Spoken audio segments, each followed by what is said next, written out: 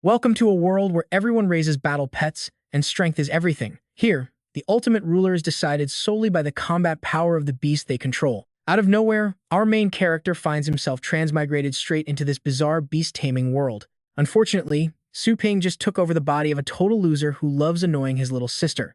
But on the bright side, he actually owns a pet shop. First things first, Su Ping decides to follow the directions to his shop to see exactly what kind of property he scored.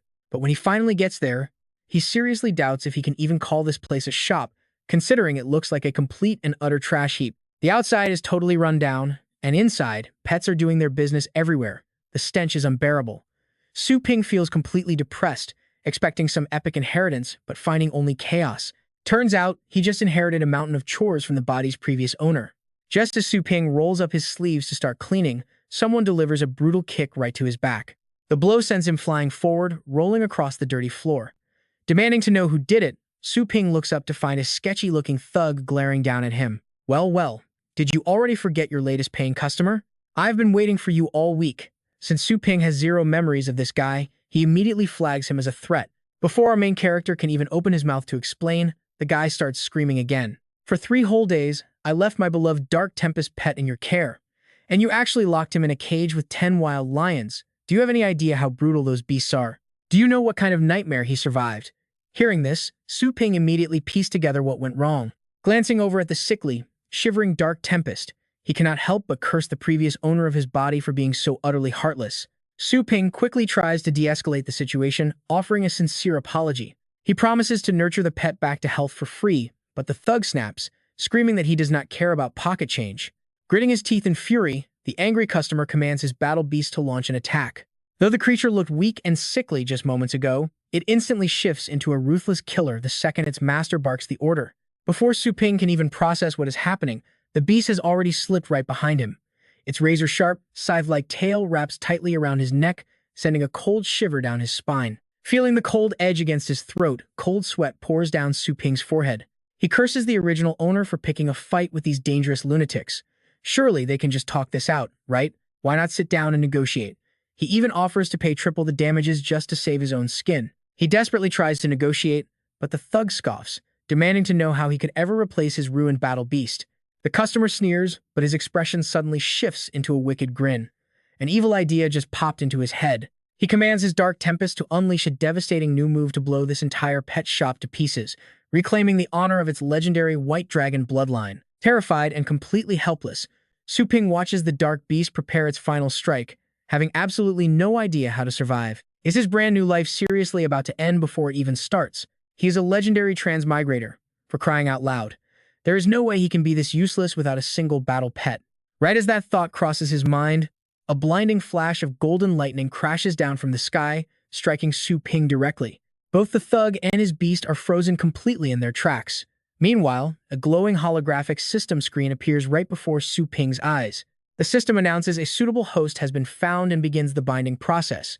Finally, Su Ping can breathe a massive sigh of relief. That is more like it. As a transmigrator, there was no way he would be left without a cheat system. But then, the glowing screen flashes a brand new message. Currently binding with the ownerless pet shop, now it is Su Ping's turn to freeze. Why in the world is the system binding with the shop instead of him? He panics at first, genuinely worried that he just got saddled with some completely useless, broken system. However, once the connection is complete, the system alerts him that while inside the shop, he is completely immune to damage, which means absolutely any attack launched against him inside these walls is completely useless. Talk about an absolute cheat code for invincibility. Staring at his hands in shock, Su Ping mutters to himself, wondering why he got the perks if the shop was the target. Reading his mind, the system casually replies that once the shop is claimed, the owner is automatically bound to it as well. Su Ping is completely speechless at how unprofessional this system seems.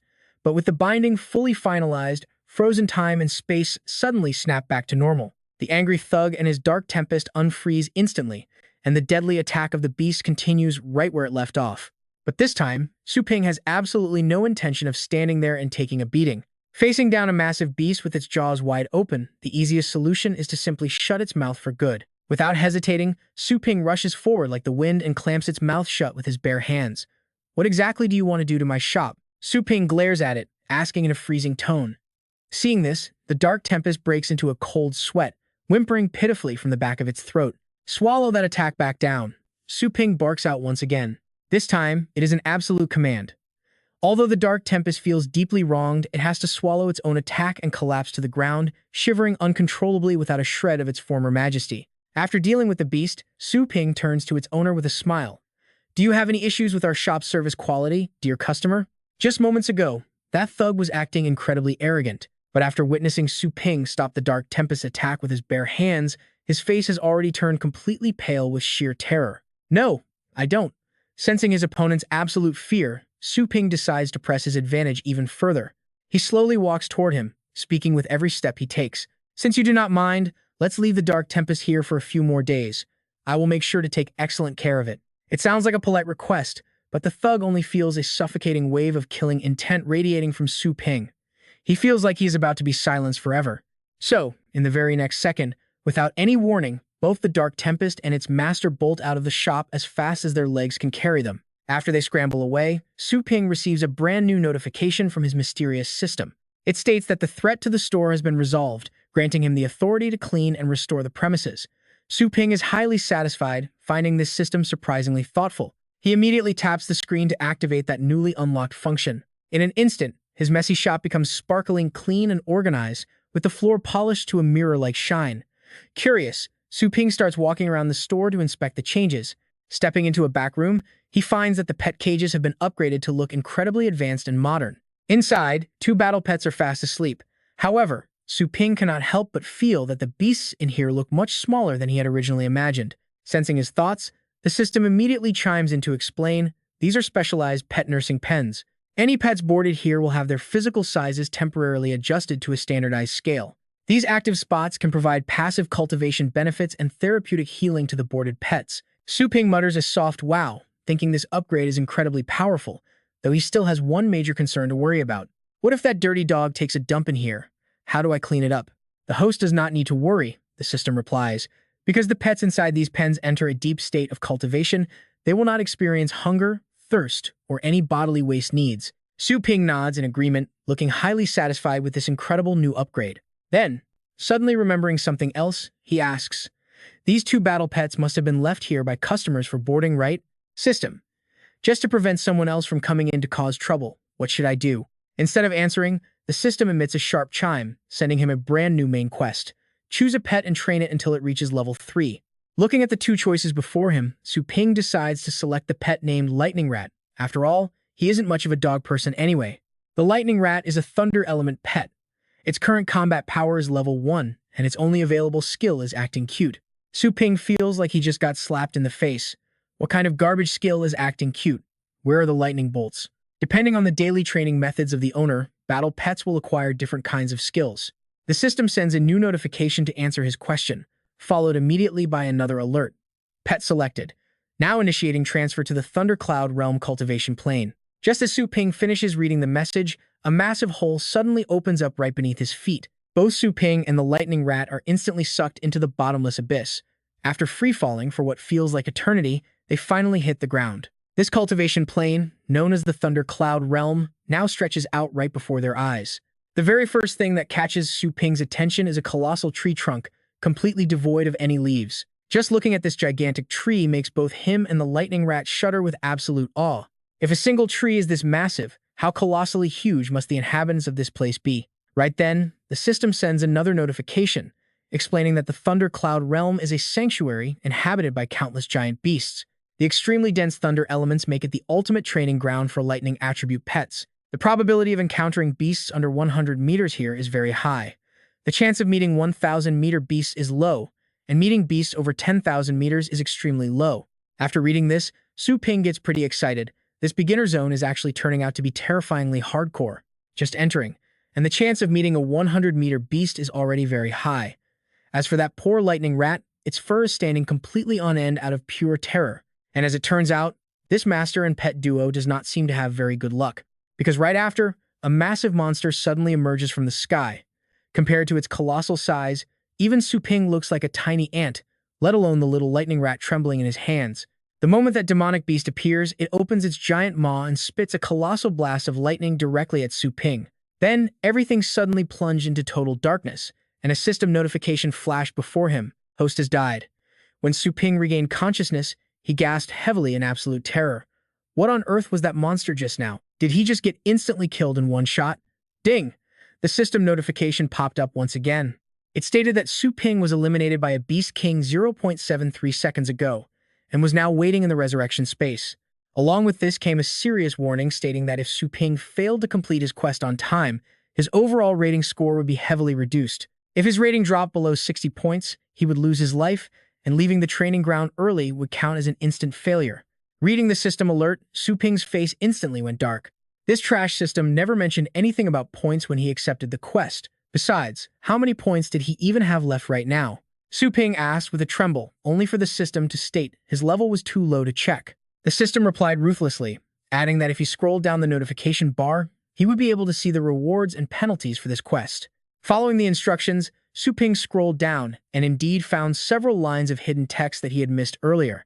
Specifically, he had an infinite number of free resurrections during this quest.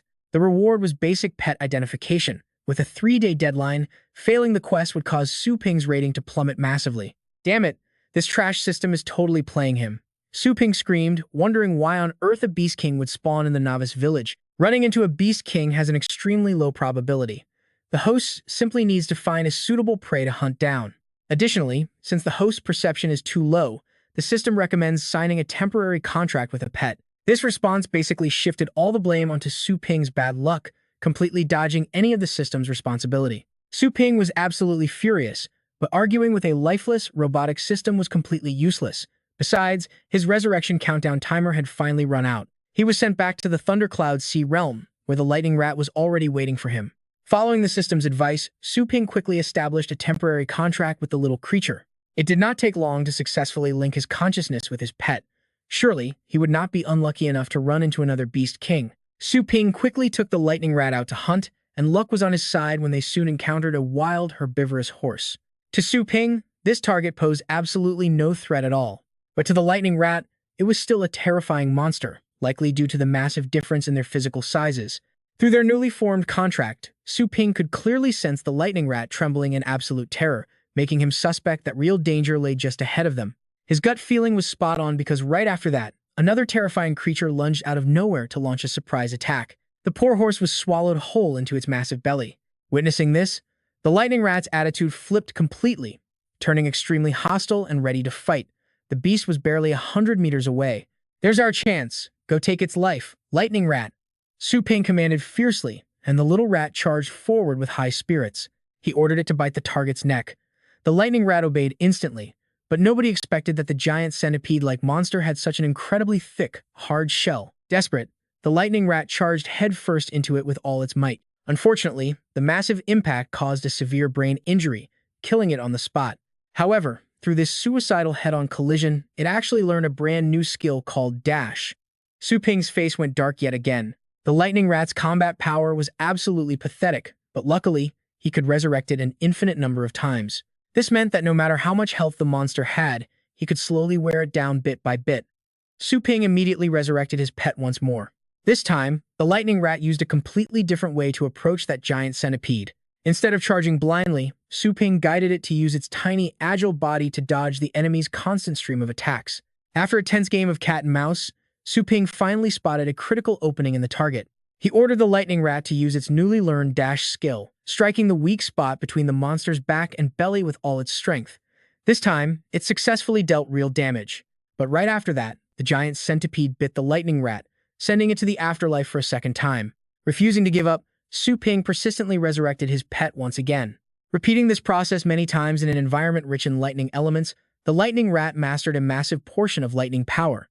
Now, it could enhance its dash skill with lightning, upgrading the move into a brand new skill, Thunder Dash. Su Ping was extremely thrilled. Even though his pet had been getting beaten up brutally, he never expected its skills to upgrade so fast. With this new skill in play, they should definitely be able to pierce through that beast's defensive armor now. Eager to see results, Su Ping ordered the Lightning Rat to unleash its Thunder Rush, and the outcome was surprisingly impressive. When that giant centipede finally went down, they celebrated their victory. However, the relentless battle seemed to have left the poor Lightning Rat completely exhausted. It looked like the little guy had terrible stamina, capable of launching only one more Thunder Rush. For now, Su Ping had to let it rest and recover, before heading out to search for new prey. Suddenly, The ground shook violently. Losing his balance, Su Ping stumbled and ended up falling flat on his back. He initially suspected a random earthquake, but then a swarm of beasts erupted from underground. Damn it, they were actually vengeful allies of that dead centipede. The newly arrived centipedes attacked viciously right away. Both Su Ping and the lightning rat got brutally whipped around by their massive, thrashing tails. Thrown high into the air, Su Ping crashed heavily back to the ground, feeling like he had broken 5 or 6 bones. Apparently, these fully grown centipedes were way more formidable than that mere hatchling from earlier. Even though he and his lightning rat possessed the power of infinite resurrections, constantly dragging themselves through such an unfair, one-sided battle was incredibly exhausting, especially for the lightning rat, who had taken severe damage and had not even had a chance to regain its stamina. Feeling completely helpless, Su Ping decided to stop resisting. With too many enemies surrounding them, even instant resurrection on the spot would not help the lightning rat survive for long. He figured choosing random respawns was his best bet to safely continue grinding levels. But as a giant centipede lunged towards Su Ping with its hideous maw wide open, the lightning rat instinctively jumped in to protect its master. Though trembling all over from excruciating pain, it still charged forward and used Thunder Rush to slice right through the enemy. Su Ping was utterly shocked that the rat could still unleash this skill while completely exhausted, acting purely on its own sheer will instead of waiting for a command. Witnessing the lightning rat's unyielding fighting spirit, Su Ping suddenly did not feel like giving up anymore. So what if they were cornered? This was actually the perfect opportunity to gain some real experience. If his lightning rat refused to give up, he certainly could not just stand there and wait for death. Resolving himself, he picked up a severed centipede leg to use as a makeshift weapon.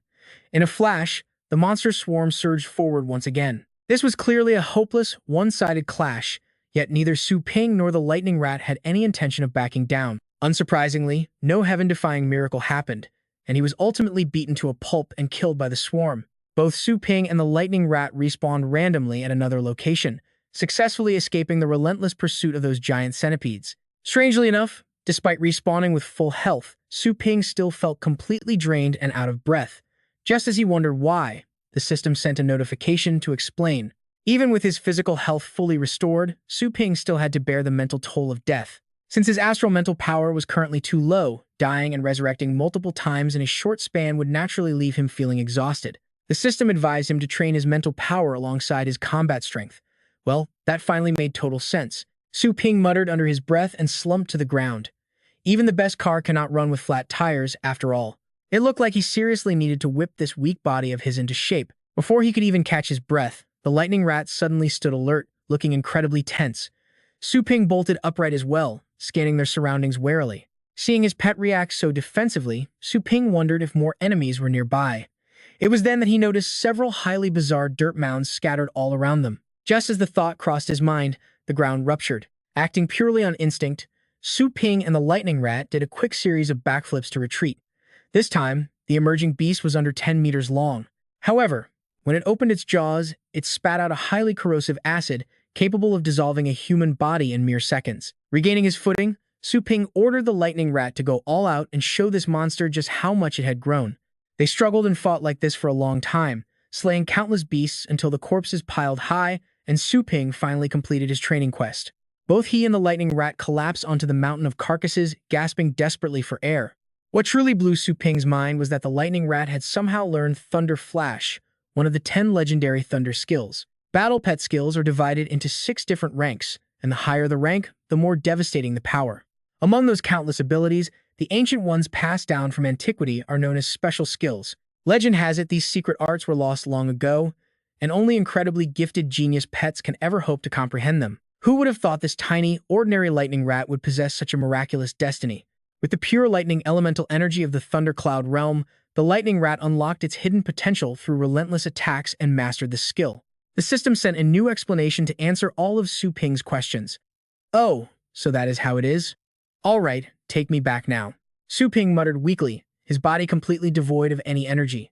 The system quickly initiated and shut down the cultivation interface. Su Ping is about to be disconnected from the Thundercloud Sea realm, meaning his temporary contract with the lightning rat is officially dissolved. Closing his eyes, Su Ping realizes he has absolutely no strength left in his body.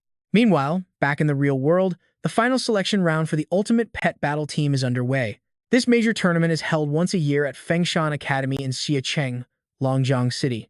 Every student competing here harbors dreams of becoming a legendary pet master and securing an early spot on the elite wasteland reclamation team. Just like in previous years, several top-tier names are carrying massive expectations, including Yi Hao, Jiang Shuian, and Zhang Xiao. Out in the crowd, a stressed red-haired girl is sighing repeatedly. Her name is Su Yanying, a promising third-year battle pet master at Fengshan Academy. Just like her peers, Su Yanying desperately wants to achieve greatness and secure a high rank, but call it terrible luck, because during her previous 2 matches, she was forced to face the tournament's absolute strongest title contenders. First, it was Jiang Shuihan, then she matched against Ye Hao. Unsurprisingly, Su Yanying suffered 2 brutal, consecutive losses, and the nightmare is not over yet. In this final match, she has to face the remaining top-tier seed, Zhang Xiao. Making matters worse, Su Yanying only has her 100-fang tiger left ready to fight, but the strict tournament rules state a master must present at least 2 battle pets. Desperate, she rushes over to Su Ping's pet store to retrieve her rented lightning rat. Walking inside, Su Yanying finds the shop completely empty, making her panic and think the owner might be packing up to leave. "Boss, I am here to pick up my pet," she calls out. Hearing the voice, Su Ping slowly opens the back door and steps out. "Hello, boss. I left my lightning rat with you about 2 weeks ago. Is he doing all right now? I need to pick him up a bit early. He is healthy, too healthy to even describe." Su Ping replies bluntly before turning his back on her. "Go ahead and pay."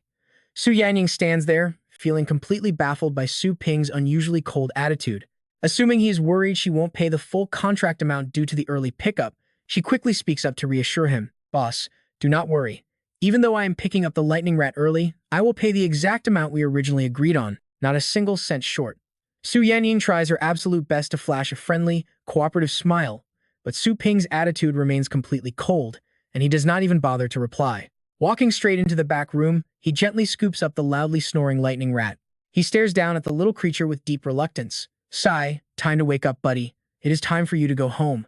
Once you are back with your owner, make sure you do not forget me." It turns out Su Ping was acting cold because he grew genuinely attached after surviving together in the cultivation space. But in the end, he still has to hand it back to Su Yanying. Once she completes the payment, the money is instantly converted into energy, and Su Ping suddenly triggers a brand new main quest called the Chaos Breeding Pool. His objective is straightforward. Su Ping must breed a powerful battle pet of his very own. The deadline for this task is 7 days, and the reward is a random battle pet master skill book. Should he fail, the penalty is a harsh deduction of his evaluation points. If his score drops too low, Su Ping will be permanently deleted from existence. Luckily, the system hints that he can purchase an awakening potion to officially become a battle pet master. Su Ping's heart skips a beat. Just thinking about finally becoming a real, powerful battle pet master gets him incredibly excited, prompting Su Ping to immediately open the virtual system shop interface. According to the system, this shop is directly integrated into his consciousness, meaning anything he wants to purchase will materialize with just a single thought. The awakening potion is sitting right in the first slot, priced at exactly 100 energy points. Without hesitation, Su Ping clicks to purchase it immediately, but a cold warning pops up. He does not have enough energy to complete the trade. The system explains that his energy is converted from real-world money at a steep rate of 100 to 1. His total energy earned today is literally just 1 point, because the bills Su Yanying paid earlier only amounted to a meager $108. Seeing the balance, Su Ping completely loses his mind. Are you kidding me? A legendary pet train with 10 secret ultimate skills is only worth $108?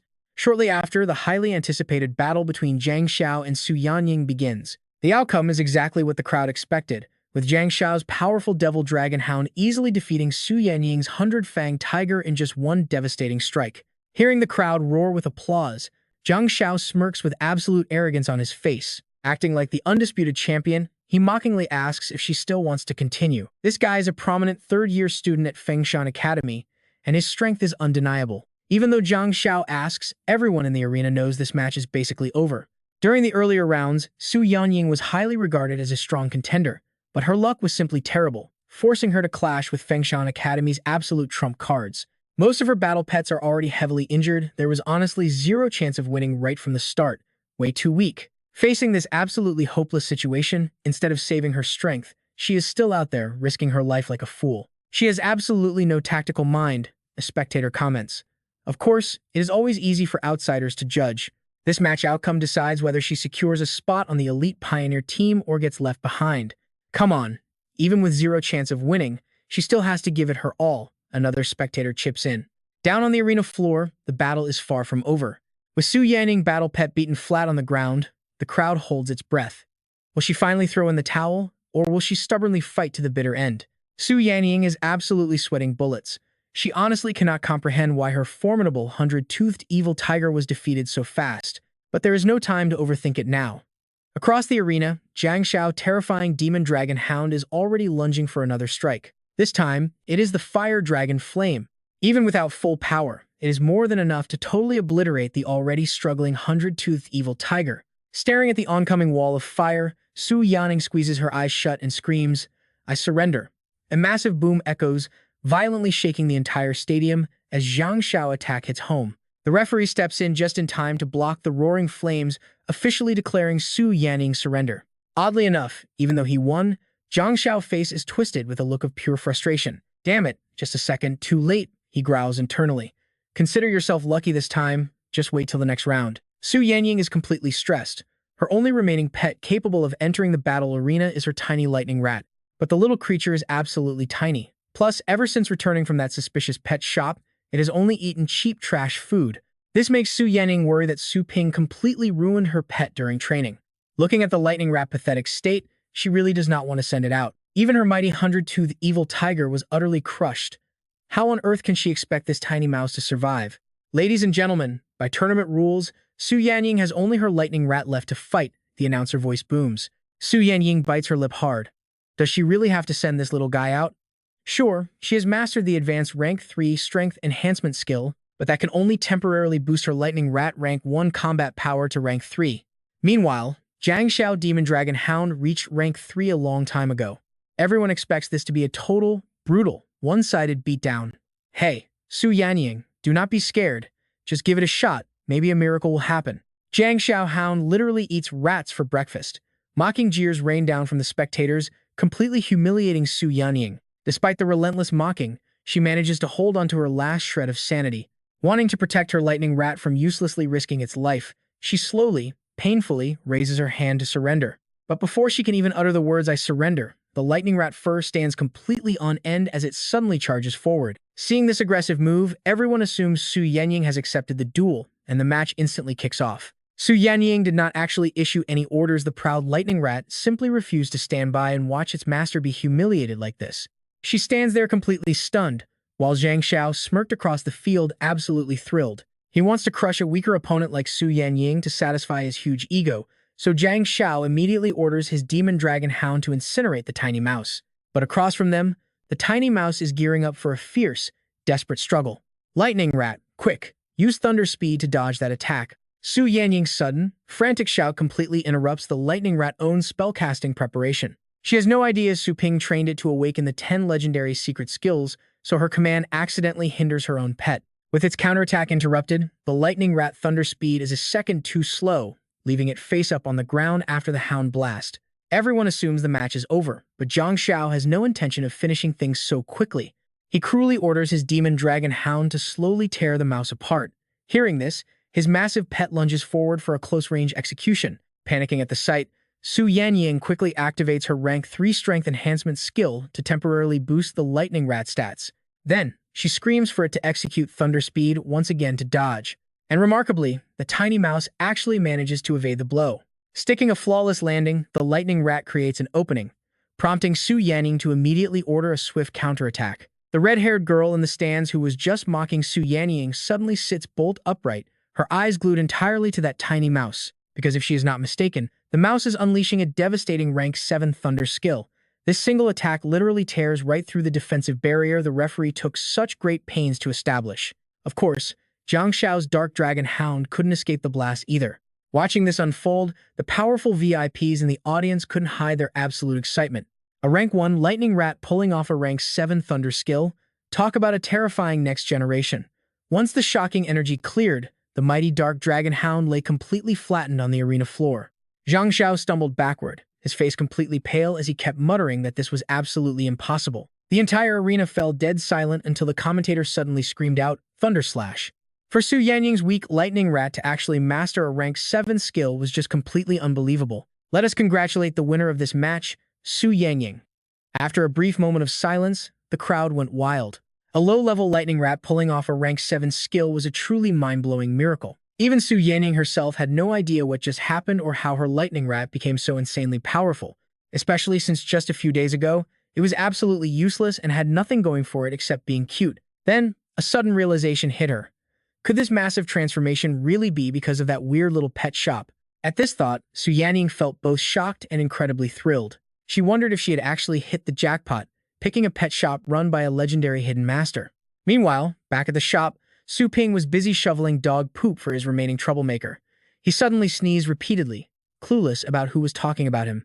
Back at the arena, the commentator's voice sounded more hyped and energized than ever before. He declared that this battle would definitely go down in Academy history, with a rank 1 pet successfully mastering a powerful rank 7 skill.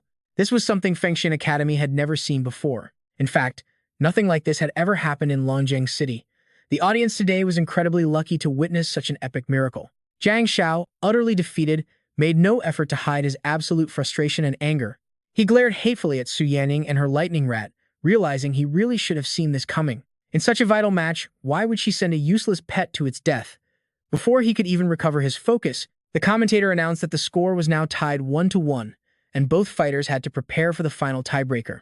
The entire crowd waited to see if Zhang Xiao could find a way to defeat this mutated lightning rat, or if Su Yanning would claim victory once more.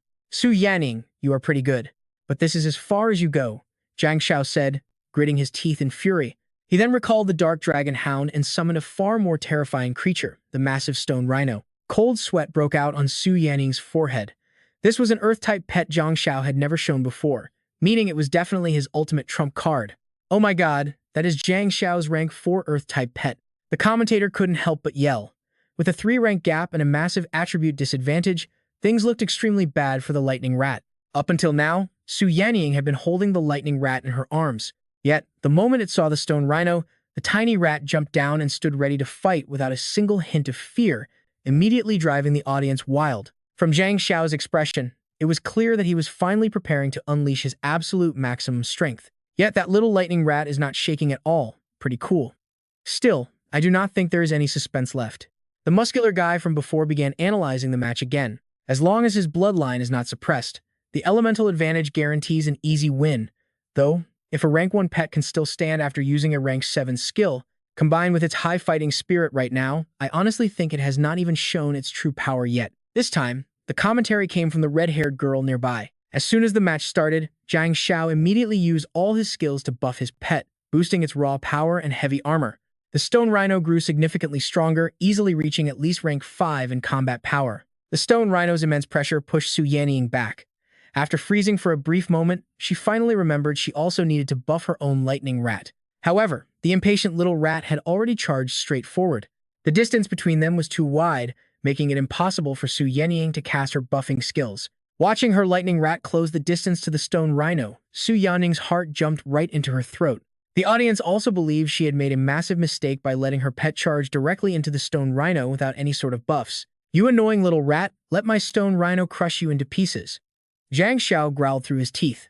Under its master's control, the rock rhino beast lifts its massive right leg and stamps down with crushing force. Everyone assumes this single strike will flatten the poor lightning rat into a thin slice of meat between two buns. But the impossible happens once more as the lightning rat transforms into 2 streaks of lightning, flashing to either side to completely evade the rock rhino's crushing stomp. Is that the thunder shadow after image? The spectators stare in absolute shock. How is a move like this even possible? Their minds are completely blown because the thunder shadow after image is yet another rank 7 high-level skill. No one is calling Su Yanning lucky anymore. Instead, the team recruiters in the crowd are already plotting how to bring her onto their squads. Down in the arena, after using the after-image skill to evade, the lightning rat shows no rush to counterattack the giant beast. Instead, it slips right past and dashes directly toward Zhang Xiao standing in the back. This entire sequence is not even Su Yanning's command, but a brilliant, self-directed maneuver by the lightning rat. It still remembers every single word Su Ping taught it back during training. Rule number 1, once you strike, aim exactly where the enemy has no defense. When entering the arena, always identify the weakest target first. Eliminate them first to cripple the enemy's overall power.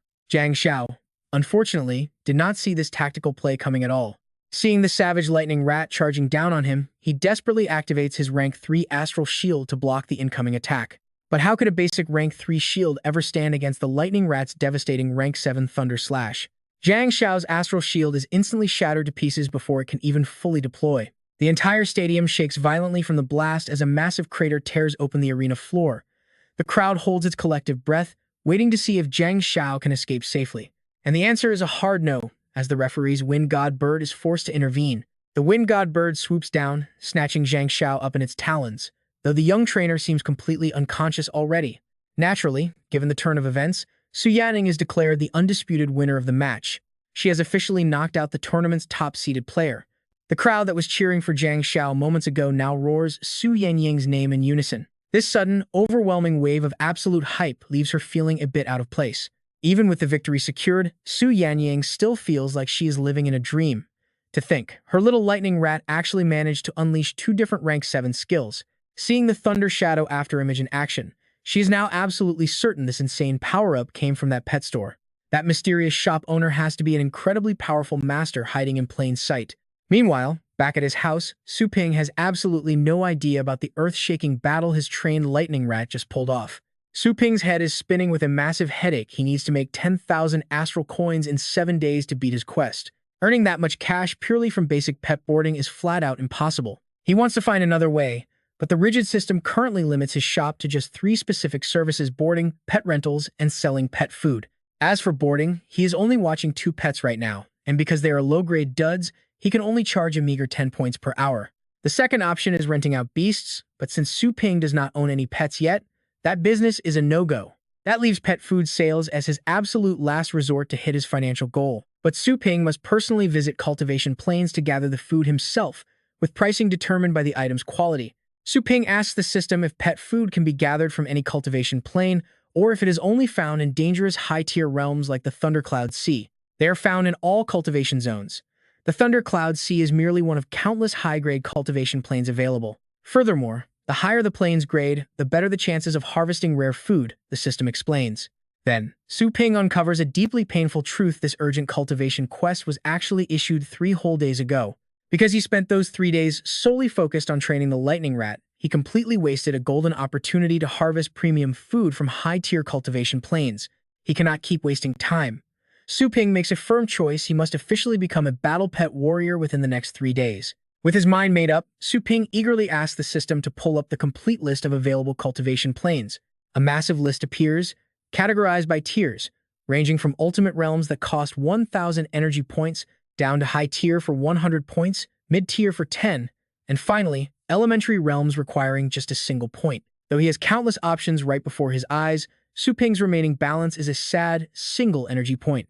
Because of this, his only choice is to head into the absolute lowest tier cultivation plane available. Su Ping cannot help but regret his past choices. If he had just grabbed a few random herbs during his last training trip, he would not be broke right now. A qualified host must have the basic common sense to gather everything and anything related to astral pets. The system coldly disses his lack of initiative, but quickly maps out the most suitable zone for him: the Outer Nebula Realm, Area 1002. Even though the system kept roasting him, Su Ping didn't let it get him down. Instead, he had a sudden epiphany. He swore that from now on, he wouldn't miss a single chance to level up his astral pets. He was quickly connected to the Outer Nebula Area 1002.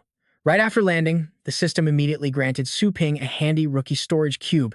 Inside were 3 temporary uses of the Ancient Flora Identification skill, which he could summon at will with just a thought. This scavenging run would last a single day, and Su Ping had 30 free resurrections to use. Fascinated, he immediately tried using his mind to activate the very first Ancient Flora Identification scroll. The moment the scroll touched Su Ping's hand, it dissolved into a beam of light and shot straight into his left eye. Suddenly, the details of every herb in front of Su Ping became crystal clear. He could see low-rarity stone flowers that provide minor healing for rock-type pets and thistle grass, used for making bedding for low-level beasts. Then there was Phoenix Wood, whose fruit could restore a bit of stamina for any pet that ate it. Unfortunately, they were all just low-level healing herbs of common rarity. Seeing this, Su Ping couldn't help but feel a bit discouraged. But after wandering around for a while, he finally spotted something valuable: a rare rock vermilion fruit, which could boost the skill damage of fire-type pets. This was a favorite treat for fire-type pets. However, a wild earth-type boulder snake was already slithering toward the fruit tree.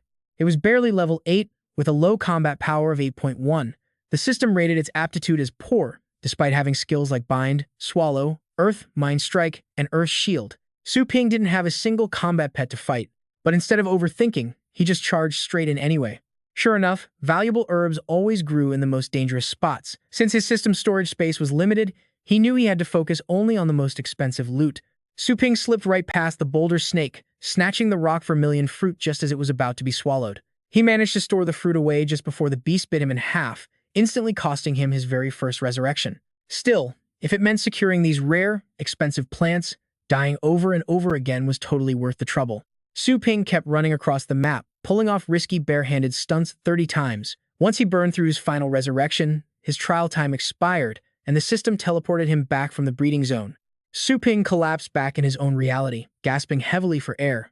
Dying and coming back 30 times in a single day was genuinely exhausting. But looking at the mountain of rare herbs he managed to harvest from Nebula Area 1002, he knew the pain was worth it.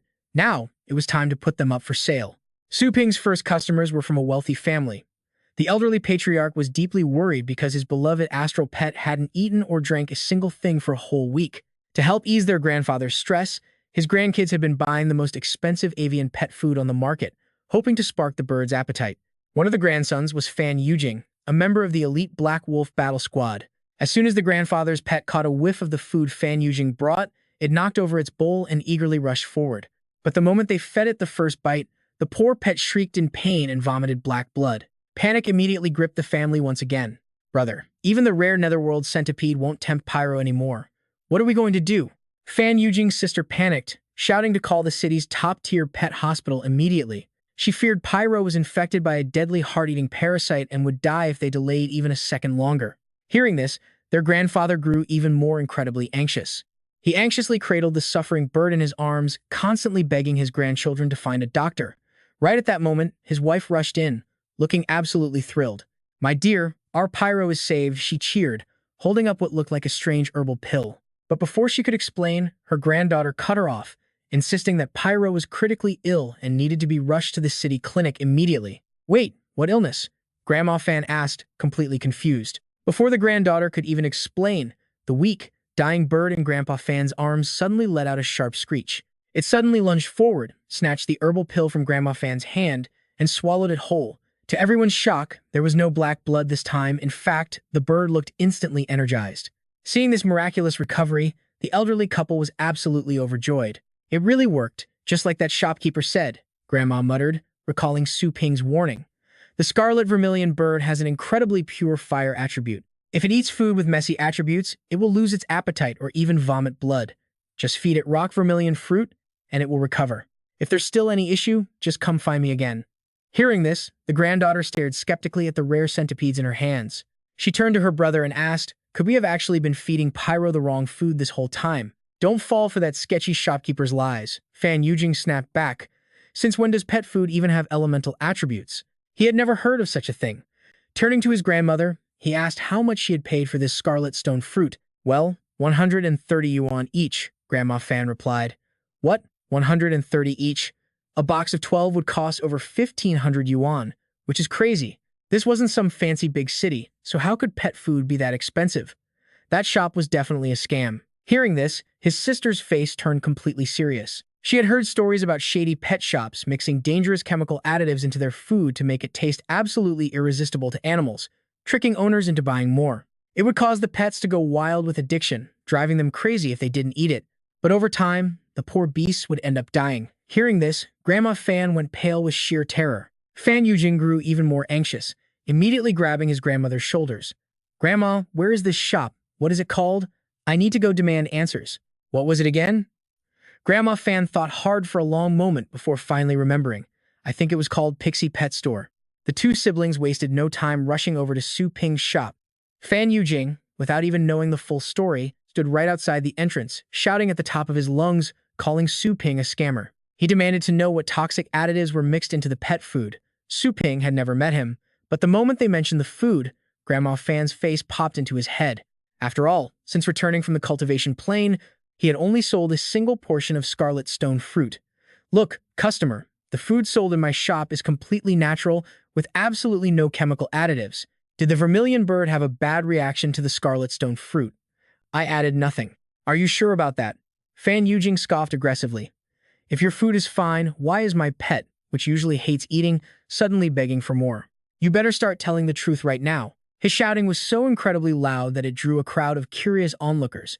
They started whispering among themselves, saying they always knew there was something wrong with Su Ping's shop. Just a few days ago, the entire place reeked of dog waste, but now it was suddenly miraculously clean, and he was selling expensive pet food. To make matters worse, nobody had ever even heard of the bizarre items Su Ping was selling. Because of this, they collectively agreed that the young shopkeeper was a ruthless scammer, selling laced food that would poison and kill people's precious astral pets. While the crowd gossiped outside, the siblings inside continued their heated argument with Su Ping. "Brother, stop wasting your breath. Let's get your friend from the Pet Food Association over here to shut this shady shop down." His sister huffed, visibly annoyed. Su Ping, who had been sitting calmly behind the counter this whole time, suddenly stood up with a dark expression. "Did you just dare call my place a shady shop? Don't accuse me without proof. If you actually have any real evidence, go ahead and show me." Shocked by his intense reaction, Fan Yujing's sister stumbled backward in fear. She had no idea how this ordinary shopkeeper could suddenly release such a terrifying, overbearing aura. Seeing this, Fan Yujing instantly lost his temper and lunged forward. "You dare threaten my sister? Are you tired of living?" Using his sheer size advantage, the furious man aggressively grabbed Su Ping by the throat, but Su Ping didn't even bother to fight back. Suddenly, an overwhelming invisible force slammed down on Fan Yujing's wrist, snapping his fingers back one by one in an agonizing, bone-crushing display of raw power. As things reached a boiling point for Su Ping, the system immediately generated a brand new emergency quest. His beloved shop was being slanderously accused, and he had to prove his innocence and protect his store's reputation. He must prove that his pet food was completely safe to restore the store's honor. Success would reward him with a 5-day trip to any cultivation plane of his choice, complete with unlimited resurrections. Talk about a massive power-up, but if he failed, the system would deduct 10 energy points. Even without that amazing reward, the heavy penalty alone made it absolutely vital for Su Ping to clear his name. Otherwise, the loss of points and ruined reputation would destroy his future business. Swallowing his rising anger, Su Ping forced himself to remain calm and address the crowd. "Quiet down, everyone. I guarantee that the pet food sold here is absolutely safe. Since you all doubt my store, I guess I'll just have to prove it with my own skills." The crowd burst into mocking, sarcastic laughter. "Ha! Prove your skills? You are finally showing your true colors, you dirty fraud. Shut this shady shop down. Yeah, you better close up and get out of here." Their aggressive yelling demanding he close the shop gave Su Ping a massive headache. Finally losing his patience, he unleashed a powerful, deafening roar at the crowd. "Shut up!" Thanks to his overwhelming pressure, the crowd instantly froze in silence, not a single person daring to make a sound. Su Ping then pulled a jar of blue element fruits off the shelf, asking if anyone had a low-level water-type pet. As luck would have it, Fan Yujing's younger sister possessed the perfect pet for the job. With Su Ping urging her on, she slowly summoned her pet out. It was just a Tier 1 water-spouting beast with trash combat strength, terrible aptitude, and only 2 skills: water spray and purifying bubbles. Su Ping walked over holding a blue source fruit. Fan Yujing, thinking he was trying to poison their pet, rushed forward to block his path. But Su Ping did not even look at him. He simply crouched down to get on eye level with the little water-spouting beast. "This is a blue source fruit. If you want to know if my store sells trash food, just let it eat this." With that, Su Ping reached out, and the water-spouting beast immediately snatched the blue source fruit right from his hand. The onlookers started whispering again. What on earth was a blue source fruit? Had anyone ever heard of it? Nope, absolutely nobody. It looked like the blue-skinned fruit from the Astral Pet Store, but that cheap stuff is only used to treat pet constipation. Ha ha ha. Soon after eating the blue source fruit, the beast started acting strange. Fan Yujing and his sister panicked, thinking something went terribly wrong. But as a blinding blue light erupted from the pet, they instantly changed their minds. That weak little creature actually leveled up to Tier 2, and its combat strength jumped from low Tier 1 to mid Tier 1. Su Ping breathed a sigh of relief. His identification skill had shown that this blue source fruit could level up low-tier water pets. Seeing it with his own eyes proved the system was right. However, even though the water-spouting beast gained a full level after eating it, its actual combat strength barely nudged up. Talk about a seriously terrible aptitude. When a pet levels up, it typically gains a little extra combat strength as a bonus. A smaller boost means poorer aptitude, while a larger boost indicates higher potential. At the same time, pet bloodlines are also divided into different tiers. Bloodline tier means a pet can naturally grow its base combat strength to its inherent limit as it ages and matures. For example, a water-spouting beast with a Tier 3 bloodline will naturally reach Tier 3 strength once it reaches adulthood. even without any training. But if its owner wants to raise its combat strength beyond that, proper training is absolutely required. Staring at the newly leveled up beast, the surrounding crowd stood there with their jaws completely dropped in utter shock. It actually leveled up. Is leveling up really that simple now? Fan Yujing was completely speechless from the shocking sight. His mind raced with endless thoughts. Looking closely at the beast, he was absolutely sure it had successfully leveled up. Yet, as far as Fan Yujing knew, treasures that could instantly level up a pet only existed in the Federation's wasteland warehouses. If Su Ping really possessed items like this, his background must be incredibly terrifying. Did it really level up? His sister squatted down, scooped up her pet, and kept questioning Su Ping with a deeply skeptical tone. "You did not secretly swap my pet, did you?" Su Ping's face darkened, but before he could even answer, Fan Yujing rushed over, forced his sister's head down in a 90-degree bow, and frantically apologized to Su Ping. "We are so sorry. We were blind to offend you like this. Please forgive us." Su Ping stayed silent before replying coldly. 8,700 yuan each, fixed price. "My business does not cheat people." "Yes, of course," Fan Yujing quickly replied, urging his sister to pay. An item that could instantly level up a pet for only 8,700 yuan was incredibly cheap. It was not just Fan Yujing. Even Su Ping felt that selling these herbs, which he had risked his life to harvest, was a complete steal. However, after he repeatedly petitioned the system to raise the prices, he was flat-out rejected every single time. The reason given was simple: current pricing is reasonable and cannot be modified. Sighing deeply, Su Ping decided to persuade the Fan siblings to buy more herbs. After all, his sister's water-spouting beast had an incredibly low aptitude. It needed a 7-colored Buddha heart leaf to improve. Plus, their scarlet vermilion bird needed rock vermilion fruit for a full recovery. "I highly recommend you buy more." Even though Su Ping wanted to make money, his advice was entirely genuine. Since it sounded so logical, Fan Yujing kept nodding like a woodpecker and quickly urged his sister to make the payment. Seeing this, the crowd behind them scrambled to buy as well. After all, if it could really level up their pets, this price was a total bargain. Just like that, Su Ping's controversial store suddenly became incredibly popular, with items selling like hotcakes. After a busy day, he earned 31,560 yuan. The system automatically converted this into 315 energy points. On top of that, for completing the temporary quest and clearing his store's name, Su Ping received a reward: a free chance to enter a cultivation domain of any tier within 5 days. However, he was in no rush to use it, because right now, Su Ping finally had enough points to buy the Awakening Serum. He opened the shop, spent 100 energy points on the tiny vial, and downed it in one gulp. Honestly, it tasted just like plain water. But the moment the fluid hit his stomach, an indescribable feeling surged through him. It felt as if his entire body was about to explode. Even though that feeling passed in a flash, it was absolutely exhilarating. Just like that, Su Ping has officially become a certified battle pet warrior. Right on cue, a fly buzzed past. In a stunning display of reflexes, Su Ping snatched it right out of the air, barehanded with pinpoint accuracy. Talk about insane reflexes. This is the incredible reaction speed of a battle pet warrior, completely separating them from ordinary humans. Seeing that Su Ping still has 215 energy points left, the system helpfully suggests upgrading his Chaos Breeding Pool. A level 1 Chaos Breeding Pool costs just 10 energy per attempt, with only a small chance of failing. This tier gives you a minor chance to breed low-rank bloodline pets and an incredibly tiny shot at landing a mid-rank one. Meanwhile, upgrading that Chaos Breeding Pool to level 2 requires a hefty 100 energy points. The failure rate is still there, though it is incredibly low. But the perks are massive. A solid chance for low-rank pets, a decent shot at mid-rank ones, and a tiny, golden opportunity for a high-rank beast. Reading this over, Su Ping immediately knows what to do.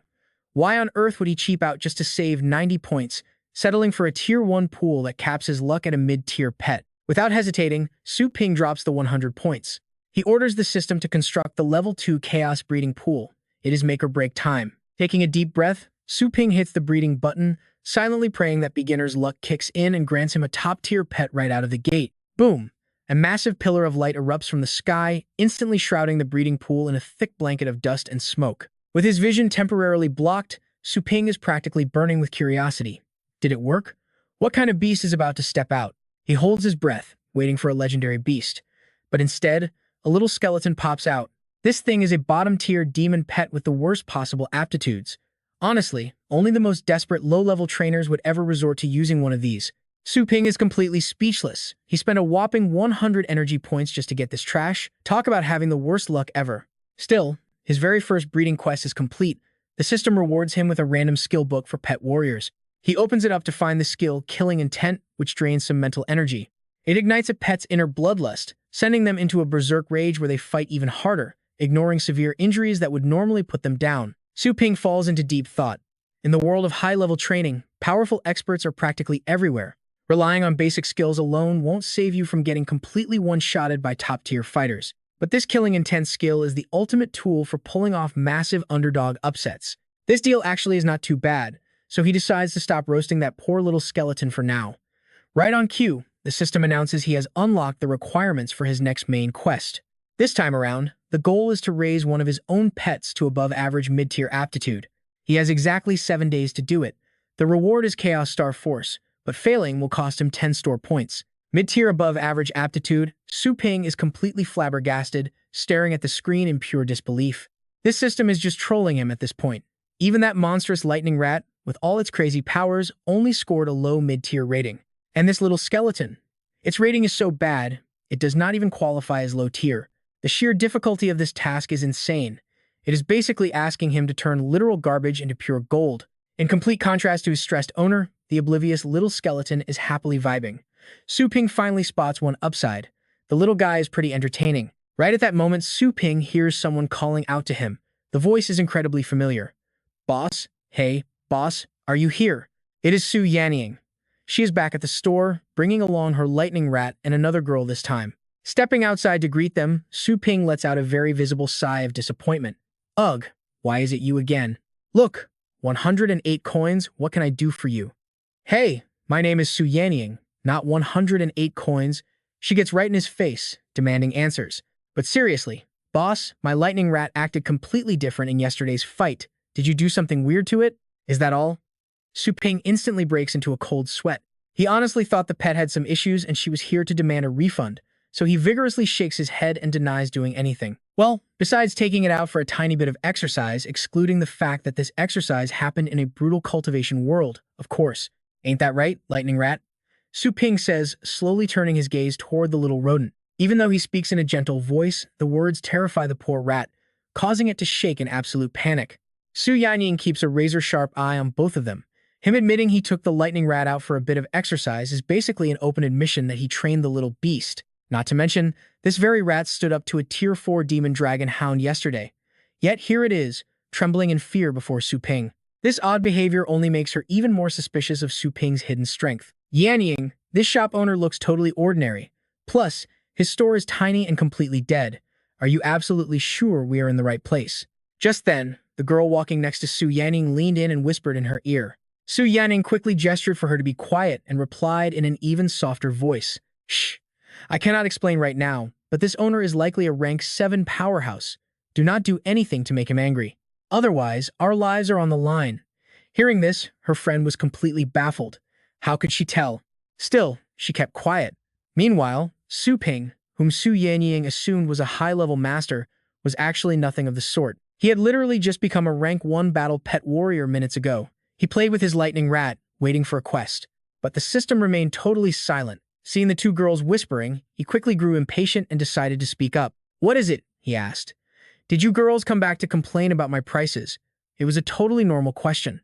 But to Su Yanning, who viewed him as an elite powerhouse, his words carried heavy, terrifying, killing intent. It sounded like a direct threat, but thinking about it, his training had made her lightning rat insanely powerful. Paying only $108 yesterday felt like robbery. Su Yanning started overthinking things and began to panic. Believing Su Ping was testing her sincerity, she immediately rushed to transfer an extra $1,000 directly to him. She begged him to accept this small token, but Su Ping rejected the transfer outright. Cold sweat dripped down Su Yanning's forehead. Assuming 1,000 was insulting, she quickly raised the offer to 5,000. Yet, he rejected her payment once again. Her face went pale, and she could not help but whisper in despair. "Still not enough?" her friend asked in confusion. "What are you doing? Why are you sending him so much cash?" "Lele, please help me. This is extremely important." Su Yanning begged, and her friend quickly understood. She quickly lent her the money. To Su Yanning, befriending a hidden powerhouse like Su Ping was a once-in-a-lifetime chance. You have to spend money to make money, after all. She was fully prepared to invest whatever it took. After borrowing from her friend, Su Yanning transferred $10,000 to Su Ping's shop, denied. Again, To make matters worse, Su Ping looked increasingly annoyed. Determined to win his favor, she boldly sent $100,000. Seeing that insane amount of money, Su Ping was absolutely thrilled. He desperately wanted to accept it. But the moment he tried, the system blocked him, declaring he could not accept extra tips under the shop's name. Since prices were strictly system-bound, they could not be changed. And just like that, Su Yanying was rejected a fourth time. She was on the verge of tears. "Please forgive our ignorance, master. Just name your price." Su Ping was crying inside, mourning the lost cash, but he had to act like a noble, righteous master. "Please stop. There is no need. Just tell me what you need." Su Yanying was deeply moved by his words. She could not believe Su Ping wanted nothing. How could someone so young, yet so powerful, care so little for money? He was truly a selfless master. Seeing his pure heart, she finally revealed she had a major pet tournament coming up in 3 days. But since all her other pets were heavily injured, her absolute last hope rested entirely on this lightning rat. Therefore, she wanted to leave it in Su Ping's care for 3 more days of training. This was the perfect chance. Training his little skeleton would be way easier with the lightning rat back in the shop. Naturally, Su Ping happily accepted. Right then, the system dinged with a brand new notification. Customer training demand detected. Unlocking basic pet training services early.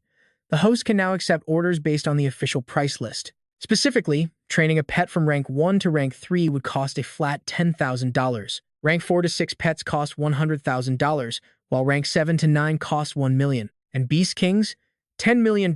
Su Ping's eyes nearly popped out of his head. He never imagined training pets could be this insanely profitable. However, right now, he could only accept orders for rank 3 pets and below. So, starting with this, Lightning Rat was the perfect test. Su Ping calmly informed Su Yanying that 3 days of training would cost her $10,000. While it was not cheap, if he could make her Lightning Rat as strong as before, it was worth every penny. Besides, given Su Ping's godly skills, this was a steal. Su Yanying did not hesitate and instantly agreed. The transaction went through. Su Ping received $10,000, which the system instantly converted into 100 energy points. Any other services? Su Ping added. Our boarding service also comes with convenient healing if your pets need medical attention. Su Yanying's eyes immediately lit up, shocked that boarding her pets here could actually heal them. It was way better than those far and expensive pet hospitals. Nodding eagerly, she summoned all of her injured battle pets, immediately giving Su Ping a massive jump scare. In total, Su Yanying brought 3 pets for boarding. Just as Su Ping was about to accept the order, the system flashed a new notification. A boarding request was detected, and to protect the shop's reputation, the system urged the host to upgrade his pens immediately. Su Ping was baffled, wondering what reputation damage it meant. The default free boarding pens were made of low-grade soul stones, meaning the spiritual energy was weak and filled with chaotic, unstable waste radiation. Sure, they helped pets grow a little, but there was a high risk of causing wild mutations.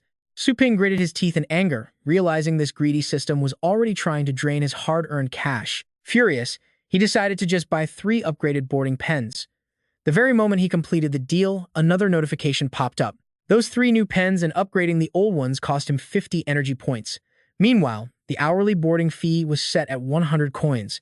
Level 2 boarding pens guaranteed no random mutations. However, maintaining each one cost 1 energy point daily, which Su Ping had to pay himself. If he ran out of energy points to support them, the pens would simply vanish into thin air. Su Ping nearly coughed up blood, making Su Yanying extremely anxious. She asked if he was okay, and he quickly lied that he was fine. Su Ping quickly composed himself, telling her that boarding 3 pets for 3 days would cost 21,600 coins payable upfront. Su Yanying nodded quickly, thinking this shop owner was incredibly bizarre, though she did not dare delay transferring the money. Once the cash was received, the system immediately converted it into energy points, bringing his total balance to 291. With 5 pets boarded in his shop, keeping them in level 2 pens would drain 5 energy points from him every single day. After taking in this challenging bunch of pets, Su Ping triggered a brand new side quest, which demanded that he double the combat strength of the customer's pets in just 3 days. The reward was 3 low-grade astral force pills, but failure would cost him 10 energy points. A prompt appeared asking if he wanted to accept, meaning Su Ping actually had the rare choice to refuse this task. He stood silently in front of the status screen, weighing his options carefully. Su Ping still needed to train his little skeleton's aptitude to the upper mid-tier, jumping from level 1 to level 7. Honestly, training that hyperactive lightning rat would have been way easier. But since he absolutely loved a good challenge, he decided to accept the quest anyway, welcoming the extra trouble. Su Ping decided to use his free entry for custom training, choosing to dive straight into top-tier training. Out of all the available worlds displayed on the screen, he picked the chaotic realm of the undead, the perfect grinding spot for his skeleton. Without a second thought, he pressed his palm against the glowing screen. Blood-red tentacles suddenly erupted from below, wrapping around them completely. He gagged at the overwhelming, metallic stench of fresh blood. Under a creepy crimson moon, they stood on a shore piled high with skeletal remains. The suffocating smell of death made him and his pets shudder. The corpse energy was incredibly suffocating. Before they could adapt, a massive skeletal monster suddenly stomped on Little Skeleton, smashing it to pieces. With his skeleton dead, the giant monster swung its massive club right at Su Ping.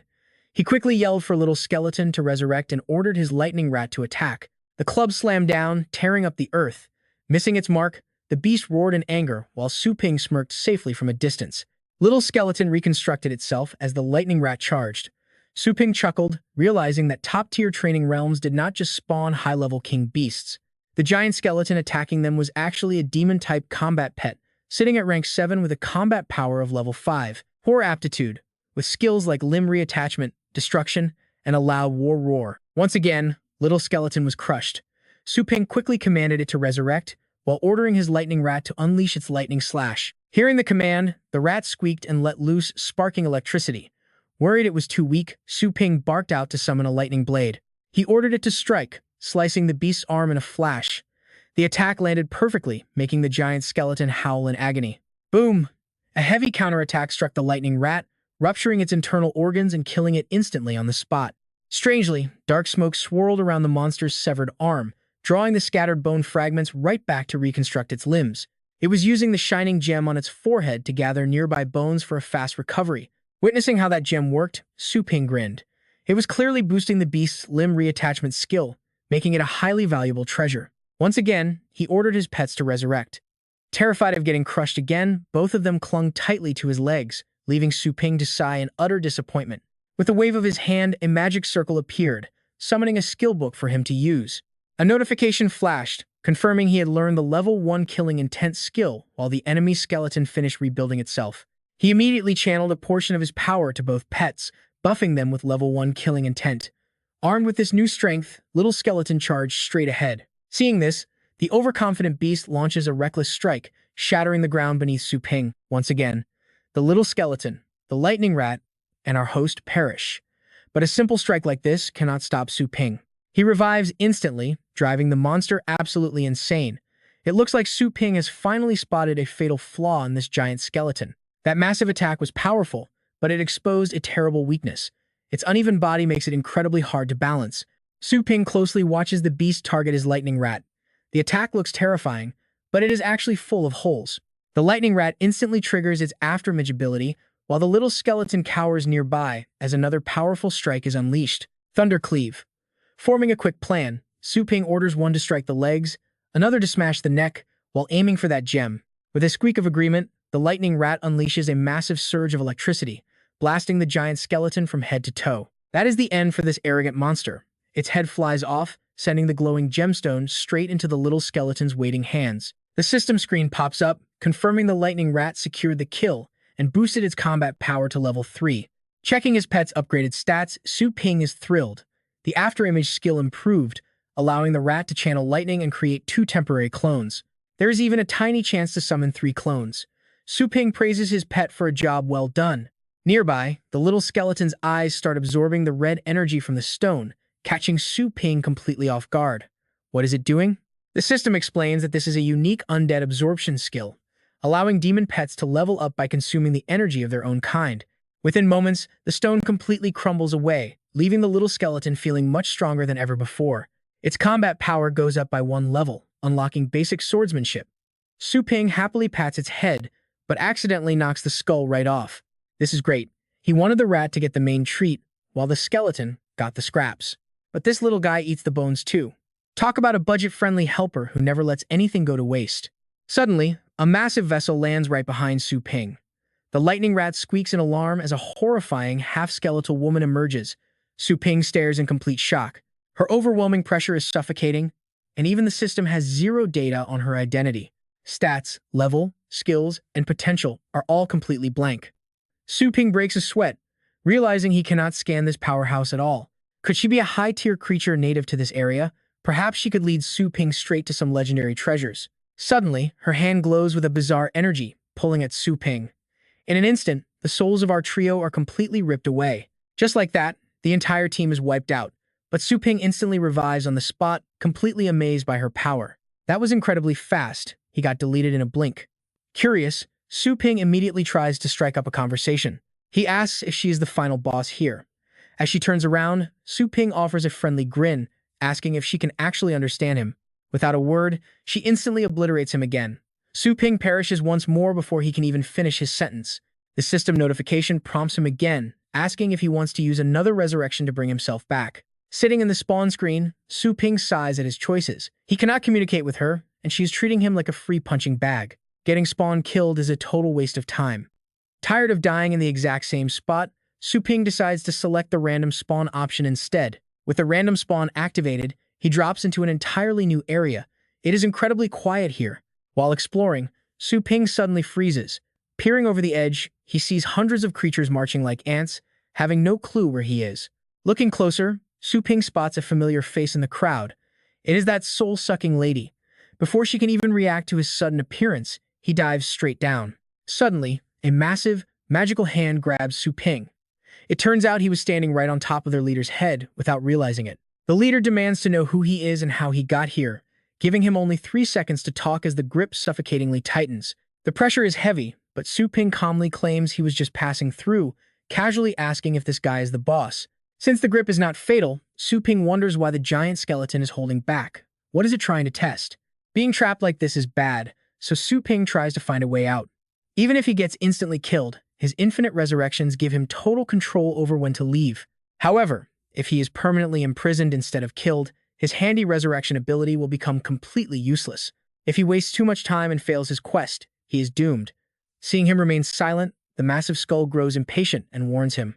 The leader notes that anyone who can bypass their defenses so easily must be incredibly powerful, demanding an answer before he loses his patience. Hearing this, Su Ping realizes the truth. The giant is actually terrified of his potential power. Keeping his cool, he knows he still has a chance.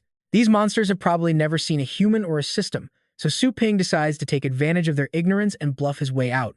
Without hesitating, Su Ping begins his grand act. He claims to be the clone of humanity's strongest warrior, sent to assess their threat level, warning that they will be completely wiped out if they prove too dangerous. The monsters surge forward at his words, clearly trying to protect their king.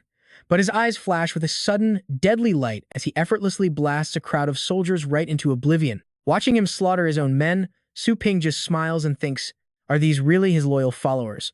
Slaughtering them like that, does his conscience even exist? Or is bullying the weak the only thing this guy is actually good at? A brutal squeeze pops him like a balloon and the host is dead. Again, he glares at his troops, absolutely furious. To him, being protected is an insult. Nothing in this world can threaten him.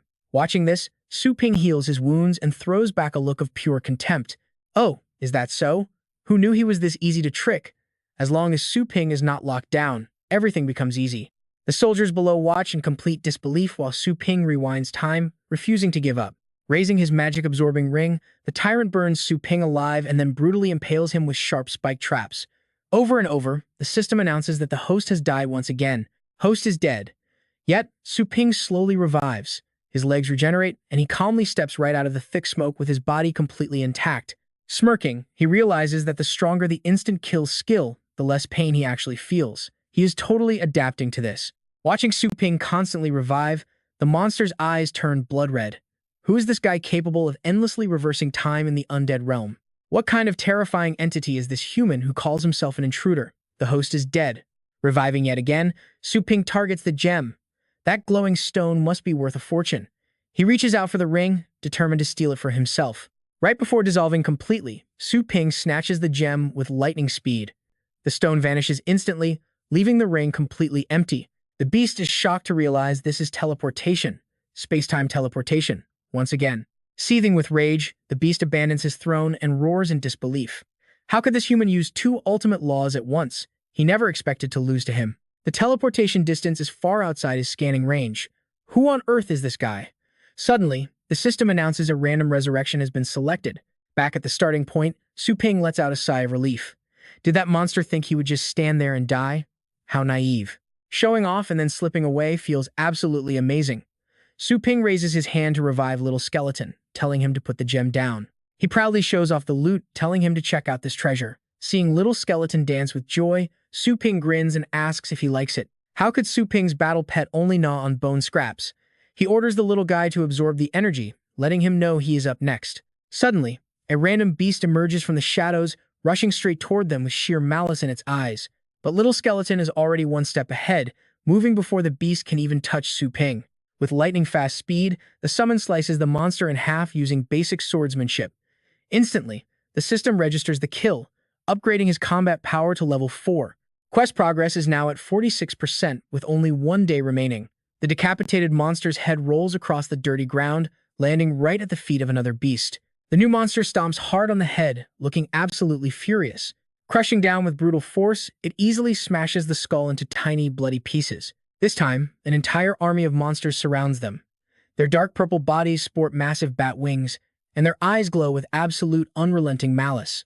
Su Ping just smiles casually, whispering to Little Skeleton that a massive pile of experience points has arrived, so he will leave it all to him. Right on cue, Little Skeleton goes on a wild slaughter. The system chime rings out, announcing that Little Skeleton has secured the kills, upgrading combat power to level 6. The Lightning Rat secures its kills too, reaching combat power level 6. Quest progress is at 94% with only 14 minutes left.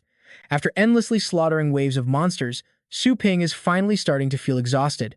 These small fry are way too weak, absolutely pathetic, but just as Su Ping lets his guard down, a fallen beast lying on the ground suddenly snaps its eyes open. The cells in its body begin multiplying at a terrifying rate as it lets out a monstrous roar. Its flesh rapidly regenerates like a miniature black hole, violently sucking in all the surrounding corpses to build up its strength.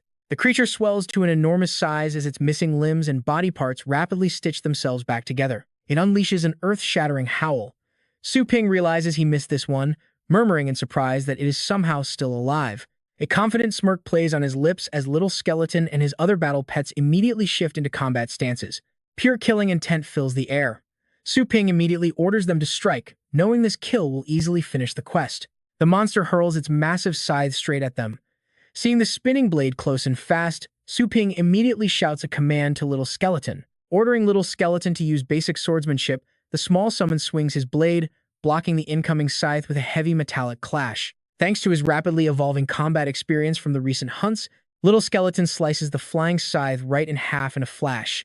The monster absolutely loses its mind with rage, roaring and glaring at them. It slams its massive hands onto the ground, causing the earth to instantly split open and crack. Dozens of writhing blue arms erupt from the dirt, desperately clawing at Su Ping and his pets as they try to restrict their movement and trap them. He gasped in shock. What? The system panel popped up again, showing 94% quest progress with only 7 minutes remaining. Time was running out. Frowning in irritation, Su Ping snapped back. No need to remind me, he silently cursed. Damn it, another tricky binding spell. Thinking fast, he shouted out his command. Lightning Rat used Thunder Slash on its core. The beast squeaked in agreement, instantly radiating bursts of blue electricity all around. That lightning quickly condensed into a massive, blinding beam of pure, destructive power. The blast hit the monster's core directly, but to his shock, the creature was unharmed. Instead, bizarre, spectral hands surrounding it slowly began to fade away. It seemed those hands had taken the hit for it. More creepy hands quickly multiplied, drawing close to the monster as if to shield it. He suddenly realized the attack had been blocked right as the system popped up. But this time, the interface failed to display any specific details regarding its stats, rank, or combat power. From aptitude to control, everything was blank. Su Ping frowned, whispering, As expected, the analysis failed, but I have confirmed 2 things. First, those hands ignored damage skills, and second, that central core is definitely its weak point. The system urged him on again. With only 3 minutes left, Su Ping turned to the Lightning Rat and shouted a final command. The Lightning Rat activated its Thunder Slash, channeling dense electrical energy to completely coat its entire body. It released layer after layer of dense electricity all around its body, shocking the hands that gripped it so tightly. The Lightning Rat let out a fierce, piercing squeak. Instantly, the hands were blasted by the current, forcing them to release their grip on the pet. The system announced that the Lightning Rat had unlocked a new skill, Thunder Coat, which uses warding lightning to shield the user. This skill inflicts continuous damage and paralyzes enemies in close range, while dealing double the damage to any demon-type foes they face. Pure joy washed over Su Ping's face as he cheered excitedly. It learned it. Sparks of electricity began crackling wildly through the air. The lightning crackled and snapped, tearing through those hands and momentarily freezing them in their tracks. The lightning rat surged forward, sending current straight into the monster and forcing a cry of agony from its body. It roared in agony, shaking off the hands clinging to his body. Su Ping declared, "The binding is broken. Little skeleton, now is the time." The little skeleton grew incredibly excited, its face twisting into a smug grin. With a dry rattle, the blade in its hand transformed into a demonic sword, slashing down cleanly to leave a crimson trail across the beast. The notification appeared, confirming Little Skeleton had made the kill, raising its combat strength to rank 7. Lightning Rat also scored a kill, elevating its combat strength to rank 7. Recalling that moment, he smiled and remarked, "That blood jade bead was only partially absorbed, yet Little Skeleton's power has grown immensely. Imagine, once it's fully consumed." Just then, the system chimed in. Main quest completed. Reward received, 1 fragment of the Chaos Astral Force map. Side quest completed. Gained a strength pill. All 3 rewards have been sent to storage as the cultivation site closes. Back in his shop, Su Ping called out, "Identification skill." The system panel immediately brought up Little Skeleton's complete profile. Little Skeleton is a demon-type pet, currently at rank 2 upper tier, with a mid-tier rank 7 combat strength. Its aptitude is above average, possessing skills such as puppet art, necromancy, undead enslavement, and the terrifying corpse roar. Intermediate swordsmanship and bone reconstruction. Though the lowest ranked demon-type pet, a king's lineage is slowly awakening. Su Ping stared at the screen, thoroughly dissatisfied. Its rank is only 2, but its combat power is at rank 7, and yet its aptitude is only above average. "Hey, system, are you sure you didn't miscalculate this?"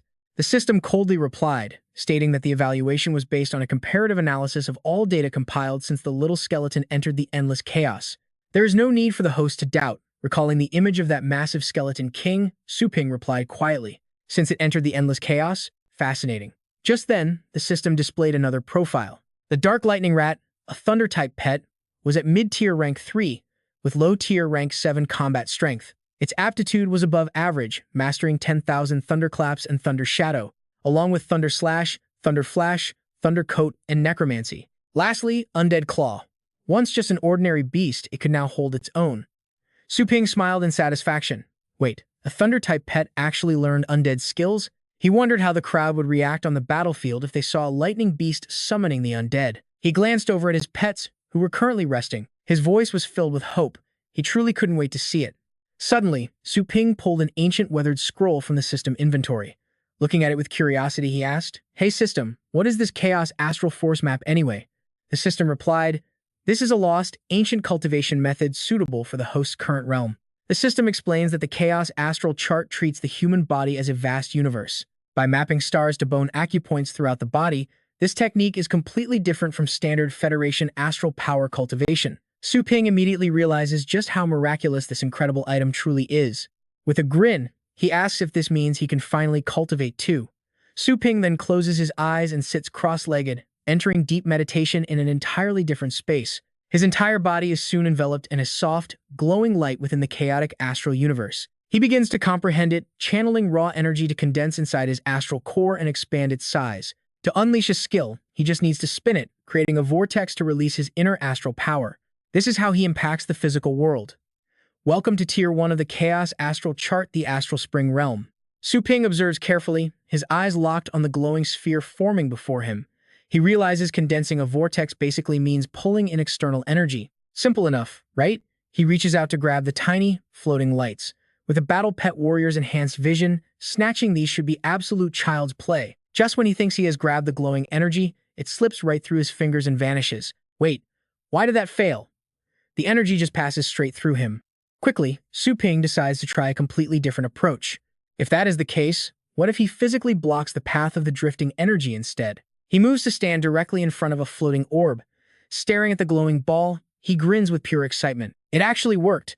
Turns out, only astral power can absorb astral power.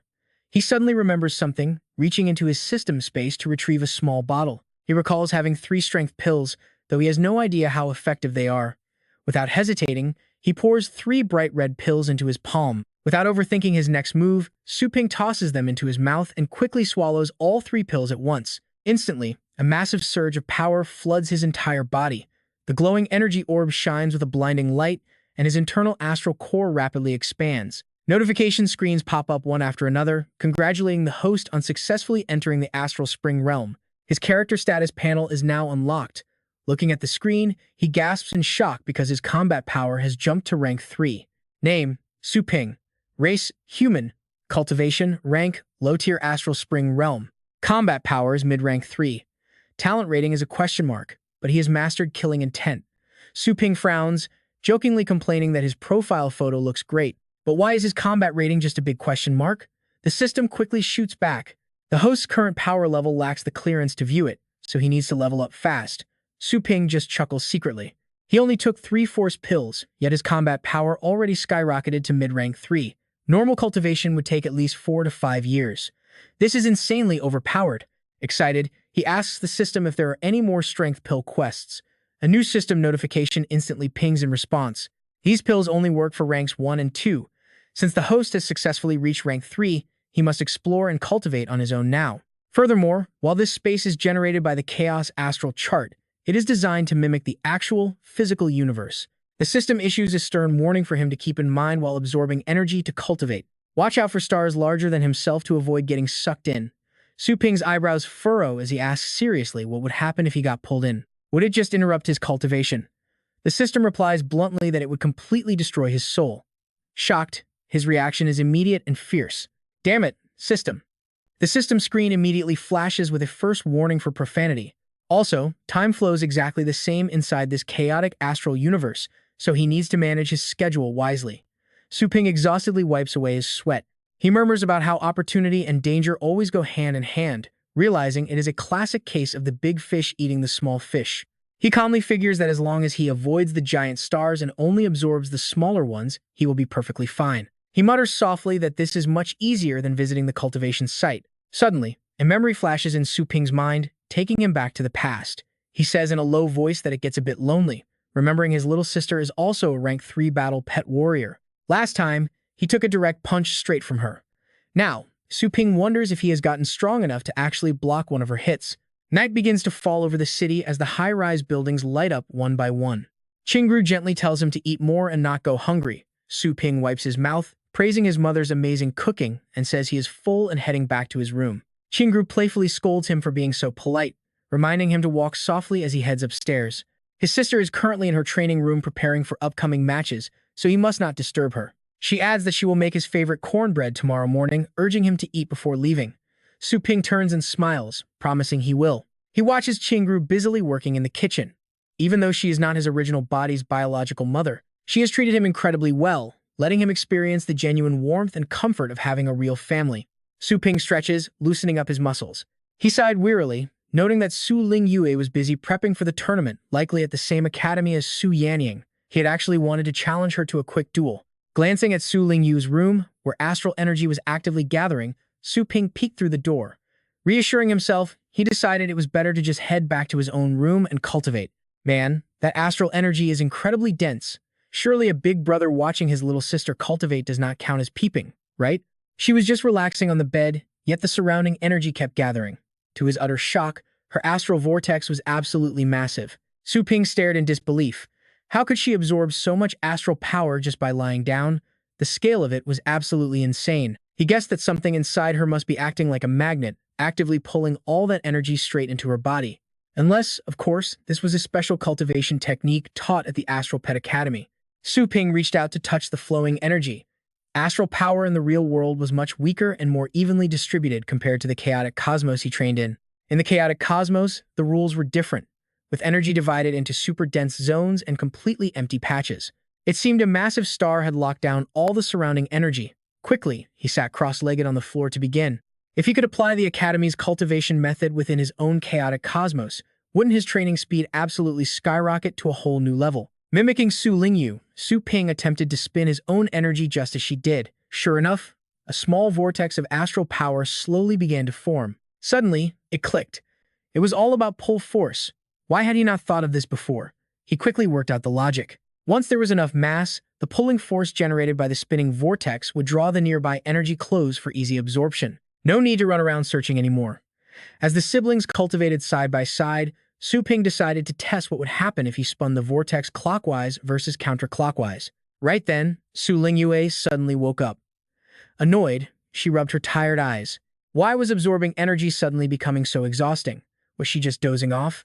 Meanwhile, Su Ping grinned. He succeeded. Time to try running two opposing vortexes at once. Raising both hands, the two glowing spheres of astral energy in his palms grew larger and larger. Su Lingyue had jumped up in shock, feeling her energy being pulled away. In total confusion, she cried out, wondering what on earth was happening. Sensing her strange surroundings, she realized the astral power had suddenly frozen solid, making it completely impossible to absorb. Why was her energy flow suddenly in such complete chaos? A wild thought crossed Su Lingyue's mind as she gasped, wondering if some powerful master was passing nearby. Meanwhile, streams of astral energy kept escaping, flowing directly towards Su Ping's room. Su Lingyu let out an irritated groan, her face turning bright red from sheer exhaustion. Hearing the strange gasp, Qingru called out in worry, asking her daughter what was wrong. Embarrassed, Su Lingyue covered her face, flustered as she replied that she was just practicing. Forcing herself to calm down, she frowned, trying to piece everything together. There was definitely something fishy about this strange energy pull, and the direction it came from was clearly her useless brother's room. Su Lingyue glared suspiciously toward the direction of his half-closed door. Meanwhile, sweat completely drenched Su Ping's face. Exhaling a soft sigh, he stared at the stable astral vortex spinning before him, satisfied that he had pretty much mastered the technique. Back inside his completely empty shop, Su Ping was deeply immersed in his chaotic cosmos cultivation. The surrounding astral power spun in a constant loop, steadily being absorbed by him. He could not help but sigh happily. So comfortable. He continuously absorbed the gathered astral energy from the stars. As long as he maintained a safe distance, he would not get sucked right in. Realizing he could even cultivate in his sleep, Su Ping was suddenly interrupted as he sensed two people walking right into his store. A voice called out, asking to pick up a battle pet. Snapping out of his meditation, Su Ping mumbled about their sizes before opening his eyes to greet them. It turned out to be them. Hearing his mutterings, Su Yanning and Lan Lele blushed, quickly covering their chests in embarrassment.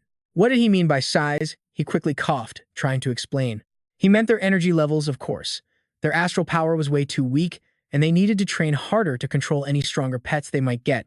Su Yanning gasped. Stronger pets? Could her lightning rat have actually leveled up in just a short span of 3 days? Su Ping was secretly worried, sending a pet with level 7 combat strength back to an academy where the average was only level 3. Would that be all right? Still, he assured her he would bring the pet out.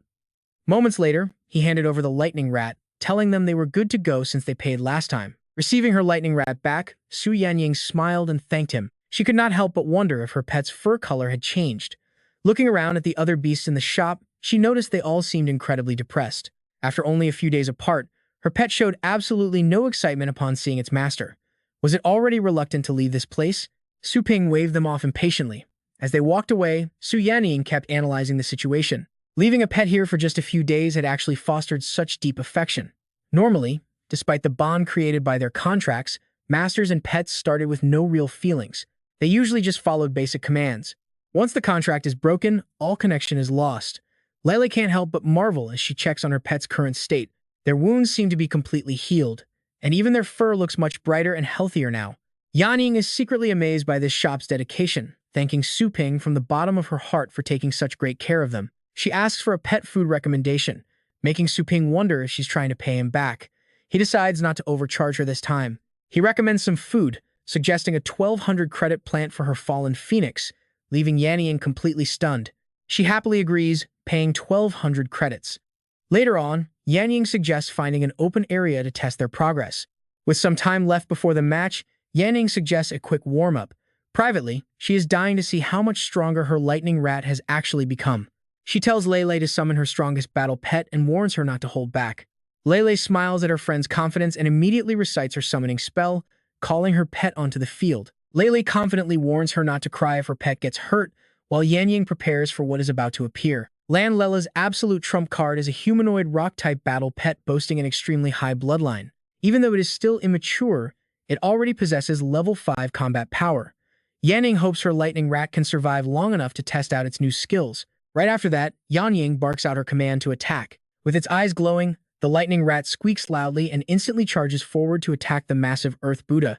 Seeing the tiny opponent, Lele casually tells her pet to play with it for a bit. The four-armed Earth Buddha channels its massive energy, causing sharp stone pillars to erupt from the ground and attack the quick lightning rat. Cloaked in crackling blue lightning, the small rat skillfully dodges every single obstacle, rapidly closing the distance between them. Reacting quickly, the Earth Buddha smashes a stone pillar, sending sharp rocks flying toward the rat. Yanning immediately orders her pet to use Thunder Shadow Image. The lightning rat instantly splits into 3 identical clones. Lele is completely blown away, shocked that a low-class pet can use afterimages.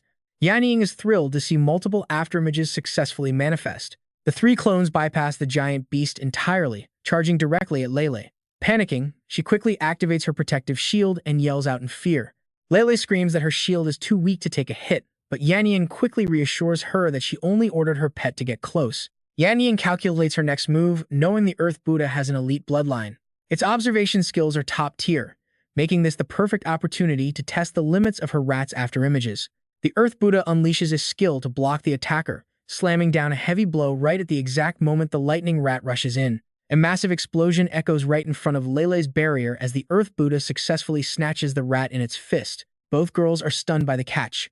But wait, where did the real lightning rat suddenly come from? The real rat stomps directly on the giant's face as the clones vanish, leaving the Earth Buddha completely fooled by the trick. Suddenly, the lightning rat releases an incredibly terrifying aura that makes the massive Earth Buddha shake with absolute fear.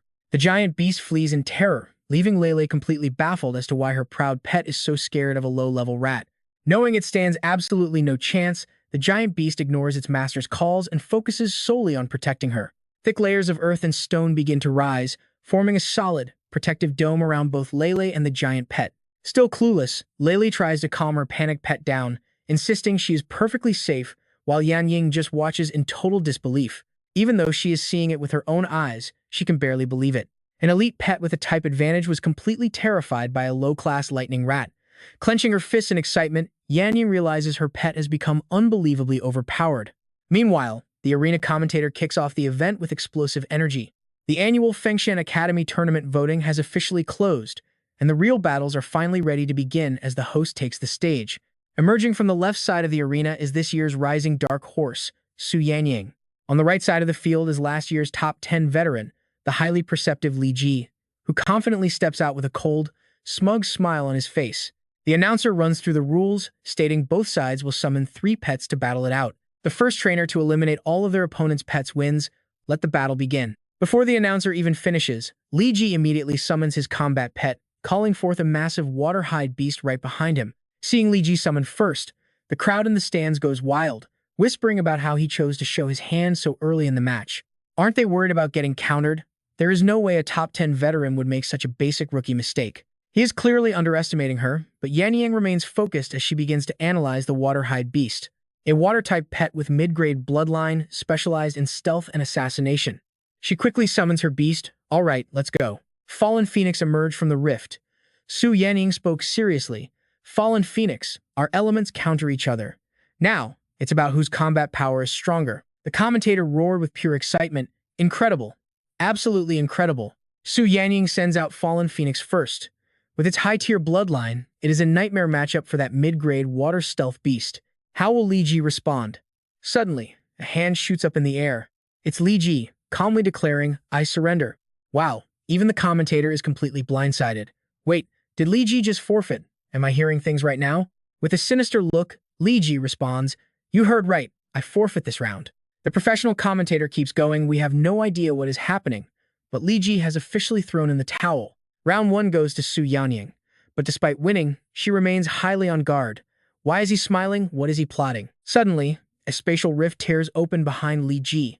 He wears a sinister grin. Sometimes, to make absolutely sure the prey takes the bait, a juicy decoy is necessary. Su Yanying immediately senses danger. What is this?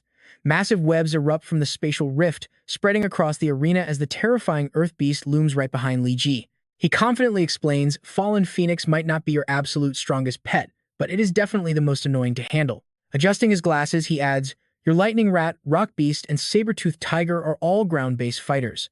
I only need a beast with massive combat power to completely crush them. Li Ji starts calculating. In his eyes, only Fallen Phoenix is dangerous with its aerial assaults. Even a rank 5 pet would struggle to touch it and might die of exhaustion. It has to be taken out first. Li Ji smirks arrogantly. Sorry, Su Yanying, but I've fully researched you. You have absolutely zero chance of winning. Suddenly, a burst of fire shoots right at him. Li Ji scoffs and throws up a quick shield. Weak and useless. But before he can even finish, his shield burns to ash, leaving him screaming in pain. Damn it, it is too hot. Su Yanning looks on with complete confidence. Are you finished talking? Li Ji grits his teeth in sheer rage. Growl, he commands immediately. Earth Beast, pierce. Sharp spikes erupt, shooting straight toward Fallen Phoenix.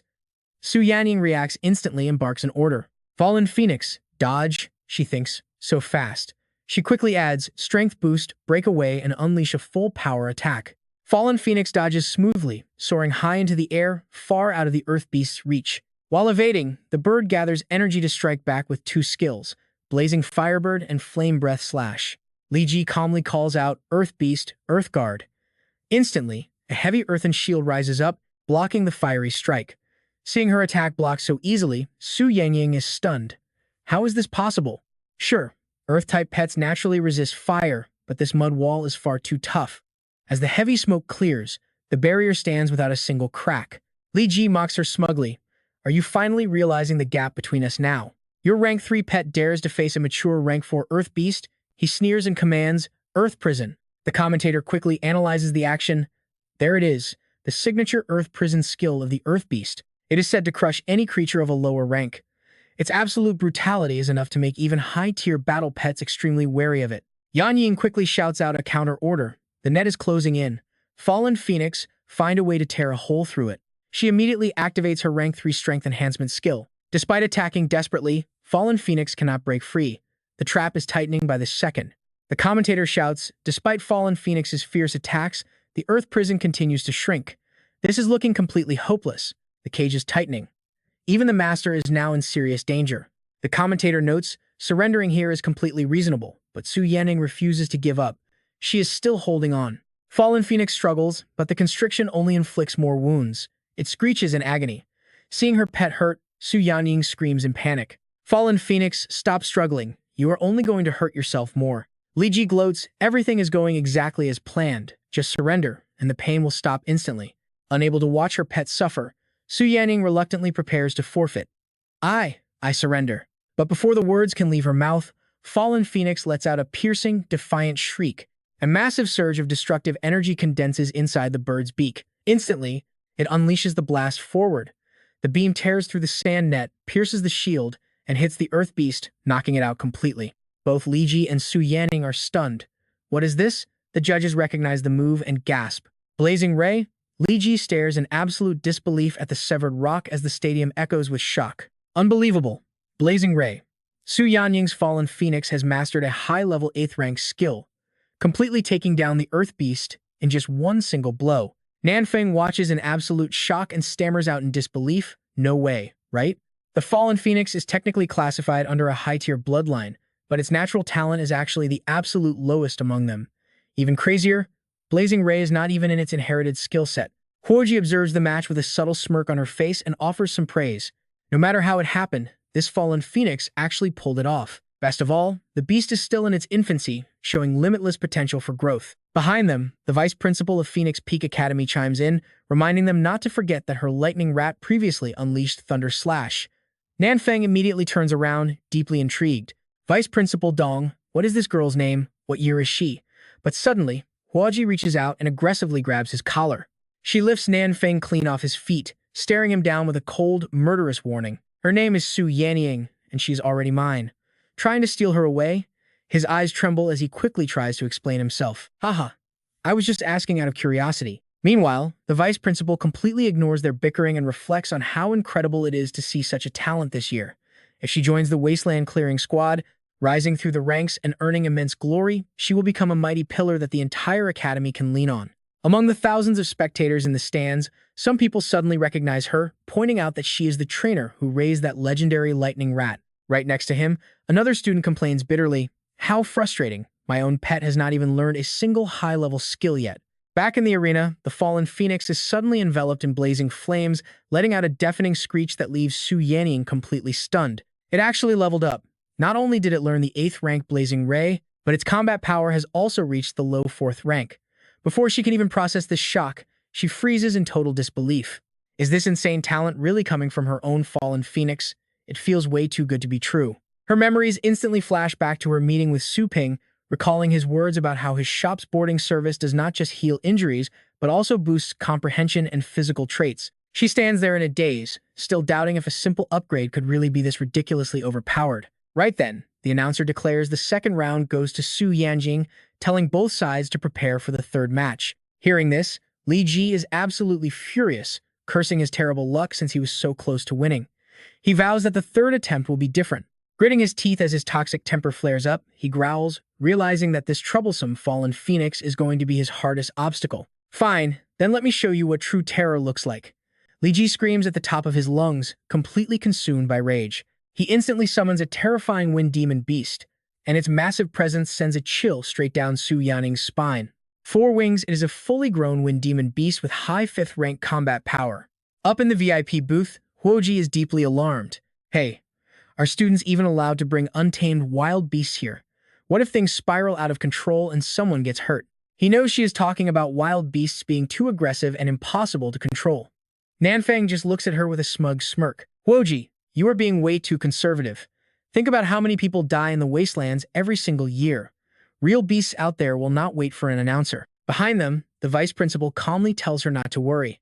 He slowly strokes his beard and reassures them that the academy boasts elite staff with highly powerful experts serving as referees. Nothing will go wrong.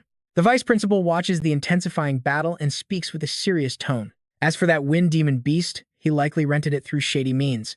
I will personally teach him a harsh lesson once this match is over. With his energy drained, Li Ji desperately screams his command.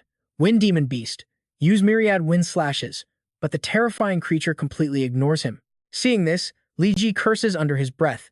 You stupid, disobedient beast. He quickly realizes that the massive rank difference is making it ignore his orders, making his desperate attempt to force this monster to fight a massive struggle. Su Yanjing seizes the opening, channeling extra energy into her fallen phoenix to boost its raw power and wind control. As the surging power flows, its perception and defense skyrocket. Recognizing a golden opportunity, the fallen phoenix launches a direct strike at the enemy master to end the match. But the dark, glowing eyes of the wind demon beast suddenly lock onto Su Yanjing and her fallen phoenix. Moving with teleportation-like speed, it closes the gap instantly. Trapped beneath the towering monster, Su Yanjing's face turns pale as she is caught completely off guard. So fast. The announcer gasps in pure shock as Su Yanjing's fallen phoenix is taken down in a single split-second strike. The sharp, menacing claws of the wind demon beast slowly turn towards Su Yanjing. Shielding herself from the howling wind, she cries out, "What do you want?" In an instant, the beast slashes her shoulder and arm, leaving bloody wounds while tearing her clothes. Witnessing this horrifying sight, Huoji immediately turns to the vice principal and demands to know what is going on. Su Yanjing has already lost this round, so why won't the fallen wind beast stop? Over on the sidelines where nobody is paying attention, Li Ji lies completely unconscious. Suddenly, someone screams out in terror. Damn it, Li Ji has fainted. The crazed fallen wind beast charges directly at Su Yanjing, forcing her to scream in absolute panic.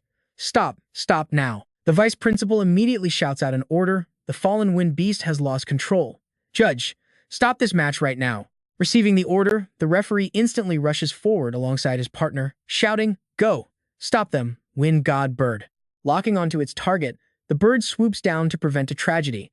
But suddenly, a flash of crimson energy shoots out and saves Su Yanjing's life. Before anyone can even process what happened, the judges watch in utter horror as the spectators begin to murmur, That is insane speed. What is that thing? It is actually faster than the wind god bird. The shocked whispers continue. It is simply off the charts. As the dust settles and the scene finally becomes clear, the announcer gasps in shock. It is the lightning rat. Contestant Su has summoned her lightning rat to block the terrifying astral wind slash. As the crowd calms down, they begin to analyze the situation. Something is wrong. If a pet master got hit by that, they would be dead. Yet Su Yanjing never made any gesture to summon her pet. This proves one shocking detail. The lightning rat has actually been out on the arena from the very start. But if that is true, then this lightning rat's ability to completely conceal its aura is absolutely insane. Seeing this sudden turn, the announcer quickly speaks up. And so, the third round begins. The fallen wind beast unleashes its moves. Su Yanjing quickly analyzes the situation, wondering how they can possibly dodge so many wind blades. The nimble lightning rat reacts instantly, activating a dark skill to summon undead spirits. Undead spirits materialize instantly, leaving the entire arena in sheer disbelief. Up in the stands, the crowd erupts into a complete frenzy. Wait, summoning undead? How can a basic lightning rat use high-level skills from the demon class? This is absolutely unbelievable. Instructor, please, I want to raise a lightning rat too. Suddenly, Su Yanning feels herself lifted into the air. A powerful force pulls her safely behind a defensive shield, shielding her from the fallen wind beast's deadly strike. The battle escalates to a whole new level of intensity. The announcer practically loses his mind, shouting, "If you live long enough, you truly see everything." A low-level lightning rat is successfully wielding high-class demon summoning techniques.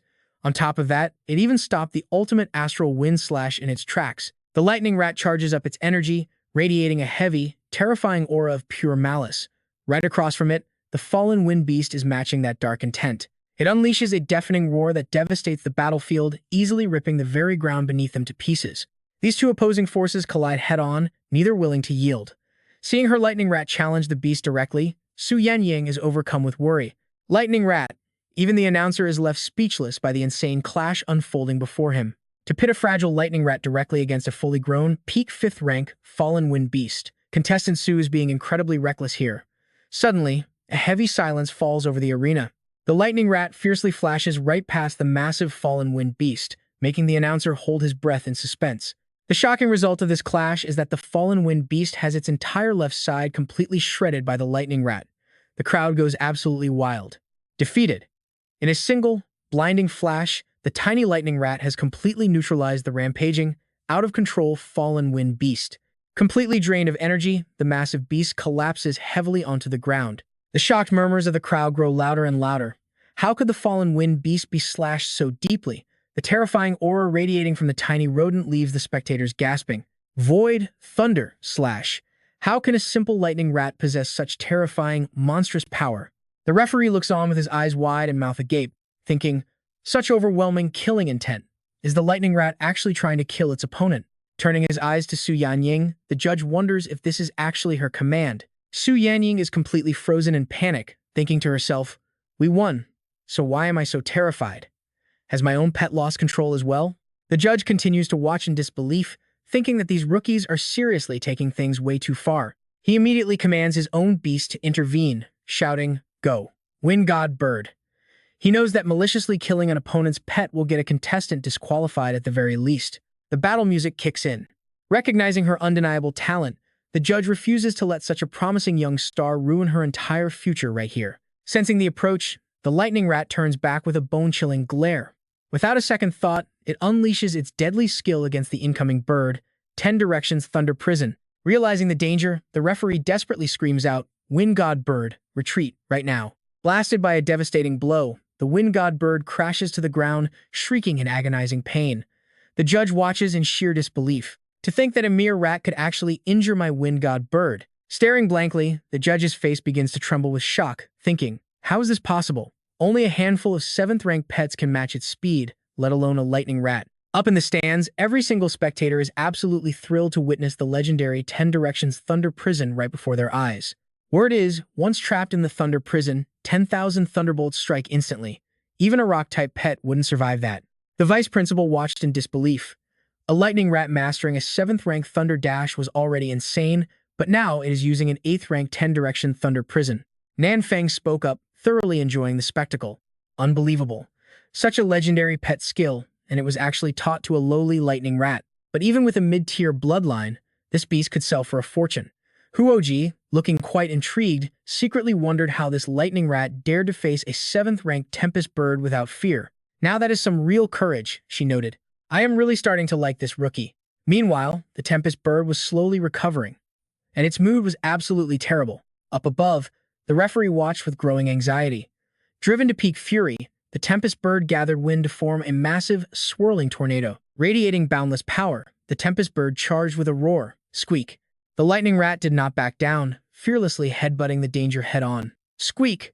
The growing tornado threatened to rip the entire arena apart. The referee desperately tried to intervene, shouting for the Tempest bird to calm down. Seeing no effect, he groaned, thinking it was over. If he let the raging Tempest bird clash with the berserk lightning rat, the entire arena would descend into absolute chaos. With energy building up rapidly, the shockwave might flip the entire arena. Su Yanning, waking up from her daze, finally snapped back to reality. She suddenly realized the truth with sheer joy. Lightning rat, you actually learned another high-level pet skill. It turned to Su Yanning with a grin. Squeak! She ran over, tossing the lightning rat into the air to celebrate. Squeak! My absolute darling! Oh my god! The referee stood there completely dumbfounded. Wait, the Lightning Rat was not out of control? The arena announcer quickly broadcast the results across all channels. The official winner of this match is Su Yanyang. Riding the wave of excitement, the announcer added, "Congratulations to her for moving on to the next round." Meanwhile, Su Ping let out a lazy yawn and stretched, wondering if that was really considered impressive. On his screen, a voice spoke.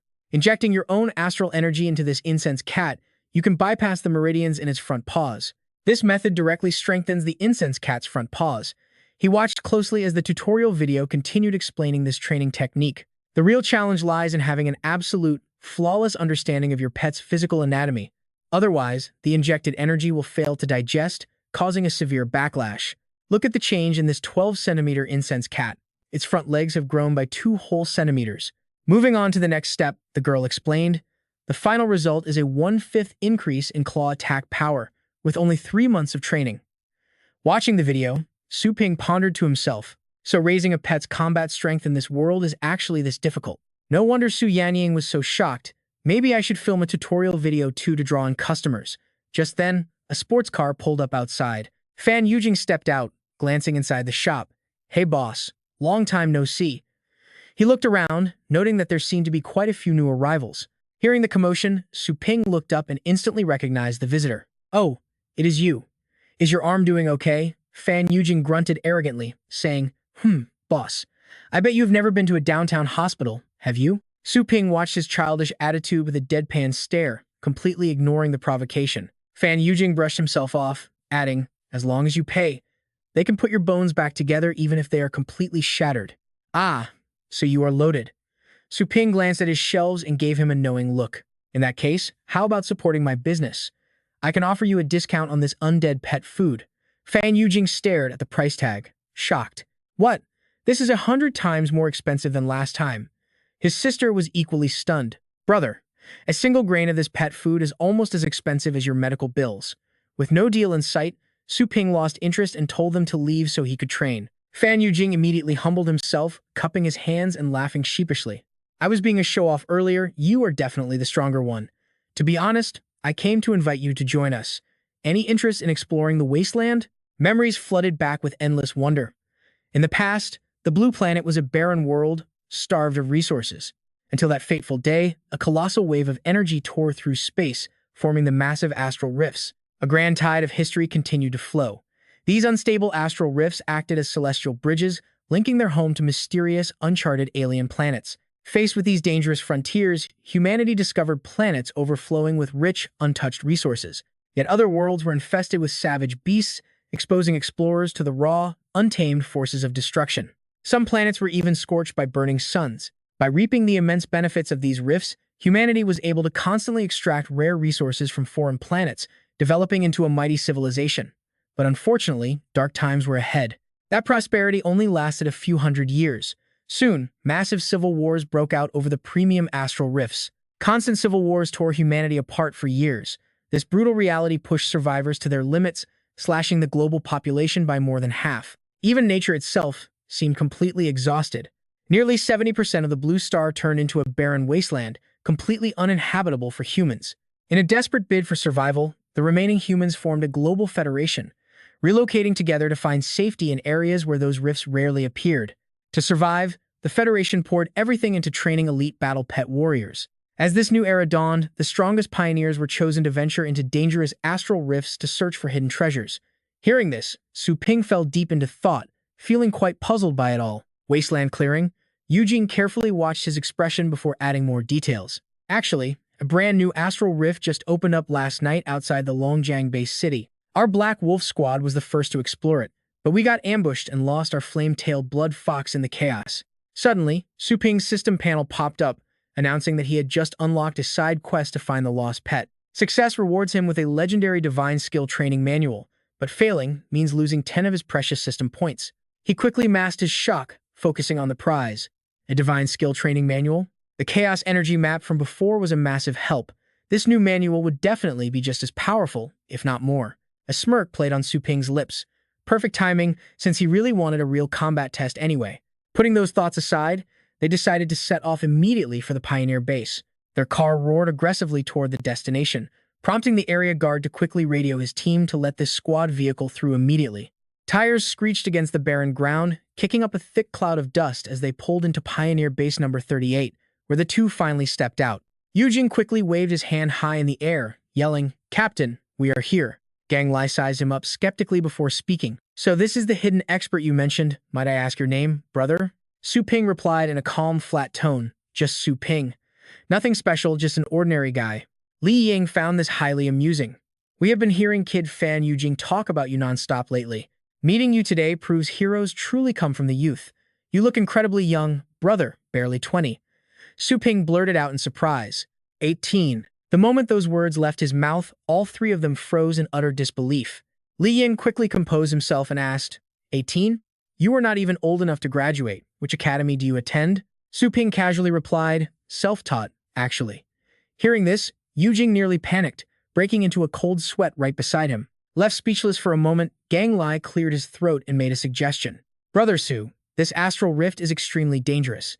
To join our squad, you need to register your identity first. Also, to help us coordinate better in battle, we should probably get familiar with your combat pet first. Su Ping chuckled as he summoned his pet, saying, No problem, but I have no intention of joining your squad. I am only here to recover the flame-tailed blood fox. Hearing this, Li Ying completely lost his cool and snapped back at him. You have quite a big mouth for a kid. Do you think anyone can just casually become a pioneer whenever they want? Sensing the rising tension, Gang Lai quickly stepped in to stop them. Hey, Brother Su is Yujing's guest. Show some respect. Just then, a pair of murderous eyes flashed in the darkness as Su Ping commanded, Come on out. Upon summon, the pet crashed onto the ground with an earth-shattering impact, leaving everyone completely stunned by its presence. Completely shocked, Yujing froze on the spot and blurted out, What on earth is that? Suddenly, Little Skeleton's head fell off with a clatter. A skeleton, they cried in unison. Su Ping casually walked over, picked it up, and pulled out a red glowing stone. Even after spending 7 or 8 days absorbing energy in the training ground, this skull was still surprisingly massive. Standing nearby, Yujing asked out of curiosity, Boss Su, do you only have this one pet? Su Ping casually confirmed that he indeed only had this single pet. Hearing this, Yujing completely panicked and stammered, Boss Su, you do not understand. Our captain and second in command both have incredibly short tempers. If I actually cause this massive mistake, I am completely finished. Reattaching Little Skeleton's head, Su Ping calmly replied, Relax. Since I accepted this task, I will not let you down. Out of nowhere, he suddenly commanded his summon. Little Skeleton, draw your sword. With lightning speed, Little Skeleton slashed through the air several times before striking an epic pose. Watching this, the three of them were completely speechless. It was just too fast. All they caught was him sheathing his sword. Before they could even process it, everything in the blade's path sliced into pieces, leaving them utterly terrified. Wow! As they stepped inside the base, the system suddenly flared to life, prompting them to step forward and input their identity credentials. Su Ping complied, and the system began scanning his face, processing his biometric data in real time. Once completed, the system chimed, welcoming Su Ping, while his personal profile immediately loaded onto the main screen.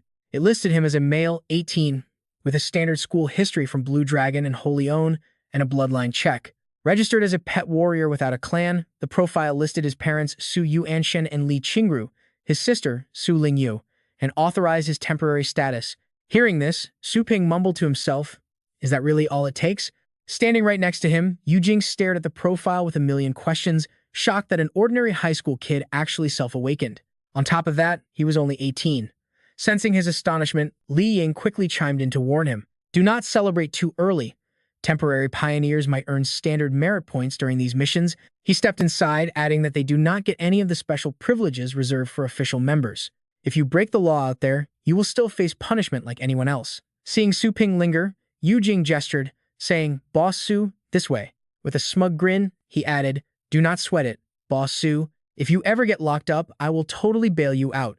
Do not thank me, being a pioneer comes with some perks. Su Ping kept a straight face, but secretly mocked how these guys spent all day obsessing over their petty privileges. They were truly beyond help. Soon, they reached the federal vault, its massive, heavy doors slowly creaking open. Once the massive doors opened fully, Su Ping scanned the interior, utterly stunned by the strange, mystical artifacts filling the entire federal vault. Pointing to the thousands of treasures lined up behind them, Gang Lai said, Brother Su, the wasteland is incredibly dangerous, so grab some defensive gear on my tab.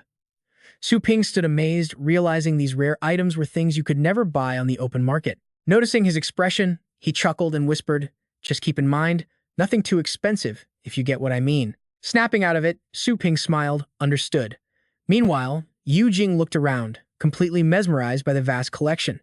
This vault never gets old. It is an absolute feast for the eyes every single time. Su Ping walked closer to an artifact, realizing some of these easily rivaled the rare treasures found in the cultivation realm.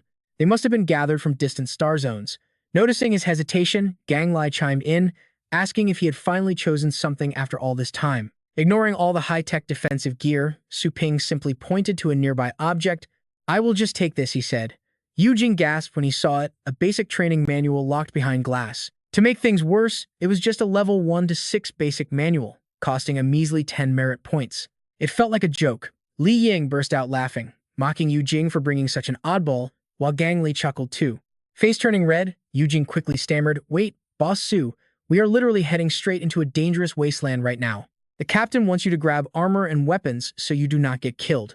Why on earth are you picking a basic training manual?" Shrugging off their dramatic reactions, Su Ping calmly replied that before he achieved success, he preferred not to owe anyone favors, reassuring them that he knew exactly what he was doing. Gang Lai studied him. Manuals took forever to master, meaning this kid was either completely brainless or incredibly confident in his own hidden strength. Let us hope it was the latter. As he took the manual, he was surprised to find another item handed to him. Confused, he listened as Yu Jing explained that the captain gifted it to block attacks from level 5 beasts. If the Black Wolf squad fails again, it would be extremely embarrassing. Su Ping's gaze grew intense as he quietly replied, "I understand." Hours passed, and the sky turned completely dark. They arrived at the Cosmic Rift, navigating a barren, rocky terrain that was incredibly difficult to cross. Pausing mid-step, Su Ping turned and asked, "How much do you actually know about this Cosmic Rift?" Yu Jing scanned the horizon, explaining that it was currently rated as a Class B threat, filled with demon-type beasts. Hearing this, Su Ping smiled inwardly, thinking, "Demon beasts?" It sounded like he had come to the perfect place. He then raised his voice, asking who was filling the second vacant spot on their team. As they scaled the rocky incline, Yu Jing leaned in with a hushed warning. The replacement was recruited by the second in command. "Word is he is a ruthless killer, so do not cross him under any circumstances." Suddenly, a massive bird claw slammed down from the sky, crashing onto the ground right in front of Su Ping and Yu Jing. Panicking, it loses its balance, sending Su Ping sliding down as he frantically shouts, "Who is there? Over here?" Mo Kong looks at them with a playful grin and scoffs, "You guys are way too slow. I almost fell asleep." Suddenly, the surroundings go dead silent, fading into pitch black. Catching Yu Jing, Su Ping breathes out, "Got you." Glancing at him, he stubbornly talks tough. "Humph. Good thing my focus is strong." Falling down there would shatter even a level 6 powerhouse to pieces. Su Ping can only sigh. "Right? Stop boasting." Meanwhile, Mo Kong steps forward to shake hands and greet Gang Lai. "Hey Lao Fan, I heard your friend's flame-tailed blood fox actually went missing." With a heavy sigh, he replies, "Just a moment of carelessness. If she wasn't so distracted every day, I really wouldn't want to go back in." He quickly chimes in, "Told you before, only bring elites to the wasteland. You made the right call coming to me." Mo Kong's gaze suddenly lands on Su Ping as Gang Lai's voice echoes, "Haha. All right, we will do exactly as you say." His smile instantly vanishes as he frowns. "Humph, who is that kid? Why wasn't he in our files?" Gang Lai gently pats Su Ping's shoulder to introduce him as the outside help Xiao Fan invited, immediately raising Mo Kong's curiosity. Brother Su Ping, looking so clean. First time in the wasteland, Su Ping stares back. "Don't you think you should explain what just happened?" Mo Kong freezes as his face instantly darkens, thinking, trying to question me? Who the hell does he think he is? Weapons have no eyes. If you can't handle a little slip, how do you expect to survive the wasteland? Gang Lai quickly intervenes. "Hey now, Brother Su might not be a certified pioneer, but he understands the habits of astral pets exceptionally well. His strength is decent enough to pass." Mo Kong scoffs, completely unconvinced and dripping with sarcasm. If barely passing strength is enough, then literally anyone can be a pioneer. Once we step in, you all follow my orders or don't blame me for being absolutely ruthless when things go bad." Mo Kong glares back at Su Ping, grumbling to himself. "Annoying brat, how dare you glare at me?" Gang Lei quickly reassures him, completely ignoring Su Ping's darkening expression behind him. "Don't worry, since I brought him along, I will make sure he stays in line." Noticing the pure killing intent in the kid's eyes, Mo Kong hesitates. What is this? That kid's gaze? Su Ping's icy stare sends a shiver down his spine, feeling cold like he is looking at a corpse, raising serious doubts in his mind.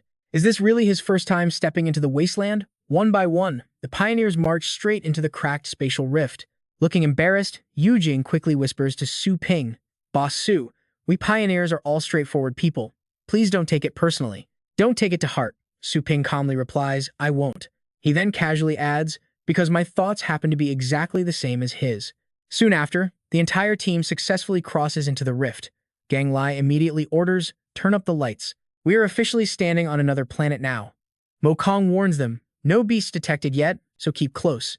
Gang Lai then points ahead, "We need to cross that forest." Li Ying leads the way, quickly nodding, "Understood."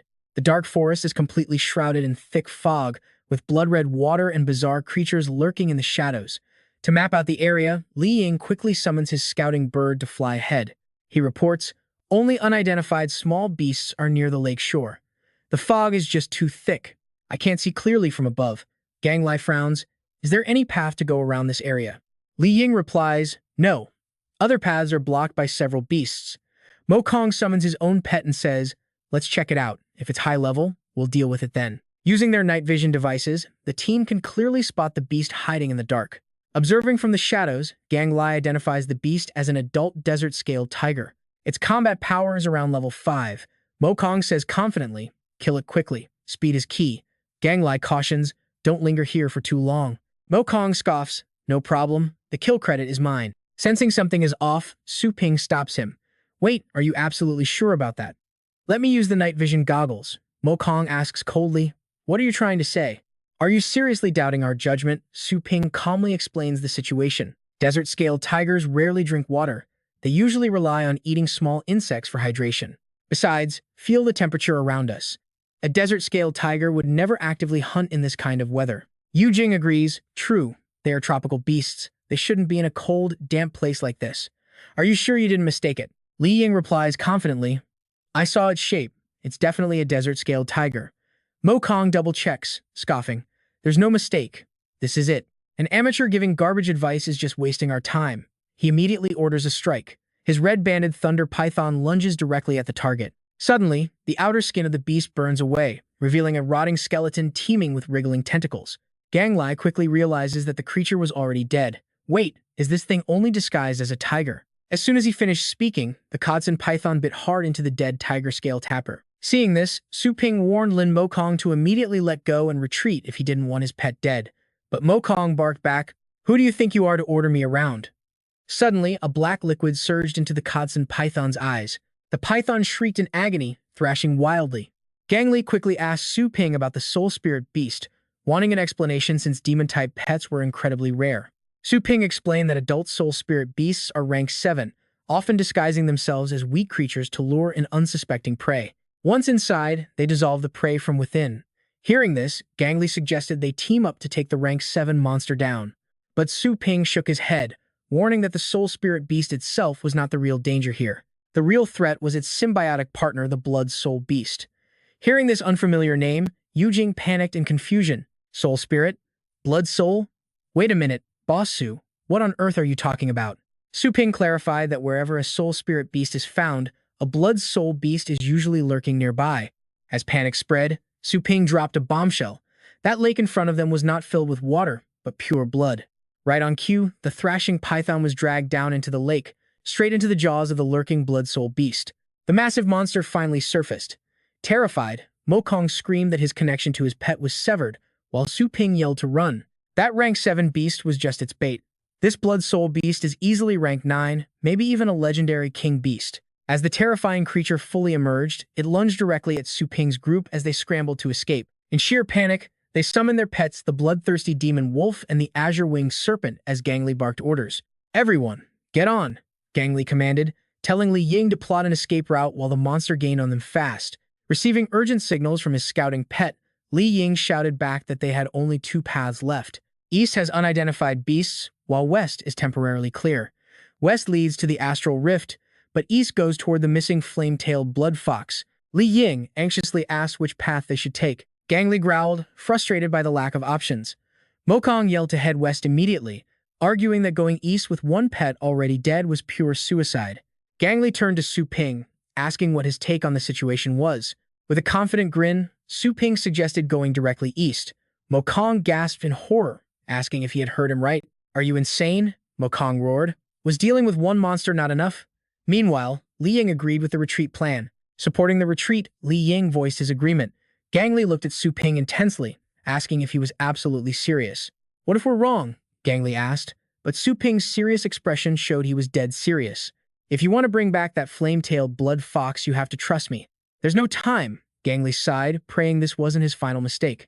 Then he barked the order to Li Ying, "East," and they plunged straight into the canyon. As they rushed deeper into the canyon, the Blood Soul Beast kept hot on their heels, refusing to let them go. Suddenly, Li Ying went pale, reporting that all the local wild beasts in the canyon had mysteriously fled. Just as he said, every red dot indicating a beast on the map was moving away from them. Gang Li grit his teeth, realizing the local beasts were running from the terrifying monster behind them. But suddenly, his eyes widened in surprise.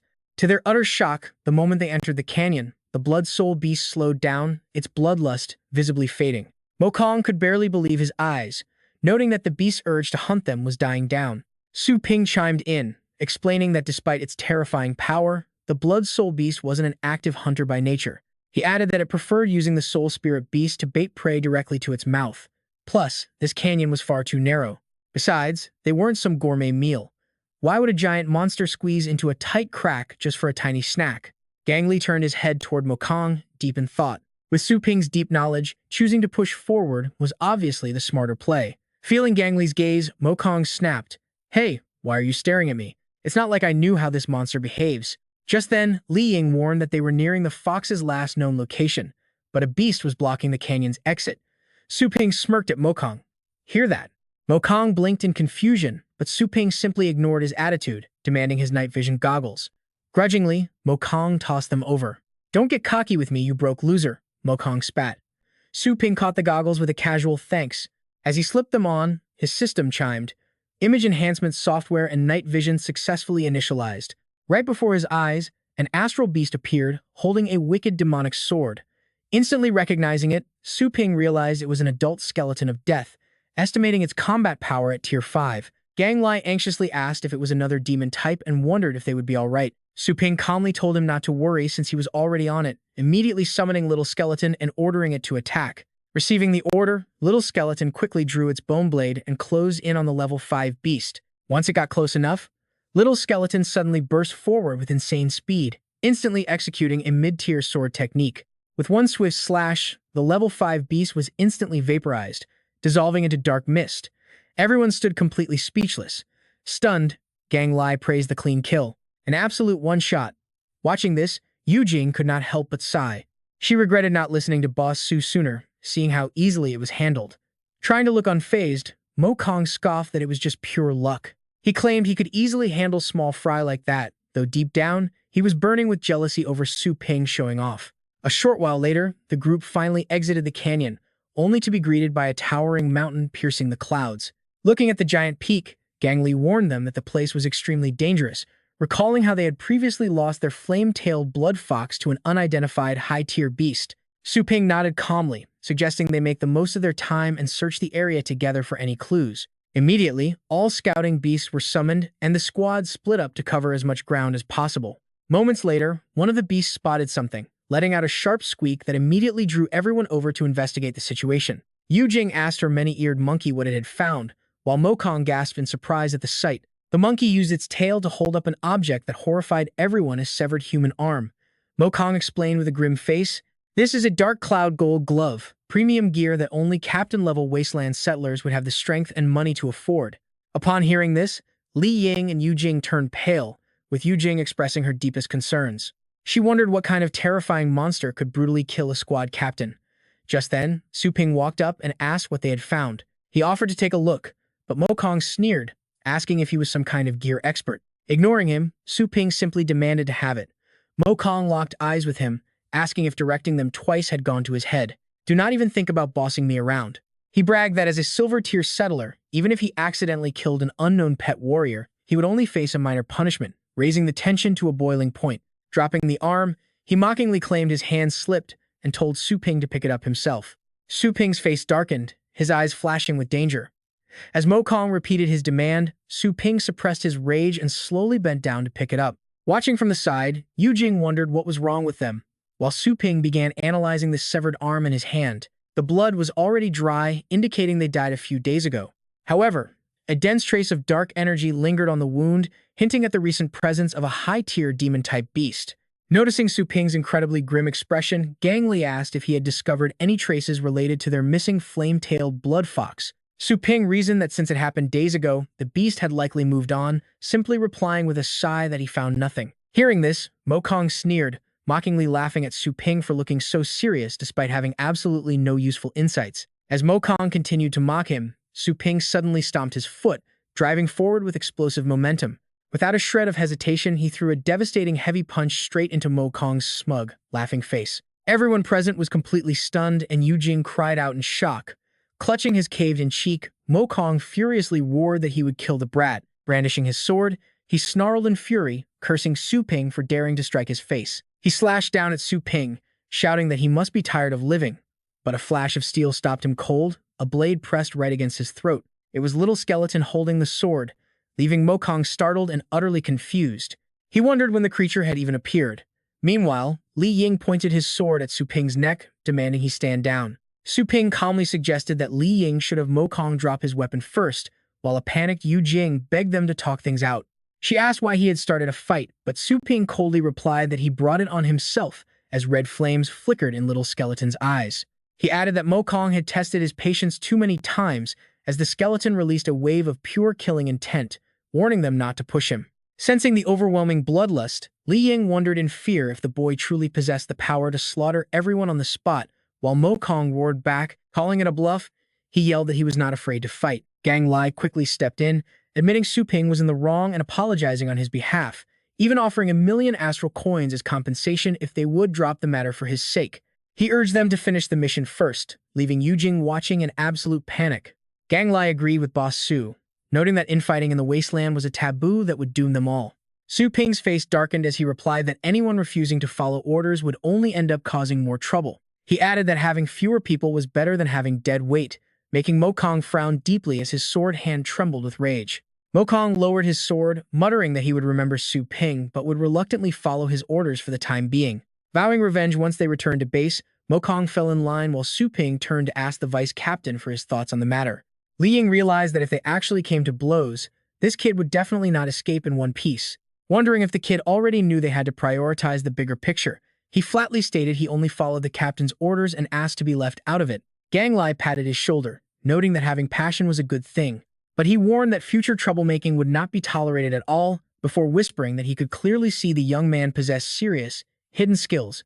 He dropped his hand, having no objections, but warned that Lin Mo Kong was not the type to let this slide so easily. He cautioned him to watch out for dirty tricks on the road, while a frustrated Mo Kong glared back, unable to do anything. Su Ping smiled faintly and complied, just as a bright red flare suddenly shot straight up into the sky. Everyone looked up, prompting Gang Li to shout that it was a distress flare and they needed to check it out. As Ye Chenshin struggled to help Gu Shui stand up, she desperately urged him to run on alone, just as a massive skeletal fiend suddenly towered over them with a deafening roar. Covering his ears, Ye Chenshin realized they were facing a psychic attack, just as the beast began firing sharp spikes directly at them. The deadly spikes tore straight through the other beasts nearby. One projectile flew straight toward Ye Chenshin, who stood completely paralyzed and unable to dodge, but right before impact, the spike was suddenly sliced clean in half. Looking up in surprise, he asked who they were as 3 riders on a 2-headed beast emerged, with Gang Li introducing them as the Black Wolf Squad. Explaining they had responded to the distress signal, he warned everyone to stay alert, prompting Ye Chenshin to point and scream that this monster was their attacker. Confronted by the skeletal fiend, Gang Li immediately recognized it as the very same beast that had ambushed his own squad in the past. They quickly helped the injured duo onto their mount, with Mo Kong urgently telling them to climb up and hang on tight. He warned them to brace for a rough ride, but the violent shaking threw Su Ping and Gu Shui off, causing her to scream out. As Gu Shui shrieked, Su Ping turned, sensing immediate danger as the skeletal fiend prepared to crush them, prompting Mo Kong to scream for them to run. The beast's foot slammed down, but they were pulled back up just in time as Li Ying yelled for Boss Su to hold on. Clicking his tongue in annoyance at his failed opportunity, Mo Kong watched as Su Ping calmly advised the vice captain to find flatter ground to regain speed.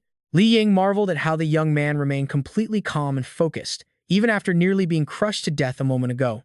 Realizing the terrain wouldn't slow their pursuer down anyway, He nodded and quickly agreed to the plan. Gang Li noted they had passed countless severed limbs and dead battle pets, asking if their entire squad had really been reduced to just 2 survivors. With a dark expression, Yi Chenshin admitted that even his very last Earth Shield beast had just been wiped out. Although Gu Shu insisted her holy flame bird could still fight, Gang Li looked at the Tier 8 creature in dismay, noting that even such a fierce beast was heavily wounded. The group desperately fled from the relentless skeletal fiend. It was clear this monster's combat power was dangerously close to leveling up. Observing the beast, Su Ping knew its vital spot was heavily armored with dense bone, meaning his little skeleton could never pierce its defense alone and he would definitely need the others to help him win. Vowing to settle the score with Lin Mokong once they survived, Su Ping listened as Ye Chenshin proposed a desperate alternative, warning that they would all perish if they simply kept running. He suggested leaving their battle pets behind to buy them enough time to escape. Mokong angrily protested, having already lost 1 beast, while Ye Chenshin patted his chest in a sincere gesture. He promised to fully compensate them for any lost pets once they made it out safely. He even offered an extra reward to show his gratitude, causing Gang Li to turn in surprise. Recognizing the name, Gang Li asked if he was the legendary gold medal pioneer, though Mokong scoffed that he didn't care about titles. Mokong grumbled about the immense effort spent raising his beasts, but Ye Chenshin immediately countered by offering triple their value. He turned and barked at Li Ying to make his team sacrifice their pets too, warning they would all die otherwise. Li Ying agreed, instructing everyone to do their part to survive, which caused the others to grimace at the harsh reality. Yu Jing reluctantly agreed while a startled Gu Shui immediately called out to her holy flame bird. Sighing in disappointment at their bickering, Su Ping leaped down from their mount alongside Little Skeleton, landing smoothly to face the towering skeletal fiend, which made Yu Jing scream in utter horror. As they screamed Boss Su's name, Mokong sneered, thinking the idiot was just trying to play the hero. Just die here by yourself then? I will absolutely not let anyone else stop to save you. Suddenly, skeletal hands began sprouting from the ground. Everyone screamed in shock, asking what it was, as bones rose from beneath. Panicking, everyone cried out that they were surrounded as the massive undead monsters rose up directly in front of them. Sweat dripping down his face, Fan Gangli muttered, "There's no reaction at all. Are they not here to attack us?" Su Ping shouted, "Captain, your pet has been with you for so long, yet this is undead enslavement." With a grim expression, he added, "Abandoning it like this is honestly pretty terrifying." Standing firm, Su Ping roared his command, "Release your killing intent. All forces, attack." The skeletal army marched toward the magical corpse beast. They flanked the monster from behind, while the little skeleton hid its aura to launch a stealth attack from the side. The magical corpse beast raised its leg and stomped hard. Everyone watched in shock, whispering how an 8th-ranked magical corpse beast was actually being suppressed by a tiny little skeleton. Nodding, Fan Gangli leapt down and called out, "Brother Su, I'll help you." Fan Yujing quickly joined in, yelling, "Captain, I'm coming too." Li Ying announced, "The captain is charging, let's go too." But Lin Mokong scowled, complaining, "What? You want me to help that brat?" He replied, "If word gets out that we deserted now, we'll become a laughingstock." He added, "Besides, killing this magical corpse beast will give us enough merit to exchange for new pets." Lin Mokong clenched his fists, roaring, "Damn it, this is infuriating." He spat, ordered around by a rookie again. Fan Gangli called out, "Bloodthirsty demon wolf." Fan Yujing looked up, shouting, "Mountain mover." Li Ying ordered, "Azure Quetzalcoatl." Luo Gushu stood up, yelling, "Flame bird." Lin Mokong growled, "Go, 6-armed gorilla." All the battle pets charged at the magical corpse beast. The 6-armed gorilla lunged forward with mid-level spearmanship. It thrust its spear right at the beast's eye. The flame bird prepared its ultimate ray, while the Azure Quetzalcoatl unleashed its ice frost breath. The 2 pets launched their attacks at the giant beast. Meanwhile, the mountain mover threw a devastating punch, unleashing its destructive fist. Under the heavy assault, the magical corpse beast began to crumble, its teeth scattering everywhere. Fan Yujing cheered, "Nice, smash its teeth out."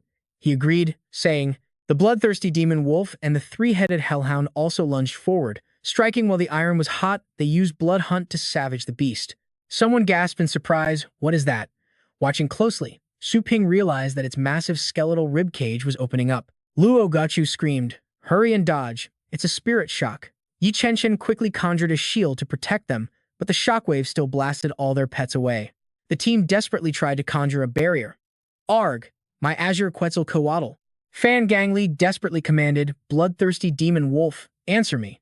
Everyone urged their pets to stand up, but only the giant beast slowly rose, reassembling its shattered limbs. Yi Chenshan struggled to his feet. Their coordinated onslaught had done absolutely no damage to the beast.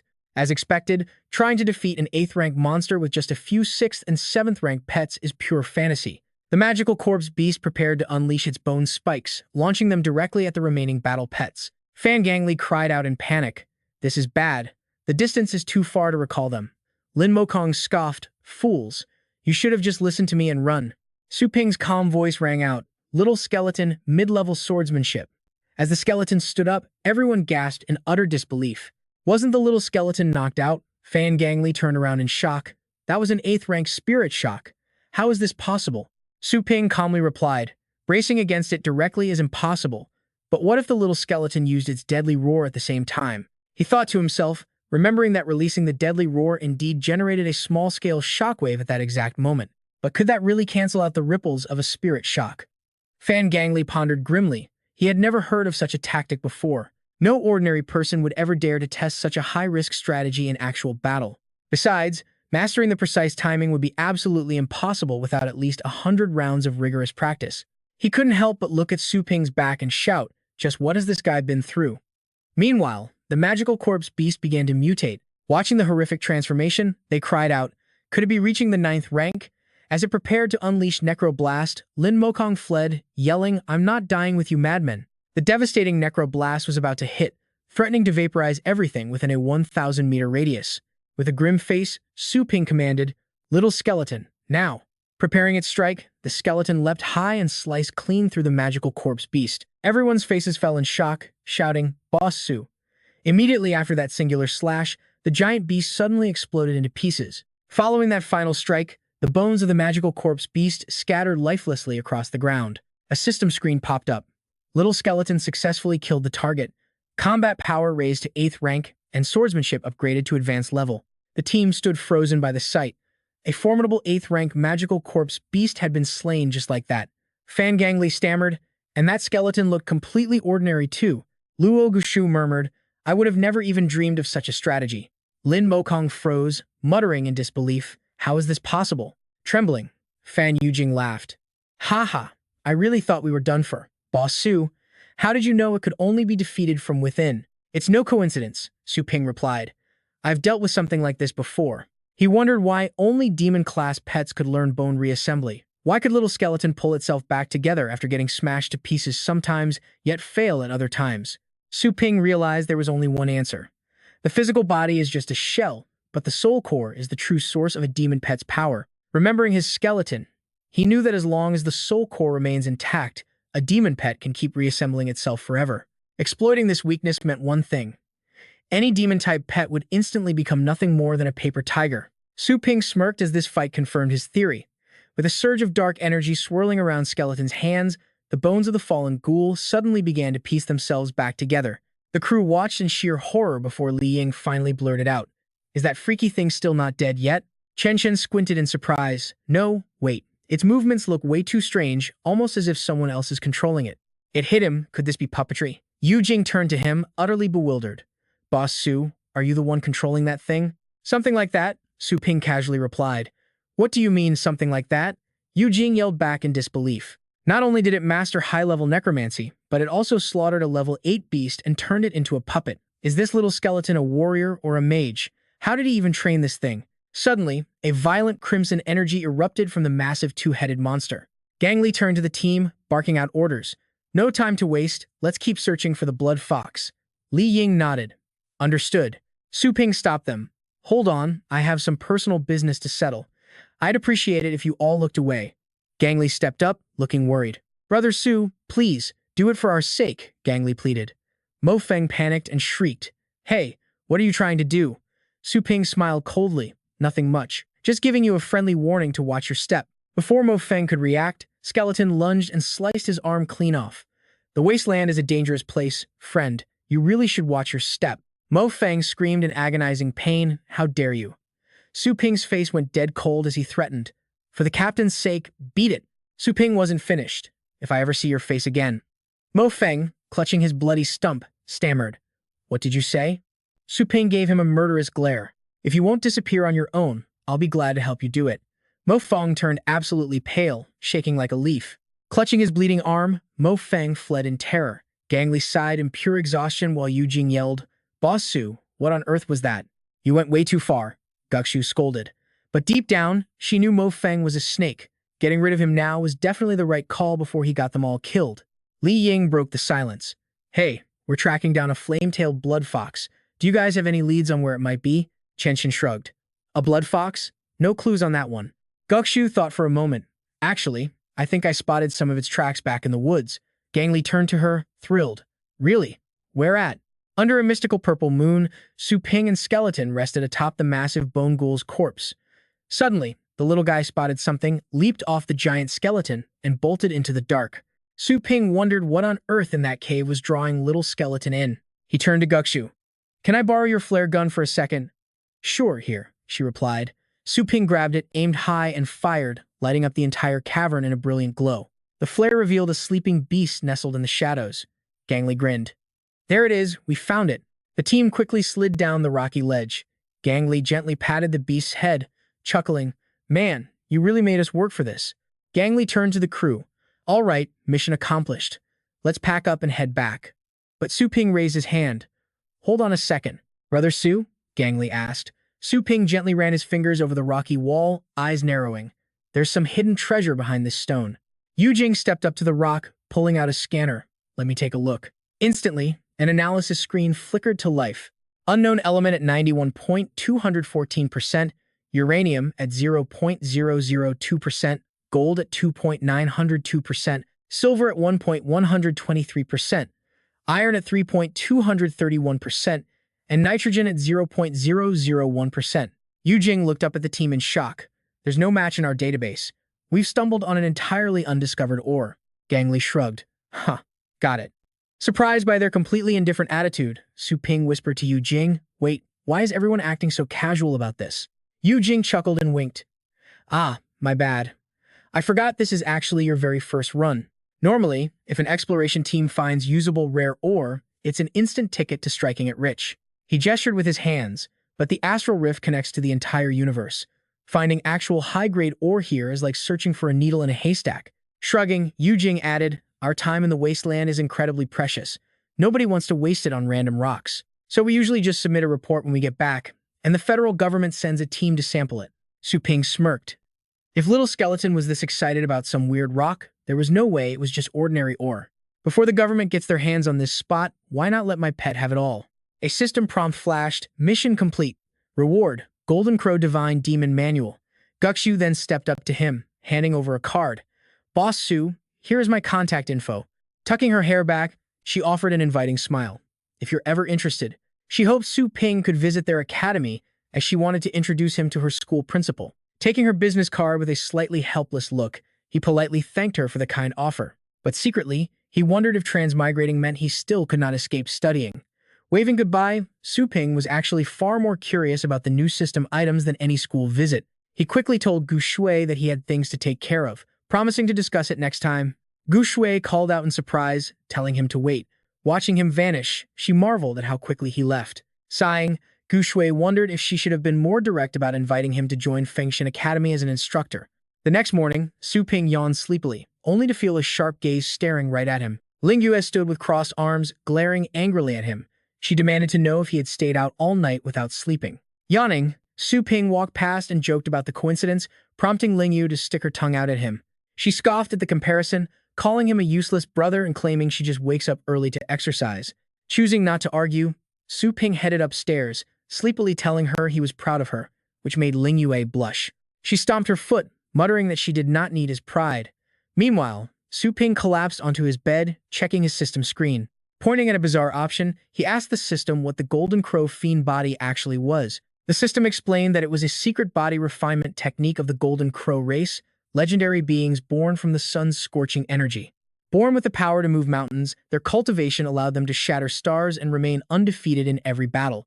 During ancient times, they conquered more than half the primal universe, and wherever the Golden Crows passed, all things turned into dust. Generations called them gods and demons. Sitting up in shock, Su Ping asked if they were truly that powerful as warning screens popped up. The system warned that cultivating this form would constantly rebuild his body, a process that was agonizingly slow and painful. It also required immense energy and massive resources. In the end, he would cease to be human, reigning over the world as a Golden Crow fiend. Staring at his hands, Su Ping worried about turning into a monster. It felt way too much like a classic villain origin story. Sensing his growing anxiety, the system quickly assured its host that he had absolutely nothing to worry about. Once he mastered the technique, his physical form would consist entirely of pure energy, allowing him to keep his original human appearance so his normal life would not be affected. Su Ping fell into deep thought, wondering if a normal life even existed anymore in this world. Recalling everything he had been through, he knew the weak had zero dignity or peace in this cruel reality. Perhaps giving up his humanity was the only way to actually survive like a human. A look of determination crossed his face as he resolved to play by their rules. Once the delivery crew arrived with his orders, Su Ping stood aside and told them they could leave the packages and take off. The delivery men nodded and left. Su Ping sat down, immediately tapping the interface on the crate. Having Federation warehouse items shipped directly to his doorstep was incredibly convenient. Suddenly, a chime confirmed the delivery was verified. Gathering his energy, Su Ping remembered mining ores on his journey. He had hunted several beasts to earn military merits, just enough to purchase this lightweight combat armor. The primordial treasure armor activated, using his astral power to scale its defense to fit his body, capable of blocking attacks from level 1 to level 7. Sleek plates of armor automatically wrapped around his entire body. Looking over the open crates, Su Ping noted that all the materials for the first level of the Golden Crow Fiend body were gathered, making this far more efficient than visiting standard training grounds. He calculated that most of the energy and materials needed for the technique could be sourced from the Pioneer Warehouse and the Chaotic Astral Force Map. Once his physique upgraded, he would easily explore much more dangerous areas in the Pioneer Zone and the Chaotic Star Force Map, a perfect loop. Looking at the ores inside the crates, Su Ping knew these materials were his next big challenge. Picking up a piece, he questioned the system about whether upgrading the nursing pens required additional fees. The system instantly confirmed that both upgrading and maintaining the nursing pens required the host to spend energy points. Su Ping smirked, asking if using these mined ores to remodel the nursing pens would cut down the upgrade costs since he was providing the physical materials himself. His gaze sharpened. After all, everything he did was to raise the strongest possible battle pets. The screen suddenly lit up, showing he had unlocked a new feature, nursing pen modification. By gathering all the required materials, he would only need to pay 20% of the original upgrade energy cost, and the fully renovated pens would also unlock powerful new effects. For pen upgrades, Shadow Underworld stones are 98 out of 200, Pebbles are 0 out of 70, Giant Beast Bones are 0 out of 30, Wandering Soul Hearts are 0 out of 1, Energy is 58 out of 200.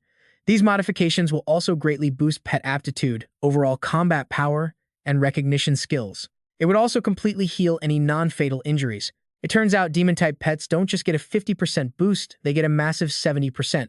Su Ping grinned. Upgrades were actually possible, and the customization freedom was incredibly high. He remarked to the system that despite the severe side effects, the final results were absolutely incredible. Touching the fossils, Su Ping realized these materials were actually quite easy to gather at the Pioneer base. He clicked his tongue. He was so focused on training and energy that his shop was practically on the verge of closing down. Yan Ying was shocked to receive his call. The mysterious master from Pixie Pet Store was actually reaching out to her. Answering quickly, she spoke into the phone. "Boss, are you looking for me?" Su Ping got straight to the point, asking if she was satisfied with the Lightning Rat's training. Yan Ying happily agreed, saying she was extremely satisfied and had no idea how to thank him. Seizing the moment, Su Ping replied that he actually needed a small favor. She was slightly surprised, wondering what kind of help the mysterious boss could possibly need. Sensing a perfect chance to get closer, she immediately agreed, telling him to say the word and she would do whatever she could. He stated his request, asking to film a short video with her. Hearing this, Yan Ying was stunned, her cheeks flushing red. Her mind instantly drifted to some highly inappropriate ideas. A short video? Blushing furiously, she stammered, asking what they were filming. Su Ping replied that it was obviously to gain publicity, asking if she was coming. Embarrassed, she told him to keep it down, but he impatiently threatened to find someone else. With her face completely red, she finally stammered out that she understood. Yan Ying arrived wearing a rather revealing outfit, softly announcing she was there. Sitting at his desk, Su Ping casually looked up and acknowledged her. Looking at her, he cleared his throat awkwardly, noting that her makeup looked quite nice today. Yan Ying bashfully reminded him that he wanted to shoot a video. Calming down, Su Ping muttered that as long as it didn't hurt performance, she should just summon the Lightning Rat. Slightly taken aback, Yan Ying blinked and asked, "The Lightning Rat?" Covering her mouth in shock, she murmured that doing it with her seemed a bit unrealistic. Completely confused by her reaction, Su Ping asked why it was unrealistic. He explained he only wanted to film her summoning the pet to perform Thunder Slash and Thunder Flash. Yan Ying stood there completely dazed. That was all? Su Ping sighed, asking what else she had expected. What did she think they were shooting anyway? Only this lightning rat could prove his training results. He asked if she had actually forgotten to bring it. Sweating nervously, she quickly assured him she had it, just as the lightning rat poked its head out.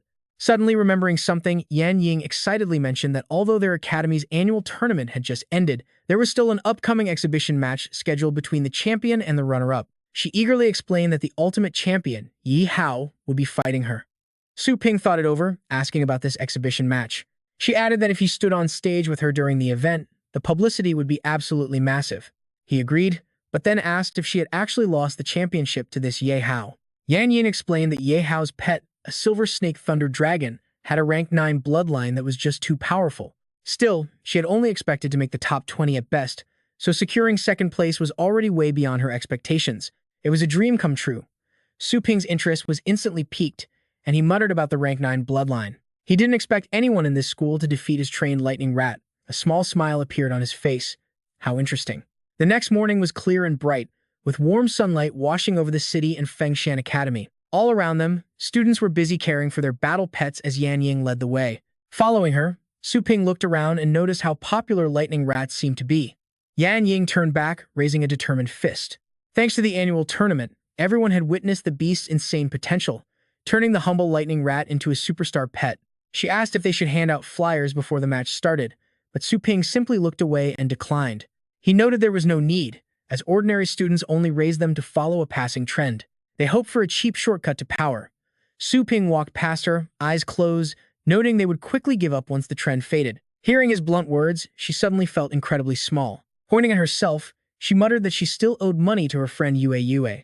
Just then, they walked past a crowd of excited fangirls swarming around Ye Hao with endless praise. They squealed, asking if God Yi would be joining the pioneers after graduation. Others laughed, calling it a silly question, since a top-tier team had already sent him an invitation. They sighed in pure envy. Yi Hao remained completely indifferent, looking around as the endless compliments echoed in the background.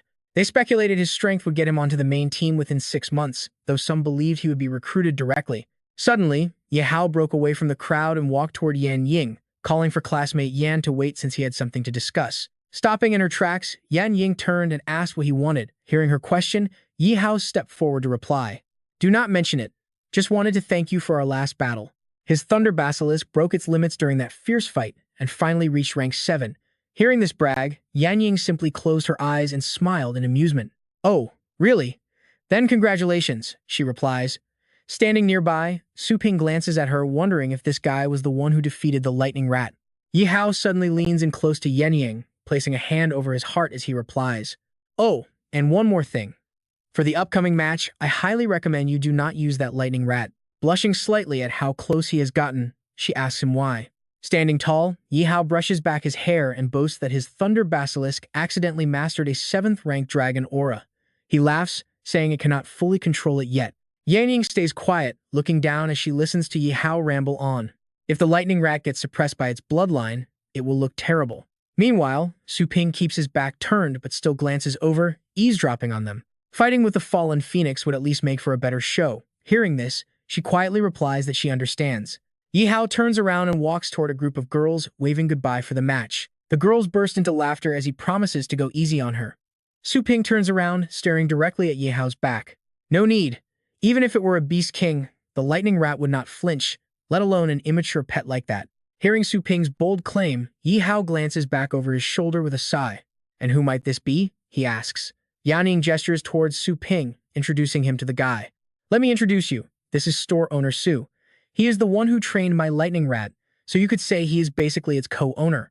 She then explains to Su Ping that this guy is Yi Hao, their academy's reigning champion, who spends crazy money on rare pets. Hearing this, Su Ping immediately looks over at Yi Hao, politely apologizing. Yi Hao just glares back at Su Ping, who is standing with cupped hands. Frowning, he wonders how such a ridiculously strong lightning rat could have been trained by this young store owner. He suspects there must be a master trainer backing him. Shaking off his doubts, Yi Hao finally speaks up. You flatter me. Money is just an object. As long as it improves my pets, any amount is worth it. I wonder if store owner Su would be interested in doing some training for me. Su Ping crosses his arms upon hearing this. Well said, but our shop is currently booming, so we are extremely busy. Since you are so sincere, I will make a one-time exception.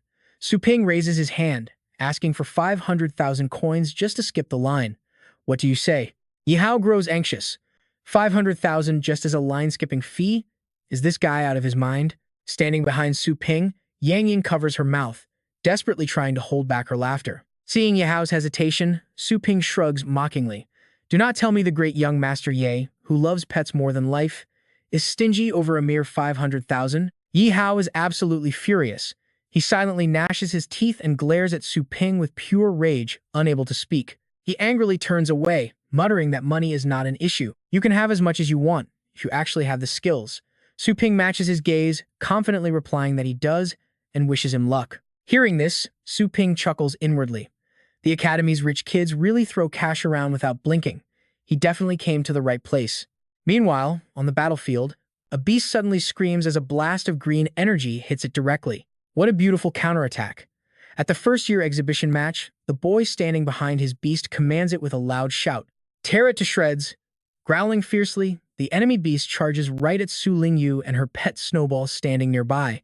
Seeing this, Su Lingyu prepares herself, channeling energy that instantly wraps around her and Snowball. Just a reckless amateur. Level 2 speed boost. Get in there, Snowball. Absorbing the power, Snowball turns ferocious as its fangs and claws grow. It dashes forward, easily dodging the enemy's attack before landing a solid kick right to its face. It blasts energy straight into the beast's eyes, unleashing nightmare projection. Snowball leaps high into the air, breathing dark flames to incinerate the opponent. Dark flame burst. The MC screams, "What a match!" Su Lingyu takes the victory. Watching from the stands, Yang Ying is amazed. So strong. She did not hesitate to take down an opponent with higher combat power. Su Ping also watches the match, rubbing his chin thoughtfully. Not a bad skill, but unfortunately, there are still too many flaws. Sitting in the VIP area, Nan Feng crosses his arms and smiles with deep amusement. In previous years, this level would easily guarantee a spot on the elite team, but this year, there are just too many monsters. Her Phantom Flame Beast is decent, but it is just not mind-blowing enough, he comments. Meanwhile, Jing Ling responds with great excitement. Exactly. This year's top contenders are real monsters, with one even commanding a rare pet with a 9th-ranked bloodline. To reach the finals relying on a level 1 Lightning Rat, this tournament is truly a battle of gods. Ming Song leans back in his seat, completely relaxed. With a master guiding her, this young girl could definitely become a future superstar. Finding such a legendary master is pure luck, but little does anyone know that expert is already here, our main character himself. The commentator announces, and now it is time for tonight's final, most thrilling match. Su Yanning opens her summoning rift, and her lightning rat instantly floats out beside her. Representing as the runner-up of Feng Shan, Su Yanning. Standing opposite them is Ye Hao, backed by a massive dragon. He is none other than the reigning champion, Ye Hao. Sitting in the audience, Ling Yue looks at her brother in total disbelief. That useless brother of hers, what is he doing up there? Su Ping crouches down and pats the lightning rat on its rear, startling it. He chuckles, "Hey little buddy, remember me? Ready for a battle?" Terrified, the lightning rat bolts from Su Ping, scurrying behind Yanning's legs to hide, leaving her completely baffled. The rat squeaks in panic. A student in the crowd scratches his chin, wondering, wait, what is wrong with that beast? Suddenly, hiding like that. Is it actually terrified of the dragon's aura? Ling Yue gets a massive headache watching this. He is not even a battle pet warrior. Is he just looking for trouble? Seeing this play out, Yihao bursts out laughing, saying if she had just listened to him, she wouldn't be a laughingstock now. Furious at his arrogance, Yang Ying waves her hand and commands her fallen phoenix to strike. The fallen phoenix instantly materializes, charging toward Yihao and unleashing its devastating cross-ray. The commentator hypes up the crowd. Wow! Su Yanning suddenly pivots to her fallen phoenix, unleashing her most powerful, ultimate skill right away. Yihao just scoffs, calmly commanding his own beast. Go on, Thunder Dragon Beast, play with it. With a roar, the massive dragon lunges forward, claws bared at the phoenix. The fallen phoenix pours all its power into the attack, but the dragon counters with a deafening roar.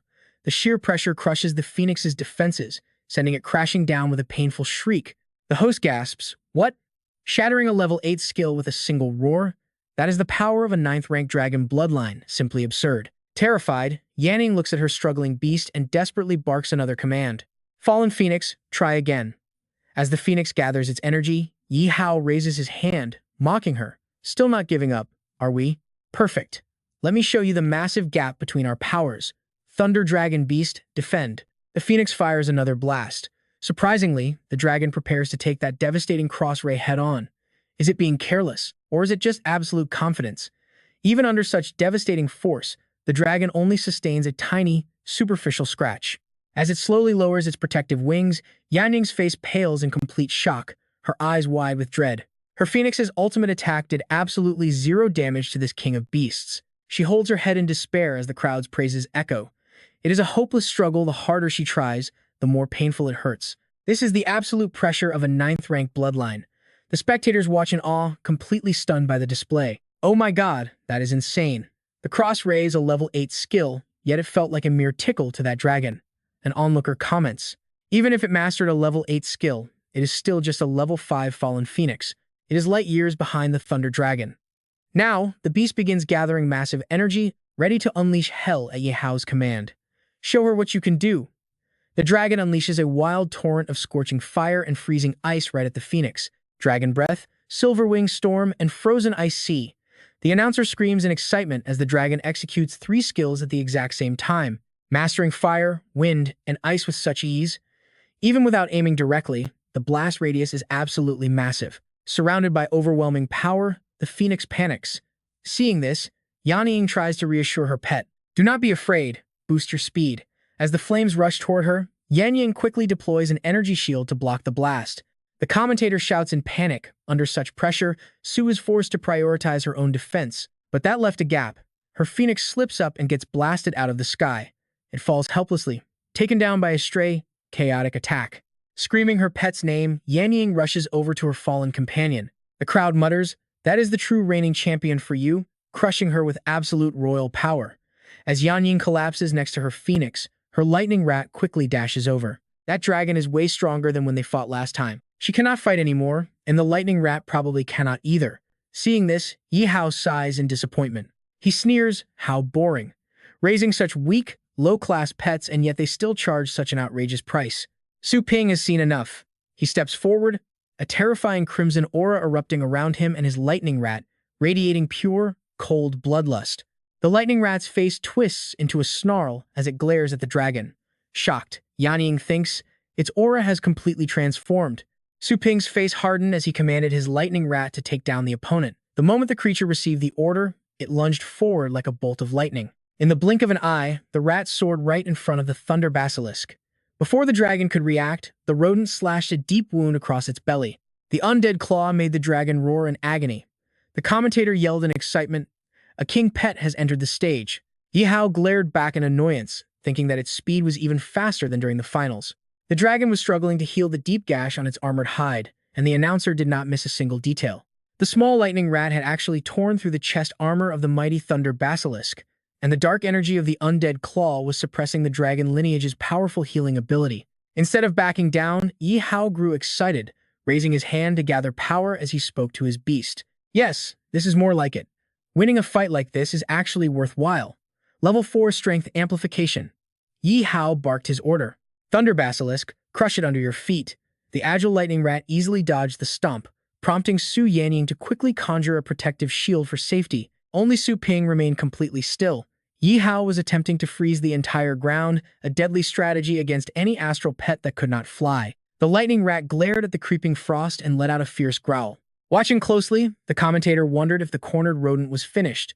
Both Su Yanning and Su Ping were completely frozen solid by the rapidly spreading ice. Su Ping turned his head and gave a sharp command, telling his pet to use the third combo he taught it. The mouth is the weak spot. Suddenly, a dark mist erupted, unleashing multiple bolts of lightning. It was the high-tier skill, 10 Directions Thunder Prison. What was the rodent planning? 2 identical lightning rats charged out of the dark mist, growling fiercely as they used the multiple Thunder Shadow Image skill. The clones rushed toward their opponent. Unfrozen and charging ahead, the lightning rat had escaped the ice using a path cleared by lightning. Watching this, Ye Hao frowned and muttered that one of the 3 must be the real one. He locked his eyes on one of the rats, leaping swiftly up the wall. Even though it is tricky, that must be the one protected by the thunder armor. You cannot fool me, attack it. Obeying the command, the dragon blasted frost at the target. However, the rat was completely unfazed, suffering no damage at all. Ye Hao gasped in shock, realizing it was a clone. Believing the one charging from the front was real, he spun right and barked a new order. But that was another clone, and seeing Ye Hao fall for the trick, Su Ping's expression turned cold and indifferent. "Fool, those 3 were just decoys to bait you." Suddenly, the real lightning rat ambushed the thunder basilisk from behind, leaving the massive beast completely defenseless. Yi Hao whipped his head around, his jaw dropping in pure disbelief. How could there be a fourth one? The dragon shrieked in pain as the rat struck the corner of its mouth, prompting the announcer to scream. The mouth. That was the only unprotected spot on the armored dragon, allowing the rat to connect its strike. Up in the stands, the stunned audience was left completely speechless. The King Pet's explosive power is absolutely insane and bizarre. Everyone knew Ye Hao's dragon had reached rank 7, yet it was being overpowered by a mere rat. Ye Hao gritted his teeth, wondering why this rodent's fighting style was so incredibly unpredictable. Could it be? He glanced across the arena to where Su Yanning and Su Ping stood talking.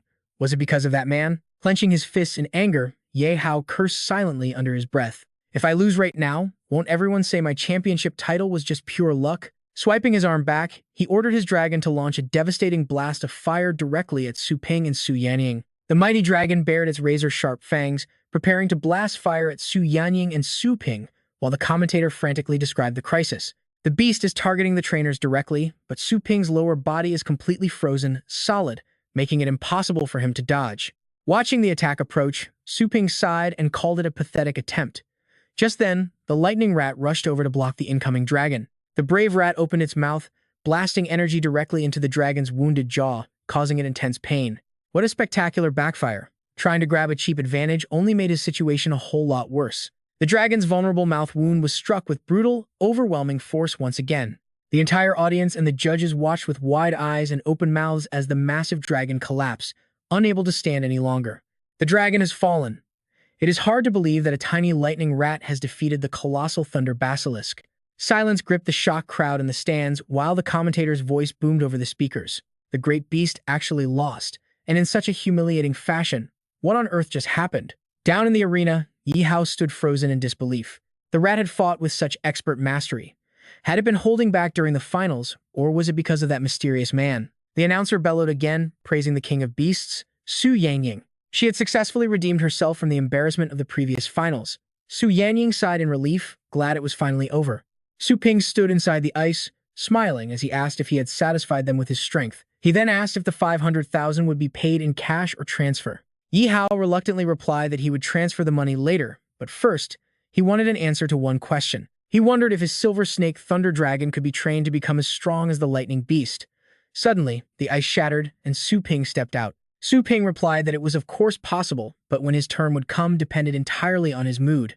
Seeing Su Ping about to leave, Yan Ying awkwardly called out for him to wait. Meanwhile, Shadow analyzed everything that had just unfolded. Shadow asked if the others had noticed that the young man on stage, who was with the little girl, possessed no ordinary strength. Huoji, sitting at the judge's table, agreed that she had noticed it early on, realizing he was the mastermind behind the lightning beast. Even the frozen ocean skill could not trouble him. She sighed, noting it was a pity their team had already filled their roster for the year. She then turned to Ming Song, asking Vice Principal Dong which class that student belonged to, prompting a forced laugh from him. Dong awkwardly laughed, saying that the boy was quite humble, so she should probably ask him herself after the match. Privately, Ming Song was highly confused, realizing he had absolutely no memory or impression of this young man. He muttered that for such an elite student, whose overwhelming presence easily rivaled Ye Hao, to go unreported by his instructor was a complete failure in duty. He vowed to severely punish that irresponsible instructor once he got back. Meanwhile, over in the vice principal's office, Yan Ying's anxious voice echoed. She frantically urged him to stand up, explaining that those seats were strictly for VIPs and her instructor said a prominent figure wanted to meet them. Since they would arrive any minute, she anxiously pressured Su Ping to get up from the seat. Calmly pouring himself some tea, Su Ping casually remarked that VIP seats were actually perfect, since he wanted to find her school principal to discuss some business anyway. Frustrated, Yan Ying tried to force Su Ping to stand up. Just then, Gu Shui led the guests in, politely guiding the senior, while Ming Song spoke up cheerfully. Ming Song admitted he never expected their academy to house someone worthy of meeting a master of his caliber in person. He welcomed them inside, having prepared fine tea, while Bai, he stroked his beard and smiled in response. Bai, he laughed heartily, admitting that even an old man like himself felt his blood boil after watching that spectacular match. He warmly added that the youth was highly worth nurturing. Terrified, Yan Ying quickly tugged Su Ping's arm, urging him to get up immediately. She warned that they would be doomed if the vice principal caught them. Still holding his teacup, Su Ping casually asked if they were looking for him, prompting Bai He to chuckle. Sensing the overwhelming presence of the newcomers, Yan Ying trembled, silently marveling at the pure power radiating from these absolute masters. Noticing him, Ming Song politely asked if the young man was a second-year student based on his youthful appearance. He asked who his instructor was, promising to arrange the highest-tier dorm for him once he knew the name. Gu Shui quickly intervened, reminding the vice principal that he was actually not a student of their academy. Spotting a familiar face, Su Ping casually greeted Miss Luo, while Ming Song laughed and told him not to worry. He asked if Su Ping was interested in studying at their academy. He offered a full tuition waiver, promising that upon graduation, the school would gift him a high bloodline astral pet. Hearing this offer, Yan Ying was completely shocked, realizing she had never heard of such incredibly generous terms as free tuition and a rare pet. Shadow inwardly scoffed at the old fox for pretending to be close to him. Su Ping, calmly sipping his tea, simply replied that he had no interest. Ming Song was stunned, wondering how he could reject such a sweet deal, and quickly decided to offer a monthly allowance as well. Before Ming Song could even finish his sentence, Gu Xiu smiled and offered to properly introduce the young man to them. She asked the vice principal if he remembered her running into extreme danger during a wasteland mission. She recalled how a mysterious young hero had decapitated the high-level skeleton beast, saving both her and Yi Chenshan. Ming Song instantly agreed that it was indeed a massive event for their city. Suddenly, the realization hit him hard as he stared at the boy, wondering if he was indeed that legendary savior. Meanwhile, Su Ping quietly poured himself more tea and asked why everyone was staring, wondering if they wanted a cup too. To drag down a level 8 skeleton beast and save a top gold medal pioneer like Yi Chenshan left everyone in absolute shock over his terrifying and monstrous combat strength. They wondered which elite family's young master was out here casually experiencing ordinary life. None of the 4 great families recognized him, making his humility even more mysterious. They wondered if he might be the youngest son of the Ye family.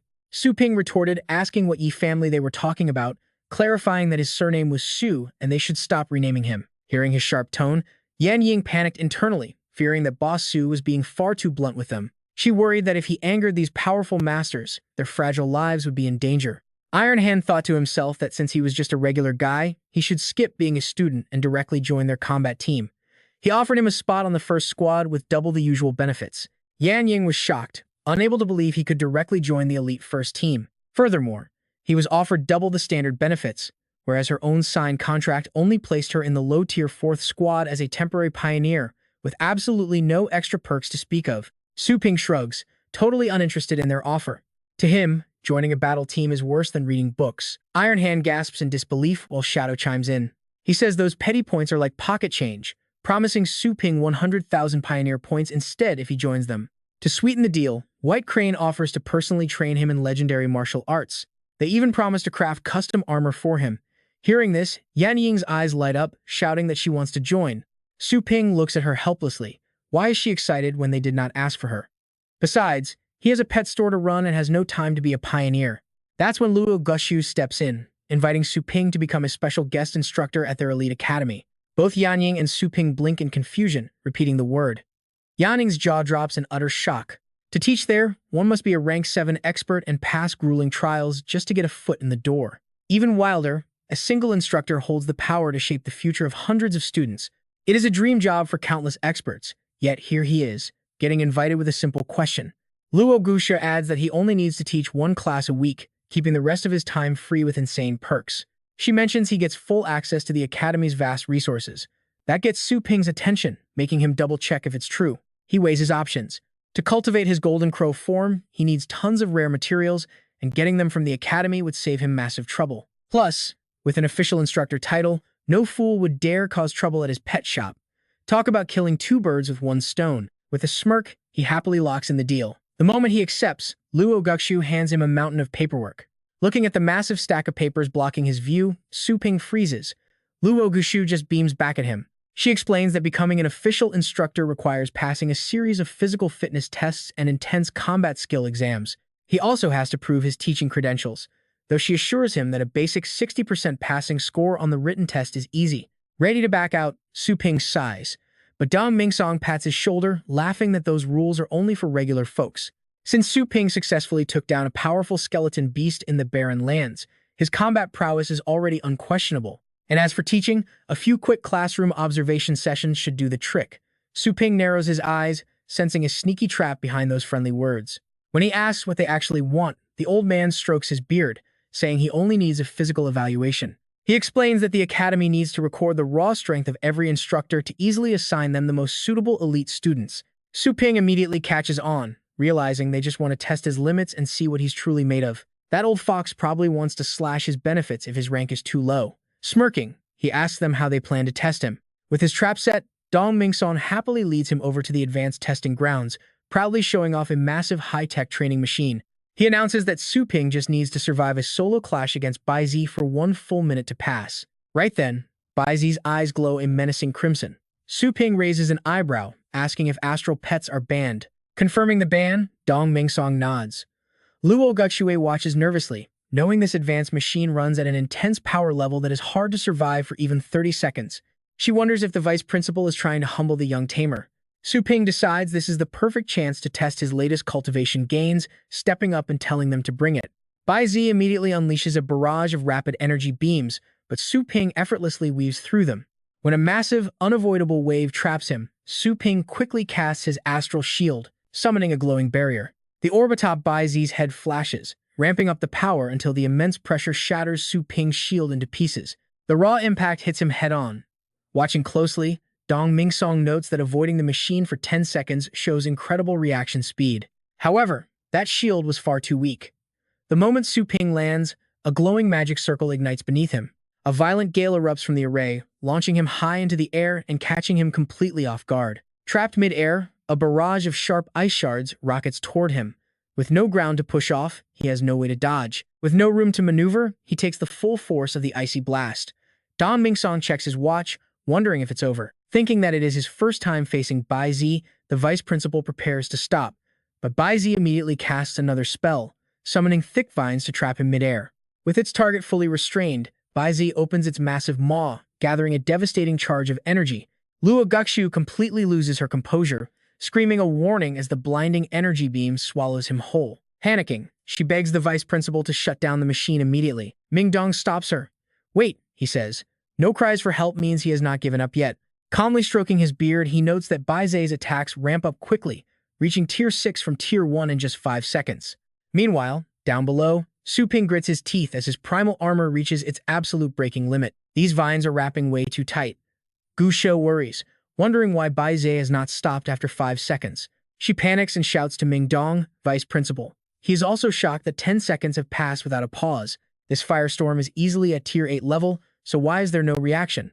Meanwhile, Su Ping remains trapped in the vines, completely submerged in energy. Could Su Ping have lost consciousness? Ming Dong wonders. But right then, bright golden cracks appear all over Su Ping's skin. Instantly, a brilliant golden light flows through Su Ping's entire body.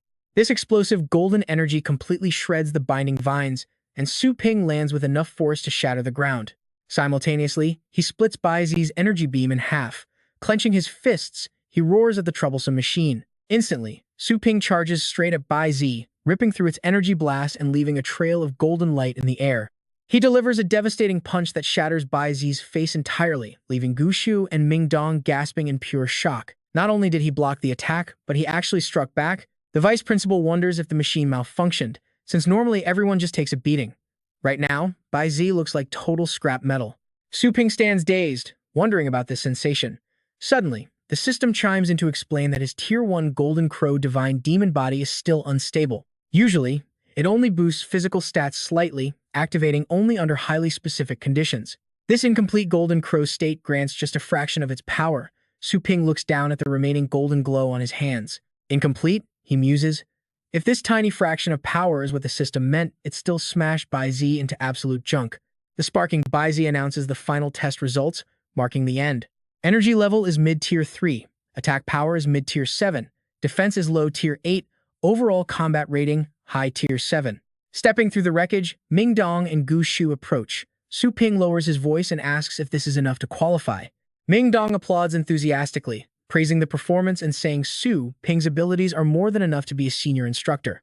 Gu Shou is completely stunned by his words, muttering, "A senior instructor?" Ming Dong continues, promising that his digital instructor ID will update tomorrow, welcoming him to their prestigious Fengshan Academy. Su Ping stares back with a cold expression, thinking quietly to himself. Normal people could never survive Bai Zi's power. Without his divine demon body, he would have been absolute toast. At their mercy.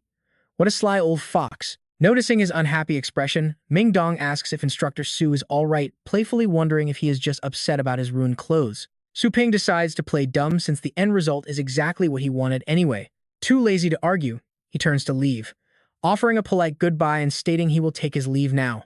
As he walks away, Ming Dong offers a special private ride home, but Su Ping flatly refuses without looking back.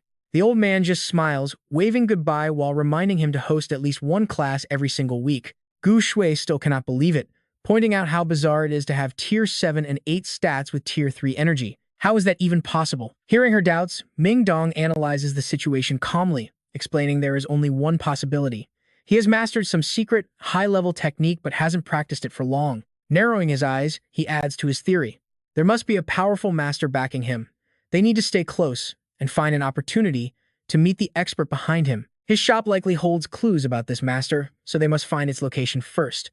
Gu Shui nods enthusiastically in agreement, but Su Ping, who has not actually left yet, pokes his head back in and calmly tells them not to bother. He offers to just send his location directly, as long as they refer some wealthy students to his shop. The sudden voice startles the vice principal, who gasps, realizing Instructor Su is still standing right there. Back home, Su Ping's mother gasps at his state, asking how he got so beat up and if he is hurt. He quickly reassures her that he is perfectly fine. Relieved that he is unharmed, she starts teasing him, playfully asking when her son developed such defined muscles. She leans in for a closer look, making him blush as he begs her to stop touching and promises to explain after changing. Li Qingru giggles as he flees, calling him a silly boy and asking why he is suddenly so shy. Has he forgotten who raised him since he was a baby? Inside his room, he grabs a fresh set of clothes from the wardrobe. As he changes, he looks at his ruined armor on the floor, wondering if the store offers a warranty. Suddenly, Su Lingyue bursts through the door, demanding to know if Su Ping has astral power. Flabbergasted, Su Ping stands frozen for a moment before quickly confessing. So what if I do? But before he can even react, the sight catches Su Lingyue off guard, making her blush instantly. You pervert, when did you even awaken? Faced with such a blatant accusation, Su Ping immediately tries to defend himself. Who is the pervert here? You are the one who barged in. Waving her hands, Su Lingyue turns away and snaps. Put some clothes on first, you creep. Watching his little sister's ridiculous overreaction, Su Ping can't help but flash a mischievous smirk. Barging into his room and calling him by name without respect, he needs to teach her a lesson. Why are you looking away? Didn't you want a sneak peek? With those words, Su Ping spins around to face her directly, teasing, then go ahead, take a good, long look. Don't be shy now. His lightning-fast movement catches her off guard, making her shriek in horror. Ah, you pervert. Furious and blushing furiously, Su Lingyue throws a warning punch. I'll have you know, I just reached rank 4. Don't you dare come any closer. Su Ping smirks, his eyes narrowing sharply as he thinks to himself. Bring it on. I'm a completely different person now. Suddenly, a sickening crack echoes through the room. Taking a direct hit to his vitals, he quickly clutches his crotch, groaning. Ah, what is this? Wait, wasn't his defensive power supposed to be at a low rank 8th rank? Right on cue, the system alerts him that those stats only apply when his solar state of the Golden Crow is active. With his current cultivation, his physical strength is actually capped at the upper rank 3rd rank. Hearing this, Su Ping curses. Damn it, why didn't you tell me sooner? Later at the dining table, knowing he has astral power, Su Lingyue interrogates him. When did your pet warrior bloodline awaken anyway? What is your pet? After a brief pause, he answers honestly. Just a while ago. Right now, I only have a little skeleton, probably medium or low aptitude.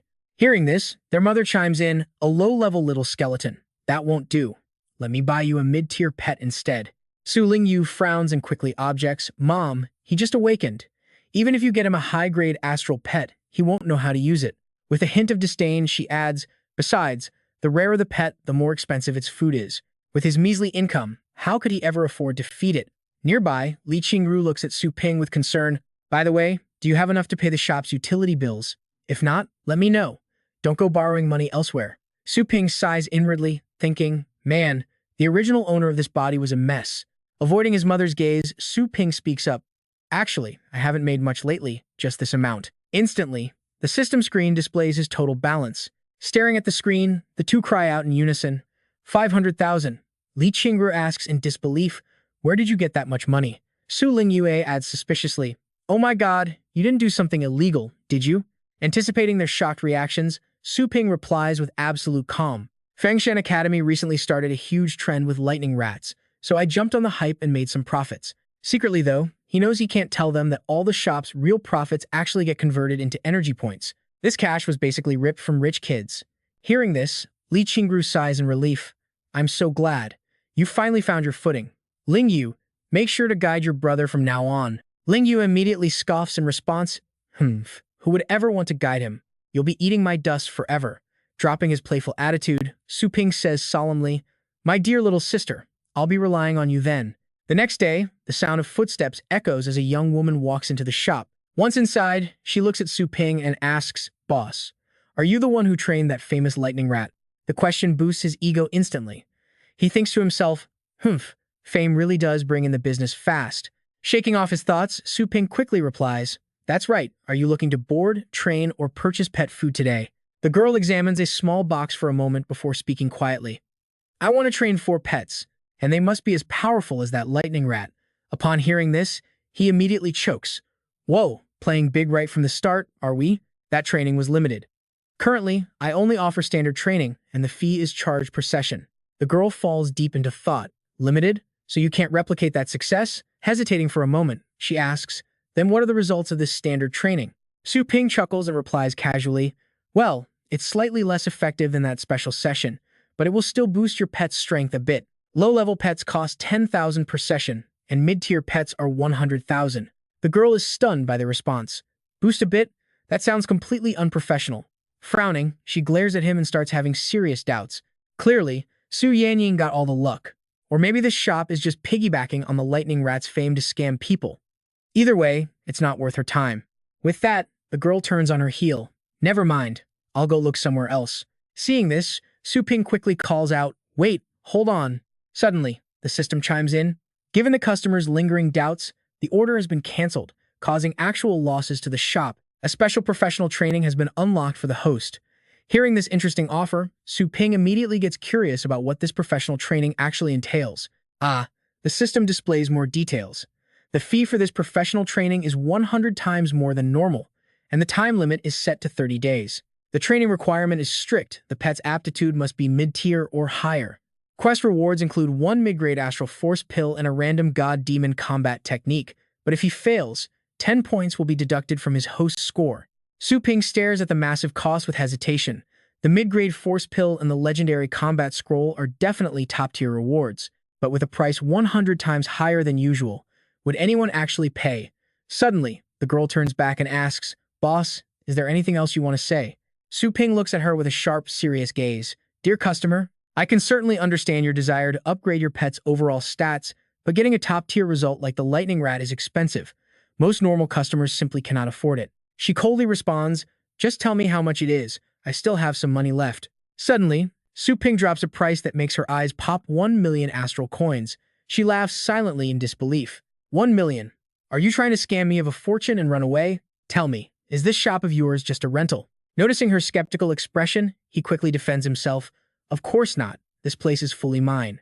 My shop has a solid reputation, so do not worry. If you do not believe me, look me up on the Academy website. I am Su Ping, plain and simple. Hearing this, she wonders if he might actually be a student from that same academy.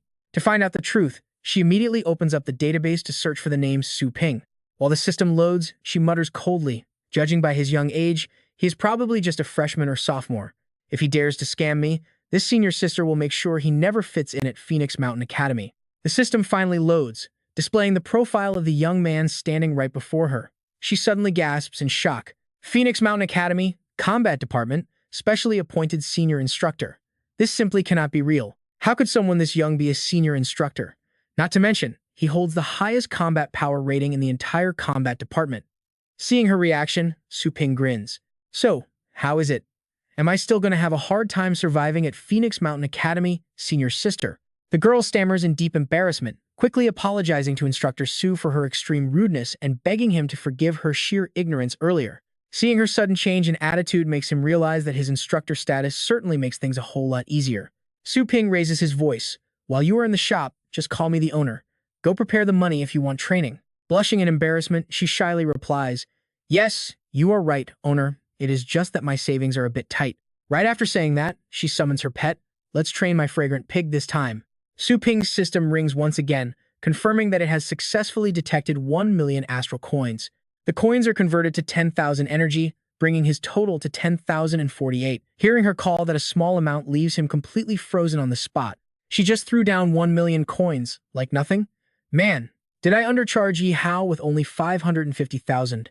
He remains silent, realizing his massive blunder. Noticing his troubled expression, the girl nervously asks owner Su, "You do not look very well. Is everything okay? Are you unhappy with me?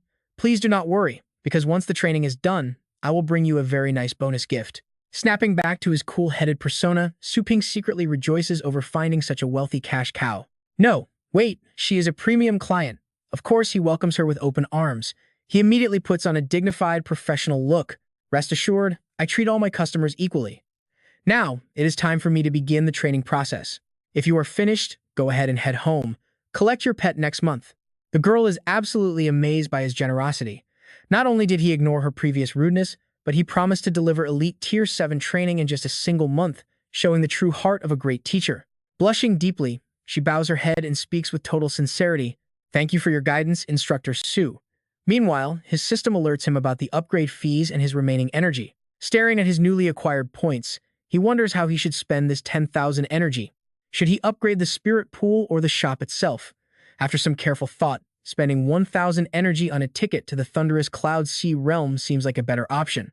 To train another pet like the Lightning Rat, he needs to visit that realm at least twice, leaving him with insufficient energy for any upgrades. Since this professional training opportunity is extremely rare, he must weigh his options carefully. At that moment, the system screen flashes with new information regarding the available post-training resting space. Pets that have not been picked up yet can rest there without occupying boarding slots. Seeing the system being so vague, Su Ping demands a more detailed explanation. The system explains that an elementary clone will mirror his actions, taking the pets directly into the training realm to handle the training process. Using the basic clone feature costs 50% of the training fee collected during that run. Hearing this, Su Ping is blown away. This shadow clone feature is absolutely overpowered. Even though standard training only costs 50 energy, with a huge stream of customers, he can train pets non-stop. If he gets 10 orders a day, he will easily break even in just 20 days. While Su Ping is busy calculating, a crowd starts gossiping outside. You and I can guess they are curious about this mysterious pet shop. Hearing this sudden commotion, he looks up. Things are getting pretty noisy right outside his door. A loud, excited crowd gathers in front of the shop. Seeing this massive turnout, Su Ping wonders if they are all paying customers. Suddenly, they swarm inside, shouting all at once. Boss! Hey boss! We need you! Do you train battle pets? Boss! I want to leave my pet here. Grinning ear to ear, Su Ping smiles widely. He hits the upgrade button and tells the crowd, yes, I can take all of them. The system instantly sends him to star fragment 9527 with 30 revives for 7 days, costing 10 energy points. In a flash, Su Ping and his battle pets arrive. The moment his feet touch the ground, the system screen pops up again. To unlock the shadow clone function, the host must complete one full training session first. He activates the clone function, spending 200 energy points. His identical clone appears, immediately drawing curious stares from the surrounding pets. Squinting at his double, Su Ping wonders to himself, is this really how the clone works? His clone stares back at the pets like they are bizarre creatures. Why does this feel so off? Is it just his imagination? Soon, Su Ping leads the pets to a lava pit. The key to training pets lies in finding the right elemental environment. The richer the fire element, the easier it is for fire-type pets to learn powerful fire skills. In this place, boiling lava flows constantly, filling the air with blazing heat and blinding light. Seeing the underground lava hitting 2,000 degrees, Su Ping smiles. Not bad. He suddenly slides down, yelling, "Come on down!" The pets panic, squeaking in terror. But when Su Ping touches a nearby rock, he is completely shocked. It is not hot at all. Remembering his deadly fight against Baizi, this extreme heat does not burn him, but instead activates his golden crow body. Meanwhile, the pets are absolutely terrified of the searing lava, squeaking and crying out. Squeak, squeak. Moving closer to the magma, Su Ping analyzes the situation carefully. It seems his golden crow body has a special connection with the fire element. Hovering his hand over the lava, he figures he has free revives anyway, so why not try? He dips his hand, and the lava wraps around it like a pet. The wild fire element acts completely tamed. Is this the power of the golden crow lineage? His clone tries to copy the exact same move, but the results are pretty embarrassing. Spotting the dumb move, Su Ping sighs, "You idiot, do not copy that." He then uses his power to heal the clone's burned hand. Suddenly, he dives straight into the lava as his clothes burn away, quickly yelling out his orders. Time is ticking. Throw all of them in here to start training. The clone grabs the terrified pets as they scream in panic. Meanwhile, the real Su-Ping relaxes in the lava, feeling cool and comfortable. One by one, the struggling pets are tossed straight into the magma. They instantly burn to ash upon contact, and the system notifications begin to chime in. The fire pets have been vaporized. Seeing this, Su-Ping asks in disbelief, "Are you guys even fire-type beasts? Get your act together." He instantly revives them, throwing them back into the heat completely off guard. Unable to handle the 2,000-degree heat, they squeak in total panic. Su-Ping remains cold. They die again, and he revives them once more. "Oh, was that a splash? Nice progress. Let's revive again." Re-energized, the pets successfully execute Flame Walk, Fire Armor, Blazing Tail, and Flame Roar. Not long after, Su-Ping returns to the shop with his pets. The crowd is amazed, gasping at how they learned mid-tier skills in a single day. What kind of cheat code is this? The boss is awesome. Having a true master trainer here really makes a difference. Another crowd gathers, pushed forward by curiosity. Is he really that good? Boss, train my pet too. Boss, I need to buy pet food. Boss, I want to board my beast. Seeing the chaotic crowd, Su-Ping calls out, "Do not rush. Line up one by one. Everyone gets a turn." After collecting the pets, the system screen displays 25,860 astral coins, converted into 258.6 energy points. Now that is a massive win for us. With 11,650 energy points left, Su-Ping looked at his training pets and couldn't help but admire himself. He expected to spend 20 days gathering energy, but finished in just a few. Now, he did not even have enough nursing troughs. Su-Ping immediately decided to invest in more nursing troughs. However, the system suddenly announced that he had reached the limit of 25, making further purchases impossible. Would you like to upgrade to level 2? The upgrade cost is 1,000 energy points. His face darkened, but he ultimately chose not to upgrade. Instead, Su-Ping decided to prioritize training the pet of that female customer. His current mission was training the Heavenly Fragrance Pig, but the high-level training area entry fee was ridiculously expensive. Training only one beast would be a complete loss. Suddenly, an idea struck him. System, upgrade the Chaos Spirit Pool right now. The system panel responded to Su-Ping's command, displaying a notification that 10,000 energy points had been deducted. With only 1,650 energy points remaining, the system flashed with a legendary blue light and vanished. Moments later, the screen lit up again. The injected chaos energy has been increased to 1/1,000,000th. There is now a low chance of breeding a beast with a king bloodline. Each breeding attempt costs 1,000 energy points. Su-Ping preyed upon seeing this, since a single draw cost a massive 100,000 astral coins. Remembering his last Tier 1 disappointment, he pressed the button anyway, trying to comfort himself. He did not expect a king beast, but hoped for at least a Tier 6 mid-level pet this time. As Su-Ping opened up a completely different space, thick dark clouds rolled in, blocking out all the light. The sky suddenly looked angrier and more violent than ever before. People looked up and complained about how fast the weather had changed. Fierce lightning bolts continuously struck down into the heart of the city. Suddenly, a fierce, terrifying dragon emerged from the storm. Facing this unbelievable sight, Su-Ping froze completely on the spot with shock. His eyes remained glued to the scene, and he slowly muttered, asking what this was. The wild energy around the dragon finally faded, leaving behind the true figure of a pet. To his astonishment, it was a Purgatory Candle Dragon Beast, a dragon fire type with a 9th rank bloodline. With a Tier 3 combat level and dragon might abilities, Su-Ping excitedly patted its head, thrilled to have hit the jackpot. At rank 9, upgrading it further would make it a king beast. This was a literal goldmine. Talk about an explosive blood slash. Suddenly, the baby dragon roared and spat fire, warning him that its royal dragon pride forbade any weakling from touching its body, especially its head. Seeing it spit fire, Su-Ping thought this little guy had a huge temper for such a small head. He immediately reached out and clamped its snout shut, bringing the beast to a sudden halt. Su-Ping gave it a threatening look, warning it that he was completely invincible inside his own shop. He ordered it to sign the contract, and the dragon quickly shrank back, agreeing to his terms. Beep! The contract was officially signed. Just before 2 o'clock, Su-Ping suddenly received a notification message. Instructor Su, you have a public lecture with the third-year students. Please arrive before the start time. Meanwhile, a tense silence filled Fengshan Academy. Inside the building, the combat department director stared at his watch with clear annoyance. Only 2 minutes left. Showing such a complete disregard for discipline on the very first day is absolutely unacceptable. Gu Shui quickly lowered her head to explain, suggesting that Instructor Su might have gotten lost, and urged the director to head to the classroom first. He glared at her with intense displeasure, complaining that the combat department had lost all discipline after he was away for just a few days. He mentioned that the newcomer was her recommendation, and since she had failed to notify him, he asked if she was the boss now. Not wanting any trouble, Gu Shui quickly denied it, while desperately hoping for a miracle. She pleaded silently for Su Ping to hurry up and not anger the director further. Gu Shui then spoke up cautiously, apologizing and offering to take full responsibility if Su Ping failed to show up on time. Just as she finished speaking, Su Ping suddenly appeared, startling them both. Seeing his face, she called out his name in pure relief. The director swept a critical gaze over him, sizing up the new hire.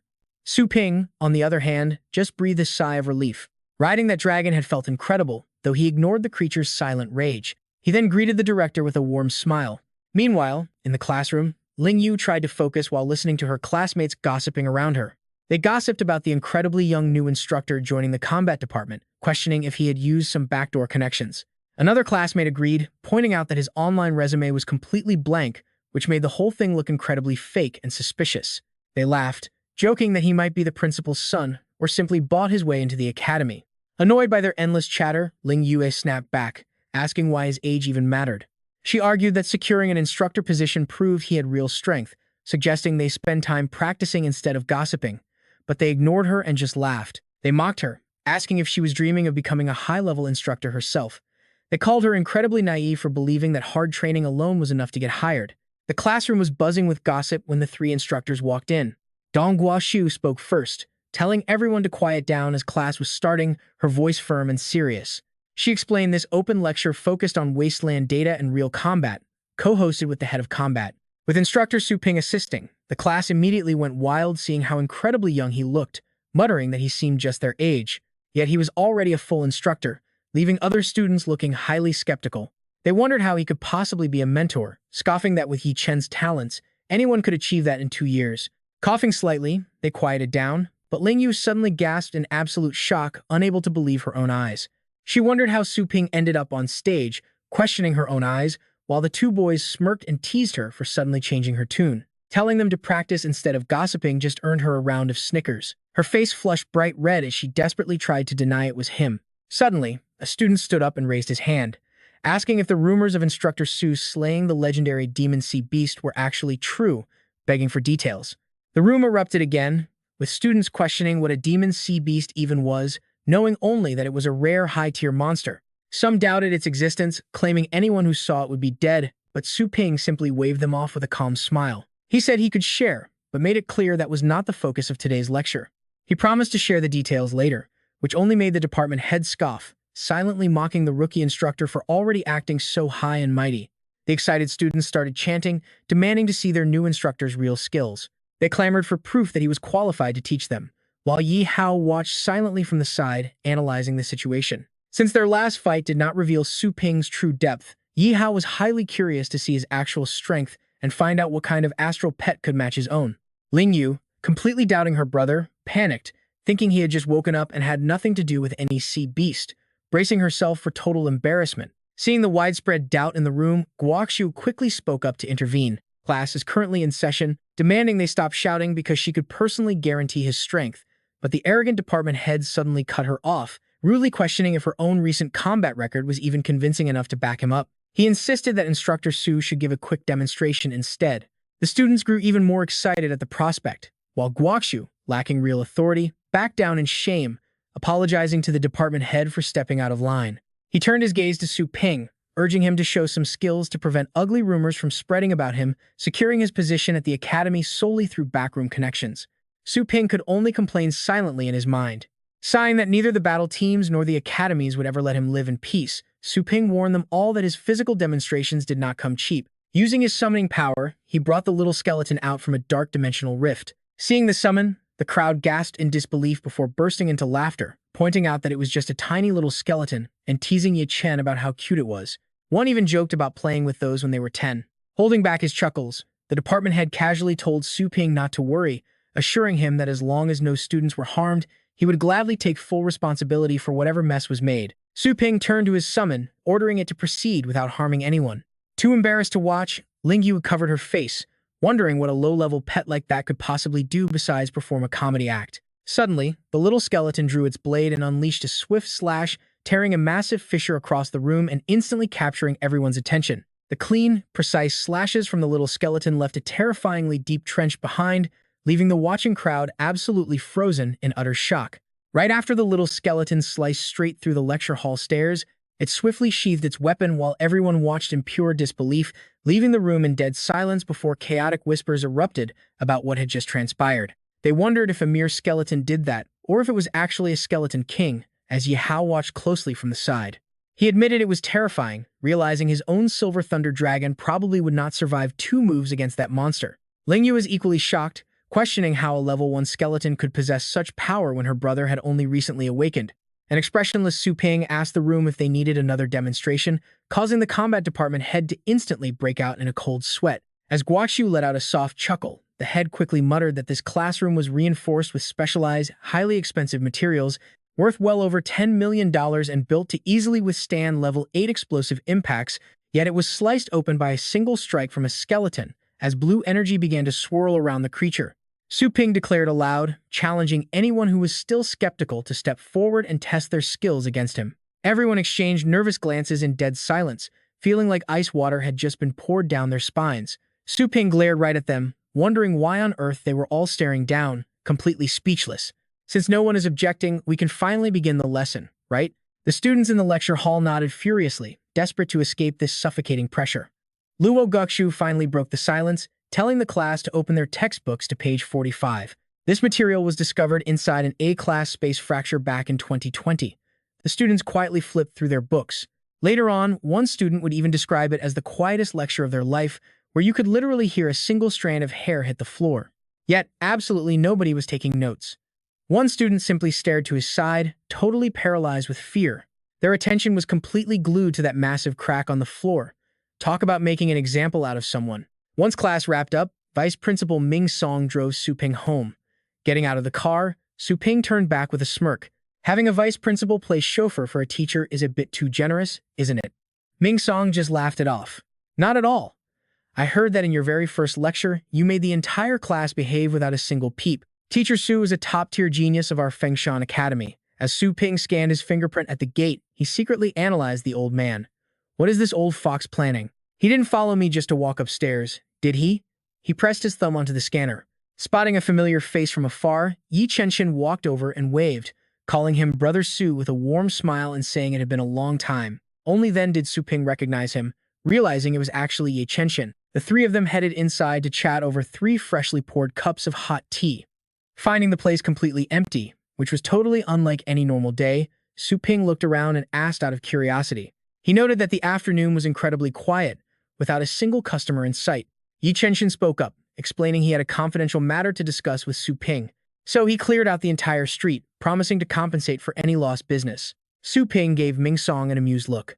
Well, Vice Principal, my friend says we have private business. Hearing this, the old man let out a strained, awkward chuckle, admitting he also had something to discuss with Su Ping. Ming Song's eyes suddenly sharpened as he revealed that the Elite League was just around the corner. He explained that the Elite League for Battle Pet Warriors is only held once every 3 years, and only those with an astral power rank of 7 or below are allowed to compete. The winner gets massive prize money and personal coaching from a legendary Battle Pet Warrior.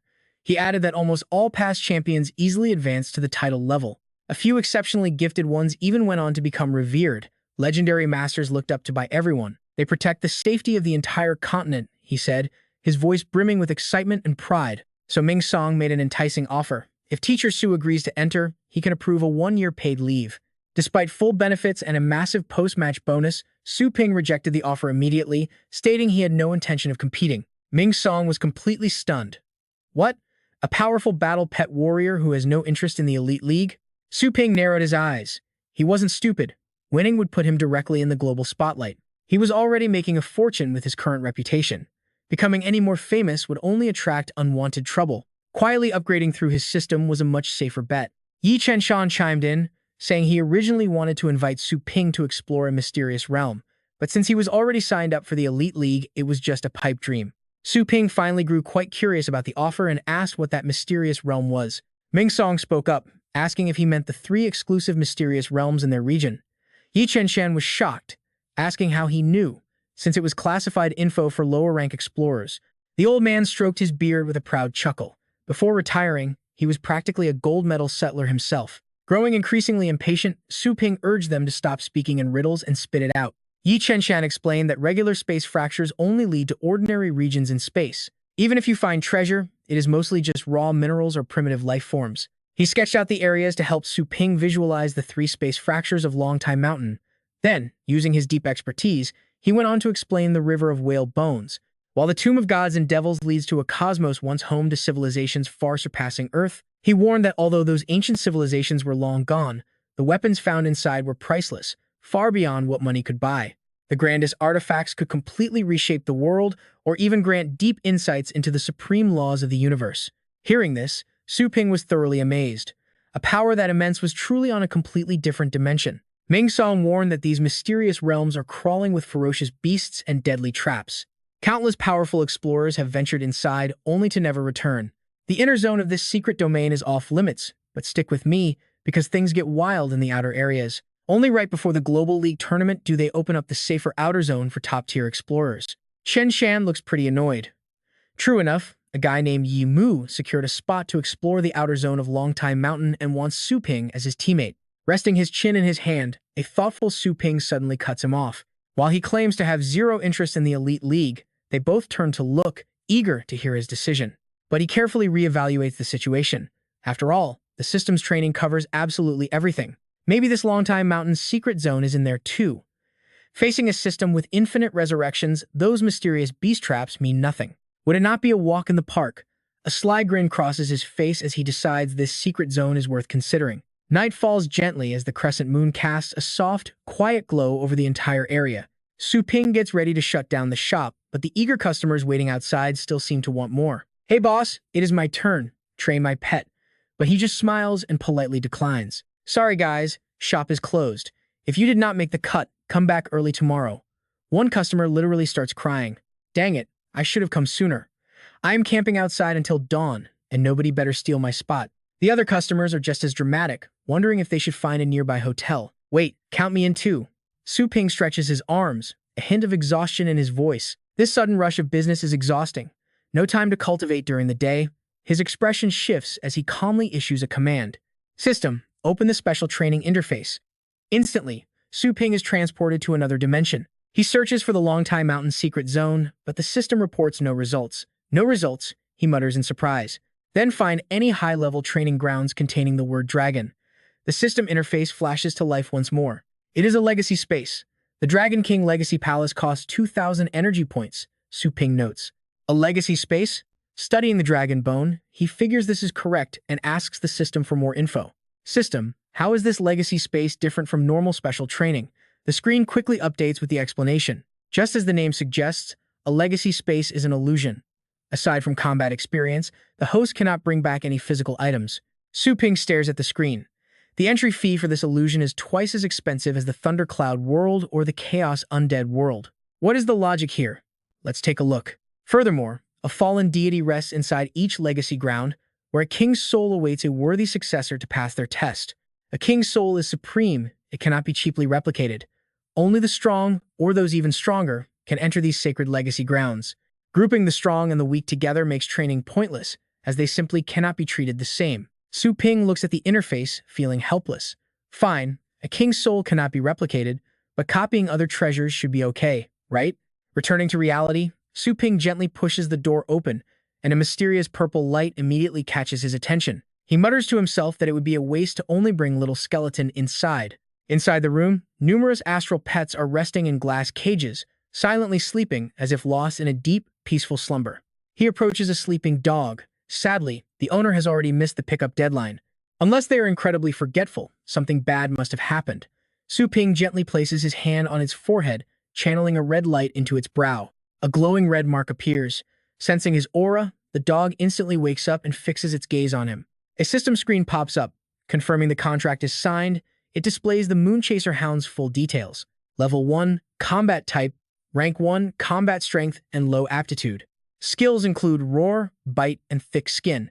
With a loyal nature, it is a typical beginner's astral pet. Su Ping ponders for a moment. It seems its owner did indeed pass away unexpectedly. He opens a portal to another space and turns back to the dog, telling it that after freeloading in his shop for so long, it better perform well. It responds with an eager bark. The other beasts quickly follow him into the dimensional rift, crying out in excitement. Squeak, squeak. As Su Ping enters the secret zone, the system announces a deduction of 2,000 energy points. Host connected to the Legacy Space, Dragon King, Legacy Palace. Duration is 7 days, death limit is 10 times, please explore on your own. He silently stands there, quietly taking in his new surroundings. Absolutely zero life here, just massive dragon fossils and dead roots. What a crazy starting point. Suddenly, a strange golden light radiates from the dragon's skull, and a majestic, booming voice echoes out, asking if they have come to challenge his inheritance trial. Su Ping and his astral pets struggle to resist the overwhelming, crushing pressure radiating from that brilliant golden light. Only pure, unwavering determination is written across Su Ping's face as he accepts the trial. Right then, massive cracks rip through the ground, unleashing an unusually blinding, brilliant glow from the depths. Suddenly, a massive, towering structure rises directly out of the cracked earth. A massive golden dragon wraps itself tightly around the tower, looking absolutely majestic and powerful. Su Ping stares in absolute shock at the scene, his pupils dilating, just as that mysterious, booming voice echoes through the air once again. This is the 9-segment Dragon Pillar, where 9 is the highest number. Climbing to the 9th level grants the challenger candidate status for the inheritance. Looking up at the massive tower, Su Ping curiously asks, if that only grants candidate status, then what does it take to actually claim the inheritance? The dragon explains that when it fell, its flesh and blood became the heavens, while its scattered scales transformed into 109 continents. Unfortunately, these dragon-scale lands were severely corrupted by foul energy, spawning countless demonic monsters. To restore my king's soul, every last demon within them must be purged. The gaseous dragon wraps tightly around the tower, its entire body radiating a blinding light. Only then will whoever reached the 9th segment face the final trial to claim the inheritance. Su Ping silently ponders the dragon's words. A supreme being like this wouldn't just hand over their legacy easily, so a complex trial actually makes sense. Su Ping and his astral pets raise their hands, preparing to push the heavy doors open. He suddenly stops in his tracks, a look of sheer helplessness crossing his face as he contemplates his daunting future.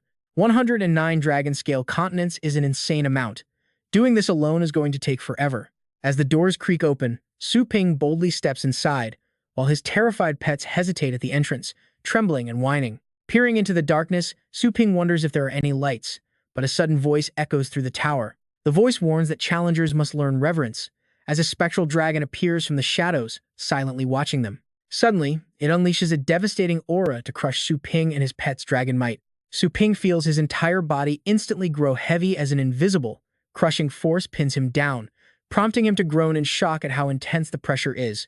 Nearby, his astral pet lets out a painful whimper.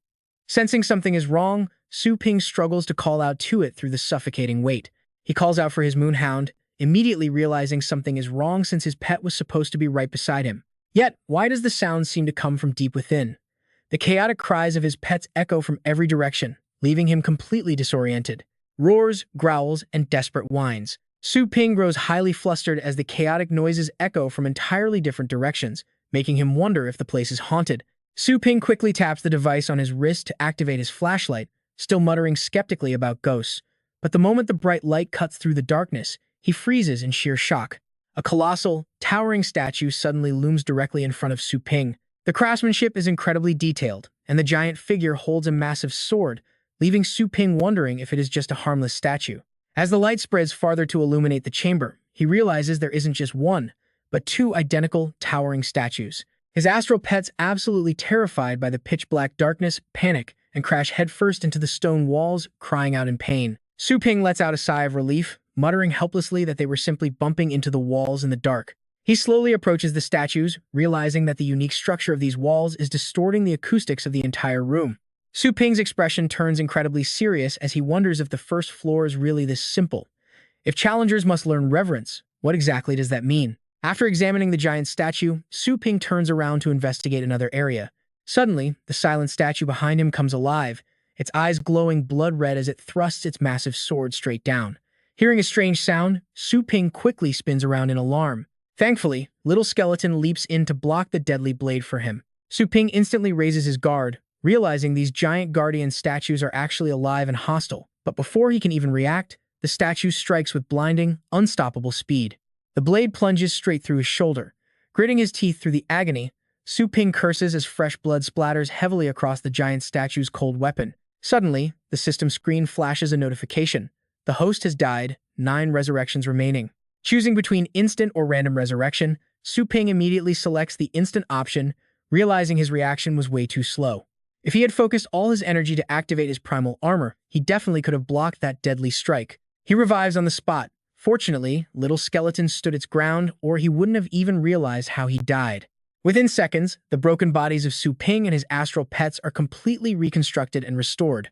Su Ping stares intently at the 2 silent statues, remaining completely still to avoid making any reckless moves. Just like that, the ancient statues reverted to their original state, looking completely harmless as if nothing had ever happened. Su Ping quickly dialed up his flashlight to maximum brightness, aiming the beam straight at the 2 figures blockading his path. Suddenly, the 2 statues charged straight at him, their sharp swords pointed directly at his chest. Instantly, Su Ping's gaze sharpened, ready for action. His little skeleton jumped in front to shield him, raising its tiny bone sword to block the incoming double strike. But Su Ping had a sudden realization. He ordered his pet to freeze, then instantly clicked off the watch flashlight. Exactly as he predicted, the moment darkness returned, the statues froze in their tracks. He casually pushed the swords aside. His theory was correct. So, learning reverence means you cannot look directly at the dragon's face. Su Ping explained this to his nervous pets. They closely followed his lead, holding each other's tails in a neat line, the cutest thing ever. As he ventured deeper, his enhanced battle pet warrior senses allowed him to feel the subtle flow of energy all around. Blindness would not hinder him. He mapped out a massive maze in his mind, though scanning such a large area under heavy dragon might was tough. Constant vigilance against nearby threats meant burning through a massive amount of his mental energy. This would normally crush any regular warrior, but Su Ping just smiled. Thankfully, since he had cracked the first floor's puzzle, he could focus his mind entirely on finding the exit. Having trained under extreme pressure in past cultivation realms, he was already completely used to this feeling. As he edged closer to the exit, confidence surged through him. Finding his way out was a piece of cake, but strangely, a giant golden dragon was blocking the gateway ahead.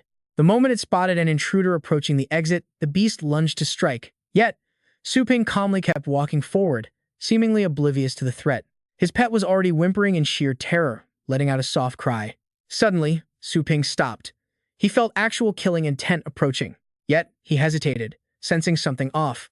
This intent was flawed. It was not coming from a living being. The translucent golden dragon sliced right through them, but strangely, they did not feel a single thing. Realizing it was just an illusion, Su Ping watched as the phantom dragon dissolved into thin air. At last, Su Ping and his pets safely crossed the threshold. A few whined softly, still recovering from the scare. Slowly opening his eyes to look around, a sudden announcement echoed through the dark. Congratulations, Challenger, for passing the first trial. You may now proceed to the second floor. Back at his pet shop, a sudden, brilliant flash of light leaked through the door gaps, illuminating the street before vanishing. Su Ping and his battle pets had successfully teleported back inside through a spatial rift. System notifications flashed rapidly, showing massive skill boosts. Not only did his pets level up, but they also unlocked incredible new abilities. Letting out a sigh of relief, he was quite pleased with reaching the 8th floor of the Dragon Bone Tower on his first try. The fragrant pig would just need a few more runs to complete its training. Still, he mused that the 9th floor Guardian was at rank 9. Even though his mid-rank 8 little skeleton knew Dragon Slayer, it was still completely outmatched. The gap between rank 8 and 9 was just too vast. It had to fully absorb the Skeleton King's blood bead first. By 6 o'clock the next morning, a huge crowd of eager customers had already gathered outside Su Ping's shop. Ling Yue peeked around a corner, staring intently at the shop. She pouted, annoyed that her seemingly useless brother, who could not even block her rank 4 punch, was causing such a stir. How could he possibly be an advanced instructor? There had to be something fishy going on. She was determined to expose him. Meanwhile, the massive crowd outside had been waiting since last night, eagerly jostling each other just to secure a spot in line. Right then, Su Ping calmly rode his bicycle toward the shop. Spotting him, Ling Yu whispered in surprise, "There he is." Her slacker brother was actually early. What was happening? He usually did not lazily open the shop until 1 or 2 in the afternoon. The waiting customers beamed the moment they saw him, shouting, "Boss Su, you are finally here. Can you train my pet today? I have been waiting forever." "Do you remember me, Boss Su?" Watching this, Ling Yue stared at them with deep suspicion. These people seemed to trust her brother blindly, as if they were looking at some kind of savior from a pyramid scheme. He calmly pushed his bicycle through the crowd, calling out, "Make way, please, and line up like usual." Instantly, the crowd scrambled into an orderly queue. Suddenly, Yi Hao appeared out of nowhere, calling out politely to the customers in front. "Excuse me, could you let me through?" One customer grumbled, telling him to get in line. But recognizing Yi Hao, everyone tensed up, stammering out, "Yi Hao? Oh, of course. Please go ahead, young Master Yi." The crowd quickly cleared a path, whispering in hushed tones, "What? Even Yi Hao is here?" Several people greeted him warmly, saying, "Greetings, young Master Yi." Ling Yue froze. Was that not Yi Hao, the reigning champion? Why would a third-year genius be looking for her slacker brother? Did her brother somehow manage to offend him?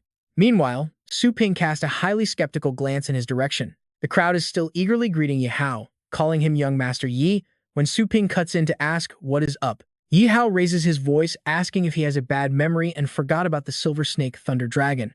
Suddenly, a massive blue beast materializes beside him. As the Silver Snake Thunder Dragon appears, razor-sharp winds start whipping through the air. The intense wind pressure instantly crushes the bystanders.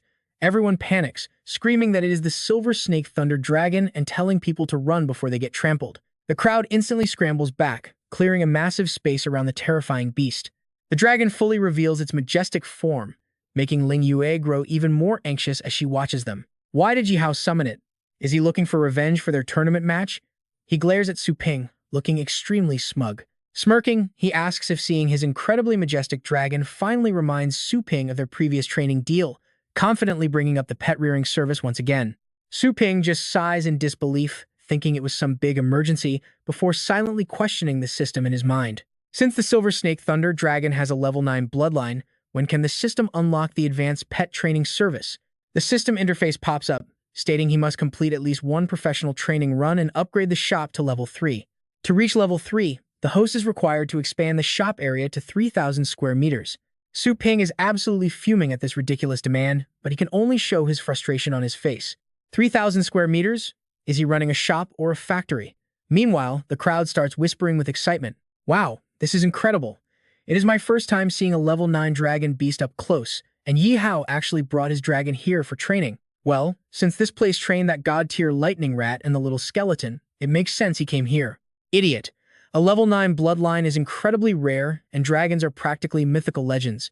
You cannot compare them to some low-level common pets, even if a master trainer runs this place. Without real experience handling dragons, it is all just useless theory. Come to think of it, has anyone actually seen the boss train a high-level pet? Su Ping stands there, hearing every single word of their conversation loud and clear. Yi Hao jumps in, mockingly asking Boss Su if he has actually never trained a dragon beast before. Su Ping calculates in his head that since Yi Hao can afford a high-level beast, he is a top-tier client whose wealthy friends might also visit. On the flip side, if he admits that he cannot train high-level pets yet, he will surely scare away all those rich potential clients forever.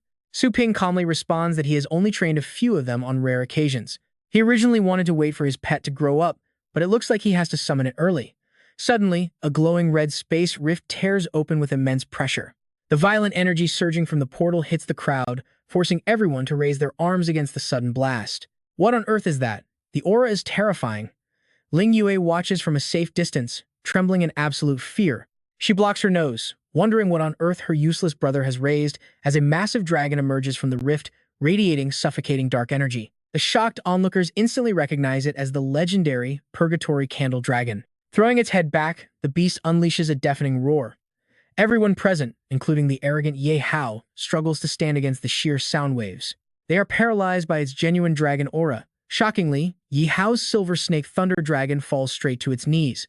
Yi Hao is completely stunned, unable to believe that mere dragon pressure forced his proud beast to submit. He panics in confusion, shouting that his dragon is clearly much larger in size, while Su Ping calmly waves his hand, instantly silencing the Purgatory Candle Dragon. Su Ping tells him he is dead wrong. It is not the dragon pressure making his beast bow, but pure bloodline suppression. Hearing those words, Yi Hao slowly snaps out of his daze and looks up in complete disbelief, asking what he meant. Su Ping decides to break it down for him. You see, rank 9 has a massive power gap, easily dwarfing ranks 1 through 8 combined. An absolute bloodline suppression always exists between high-tier and low-tier beasts. The dragon race has the strictest hierarchy of all. This is perfectly illustrated by comparing the Purgatory Candle Dragon and Yi Hao's Silver Snake Thunder Dragon. Su Ping continues.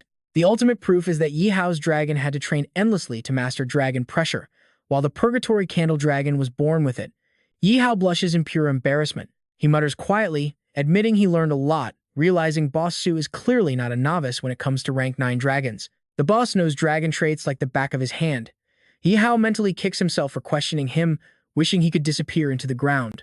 Su Ping slaps a hand on his shoulder, telling him not to worry, promising he will not forget him when his turn for training arrives. Yi Hao looks back with eyes full of absolute gratitude, while Su Ping secretly flashes a very sly, cunning grin. He just hooked himself a massive fat sheep.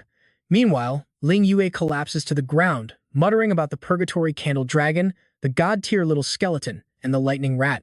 Her eyes are already wide with absolute shock. A hint of genuine admiration glints in her eyes. Is this really happening? Since when did her brother become this incredibly powerful? Despite all of Su Lingyu's doubts, you and I can see the shop is thriving and totally packed. Desperate customers crowd the entrance, practically begging him to train their precious beasts. They keep shouting, "Boss Su, please train my pet again." Everyone wants a piece of the action. Hearing this, Su Ping flashes a sly grin, slowly eyeing the 4 new pets brought before him. No problem, line up and pay first. Then he notices the pets. "You 4 again? Remember me?" The poor beasts are absolutely terrified of him. They instantly tear open their summoning spaces and frantically scramble back inside to hide. Night falls, and the system interface flashes to show today's revenue has been converted. His remaining balance is exactly 431,692 energy points. He does the math. Upgrading his shop to level 3 will cost 100,000 energy. Plus, he has to complete professional training courses and expand his shop to 3,000 square meters. Energy is tight, but customers are definitely not an issue. But buying real estate in the real world, especially a shop, even in the poorest slums of the lower district, is a whole different story. With prices reaching 40 to 50,000 per meter, he needs a massive pile of cash. If he pulls off this upgrade, his revenue will skyrocket, giving him the perfect excuse to bring his mother and Su Lingyu over to live with him. That way, he can safely stay in the shop all day, fully protected by his newly upgraded system. He is definitely not trying to get a quick game over. Aside from the absurdly steep costs, running this pet business is honestly better than finding free money falling straight from the sky.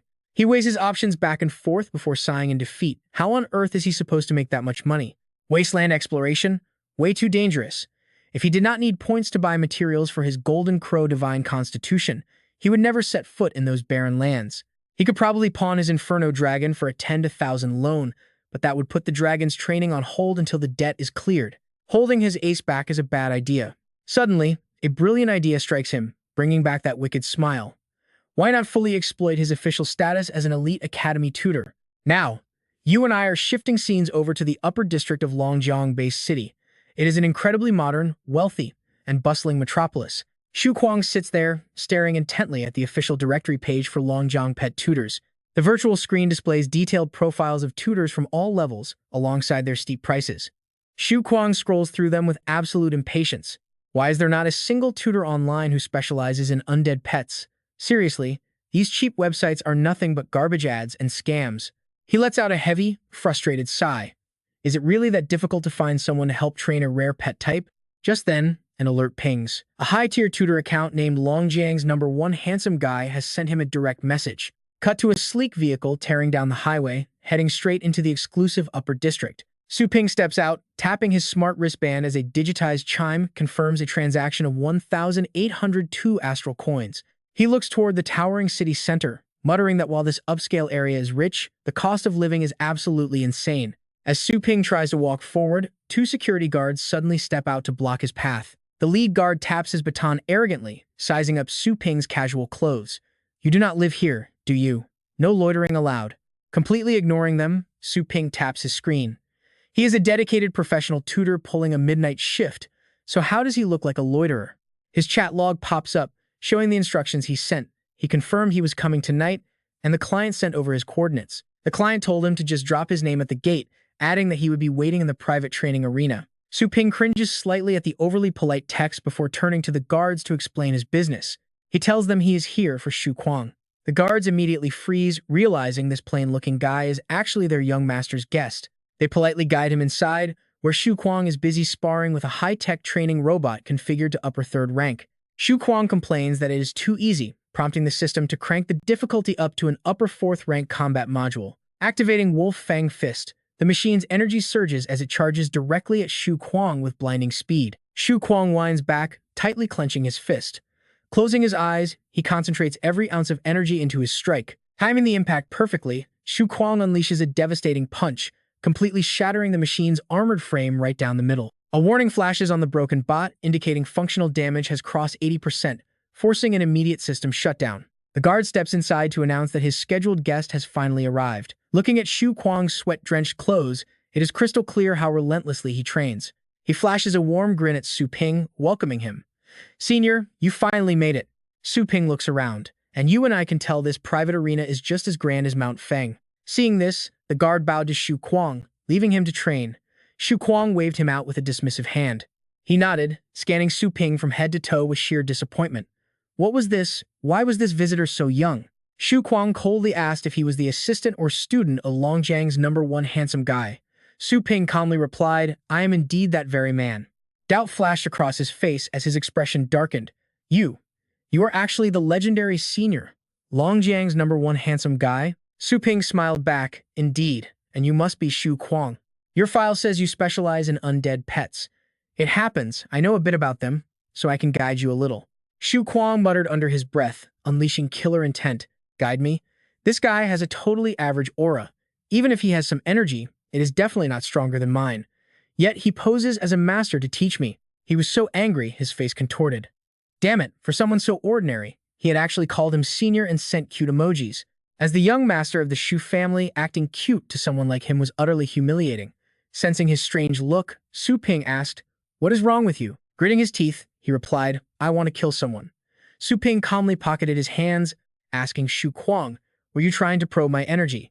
Shu Kuang was stunned, not expecting the young man had already caught onto his sneaky move. How did he know? His astral energy was clearly weaker, yet he easily detected the secret probe. Su Ping smirked, looking at your expression. "I hit the nail on the head, right?"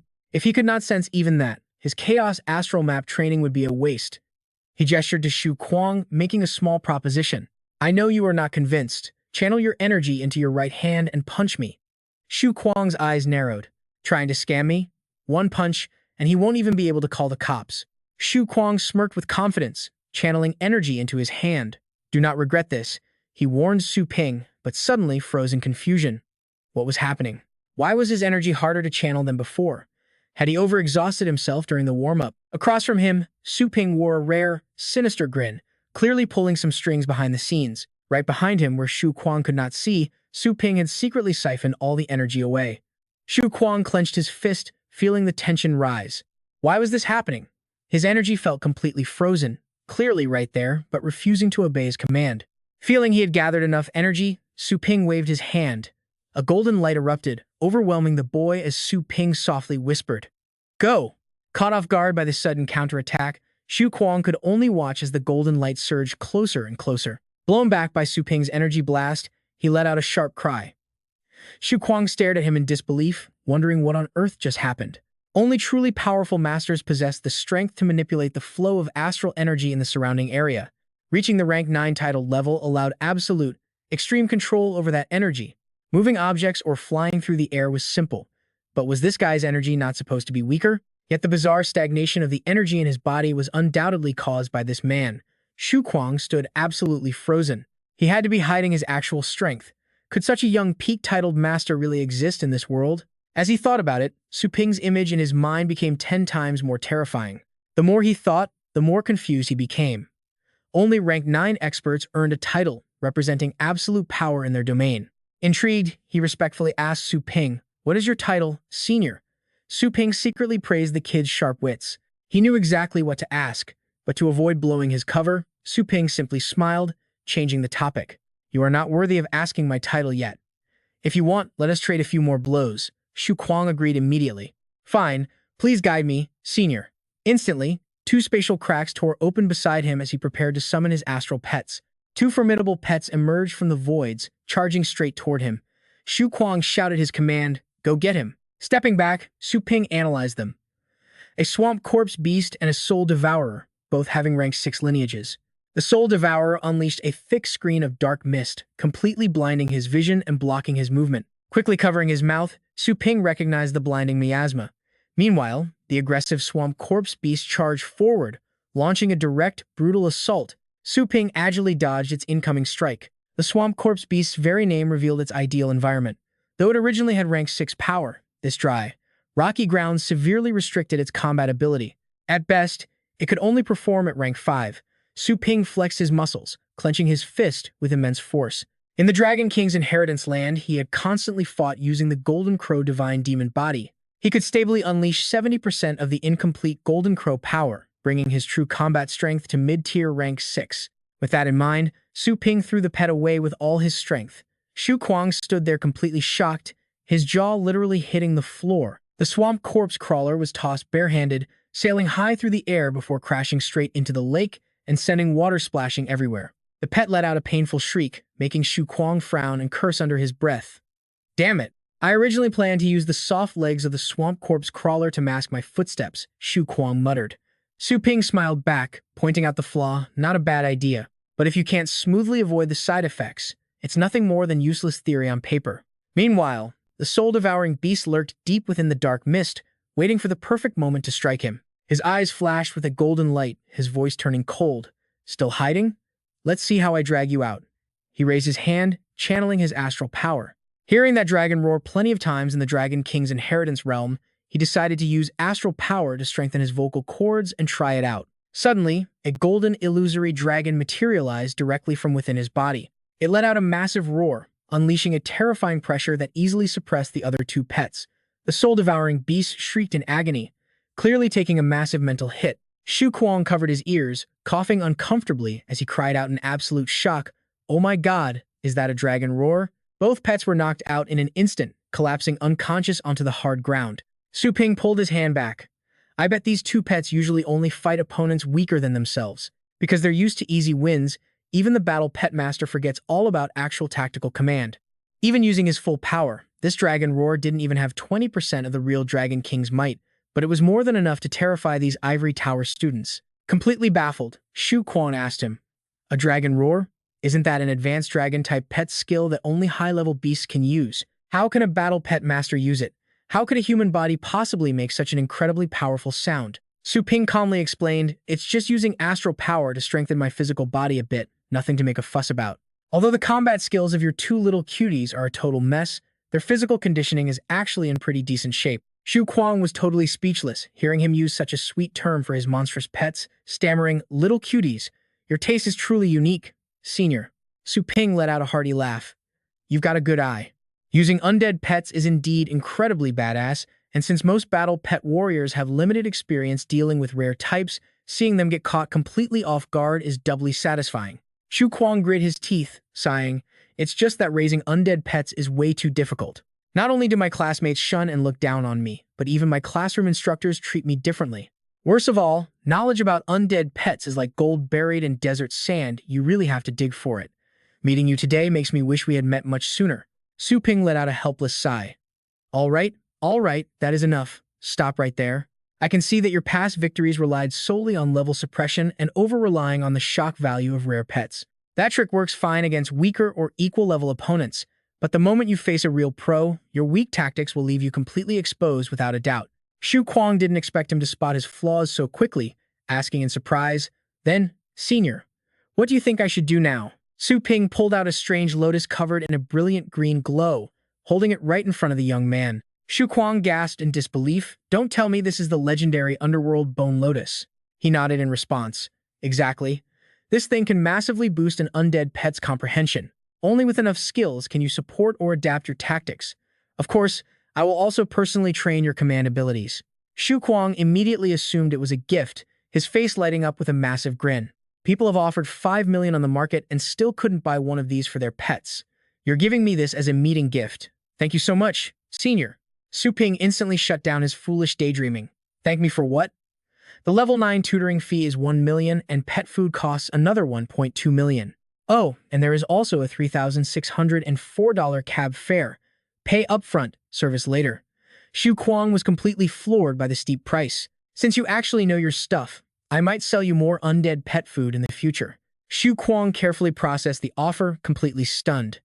"Wait, what? The underworld bone lotus is only 1.2 million? Even with all the other fees, the total is still way below market price. Plus, he is offering a steady supply. Where else could I ever find a deal like this?" With that thought, his face lit up with pure joy. Realizing he had hit the jackpot, he eagerly replied, "Yes, senior. Much later, Shu Kuang saw him off to his ride. Before leaving, he turned around with a final piece of advice. Remember, next time your bone beast faces a flying pet, deploy several layers of bone cages first. Su Ping closed his eyes, calmly adding, while the bone cages block the attacks, you can strike back. Finally, use the toxic mist to boost your blood-soul conversion range to find the enemy and slowly wear them down. He quickly took notes of the instructions, replying, "Got it, senior." Having finished giving his advice, he offered a brief farewell and departed. With a grateful nod, Shu Kuang sent his senior off with wishes for a safe trip, only to realize the most important detail was forgotten as the car drove away. Oh no, wait. He realized he forgot to grab the senior's contact info. Back at Su Ping's place, the young man stepped out of the ride and pushed open the front door, calling out a gentle, "I'm home." Chingru spotted him and asked why he was so late, offering to reheat the food since she knew he probably had not eaten yet. He sat down, explaining he got a bit busy, but looking at the massive feast on the table, he curiously asked if they were celebrating some special holiday today. Thinking it over, Su Ping could not help but wonder what Ling Yu was plotting this time. Usually, she only left him leftover soup. He glanced over at her, hugging a pillow and hiding in the corner of the couch. Smiling with satisfaction, Su Ping dug in with his chopsticks, quietly giving his little sister some credit, thinking, not bad. Ling Yu blushed harder, burying her face in a pillow out of pure embarrassment, while Chingru rubbed her son's head, teasing that her cooking was always top tier. That was for sure. Su Ping devoured the food, enjoying his first real feast since transmigrating into this world. The chicken was so good he wondered if his mom was a master chef, and once dinner ended, he headed straight up to his room. Sitting cross-legged on the bed to cultivate, he reflected on how he relied on his level 1 Golden Crow Divine Demon body today, which boosted his strength to level 6, but a tactically skilled opponent would easily counter that. If they unleashed 2 level 6 pets, he would have to rely solely on Little Skeleton, meaning his own strength was still lacking. Pondering his options, he pulled up the system, noting he was currently stuck at the bottleneck of the upper 3rd rank. Relying solely on the Chaos Astral Force map would take him weeks just to break through to rank 4. But getting an Astral Force pill from the shop changed everything, prompting him to open the store interface where the system displayed the very materials he needed to level up. Su Ping scanned the options, sizing up the stock. Unsurprisingly, the pill was hard to find, and refreshing cost 100 energy points, but he tapped the button to roll the dice anyway. The screen flashed with new items, showcasing the details of a mid-grade beast-catching ring, which immediately caught Su Ping's attention. It was a solid item, because if Little Skeleton ever struggled against a rank 9 monster, this ring gave him a 25% chance to end the fight instantly, making it a perfect safety net that he bought immediately. With the ring secured in his inventory, Su Ping saw the other items swap out, prompting him to keep refreshing the shop. Browsing the new list, an incredibly expensive item caught his eye, costing 50,000 energy points, making him wonder what this spirit control skill was. An intense inner conflict raged since this skill was not just pricey, but also just a basic tier, meaning if it turned out to be useless, he would go completely broke overnight, losing 50,000 points on a rudimentary skill. Yet, what if the ability was completely broken? Or what if the next refresh actually brought out the elusive Astral Force pill? Hovering his hand over the buy button, he struggled with whether to drop a massive fortune on this single item. Was it truly worth the risk? Making up his mind, Su Ping resolutely pressed the purchase button. It was done, and the system interface dissolved into streams of glowing data that rushed directly into him. Opening his eyes, Su Ping realized the absorption was successful, prompting he to channel energy into his hand and command, "Rise," sending a nearby cup floating into the air. He caught the flying cup easily, and then began to carefully manipulate the water swirling inside of it. Brimming with excitement, he marveled at how a skill labeled as rudimentary by the system could produce such a powerful effect. Staring at the cup, he understood this spirit control skill was basically using astral power to manipulate physical objects from a distance, picturing how one might focus that energy in their palms. Normally, manipulating external objects with astral energy required compressing an immense amount of power. Condense, compress, repeat, over and over. And as he thought, his imagination stretched even further. Solidifying the astral energy was the key, and that was exactly the goal Su Ping wanted to reach. He reached out to test it, knowing that fully solidified astral force could destroy or create anything, a feat typically reserved for rank 9 title master level. He knew that any pet master below rank 9 lacked both the vast energy stores and the precision to solidify it, only able to channel minor power to boost their bodies or armor. Without physical objects to anchor it, that energy would bleed away instantly, let alone float things. He levitated a chair to test his theory, amazed that a rudimentary system skill granted him the power to solidify energy, proving its absolute value. Closing his eyes on the bed, he prepared to push this new skill to the absolute limit. Veins popped on his face as he put every ounce of effort into the test, his voice rising. The bed only budged slightly, leaving him a bit disappointed with the lack of results. Su Ping stared at the pathetic progress, sighing. With his current level of astral energy control, this amount of power would be completely useless in a real life-or-death battle. He let out a tired sigh. He had planned to use astral power pills to boost his reserves, yet somehow he felt even more drained than before. A few days later, on a crisp early morning, we find Su Ping casually riding his bicycle down the busy street. His hands were covered in sweat from all the effort. Suddenly, his smartwatch buzzed with a notification, reminding him of a seminar at 2 p.m. that required an early arrival. Without wasting a second, Su Ping sped up his pedaling, effortlessly weaving his bike through the heavy traffic of cars. A driver poked his head out of a window, completely baffled as to how a guy on a bicycle was outrunning cars. Sweat poured down his face, but he could not wipe the smirk off his lips. Now that he mastered force generation, his astral control had endless room to grow. In fact, a current of invisible astral energy was swirling around his bike, lifting it completely off the pavement. Meanwhile, over at Fengshan Academy, a bully named Dai Yan had some students cornered against a brick wall, demanding answers. "I hear your academy has some hotshot named Yi Hao. Is he really as tough as they say? Do you know him?" The terrified students stammered, Of course we do. But who are you guys, and what do you want with young Master Ye?" Dai Yan aggressively smacked one of the students' heads, snapping, "If you know him, tell him to get his ass out here to welcome us." "Did you idiots not realize that the elites of Jianlin Academy have arrived?" His lackeys laughed mockingly in unison. Laughing along, one student finally snapped under the pressure and shoved the thug back, yelling, "Bullying us doesn't make you tough." The two students stood their ground against Diane's gang, shouting, "If you have the guts, go find young Master Yi yourself and see if he kicks your ass." Enraged by the defiance, one of Diane's lackeys grabbed the student's arm and twisted it violently backward. Daring to talk back? "Sounds like you need to be taught a lesson," the student screamed in pure agony as his bone cracked. With a cruel grin, the thug twisted the broken arm even harder, eliciting a blood-curdling scream from the boy before finally letting go with a sickening chuckle. "Are you ready to fetch Yi Hao now?" Clutching his fractured arm, the student nodded weakly and trembled.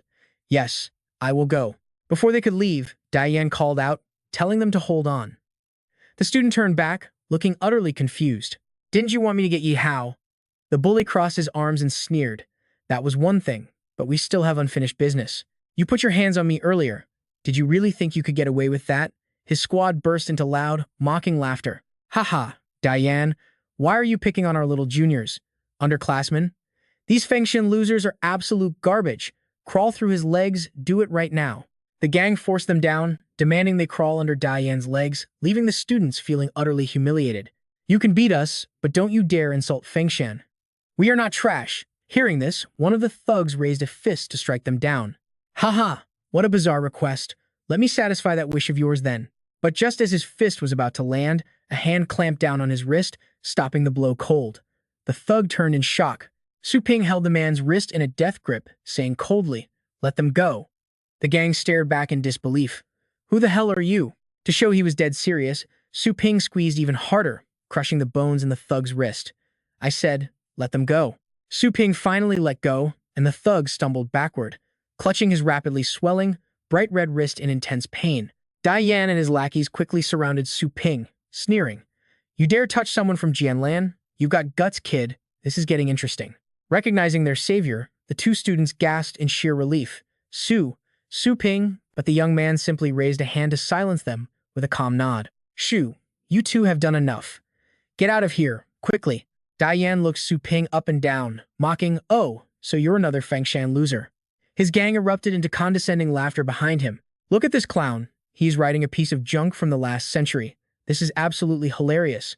A pathetic scrub like you really thinks he can play hero? Run home to your mommy." Su Ping merely placed a hand on his chest, taking a calm breath. The arrogant bully then stepped forward and violently kicked Su Ping's bicycle, knocking it over. "Haha, walking suits a loser like you much better anyway." But in that exact moment, a dark aura began radiating from Su Ping, his expression turning ice cold. "Is that so? I think crawling on the ground suits you far better." Diane suddenly froze, sensing a bizarre shift in the heavy atmosphere. Suddenly, his entire body felt like lead. An overwhelming pressure crashed down on him, slamming him face first onto the hard pavement. He gasped for air, struggling to push himself up, totally disoriented. What the hell was that? Why did my body suddenly give out? One of his own boys burst out laughing, completely oblivious. "Ha, Diane. How did you manage to trip on flat ground? Clumsy much?" "What are you laughing at?" Diane barked. Meanwhile, Luo Fengxian had remained silent, warily analyzing Su Ping from the side. Something was wrong. Luo Fengxian hadn't even seen the kid move. "Who exactly are you?" Another thug yelled, pointing a finger right at Su Ping, asking him what he just did. The boy smiled and replied that he only bumped back because the guy hit him first. Rolling up his sleeves, the guy aggressively charged forward, shouting for him to come and fight. Diane stopped him, snapping that the target was his prey, before pushing himself off the ground to glare at Su Ping. Vowing to break his legs for striking first, the furious challenger immediately opened his beast summoning space. A massive golden bear crawled out of the rift, roaring fiercely. He sneered, telling his opponent that forcing out his trump card was quite an achievement. Diane burst into laughter, shouting for him to die, while Su Ping simply stared back with absolute exasperation. He muttered that if he were not getting paid by Feng Shan, he would never bother getting involved. Checking his watch and realizing class was starting soon, he asked if they could just attack together since he was in a hurry. Inside the vice principal's office, Yun Chan mentioned that he had heard about their genius third-year student named Ye Hao. Raising his teacup, the elder hoarsely remarked that the kid was only a third year, yet already dominated with his silver snake thunder dragon beast. Giving Ming Song a meaningful look, he casually suggested that they should go easy on them during the upcoming tournament. Ming Song laughed it off, admitting that since his trump card was already leaked, there was no point hiding it anymore. Furrowing his brows, he pointed out that Jianlin had won too many times, so it was finally Feng Shan's turn for some glory. Yun Chan chuckled in response, pointing out that they did not win every single time since there was at least one draw. Ming Song scoffed that talk was cheap and they should just settle it in the arena. Rolling her eyes at the bickering vice principals, Gu Shui interrupted to ask if their school's participating students had arrived yet. She needed to register their info, and Yan Bo calmly replied that the kids were just looking around to prepare, so he would call them in.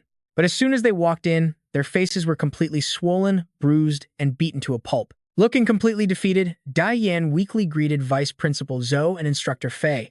Yan Bo roared in anger, causing the terrified students, except for Feng Tian, to tremble as he loudly began demanding some immediate answers. He demanded to know what they had been doing, asking how they could end up looking like this right before the match. Behind them, Ming Song and Gu Shu were desperately trying to stifle their laughter, which only made Yan Bo's blood boil as he cursed them under his breath. He roared at them, demanding to know if they were mute, and scolded them for refusing to take responsibility, threatening them with severe punishment if they stayed silent. He watched as Dai Yan nervously raised his hand to claim they were ambushed by Feng Shan. He then pointed directly toward Ming Song, laying the blame squarely on the other school's doorstep. Ming Song looked completely skeptical, wondering to himself when on earth their academy had ever produced a student that incredibly powerful. Yun Chan's face darkened instantly as his voice turned ice cold, demanding to know what had actually happened. He warned them not to baselessly ruin Feng Shan's reputation, making Dai Yan sweat as he lied, claiming they were just peacefully looking for directions. He claimed the guy heard they were exchange members and immediately attacked them without saying a single word. Blaming it on being caught off guard, they flinched as the elder warned that any lies would be punished without mercy. Yun Chan turned his sharp gaze toward the other students behind Dai Yan, strictly demanding to know if his story was true. Dai Yan whipped his head around, glaring furiously to signal his terrified friends, who quickly got the message and nervously stuttered that the story was completely true. Slamming his hand onto his chair, he turned to Ming Song, furiously asking if this was how Feng Shan treated their invited guests. Still feeling highly suspicious, Ming Song furrowed his brows and asked the beaten students if they knew the attacker's name or appearance. Recalling the terrifying encounter, Dai Yan quickly blurted out the details. He described a young guy roughly their age whose last name was Su, causing Ming Song's eyes to widen in complete shock. He never expected it to be Su Ping, muttering in disbelief as the door closed, marking the end of an exhausting workday. Inside, Su Ping answered a call from Ming Song, calmly mentioning that he was currently cultivating and asking what was up. The vice principal asked if he had beaten up several Jianlin students, and Su Ping casually confirmed it, asking if there was an issue. Ming Song snapped that it was a massive problem, angrily shouting that the beaten kids were elite students sent for the exchange. Now, the furious Jianlin representatives are hunting everywhere to settle the score with him. Completely unbothered, Su Ping scratched his ear and joked that since he spared their limbs, he did not expect them to come looking for payback. Ming Song listened in silence as he explained that the other side attacked first, and two Feng Shan students could easily prove it. Believing the vice principal could easily track those witnesses down, he was surprised to hear that they had already been found. Unfortunately, they refused to testify on his behalf, leaving Su Ping deeply confused as to why. Dong Ming Song felt helpless, Someone wanted a cover-up and had already silenced the witnesses. Hearing this, Su Ping frowned, his face darkening as he asked in a low voice, "So, you want me to give you an explanation?" Dong Mingsong's face grew serious. "I believe you wouldn't attack without reason, but the people from Jianlin might not see it that way. I'll find a way to handle it," the vice principal warned. "Stay away from the academy for now. If they make a move, I can't protect you." Su Ping remained silent. He tapped the device on his wrist, and the screen instantly loaded the Longjiang base city tutor network. A message from Xu Kuang from yesterday popped up. "Sir, when will you have time to visit again?" "Just today," Su Ping replied with a short text. "Xu Kuang, do me a favor." On screen, the host's booming voice drew everyone's attention. The annual pet battle exchange match between Jianlan Academy and Fengshan Academy is about to begin. Over the past 9 years, Jianlan has maintained an outstanding record of 8 wins and 1 draw. Can Fengshan break their undefeated streak today? Let's wait and see. The host gestured to the right to introduce the teams. Fengshan sent out 3 third-year battle pet warriors, each a heavyweight contender in the annual tournament. The crowd erupted, shouting, "Go, young Master Yi! Go, senior sister Su!" The host quickly turned around, his eyes widening in pure shock. "Wait, what's this? Jianlan has only sent out a single third-year student." The Jianlan students instantly erupted into murmurs. "Wait, didn't we choose 5 contestants for this match? Why is only one guy going up? Where's Dai Yan? I was waiting for his Dreadclaw Golden Mane Bear to completely dominate." Suddenly, they turned and yelled at the Fengshan side, catching Su Lingyu's attention. "I heard they were ambushed and injured by someone from Fengshan." "What? That is incredibly cheap. Even if you want to win, you can't resort to underhanded tactics," they shouted in unison. "Fengshan played dirty. We demand an investigation and an apology." Su Lingyu pointed back, snapping, "Hey, show us some proof before you make baseless accusations." The crowd sneered back in disdain. "I saw Diane's injuries with my own eyes. You think we're making this up? Haha, Fengshan is pathetic, resorting to dirty tricks because they can't win a fair fight." Furious, Su Lingyue slammed her hand onto the railing. "You guys!" But the crowd mocked her, shouting, "Whoa, look, she can't win the argument, so she's trying to fight. Classic Fengshan trash, just like that guy named Su." "Ha ha." Hearing those words, Su Lingyue froze in surprise. "Someone named Su?" A massive synchronized chant erupted, drawing the attention of everyone below. "Fengshan, apologize. Dirty, underhanded cowards." Yihao stepped forward, attempting to de-escalate the situation. "Brother Luo, let's call off today's match. We can fight another day." Luo Fengqian asked indifferently, "Are you scared?" Hearing this, Su Yanying chimed in, "Don't misunderstand. Outnumbering you wouldn't make our victory feel very honorable." Yihao frowned. "Yeah, don't reject our kindness. Don't learn the lesson the hard way. We're nicely advising you to just go home." Luo Fengqian lowered his head and smirked. "Haha, I see you guys completely misunderstand the situation." He recalled the scene of Su Ping beating up the Jianlan students. Ever since Su Ping attacked Jianlan, Luo Fengqian had been ignored by him like a mere bystander. "Step aside, this match is no longer about winning, it's an interrogation." With those words, he summoned his astral pet. Yihao frowned in pure shock. What a terrifyingly powerful aura. Dong Mingsong was equally stunned. Could this actually be a 9th-ranked bloodline beast? The Dark Dragon. Beside him, Han Yunduo scoffed, "If you keep harboring that guy, don't blame us for being ruthless." Yihao yelled to his team, "Don't underestimate him. Summon your main pets, now." Luo Fengqian cast a cold glance. "Do you really think all 5 of you combined can defeat me?" Instantly, the between sludge tearing through them. The entire arena shook with the agonizing roars and whimpers of Fengshan's main pets. The crowd gasped in shock. Defeat. In just a split second, Fengshan was completely crushed. The gap in their power was simply too massive. The Fengshan students began whispering in disbelief. How could the power gap be this insanely huge? Even Yihao was defeated. That Dark Dragon's power must have reached at least the 8th rank. Jianlin is completely crossing the line, relying on sheer brute force. Sitting in the stands, Dai Yan and his crew cheered loudly. "Awesome job, Brother Fengshan. Give them more pain. Show Fengshan the price of messing with us." Su Lingyu covered her mouth in utter horror. This isn't an exchange match anymore. It's a brutal slaughter. Covered in bloody wounds, Yihao was grabbed tightly by Luo Fengqian. Dong Mingsong stood up in sheer panic. "Enough! I demand the referee immediately stop this match." Han Yunduo stroked his beard with smug satisfaction. "Useless. Have you forgotten already? The referee this time is one of our people. Let's see just how long you guys can hold out." Dong Mingsong turned, gritting his teeth. "I told you, the witnesses are still unconscious. Once they wake up, the truth will be clear." Yanbo scoffed. "Humph, What's the point of saying all that? I'm asking, how long until they wake? Dong Mingsong felt the heavy pressure. The attacker was brutal. At best, it'll take about 6 months. Han Yun Duo glared. 6 months? By then, the entire student body will have graduated. You're clearly just stalling for time. Yanbo barked an order to the arena below. Fengtian, teach them an even harsher lesson. I don't believe that coward named Su won't show his face. Luo Fengtian acknowledged the command. Trembling, Yi Hao grabbed his arm, gritting his teeth. Ling Yu spoke anxiously into her communicator, warning them to stop trying to smear their reputation with lies. Her voice trembled with worry, wondering if they would ever stop. Where are you? She asked, but Su Ping gently reassured her, reassuring her that he had fully expected this outcome.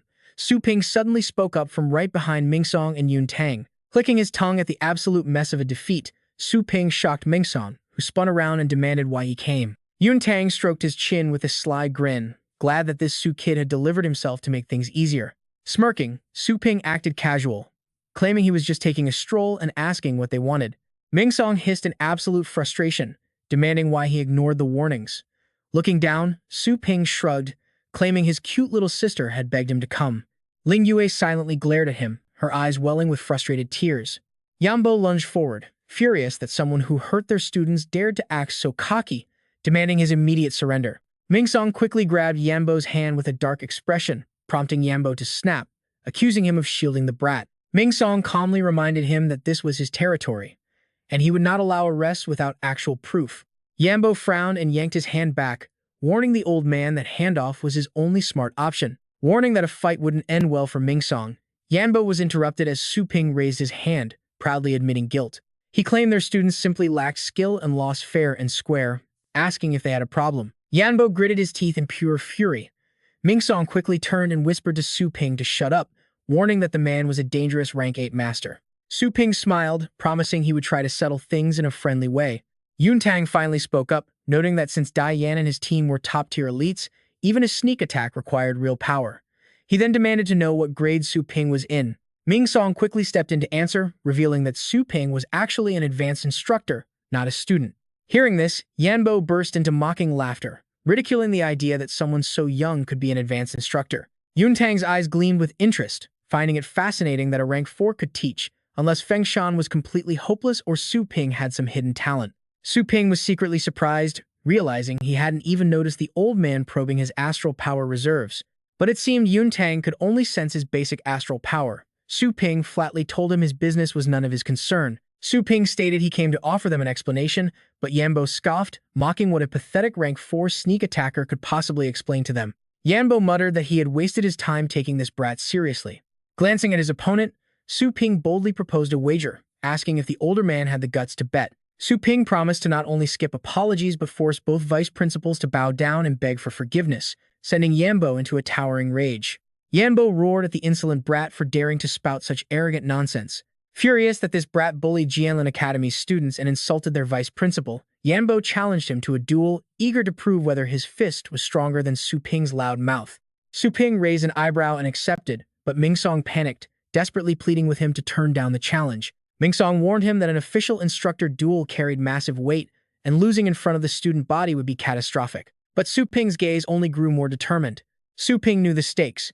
If Feng Shan lost to Jianlan, it meant admitting absolute inferiority, and the defeated instructor would have to resign in complete disgrace. Mingsong snapped, arguing that if Su Ping understood, he shouldn't fight, as the entire academy's honor wasn't his to gamble with. As Mingsong warned of loss, Su Ping brushed past him, his voice dropping low. What of it? He pointed out that their so-called honor was already dead after being repeatedly thrashed by Jianlan, leaving absolutely nothing left to protect. Yanbo laughed mockingly, pointing down at the arena, highly amused that the kid was just throwing his life away instead of scheming. He offered Su Ping one final chance to fight in private, sparing him from a humiliating public beating. Releasing an intense pressure, Su Ping refused the offer, accepting the public challenge and leaving the announcer on stage completely stunned. The announcer shouted over the mic, declaring that this exchange event had suddenly escalated into an unprecedented duel between instructors. Luo Fengshan smirked with disdain, calling Su Ping a complete fool who didn't value his own life. Thinking Su Ping was just an amateur, Dai Yan and his crew snickered in delight, knowing anyone who fought Old Devil Fei was as good as dead. The Jianlin students crossed their arms with smug confidence, urging instructor Fei to teach this arrogant newcomer a lesson. Spectators whispered, noting that this young instructor looked no older than the students themselves. Believing Instructor Fei's decades of experience made him unbeatable, they quickly pulled out their phones, eager to record this young brat's incoming public beatdown. Ling Yue clutched her head in pure panic, wondering why her brother was picking a fight with a Jianlan instructor. The Fengshan group is quickly ushered away as the announcer calls for the previous contestants to clear the arena. The commentator hypes up the crowd, loudly announcing the next battle between Jianlan Academy's elite instructor, Fei Yanbo, and Fengshan's advanced teacher, Su Ping, calling both to enter the arena. Hearing this, Fei Yanbo readies himself, declaring he will go first. With that, he leaps down, landing heavily on the stage. The announcer cries out in absolute amazement at his dramatic entrance. As expected of an 8th-ranked master, even a casual jump carries immense destructive power. The commentator looks around for the next fighter, calling for Su Ping, only to notice him floating high above. He gasps in shock, shouting that Su Ping is literally flying in midair. Unbelievable, Su Ping is riding the wind. Could he actually have reached the legendary 9th rank, the titled tier? Su Ping calmly looks down at the crowd, while Yun Duo and Dong Mingsong gasp in disbelief, wondering if he is titled. He gently descends to the ground as Fei Yanbo stares in disbelief, his mind absolutely racing. How could there be such a young titled rank expert? Was he not supposed to be just a 4th rank? Over on the sidelines, Luo Fengshan looks equally stunned. He finally realizes Dai Yan did not fall because Su Ping was too fast to see, but because using astral force to attack requires absolutely no physical movement. Su Lingyu pinches her own cheek in shock, realizing her brother is titled. Nearby, Yi Hao begs Su Ping for help as Dai Yan and his crew watch with dropped jaws. How is this possible? No way. How could Fengshan Academy possibly have been hiding an absolute monster like him this entire time? Su Ping calmly gestures for his opponent to begin, politely addressing him as the 8th-rank master, Instructor Fei. The commentator hypes up the stadium, asking both instructors to summon their first pets. Fei Yanbo narrows his eyes, calculating his next move. No matter what, a 20-year-old kid with only a decade of cultivation must have hyper-focused purely on astral energy just to master flight. That means his actual combat skills have to be lacking. There is no way he can match decades of seasoned battle experience. With that thought, he drops into a low stance and shouts, "Come at me." He summons his purple shadow fox, which immediately lets out a fierce roar. Pointing ahead, he commands it to go handle Su Ping. The Fengshan students panic at the sight, recognizing it as a legendary 8th-rank purple shadow fox. Judging by its numerous tails, its combat strength has already reached the upper 8th rank. A nearby student clenches his fists in despair. Luo Fengtian's upper 7th-rank dark underworld dragon was already bad enough. Now they are facing an 8th-rank purple shadow fox, causing onlookers to clutch their heads in dread. Although ranks 7 and 8 are just one step apart, the power gap is astronomical. Plus, the purple shadow fox is one of the most ferocious thunder-type beasts. Dai Yan and his crew laugh arrogantly, asking if they finally understand power. Jianlan is definitely not to be trifled with. Su Ping casts a cold gaze, noting its 8th-rank power. Smirking, Su Ping reaches out to summon his own pet, calling it a coincidence. Instantly, Fei Yanbo freezes at the beast that appears. What on earth is that? Su Ping calmly notes that he also has an 8th-rank beast. Fei Yanbo gasps, identifying it as an inferno dragon. The dragon unleashes a deafening roar, unleashing its dragon aura and dazing the Jianlan students. They groan, feeling the terrifying pressure right through the protective barrier. Dong Mingsong strokes his beard in deep thought, realizing Su Ping's primary pet is indeed an inferno dragon. No wonder this kid acts so arrogant. This beast is an absolute apex predator among dragon types. It seems his worries were completely unnecessary. He immediately orders his staff to crank the primary barrier to the absolute maximum and activate the secondary defense protocols. With the barrier safely up, Su Ping turns his head with a slight smile, saying he will not hold back either. Fei Yanbo frowns and warns him not to celebrate too early. Even if his dragon is extremely rare, its current strength is only around the lower 8th rank. With a lower rank fighting an upper rank, it is still anyone's game. With that, he unleashes a surge of energy to activate his 8th rank buff, instantly reinforcing his pet's power. The commentator shouts that the purple shadow fox is successfully resisting the oppressive suppression of the dragon aura. With this 8th rank boost, the fox might have briefly crossed into the 9th rank domain. Yet, seeing Su Ping remain totally calm, the commentator is completely baffled. Is teacher Su Ping really not going to buff his inferno dragon? This is basically forcing his beast to fight a 2-on-1 battle. Su Ping scoffs, calling this far from a true 2-on-1 challenge. Fei Yanbo's veins bulge with rage as he yells that he is being underestimated. He orders the purple shadow fox to unleash its 8-fold thunder strike, instantly discharging massive electrical surges from its tails. It roars as Yihao watches with raised eyebrows in absolute shock. A single layer of a lightning rat's lightning strike is already devastating, yet this beast can unleash 8 simultaneously. This is the terrifying power of the 8th rank. The massive electrical torrent surges straight towards Su Ping. The commentator excitedly yells that the lethal attack has completely blocked off any possible route of escape for him. How will Su Ping deal with this? Suddenly, the beast beside him lets out a massive roar, completely shattering the incoming electrical storm. Yanbo commands his beast, daring his opponent to survive this next devastating attack. The purple shadow fox immediately splits into multiple illusions, making the announcer scream in excitement at this level 7 lightning skill, Shadow Clone. They charge straight at Su Ping, every single clone unleashing a level 8 lightning cannon, making it impossible to tell the real one apart. Meanwhile, the ultimate target of the purple shadow fox remains the enemy pet warrior himself. Instructor Fei Yanbo is clearly showing zero mercy. A massive explosion erupts, leaving the announcer screaming, wondering if Instructor Su Ping can possibly survive. If this strike connects directly, even a powerful dragon beast might not survive the sheer force.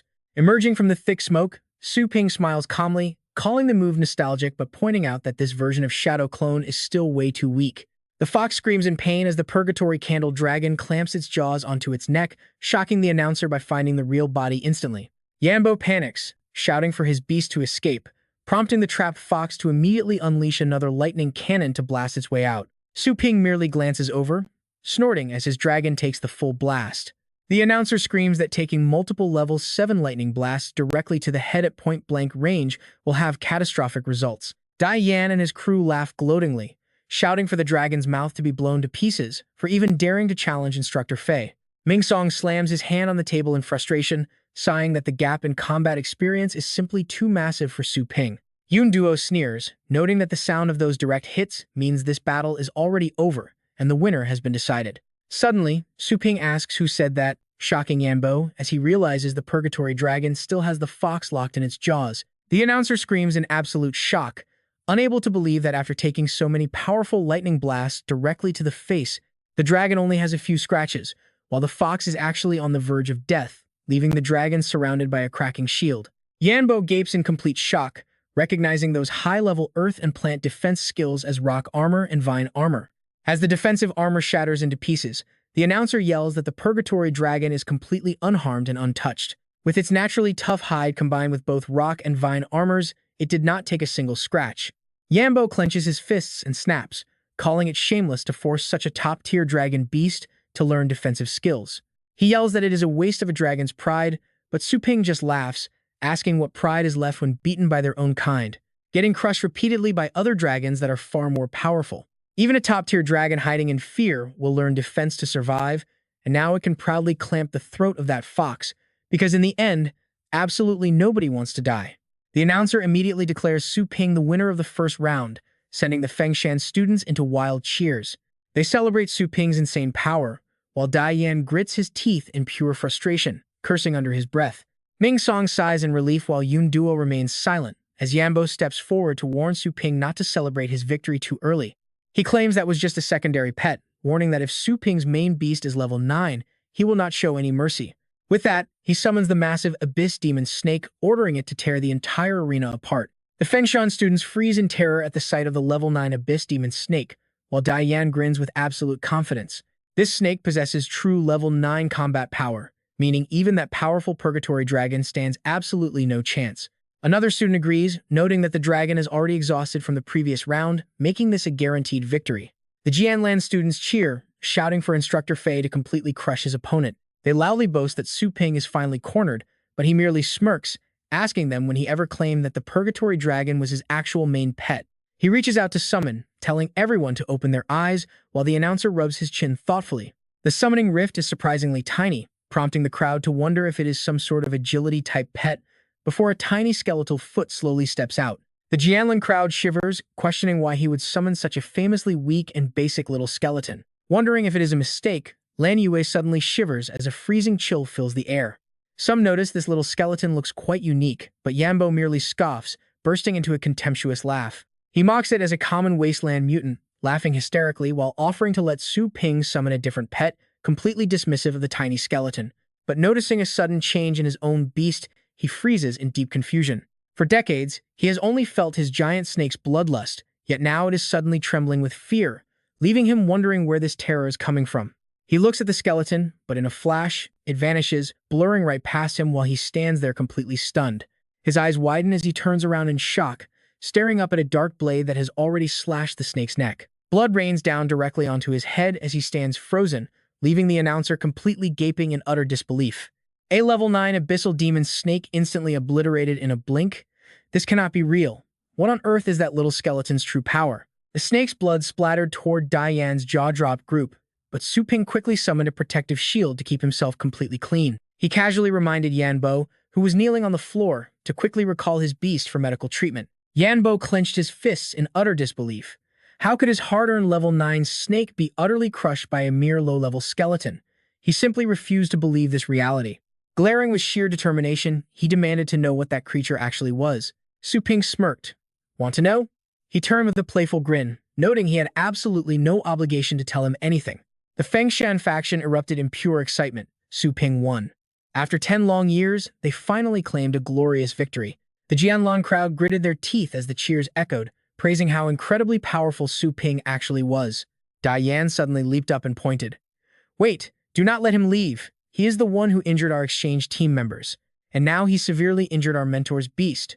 Unless we get a clear explanation, he is not going anywhere. Jianlan Academy immediately backed him up, demanding apologies and explanations while calling him a coward. Su Ping calmly looked up at the stands. They kept chanting for an apology.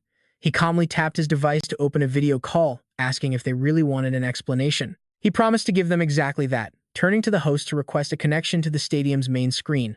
The host smiled, calling it a simple task.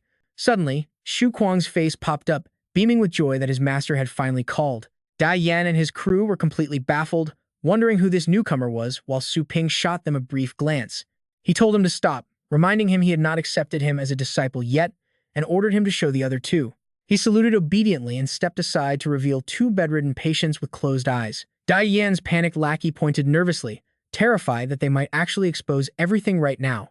Dai Yan let out a confident laugh, having already anticipated this move. He sneered, mocking the attempt to use them as witnesses. He had beaten them so mercilessly that they were basically vegetative and posed absolutely no threat to him. But the two patients slowly opened their eyes. Su Ping noted that the Uptown Hospital certainly had some incredible doctors. Seeing their decent recovery, he asked if they could speak. They weakly greeted him, which left Diane completely jaw-dropped in pure horror. How was this even possible? While Yun Tang fell deep into thought, Diane's group silently tried to slip away. Panicking, they tried to flee, but were instantly blocked by Fengshan students. Su Ping then calmly asked the victims to explain what happened that day. One of them rubbed his head, explaining they were suddenly surrounded by several Jianlin students. They demanded information about young Master Yi, and when they refused, the beating started. As Diane's group stood stunned, the victim added that Su Ping saved them. However, those same students ambushed them after school that afternoon, and they only woke up inside the hospital ward. The Jianlin crowd erupted in whispers. They realized Diane's actions had truly ruined their entire standing. Ling Yue pointed and shouted, furious that they had initiated the attack and maliciously framed others. Diane frantically waved his hands, claiming the victims were lying and plotting together. Yun Tang slammed his hand down in pure rage, sending the terrified culprits collapsing to the floor. He growled furiously at Vice Principal Zhou, demanding to know if he remembered the exact consequences of lying to him. Trembling, he recalled the harsh penalties of expulsion and a lifetime ban from ever holding beasts again. Yun Tang then turned to bow sincerely. Apologizing to Old Dong for his poor management, he promised to cover all medical expenses and future costs for the injured students. He hoped they could move past this, declaring that Jianlin and Fengshan would remain allies forever. Ming Song smiled warmly, stroking his beard in agreement, but Su Ping slowly stepped forward and asked if they had forgotten something. Yun Tang looked at him, asking what he wanted while offering a generous deal. He offered rare treasures or advanced beasts, promising to satisfy almost any request. Su Ping merely smirked, assuring them he did not want much at all. He demanded they kneel and apologize, prompting an outraged Yan Bo to shout that Su Ping was pushing things way too far. Su Ping lowered his voice, reminding him he was no longer a mentor here and had absolutely no right to speak. He gritted his teeth in silent fury while Ming Song stepped in to mediate, suggesting there was no need to go this far. But before he could finish, Su Ping interrupted, firmly stating that it was absolutely necessary. Glancing down, he warned everyone present that anyone daring to target Fengshan from now on would pay a devastating price beforehand. This bold declaration sent a wave of absolute terror through the Jianlin students. Turning to Yun Tang, He added that they were not allies or friends, but simply master and subordinate now. All premium resources had to go to them first. Yuntang fumed in silence, unable to refute. He reluctantly knelt with trembling, clenched fists. Ming Song watched in utter shock as the entire Jianlin student body followed suit and dropped to their knees. Ming Song was completely dumbfounded, realizing this was the friendly resolution Su Ping had originally promised. Later on, Su Ping's shop is absolutely packed. "Hey boss, is it my turn? I want to buy a battle pet." Someone gasps in shock. "No way. That old rundown shop actually managed to draw in this many customers?" The guy next to him is surprised. "You don't know?" He points to Su Ping inside to explain. "The boss is a titled warrior. Pet training takes only half a day. It's pricey, but the results are legendary."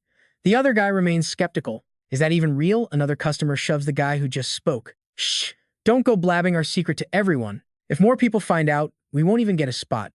Meanwhile, Su Ping is secretly thrilled. This was supposed to be a simple exhibition match, but it made his reputation skyrocket. Now business is booming, and he points to his clipboard, calling out. Next, Su Lingyu pushes past a guy, popping her head out. "Get in line. Stop shoving."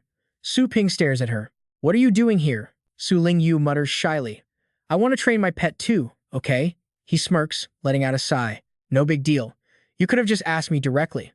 Why did you waste your time standing in this massive line?" She hesitates, then speaks with determination. "I don't want special treatment as your sister. I want to earn my own strength and get stronger." Su Ping smiles. "Fine. So, how many pets are we training today?" Su Lingyue looks at her pet, Snowball, who just reached rank 4. Su Ping checks his clipboard. A rank 4 is perfect to upgrade to a mid-tier pet. That'll be 100,000. Hearing this, Su Lingyue freezes as if struck by lightning. "What? 100,000? I work myself to the bone all year and barely make 30,000. Su Ping just examines the pet. "Next, you're so dark. You should be called Charcoal." Su Lingyue stammers, "Wait." She whispers, "I'll come back later. I don't have enough cash." Su Ping calmly replies, "Don't worry about it." Suddenly, the system warns him that prices are strictly non-negotiable with no personal discounts allowed. Su Ping rolls his eyes. "I'll pay the difference myself. You won't miss a single penny." His eyes turn a few degrees colder. "Besides, it's for the sake of raising stronger pets. Just turn a blind eye this once." The system remains silent for a brief moment before responding. "There won't be a next time." Su Ping turns to Su Lingyu. "I picked up some of your cultivation tricks before. Consider this paying you back." Su Lingyu tilts her head in utter confusion, thinking to herself, "Wait, I only cultivate at home. How on earth could he have learned it? Besides, didn't he already reach the rank 9 realm? Back then, I had barely even started learning to cultivate astral power." Inside a tower radiating intense waves of energy, a challenger constantly dodges incoming attacks. After holding out against the golden-scaled fire dragon's attacks for 10 minutes, Su Ping stares at the rank 9 beast standing before him. He smirks confidently. "Now that my combat strength has officially reached rank 6, I can finally extract some high-tier battle pet details." "Little skeleton, go!" Instantly, the little skeleton summons into battle and charges forward. The golden-scaled fire dragon retaliates instantly, striking towards Su Ping as defensive barriers erupt around them. Su Ping swiftly commands his other pets, "Don't worry about me. Everyone, support little skeleton and strike from its blind spot. Charge." Immediately, they rush forward. The golden-scaled fire dragon rapidly unleashes blinding beams of light. Su Ping roars, "Strike now." Instantly, the dragon screams in agony as it gets sliced clean in half. It seems like the battle is won. But suddenly, a blinding golden light erupts. What happens next is absolutely unbelievable. It grows back 2 heads. A system alert flashes there are only 7 minutes left. Boom! Su Ping smirks. "So this is phase 2, he says confidently. "Who cares if you're a beast king? You're just in time to let my little skeleton absorb your kingly bloodline." The skeleton charges, slashing straight at the dragon. A massive explosion echoes as the tower fractures, and a devastating sword wave slices the entire mountain in half. Su Ping chuckles. "Time's up. Revive on the spot." Little skeleton stands triumphantly on the dragon's corpse as the Dragon King trial concludes. A system notification chimes, confirming the kill, followed by a flurry of level-up sounds from his entire team. Su Ping is pleasantly surprised. The Dark Dragon Hound's bloodline evolved. He looks at his pet. "Ah, I see." Another monster charges. Su Ping roars, "Heaven fragrant pig, use your paralyzing poison. Dark Dragon Hound, devour them all." As the Dark Dragon Hound leaps forward, Su Ping waves his hand. "Inferno Dragon, Dark Flame Beast, cover them." Su Ping watches his Inferno Dragon take a barrage of blows, thinking to himself, After Little Skeleton absorbed the Iron Blood Bead, even ordinary monsters here on the Dragon Scale continent have gotten this strong. But for the Dark Dragon Hound and Inferno Dragon, this is absolutely nothing. With the Dark Flame Beast and Heaven Fragrant Pig supporting them, they're bound to completely dominate this fight. Su Ping grins and shouts at the top of his lungs, "Inferno Dragon, Dark Dragon Hound." Finish them with a fatal strike. Right on cue, two devastating slashes crash down. The notification for the Dark Dragon Hound's level up chimed. Su Ping gently patted its head. Just in time, since he lacked a scouting pet, this came perfectly. In the future, wouldn't he just need to let it sniff the food to instantly identify premium-grade items? The notification for the Inferno Dragon's level up also rang out, but he rubbed his chin in deep thought. He scoffed at its cowardly behavior, teasing that dying too much might have devolved it from a dragon into a turtle. One by one, notifications for the Pyro Beast and the Heaven Fragrant Pig leveling up chimed. He looked at the two pets before him. One was a rank 8 fire type with devastating area attacks, while the other was a rank 8 mental type with vicious single-target strikes. Not bad. The system notified him that his exploration time in the Dragon King's heritage land had ended, initiating return. The next morning, the storefront was bustling just like yesterday. Customers clamored, asking if it was their turn and demanding to buy pet food. Ling Yue held her battle pet, completely astounded by the speed. The girl beside her was equally shocked, recalling that the owner had mentioned a month. Su Ping did not even look up, secretly noting that a ticket costing 2,000 energy points surely had to be fast. With the mysterious realm opening soon, he also needed to rapidly boost his own strength. The crowd stared in sheer disbelief. Looking at those massive muscles, they wondered if this could still be the same Heaven Fragrant Pig. Her Pyro Beast was exactly the same, packed with unreal muscle mass. Meanwhile, Su Ping happily held his clipboard. He called for the next customer, challenging skeptics to try it themselves, while the eager crowd practically shoved the two girls aside. They told them to stop testing and move along, claiming it was their turn. After all, Boss Su's style had always been this legendary, leaving no room for doubt. They angrily shouted at the girls to test their pets elsewhere instead of wasting Boss Su's precious business hours. The two girls muttered from afar about how scary the crowd was. Su Ping smirked, realizing he did not even need to prove his results anymore. The system chimed, announcing the professional training quest was complete, awarding him a mid-grade astral force pill. Along with a random god-fiend art, he watched it manifest right before him. Su Ping could not help but feel intrigued by this skill. As soon as he claimed it, an immense force erupted from the book. Su Ping reached his hand toward the demon-suppressing fist. His touch caused the energy to merge into him, but he was left stunned when he suddenly materialized in a desolate land swarming with ferocious beasts. Shocked by his surroundings, he stared in awe at the colossal size of the beast standing before him. Every single creature there radiated the terrifying aura of a beast king. Suddenly, a bright golden light flashed, drawing all of their attention. A giant fist emerged from that glowing rift, hurtling straight down to shatter the earth. Even the monstrous horde was left completely paralyzed with shock. Su Ping marveled at the sheer, terrifying power of that strike. He looked up at the arrogant, arm-folding figure before him as it explained. The demon-suppressing fist has 5 forms. Master the first form, and you can obliterate rank 9 opponents. However, this fist is an absolute, limit-breaking strike of unrivaled dominance, but the physical backlash is incredibly severe. Normal humans can barely survive the first form. Attempting the second form would cause their body to break under the sheer backlash. Milder cases yield broken bones, while severe ones result in obliterated flesh. He was shocked to learn that only a pure Golden Crow bloodline could withstand all 5 forms. Asked if he wanted to train, he blankly stared before choosing to train. He laughed. Having already awakened the Golden Crow's solar body, there was simply no technique more suitable for him than this fist. Su Ping reached out to accept the training, prompting the figure to burst into hearty laughter, praising his rare, fearless courage.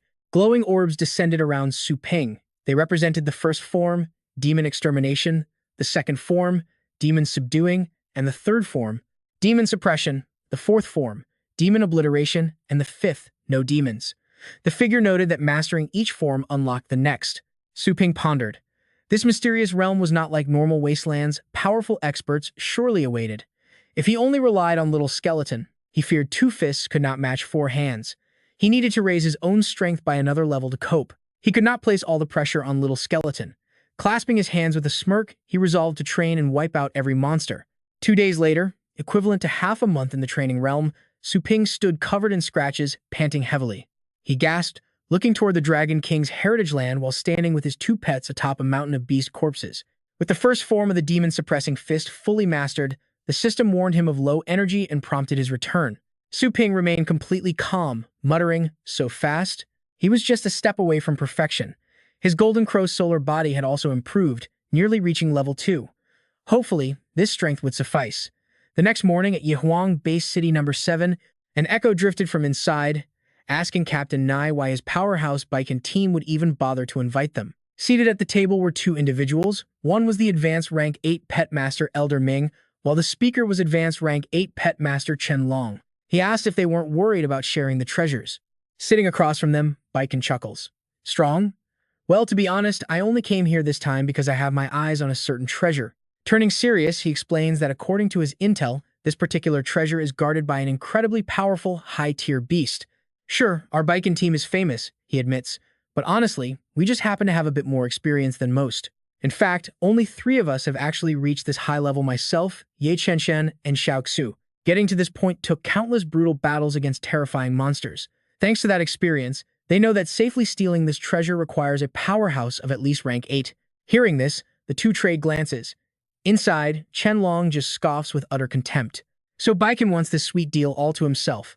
Meanwhile, Elder Ming is already plotting, thinking they can negotiate a very lucrative price for their help. Leaping to his feet, Chen Long slams his hands on the table. "Since Captain Nai trusts me, I will definitely give this my all.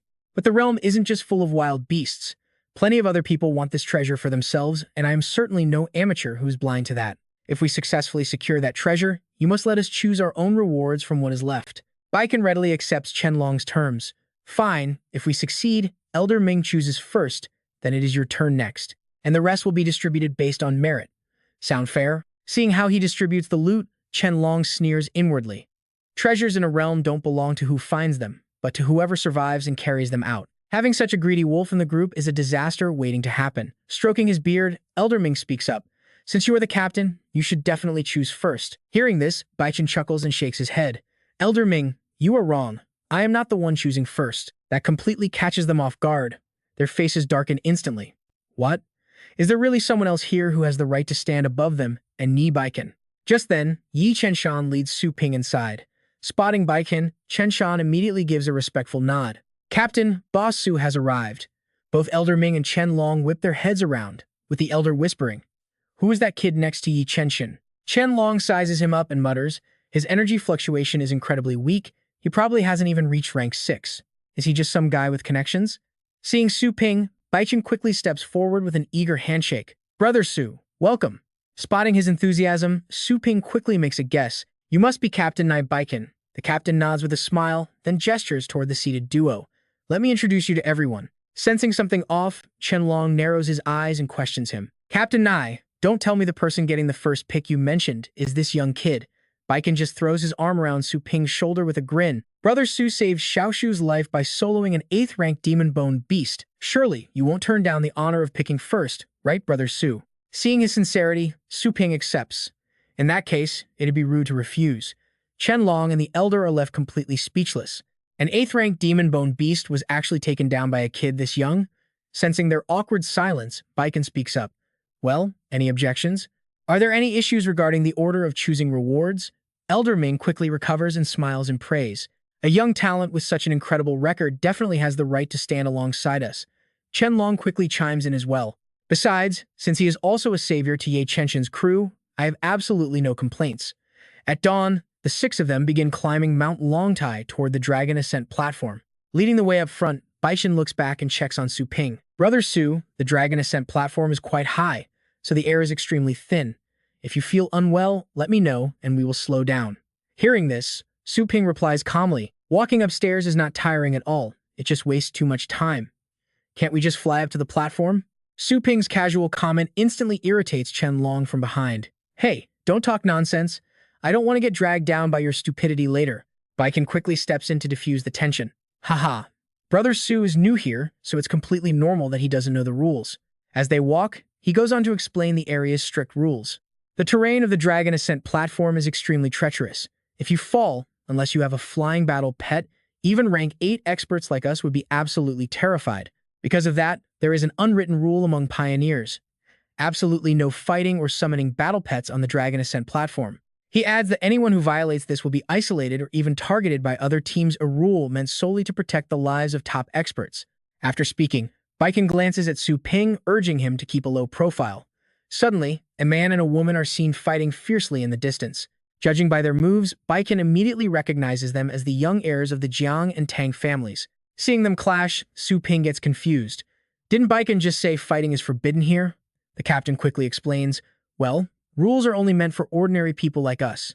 But those powerful, elite families, they couldn't care less about regulations. Even the authorities just turn a blind eye. Meanwhile, their terrifying power causes nearby rocks to loosen and shift. Baiken guesses that the Jiang family is trying to seize the top spot on the Dragon Bone Sky Bridge ranking from the Tang family. As massive rocks suddenly rain down toward them, someone in the back screams, "Watch out, we're getting dragged into their fight." He quickly reassures his team, telling them not to worry at all. Behind Su Ping, Chen Long and Elder Ming just sneer, claiming these slow-falling rocks could never actually touch them. Without a word, Su Ping charges ahead like an arrow, causing Baiken to panic and shout his name. Unleashing his strength, the young man punches a giant boulder head-on. As the rocks shatter, Su Ping shouts, telling them to break these boulders so they can easily evade. But can the others dodge them? Seeing him act, Baiken jumps in to help. Soon, Chen Shan and Gu Xue join him, throwing everything they have to smash the rocks. Soon, rocks rain down around the four of them. Watching Su Ping lead, Chen Long and Elder Ming are deeply impressed by his performance. His split-second judgment and leadership are incredible, instantly boosting the entire team's morale to a whole new level. Up at the peak of the Dragon Rise platform, a massive crowd gathers below as someone barks out an order. A gorgeous young woman steps forward, flanked by two elderly men, as she coldly demands the massive crowd ahead to clear the path. One elder boldly declares that their lady is here to challenge the sixth dragon keel. Her arrival sends shockwaves through the crowd. It is the Tang family, but she is not the only star. The two elders beside her stun everyone. Look, the expert on the right is the advanced rank 8 master Zhuo Fengjun, and on the left is rank 9 powerhouse Xiao Feng. The lady they are escorting is none other than the advanced rank 9 Tang family heiress, Tang Ruyin. The crowd gasps at the legendary twin peaks of the Tang family and their brilliant young mistress, who has already conquered the 5th dragon keel. Tang Ruyin sighs, noting how incredibly terrifying this secret realm is, even though it has barely been opened. She boasts that the top spot on the dragon keel leaderboard belongs to her family, but a mocking voice from behind warns her not to waste her breath. Mocking her claim, the mid-rank 8 master Jiang Shaodian crosses his arms and stares her down. He boasts that he also cleared the 5th dragon keel and is ready for the 6th. His sudden appearance leaves the crowd utterly stunned. It is Jiang Shaodian, the Jiang family heir. Amused by the challenge, Tang Ruyin channels her energy and scoffs that only the Jiang family is even worthy of standing against her family. Not backing down, Jiang Shaoqian taunts her, claiming their earlier clash on the mountain was just a warm-up with no real winner. As they both charge, Tang Ruyin asks if he wants more. He snorts, telling her he only held back earlier and she should not get cocky. Cutting the chatter, someone bellows for them to stop talking and start fighting.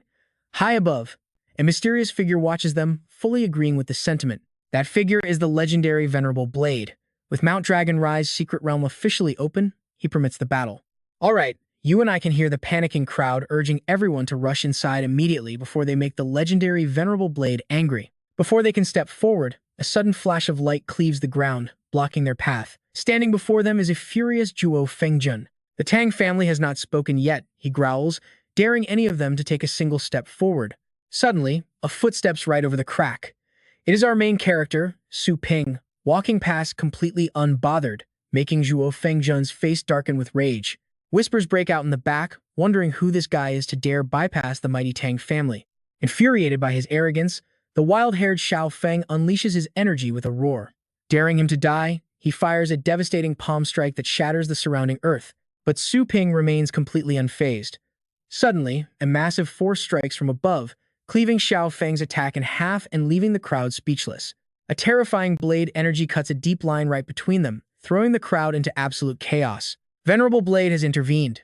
Hovering above, he calmly waves his hand to deliver a warning. He tells them to settle their grudges privately and stop causing a scene. Hearing this, Su Ping bows respectfully. Thanking the senior, Su Ping is deeply impressed by his incredible blade work, marveling at how strong he is even without summoning a pet. Ignoring him, Venerable Blade replies that there is no need for thanks, as crushed ants mean nothing to him. He adds that he only disciplines those who cross the line, noting that such a weak attack could never hurt Su Ping anyway. Hearing this, the young man just chuckles. As the dragon's mouth opens wide, the platform officially unlocks, and streaks of light dash up the grand stairs. It is Zhuo Fengjun and Xiao Feng, both fuming as they charge into the narrow gap, yelling that he cannot run after disrespecting the Tang family. Those left behind the Fisher watch in awe, whispering about how that youngster completely ignored the powerful Tang family. They mutter that he would have been crushed to pieces if Venerable Blade had not stepped in. He got extremely lucky after offending them. Does he even value his own life? Everyone is desperate to find out who this mysterious youth is. They wonder which team he belongs to, even plotting to hand them over to the Tang family for a juicy reward. Urging each other forward, they decide to follow the Tang family's twin peaks inside before they miss their own chance. Among the crowd, Bai Chen's team watches in disbelief. Chen Long covers his face in dread, complaining that the kid is going to get them all killed. So what do you and I take from this? Either he is incredibly brave, or just clueless enough to do what we would never dare. Gu Shui speaks up, displaying her usual defiance against authority. A moment later, Su Ping finally arrives at the Dragon Ascent Pillar. With a dragon swirling atop the tower, asking him to accept the trial, Su Ping strokes his chin, excited to explore. While the coast is clear, he decides to slip inside to see if it differs from the system breeding grounds. He wants to test how far his true strength can go. He accepts. Meanwhile, far away, Ruyan enters the dragon's secret territory. The two elders quickly bow, calling her lady. She demands to know why they delayed and which team entered. Feng Jun immediately bows to apologize. Apologizing, Feng Jun explains he could not find the kid, but he already sent scouts to investigate the boy's background. He guiltily adds that letting him live was his mistake, begging her to hand down his punishment. Ruin gently pats his shoulder to comfort him, noting that only the Tang and Jiang families have cleared floor 5 in 4 years. They dominate the Heavenly Prodigy board. She adds that second-place Liu and Ye families only cleared the 3rd floor last year. To her, this Heavenly Prodigy board is the ultimate symbol of the Tang family's absolute dominance. Looking ahead, Ruin casually remarks that a nobody with no backing probably won't pass floor 2, so letting him in is harmless. Their main goal is defending their top spot on the leaderboard. Nothing else matters. Hearing this, both Feng Jun and Xiao Feng understand. They promise to do everything possible to help her conquer the 6th floor. Suddenly, the tower ahead lights up, shocking the crowd. People whisper in utter disbelief that floor 6 has just been cleared. What? Counting the floors, 1 through 6. This means someone actually just conquered the 5th floor trial, but it does not stop there. The lights keep climbing higher, igniting another floor. Floor 7 falls. Only 2 floors remain until the tower is fully conquered. Suddenly, the 8th light blazes to life too. Arriving at the scene, Ruyan and her companions stare in shock. Who could possess such power to shatter their family's historic streak? Feng Jun shakes with rage at this defiance. Is it the Yi family or the Lu family? He fumes that they not only let that kid enter, but now their top spot on the board is shattered. A massive blast shatters the final level. Floor 9 is cleared. The top challenger wins the inheritance trial, and others may enter. Witnessing this below, Bei Chen gasps in shock. It is completely cleared. Even the peak is totally destroyed. This is impossible. Not even the Tang or Jiang families dared dream of reaching this height. The sight turns Ruin pale. Beside her, Xiao Tian wonders helplessly which powerhouse holds such terrifying strength. Instantly, the eager crowd rushes inside to look. Turns out, Su Ping blasted floor 9. He wonders if this is the demon-suppressing divine palm. Feeling this massive power, he smiles. A single strike wiped out every boss instantly. Using only stage 2, it is incredibly overpowered. Now, he prepares to rejoin his team. With the test complete, he realizes this place is just like the system breeding grounds. With everyone distracted by the tower, it is the perfect time to steal treasure. While Bei Chen's group chats, Su Ping quietly slips down behind them, even though they came for treasure and had no plans of climbing the tower. Witnessing someone easily clear 9 floors leaves a strange feeling. Suddenly, Su Ping speaks from behind, asking the captain if they should move. Chen Long gasps, turning around. Seeing him safe, Bei Chen rushes over, relieved he returned. When asked where he went, Su Ping quickly makes an excuse, claiming he was just warming up his body. While everyone else is busy exploring the tower, they should make their move now. Hearing this, Chen Shan and Gu Shui are stunned. Warming up? Entering the secret realm first must have been for a reason. Could he be the one who conquered the tower? Annoyed, Chen Long grumbles that Su Ping only acts recklessly because of the captain's favor. Elder Ming strokes his beard, telling him to be patient. They plan to humble him soon. Meanwhile, Bei Chen's team arrives at Dragon Scale Continent 92, a rocky, mountainous region. Bei Chen begins assigning duties, putting Elder Ming in charge of the ground. Gu Shou is tasked with aerial defense. Waving her hand, she summons her holy leaf bird. Elder Ming nods, agreeing it is no problem. Sending out his Earthfire Dark-Eye beast, Elder Ming stands ready. Su Ping also summons his own beast. He wants to see his Dark Dragon Hound in action, which makes Elder Ming furious. The Elder demands to know why he summoned a level 7 Dark Dragon Hound when his level 9 beast is already handling the scouting. Ignoring Elder Ming, Su Ping strokes his beast, instructing the Dark Dragon Hound to listen for enemies nearby. Qianlong sneers, advising him to recall the beast, claiming its massive size makes it useless for stealth scouting. Besides, this is a secret realm, not just some ordinary wasteland. Bringing a level 6 battle pet here is a joke, right? The Dark Dragon Hound suddenly growls. Receiving the signal, he immediately reports, "I knew they were coming. Captain, enemies are approaching." Bei Chen is startled. What? Elder Ming cannot believe enemies are actually nearby. He commands, "Earth Fire Silent Beast. Use Earth Listening." Watching the pet work, Bei Chen asks anxiously, "How is it? Who is it?" Elder Ming glares at him. "There are no enemies. You are talking nonsense." Behind them, Gushu arrives, reporting, "Captain, my sacred flame bird detected nothing unusual either." Qianlong sneers at him. "Su Ping, you are just trying to show off, right? Look around. Does anyone actually believe you?" Just as he warned, a swarm of serpent beasts attacks from afar. The two battle pets suddenly sense them and screech loudly, making Gushu and Elder Ming look at them in sheer panic. Sacred flame bird, Earth Fire Silent Beast. A massive swarm like ants flies straight toward them. It is a wind-winged serpent swarm, freezing the group. Too close. Since when? Bei Chen observes and shouts, "Damn it, this swarm is at least a level 9 threat." With no retreat left, he decides, no time to run, everyone prepare for battle. A new beast appears, the Mata Beast, with level 9 lineage and low level 9 combat power. Down below, Bei Chen orders, "Qianlong, use your Earth Giant Dragon to protect the battle pet masters," then he delegates further. "The rest of the pets will fight alongside my Mata Beast." Everyone agrees in unison, yes. One by one, the battle beasts reveal themselves. Luo Gushu, Sacred Flame Bird, level 8 lineage, mid-level 8 combat power. Qianlong, Earth Giant Dragon, level 8 lineage, low level 8 power.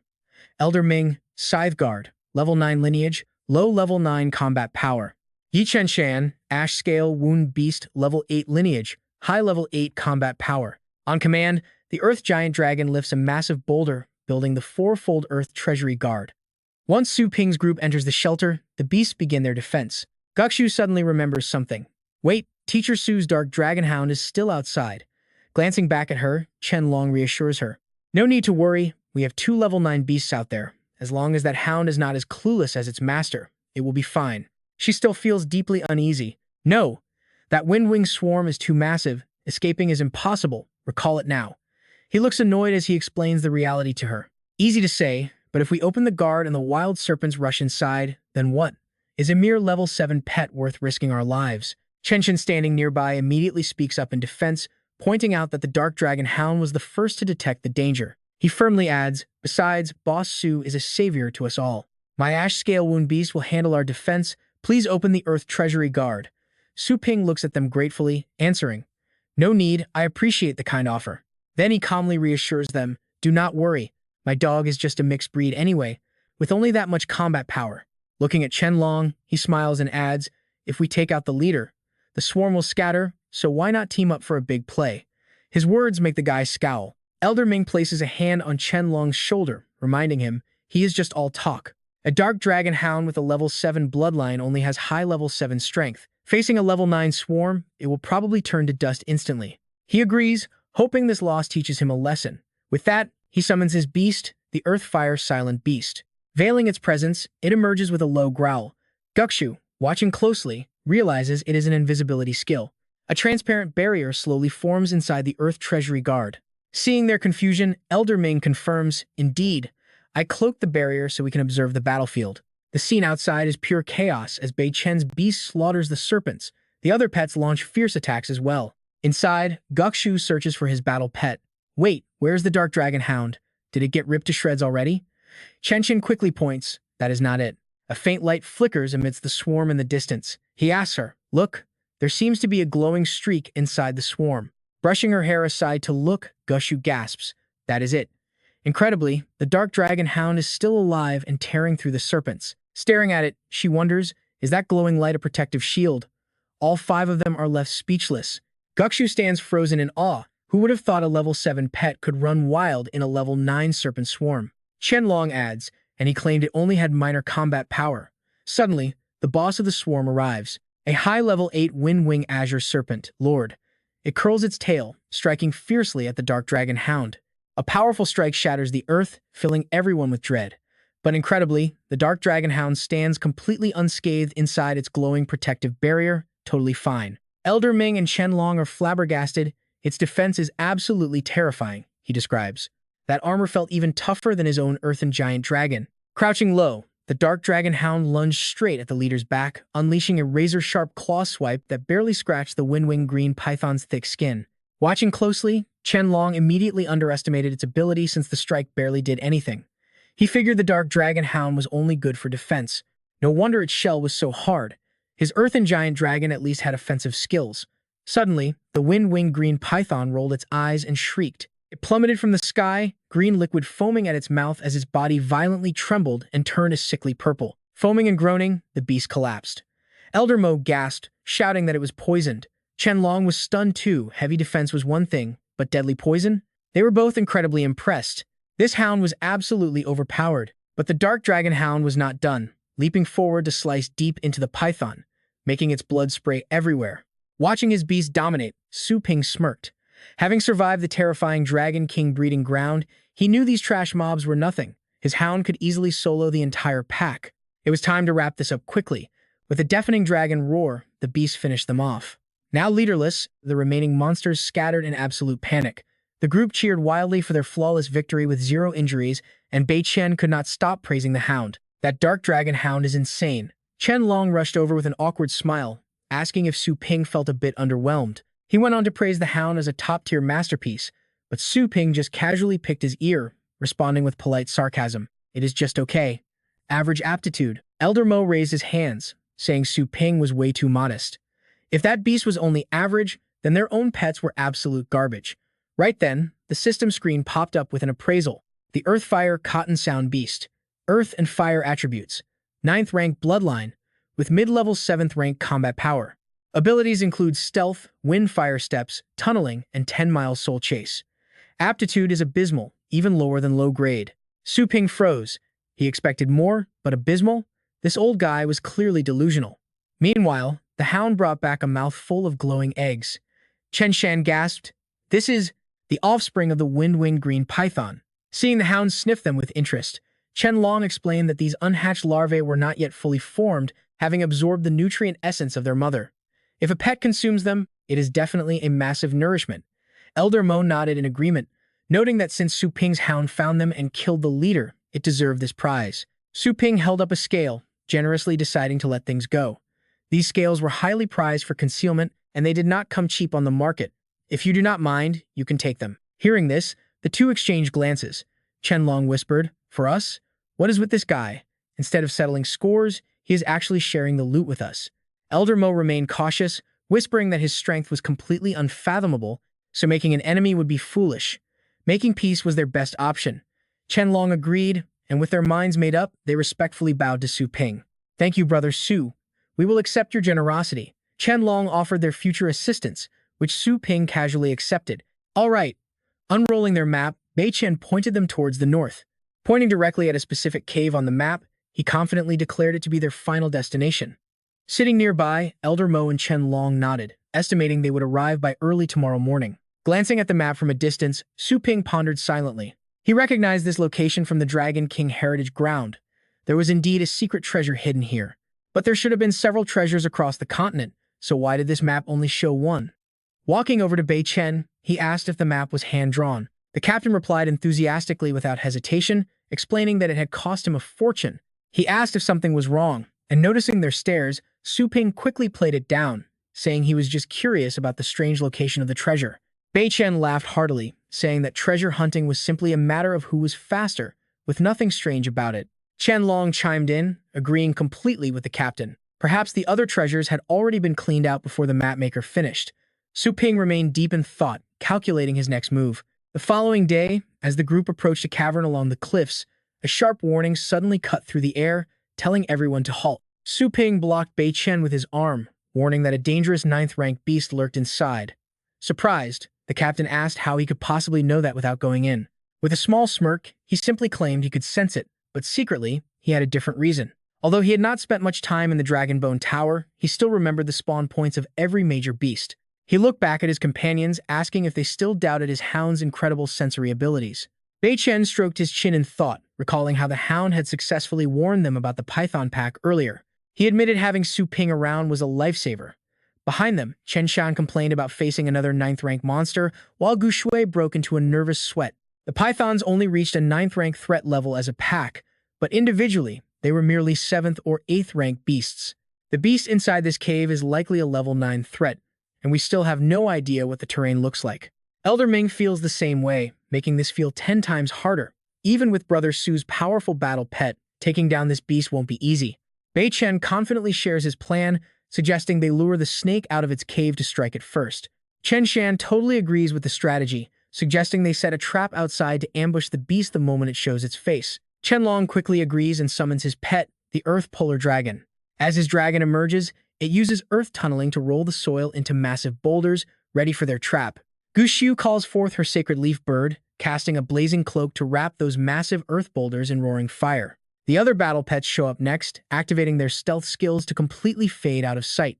Chen Shan turns to Bei Chen to report that the ambush is set, and now they just have to wait. Growing impatient, Bei Chen decides he cannot wait any longer and will go inside to lure it out, shocking Chen Shan with how extremely risky it is. Staring into the dark cave, Bei Chen reassures Shan that his level 9 evil demon beast will keep him safe, adding that waiting around will not reveal if the monster is actually in there. The others have probably already started making their way back to the Dragon-Scale continent. He worries they will run out of time, and while Chen Shan still hesitates, Su Ping suddenly steps up from behind them. Su Ping offers to tag along, surprising Chen Shan, who calls out to Boss Su. Bei Chen gladly accepts, feeling much more confident with Brother Su by his side. With that, the two of them head deep into the dark cave together. With his face protected, Bei Chen warns Brother Su that the poisonous miasma is too thick, and since Su Ping's astral power cannot fully block the toxins yet, he should wait outside. Besides, he already got the first pick of treasures, so why take such a massive risk? Su Ping calmly channels his energy, reassuring Bei Chen that his primordial treasure armor can easily block any poison below level 8.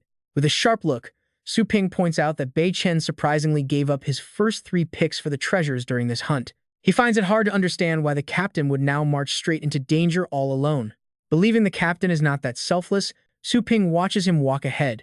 Since they are completely alone, he calls out, asking him to spill the truth. Bei Chen can only laugh it off, admitting that nothing gets past the young shop owner. He quickly explains that a rare Starfall spirit tree lies deep inside, which bears fruit capable of unlocking the hidden potential of any battle pet master below level 8. It essentially grants a complete transformation. It can even trigger a breakthrough to the next level, making it a priceless treasure that Bei Chen absolutely must obtain. Hearing this, Su Ping finally understands. He asks if the captain surrendered his picks and braved this danger just to seize the spirit tree for himself. Bei Chen's expression suddenly turns dead serious. Confirming this, memories of a sick girl on a hospital bed flash through Bei Chen's mind. He whispers that some secrets are better left unsaid. With glowing eyes, Bei Chen firmly reiterates his absolute need for the tree, giving Su Ping a fair warning beforehand. If Su Ping tries to take it, Bei Chen will not hold back, even if the young man saved Chen Shan and Xiao Shui before. Su Ping strokes his chin with a light smirk, realizing the Starfall Spirit Fruit is basically just a lesser version of the Astral Force pills his system grants him, making it quite ordinary. Yet, it clearly means the entire world to the captain. Deciding Bei Chen is actually a decent guy who isn't being overly greedy, Su Ping decides to lend him a hand. He speaks up, declaring he has no interest in the fruit, but warns the captain about what lies ahead. The beast inside is an extremely cunning sub-dragon species called the Flame-Scaled Blood Dragon, an upper-level 9 monster that specializes in devastating mental attacks. Charging him blindly will almost certainly lead to his death, a shocking revelation that leaves the captain utterly stunned. An upper-level 9 beast with complex psychic powers, Bei Chen demands to know how he knows this and what secrets he is hiding. Su Ping simply smiles and tells him some secrets are best kept hidden, but offers to guide him if he wants the fruit. Shattering a nearby rock with a single punch, Su Ping reveals the hidden location of the exact treasure they need. It is the soul-suppressing lantern, a powerful relic capable of blocking almost any incoming mental attack. Dumbfounded, the captain asks how on earth Su Ping knew this treasure was hidden here. Su Ping silently recalls visiting this place before, knowing this relic can only be used within the Dragon King's inheritance ground and cannot be taken outside. He simply brushes it off as a secret, grabs the glowing lantern, and urges the captain to move forward to finally claim the fruit. Suddenly, a violent tremor shakes the cave. While they brace for an ambush, Su Ping realizes the beast is actually heading somewhere else. Outside the cave entrance, a massive dragon beast appears, prompting a frantic warning that the team is in grave danger. The massive beast blocks the cave entrance as the ambush begins, with Chen Long standing atop its head, his eyes burning red. Seizing the perfect opportunity, he roars, "Earth Colossus, use rock fall. Die." Right then, Elder Ming also barks out an order. "Scythe Guard, kill it now." The Earth Colossus hurls flaming rocks straight at the beast. Before it can even react, the Scythe Guard strikes the massive dragon again. A direct slash to the eye makes it roar in agony as blood gushes out. Severing its body with follow-up strikes, the Scythe Guard delivers a fatal decapitating blow. Blood sprays everywhere as its severed head falls, unleashing a deafening shriek. Inside the cave, Bei Chen and Su Ping rush out too late. Surrounded by a crimson glow, the four outside celebrate as Chen Long reports, "Captain, we actually succeeded." Zhu Shui waves excitedly, shouting, "Look, Captain, we finally killed it." The gruesome sight makes him frown. "Damn it, are we really a step too late?" Bei Chen stammers beside him in shock. "What on earth are you doing?" It turns out their own beasts are dead. Confused by this, Chen Long quickly asks, "Captain, what are you talking about? Did we not just kill it?" "No, it is all an illusion from the jewel on the dragon's head. That level 9 monster is still alive." Opening its jaws, the beast roars as illusionary energy radiates from its jewel. The magic turns everyone into puppets, while the captain stands inside a protective shield. Bei Chen curses, "Damn it, it is an illusion. How dare you make my team slaughter each other?" Channeling the lamp, Su Ping yells out, "Come forth, evil demon beast." He warns him not to step outside the protective barrier of the soul-calming lamp, or they will end up just like them. Bei Chen quickly nods in agreement. The Scythe Guard suddenly moves, swinging its weapon right at the four teammates. Fortunately, a barrier blocks the strike, as Bei Chen's own beast protects them. Holding the lamp high, he urges, "Captain, expand the soul-calming lamp right now." Bei Chen immediately responds, "Got it." The protective barrier expands instantly. Clutching their heads in agonizing pain, the four cry out, "Ah, my head hurts. What is going on here? Our battle pets are all dead." Elder Ming curses in absolute rage, "You damn filthy beast." Bei Chen leaps down to check on them, asking, "Are you all right?" Stay inside the protective boundary of the soul-calming lamp. Su Ping raises the lamp high, warning the entire group. "Quickly, channel your energy into the soul-calming lamp to expand the barrier and shatter this illusion." Everyone nods in agreement, on it. In the distance, a beast with a venomous stinger tail glares at them. Spotting it, Chen Long panics and screams out a warning. "Hey, this is bad." Outside the barrier, Bei Chen's beast is desperately fighting back. Inside the shield, he warns, "Brother Su, watch out." As a spike thrusts forward, Chen Long intercepts it, yelling, "Star Shield." Su Ping gasps, "Chen Long." Everyone quickly activates their defensive shields. Bei Chen yells, "Protect the soul-calming lamp." Catching him, Su Ping roars in rage, "Who is there? Show yourself." A sinister group watches them from nearby. "Haha, the destructive power of our astral piercer was pretty impressive, was it not?" The intruders are none other than G2O, the level 8 vice captain of the Poison Evil Squad, and his high-tier level 8 sniper Scorpion. Smirking, he sneers, "Sorry, but those are orders from our boss." Wounded by the spike, Bei Chen groans, "I will not let you kill the flame-scale blood drake." Squinting, he recognizes the Poison Evil Squad. "We have no grudge. Why are you plotting against us?" Tapping his temple with a wicked grin, G2O sneers, "Plotting? Ha ha ha. On the verge of death, and still completely clueless. How pathetic." He mockingly reminds them, "Think about it. How did you even get that map?" The realization hits him like a truck as he gasps, "That map." Staring at the map, Bei Chen finally understands. "Did you plan this from the start to lure us to the flame-scale blood drake?" Realizing the captain figured it out, he shows his cards. "Haha, too late to realize it now." G2O smugly explains, "Do you really think a rare treasure map can be bought with pocket change? You are nothing but perfect bait for the flame-scale blood drake." With no desire for small talk, a grim-faced Su Ping summons Little Skeleton, which emerges rattling its bones. G2O scoffs at the sight. "Humph, what do you think you can do? Before you can even touch me, your team will already be eaten alive by that beast." Su Ping waves his hand, launching his mid-tier beast-taming trap forward. A beam of light strikes the dragon. Capture. Heavy chains wrap around it amidst deafening roars. The sudden turn of events leaves G2O completely shell-shocked.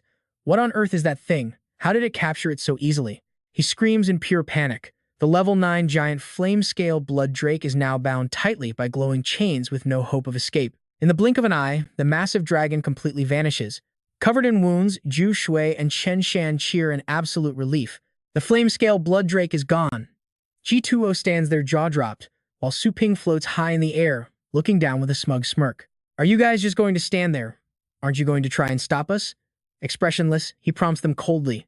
Hurry it up. Everyone spins around to look at him, as one experienced tamer gasps in utter shock. He is literally levitating. The Beichen squad actually has a level 9 expert. Another thug panics. And he is so young too. This was not in the intel. Damn it, we provoked a powerhouse. Glaring at his trembling men, G2O snaps, "What are you scared of?" He snarls arrogantly. So what if he is a title grade master? Do you not see he only has one pathetic skeleton with him? Screaming to his beasts, G2O orders, "Sniper scorpions, rip him apart." Still acting arrogant, he points directly at Su Ping and yells, "I don't believe it." He claims he can handle this alone, and his crew immediately cheers him on. "Go, Captain!" Unfortunately, those would end up being the very last words his men would ever cheer for him, because a single blade slash immediately takes his head off. The Slayer is none other than Su Ping, who has also completely wiped out all the demonic scorpions. Shifting to another side, Bei Chen lies heavily wounded on the ground, weakly coughing out. How is everyone else doing? His voice trembles as he asks about Elder Ming and Chen Long. Checking on them, Chen Shan quickly reports that things still do not look good at all. With his mouth full of blood, Bei Chen struggles to call out, "Brother Su." Hearing someone call his name, Su Ping immediately replies, "I am here." With that, Su Ping rushes down. He looks at Bei Chen, who weakly mutters, "I am leaving the rest to you." Su Ping's face darkens with a dangerous rage. "Brother Su." Flashback to when they escaped the cave, Bei Chen suddenly said with worry, "Honestly, I have a really bad feeling about this. If something bad happens to me, could you please help me bring the Starfall Spirit fruit back to my home?" Su Ping glanced at Bei Chen in confusion, asking, "Captain, isn't the Starfall Spirit fruit used for upgrading cultivation levels?" He quickly added, "If you are gone, why would you even need it?" Bei Chen honestly replied, "It is for my daughter." His face grew tense with worry. "I heard the Starfall Spirit fruit can awaken a battle pet warrior's potential. Maybe it can help her overcome her terminal illness." With determination in his eyes, he added, "and completely cure her symptoms." The reason he wanted it so badly was because he spent his whole life on the battlefield, leaving him with no time to care for her. In a sad voice, Bei Chen added, "This is the only thing I can still do for her." Back in the present, Bei Chen lies on the ground, stuttering to him, "Brother Su, I leave the rest to you." Filled with killing intent, Su Ping enters the cave. Gu Shui and Chen Shan call out to him in worry. "Captain." With a sharp gaze, Su Ping promises, "Yes, I will be right back." Inside the cave, a treasure chest appears as someone commands, "Take everything, leave nothing behind." "So this is where you guys are." One of them shouts, "Captain, this spiritual tree is way too big. It won't be easy to move." The leader snaps, "Useless." This man is none other than the captain of the Du Ji battle team, a high-tier rank 8 powerhouse. Playing dirty, he snaps, "Do you even need to ask? Pluck the fruits and chop down the tree. If we cannot have it, nobody else will." The lackey grabs an axe, laughing. "Haha, you are absolutely right, Captain." Suddenly, a sharp, glowing projectile flies in, piercing clean through his neck. Just like that, the lackey drops dead on the spot. The surrounding men look around in absolute confusion, shouting, "Who is there?" They wonder if Bei Chen's squad has arrived. Sitting right next to the dead body, Luo Fan firmly declares that is impossible. He refuses to believe it. The flame-scaled blood dragon outside is a mid-tier rank 9 beast, backed by their second brother. Unless Bei Chen's team has actual gods on their side. Examining the wound, he starts to panic. This kind of damage can only come from a rank 9 expert. Luo Fan's eyes dart around defensively. "I do not know which grandmaster has set their eyes on this treasure, but please come out. We are willing to share half of it with you." 2 more of his men drop dead right before him. The survivors huddle together in pure terror. "Who is it?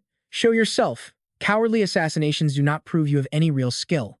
With soulless eyes, Su Ping channels his energy, molding it into needles. With a gentle flick of his fingers, the remaining 5 men are instantly wiped out. Spotting Su Ping, Luo Fan screams, "I found you." Arrogantly, he challenges Su Ping. "You refused the easy way, so now you get the hard way." He orders his battle pets to charge. But suddenly, Luo Fan freezes in shock. The little skeleton has already delivered a lethal slash to his beast. The unexpected defeat leaves him falling to his knees, trembling. "My 2 low-tier rank 9 battle pets were slaughtered in an instant."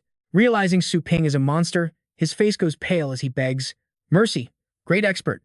I will give you all the treasures, just please spare my life." As the mist clears, Su Ping appears. The man asks, "Are you not here to steal the treasures?" Did you come just to kill us? Unwilling to die by a stranger's hand, Luo Fan tries to gather information. At least tell me your name so I know who killed me. Losing his patience, Su Ping shoots a lethal beam straight through his head, ending his life instantly. With a blank expression, he silently thinks. Once I decide to kill, I never give my targets a chance to resist. You can die in confusion. After dealing with Luo Fan and his group, he piles their bodies together. Summoning his pet with a wave of his hand, he commands, burn it all, leave no trace. Su Ping then approaches the glowing tree, releasing his energy. Having harvested it, he looks at his gathered treasures and ponders. He did not expect enemies to target them so early in the journey. Fortunately, thanks to Chen Long's team, they managed to survive this ordeal. In this dangerous wasteland, battles are constant. He must adapt quickly. Meanwhile, back at building number 7 of the Stone Wasteland, he asks them what they plan to do next.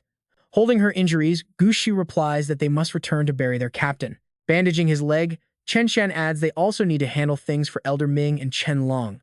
Looking at Su Ping, his face is full of gratitude. Boss Su, we owe you once again. He sighs deeply, adding, honestly, I really did not want you to see me in such a miserable state. With casualties shockingly high, the survivors realize they cannot continue their exploration anymore. Chen Shan quickly asks if Boss Su wants to head back with them, but Su Ping flatly refuses, telling them to go ahead since he still has some personal business left. Pointing toward the nearby tree, Su Ping instructs them to guard it carefully and save its fruit for their late captain's daughter. Seeing him walk away empty-handed, Chen Shan gasps in shock, reminding him that this is the legendary Starfall spirit tree. Gu Shui questions if he really does not want it, suddenly realizing something and asking how he knew the captain had a daughter. Dodging the question, Su Ping tells her not to sweat the small details and asks if they can fulfill their captain's last wish. They promise to handle it, giving Su Ping some peace of mind as he nods in agreement.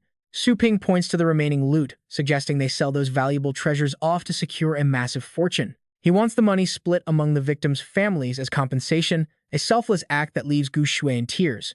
She asks if he will keep nothing, totally unaware that Su Ping is just putting on a big show. He sighs that their fallen comrades sacrificed themselves for this survival chance, but secretly, Su Ping has already pocketed the single most valuable treasure of the entire trip. Now, he can hunt for more loot, using the useless scraps to win over their loyalty. Suddenly, an announcement blares, ordering everyone leaving the base to bring their acquired treasures to the security checkpoint.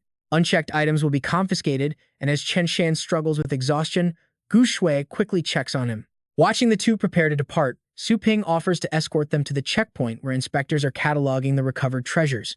Beast Crystal successfully logged as a Grade 6 treasure.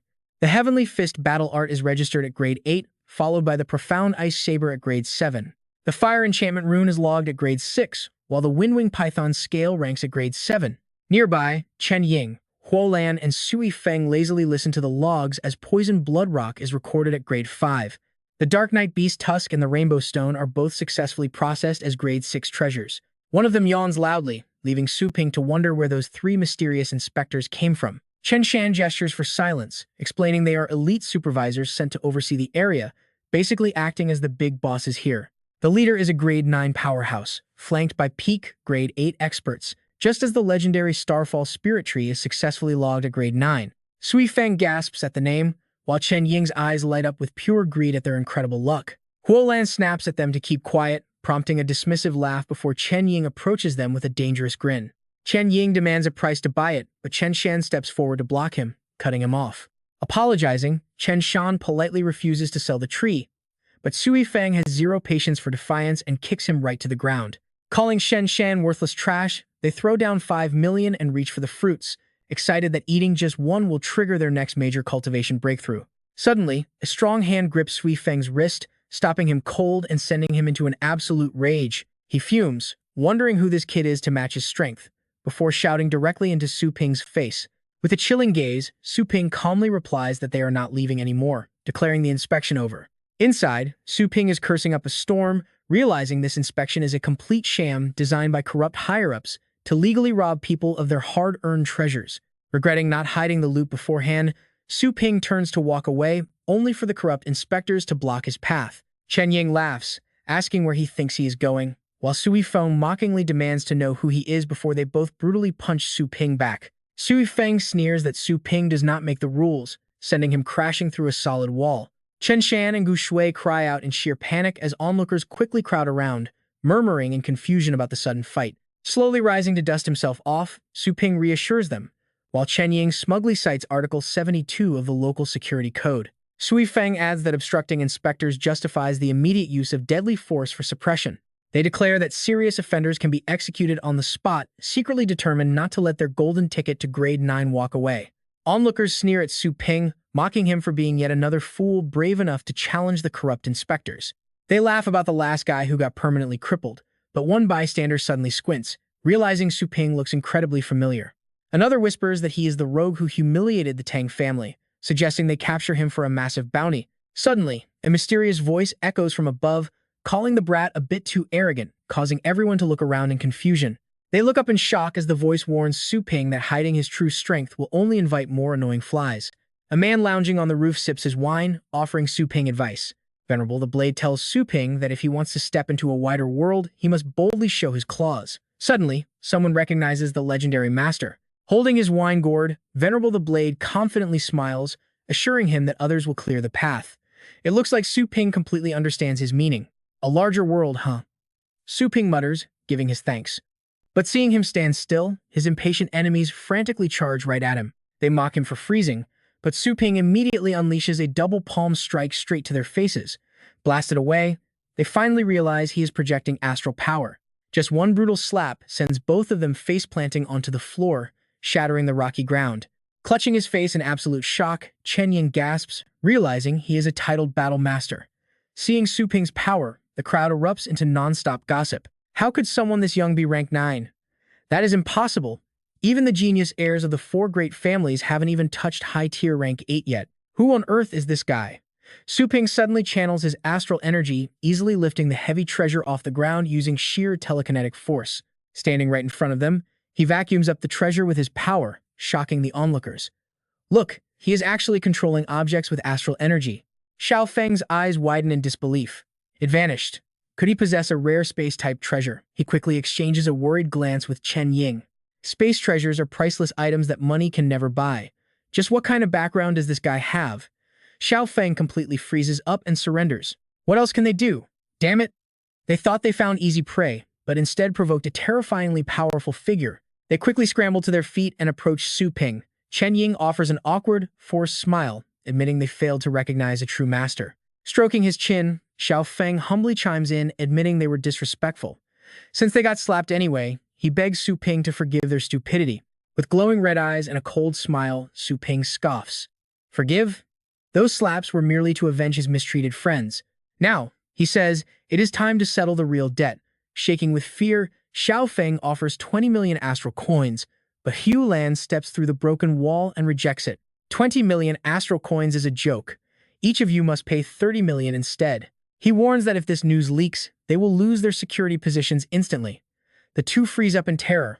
Recognizing the powerful chief of security, he angrily scolds them, saying he only let them slide before as long as they kept quiet. But now, having seen enough, Huolan demands they go back and reflect on their behavior. Su Ping initially refuses, thinking hush money won't work on him. But wait, cash is king. Upgrading his pet store requires a fortune, so 60 million is a sweet compromise. Opening his payment code, he quickly agrees and demands the cash. This sudden turnaround catches both of them completely off guard. Turning to Chen Shan and Zhu Shui, he suggests keeping the spirit tree himself. Feeling deeply guilty, Chen Shan admits they were only bullied because he was too weak. Zhu Shui blames herself too, wishing she was stronger so they wouldn't have to keep relying on teacher Su to bail them out. Su Ping gently reassures them, saying it's not their fault. He never expected this tree to attract so much unwanted attention. With a bright grin, Su Ping decides to take it home and plant it.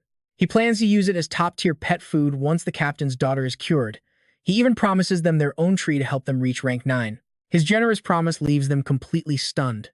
For them, overjoyed, Chen Shan enthusiastically praises Boss Su for his incredible kindness. The scene shifts to a serene mountain landscape on Dragon Scale Continent 98.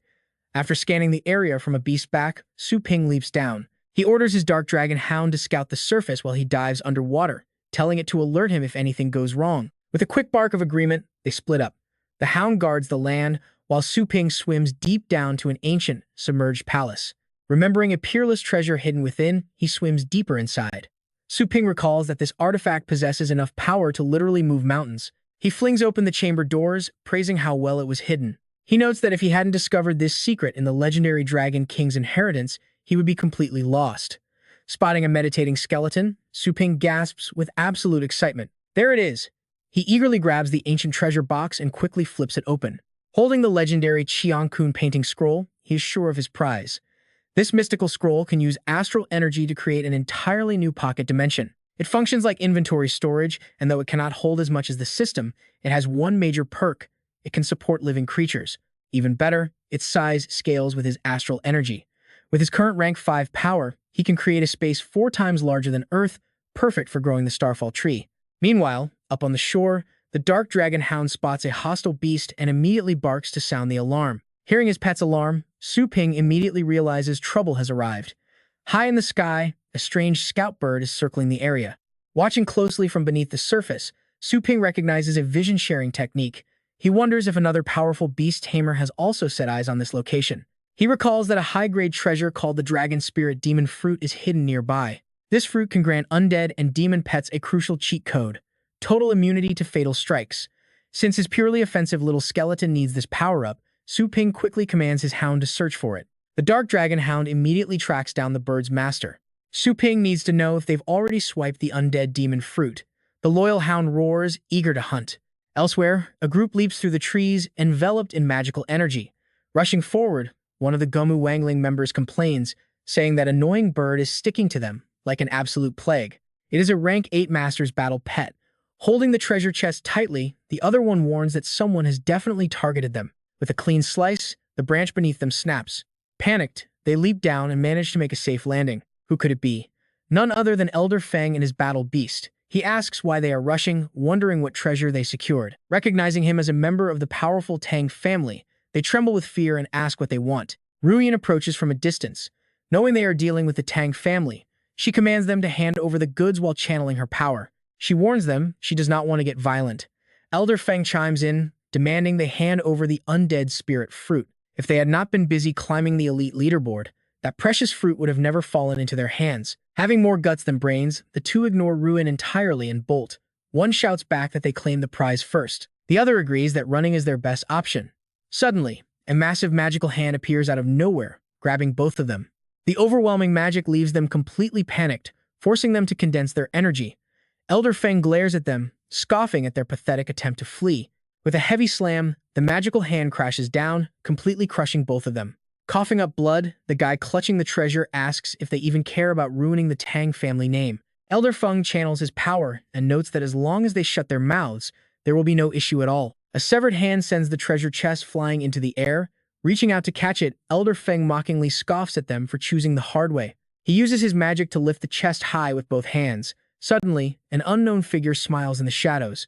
In an instant, the chest vanishes without a trace from his grip. All three are left stunned as Elder Feng freezes in shock. Where did it go? Like a sudden gust, a golden burst of magical energy has snatched the chest away. Sensing extreme danger, Elder Feng shields Ruyan and quickly warns her to be careful because an elite title-grade expert has arrived on the scene. Furious, Elder Feng summons his Shura evil Shadow Beast, a rank 9 beast, cursing whoever dared to steal from the Tang family. Ordering the Shura beast to capture the thief, it charges. But Su Ping simply flashes a dangerous grin and welcomes the challenge. He then instructs his Dark Dragon Hound to apply dragon armor onto the Purgatory Inferno Dragon. The Inferno Dragon unleashes its hardened rock armor, frost shield, and flame cloak, doubling its overall defense and boosting its attack power. As the two massive beasts clash, Su Ping sees his chance and commands a dragon roar, completely catching the enemy off guard. The beast howls in pain as it goes down, leaving Elder Feng completely frozen.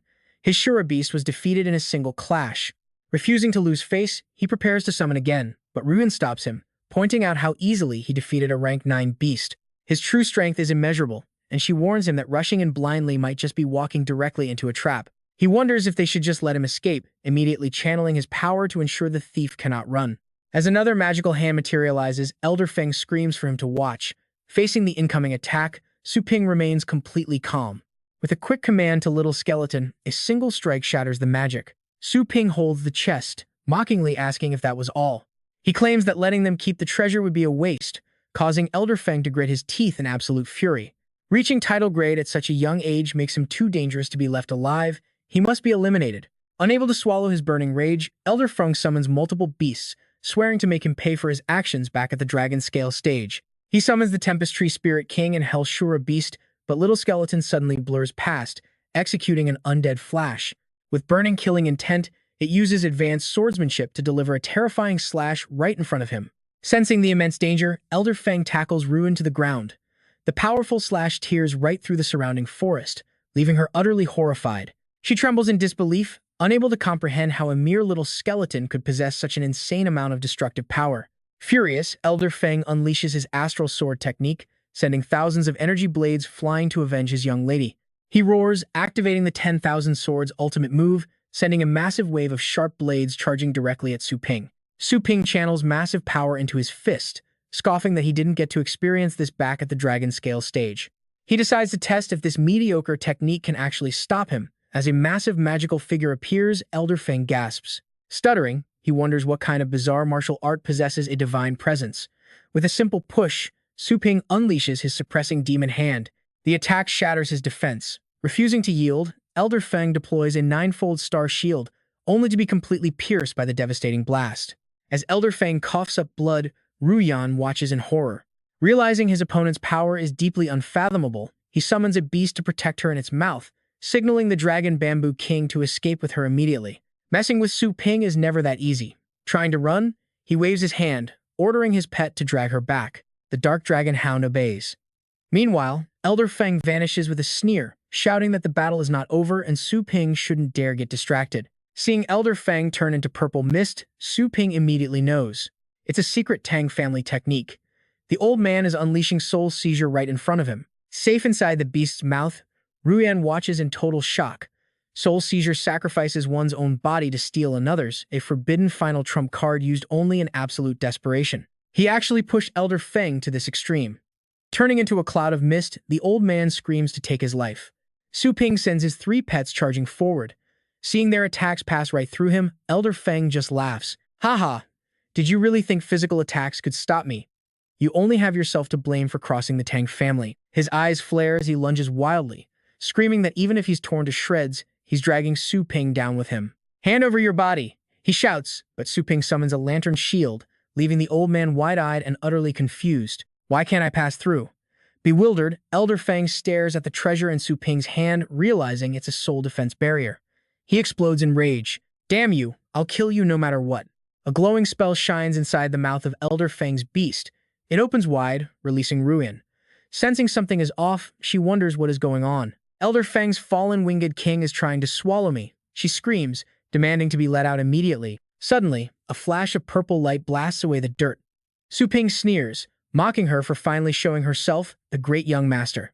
Ruin sits atop the 9th-tier Fallen Winged King, which is currently holding the tail of Elder Fang's beast in its hand. Furious, she warns him not to call her that, saying he's not worthy. Suddenly, she freezes, breaking into a cold sweat. She can no longer sense Elder Fang's presence. A terrible feeling washes over her as she looks at Su Ping and the empty battlefield.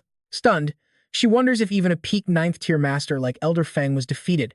Gathering her energy, she demands to know his true identity. Why are you hunting down our Tang family?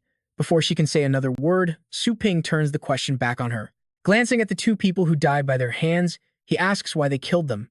Ruin goes completely silent. She slowly explains that survival of the fittest is natural, asking if he sees them as nothing more than ruthless pet warriors who kill without mercy. Without hesitation, Su Ping gives a disdainful smirk and replies that yes, they are indeed nothing but prey waiting for him to tear apart. Meanwhile, the little skeleton standing at his feet looks absolutely thrilled. Suddenly, her beast roars out. Looking back at Su Ping, Ruin is shocked he can actually block a 9th-tier fallen winged king. Desperate, she demands to know what he wants, promising that her family will agree to any condition if he just lets her go. Amused, he says she needs to show some sincerity if she wants her life spared. Looking up at her beast, Ruyan is deeply confused. Su Ping smiles and urges her to dissolve her contract with the beast right now. Bewildered, she asks if he is serious, her mind spinning. If a pet warrior dissolves a contract, they become extremely weak. Is he really planning to kill her? With that thought, she takes a step back, her face turning cold as she reluctantly agrees. She says she will do it, but behind her back, her hands are already gathering energy to strike. Suddenly, she summons her fallen winged king and wind-howling wolf, ordering them to kill him. Before they can attack, the little skeleton slices off their arms. The sight infuriates Ruin. Seeing her anger, Su Ping pulls out the Chankan picture scroll, offering to lend her a helping hand since she asked for it. With a quick swing of the little skeleton's blade, both of her pets are sliced clean in half. Su Ping unfurls the Changkun picture scroll. Shouting for her to enter, Ruyan is sucked inside, tumbling into a completely different dimension. Looking around, Ruyan realizes this is a rare spatial treasure. Suddenly, Su Ping's massive face appears in the sky, admiring the vastness inside the scroll. Dropping to her knees in despair, Ruyan blankly asks why he hasn't killed her yet. Su Ping chuckles, telling her that even dying has a price. He has to make some sort of profit before he considers ending her life. Staring at his forehead, she freezes. It's the inheritance mark she saw before. Realizing the truth, she laughs, noting that he was the one who cleared the 9th floor. Ha ha! Su Ping quickly covers his forehead, laughing awkwardly and asking if it really looks that bad. Wiping away a tear, she asks how he can be so clueless when death is looming right over him. You are about to become a legend's pawn and sacrifice yourself for this continent. Confused by her words, he tells her to speak plain English. With a bright smile, she softly replies, I'm going to die anyway, so why bother? He laughs back, mocking her for trying to threaten him when she's entirely at his mercy. If you don't talk, I'll make sure you die in an extremely embarrassing pose, and then post your pictures all over the continent. I know you're smart enough to cooperate. Blushing red at his words, Ruyan screams that he's a complete pervert. With that same wicked smile, Su Ping muttered, Hey, you forced my hand first. Tang Ruyan gritted her teeth and growled, The one hunting you is a legendary battle pet warrior, Yuan Tianxian. He wanted his granddaughter to inherit the Dragon Bone Tower, so he ruthlessly eliminated every single one of the previous successors. Hearing this, Su Ping countered, Aren't you 4 ancient families still barging in anyway? Aren't you afraid he'll silence you all? Tang Ruyan warned, Don't be ridiculous. Breaking through the 9th floor of the Dragon Bone Tower isn't that easy. Besides, we all made a promise to Lord Yuan. Even if we luck out and pass the 9th floor, we have to willingly give up the inheritance. Otherwise, we face total annihilation. But Su Ping just shut the universe scroll, trapping her inside. Su Ping realized that this entire mysterious realm was completely under the thumb of that legendary powerhouse. He recalled the vice principal's words about the federal government blocking the inner zone for temporary security. It was all just a massive cover-up for Yuan Tianxian to claim the mysterious realm for himself. Looking down at the corpses around him, he ordered, Inferno Dragon, burn them all to ashes. Su Ping fell into deep thought. Those 4 massive families who claimed to rule the heavens were just stray dogs fighting over leftovers. Staring into the raging bonfire, countless thoughts raced through Su Ping's mind. Although he had defeated a king-level battle pet warrior before, it took him endless resurrections to pull it off. But now, he was facing a legendary opponent of unprecedented power. He couldn't afford any mistakes. He pondered further. No one saw him clear the Dragon Bone Tower, but if Yuan Tianxian investigated, it was only a matter of time. Upgrading his pet store to level 3 was his top priority. He had to protect his mother and sister from being caught in the crossfire. The moment the crowd saw Su Ping return, they cheered happily. Boss Su is back. They instantly swarmed him, eagerly shouting, I missed you so much. Please train my battle pets right now. I want 5 pets trained. I want 7. Su Ping chuckled, agreeing with a sheepish grin. All right. Line up in order. Everyone gets a turn. Seeing everything so peaceful brought him a wave of relief. The system interface flashed, showing the store's revenue converted to energy. His total energy was now 11,335. Su Ping realized that with her current daily income of 10,000, reaching the upgrade target would take 10 days. The best move right now was to check the local property prices and secure some land. Su Ping tapped his communicator and accessed the Pioneer network on the system screen. From what he knew, the Pioneer network was a private service run by pioneers. As long as you had the money, they would fulfill any request. The moment Su Ping logged onto the Pioneer network, a customer service representative popped up on his screen. The representative greeted him warmly. Hello, how may I help you? Su Ping replied, I want to expand my store, so I need to purchase some land. The customer service agent quickly noted the details and said, Understood, your store's address has been verified. She then asked, May I know how much square footage you require? Su Ping answered, 3,000 square meters. After receiving the request, she quickly searched the system and reported back. Based on current rates, it would cost 200 million astral coins now, with the remaining 100 million paid upon delivery. Su Ping gasped in shock when he heard that price tag. 300 million? Since when did the prices double like this? The agent quickly reassured him, Sir, since the Global Elite League has begun, store expansion fees have surged and real estate values have skyrocketed as well. Hearing her reasoning, Su Ping weighed his options. Delaying would only cost him more, so it was best to seal the deal right now.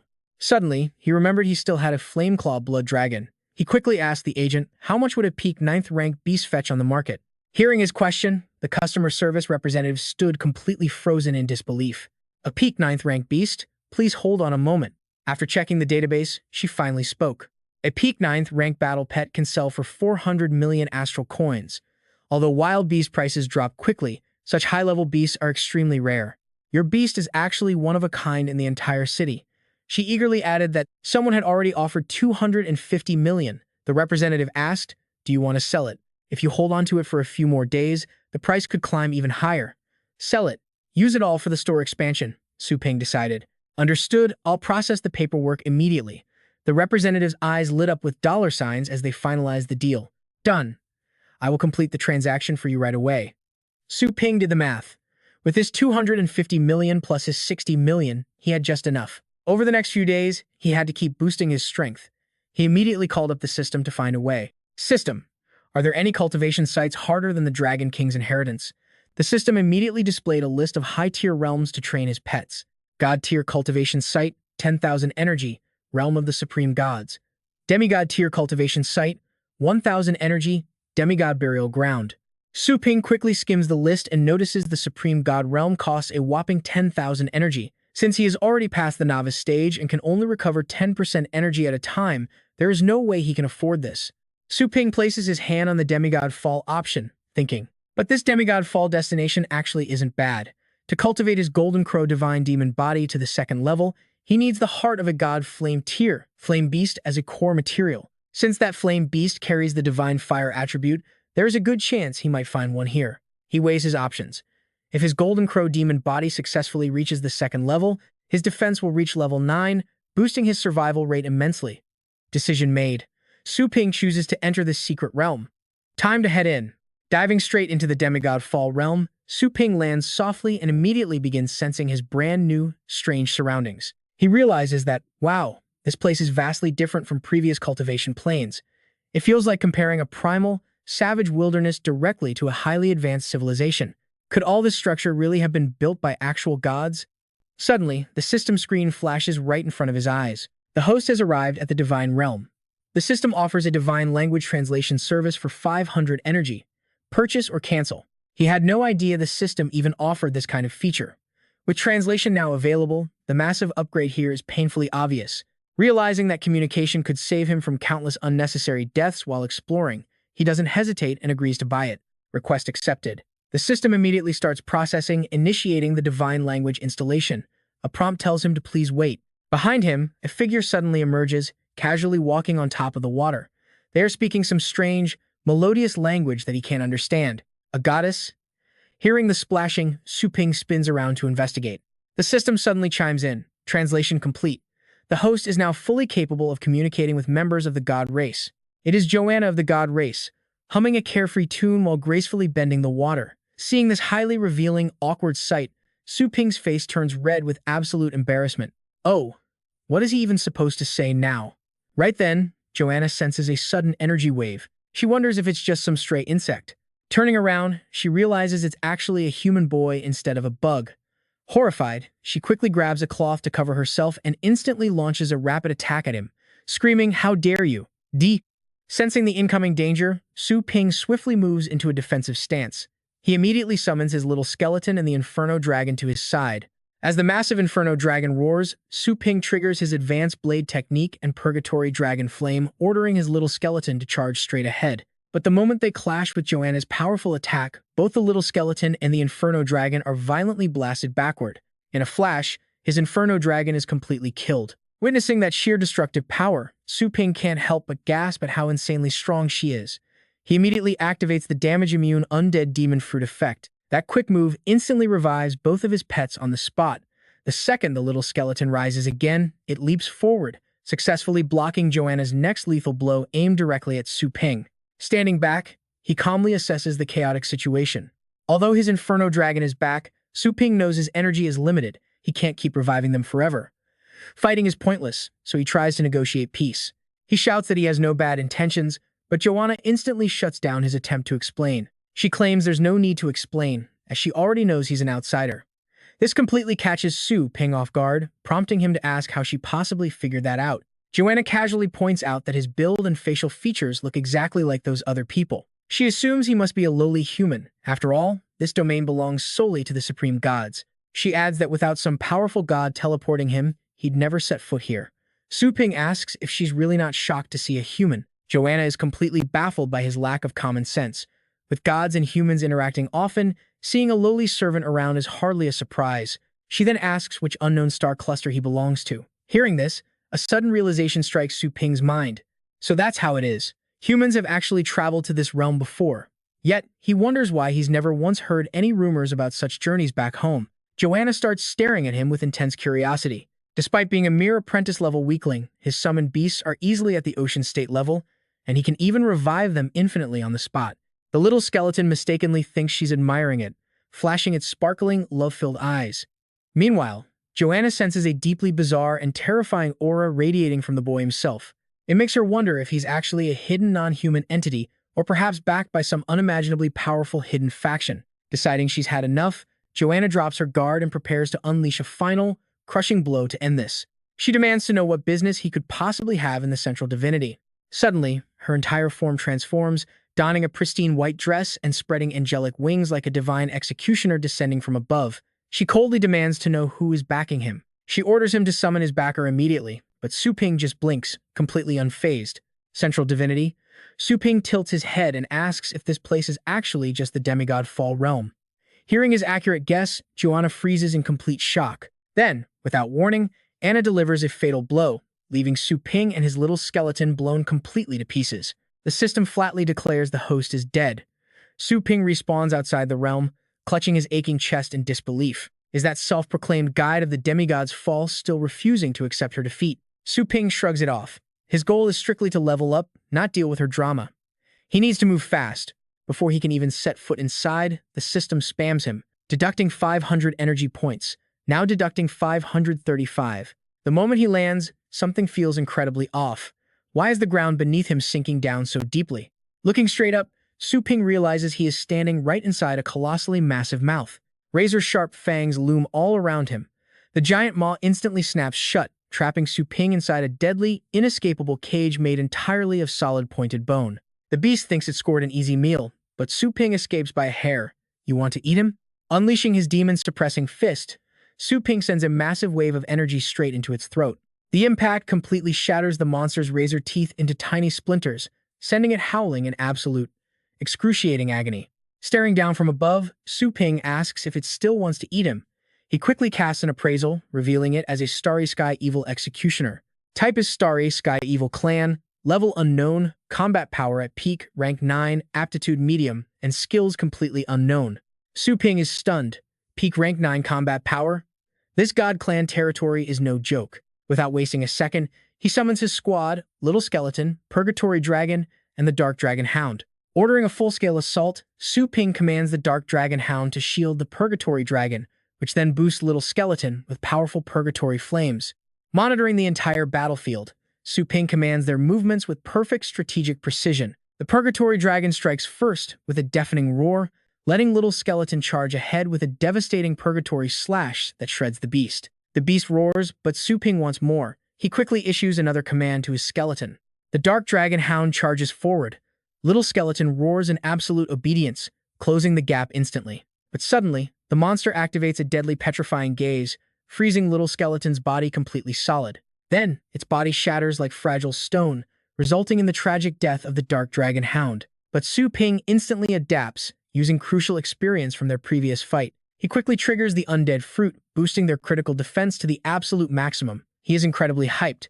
With Little Skeleton revived at full strength, Su Ping can't help but admire how broken this resurrection ability is. Next, Su Ping commands the Dark Dragon Hound to resurrect instantly.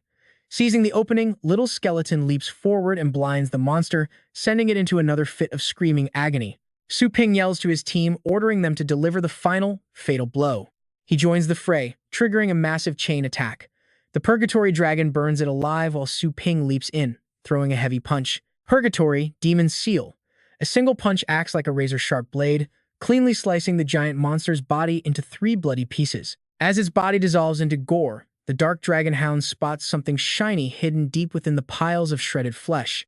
Snatching it up, the Hound proudly brings the glowing crystal to Su Ping, who identifies it via the system as a divine crystal. Born when gods devour evil clans, this crystal holds massive divinity, allowing any battle pet that absorbs it to trigger a divine transformation. Intrigued by this divine transformation, Su Ping demands the system break down the details immediately. The system explains that a divine pet receives a massive, permanent boost to its lifespan, physical constitution, and overall comprehension. They also gain absolute advantages over demon and undead pets, with a high chance of mastering legendary, god-tier skills. According to the system, this can boost ordinary skill power by 5 to 10 times. Su Ping can't believe something so tiny packs such insane power. This is the ultimate shortcut to upgrading his pets. He hands it over, telling the Dark Dragon Hound it is theirs to keep. Little Skeleton watches, knowing its buddy is about to level up. It floats over with sparkling eyes, begging for its own upgrade, forcing Su Ping to step in and calm it down. Hey, watch your image. Little Skeleton already has a top-tier bloodline, so don't be greedy. He tells it to be patient like the Purgatory Dragon and ignore the crystal. Meanwhile, the Dark Dragon Hound's upgrade completes, though its appearance barely shifts. The system confirms the Hound is undergoing deification. Currently ranked 6 lower, Dragon and Demon attributes, peak rank 8 combat power, with medium aptitude. Skills include Dragon Armor, Dragon Roar, 100 Miles Soul Tracker, Death Poison Claw, Wind Guard, Earth Shield, Hardened Shell, Lightning Armor, and 1/10 Divinity. Su Ping notes that the core stats barely shifted. Only a single point of divinity has been added. He wonders if achieving a full divine transformation requires something far more substantial. But for now, he decides to focus on clearing the area. Suddenly, a terrified, blood-curdling scream echoes nearby. Help! Is anyone there? Su Ping suddenly hears a desperate cry coming from right beneath him. Down there, 2 people are being attacked by the exact same species of monster he just slaughtered. But what catches Su Ping's attention is that they belong to the god race. Alex panics, screaming as 2 massive fanged insects charge at them. The boy desperately summons a weak shield, crying out in terror for them not to eat him. Suddenly, a golden fist erupts, blasting the bugs away. It is Su Ping's legendary strike, and he descends right after. Standing on his massive pet, the fierce wind from its wings leaves both Alex and Joss completely stunned. A human warrior. Su Ping steers his pet right before them and orders it to grab them. With more swarming insects closing in, the pet immediately obeys and snatches up the survivors. With a thunderous roar, it dodges the swarm and soars into the sky. Once safe, Alex quickly offers his sincere thanks. Thank you for saving us, but Su Ping shrugs, saying he only rescued them to act as guides. He asks how they ended up here, and Jose, an elite soldier of the 5th Squad, reluctantly explains. The cosmic fiends are constantly using spatial rifts to invade our lands. We were stationed here, but a high-tier fiend wiped out our squad, and our comrades died fighting. Looking down at the massive, strange craters, Su Ping asks if they are the ones handling the wreckage. Joss nods, asking how a human got in. Su Ping casually brushes it off, saying he was just passing by. Privately, Su Ping realizes they have no clue about the rift on the blue planet. Talk about bad luck. Su Ping then asks, is it true that gods have wings? He assumes that at their high level, they should easily be able to fly away when outmatched. Joss clenches his fist, refusing to use sacred wings for such cowardly retreats. To him, dying in battle against the fiends is a soldier's highest honor. Beside him, Alex sighs and clarifies that only 10 legendary pureblood gods in the entire realm actually possess those wings. Besides, as demigods with different cultivation techniques, flying at will is completely out of the question. Hearing this, Su Ping remembers Anna. He realizes the girl he met before must be a rare pureblood goddess. Recalling the attack that easily wounded him, he now understands why their power gap was so massive. If she were a battle pet, her potential would crush Little Skeleton. He secretly wishes he could train her. Su Ping then asks if they know about the demigod burial ground, but Alex is completely clueless. They only live on the temple's outer borders and have never heard of such a place. But the young boy excitedly mentions the legendary Archean divinity, asking if the human warrior wants to hear about it. Joss rolls his eyes, muttering that only a complete fool would believe in those fairy tales of a supreme realm. The myth claims one day of training there equals a year here, which Joss calls a weakling's fantasy. Su Ping thinks of the system's database. From their tone, it seems they believe the Archean divinity is just a myth. Alex looks down, his voice turning quiet and solemn. He mentions that the central gods have been searching for that legendary realm to help wipe out the cosmic fiends. Alex wishes he could train there, but Joss mockingly asks if anyone has actually found a single trace. He snaps that fantasizing about illusions is useless, and they should focus on real, hard training instead. Suddenly, a volley of sharp purple energy arrows rains down on them. Before Su Ping's pet can react, a barrage of attacks pierces through it, sending everyone falling. They manage to land safely, although poor Alex hits the ground face first.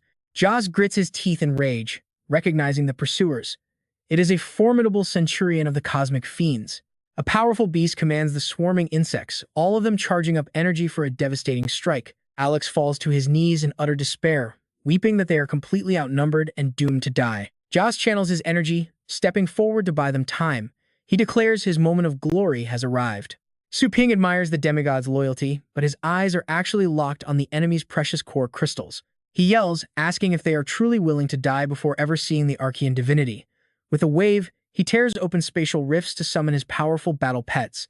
Joss is absolutely stunned, wondering how an apprentice-level human warrior could release such an overwhelming aura. With his immense aura fully unleashed, Su Ping commands his summons to charge forward. Astonished by this power, Jaws bows respectfully, placing all his trust in the brave human warrior's hands. With those words, Su Ping and Alex quickly left. Spotting the bugs, he smiled, feeling nostalgic looking at these insects. He remembered his first time facing these beasts. His blood boiling as near-death experiences unlocked his true potential, exactly what he wanted. With that, Su Ping braced himself to charge. Suddenly soaring high, he commanded his pets to attack, and they instantly flew up alongside him. Blazing energy enveloped Su Ping as his pets awaited his final word. It was time for a truly satisfying, legendary battle. A moment later, Su Ping lay gasping inside the system's space. The system buzzed repeatedly, deducting 535 energy points. Exhausted, he muttered that he only had one resurrection left, surprised those beasts were actually so strong. All 9 resurrections were completely spent. Clearly, the higher the level, the harder it is to survive. Just as Su Ping said, outside, all the bug minions lay dead, and even their massive leader was severely injured. Inspecting his loot, Su Ping realized he gathered quite a few divine crystals, so it was not a total loss. With exploration time running out, fighting further was pointless and honestly, unwinnable. Clicking the random resurrection option, Su Ping decided to check out a different region. Somewhere nearby, a sweet voice praised her pet as the goodest little kitty. A white tiger roared happily as its cheeks were affectionately pinched. It was Anna, the young lady Su Ping had crossed paths with earlier, happily playing around with her pet. "Bite me, come on, my cute little kitty." Laughing happily, she had no idea Su Ping was randomly resurrecting right beside her. Seeing him materialize, both of them froze in utter shock. Su Ping gasped, surprised by the crazy coincidence. Anna channeled her energy, divine light flashing as she gritted her teeth in rage at the shameless human, instantly summoning her wings and spear. Pressing the divine spear firmly against Su Ping's neck, she demanded to know why he kept following her everywhere. Her pet growled fiercely, entering combat mode. Cornered like this, Su Ping scrambled to think of a quick way out. He had to wing it, since there was absolutely no time to even summon his little skeleton. With a bitter smile, he explained it was a misunderstanding, admitting he was no match for her and asking her to lower her guard. Unmoved, Anna kept her divine spear pointed right at his throat, demanding to know how he could stand there perfectly fine when he was clearly impaled by her weapon before. Acting completely casual as if nothing had ever happened, if she caught him lying, she threatened to throw him into the myriad sin prison to suffer a fate worse than death. Su Ping knew he couldn't just admit to resurrection abilities, so he had to bluff. Putting on a serious face, he claimed to know the path to the Archean divinity. Hearing this, Anna turned serious and questioned if he truly meant the Archean divinity. She pondered, knowing countless gods only dreamed of reaching that legendary sanctuary. Without the power of that supreme realm, they could never wipe out the evil race. Despite sacrificing so much, the gods had no clues, yet a mere human supposedly knew the way. Countless thoughts raced through Anna's mind in that split second. Hiding her excitement, she pressed for proof, asking how he could possibly get there. Seeing her sudden interest, Su Ping grinned, gently pushing the divine spear aside as he questioned if his method really mattered. He pointed out that he could enter her sacred land at will, and she couldn't kill him, either two facts proving his immense capability and strength. With a dark expression, Anna lowered her spear. Su Ping observed her closely, knowing she was still highly skeptical. Deciding to add some pressure, Su Ping turned around to leave, casually stating he would make his exit. He told her to take her time searching. Seeing him walk away, she quickly offered power, wealth, or land, asking what he desired. Innerly celebrating that she took the bait, Su Ping coldly replied without turning around, choosing power above all, as wealth and land are worthless without strength. Accepting his answer, Anna raised her hand, summoning an ancient tome from a flash of golden light, simply agreeing to his terms. Handing the book to Su Ping, she explained it was a supreme divine art modified specifically for human cultivation. The divine source art would dramatically boost his spellcasting abilities and comprehension speed once fully mastered. Holding the manual, Su Ping realized it was perfect for boosting his stats, meaning this deal was definitely a win. He carefully inspected the tome before flipping it open to read. Suddenly, lightning crackled around the book, forcing Su Ping to drop it. Shocked by the protective barrier, he heard Anna smile, promising to unlock it once they arrived in the Archean divinity. Su Ping didn't push his luck, casually storing the book away as he agreed to her terms. However, before they departed, he explained he needed to draw a tracking sigil on her forehead so she wouldn't get lost in space-time chaos. Asking to lock down her location, Anna narrowed her eyes with a smile and easily agreed. Su Ping looked up at her height, joking that without a ladder, she should kneel down. Anna instantly sat in front of him, telling him to begin. With a hidden smirk, Su Ping wondered if the system pet contract could actually work to control this proud goddess now. The system screen popped up with a prompt, agreeing that the contract applied to all things, even a goddess. As Su Ping placed the seal on her forehead, a matching mark appeared on Anna. Sensing it, she realized this human was using a pet contract. She scoffed, realizing she had underestimated him. With a sly smile, she secretly formed a hand seal behind her back, reversing Su Ping's mark. She wanted to show him what it felt like to have his own trick backfire right in his face. Su Ping shouted for the contract to complete, sending fiery red chains flying straight at Anna. Suddenly, a glowing shield blocked the chains as Anna cried out, instantly reversing the contract's power. Just like that, the tables turned. Golden chains erupted behind Anna, heading for Su Ping, who stared in shock that a pet contract could be reversed. With a confident smirk, Anna demanded that once he became her pet, he would have to spill all his secrets. But as the chains closed in on Su Ping, the entire world suddenly froze in midair. Sensing a terrifying presence, her mind went blank as she realized time had stopped, and her chains shattered into pieces.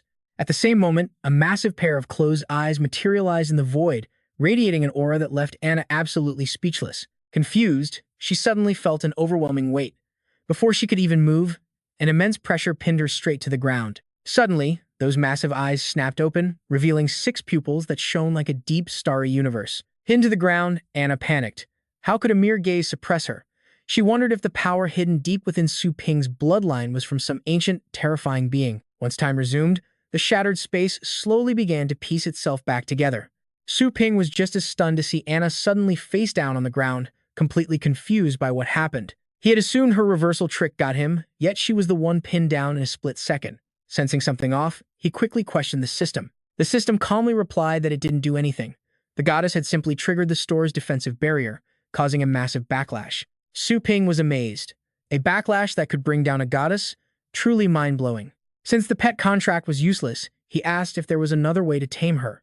The system suggested using an employee contract for highly intelligent targets. A mysterious scroll suddenly materialized in his hand, making him smirk as a new idea formed. Who knew he could actually hire her instead of just making her a pet?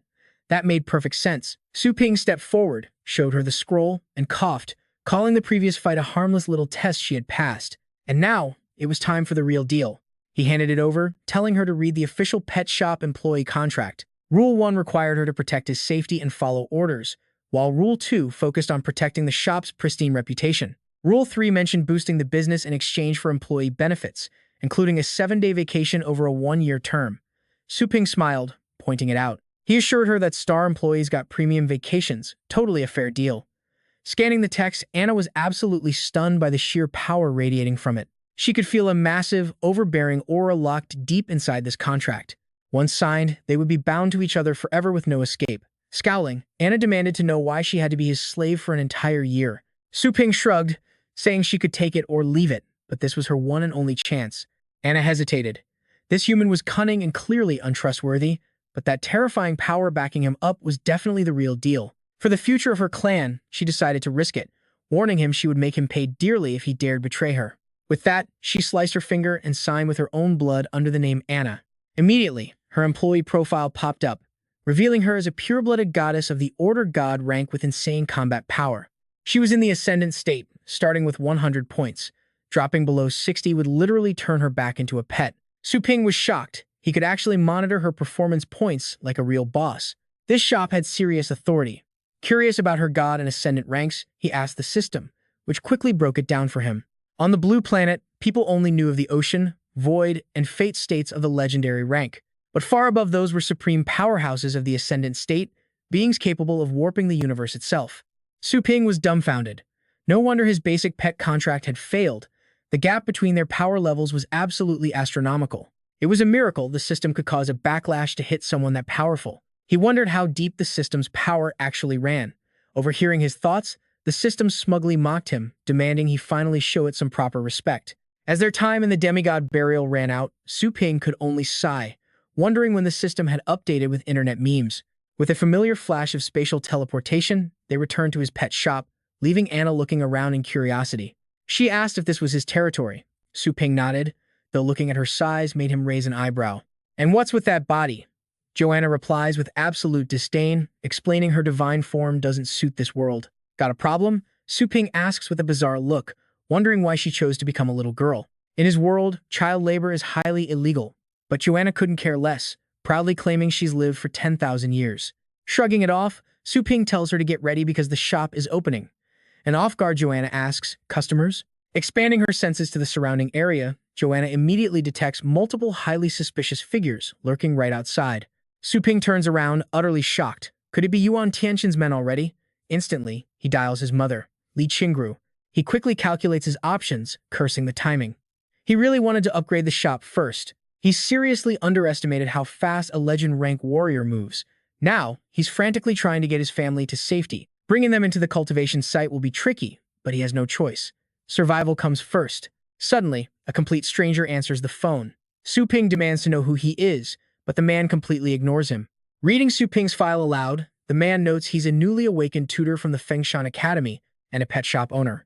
Recognizing his own home in the background, a panicked Su Ping fears for his mother and sister's safety. Coldly, he demands to know their terms. The camera shifts, showing Li Qingru and Su Lingyu knocked out cold against the wall. The kidnapper's chilling voice returns. His mother, Li Qingru, his father, a low-ranking sailor, and his sister, Su Lingyue, a talented battle pet warrior and a first-year student. Seeing his captured family, Su Ping explodes in rage, demanding to know what they want. The man calmly explains that Lord Yuan wants to see him. If Su Ping surrenders peacefully, they won't harm his family. Su Ping forces himself to calm down, knowing their ultimate target is only him. Gritting his teeth, he replies that he is at the shop. They can meet there, but only if they bring his family along first. The kidnapper agrees, flashing a sinister smirk. In his mind, they stand absolutely no chance of escaping Lord Yuan's clutches. He immediately dials Lord Yuan Tianxin to report the coordinates. Su Ping's location has been sent, and Yuan Tianxin grins on the other side. Excellent. He wants to see exactly who this brat is that dared to steal the Dragon Bone Tower inheritance. Soon, powerful figures soar across the sky. Below them, stunned Fengshan Academy students point at the flying titled state experts. As they land right outside Su Ping's pet shop, onlookers back away in terror, wondering why so many legends are gathering. Looking around, the Beast King strokes his beard, asking if they have the right place. A genius capable of conquering the Dragon Bone Tower lives in this dump. Hu Zui asks if he's doubting Lord Yuan's intelligence. The Poison King scoffs, saying the kid probably just got lucky. Xixin concludes that it doesn't matter, since anyone who steals from Lord Yuan has only one fate ahead of them, and that is death. Just then, the legendary Ocean State powerhouse Yuan Tianxin arrives, flanked by the peak 9th rank titled warrior, Venerable the Blade. Yuan Tianxin coldly orders them to end this quickly. Recognizing the legendary Blade Master, local students begin to tremble. It's Venerable the Blade, but the old man beside him is terrifying. Could he be a legendary warrior? His mere gaze radiates raw killing intent as the elders march forward. The Beast King barks, demanding Su Ping show himself. He steps up, grabbing the rolling shutter to rip it open, yelling that Lord Yuan has arrived so he should get out. Channeling his power, a massive crimson aura erupts around his body as he pulls with all his might. But to the elders' absolute shock, the simple metal door does not budge at all. The Beast King stares in disbelief. Hu Zui chimes in, wondering if the store is protected by some high-tier formation. Suddenly, the door slides open on its own. Standing there, Su Ping coldly warns them not to touch his property. As the door rises, revealing Su Ping and Joanna, he demands in a freezing tone to see his family. Recognizing the kid, Venerable the Blade is stunned, unable to believe his eyes. The kid is incredibly talented, easily matching the top young masters. He actually wanted to mentor him, but now the boy has offended a legend. Xixin unleashes his astral power, shouting that a dead man has no right to bargain. He commands Su Ping to step out. As he speaks, his astral power forms a massive hand, grabbing Su Ping to drag him out. But the energy hand instantly shatters into pieces. Completely unharmed, Su Ping retorts with utter disdain to get lost. The backlash hits Xixin hard, making him cough up blood.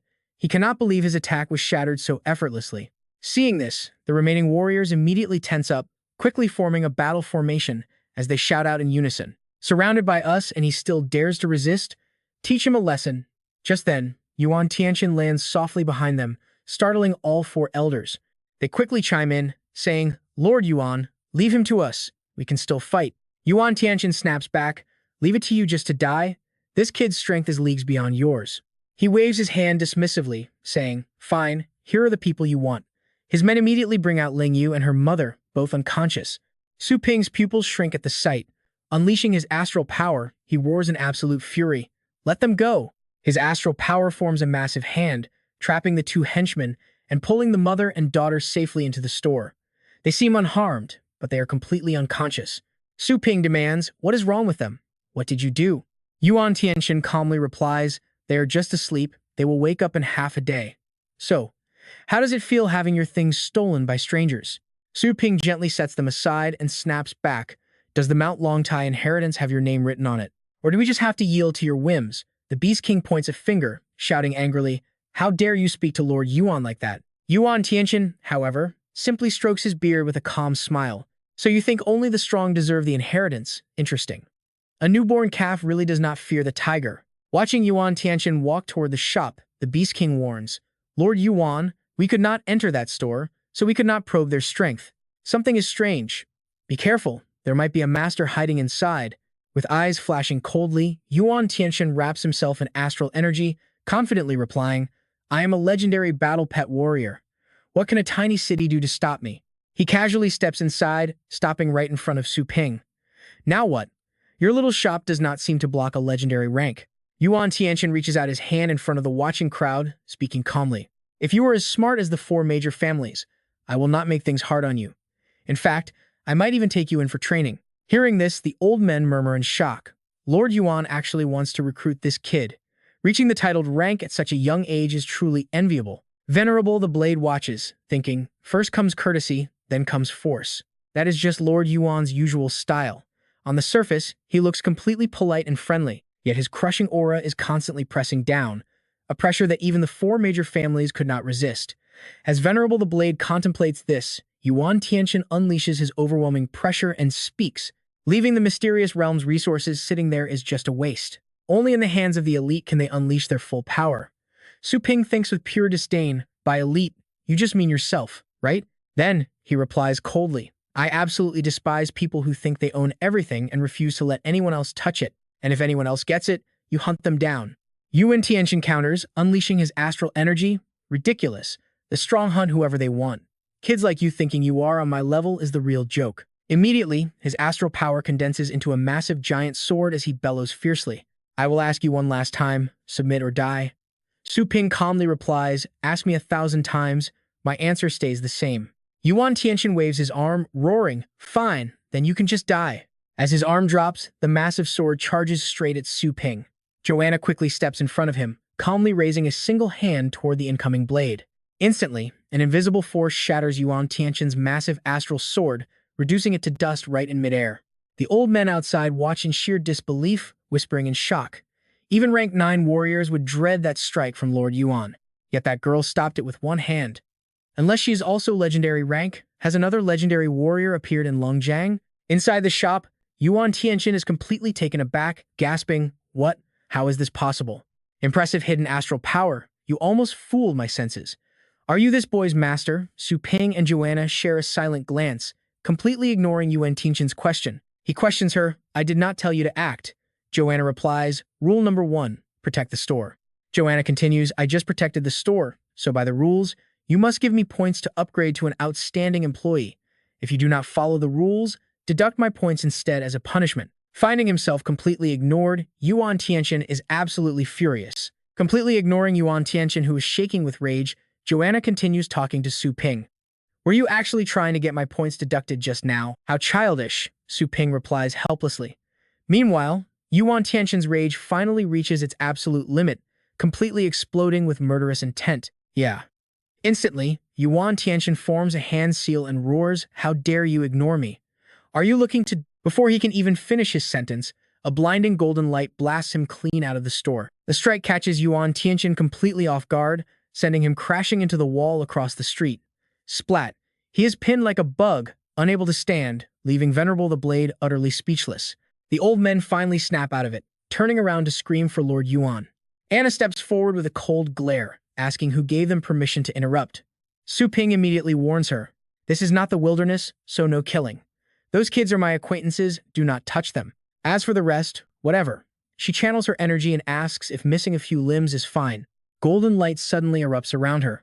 Activating her powerful judgment skill, she sighs, complaining that holding back enough to keep them alive is going to be incredibly difficult. Seeing the two of them look like absolute demons, the crowd instantly panics. They are total monsters. If an employee is this powerful, just how terrifying is the shop owner himself? Who knew Blue Planet hid such monsters? Meanwhile, Yuan Tian chants a dark spell, condensing energy into a massive battle axe. A massive spatial portal rips open on the spot. Yuan Tian roars, summoning his strongest battle pet. Yuan Tian steps through the portal, backed by his shadow underworld king Beast, a vast ocean realm powerhouse wielding multiple weapons. He screams that he is not done yet, ordering his beast to merge as its body splits into glowing fragments. The fragments fuse directly into Yuan Tian's body. Watching this, Su Ping rubs his chin in pure surprise. They can actually merge? Now, that is a real surprise. He cannot help but praise the skill. Merged and fully charged, Yuan Tian hits the Void Cave realm, eyes glowing purple as he roars. Legendary battle pet warrior Yuan Tian requests a duel. Seeing this form, the old masters instantly start gossiping.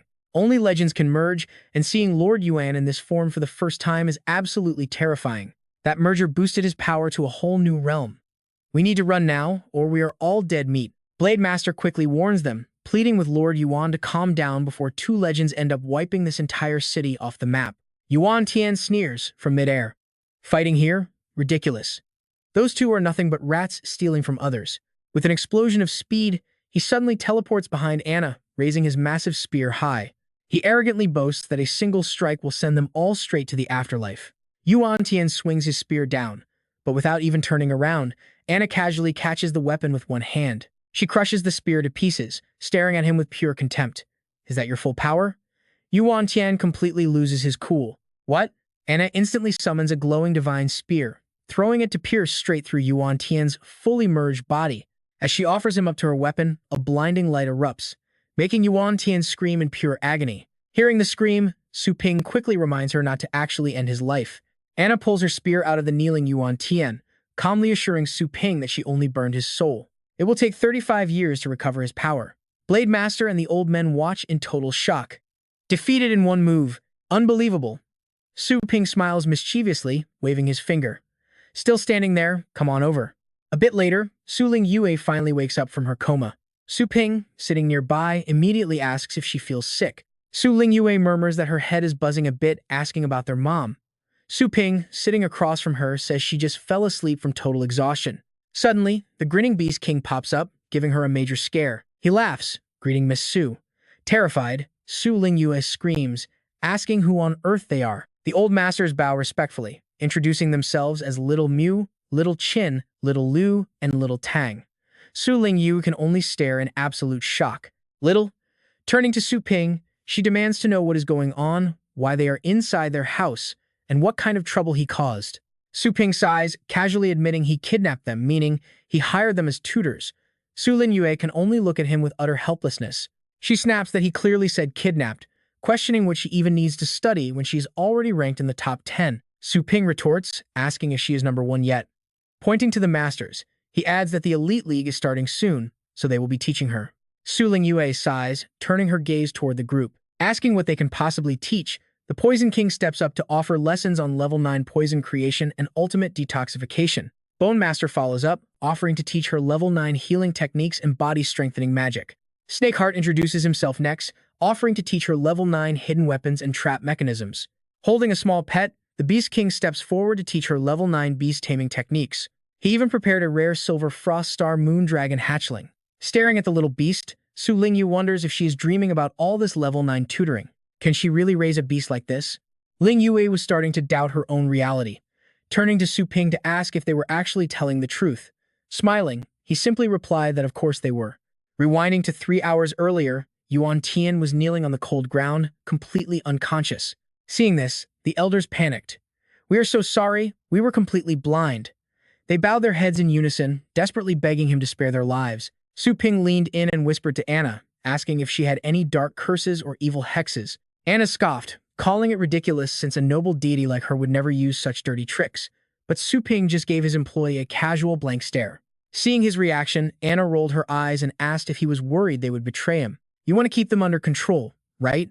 When Su Ping praised her intelligence, she extended her hand, summoning a swirling vortex of golden energy. Humph, watch closely, she boasted. Behold a divine miracle bestowed upon these absolute ants. Struck with awe, the elders cried out that they were witnessing the true, terrifying majesty of a god. Watching from the side, Blade Master was utterly stunned. A title-grade powerhouse disguised as a small child was completely unheard of. Could this entity be from another galaxy entirely? If that was true, then the hidden powerhouses lurking inside this shop definitely went far beyond just her. Intrigued, Su Ping asked what she had just done. Anna explained it was a divine blessing seal, a small miracle that swayed their minds, forcing them to obey his every single command. Anna calmly added to that, anyone who disobeys the seal holder will burn in divine flames for 10 days and nights before turning to dust. Hearing this, Su Ping could only marvel at how brutal she was. He turned to the elders, warning them that the seal was active and they must never, under any circumstances, offend anyone from his family. The elders bowed low and shouted in unison, yes. Watching them grovel, Su Ping turned to Blade Master, asking if the senior would be interested in teaching him some swordsmanship. Startled, the master replied that Su Ping was being far too polite. He wondered if someone as insanely powerful as Boss Su actually had. Su Ping clasped his hands, insisting he still wanted to learn. Seeing his determination, Blade Master agreed, but raised two concerns. First, his techniques were incredibly destructive, meaning they would need a proper training ground. And second, looking closely at Su Ping's physical frame, he questioned if he truly wanted to commit to this style. From what he could see, Su Ping's primary combat style was focused on fist techniques anyway. Smiling, Su Ping told him not to worry, asking for his contact info so they could connect once everything was ready. Back in the present, Su Ping encouraged Ling Yue to study hard before heading back to his shop. Just then, a sudden text notification chimed. A figure appeared on his screen, reporting that both the reserve venue and the Yanlin blood dragon he wanted to sell were finally ready. He smiled, impressed by their professional service and incredibly fast work. After completing the deal, 10 days flew by, and Su Ping was busy closing up shop. The system notified him that the energy conversion was complete, leaving him with 125,348 points.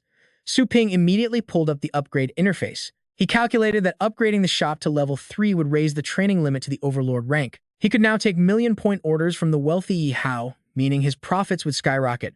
The mere thought had him absolutely thrilled. He smiled warmly, realizing the shop would soon unlock pet sales, making it look more and more like a true, high-end pet store. The system chimed, deducting 100,000 energy points, leaving him with 25,348 points. The shop expanded to over 3,078 square meters, bringing neighboring streets into its safe zone. Finally, the system asked if he wanted to partition the layout. The system noted that partitioning would automatically generate tailored training equipment. Su Ping smiled, amazed by such a convenient feature. This meant he could save a massive amount of money on training equipment. He selected an area on the screen, allocating 300 square meters for a safe residential zone for his mother and sister. Instantly, the system confirmed the request, and real-world objects began to materialize. Watching this unfold, Anna realized that some mysterious power was actually constructing these objects from thin air. Yet, these creations were permanent, unlike temporary illusions. Even high deities like her supreme gods could never achieve something of this incredible caliber. Where did this power even come from? Meanwhile, Su Ping kept mapping out more zones on his system screen. He allocated 1/10 of the remaining space for reception and work offices. Once again, the system confirmed, and the physical furniture immediately took shape. Planning his next move, he dedicated 1/5 of the remaining area for pet feeding. Right on cue, the system executed the command, spawning even more advanced equipment. He decided to turn all the remaining space into training grounds and research laboratories. With everything confirmed, the system announced the partitioning was complete, noting that the limit for foster pens would now increase from 25 to 50 slots. Asked if he wanted to purchase, Su Ping did not hesitate to buy 25 level 2 foster pens. The system deducted 25,000 energy, leaving him with 348 points. He then asked what privileges his employees currently had, and the system began to answer. He activates the boarding pens, training space, and shadow clone cultivation functions. An hour a week in the training sanctuary with the store owner. Schedule it. Su Ping smiles and agrees. He figures this alone is more than enough to keep the shop running smoothly. Sometime later, Ling Yu looks ahead in absolute shock. She asks her mother if they have the right place, leaving both of them completely stunned. They stand before a massive, majestic building flanked by two towering dragon statues. A bewildered Ling Yu wonders if he rebuilt the entire shop from scratch. Su Ping steps outside with a cheerful grin, welcoming them and asking if they brought all of their belongings. The movers bow respectfully and say they have delivered all the packages exactly as ordered, politely taking their leave right after. Su Ping waves them off, telling them to head back while gesturing to move the luggage inside. An annoyed Ling Yui points and complains that even her school teachers help move their things, wondering how she will attend class. Beside her, their mother chimes in with concern. She agrees, asking how on earth their small shop suddenly transformed into this giant mansion. Su Ping points toward the entrance, smiling as he promises to handle her school leave. He ushers them inside, where eager academy students are already crowding the lobby. One customer begs to train 3 pets, even asking the beautiful Anna for her number. She coldly tells the bugs not to cut the line. Su Ping quickly warns her not to speak to paying customers like that. Looking stunning in her uniform, Anna merely shrugs, calling them a bunch of insects anyway. She asks where he is going with so many customers. Su Ping just waves, walking away. He tells her he has business and to watch the register. Nearby, Ling Yu spots a gorgeous pool, gasping in excitement at their private swimming area. Su Ping smirks proudly. He claims there is plenty more to see. Showing Ling Yu her new bedroom, he asks the family how they like their new home.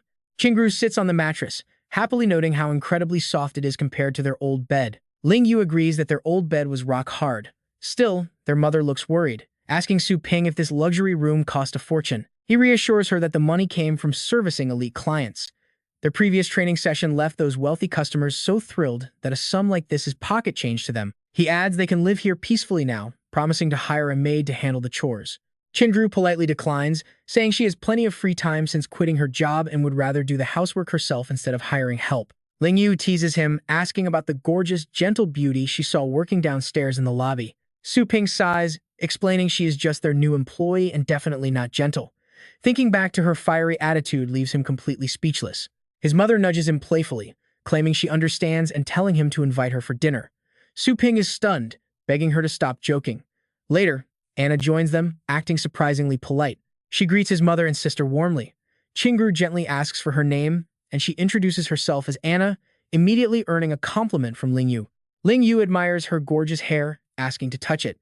Before Su Ping can warn her to stop, Anna calmly tells her to go ahead. Ling Yu squeals at how soft it feels. Placing some food on Anna's plate, their mother starts prying, asking where she is from and how old she is. She even asks if Anna has a boyfriend. Anna politely replies that she is from abroad, just 18, and is not looking for romance yet. Qingru sighs in disappointment. Su Ping leans in, whispering how surprisingly sweet she acts when his family is around. Anna fires back, calling it professional duty, warning him that she can easily make things weird if he prefers. Su Ping coughs nervously. He quickly insists he loves it, silently labeling her a cold-hearted goddess. Meanwhile, his mother worries if only the two of them are running the shop. She asks if it gets too busy. Anna answers that 2 people can handle the crowd, though working solo would definitely be exhausting. Ling Yu praises her, noting she saw over 100 customers waiting outside earlier and is amazed Anna can handle it. Chewing his food, Su Ping realizes that if Anna had just one more assistant helping her out, he would finally be free from standing behind the counter all day. Suddenly, remembering something, he smiles mischievously while checking the system interface. The Tang family young mistress is still locked in his system space. He ponders releasing her, as planting his spiritual tree would be difficult otherwise. The system screen flashes, confirming his request for additional staff has been successfully processed. A temporary employee contract is issued with a clear warning that temporary staff cannot access any of the shop functions. Earning 200 evaluation points will eventually upgrade her to a full, permanent employee status. But if her score drops below 60, she will be stripped of everything and permanently turned into a pet. Su Ping grins, folding the paper in delight. Tang Ruin suddenly materializes from the paper. Gasping, she backs away defensively, demanding to know what he wants. He casually tells her to start by taking off her shoes. Otherwise, she will be on cleaning duty. Tang Ruin looks around, realizing this looks like a normal bedroom, wondering if this is his actual home. She observes him closely, noting he is completely alone without any of his powerful pets nearby. Sensing no hidden experts in the area, she realizes he is completely off guard. If she times it right, she can smash through the window and escape. Determined, she prepares to flee, plotting to summon the entire elite force of the Tang family once she gets back. She vows to make him pay a devastating price for daring to kidnap her and disrespecting the powerful Tang family. She charges forward only to smack her head on the door. Rubbing the sore spot, Ruin wonders what kind of window is this hard. She complains that being locked up without food made her this weak, calling him a scoundrel. Suddenly, Su Ping approaches, his eyes burning red with a dark expression. Clutching her stomach, she screams, demanding to know what that despicable jerk wants. Su Ping smirked, saying he only wants to squeeze out every drop of her value. Terribly frightened, Ruin demands that he stop beating around the bush. As Su Ping raises his hand, she quickly covers her face, declaring that she will never let him have whatever it is he wants. Instead, Su Ping hands her a simple bun. Frowning in confusion, Ruin snaps, asking if he is trying to humiliate her with mere food. She proudly claims the Tang family is full of highly trained elite warriors who would gladly starve to death first. But since survival comes first, Ruin quickly grabs the bun and rips it in half. She stuffs her face while still acting completely stubborn. Telling him to give up because she has no value, she freezes as he holds up a temporary employment contract.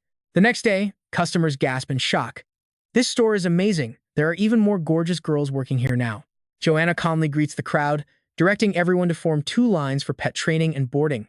Ruin, blushing with rage, wonders why she has to stand there and let all those random men stare at her. She complains about serving these commoners, but Joanna sighs and corrects her, saying they are just serving crickets. Eyeing the open doorway, she plans her escape since nothing can stop her now. But Su Ping holds up the contract, warning her not to forget her signature. Bound by that temporary contract, she is absolutely devastated that she cannot leave the shop for a whole year. Ruyin charges forward anyway. She scoffs, saying he only tricked her into signing it during her weakest moment, and a paper cannot hold her.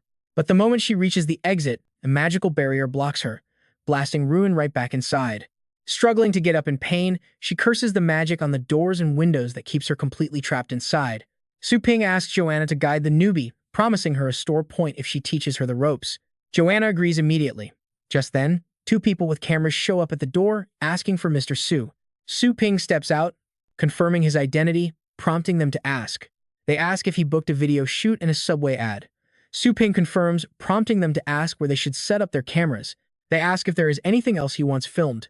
He realizes most of his current customers only bring low-level pets under rank 6, so he desperately needs to find new clients with pets above rank 7. He summons a massive dragon, telling them to film it, making onlookers panic at the thick scent of blood. The dragon's aura is absolutely terrifying. People tremble in shock, wondering what he is doing and if it is just a movie shoot.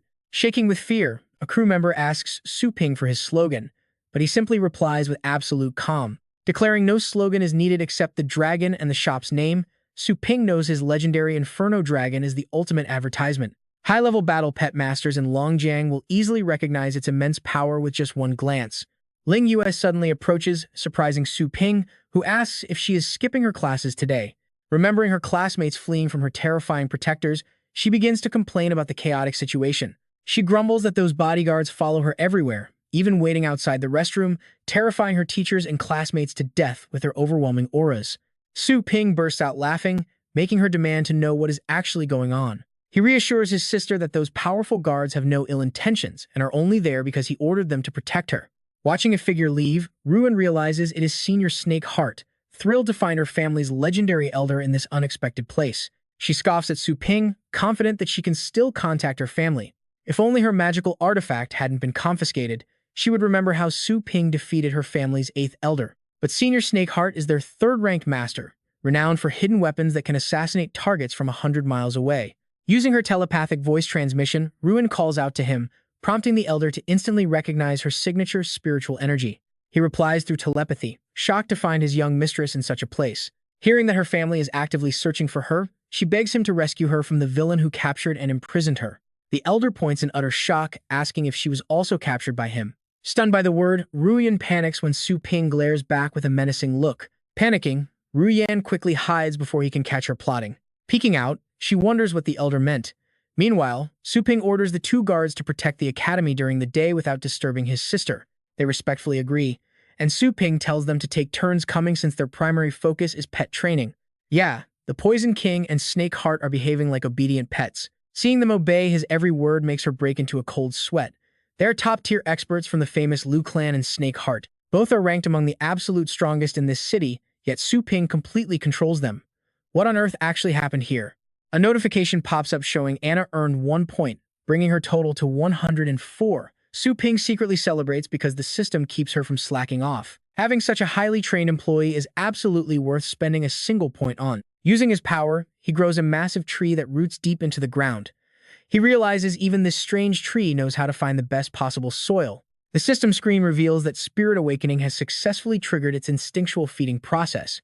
Unfortunately, this Starfall Spirit Tree has terrible aptitude. Despite living 10,000 years, its spiritual awareness remains below 20%, and its consciousness is completely asleep.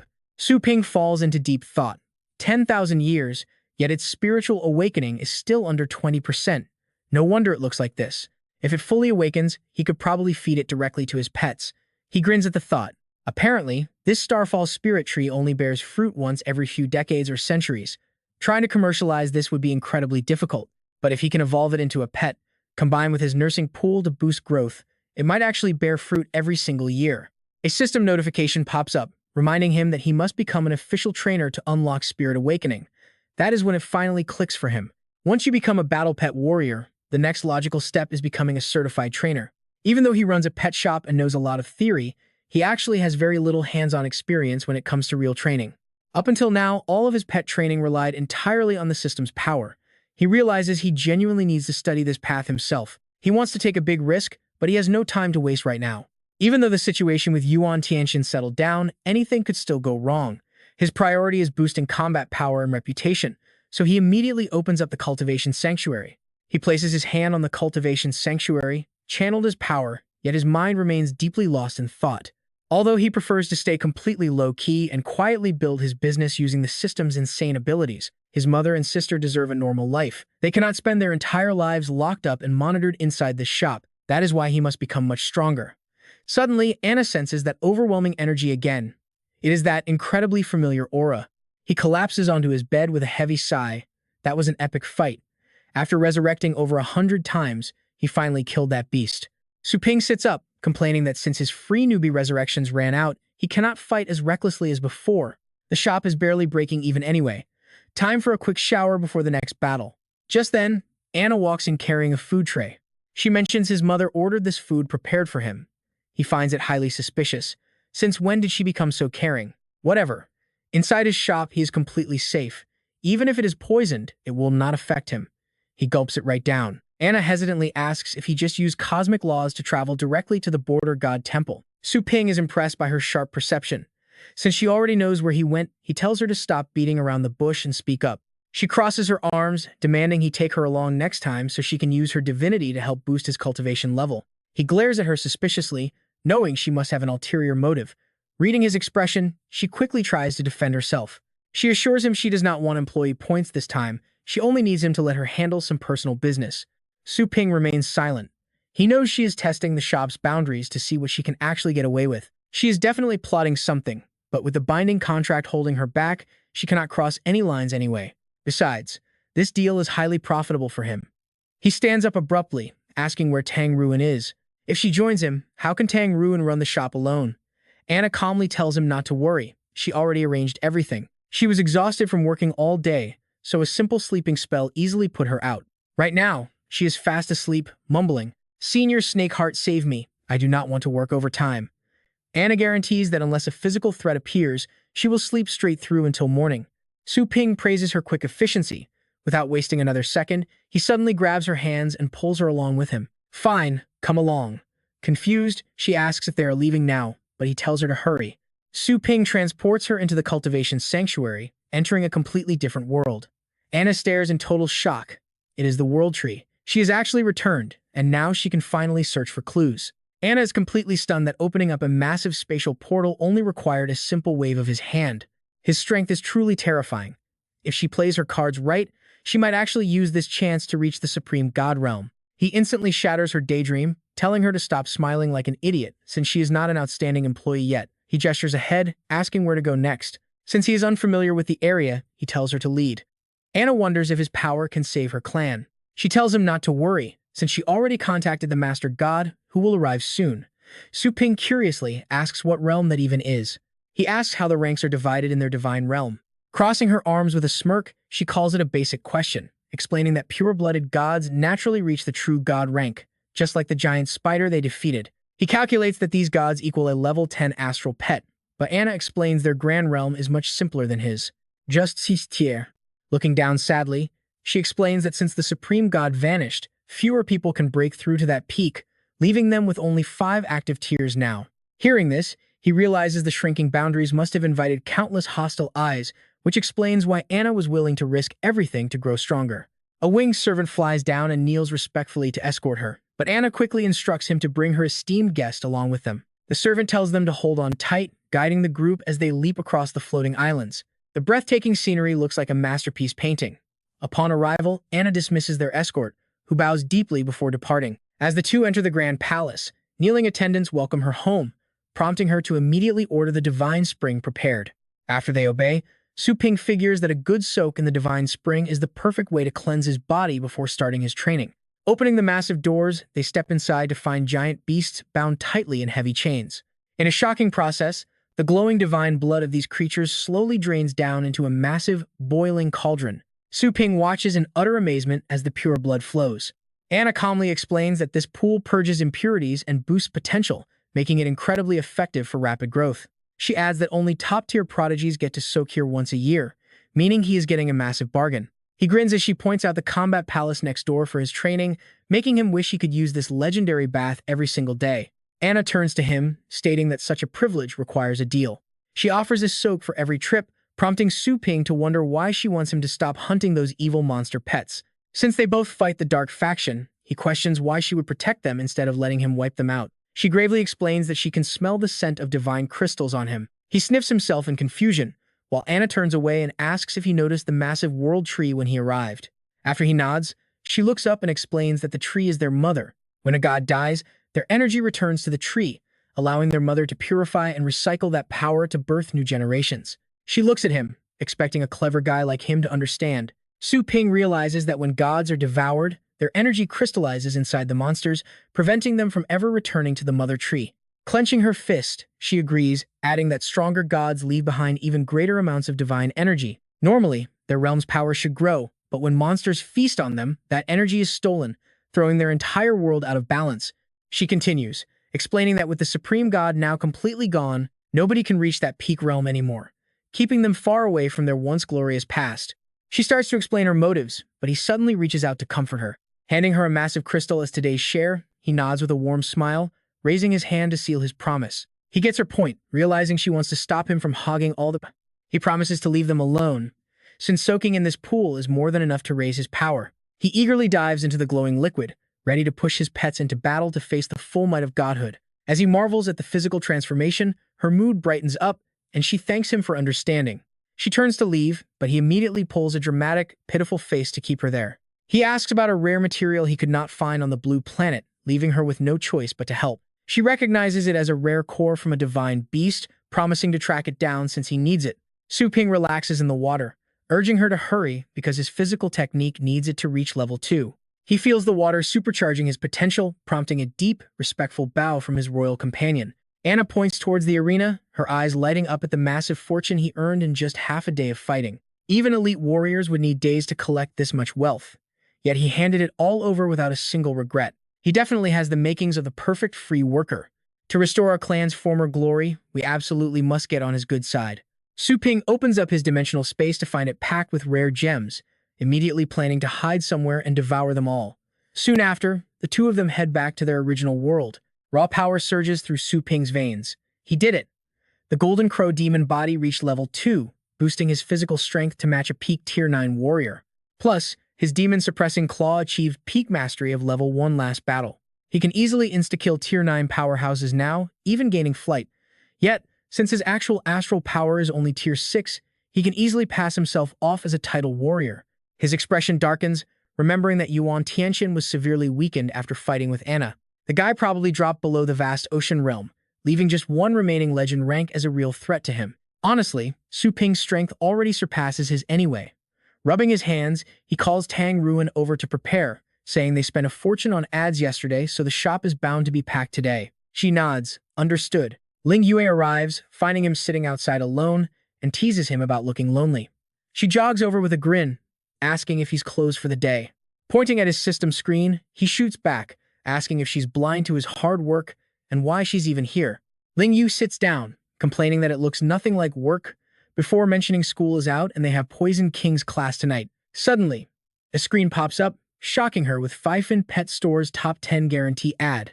She fumes, completely outraged that they would use such cheap tricks to bait customers. With over a dozen branches across the city, even if they end up paying refunds, they will still make a fortune. Su Ping suddenly bursts out laughing, making her turn to ask what is so funny. He just chuckles and teases her, saying he found her angry expression incredibly cute. Ling Yue blushes red, stuttering that he is talking nonsense and that she simply hates seeing such unfairness. Feeling self-conscious, she argues she is just standing up for justice. But Su Ping's expression turns serious. He agrees it is unfair, but warns her that their opponent's strategy runs deeper, even hiring last season's champion as their spokesperson. That endorsement is the real crowd magnet. Most customers will easily fall for it, and they will likely sweep the entire city's market. She immediately objects, saying they cannot just stand by, and wonders if they should pull off a similar stunt. An idea strikes Su Ping. If they are going to do it, they might as well go big and guarantee the championship spot. Breaking news explodes on the search engines. Pixie Pet Store guarantees the championship title, promising to easily secure a spot in the city's top 10. The crowd starts buzzing, surprised to see Pixie Pet Store finally putting out recommendations of their own, and they are guaranteeing the championship, unlike Fifen Pet Store, which is already incredibly overcrowded. With only 3 spots at Fifen, trying their luck at Pixie Pet Store seems much smarter. After all, Fifen is too packed, so they might as well head over right now. Slamming the table in fury, someone demands to know where this trashy little shop came from. Annoyed, they stand up to argue that guaranteeing the champion spot is a direct provocation. One of them offers to teach Su Ping's shop a harsh lesson right away. Another asks if they should offer more guaranteed spots to prevent their own customers from leaving. Raising his hand, Liu Yan orders everyone to sit, claiming there is no need to fuss over a bunch of absolute clowns. He plans to use their public relations team to force them to leak the details of their nominee, then spread it. With a cruel smirk, he commands them to run a malicious smear campaign targeting both the shop and the nominee's actual strength. The more outrageous it is, the more enemies they will make, turning them from popular to widely hated targets for public backlash. The subordinates laugh, highly praising Liu Yan for his sheer brilliance. This bloodless execution will cost them absolutely nothing, because once the nominee inevitably fails, that annoying little pet store will collapse on its own. The higher they climb, the harder they will fall, ensuring they will not even have a single place to stand in Longjiang. Meanwhile, over at the Zhou family estate, they are laughing about this entire situation, finding it absolutely hilarious. The Zhou family elders discuss how this mysterious pixie pet store suddenly appeared out of nowhere, boldly guaranteeing a championship spot, while the butler chips in. He reveals that online rumors claim the shop owner can supposedly boost a pet's rank in a single day. He supposedly commands numerous titled warriors and can allegedly slay legend ranks with just a flick of his finger. Stroking his beard, Tian Xiao mutters that Pixie Pet Store is acting incredibly reckless. Stealing business right under the Liu family's nose proves they have absolutely no respect for the 4 great families. Zhou Ji agrees, noting their long-standing feud with the Liu family and suggesting they exploit this perfect opportunity to weaken their rivals and finally drag them down from the 4 great families. Meanwhile, furious shouting echoes from deep within the Liu family estate. Demanding answers, the patriarch roars to know who owns this Pixie Pet Store and what their background is. Kneeling respectfully, a subordinate reports that the owner is a senior instructor named Su from Fengshan Academy with no powerful background. The Liu family elders whispered that the Su family didn't belong to the 4 major families, Tang, Mu, Qin, and Lu, nor were they a minor clan from Yezhou. A man approached and whispered quietly to Tianzong. Patriarch, I heard Master Yuan went there but was carried back, and he has not stepped a single foot out of the Yuan mansion since then. Tianzong asked, referring to that legendary figure, Master Yuan. He wanted to know if it was actually true. The man explained that because a legend's reputation was on the line, all unrelated witnesses had already been secretly silenced. If the Poison King hadn't personally admitted to carrying him back, they wouldn't have known. Tianzong sternly warned that this secret must never be leaked. Before uncovering the background of that Pixie Pet Store, they shouldn't provoke him, opting to quietly observe for now. Days later, in front of Pixie Pet Store, a screen broadcasted the Elite League, highlighting the recommended champion candidates, the top spender. Everyone was completely shocked to see the news, shouting out in disbelief about a champion recommendation. Xu Kuang, a third-year student at Ares Academy, spoke up in disbelief, asking his master if he was joking. Su Ping replied seriously, asking if he looked like a joker, while Xu Kuang and Ling Yu both wondered who the chosen candidate was. She questioned if he really planned to follow the advertisement and recommend the customer who spent the most money. Su Ping explained with a serious expression that it was just a marketing gimmick to attract customers, as choosing outsiders brought too many risks. Since this directly impacted the future of Pixie Pet's store, they absolutely could not make any mistakes. Su Ping concluded that he had to select someone he could fully trust. Xu Kuang worried if false advertising would backfire, but Su Ping sighed, arguing otherwise and suggesting he could easily choose to recommend Xu Kuang instead. As long as Xu Kuang spent more than the others to secure the top spot, the advertisement remained technically true. Xu Kuang scratched his nose with a grin, boasting that spending that much money was a total piece of cake. Not to be outdone, Ling Yue confidently declared that she wanted to take that #1 spot. Determined, she promised to endure any brutal training if he would train her, leaving Xu Kuang utterly shocked by his young martial ant's drive. Seeing their excitement, Su Ping quickly told them to calm down, explaining that the champion nomination was no joke. With Elder Shu's teachings and her Silver Frost Star Moon Dragon, a top 10 finish would be easy if she stayed confident. However, she realized that a top 10 finish was not enough, wanting to grow stronger quickly to catch up to his incredible strength. She analyzed that behind closed doors, he must have endured countless brutal training sessions to achieve his current level of power. Therefore, if she just kept going at her current pace, she would never match his level. Speaking to her as both an older brother and a mentor, Su Ping tried to advise her. Since she was only a first-year student, making it into the top 10 of the Elite League was already highly impressive. Standing up, he seriously warned her that chasing the championship meant making the entire city her enemy, so why rush? Beyond the powerhouses of the 4 major families, rival pet stores would certainly resort to dangerous, underhanded tricks to stop her. When that happened, strangers and even her old friends would look at her with completely different eyes. He added that the competition required signing a life-and-death waiver, but Lin Yue stood tall, refusing to back down. She declared that she had prepared for all of those risks from the moment she chose this path. She added that danger had found them long ago. Since then, her instincts as a pet master had grown incredibly sharp. She confronted him, noting that he had always been secretly protecting them. Lin Yu firmly asserted that she was not a helpless child waiting to be saved, and she wanted this opportunity so she could protect her family too. Realizing he couldn't change her mind, Su Ping softened, right before a loud voice outside suddenly demanded compensation. Simultaneously, his system screen flashed with a warning that someone was maliciously smearing his store. A temporary quest appeared, ordering him to restore the store's reputation and eliminate the culprit. The reward was a legendary pet skill book, but failure meant losing 5 host points. He had only 24 hours to finish it, and refusal was out of the question. Su Ping was stunned by the system's deadly demand, having never seen it react with such extreme hostility before. Wondering what was happening, he saw Sun Qiu slamming a table outside, furiously claiming the store had ruined his pet. He shouted that the beast was weaker and dying, waiving the training contract as proof of their failure. He demanded they confess, while the crowd whispered, wondering if a failure like that was even possible. Some wondered if they had rushed and fed it the wrong medicine, noting that Basu's ridiculously fast training speeds had actually seemed suspicious for quite some time. They openly questioned if he used forbidden chemical stimulants. Stimulants? Don't tell me the training failed because of this. This is outrageous. I always leave my pet here and nothing ever happened before. You just got lucky. Where's the boss? Get out here and explain yourself right now. The angry crowd kept shouting, getting noisier by the second. Exactly. You ruined someone else's pet and won't even explain. Are you planning to run away or what? No way. I spent a fortune to get a championship nomination. Pay us back. He laughed, looking like his plan was working perfectly. Anna stepped up and stomped her foot. Unleashing her overwhelming power, she roared, "Silence."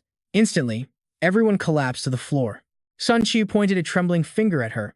Are you trying to bully us with force? I will call the police and shut your shop down.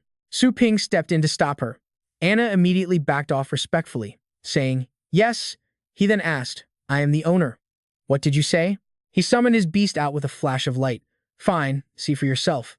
A heavily injured beast appeared, and he spat. Look at your handiwork. Su Ping asked if his name was Sun Qiu. When he confirmed it, Su Ping recalled they trained his pet 2 days ago and he took it home yesterday. He held up a receipt for him to see. We still have the pickup form with your personal signature right here. This is you, correct? Sun Qiu snapped back. So what if it is?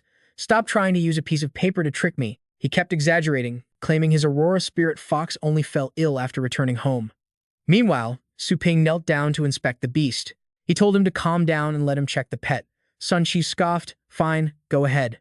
Su Ping immediately activated his appraisal skill. The screen flashed with information on the Aurora Spirit Fox. It was an ice and lightning element beast at rank 6. Its combat strength was low rank 4 with a poor rating. It had mastered Aurora Beam, Lightning Bullet, Thunder Coat, and Ice Drill. By nature, it was gentle, easy to train, and belonged to a rare fox lineage known for loyalty and protecting its owner. Su Ping realized that just as the man claimed, its combat power had indeed dropped severely. But these spots did not look like sickness at all. It looked like poisoning. Su Ping turned to Anna, asking if she knew healing magic. She nodded, saying she knew a bit. Meanwhile, Sun Chu kept shouting, claiming he already went to the city clinic and told them to stop acting. The doctor said it mutated from careless training and drug abuse. Healing is impossible now. The beast is barely clinging to life. Before he could finish, Anna slapped him hard across the face, telling him to shut up and move aside. Clutching his bruised cheek, he gasped, "You actually dared to hit me." Ignoring him, Anna cast her healing magic, reviving the fox. The Aurora spirit fox stood up, letting her pet its head. "Good boy." The crowd went wild, yelling, "Look at that. It is a miracle." The fox was dying just a moment ago, but now it is standing upright. She fully healed it in a matter of seconds. The system popped up to display its updated stats. It was still a rank 6, Ice and Lightning Element Aurora Spirit Fox. But its combat power rose to mid-rank 7, with low aptitude. Its skills remained Aurora Beam, Lightning Bullet, Thundercoat, and Ice Drill. He was amazed. Impressive. Not only did she cure the poison, she even raised its potential rating by a whole tier. The fox lovingly licked Sun Chi's face. Su Ping glared at him with a dark look. Flustered, Sun Chi muttered, "Fine, since you cured it, I will drop the charges. Let's just say I was out of line earlier." Sun Chi turned to leave, calling his fox to follow. But suddenly, Su Ping's firm hand gripped his shoulder, stopping him cold. With a cold face, he told him not to rush, as their shop offered follow-up care. He invited him upstairs. Seconds later, Sun Chi crashed into the wall, screaming in absolute terror. Su Ping interrogated him, noting his first reaction to his pet being healed was panic, not relief. That proved his real motive for causing a scene had nothing to do with the pet. "Tell me, who sent you here?" Sun Chu panicked, frantically denying the accusation. "What are you talking about? Who sent me? I have absolutely no idea what you mean. Let me go or I will call the cops." Su Ping unleashed his power, floating Sun Chu and his fox into the air. Clearly, he needed pain to talk. "Are you planning to keep your mouth shut?" Terrified, Sun Chu suddenly squealed that a titled battle pet warrior sent him. Su Ping smiled coldly. "If I remember correctly, titled experts have the legal right to execute anyone who offends them. Is that true? I have never tested that law. Do you want to find out?" Trembling in pure terror, the man shrieked, "I will talk." It was the Liu family. Su Ping was skeptical and demanded clarification. "The Liu family, the ones behind the Feifan pet store? Explain everything right now." He curled up submissively like a tamed pet, spilling every detail. "My battle pet was accidentally injured in a match yesterday. The medical fees to cure him were astronomical. Right before the Elite League started, representatives from the Liu family approached me. They promised to cover all the medical bills if I blamed the injury on your shop." Su Ping asked for the mastermind's name and description. Panting heavily, the man confessed that he had no idea. The messenger wore a mask, so his face was completely hidden. Su Ping turned and whispered to Anna, asking if she could read minds. She immediately scoffed, stating the gods never stooped to such underhanded tricks. When Su Ping held up 2 fingers, she asked if he had already confessed everything anyway. Worried he was lying, Su Ping spoke his suspicion aloud. Exactly. His confession was way too smooth, and the details matched too perfectly, as if the whole story was scripted beforehand. If the extraordinary pet store really used such cheap tricks, a sudden reversal would ruin them completely. Joanna immediately stepped right up to him. Covering his face in terror, he shrieked, "What are you doing? Aurora Spirit Fox, save me!" The fox unleashed its magic, but she blocked it effortlessly. Channeling her divine power, Joanna searched his mind and read his very soul. This cultivation effect is incredible. This pet will definitely score a top rank in the tournament. "Where do you think you're going, Sun Chu? It's time to pay the Zhou family your debt, principal, and interest. Can I get another month? Just until I win the prize money. Save your breath. This is rank 9 Hell Black Flame Venom. Just inject it into your pet and frame the Liu family, and your massive debt will be wiped clean." Sun Chi stared at the syringe, his voice trembling. "But I heard this venom rots the body, causing an agonizing death with absolutely no cure." The Zhou family member smiled, offering a tempting deal. "Isn't it just a rank 6 pet? If you successfully frame them, I will personally reward you with a pet of rank 8 bloodline." Completely mesmerized, Sun Chu walked toward his pet, rank 8. "I am so sorry, Aurora Spirit Fox." Hearing this, Su Ping gritted his teeth in fury and grabbed him by the throat. "You deserve to die." Sun Chu pleaded in terror. Cough. "I was forced into this. I had no choice. Please spare me."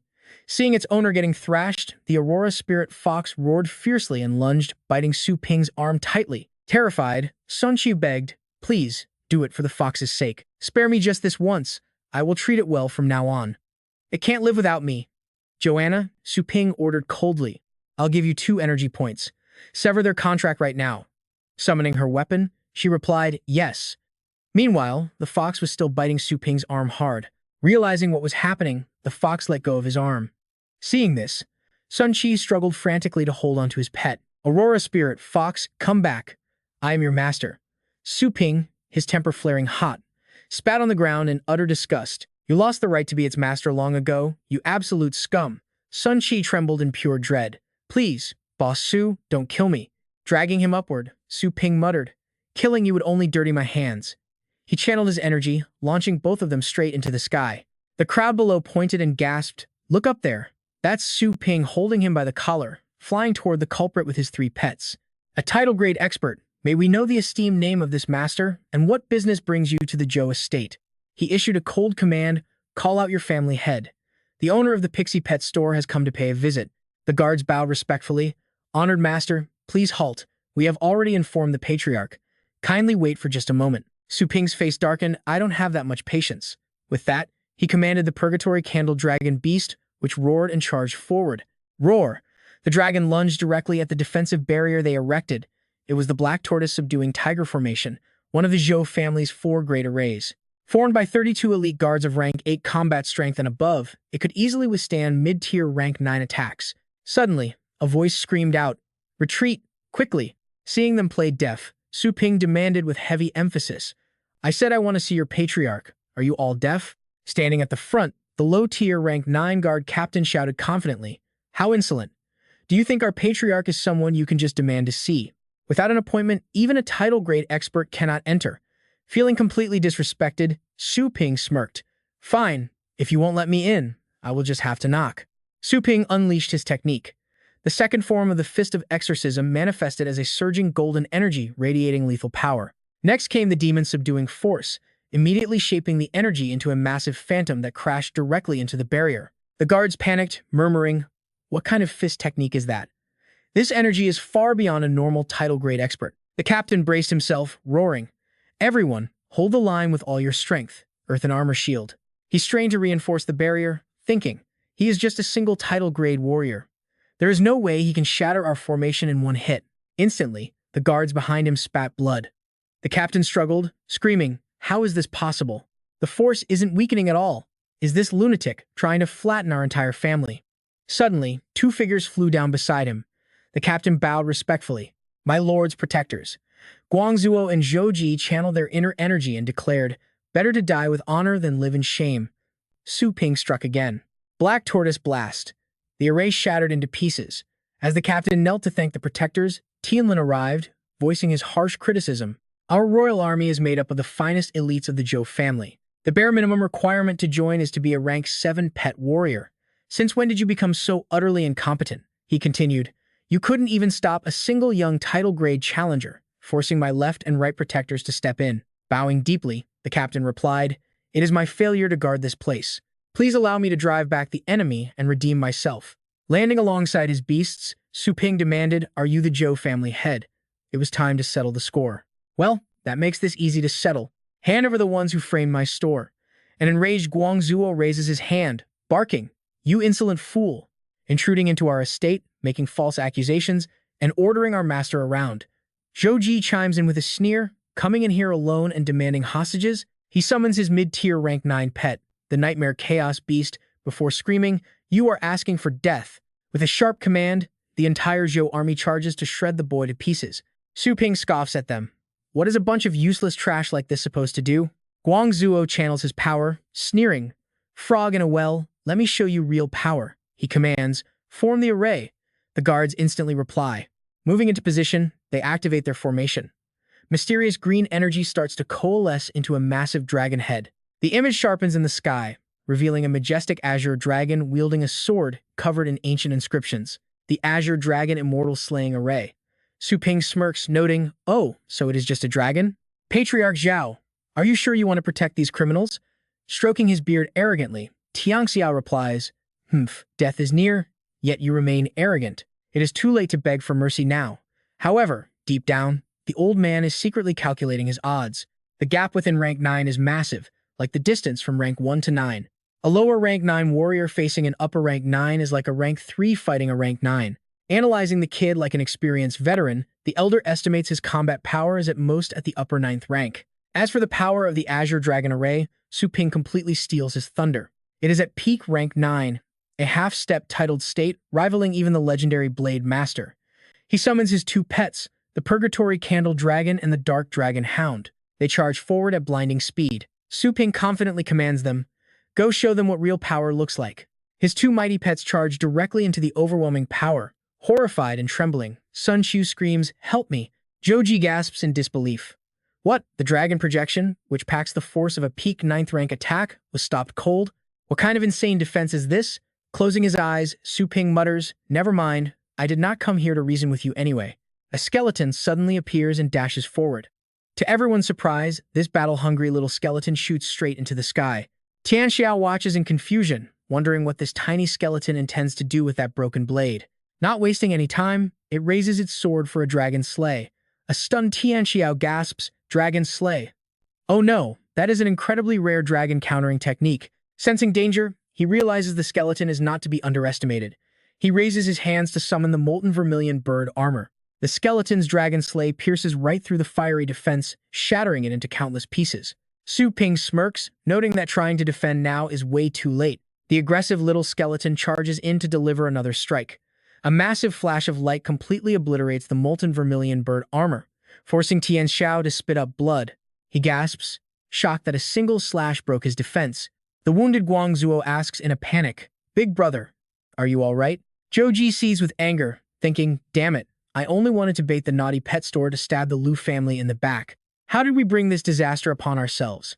He had personally wiped the crucial memories of everyone involved and left absolutely no video evidence behind. Where on earth did he find them? Floating high above, Su Ping calmly asks, "I will ask you one more time. Do you still plan on shielding them?" Patriarch Tian Xiao finally surrenders and orders his men, "I will hand them over. Bring them out."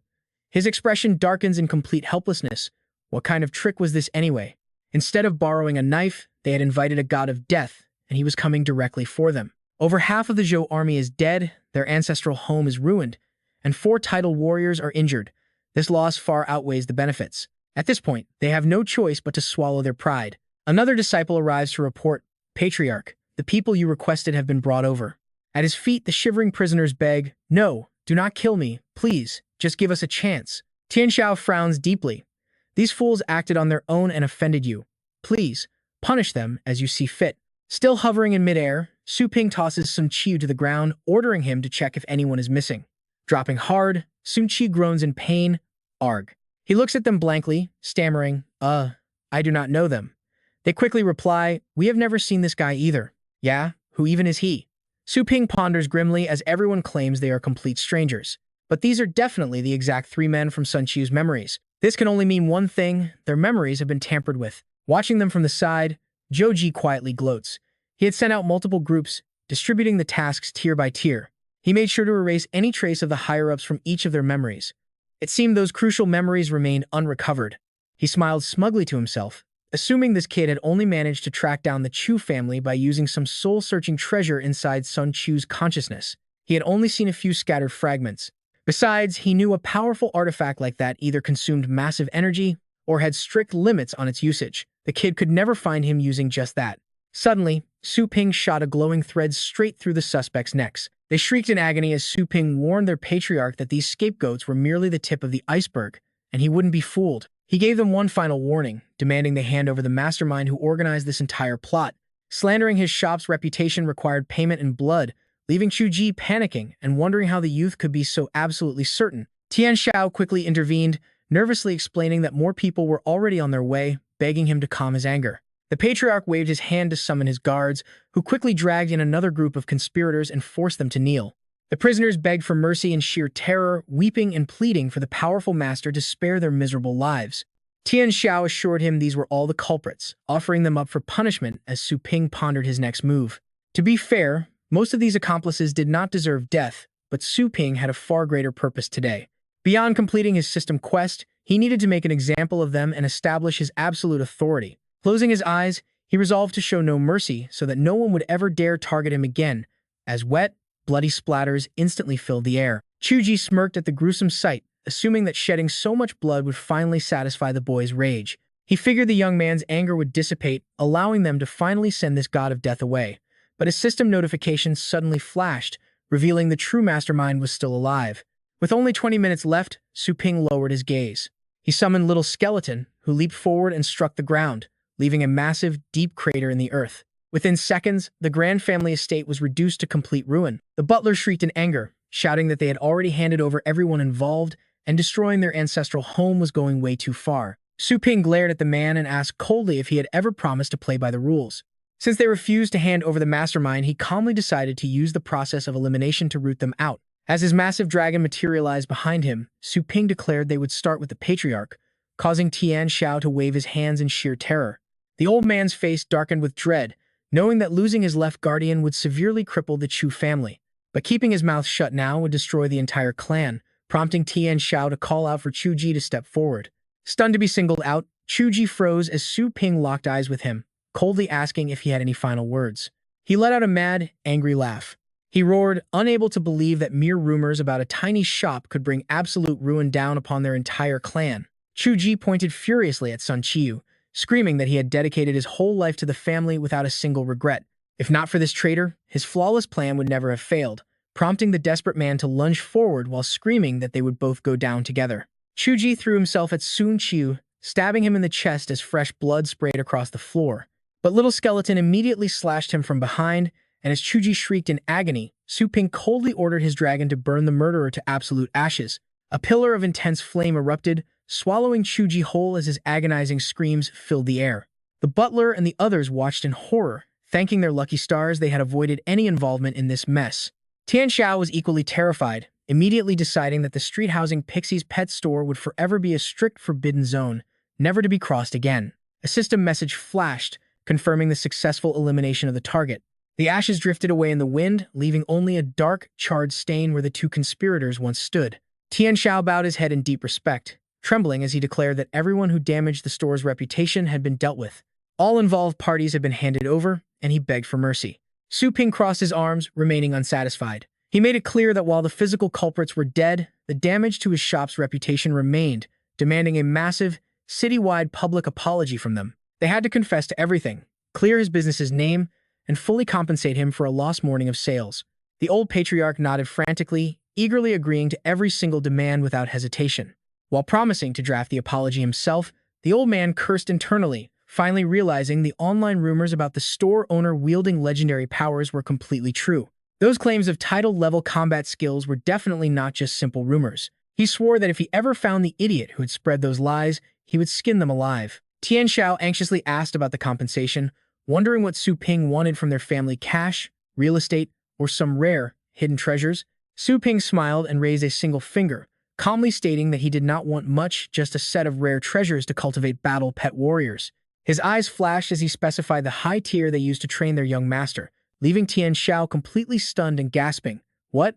To the old man, the young master was the absolute first successor of their entire clan. To raise the young master's talent so he could surpass the previous patriarch, they had to use the absolute best resources their entire family controlled. He flatly refused, asking how Su Ping could demand those precious resources when losing them would completely halt the growth of the Zhou family for an entire generation. Are you trying to raise us like common pigs? Su Ping smirked, replying that while he could put it that way, there was still one crucial thing the old man had completely overlooked. He calmly informed the elder that even if it were a literal pig, he could easily groom it to become the next clan patriarch. Hearing this, the subordinates angrily shouted back, furious that he dared to compare their patriarch to a pig, declaring they would fight to the death, rather than suffer such absolute humiliation. Tian Xiao stepped up and roared for silence, leaving his men staring at him in shock. The elder calmly asked if they had already forgotten. Although the skeleton pet he brought had a strange look, its baseline was merely a Tier 1 bloodline pet, the patriarch noted, recalling the terrifying destruction caused by Little Skeleton. Yet under his training, that very same Tier 1 pet had somehow unleashed the overwhelming power and terrifying aura of a legendary king beast. Tian Xiao warned that Su Ping's claim about raising a pig to the 9th tier was no joke. Believing it was far from empty boasting, his words left the surrounding family members completely speechless and frozen in shock. Without even turning around, Su Ping remarked that the patriarch was indeed a clever man. By partnering with him, he promised to train incredibly powerful pets for them, while also providing highly rare pet food at prices far below the standard market rate. Glancing back with a smirk, he added that they must have been eyeing a spot among the 4 great families for a very long time. Challenging those 4 families would require a heavily armed force, and he was the exact merchant who could provide them with that devastating firepower. Startled by this revelation, the old patriarch asked if Su Ping's ultimate target was also the 4 great families. Su Ping walked over, patted his shoulder, and told him to dream bigger, as he rode the black dragon high above, knowing this entire base city would eventually become his shop. The next day, the noisy chatter of a massive crowd echoed everywhere. It was all the Zhou family's scheme. One of them bragged about always knowing Boss Su's shop was clean, while another called him out for his late talk. Word on the street was that an enraged Boss Su had stormed the Zhou family estate, slicing their ancestral home into 4 pieces, nearly leveling it completely. Laughing, another added that they never expected all those crazy online rumors about his store to actually be true. Initially, they thought paid internet trolls had hyped it up, but the official media actually confirmed it all. Boss Su did not play games, he only delivered real results, and as the system screen announced his store's restored reputation, he finally unlocked a legendary pet skill book. Su Ping tapped the screen and commanded it to withdraw, causing a brilliant light of fusion to flash instantly. Curious about what lay inside, he saw the system register it as Beast Soul Possession, granting his pet the ability to temporarily fuse directly with its master. The master would instantly inherit the pet's full combat power. During each fusion, the master could also temporarily acquire one of the pet's unique skills. Su Ping held the item with shaking hands, amazed that his pet could bypass limits to gain fusion, an advanced technique usually reserved only for legendary battle pet warriors. This reward was incredibly tempting. Feeling a bit anxious about such a terrifying skill book, Su Ping pondered deeply on which of his pets should actually use it. If he gave it to the Purgatory Dragon, he could transform into a mighty dragon warrior and spew devastating dragon flames. Plus, flying with dragon wings would be incredibly cool, though he quickly began to reconsider the idea. Since he was already accustomed to void flight, transforming into a dragon felt a bit redundant, prompting Su Ping to wonder what would happen if the Dark Dragon Hound learned it. Using an enhanced version of the Soul Tracker sounded great, but then a sudden realization struck him. He instantly abandoned that plan, realizing that being called a dog warrior sounded terrible. So he stood up and summoned a Void Rift. Making his final choice, he declared that only one partner truly deserved this book, commanding the creature to step forward. Instantly, Little Skeleton stepped out of the rift, wildly swinging its blade around the room, forcing Su Ping to sigh and explain that he was not summoned to fight today. He slid the rare item into its hands and told the creature it was for him. Little Skeleton stared up with glowing red eyes, prompting a speechless Su Ping to reassure it to go ahead and eat up because it was delicious. It eagerly absorbed the energy as the screen displayed the successful fusion of Little Skeleton and the legendary skill book. Su Ping smiled happily, thrilled that its combat power had just increased by half a point. Patting its head, Su Ping realized that since the Little Skeleton absorbed that blood bead, its appearance transformed, and its combat strength skyrocketed all the way to 10. Looking back, Su Ping knew that from that moment on, the Little Skeleton could no longer level up through ordinary battles. Its 10 points of combat power easily rivaled the top beasts on the second stage of the Dragon Bone stage. Locked in a tight fight with a Beast King, they only won through endless resurrections, raising its combat power to just 10.1. Only after entering the demigod realm, battling space insects, and receiving Joanna's help did its power finally break through to 11. He never expected a single skill could instantly boost the Little Skeleton's combat power by 0.5. Smiling at the Little Skeleton, Su Ping praised it, calling the legendary skill absolutely insane. Checking his watch, Su Ping muttered that the chaos surrounding the pet shop was finally coming to an end. He sent a quick message to Brother Yi, asking him to help find a suitable wasteland area to train 2 rank 5 rookies. Then, he decided it was time to handle the championship matter. The scene cuts to the next day. Shu Kuang wondered who that powerful master chatting with Boss Su was, noting the man's absolutely divine, god-tier saber skills. Relying solely on his own strength to slay countless rank 9 beasts, he stood tall at the peak of titled masters, the legendary Venerable the Blade. Su Ping respectfully gestured to welcome the elder, inviting him inside. Venerable the Blade followed him, scanning the shop with curiosity. Boss Su, it's only been a few days, but your shop looks so entirely renovated I barely recognized it. Calling me over today means you must be fully prepared to learn my saber techniques. Su Ping agreed, asking what kind of training environment he preferred as they walked to the console to make a choice. Asking for mountains and rivers to match his sweeping saber style, Su Ping easily selected the requested landscape. The portal opened to show towering mountains and roaring rivers crashing against cliffs, Stepping inside, Venerable the Blade was stunned by the hyper-real environment. How can this projection be so incredibly lifelike? I can actually smell the salt in the ocean breeze. Su Ping humbly dismissed it as just a small trick, assuring him that he could train without holding back because any damage would immediately restore itself. He immediately drew his saber. Impressive.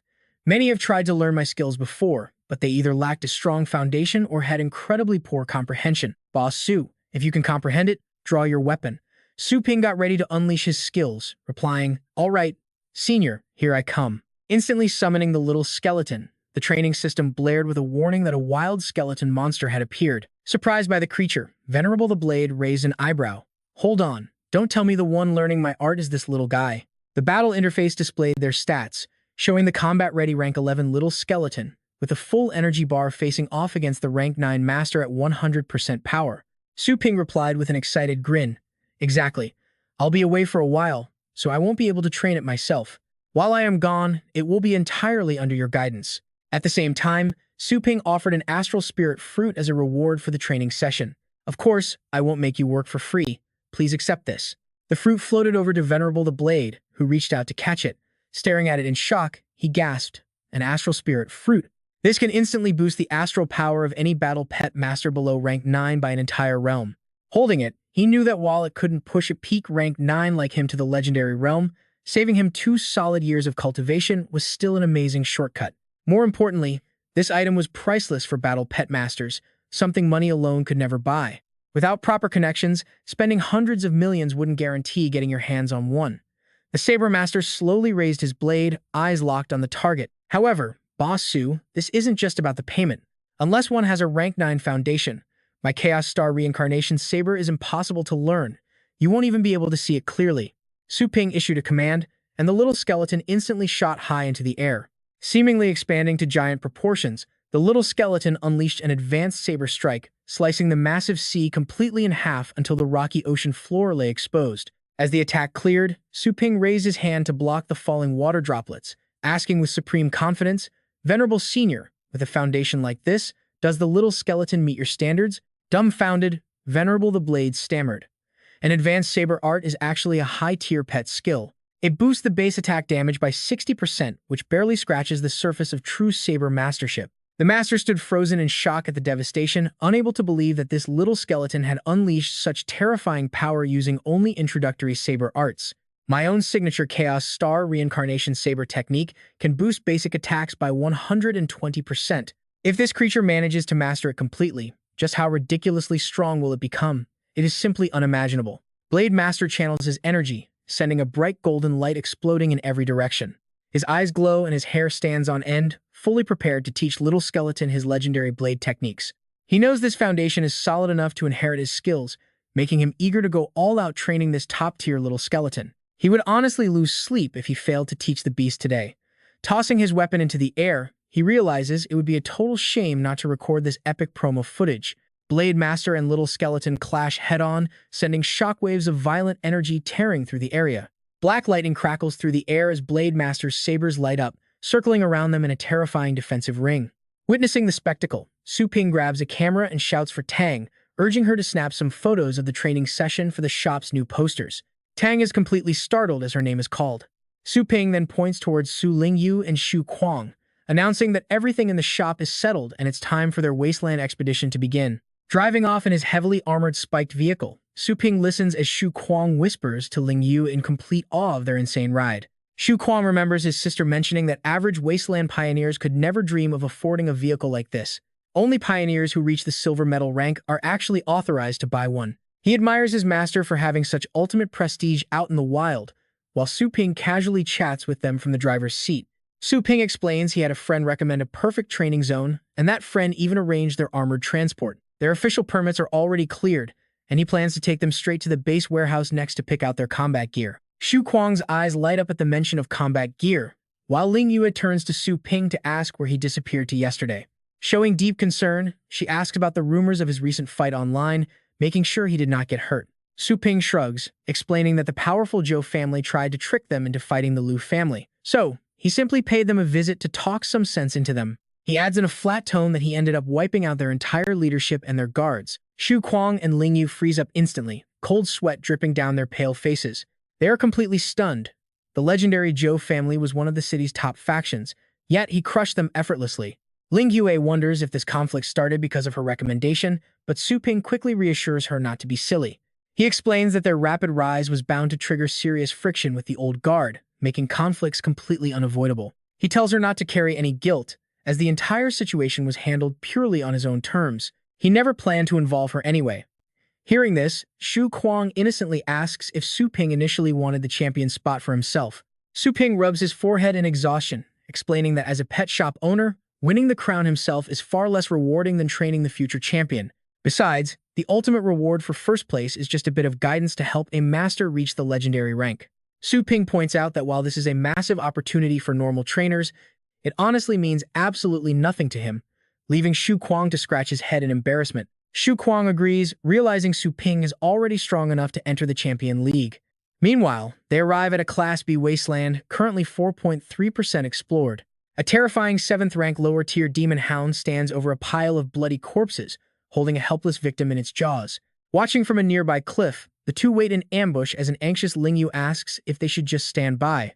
Shu Kuang tells her to relax as his phantom flame beast unleashes a fiery blast directly at the beast. Direct hit with the dark flame spell. Enraged, the beast retaliates instantly by launching a barrage of sharp spikes. The spikes strike, but it's only an illusion, as the phantom quickly fades.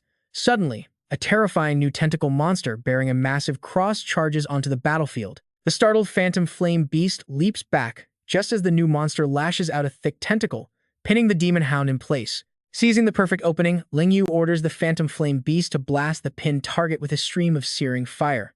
The monster screams in absolute agony. Though heavily scorched and covered in deep wounds from their joint attack, it goes completely feral. Its eyes glow crimson as it lets out a roar, firing its spikes directly at them. In a blind rage, the beast lunges right at the cliff where they are standing. Ready for action, Ling Yue activates her skills and assumes a defensive combat stance, pointing out that they have already dealt massive damage and only need one final push. Telling Shu Kuang to defend while she strikes, Ling Yue summons her mighty Silver Frost Star Moon Dragon into battle.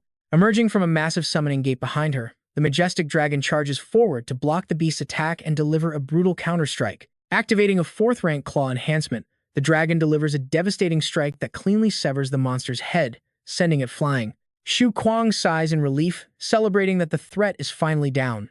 Ling Yu stays laser-focused on the chaotic battle with intense eyes.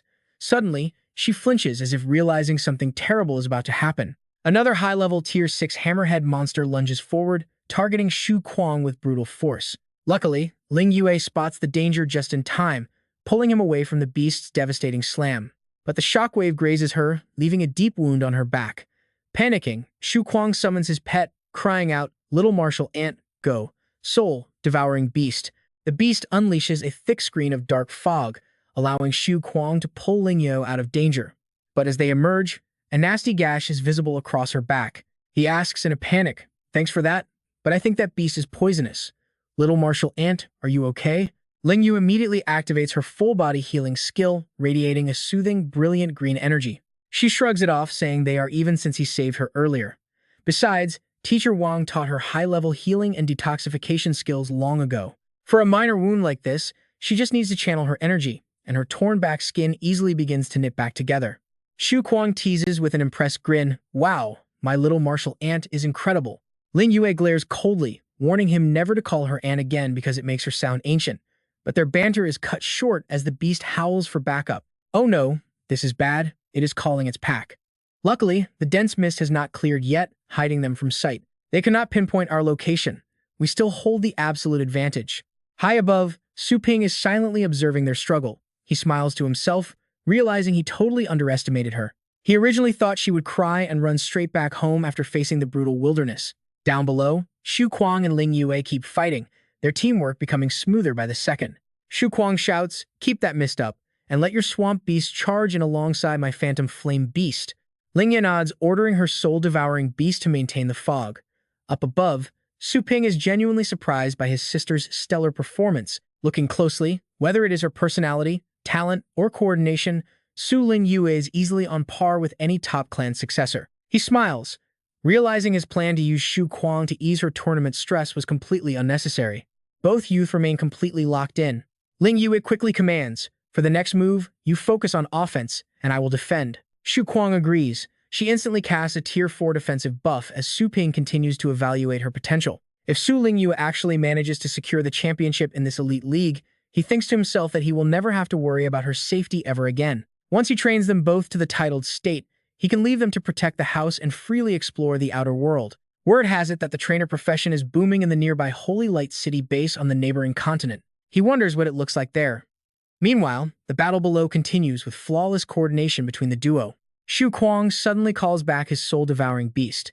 Lingyu yells, "Let me heal it, but keep that defensive mist active, Xu Kuang." Xu Kuang replies, "No problem, leave it to me." And just like that, the dust settles as the fight ends.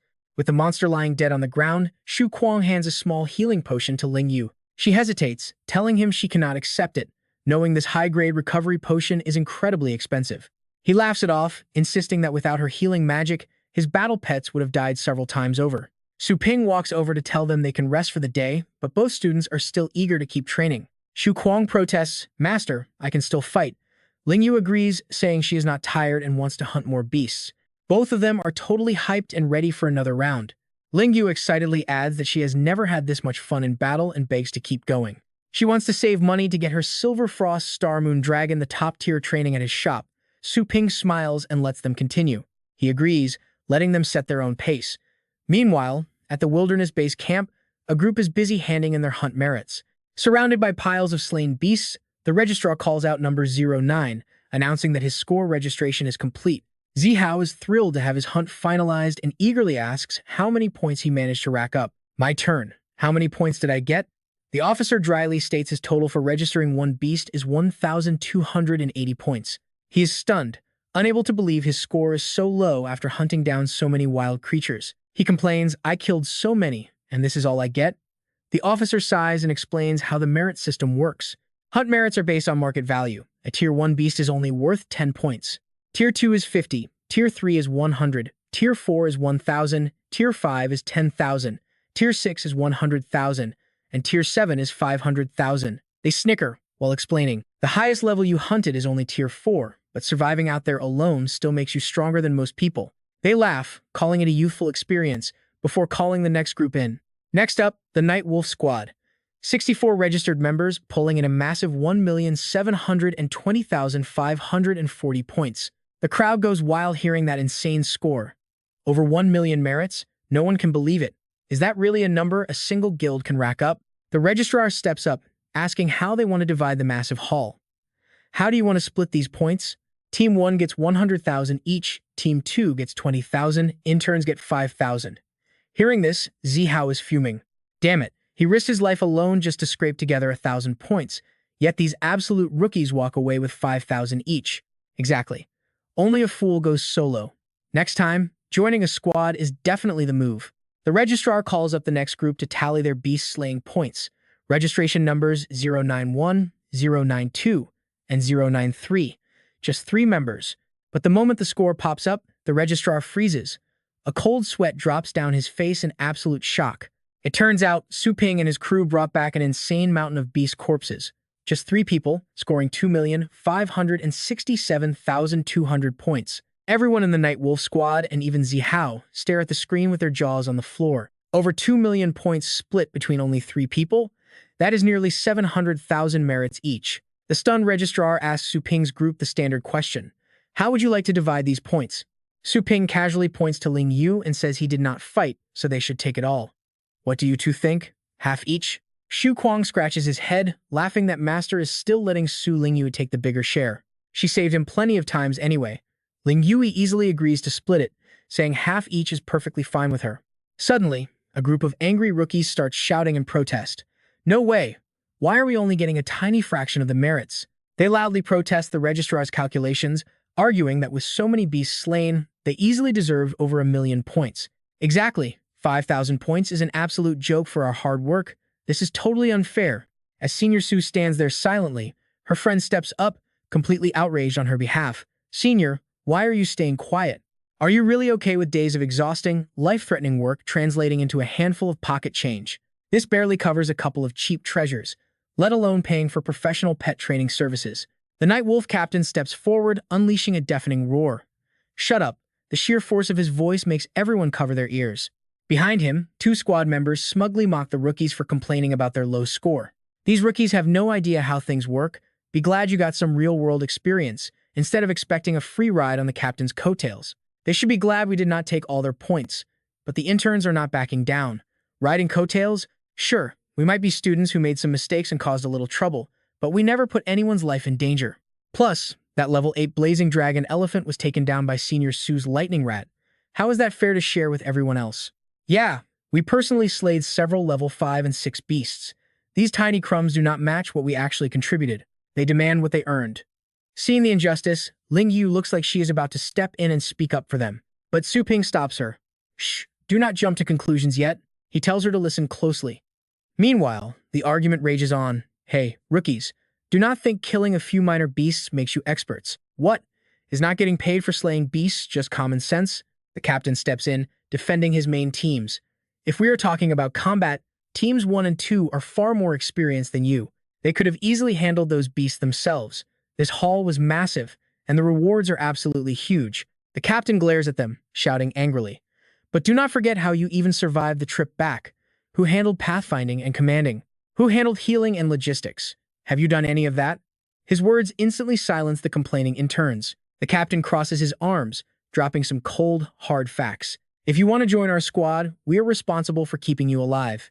If you get hurt, we even have to pay out massive compensations. In return, we carry the risk so you do not fight alone, meaning your earned merits must be shared with the squad. He forcefully lays down the law, silencing the complaints about the low point distribution. If you are not happy with this, go solo next time. Remember, absolutely everything in this world comes with a price. Ling Yu falls into deep thought, absorbing the harsh reality of the captain's words. Su Ping glances at her, thinking that while her decisive nature is not a bad thing, true strength can easily shake her resolve. This mission was a perfect reality check. He turns to her, urging her along. Why are you just standing there? Our path is way tougher than theirs. Let's grab our points and head back to the pet shop. Su Ping plans to bring the two of them here every week to make money during their final month of prep. Whether they take the top spot depends on their own abilities. Ling Yu brightly agrees. Back at the pet shop, she has changed into a fresh outfit and is excitedly chatting about her beast. Meanwhile, Shu Kuang gathers all his loot back onto his cart. Flashback to Su Ling Yu and Shu Kuang training hard in the dangerous Class B wilderness. Floating right above them, Su Ping is directing their battle tactics. Then, the system screen pops up with the Pixie Store spending leaderboard. 7 is Ye Hao, 8 Lu Yingfei, 9 Shu Kuang, and 10 Su Ling Yu. The screen cuts back to the intense battle as a massive horde of beasts completely surrounds them. The Pixie Store spending board updates again, placing Zhang Baoxing at 4, Su Ling Yu at 5, and Shu Kuang at 6.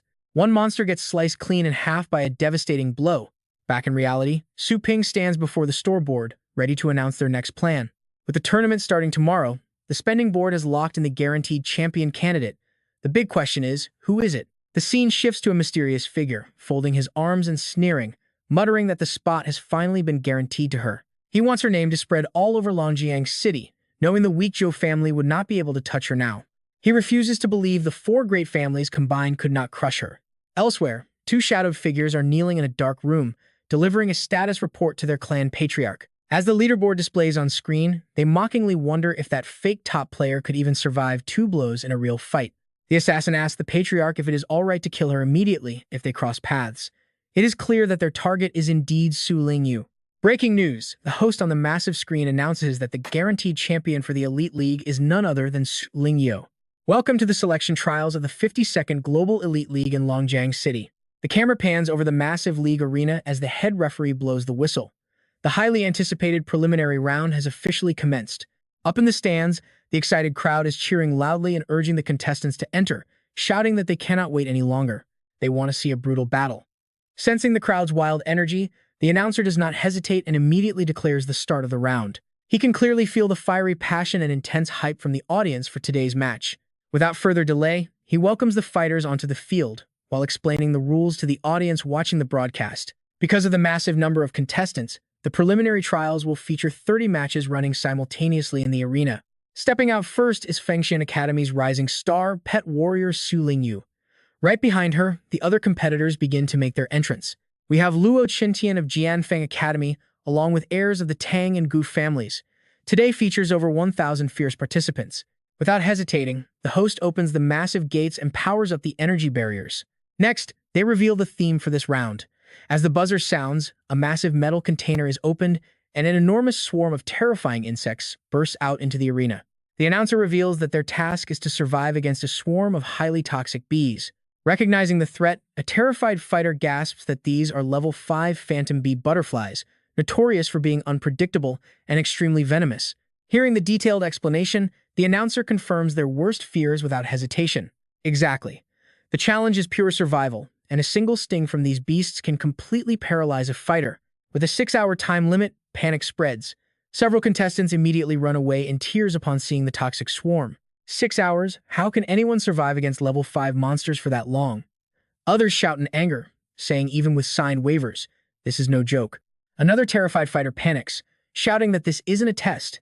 They are just picking 1,000 survivors while letting the rest die. Utterly terrified, he cries out for his mom, weeping that he won't make it home. Watching the competitors flee in terror, the announcer desperately urges them to start summoning their battle pets. Watching from the VIP stands, Vice Principal Dong Mingtong confidently strokes his beard, completely unbothered by the chaos below. While this trial is far more brutal than previous ones, he believes it is nothing but child's play for Luo Qintian. Sitting next to him, Jianfeng Academy's Vice Principal, Zhou Yunchan, agrees that it should be an easy walk in the park for him. He adds that Yi Hao, whom Dong Mingtong personally trained, is also exceptional. Mingtong smiles proudly but tries to play it cool. He calmly downplays it, noting that Su Lingyu, sister of Supervisor Su, is the real center of attention today. Meanwhile, Su Ping is sitting awkwardly right between them. He just wants to know why they even showed up, prompting Yunshan to turn around with a cheeky grin. Ever since their last school exchange, Su Ping's legendary strength has been deeply engraved in the hearts of every Jianfeng student. Their absolute admiration for him is as deep as the ocean. He even tries to recruit him, asking if he would join their academy as an elite star tutor. How much is Fengshen offering? We will pay 5 times that. Hearing those shameless words, Dong Mingsong immediately flies into a rage, stepping up face to face to challenge his rival directly. How dare you poach my guy? Are you begging for death? But Zhou Yunshan refuses to back down, praising Su Ping's incredible abilities. Isn't keeping him as a mere consultant a total waste?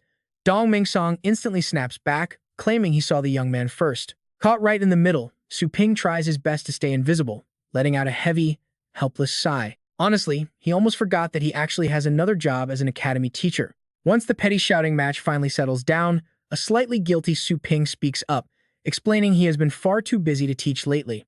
He admits he only used the school's connections to gather rare training materials, making him unfit, but Dong Mingsong remains absolutely firm. With me backing you, who would dare bother you?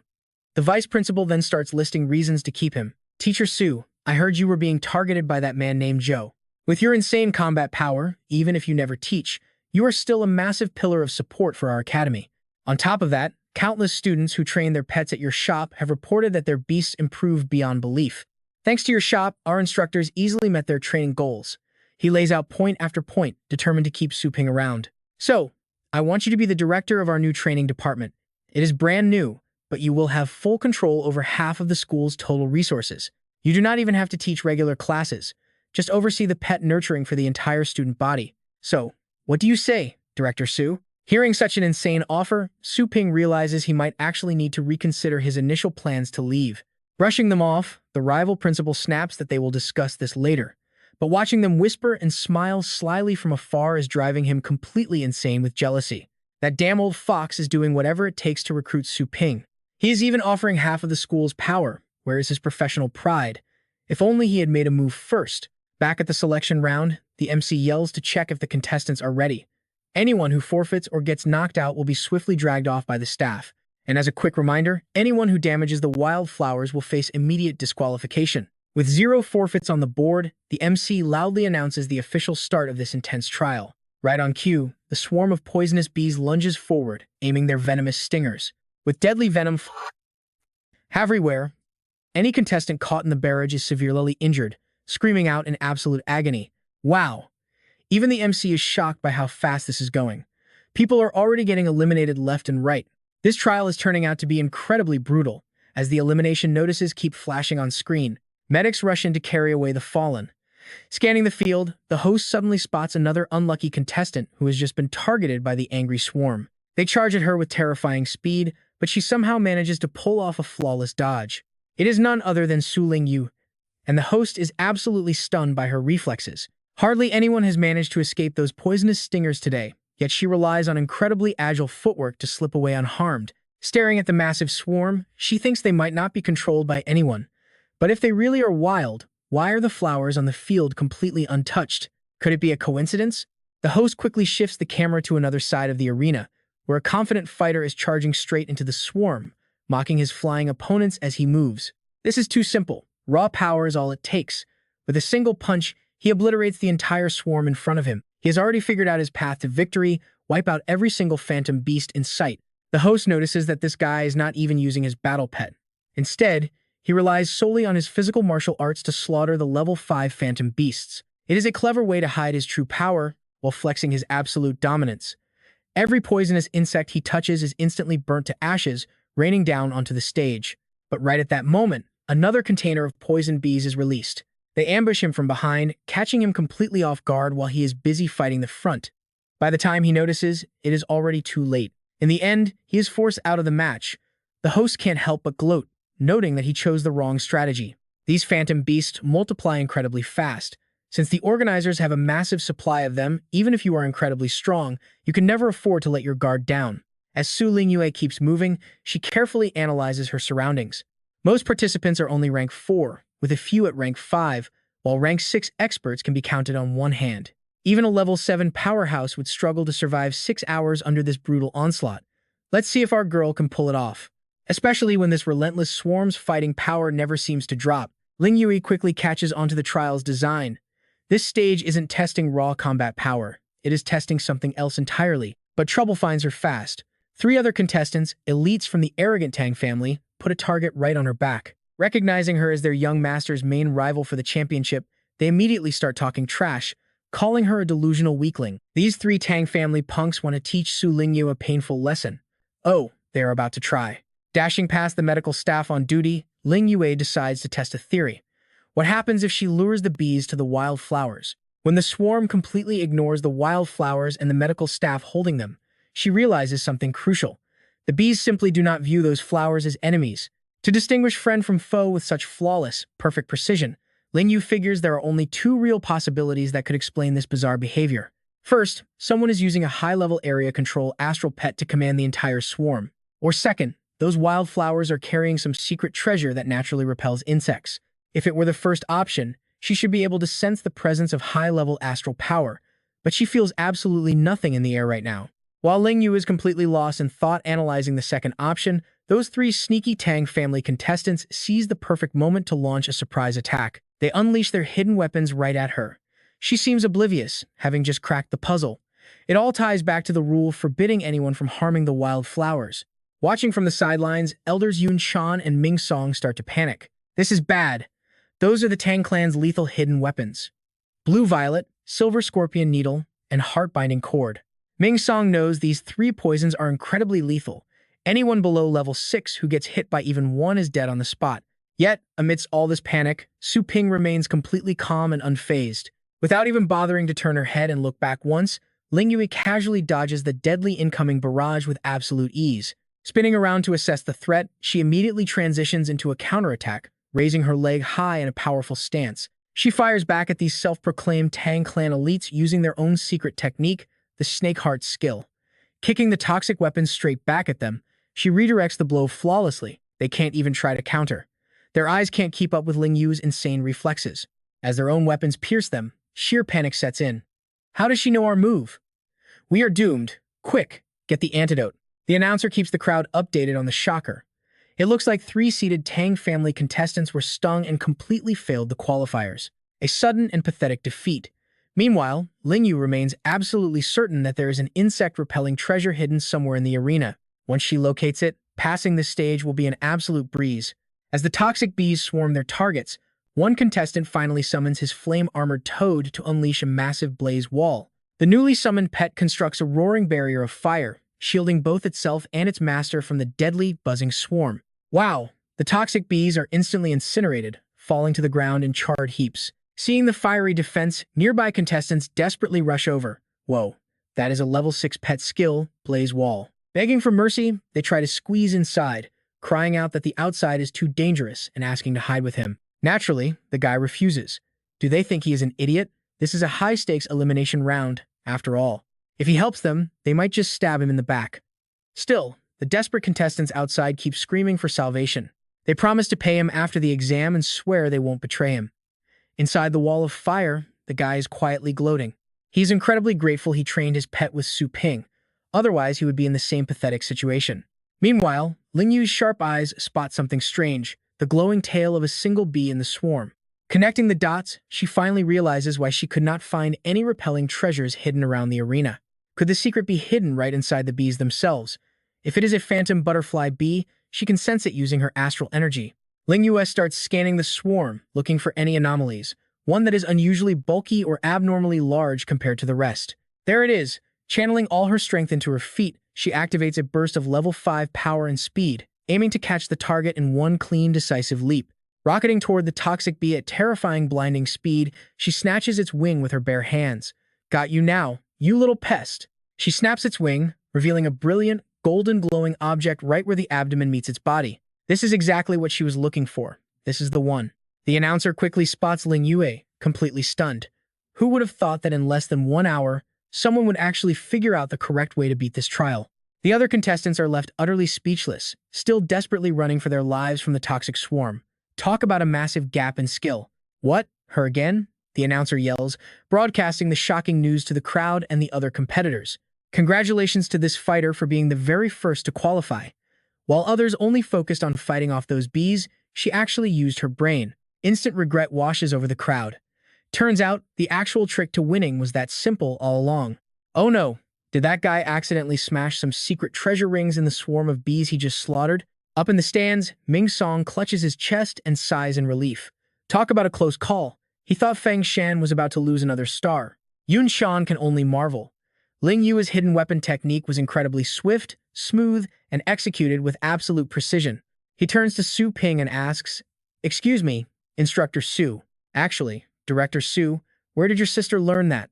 Su Ping just smiles with pride, giving a vague, mysterious reply that it is nothing special. Yun Chan figures she must have learned a few tricks from the elders of the renowned Tang family. To hire someone from the elite Tang family. Just how deep do their connections go? Meanwhile, back down on the field, the announcer speaks up. Look at that! Just a moment later, several other contestants copied Ling Yue's strategy to secure their spots. Only 100 military tokens will be handed out for this entire round. The host urges the remaining competitors to keep pushing and fighting hard. Qualified fighters can now exit the field to rest and prepare for the big arena tournament coming up in 3 days. Ling Yue sighs in relief, feeling incredibly lucky. Thank goodness she figured it out early. Otherwise, if they had kept slaughtering each other blindly, everyone would have been disqualified from the tournament. She happily leaves the arena, eager to head home and tell her mother she is safe. But another fighter behind her locks his eyes on Ling Yue. Now that those annoying Tang family trash are gone, it is his turn to strike. Come forth, demon, claw beast. A massive four-eyed Vajra immediately materializes, letting out a terrifying, earth-shaking roar. Su Ling Yue hears the commotion and spins around. This guy and his demon-clawed beast have been waiting for this exact moment. Bloodthirsty mark, poisonous bee stingers suddenly rain down on her like a volley of arrows, but Ling Yue swiftly dodges every single one. At a single glance, she recognizes it as the secret bloodthirsty mark of the Mu family. It drives nearby weak-willed beasts into a rabid frenzy, forcing them to launch reckless, suicidal attacks directly at the marked target. Because this skill drains massive amounts of mental energy, the user needs their beast to absorb half the mental strain just to cast it. Her opponent is completely taken aback by how much she knows. Huh? You actually know about that? But so what if you do? The announcer suddenly realizes something is terribly wrong. The bees on the field seem to be under someone's control, swarming in a massive black cloud right toward Ling Yue. Terrifying. The crowd in the stands is furious at this dirty move. That is incredibly cheap and unfair. He is so obviously targeting her on purpose. Who is this absolute jerk? Everyone is promising to give him the lowest possible ratings in the popularity polls. The host quickly explains. While there are no official rules forbidding contestants from attacking each other, the crowd is definitely judging them morally. Meanwhile, that cheap fighter just flashes a wicked, evil grin. So what if it is cheap? Does honor put food on the table? Winning is all that matters in this world. He is confident this massive swarm will crush Ling Yue. As the poisonous bees swarm her, he loudly boasts that this year's Elite Championship trophy belongs to the Mu family. Done playing nice, Ling Yue finally opens up her summoning rift. "Come out!" The announcer gets hyped as the tension peaks. Ling Yue has finally summoned her battle beast to the field. The Mew family fighter successfully forced Ling Yue to bring out her main battle pet. But with Ling Yue completely cornered with zero escape routes, how will she fight back? Suddenly, a blazing dragon emerges. Fire Dragon Storm. Her battle beast charges forward right alongside her. The host is utterly speechless upon seeing her pet unleash a level 8 fire spell, the devastating Fire Dragon Storm. The creature pulling off this high-level skill is none other than Ling Yue's Phantom Flame Beast. It is a grade 3 beast, yet it mastered a level 8 technique. That is an absolute masterpiece of a pet. Now he gets it. No wonder she kept it hidden. Her ultimate trump card is this ridiculously overpowered beast. Still, her opponent remains confident, noting that his Mirage Butterfly Wasps on the field are practically endless. He wants to see how long she can survive using such a high drain level 8 skill. Go, Demon Claw Beast. But before he can even react, venomous snakes coil around his entire body. He panics instantly, shouting, "Wait, where did all these snakes come from?" Desperate to save face, he barks orders at his pet. "Demon Claw Beast, kill all these snakes." But those are pure illusions. This is the nightmare projectile attack from Ling Yue's Phantom Flame Beast. Terrified and losing his mind, the opponent cannot control his pet. What can he even do now? He realizes his body is completely paralyzed too. He did not even notice that Ling Yu had already closed the distance, appearing right in front of him in a flash. See, when an astral pet shares its master's mental pressure, their guard drops, making them incredibly easy to catch off guard. She quickly snatched his secret treasure ring, officially stripping away his chance to advance. The guy trembled in pure helplessness, completely unable to stop her. But wait, Ling Yu ordered her Phantom Flame Beast to fight fire with fire. His own toxic bees turned around and swarmed him instead. Completely swarmed by his own poisonous bees, Ling Yue proudly delivered her final blow, saying her big brother taught her that trick. Just like that, the guy hit the dirt, and another Mu family descendant was officially eliminated. The crowd watching was absolutely stunned.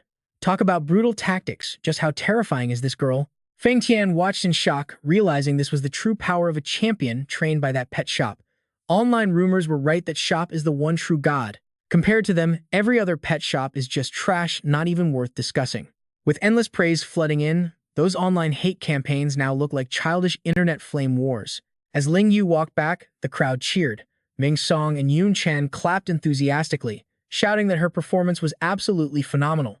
Director Su, congratulations to your sister on making the cut. But when they turned around, Su Ping was already gone. Where did he go? Meanwhile, in a dimly lit hallway, flickering overhead lights obscured a young girl's face. Ling Yu quietly walked deeper into a quiet section as the lights above kept flickering erratically. Suddenly, a strange noise echoed through the corridor. She froze instantly, snapping her head back to look. Is the power out? Elsewhere, blood splattered across the floor with bodies strewn about. A shadowy man smirked, calling Ling Yu an unlucky soul. Wiping blood off his blade, he muttered that she dared to steal the championship from the four great families. Asking how the boss wanted to handle her, a mysterious figure picked up her photo, wondering what else they could do. The client was very specific: break both of her arms and both of her legs. The masked thugs chuckled, noting she actually looked pretty cute in the photo, agreeing to knock her out cold first. It had been a while since they had some fun. These bastards were the infamous Black Dog Squad. Doing dirty work for the four great families kept them above the law. Protected and feared, the thugs slowly closed in on the building. Laughing, they joked about letting the boss go first, hoping they would get to have some fun afterward. Hearing approaching footsteps, they prepared to strike. Suddenly, a hand reached out from the dark, aiming directly for Ling Yu's shoulder. But her reflexes were lightning fast. She spun around, activating her level 5 strength augmentation instantly. She screamed at them to die, but her powerful punch was easily caught by Su Ping, who smiled at her quick reflexes. Realizing it was her brother, Ling Yue sighed, begging him to stop testing her reflexes like that. She warned that she might actually hurt him one day. Su Ping laughed, saying he was just there to take her home. Confused, she pointed toward the other exit, asking if the parking lot was closer that way. Su Ping wore a cold smile, explaining that the other path was dirty and the trash had already arrived. The lead thug gasped as a small skeleton blocked their path, completely oblivious to its terrifying power as they asked what it was. Realizing the footsteps came from the undead creature, they watched it draw its weapon. Su Ping told Ling Yao he was just cleaning up the trash. In an instant, the little skeleton unleashed a whirlwind of slashes, tearing the entire squad to shreds. Having wiped out the trash, it sheathed its blade, leaving behind a pool of blood. That was the star-shattering 100 slashes. Back at the main hall, a sleek ride was waiting. Su Ping immediately spotted a familiar face and waved him over. Asking the Venerable Blade if he was there for pet training, the senior scratched his head, looking a bit embarrassed. He admitted he just wanted to see if the little skeleton was free, though he shrugged, saying it did not matter if it was busy. Su Ping was completely baffled. What on earth happened between his little skeleton and the Venerable Blade during the month he was away? Summoning his little undead pet, Su Ping handed it over, politely asking the senior to look after his companion. Heading back inside his shop, Su Ping spotted a bizarre package and asked what it was. Anna glanced over, explaining that some weaklings from the Zhou family sent it along with over 100 advanced pet training orders. She added that they left a note begging him to accept these treasures for training the young master, hoping Boss Su would forgive them and promising to obey his every command. Hearing this, Su Ping warily asked if the goods were clean. Her eyes glowing gold, Anna confirmed she inspected them with her divine sight, finding no traps but calling the items total garbage. She asked if those annoying Zhou family fools deserved to be slaughtered for trying to insult him with such worthless junk. Su Ping reaches out to activate it, and the chest pops open. A blinding light erupts, forcing him to shield his eyes. He groans that he is almost blinded, but she just scoffs, asking what is wrong and calling the treasures pure trash. He resolves to check her family's vault someday. Meanwhile, Su Lingyue looks at the high-grade treasures in shock, wondering what he plans to do with them. Su Ping smiles and tells her they are for her cultivation, urging her to absorb them during her 3-day break. Su Lingyu is completely stunned, stammering, "For me?" She protests that she has only seen these in textbooks and has absolutely no idea how to use them. Tang Ruin suddenly appears and agrees, noting these items are far too advanced. She coldly warns that forcing this energy will make her body explode, mocking her as a total fool with zero common sense. Su Ping realizes she has a point. As the young master of a great family, she must know these treasures inside and out. With a sly smile, he calls her little Tang and suggests they talk. Seeing his incredibly creepy smile, Tang Ruyan immediately panics. Soon, a glowing leaf touches Su Lingyue's back amid swirling water. With her wrist tied by Tang Ruyan, she screams out in agony. She begs for them to stop, crying that it tickles too much, while Tang Ruyan just offers a deceptively sweet smile. Tang Ruyan gently tells the sister that since she keeps squirming, tying her up is the only way to prevent cultivation deviancy, asking her to bear with it. She urges her to focus entirely on her body, leaving Su Lingyue completely dazed by these seemingly devilish words. How did they even end up here? Rewinding back 1 hour, Su Ping straight up demanded Tang Ruyan explain how to use the treasures. She immediately gets sassy, scoffing and asking what she gets in return, and if he will finally set her free. Su Ping shrugs, saying freeing her is possible, but he leans in close with dangerous eyes, adding that it will only happen after he conquers her Tang family. He laughs darkly, telling her she won't wait long because it is about to start. Seeing his terrifying villainous vibe, Su Lingyue flinches, teasing that he is starting to look like a straight-up anime bad guy. Tang Ruyan flips her hair confidently, mocking him for thinking a mere titled rank rogue like him could ever conquer them. She boasts that the mighty Tang family is a massive clan spanning across multiple base cities. She starts rambling, proudly bragging that the branch here in Longjiang Base City, which rivals the 3 major clans, is just one of their minor offshoots. To truly understand the background of the Tang family, one must dive deep into their incredibly long, legendary history. Apparently, back in the 2nd year of Yuanhe, a broke gambler came to seek shelter with their ancestors. Tuning her out completely, Su Ping asks his system if the contract he previously used on Joanna is strictly limited to beasts or if humans count too. Since it worked on a god, surely it would have the exact same effect on an ordinary human, right? The system confirms that all living things can be bound as pets under a temporary human contract. Their power and knowledge remain unchanged, but their cognitive abilities will drop to the same level as an astral pet. The effect lasts until this cultivation realm closes. The temporary contract of the ancient chaos pet is now active. A warning pops up, advising him to only use this on targets weaker than himself, otherwise he might face a severe backlash like last time. Without warning, Su Ping suddenly closes the distance. Startled, Tang Ruyan demands to know his intentions. He originally planned to negotiate a deal, but instead, he suddenly grabs her by the wrist. Pinning her hands above her head, Su Ping smiles, saying since negotiations failed, he will just have to use force. She screams at him to let go, threatening him if anything happens, but he suddenly presses her forehead, successfully sealing the temporary contract. Pulling away immediately, she demands to know what he did to her, but Su Ping simply replies with a relaxed smile. He asks how she feels about him now. Confused, she starts to say she wants to kill him, but suddenly stops, sensing something wrong. The man standing before her is her sworn enemy, someone she should desperately want to shred to pieces and slaughter as quickly as possible. Yet, she wonders why his presence suddenly feels so overwhelmingly comforting to her. Suddenly, his voice and very presence command an absolute sky-like authority she cannot resist. He coldly orders little Tang to kneel down immediately.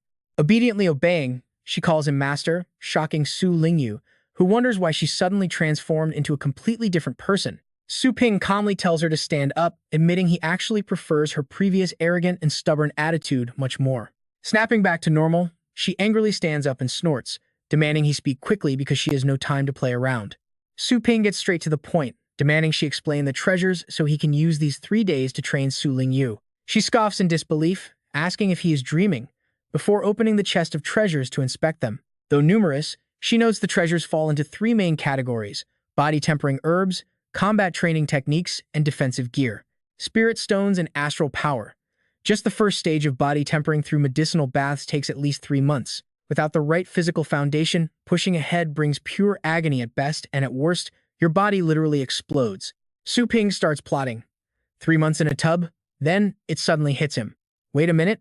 Since they have a pet contract, can't he just drag her into his cultivation plane? One day and there is just 1 hour outside. These 3 rest days give them 72 days of training in there, which is plenty of time for basic body tempering. He immediately turns to Lingyu. The girl asks him in confusion, "What are you doing?" Su Ping grins. "Would I ever hurt you?" She obeys. Su Ping gently touches her forehead, whispering, "I am taking you to a great place. Now, close your eyes." She wonders if she is being tricked, but the temporary contract is already sealed anyway. Su Ping chuckles. "You can completely trust me. You will love it." Cut to the present, and Lingyu is laughing hysterically. "Ah, it tickles." "Stop, it hurts." Meanwhile, Su Ping is training, thinking that while it is slow, they still get a few days of rest after each match. Adding those up, he should easily absorb all these secret treasures before the finals. As his chaos star chart spins, agonizing screams echo from nearby. "Help, save me." Nearby, ruin size, "Sister, stop squirming. This is cleansing your marrow and upgrading your body." Lingyu whines, "But I hate tickles the most." Su Ping immediately snaps her back to reality. "Focus. Just stay quiet and let the medicinal bath temper your body for now. Isn't this better than risking your life fighting monsters in the wildlands? People would kill for this opportunity." Lingyu has tears in her eyes. "Please, just let me go to the wildlands instead." Meanwhile, at the Mu estate, a report arrives. "Patriarch, the Dark Dog Squad was ambushed." The leader asks, "And the result?" The subordinate nervously replies, "They are completely wiped out, but the target, Su Lingyue, is completely unharmed." They erupt in fury. "What? Wiped out? Who on earth took down the entire Dark Dog Squad? Surely it wasn't Su Lingyue." The subordinate stammers in fear. "We cannot confirm yet, since the squad destroyed all cameras and other data before dying." The old patriarch asks darkly, "Then where are the bodies? Can we analyze their wounds to identify the enemy's weapons or techniques?" The subordinate begins sweating in sheer panic. "I am deeply sorry, but we found no bodies at the scene. The entire Dark Dog Squad was thrown into a giant juicer. They were completely liquefied into pools of blood." Mu Beihai is stunned. "What?" The fat man chimes in.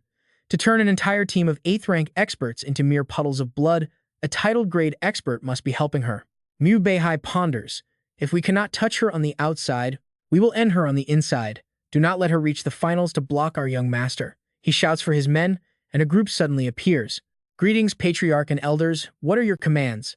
With glowing gold eyes, he orders, "Reward them with an adult Inferno Dragon and 2 7th rank secret treasures." His voice echoes through the skies, "Demand their victory in the tournament in 3 days." Back to the present, the 2 bow. An Inferno Dragon, ranked 15th among all dragon breeds. "Thank you, Patriarch." Orders received over at the Qin family. Their elite also swear to complete their deadly mission. Then comes the Tang family, roaring in pure rage. "We must execute her on the stage. Paint it with her blood to show our family's absolute power." The host bellows, "Welcome back, fighters. Have you enjoyed your 3-day rest?" Hot air balloons drift over the arenas as the announcer screams, "The 5-man battle royale." The crowd erupts in wild cheers. The host shouts, "Let the matches begin." He starts explaining the brutal rules of this round. While the first qualifiers tested their speed and perception, this round is a whole different beast. Now, their raw combat power and tactical awareness will be pushed to the limit. This 5-man battle royale takes place within a strictly confined arena. Each fighter can bring a maximum of 2 secret treasures. Surrender, pass out, or get thrown out, and you are disqualified. Only one of the 5 progresses. And here is a quick warning for everyone. Destroying the arena means instant disqualification, so plan your high-damage ultimate skills wisely. The matchup lists for every single arena have now been officially posted. All participants, please head to the waiting area and line up. So, who will stand victorious in the end? Let the first group enter the arena. The five-man battle royale officially begins right now. Up in the VIP seats, Ming Song observes, this year's crop has some decent talent. Quite interesting. Yun Chan leans in. Have you guys heard the rumors? The Star Organization has already arrived in our city. At this moment, Su Ping is sitting right between them. Hearing this, Ming Song gasps in shock. The Star Organization? The absolute strongest group in our entire Asian region? Supposedly founded by a legendary battle pet master. Why on earth would giants like them bother coming to a place like this? The old man whispers in response, I am not sure. But wherever a Star State expert travels, nothing good ever follows. I heard that last month, a powerful family in another base city was entirely wiped out because they fought over a treasure targeted by that Star State warrior.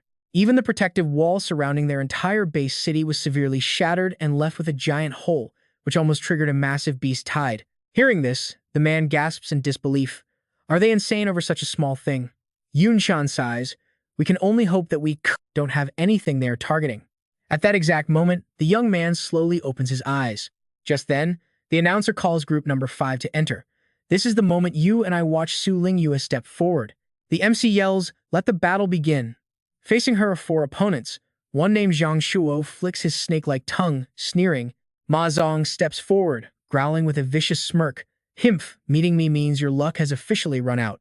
A girl named Ji Lei chimes in, advising her to surrender quickly unless she wants to get seriously hurt in a moment. Su Lingyu replies fearlessly, just try me.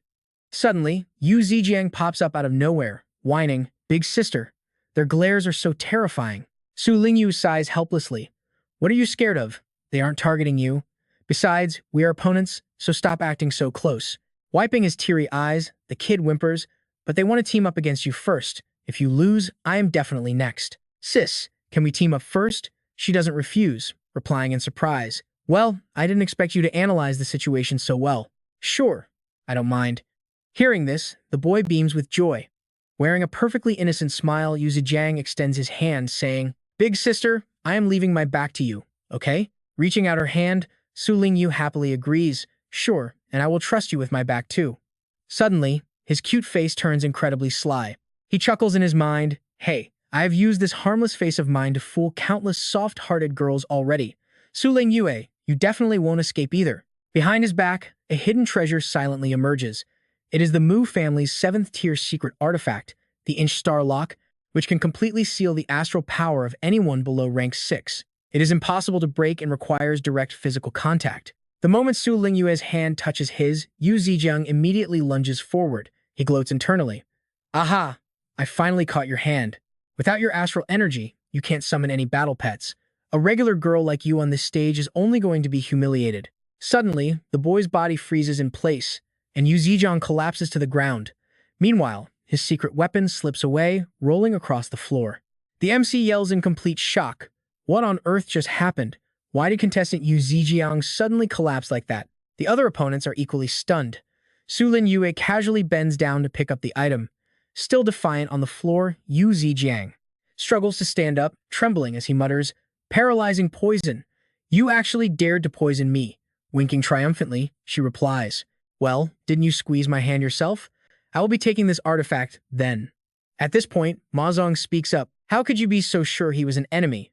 If you poisoned the wrong person, wouldn't you lose an ally? Su Lingyue pulls the trembling kid off the ground, saying calmly, poison the wrong guy? Impossible. Just like me, he belongs to the Mu family. Yu Zijiang stammers in shock. What? She continues, and as for those other two, from left to right, you are Qin and Tang family, right? Both of them are completely shocked, sharing the exact same thought in their minds. How did she figure that out? Su Lingyue casually flings the kid right off the arena with one hand, continuing calmly. From the moment you stepped onto this stage, your footsteps and breathing completely gave away your identities. Crashed hard onto the floor outside, the kid yelps in pain. Opening her summoning space, she adds in a chilling voice, my brother said that when dealing with the 4 major families, show absolutely no mercy. Zhang Shuo snaps in fury. Damn it, do you think my combat style is some cheap joke? Is it really that easy to spot?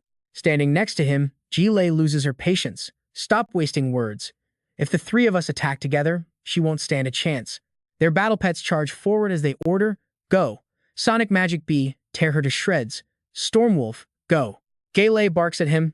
Hey, Mu family guy, why are you summoning your pet? Annoyed by her demanding tone, Ma Zong snaps, don't order me around, the Mu family just lost a member in a flash. Who knows what other trump cards that Su girl has? I am not going to attack blindly, she curses furiously. You absolute bastard. You are trying to use us as stepping stones? Ma Zong retorts, instead of wasting time arguing with me, you should watch your battle pets. They are already crashing down. Gaylay immediately whips her head back, gasping in shock. What did you say? But they only traded blows for a brief moment. Yet both the Sonic Magic Bee and the Storm Wolf were instantly overwhelmed. Right now, Su Lingyue's battle pet holds the absolute upper hand. Feeling desperate, Jilei pulls out a strange pill, muttering, damn it, I have no choice but to use the secret treasure from my clan. Hey, Tang family heir, use your secret techniques to deal with her now. If this drags on, both sides will suffer, making it too easy for that Mew guy. What she holds is a level 6 enhancement drug from the Lu family. With giant strength, the user gets a massive power boost for 10 minutes. It can easily rattle rank 6 beasts. Hearing this, Zhang Shuo snaps, I don't need your advice. Suddenly, a snake slithers from his mouth, the Tang family's rank 6 secret treasure. This puppet snake moves insanely fast, leaving absolutely no energy trace. It automatically hunts enemies, packing venom deadly enough to kill rank 6 experts. They immediately order a full siege, surrounding Snowball with their beasts. The Mu family's secret beast soul technique. Lingyu pulls off her necklace, whispering, no shame in ganging up on me, is there? Instantly, her body undergoes a wild transformation, the legendary beast blood resonance. With sheer determination, Lingyue yells, Snowball, let's move. Suddenly, the beast vanishes right before their eyes. Jilei gasps, realizing it was just an illusion. Right then, Lingyu and Snowball dive straight down from high above. Jilei reacts instantly yelling, forget that phantom flame beast. Go straight for her. They unleash a barrage of attacks, but Lingyu effortlessly dodges every single strike. Too slow, she sneers with utter contempt. Lingyue zips past them, unleashing a massive slash, dark flame claw. Below, Gaylay stands completely stunned. What kind of crazy combat style makes a human this agile and feral? Damn it, we cannot even touch her. Right beside him, Zhang Shuo is just as shocked, muttering. Her physical constitution is absolutely terrifying. She is trading blows head-on with rank 6 battle pets and not backing down one bit. Gaylay fumes. Do not get too cocky. You cannot match my raw strength. Zhang Shuo, cover me while I land this shot. Meanwhile, Ma Zong watches from the sidelines, highly cautious. The combat style that Su Girl is using is definitely no ordinary technique. If I am not mistaken, that is the advanced beast-taming tactic only elite descendants of the Mu family can learn. Zhang Shuo commands his astral pet, send the sonic demon wind to target her blind spots. Regular battle pet masters rely on verbal commands, usually reaching a synchronization rate of only 40 to 60% with their pets. But for veteran masters who share a long bond, a single thought or a simple glance is all it takes to communicate. Up in the stands, Yun Chan tells Su Ping, your sister is taking on 5 opponents alone and still has energy to spare. She really proves women can hold their own. Look at that. Her synchronization rate is nearly 90% now. But standard commanding has its limits. Theoretically, the absolute maximum synchronization rate you can reach is 100%. Only our Mew family's secret beast-taming art can completely link the consciousness of master and pet, letting them share thoughts. The sync rate can actually reach 200%. Meanwhile, Lingyu orders Snowball. Keep throwing ranged attacks from the side, they are annoying. Then she locks eyes with Zhang Shuo, declaring, you are first. He shrieks in terror. Oh my god. Suddenly, a giant claw appears before her. Lingyue quickly leaps back to dodge. The announcer shouts, that is a dragon beast. Ma Zong, who has been watching, finally makes his move. It is the Inferno Prison Dragon, ranked 15th on the dragon list, boasting low rank 8 combat power.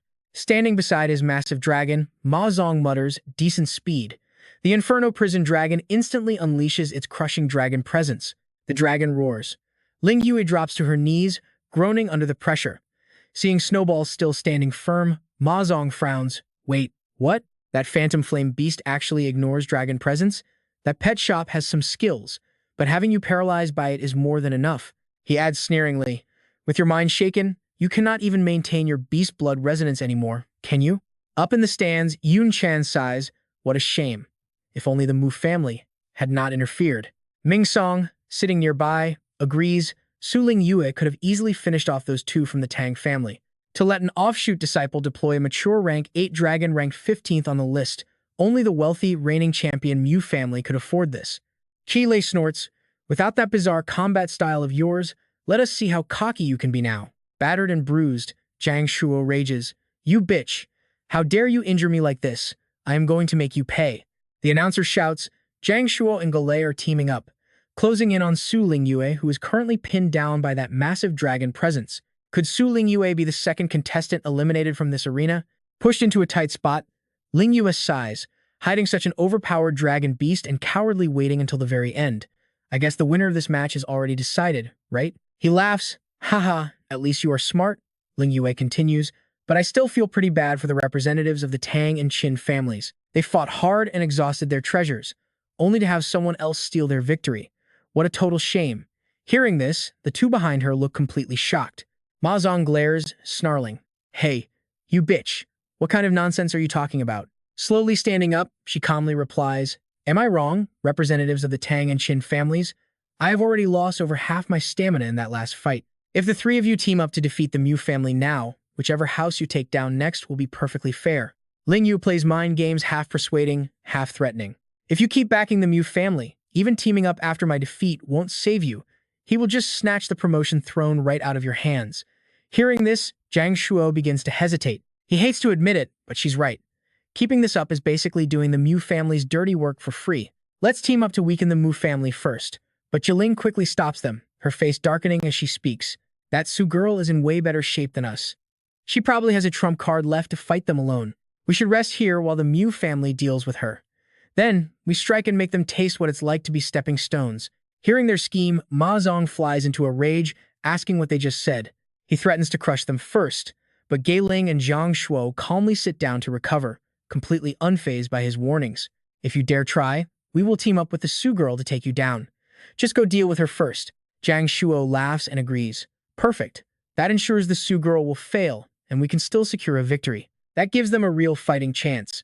Ma Zong growls in anger, telling them to stop acting smug while he plans his move. If the Blazing Star Hell Dragon's massive attacks wouldn't destroy the entire arena, his lava breath and meteor rain would have wiped them out. They would already be dead. The longer this fight drags on, the more they will recover, putting him at a massive disadvantage. Time to end this fast. Ma Zong and his dragon beast charge straight toward Ling Yu. Even though her scheme failed, she is glad she is no longer surrounded. She immediately orders Snowball to act. Snowball, Nightmare Projection. The pet unleashes its power, but the dragon instantly counters with Crushing Dragon Claw, slamming it away. Snowball cries out in pain. As Ling Yu calls out in panic, Ma Zong suddenly leaps forward, launching a punch right at her. He mocks her to worry about herself first, landing a brutal blow. "Down you go!" Ling Yu cries out in intense pain. Swooping in from behind, Snowball catches her just in time to stop her from crashing down. Ling Yu groans, thinking fast. Dang it, that dragon pressure is slowing her movements. Luckily, her trained Snowball is unaffected. Ma Zong and his dragons slowly advance. Full of bloodlust, he tells her to surrender now, bragging that his Blazing Star Hell Dragon is completely invincible. She wonders in frustration, why didn't the Nightmare Projection have any effect on them earlier?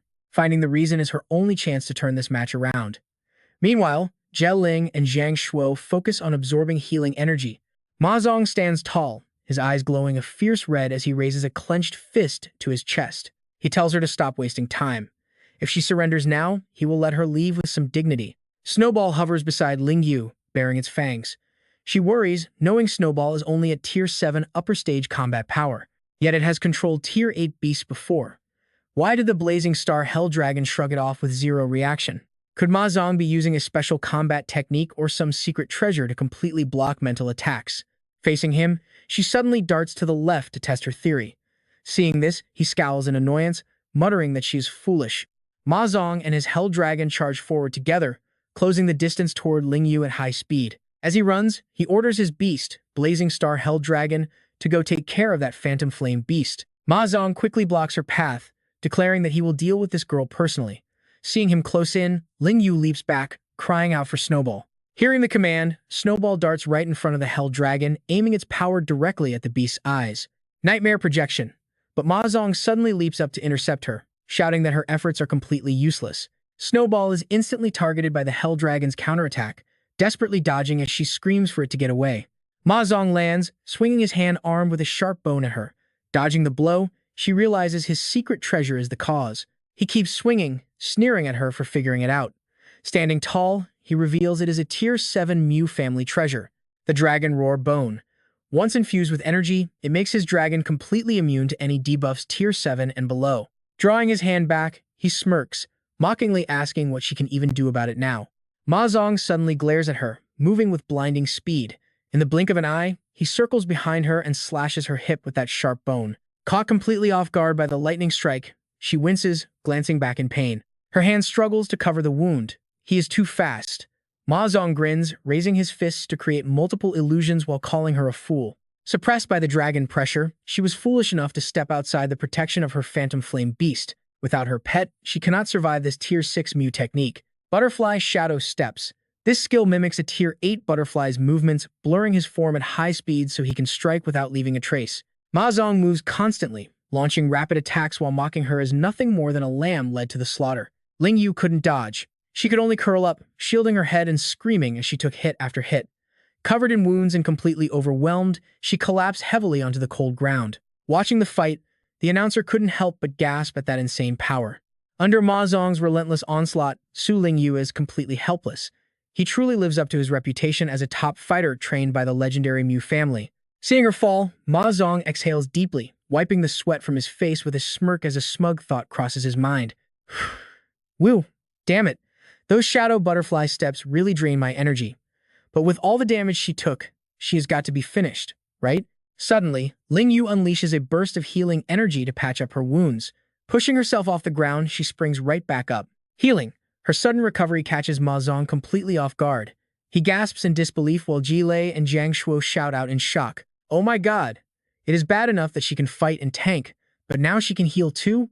Dropping to one knee to balance herself, she slams her left hand onto the ground, channeling an incredibly advanced high-tier recovery spell. Ma Zong instantly summons multiple mirror clones of himself. Smirking with a deep frown, he mutters to himself. High-level healing? What a pain. Looks like I have no choice but to rip your heart out next. Ma Zong's clones quickly form a tight circle around her. Using the shadow butterfly steps, the surrounding illusions begin to move at blinding speed. Ling Yue lowers her head and closes her eyes, calmly calculating her next move. Suddenly, Ma Zong lunges at her from behind. He thrusts his claws forward. Sensing the danger, she whips around, balancing herself to launch a powerful high kick. But wait, that was just an illusion. The real Ma Zong flashes behind Ling Yu's back, a sneering smile plastered on his face. Idiot, I am over here. His words make Ling Yu's eyes widen in absolute shock. Ma Zong drives his hand straight through her chest, screaming, Die! The announcer panics, shouting that Su Lingyu has been hit in a vital spot. Instead of screaming in pain, Lingyu actually flashes a smirk and says, Got you. Ma Zong's face falls as he scowls in confusion. What? It turns out she narrowly dodged his fatal strike at the very last second. She leaps up and locks his arm, channeling energy with her other hand. The announcer shouts, It is the star-devouring chain. Su Lingyu baited Ma Zong by faking a weakness to draw him close. Now, she is using the inescapable star-devouring chain to completely seal his spiritual energy. Time for the final blow. Lingyu slams him forward, declaring, Without any energy left, you only have the strength of an ordinary adult. Even under the dragon aura's suppression, taking you down is a piece of cake. Terrified, Ma Zong desperately screams to his pet, Damn it, Pyre Star Hell Dragon, save me. Sensing its master's danger, the Hell Dragon rushes over. Just as it prepares to blast Ling Yue, she commands Snowball to block it. Snowball, their dragon aura has lost its effect. Hold that beast back. Charging at the Hell Dragon, Snowball fires a devastating blast. Nightmare projectile. With a loud grunt, she slams Ma Zong down, taking out one target first. He screams in terror as he is launched into the air, but just as Ma Zong is about to crash, a giant flying insect catches him. Watching this unfold, Ling Yu cannot help but gasp in shock. What? The insect carries him back to Ji Lei and Jiang Shuo. The announcer shouts, Ji Lei and Jiang Shuo have fully recovered and re-entered the battle. Ma Zong is gently dropped behind Gei Lei. She casts a healing spell on him, warning, Focus on the big picture. We cannot let Su Lingyu defeat you. Standing behind with folded arms, Jiang Shuo adds, Her strength is no joke. Surely you do not want to face the family's punishment for failing our mission, do you? I suggest we drop our pride and take her down first. Hearing this, he grumbles with a frustrated scowl. Humph. Fine. Pyre Star Hell Dragon Majesty. Exhausted, Ling Yu naturally descends to the ground right next to Snowball. Ugh. The announcer continues, Su Lingyu traded injuries for a shot at victory while fighting Ma Zong alone. But now, all three opponents have teamed up against her. You and I are about to see a massive turn of events. Suddenly, a highly familiar voice echoes inside her head. Use it. Hearing that familiar voice, Ling Yu instinctively glances to the side and mutters softly, "That is my brother's voice." Up in the stands, Su Ping watches his sister with folded arms. Next to him, Ming Song sighs, "What a shame. She was so close to winning twice." Rubbing her temples, Yun Chan agrees, "Yeah, such a talented contender, yet she is getting targeted and eliminated like this. Seriously, those four great families are so annoying." With a serious face, Su Ping's eyes glow a brilliant gold. Staring at his sister, he sends a telepathic message. "No more holding back, use your trump card." Hearing her brother's command, Ling Yu casts her gaze down, biting her lip as she softly replies, "Yes." All her opponents charge at once, mockingly laughing. "Haha, are you frustrated? Regretting everything now? If you want to regret something, regret becoming my family's enemy," Ling Yu said firmly as she channeled her power to open the summoning gate. "Come forth, Little White." Little White quickly emerged from the gate, towering majestically behind Ling Yu as she unleashed her skill, Thousand-Mile Ice Freeze. Seeing Little White appear, Ma Zong, Chen Lei, and Zhang Shuo froze in sheer panic, crying out in unison. That creature ranked 8th on the Dragon Tower leaderboard, instantly freezing all the incoming beasts solid with its overwhelming elemental power, a Silver Frost Star Moon Dragon with peak Tier 8 combat power. The host, now wearing a green hat, cried out, "This is terrifying." With the arrival of the Silver Frost Star Moon Dragon, a heavy blizzard swept over. Su Lingyu relied on the Tier 9 pet skill, Thousand-Mile Ice Freeze, to utterly crush all three opponents. Ling Yu stood tall and proud, facing her completely frozen opponents on the battlefield. The host continued his commentary, praising the incredible Thousand-Mile Ice Freeze, a skill rumored to have once frozen an entire continent in the hands of another legendary dragon. Seeing it today confirms the legends are true, but please, contestant, be careful not to destroy our combat arena. Bowing her head slightly, she commanded her pet, Little White, release the ice spell. The three rivals were freed from the thick ice, but their eyes had already rolled back. The other three contestants had completely lost consciousness. The winner of the 5th arena is Su Lin Yu. Up in the stands, the spectators watched in awe, showering her with endless praise. Holding such a powerful trump card, it is no wonder she aims for the championship. Truly, a single move to decide the entire match. So strong. That is my first time seeing a Tier 9 pet skill in person. I have never even touched a dragon pet before. Even with all those glowing praises, Ling Yue felt no joy. She raised her tightly clenched fist, blocking out the cheers that echoed around the arena. Her Silver Frost Star Moon Dragon is absolutely stunning to look at. I am so jealous. Owning a dragon beast at her young age is incredible. The host officially announced the end of the match, congratulating Su Ling Yue on securing her spot in the Nightmare Beast Hunt 3 days from now. Meanwhile, Ming Song and Yun Chan quickly shifted from complaining to clapping and celebrating her victory. Congratulations, Director Su. Your younger sister put on an absolutely spectacular performance today. She is truly worthy of being your handpicked champion. In the future, she will surely become a pillar of strength for our academy. Day quickly turned to night. That evening, the sky remained quiet under the soft glow of a crescent moon. Ling Yue stood outside the door, hesitating to knock. After a long moment, she finally raised her hand. But before her knuckles could touch the wood, a voice called out from inside. "What is it? Your physical training is not scheduled for another hour, is it?" Ling Yue flinched in surprise at the sudden question. She saw Ruin meditating on a chair with closed eyes, gesturing for her to enter. Hearing the invitation, Ling Yu shyly opened the door, poking her head inside. "Sister Tang, sorry to disturb you." As she continued channeling energy into her body, Ruin casually replied, "You actually are disturbing me. Lingering outside like that, your nervous aura is buzzing around just like a mosquito in a tropical rainforest." She pressed her hands down to regulate her breathing, sighing, "It makes it impossible for me to focus on my cultivation. Spit it out, then get going." Stepping inside, Ling Yue presented a box of delicious-looking pastries, whispering, "Please, help yourself." Ling Yu bowed low, offering the tray of pastries as she spoke. "Sister Tang, I want to train much harder and for longer hours every day from now on. That is why I came early to find you. Sorry for bothering you." Sitting cross-legged on her chair, Ruin glanced over, covering her mouth with a light chuckle. "Oh, what is this? You were so stubborn during our last session, yet now you are being so obedient. Do not tell me you have taken a liking to my training methods." Hearing this, Ling Yu lowered her head, her face turning bright red as she protested. "No, that is not true. After that last arena battle, I realized that winning the Elite League Championship is still far beyond my reach." Standing up, Ruin picked up a pastry from the tray. With her other hand on her hip, she smirked. "Ah, I see. Your confidence was crushed by your opponent's power, right?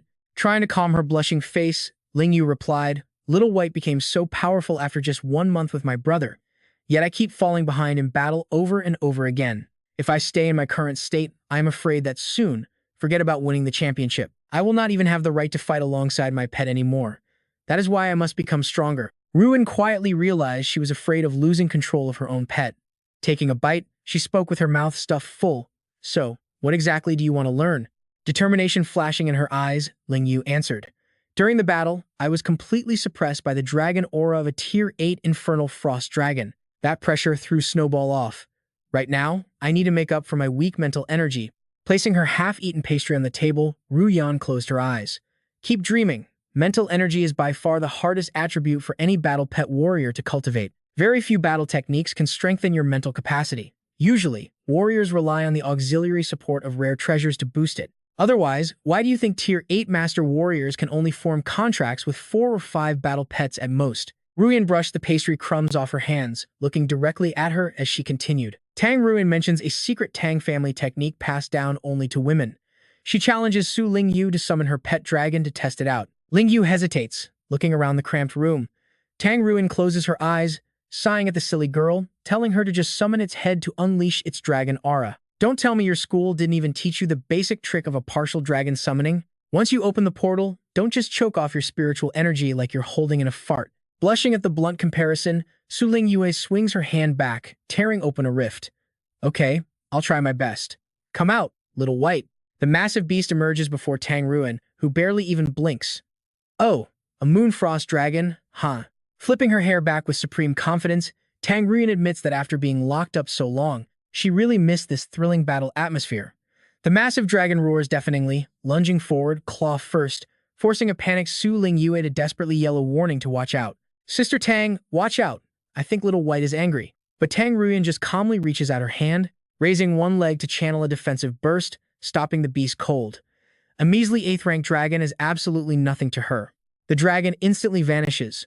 Su Ling Yue clutches her hands in sheer awe, showering Tang Ruyan with praise. That was incredible. You blocked Little White's attack so easily.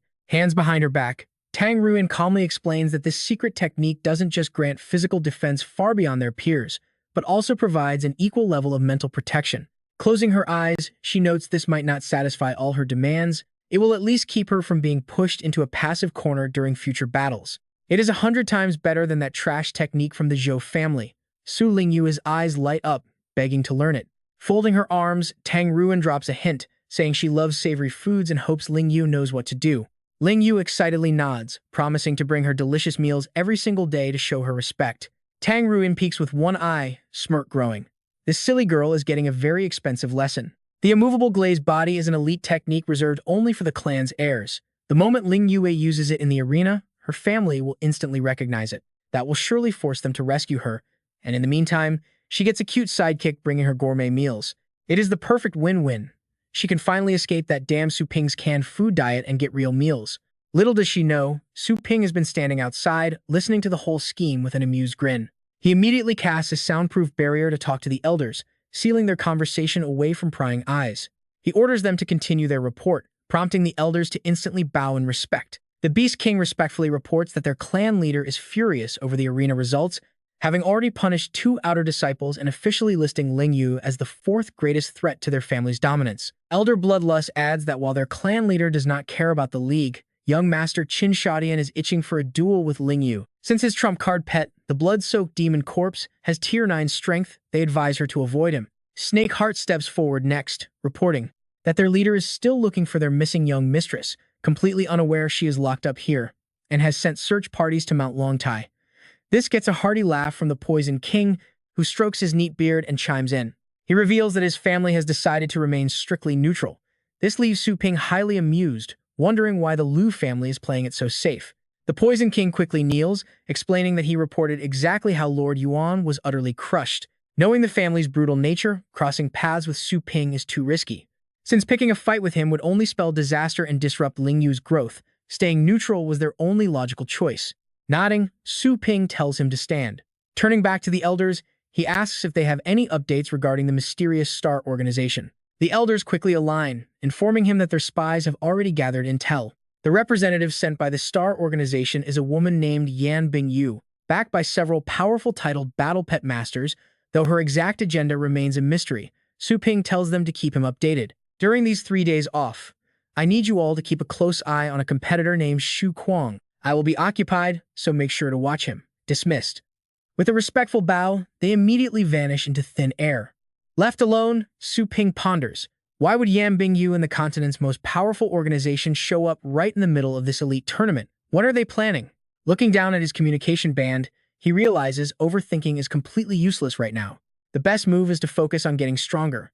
It is time to take Joanna to the cultivation site for her weekly training. Anna immediately appeared right before him, respectfully answering yes. He then ordered her, go soak in the god spring.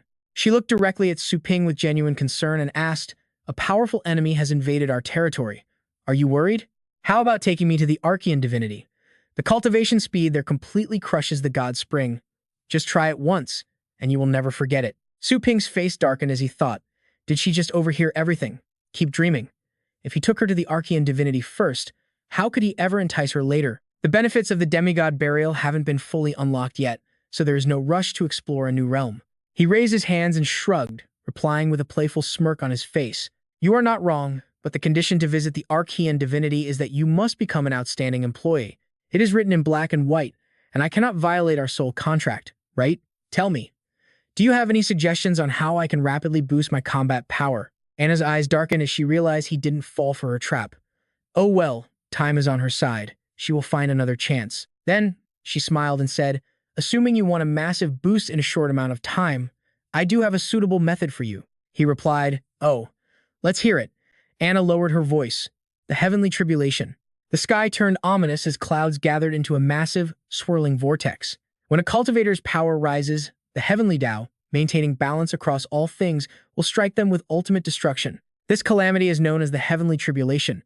Yun San stood frozen, clenching his fists as he stared up at the sky. Depending on the circumstances, the heavenly tribulation can be divided into 4 types: wind, fire, water, and lightning. By surviving this trial, a cultivator ascends to the legendary state. Falling to his knees, he raised his hands to absorb the power and roared, bring it on! If I pass this trial, I can finally become an official member of the Kamikaze's 7th Squad. Sacred Bull Tyrant Body. Lightning violently struck down from the sky right onto the rocky peak where he stood. Then, the image of a golden bull emerged. The demigod burial's lightning tribulation on Shenting Peak was unfolding right before Su Ping, leaving him utterly horrified. Pointing with a trembling hand, he gasped, is this truly the heavenly tribulation, even from such a massive distance? Even from here, I can feel that absolutely terrifying, crushing pressure. Standing beside him, she closed her eyes and nodded. Indeed. Too bad we are a step too late. The cultivator atop Shenting Peak has already started. Otherwise, we could have hitched a free ride. Still looking slightly shaken, he forced a light laugh and said, I just arrived. Getting used to it slowly is fine. It actually took me quite some time to manage the bookings on our pet store's online reservation platform. If I hadn't moved most customers online, my mother would have been exhausted running the store alone. With a determined expression, Chingru raised her hand and said, I am a tough cookie. Don't worry about me, just go do your job. Anna glanced over at him and asked, are those 2 ants who usually travel with us not coming? Su Ping stared dumbfounded at her question, thinking, did she seriously just refer to Su Lingyu and Tang Ruyan as ants? Aunt Ruyan said, today we will learn the immovable glazed body. Aunt Lingyue nodded, Visualizing the 2, he replied, I barely even understand how to piggyback off a tribulation myself. It's way too early for them. I left them to cultivate back in your palace, so there is no need to worry. Everyone standing there watched Yun San and commented, a thundercloud radius of 10 miles. As expected of our 7th squad, truly outstanding talent. Hearing their conversation from afar, Su Ping turned to look at the crowd. Huh. The onlookers continued their discussion. Last year, Squad 6 produced several geniuses with thunderclouds stretching over 10 miles. Without exception, they all became legendary warriors with outstanding achievements. It looks like your 7th squad is going to thrive this year. Su Ping glanced at the crowd, thinking, the talent they speak of must be what the system calls aptitude, right? Is talent level directly tied to the size of the thunderclouds? Right now, the aptitude of my pets is only around mid-tier. I wonder how many miles of thunderclouds they can summon. The lightning from the sky multiplied, raining down relentlessly on the ground below. Yun San endured wave after wave of lightning strikes. Above him, the projection of the golden bull began to crack, forcing an agonizing scream from his throat. Ah, You call this a tribulation? Veins bulged across his face, his eyes turned a blinding gold, and with clenched fists, he let out a painful roar. "O Divine Mother, please witness my ultimate glory." Suddenly, a massive bolt of lightning obliterated his position, vaporizing the golden bull. Completely drained and with broken bones, Yun San shrieked in agony. Ugh! A pillar of green light enveloped Yun San. Dropping to his knees in agonizing pain, he threw his arms wide open. Then, a mysterious bull-shaped mask floated out from deep within Yun San. Enveloped by the blazing green light, the sacred mask began to shatter into a million tiny pieces. Once the mask shattered, Yun San's eyes rolled back as his mouth gasped open and he collapsed heavily onto the cold ground. The lightning in the sky gradually subsided and dispersed into nothingness. The sky cleared up once more, and the warm sunlight slowly broke through the clouds. Everyone who witnessed this horrifying sequence of events stared in absolute disbelief. What? How could this happen? The lightning clouds are dispersing. Did he actually lose? No way. The crowd watched in utter disbelief, grit their teeth, and muttered in frustration. After all, a 10-mile-wide lightning cloud is just too much. He was completely outmatched. What a tragedy. Even his vast ocean realm, lightning-resistant treasure couldn't save him. Such a waste of a brilliant genius. Yun San lay on the rocky peak, covering his eyes as he wept. Down below, the spectators kept whispering among themselves. He barely survived, but his core is shattered, leaving him completely powerless. The onlookers murmured, knowing he would never recover from this. Drawing a dagger from his pocket, Yun San knelt to end it all, and his physical body slowly dissolved into nothingness. Watching the tragedy unfold, Su Ping stared with a heavy heart. The cultivation world is truly unforgiving. Without the system protecting him, he surely would have ended up like that ash too. From now on, he must master this power. Turning to Anna beside him, he asked if the failure rate of this heavenly tribulation was always this high. Closing her eyes, Anna replied that it was not about rates, asking if he remembered what was said about talent. Looking up, she added that talent does not just dictate the tribulation's raw power, but also determines one's future limits. However, surviving the tribulation depends entirely on the cultivator's actual combat strength in that moment. That guy was rank 9, but his strength was only a tiny vast ocean level. It is natural he failed. Putting her hands on her hips, Anna leaned in close and asked why he had that strange look on his face. She saw everything and teased him about feeling pity, but Su Ping folded his arms and looked away, denying it completely. She kept teasing, explaining that even if gods die, they just return to their mother goddess and get reborn anyway.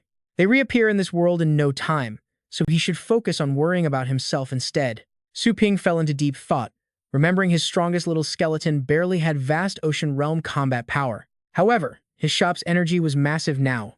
If things got ugly, he would just fight to the bitter end. Xin Ping landed right in front of them, kneeling respectfully to report that his turn for the tribulation had finally arrived. Putting her hands behind her back, Anna agreed. She summoned the Articus shield, offering to lend him the legendary treasure. Xin Ping took the shield in absolute shock, recognizing the legendary Articus shield she had so generously granted him. Feeling completely unworthy, he was interrupted as Articus laughed, thrilled to finally see the outside world again after so long. The Articus shield is a starry sky realm treasure forged from a powerful god, granting ultimate defense and making the user completely indestructible. In principle, no one else is allowed near the tribulation site during the process. Anna held one hand behind her back, raising the other as she explained that the tribulation's power increases based on everyone nearby. This human warrior tagging along on his tribulation brings too many dangerous variables, so she was bound to keep him safe. Hearing her words, Su Ping glanced back before flying upward, telling Xin Ping that they must get moving without any delay. Wiping away his tears, the man followed, sobbing as he vowed to protect this brave warrior even if it cost him his life. Seeing him cry, Articus couldn't help but mock him, laughing at the big baby crying once again. They quickly ascended back to the summit of Divine Court Peak, landing right onto the lightning platform. He confidently raised his hand, assuring Su Ping to just stay behind him once the tribulation actually struck. With his shield, even a 50-mile-wide lightning cloud would be a piece of cake. Articus piped up, boasting that even 100 miles was nothing to him. Hearing his confidence, Su Ping simply smiled and told him to go ahead and summon the tribulation. The sky turned dark as the clouds swirled into a massive vortex. Below, a group approached Anna as she watched the summit. They cried out, questioning why she would allow a mere rank 6 human to piggyback on their sacred tribulation. With 9 layers of heavenly lightning, a weak mortal body like his wouldn't stand a chance. The first strike from a single-mile cloud would vaporize him instantly. How could he possibly temper himself like that? Rumors of this would only tarnish her royal reputation, but Anna completely ignored their protests, saying absolutely nothing. They kept calling her name, but her eyes suddenly lit up with power as she told them to watch the sky.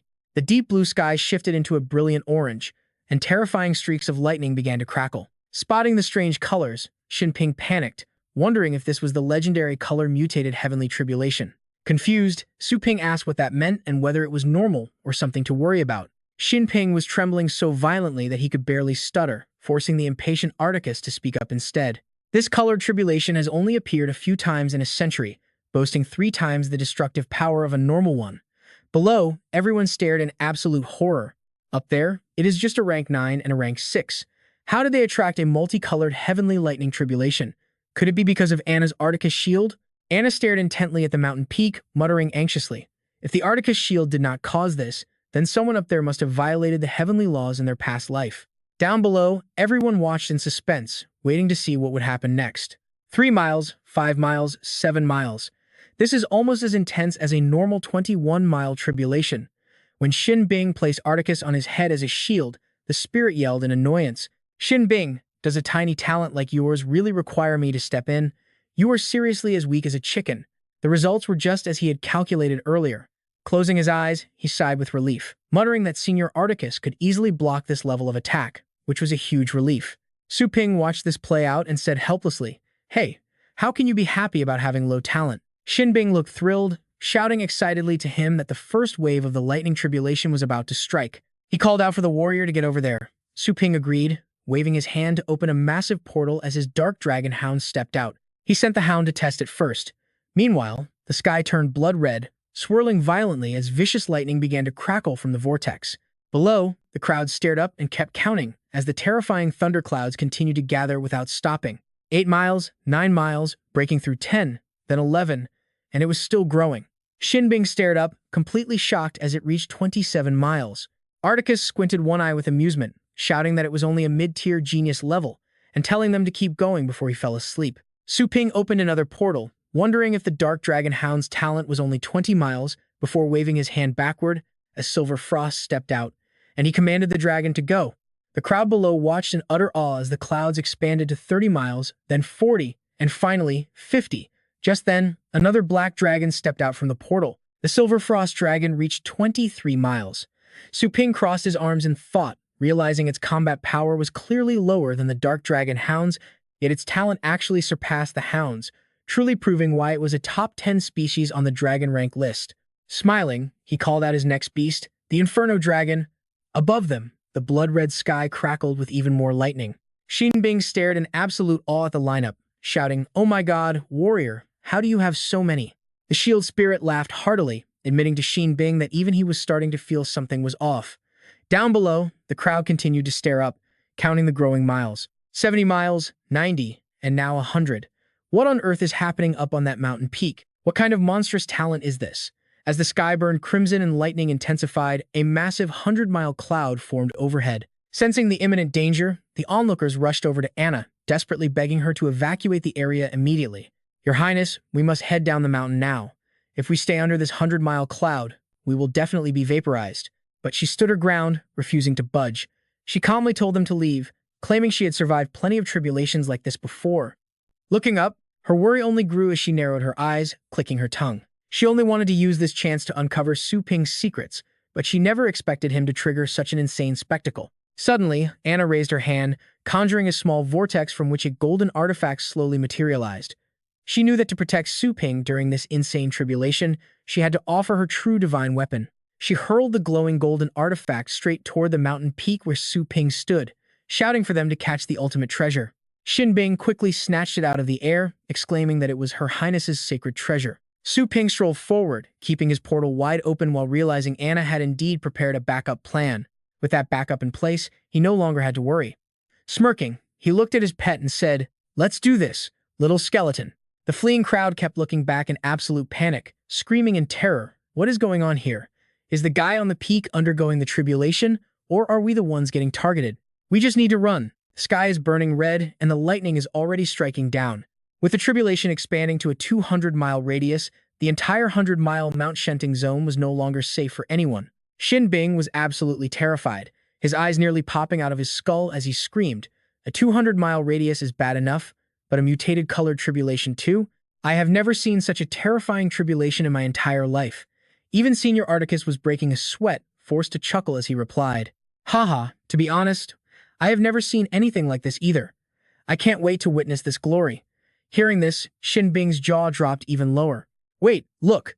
Massive arrow-shaped lightning bolts were raining down, targeting Bing and Articus directly. He raised Articus as a shield, closing his eyes tightly while holding the sacred treasure Anna had just thrown him, crying out, "Warrior, hide behind me. Mother Tree, please witness my final glory." Suddenly, Ping's four summoned beasts surged forward, creating a massive, unbreakable shield to block the devastating lightning strike. But the lightning was too overwhelming, shattering the barrier and obliterating the beasts one after another. The little skeleton consumed the undead fruit, narrowly avoiding a fatal blow. But the little skeleton took another fatal hit, its soul completely wiped out alongside the Inferno Dragon's soul. Both the Silver Frost Star Moon Dragon and the Dark Dragon Hound had their souls completely obliterated. Seeing this, a panicked Bing holds up his shield and yells back to Ping, "Hero, your pets are all dead." Ping just smiles calmly, muttering that it is only their souls. He then barks another order, "Resurrect on the spot, everyone." Instantly, the four beasts resurrect and slowly recover their immense power. Hands in his pockets, Ping casually says, "When it comes to taking hits, they're pros. Just stay alive and leave the rest to me." Bing stands jaw dropped, amazed at how easily Ping reversed life and death, but still warns him not to let his guard down. The tribulation has 9 levels. That lightning was just the first wave, and every coming level gets progressively more destructive. This is no ordinary lightning. The bolts transform into red serpents raining down. It is the second wave of the colored tribulation. With blood-red eyes, Ping and his beasts fly straight up, unleashing their pure killing intent. Little Skeleton charges straight ahead, swinging its scythe to slice an incoming serpent cleanly in half, causing it to explode violently. Absorbing the energy, black smoke surrounds its body as it activates the undead fruit to completely block a fatal blow. Meanwhile, the Inferno Dragon breathes massive flames onto the snakes. Mid-air, Ping is completely enveloped in blazing fire. He turns back to warn the others, "These damn things explode when they die. Keep your fighting distance." Bing spots something and shouts in panic, "Watch out, hero.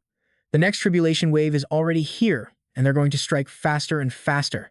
By the third wave, wolves of tribulation lightning begin manifesting and charging right at them. Faced with the third wave, Ping throws a massive punch and roars, "Perfect timing. Fist of exorcism." Pack after pack of wolves instantly explode under Ping's divine fist. But then, the fourth wave strikes.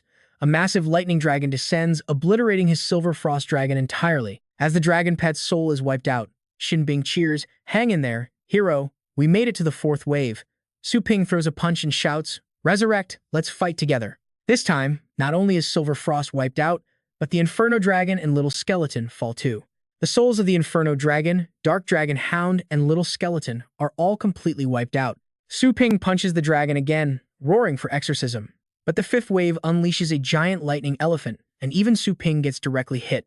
In this brutal fifth wave, the host's entire soul is completely wiped out. He repeatedly yells the order to resurrect on the spot, but his pets are instantly targeted and killed again. The cycle repeats through waves 6, 7, and 8, instant resurrection followed by immediate death, followed by resurrection. Ping's commands keep echoing as his pets resurrect only to be destroyed again in a never-ending loop of death. A visibly exhausted Ping screams to resurrect again, prompting a deeply worried Bing to ask if he can still hold on. Dropping to one knee and gasping heavily, Ping mutters that his mental energy is capped out, asking which wave they are on. Bing replies that this is the final wave. A massive horned figure suddenly appears in the sky. It is the 9th wave, and a giant hand strikes straight down at Ping. Struggling to breathe, Ping laments that he has no mental power left to resurrect them. Is this really the end? Suddenly, Bing yells for him to hang in there, tossing over a secret treasure which Ping reaches out and catches. It is the powerful artifact Anna sent earlier. Instantly, the artifact begins channeling boundless energy directly into his body. This is the Prism Star Core, a star-state secret treasure refined from the core of a myriad ancient demon, massively expanding the user's energy capacity while constantly supplying them with power. Absorbing a massive wave of physical and mental energy from the core, Ping lets out a thunderous roar. "Ah, this endless mental energy is overflowing. Let's get back to the fight."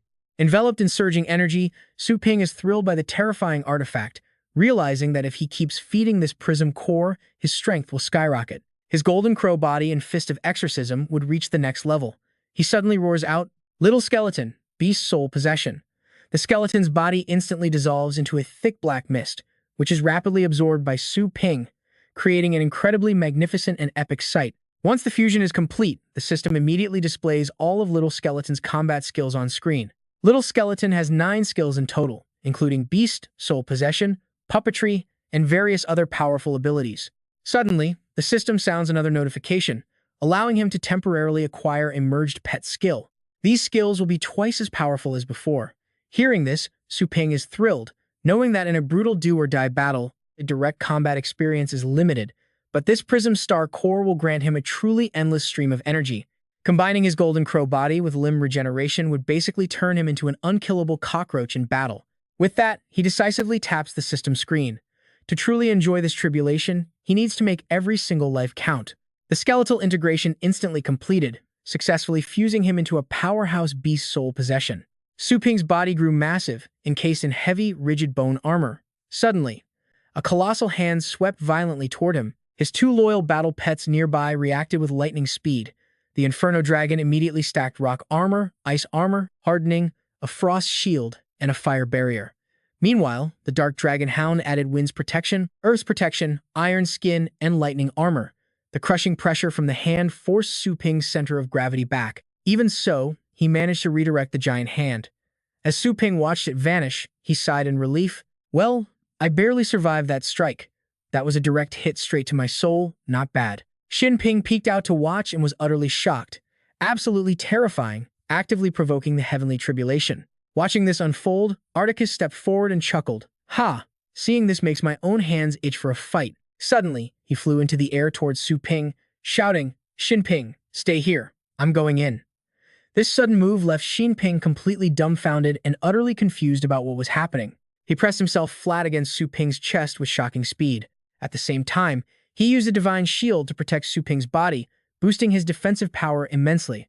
Articus declared confidently, with me, protecting you. Just focus on the fight. Seeing this, Su Ping smiled and thought, this armor really takes away all the pain. He shouted back, all right, watch me counter. Tribulation, prepare to be devoured.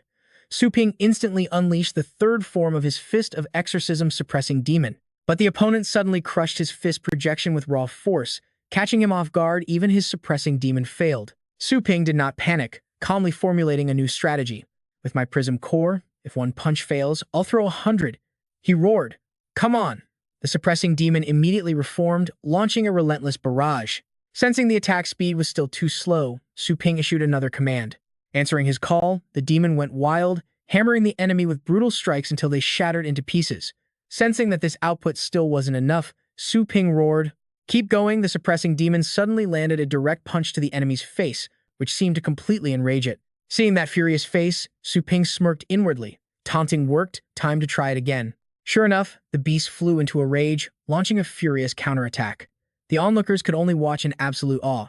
This human warrior is incredibly fierce, whether in talent or raw combat power. Even in our god realm, he is a dazzling existence. No wonder Her Highness holds him in such high regard. Watching calmly, Anna analyzed the fight and pondered, that fist technique. Could he really be linked to the ancient Golden Crow clan of the Chaos era? Aura blazing, Su Ping barked his order, you, break through. The suppressing demon received the command, pouring every ounce of strength into its final assault. Gradually, the opponent dissolved into a blinding light, leaving behind a battlefield still stained with a desolate red glow. Surges of energy constantly flowed into Su Ping, causing him to briefly freeze. Suddenly, Xin Ping cheered excitedly, Warrior, you actually did it. We have passed the heavenly tribulation trial. Meanwhile, Su Ping and Little Skeleton separated. As his feet touched the ground, Su Ping grunted, yeah. Anna stepped forward and asked, well, how did your first tribulation feel? As she finished speaking, he stared at the stone in his hand and replied, amazing. That battle constantly broke me down, rebuilt me, emptied, and refilled my energy. Now, my body feels much lighter and tougher. My astral energy rank even climbed from level 6 low tier to level 6 peak. Overheard from behind, Xin Ping said with deep respect, thank you for the secret treasure, Your Highness. Meanwhile, Articus boasted, haha, the two of us are truly unstoppable. Anna calmly spoke up, all right, let's head back.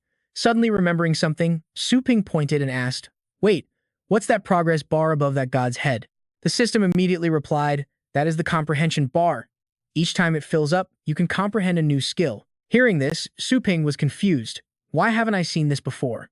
The system explained once again, previously, your skills were insufficient, but through the lightning tribulation's baptism, you accidentally touched the threshold of the lightning path. Now, you can register lightning path skills whenever the comprehension bar is filled. Note, you cannot inspect the combat power or comprehension of anyone stronger than you. Recalling the sensation from earlier, Su Ping immediately wondered. The lightning path. Could it be that fleeting feeling? He continued to dwell on this thought.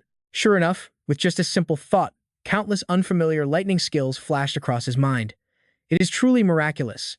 Meanwhile, the system prompt rang out again, cutting off Su Ping's train of thought. There are 999 lightning path skills in total, ranked by their overall versatility. They differ completely from the system on Blue Planet. Su Ping then asked, "Well, how powerful are these skills? Can I imprint all 999 types?" The system quickly explained, "You have only just touched the path. Your understanding of lightning is still in its infancy. Beginner lightning law only allows imprinting the first 333 skills. The deeper the host understands lightning, the more skills can be imprinted. As for their destructive power, the system tells him to test it himself." Su Ping is instantly hooked. Interesting. Now he can customize skills based on his pet's unique traits. In the blink of an eye, Su Ping is back at his pet store. Once inside, he immediately turns to his two main battle pets. The comprehension bars for both the Silver Frost Star Moon Dragon and Dark Dragon Hound are fully maxed out. Time to test this. The two pets stare back at him in utter confusion. He gently pats his Dark Hound. This pup already has massive defense, so he just needs to add some extra offensive firepower. The perfect skill for a tank-type battle pet is the 773rd Lightning Path, the Thunderous Murderous Domain. The Thunderous Murderous Domain. A domain skill that obliterates any enemy stepping inside with divine lightning. Its effective range spans a 10-meter radius. Next, Su Ping turns his attention to his other dragon pet. Since the Silver Frost Star Moon Dragon excels in area of effect damage, it needs a high single-target burst skill, imprinting the 689th Lightning Law. Wind God Lightning Lance Arrow. The Wind God Lightning Lance Arrow directly transforms divine lightning power into a piercing arrow, completely ignoring all defensive barriers. A confident grin spreads across his face. With this, the combat strength of his top two battle pets has reached an entirely new level. He might face elite young masters from major families in the next round. The Dark Dragon Hound can use Shu Kuang as cover. Meanwhile, over in Shangcheng District, the central stadium of Longjiang City echoes with the announcer's booming voice. A total of 1,000 contestants in this city have successfully cleared the grueling group stage qualifiers. Inside Arena J6, the speaker's voice continues to echo. These 1,000 elite competitors will now participate in the Nightmare Hunt inside Longjiang's largest stadium, battling each other to select the final 5 winners. Hearing this, thousands of spectators in the grandstands erupt in sheer excitement. 1,000 down to 5. Absolutely wild. Everyone loves a good chaotic battle royale. The stage is set with a modified Nightmare Abyss beast boasting rank 9 combat power. The host announces that all contestants will be placed into a deep sleep inside specialized cabins. Their consciousness will then be guided by the beast directly into the designated Dreamscape battleground. This round uses a point system. Eliminating a 0-point target earns 1 point, while taking down a scored opponent lets players steal their points. As the announcement ends, Ling Yu mutters that this Nightmare Abyss beast is truly terrifying to behold. Unlike her, Shu Kuang is completely mesmerized by the creature's power. As they prepare for the trial to begin, the host's voice booms over the speakers again. If you die in the Dreamscape, you wake up and are immediately eliminated. Once the match time runs out, the 5 highest-scoring players will advance directly to the finals. Ling Yue gives a quick thumbs-up to signal she's ready, while the announcer declares a 5-hour limit. Each contestant can only bring one secret treasure that does not exceed their own combat level. Su Ping observes the stadium with an amused expression, taking everything in. As a reminder, to stop people from camping, anyone who scores over 100 points will be instantly highlighted on the broadcast for all to see. Ling Yue closes her eyes to focus her mind. The sleeping gas is released, sending everyone on a wild ride into the Dreamscape. Swept up by the Dreamscape, thousands of floating contestants begin descending toward their starting points. Back in the physical world, Ming Song notices Su Ping standing empty-handed and approaches. "Director Su, everyone is asleep. You need to wear these special glasses to watch the battle." Su Ping turns around, completely surprised to see him. "Oh, what a coincidence. You are here too?" The device handed over is a pair of high-tech biotech glasses, specifically designed for viewing this nightmare simulation. These glasses allow viewers to watch any corner of the map. Ming Song chuckles as he sits back down, agreeing that it really is a strange coincidence. He plays it cool, but deep down, he is crying over the fortune he spent buying the seat right next to Su Ping. This feels way too familiar. The moment Ling Yue touches the ground, the system announcement echoes in her ears. The Nightmare Hunt has officially begun. Scanning the dense forest around her, she realizes she must establish proper scouting vision across the area immediately. Activating her Serpent Heart secret technique, she summons a rank 6 mechanical owl. Moving too fast to be detected by normal mental energy, it takes flight. This secret puppet can easily scan a 20-mile radius around her position. Ling Yue quickly commands her summon to search the perimeter for any nearby enemies. The owl flies high, scanning the zone, and quickly spots a fierce battle erupting nearby. Ling Yue shares its vision and smiles, murmuring that she found them. A steel-toothed beast and a red flame-maned bear are locked in combat, trading vicious strikes. Go for the throat, steel-toothed beast. Burn it to ashes, red flame bear. But from a distance, a sniper scope is already locking onto the chaos. Another contestant is watching the fight through a sniper scope. With only a level 6 battle pet, those two idiots are making way too much noise. They are basically walking bait, just begging for a hunter to find them. Dropping straight from the sky, Su Ling Yue lands right in front of him, calmly asking who he is looking at. Her sudden arrival leaves him completely shocked and panicking. Without letting him say a word, she leaps down and delivers a brutal strike to his neck, successfully eliminating 3 competitors in one clean sweep. With them dealt with, Ling Yue springs back onto her tree branch. Suddenly, she notices her score rising. Ling Yue looks at the leaderboard in disbelief, wondering how someone already eliminated 5 opponents so incredibly fast. Incredible! Hearing another loud battle cry shout, "This is not over yet, take this and die," she quickly climbs higher to get a better view of the fight. Ling Yue instantly realizes that if they keep fighting, they will definitely draw even more competitors to their position. She decides to lay low and play the waiting game, letting them wear each other out. It is safe and highly effective. Once she secures 100 points, she can use Xiao Bai, the pet her brother carefully trained, to fight her way head-on. Suddenly, 5 massive pillars of light shoot into the sky, making her look up in shock. Right now, Mu Chen has reached 104 points. The host is absolutely stunned by this, calling it insane since the match has only been going on for a single hour.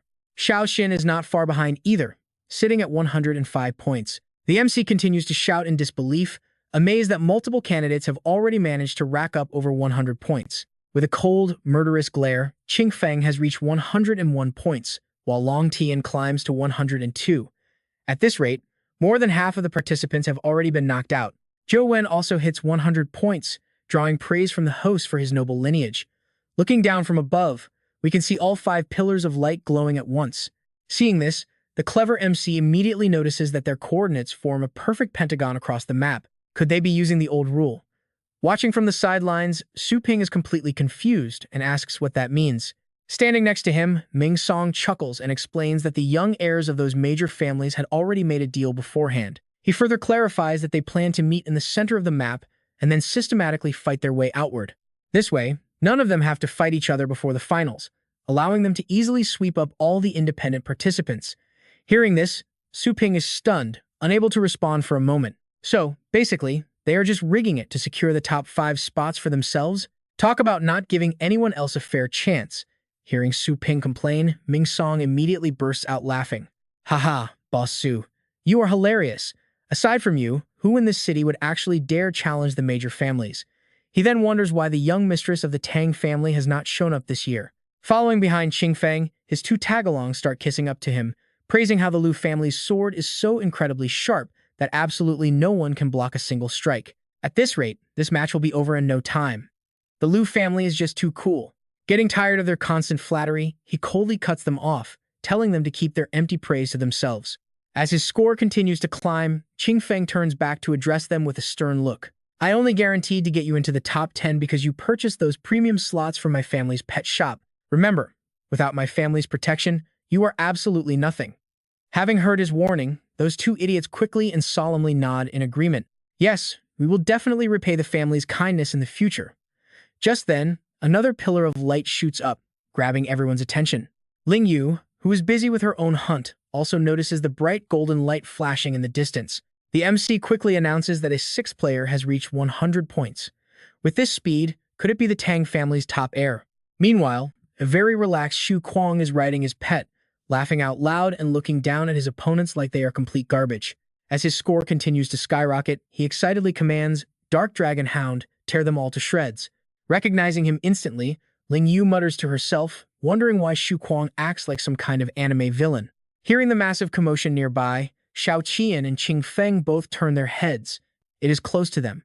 But who is this unknown newcomer? Time to teach this guy a lesson about standing out too much. Meanwhile, across the forest, Ling Yue quickly secures an impressive double kill, sending her total points soaring. Shifting her gaze, she notices that both Qin Xiaodian and Lu Qingfeng are heading straight towards Zhu Kuang. This is bad. If they gang up on him, he is finished. Realizing the danger, she knows she has to move fast to back him up. Slash!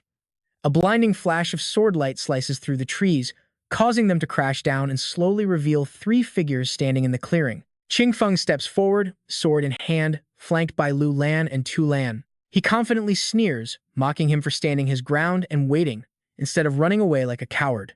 Looking up at Zhu Kuang resting atop his massive pet, Qingfeng smirks and remarks on his sheer bravery. Witnessing the sheer scale of the destruction, Zhu Kuang realizes his opponent sliced through several giant trees with just one attack. That swordplay is incredibly lethal. Shaking off the intimidation, Zhu Kuang boldly replies that since his goal is the top 5, he will eventually have to defeat him anyway, so there is no point in hiding. Hearing this, Lu Lan and Tu Lan burst out laughing, mocking him. You seriously think you can steal the 5th spot from young Master Lu? Don't overestimate your abilities like that. I highly advise you to just surrender quickly while you still can. Otherwise, young Master Lu's sword will teach you the true meaning of a power gap. Hearing this, Zhu Kuang confidently fired back without hesitation. 2 stray dogs barking just to be loud, how pathetic. In just a moment, I am going to show you guys what a real power gap actually looks like. Hearing this, they completely lost their minds, absolutely furious, and yelled, "What did you say?" Suddenly, Qingfeng raised his sword with a freezing glare. In an instant, a sharp green flash from his autumn wind falling leaves technique slashed straight toward Zhu Kuang, but Zhu Kuang and his pet didn't even bother attacking back or trying to dodge the incoming slash. Yet, after the bright flash faded, Zhu Kuang sat there completely unharmed, letting out a mocking smirk. Both of them froze, staring in utter disbelief. Seeing this, Qingfeng couldn't help but wonder, is this a joke? He didn't even lose a single scratch of skin. Then, Qingfeng spoke up immediately, saying, "Impressive. I have never run into someone like you before. I am Lu Qingfeng. May I ask who you are?" Zhu Kuang grinned, bursting with fierce energy as he yelled back, "Listen up. Your grandpa's last name is Xu." But before he could even finish, Qingfeng's face turned furious as he launched his next strike. He instantly unleashed a flawless Tempest Slash, sending a rapid barrage of sharp wind blades flying straight towards Zhu Kuang. Watching this play out, Lu Lan and Tu Lan laughed out loud with pure, utter contempt. Haha, what an idiot. That's what you get for messing with young Master Lu. But as the dust settled, Zhu Kuang's voice still echoed clearly. My name is Zhu Kuang, meaning wild. Before those two could even celebrate, their smiles faded as they gasped in unison. What? Zhu Kuang calmly crossed his arms, looking down at them. Can you at least let me finish speaking before you attack? Is sneak attacking all you know how to do? Seeing Zhu Kuang completely unscathed, Qingfeng began questioning his own existence, staring at his sword. Seeing this crazy turn of events, the entire crowd immediately erupted into chatter. How could the young master of the Lu family, with his legendary 100-man slaying sword, fail so hard? Who is this Zhu Kuang guy? A normal dark dragon hound is usually only about 2 or 3 meters tall, right? But that dark dragon hound looks at least 5 meters tall. How did he train that beast? Did he feed it some kind of growth hormones? Watching the battle, a sudden thought crossed Ming Song's mind. Why did the name Zhu Kuang sound so familiar? His memory kicked in quickly. Instantly, a past image of a smiling young man flashed brightly inside his mind. Then, Ming Song realized with sheer shock. Wait, isn't he that guy who calls Su Ping his master? He was actually Su Ping's disciple. Watching from the sidelines, Su Ping had a proud smile on his face. Back on the field, Qingfeng summoned his pet, shouting aggressively, "Zhu Kuang, I will remember you." Suddenly, a majestic, powerful dragon emerged from a spatial rift.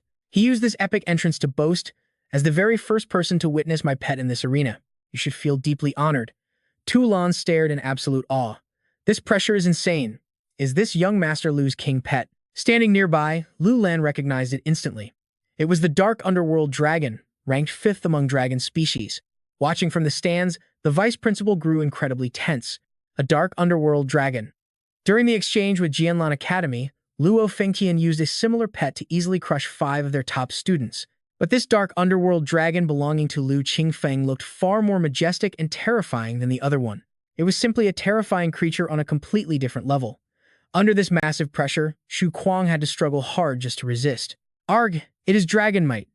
Qingfeng swung his sword playfully before aiming his sharp gaze right at him. How does it feel to have your bloodline suppressed?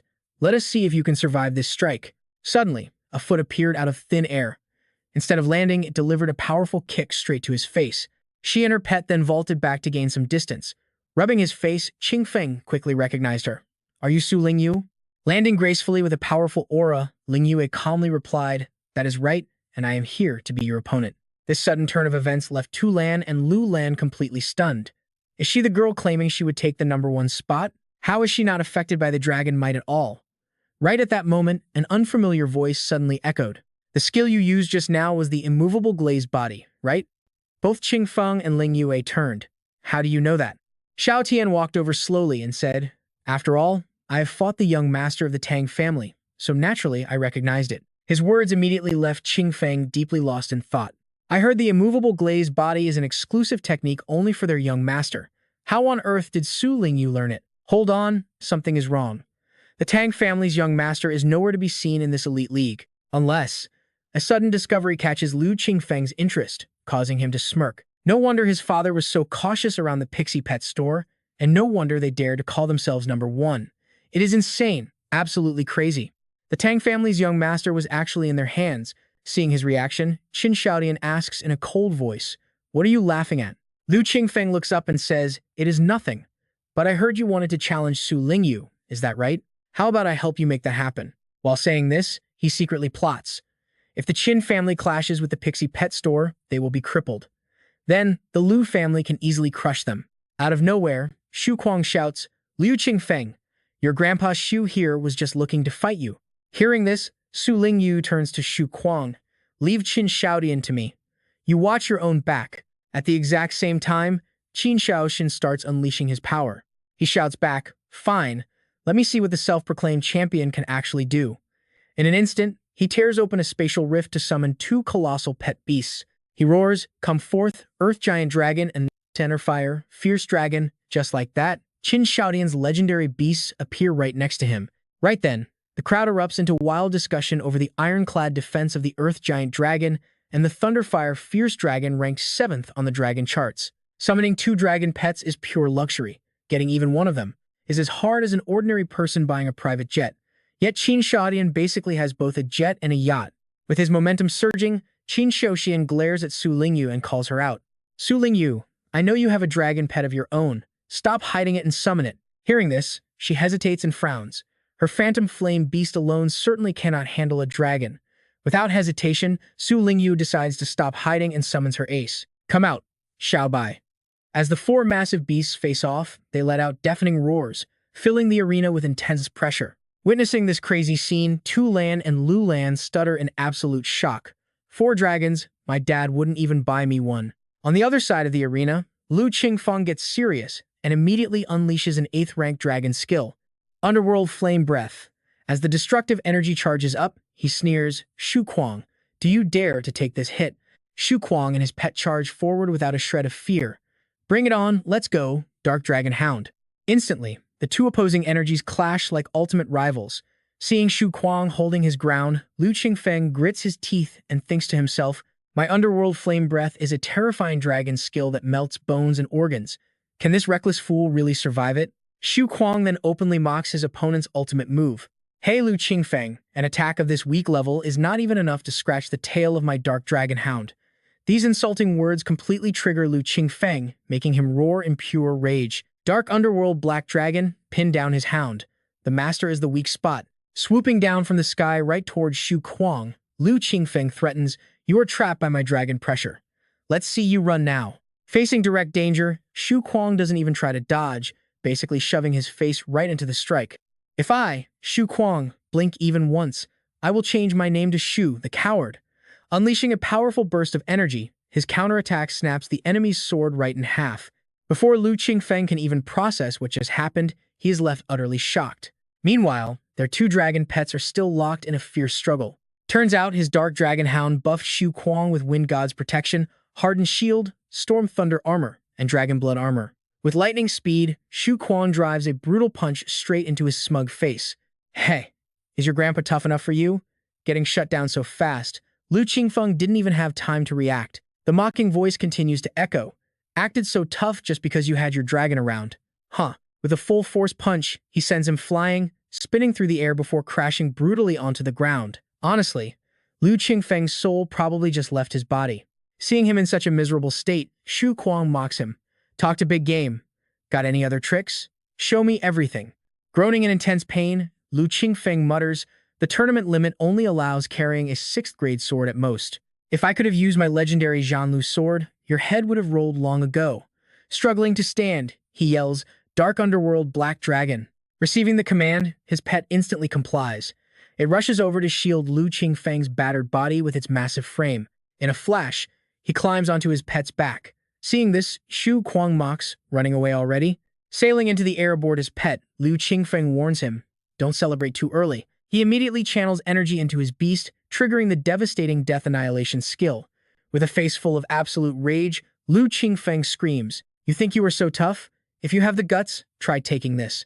Meanwhile, Su Lingyu is shocked mid-battle. It was the rank 9 dragon skill, Death Annihilation.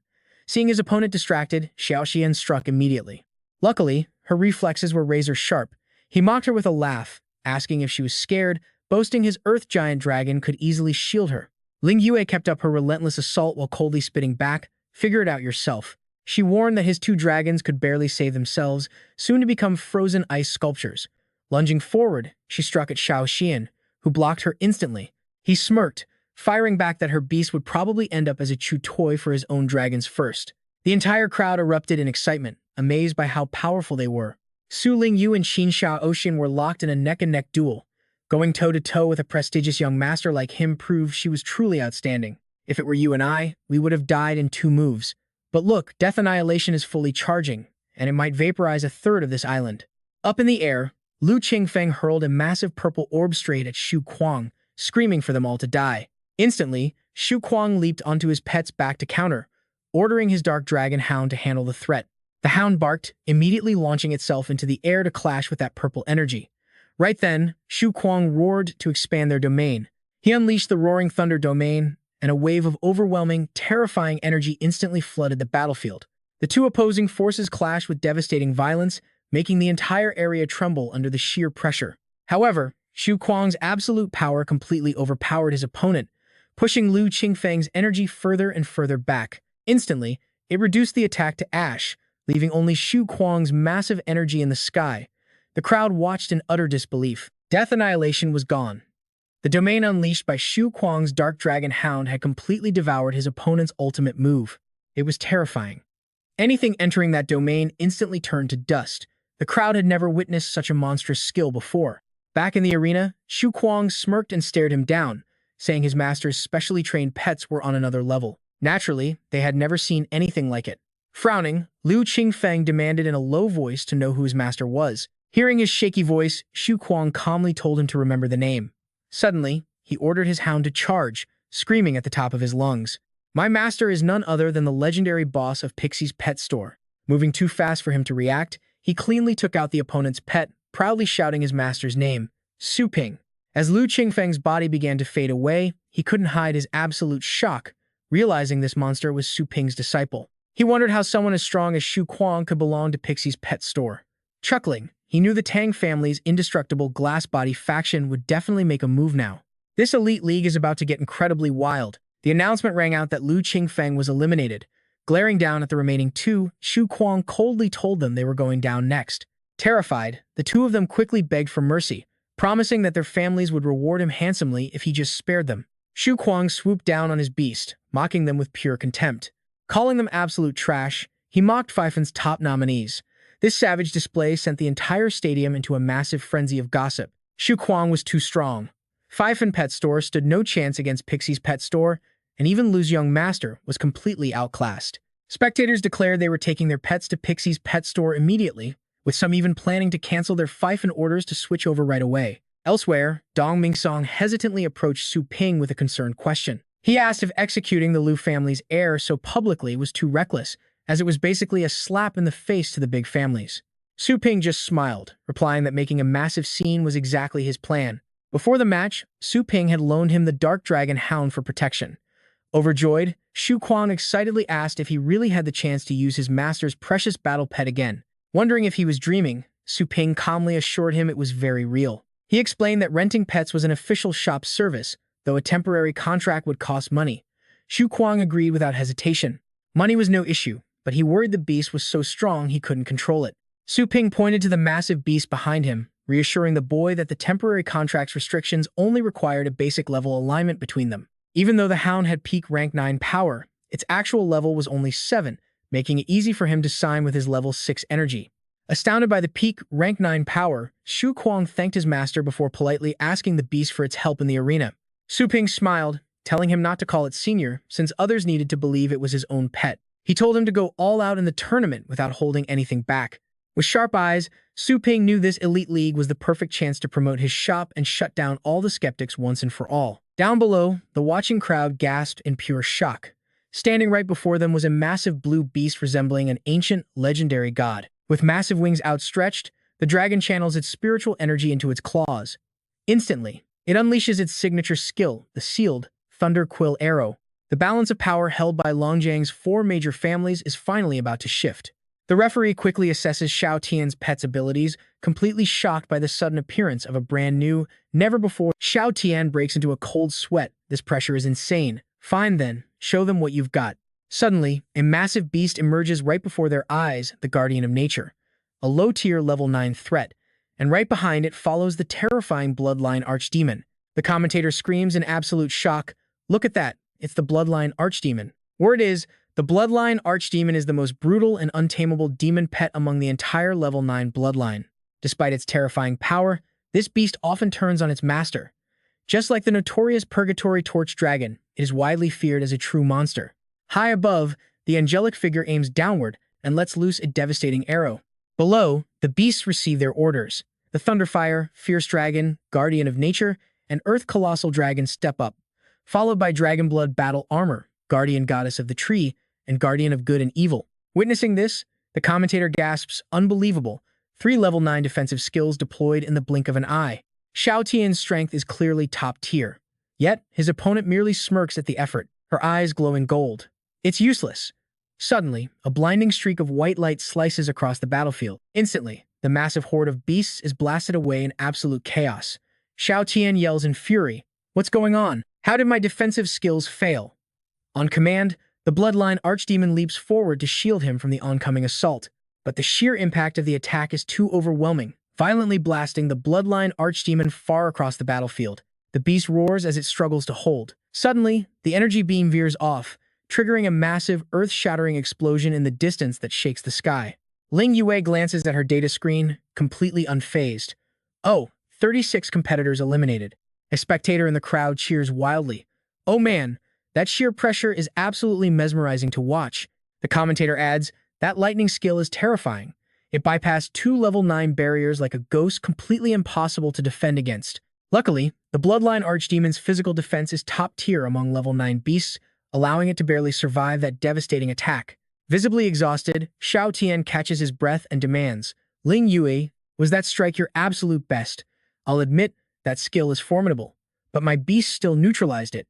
Go, Bloodline Archdemon." Suddenly, a command rings out, "Blink," and his battle pet instantly materializes right behind Ling Yue's back. Surprised, she whips around, gasping at the insane speed. The commentator shouts, "Both sides are targeting the Beast Tamers directly, showing absolutely zero intention of holding back." Just as the beast's jaws are about to clamp down on Ling Yue, a massive blue ice barrier blocks the attack. Xiao Tian's eyes widen in shock. A level 9 ice-type defensive skill? It's the Ice Goddess Guardian. Ling Yue calmly remarks, "I'll admit, your Bloodline Archdemon is incredibly fast, almost catching up to my Xiao Bai." Deep blue ice crystals swirl around her, sealing her within a perfect defense. In a flash, Xiao Bai retaliates, snapping fiercely at the Bloodline Archdemon. Terrified, he yells, "Bloodline Archdemon." Ling Yue turns to Xiao Tian with a cool gaze. Xiao Bai's last arrow was just a test. How do you plan to handle this now? Suddenly, a horde of flying figures appears in the sky, aiming their bows directly at him. In perfect unison, the figures draw their bows and release, unleashing a barrage that triggers a massive, earth-shaking blast. Onlookers watch in complete awe, murmuring, "Firing a relentless barrage like that from such a massive distance is insane." Seeing Ling Yu's score soar, the commentator shouts, "After Shu Kuang, she is the second contestant to hit 200 points. Who can possibly stop their rampage now?" Watching the broadcast, another fighter smirks. So Xiao Tian and Xing Feng lost again? Did they underestimate her? No matter, I'll step in. Meanwhile, the battle on the field intensifies. Elimination announcements keep echoing across the arena, one after another, ringing out over and over. Hovering above, Ling Yue calls out, "Shu Kuang, I'll rain down fire from the sky, you clean up below. Let's wipe out the rest." "No problem at all. Just watch my dragon hound chariot steamroll right through them." The commentator analyzes the battle. Contestants Ling Yue and Shu Kuang are building incredible momentum, completely crushing everything in their path as they close in on Mu Chen and Ye Longtian. How will the young masters of the Mu and Yi families handle this? Watching them approach, Yi Longtian plots, which side of the island should I start my counterattack? Damn these tournament rules for restricting my high-grade treasures. If that shop owner wasn't around, they wouldn't be this lucky. Nearby, Mu Chen sighs in frustration. "Yeah, me too. Since we can't avoid them, let's clash head-on and see who survives." Right after that, the commentator sighed, calling it a pity that someone fled instead of fighting. Suddenly, right before everyone's eyes, mysterious figures made of pure ice and snow slowly materialized on the field. With only 5 survivors out of 1,000 left on the field, the commentator hyped up the crowd, announcing that these 5 final contenders had officially claimed their spots. The nightmare hunt was finally over. As the 5 finalists for the Longjiang Base City Elite Tournament emerged, the crowd erupted in cheers. Watching from the sidelines, Long Tian wiped his sweat, gritting his teeth in pure frustration. Wiping his brow, Mu Chen muttered about almost getting dragged into that mess, calling the others absolute monsters while looking at his final score of 118. Zhou Wen finished with 149 points. Shu Kuang dominated with 327, and Ling Yue secured her spot with 289 points. The commentator finally urged the elite contestants to step out of their virtual cabins, stretch their limbs, and take a well-deserved breather. If anyone felt unwell, medical staff were ready to assist. Meanwhile, a smug Shu Kuang turned to Ling Yue, eagerly asking if she had heard the announcer. They made the finals, but she refused to celebrate, knowing they could not afford to get careless. The real final match was still waiting for them, but Shu Kuang brushed her worries aside, laughing that she was being way too paranoid since those 3 stood no chance against them. He suggested they each take down one opponent in the finals, after which he would gladly surrender to her. With the championship basically guaranteed, Ling Yue could only sigh at his overconfidence, warning him not to raise any massive death flags. Grinning, Shu Kuang urged his martial aunt to cheer up, promising to treat everyone to the biggest entertainment venue in the upper city to celebrate. Annoyed by his endless energy, Ling Yue held her head, wishing she could just disappear into a corner. Feeling the sudden weight of expectations, she muttered about going straight home to train instead of partying. Right then, a voice interrupted them, admitting it was completely unexpected to lose to them in this tournament. The newcomers were Qing Feng and Xiao Tian, instantly putting the group on high alert. Xiao Tian quickly raised his hands to clarify, saying he only wanted to congratulate them on advancing and maybe make a few new friends. Ling Yue eyed him coldly, asking if making friends was just his way of plotting revenge after the tournament. He chuckled to ease the tension, assuring her she was overthinking things and that he had no such intentions. Winning this tournament was never his ultimate goal anyway, as his sights were set on Zhenwu Academy, leaving her completely stunned by his ambition. As the top-ranked school in the Asian region, Zhenwu was legendary. Unbothered, Shu Kuang casually slung an arm around Qing Feng's shoulder. He told Qing Feng that their fight was incredibly thrilling, inviting him to spar again whenever he was free. Qing Feng gritted his teeth in irritation, wondering who in their right mind would want to spar with a monster whose battle pet was already tough enough, not to mention his incredibly thick skin. Clueless, as always, Shu Kuang asked why he looked so pale, only for Qing Feng to snap that a dog had bitten him. Brushing him off, Qing Feng turned to leave, claiming he had urgent business, when a shady figure quickly approached him to whisper a reminder. It was Lu Yuan, urging his young master to calm down. He insisted that their opponents only got the upper hand through sheer, dumb luck. He claimed to have a new plan, but Qing Feng lost his temper, striking him and screaming at him to get lost, questioning if he even understood Su Ping's power. He warned him that if his foolish schemes ended up dragging their family down, he would make sure he paid dearly for it. Elsewhere, members of the Tang family were huddled in deep discussion, noting that Ling Yue's use of the unmovable glazed body was highly unusual, demanding an immediate report back to the clan. Ming Song excitedly turned to Su Ping, announcing that Ling Yu had successfully secured her spot in the city's top 5. This was the greatest achievement in Feng Shan Academy's history. He began to ask if Director Su had some free time later, but Su Ping immediately shut him down. Suddenly, an urgent message from Xixin popped up on his screen, addressing him directly as master. Someone from their clan had used a secret network to report that the young lady had deployed the unmovable glazed body technique. Worried it would cause trouble, he had temporarily blocked the transmission and wanted to know how to proceed. Su Ping silently wondered if the Tang family was finally making their move. Su Ping replied to Shi Shen, telling him to leak the news in a few days. He added that Shi Shen wouldn't be able to suppress this forever, and he had his own plan.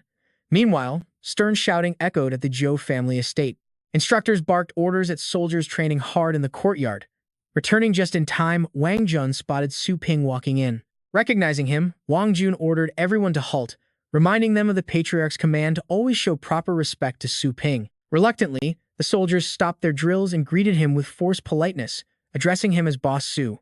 Noticing their annoyed expressions, Su Ping knew that while their patriarch had sworn loyalty out of pure self-interest, the clan itself remained highly skeptical. They only obeyed him on the surface while harboring deep resentment, meaning their overall loyalty was dangerously low and needed adjustment. Su Ping told them to skip the fake greetings if they hated it, demanding to see their patriarch immediately. Hearing this, Wang Jun quickly summoned a guard, ordering him to escort Su Ping straight to the patriarch's quarters without any delay. Soon after, Su Ping was served hot tea as they sat down. The patriarch politely asked what brought such a busy man to his humble estate. Sitting across from him, Su Ping didn't waste any time. Not long ago, they placed over 100 advanced pet training orders. So how did it go? Tian Xiao quickly replied that the results were incredible, and basically any pet sent to Su Ping's shop returned with such a massive boost that they stood leagues above the rest. Hearing that, Su Ping was confused. If they were that good, why didn't the Chu King's army show any upgrades during training?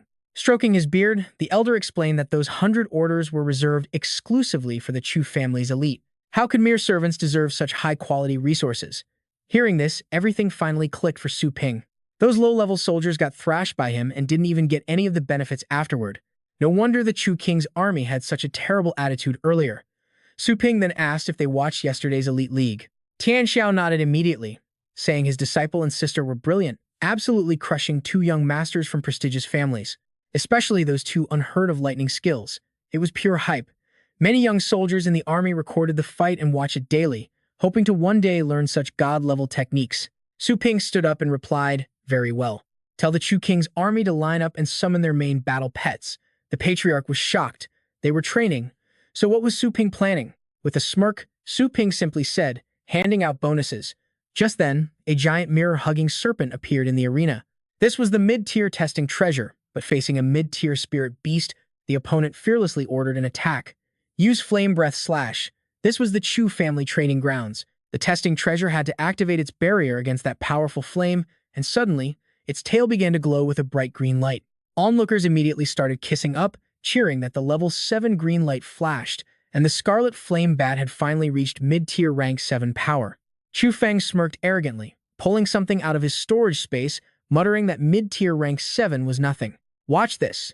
Suddenly, a powerful beast crackling with mysterious lightning materialized beside him. It was a thundercloud beast, using Thunder Slash.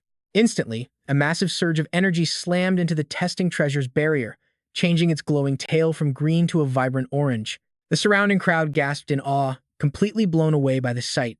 8 orange lights, high-tier rank 8 combat power. Incredible, considering it was only low-tier rank 8 last month. The target almost blew up. That leveling speed was insane. Chu Feng smirked, proud of his power and his high status as a Chu family heir. Even the royal army felt a bit intimidated. Having a rank 8 beast at his age meant he could easily become a guardian soon. Hearing that, Chu Feng humbly replied that his senior had much better odds. Why not try? The senior bowed, saying he wouldn't dare. At his age, he would probably be stuck at this rank forever. But with Chu Feng's speed, he would surely surpass him in no time. Chu Feng's ego soared through the roof as he thought to himself. Pixie's pet store was truly magical. Just bring them in regularly, let them eat and play, and they easily become master battle pets. Haha, not bad. At least you know your place. You should just pack up and retire early, old man. Suddenly, a voice chimed in. He only visited my shop a few times. Is climbing a couple minor ranks really that fast? The speaker was Su Ping, with Tian Xiao right behind him, who ordered the Chu King's army to line up immediately. Summon your main battle pets for Boss Su to inspect. In the arena, everyone shouted in unison and summoned their beasts. A wide variety of creatures appeared one by one. Chu Feng bragged, asking if their army's aura was impressive. Yeah. Su Ping muttered quietly. They all looked fierce, but his actual thoughts were completely different. Was it just bad luck or terrible talent? There wasn't a single pet here with quick comprehension. Better keep looking. Oh, there's another beast. Found it. He stepped out. Su Ping knelt down to examine the beast. This ancient vine beast is a rank 7 plant type, specializing in healing, right? Isn't its damage too low for a main battle pet? Exactly. I want to train it into a versatile combat healer, so it can charge onto the front lines to protect its allies. Thrilled by the praise, its owner smiled, but Chu Feng sneered arrogantly, mocking that it sounded nice in theory. That ancient vine beast is weaker than real attackers on the front and worse than real healers in the back. This useless crippled pet could get kicked out of the team any time. Why does Boss Su even care about it? Why not look at my Thundercloud beast instead? Ignoring him, Su Ping stared at the vine. Healing and attacking together? What an interesting combination. I get it now. Lightning Dao Seal, 993. Heavenly Ancient Vine Dragon. Suddenly, a massive lightning bolt struck right towards Su Ping and the beast. Tianxiao gasped in pure shock. Directly branding a pet skill? Even a level 9 trainer had never used such an overbearing method before. After the lightning faded, Su Ping patted the beast's head while it happily nuzzled him. Based on your ideas, I gave it a brand new pet skill. Go ahead and test its healing and offensive capabilities for yourself. The ancient vine beast's owner fell flat on his back, completely speechless from sheer shock. A new skill? Sure, but without an injury, how could they test the healing power? Su Ping just smiled calmly. Well, that is an easy fix. Clenching his fist, he aimed straight at Zhou Feng. Suppressing Demon God Fist, first stance. He grinned, completely ignoring the man's agonizing screams as his arm was torn off. Now we have a patient. Immediately, the young trainer ordered his Ancient Vine Beast to activate its skill. Ancient Vine Beast, use Heavenly Ancient Vine Dragon. Energy surged, shaping into a massive dragon head that roared straight toward the terrified Zhou Feng. Zhou Feng shrieked, "Are you trying to vaporize my body?" The raw spiritual energy surged through him, bringing a bone-chilling pain that made him scream at the top of his lungs. Staring at his mangled, severed limb, he panicked and wailed, "My arm!" But suddenly, a tiny, bizarre hand sprouted right from the bloody stump. Oddly enough, the pain was completely gone. The entire room gasped in disbelief. Even Elder Tianxiao could not believe his own eyes. A severed arm, actually regenerating. Wang Jun and the other candidates stared with wide eyes. Wasn't that a legendary feat only possible with peak level 8 healing? The beast's energy did not fade. Instead, it locked right onto the enchanted target dummy. A single strike completely vaporized the target, leaving the onlooker's jaw dropped as wave after wave of shock hit them. The target shattered completely. That destructive force easily reached peak level 8. Turns out a skill combining top-tier healing and devastating attack power actually existed. Even crazier, with just a simple gesture, its overall combat strength had instantly leaped several minor realms. With sparkling eyes, the young man gently patted his pet's head. Unbelievable. Could my beast really unleash such a terrifying amount of power? Su Ping chuckled inwardly, deliberately leaving the severed arm only partially healed. He then spoke to the crowd. It seems my teaching has not been fully realized yet. Your beast still needs a lot more practice to unlock its true potential. His words left everyone in deep, silent thought. A god-tier technique like that, and he just hands it over without a second thought. He was incredibly generous. Aligning with him meant power. They deeply regretted disrespecting him earlier. Was there still time to make amends? Would he hold a grudge? Who cared? Missing this chance would be foolish. In under 5 seconds, every single candidate fell to their knees in unison. The entire Zhou Wangjun swears to follow Boss Su to the absolute death. Su Ping did not seem surprised by their sudden loyalty, offering a simple reply. Very well. A loyal team was nice, but they needed real strength. Come to my shop for training this week and you will get a discount. Do not waste time boosting your power. Elder Tianxiao frowned deeply as he pondered the offer. Was this kid really trying to hijack his entire Zhou Wangjun military force? After a tense silence, he spoke. Boss Su, is there really such a rush? Su Ping looked off into the distance, his voice calm. Patriarch Zhou, have you not realized it yet? Longjiang is about to change. Suddenly, a sharp notification chimed from Su Ping's watch. The message read, Master, rest assured.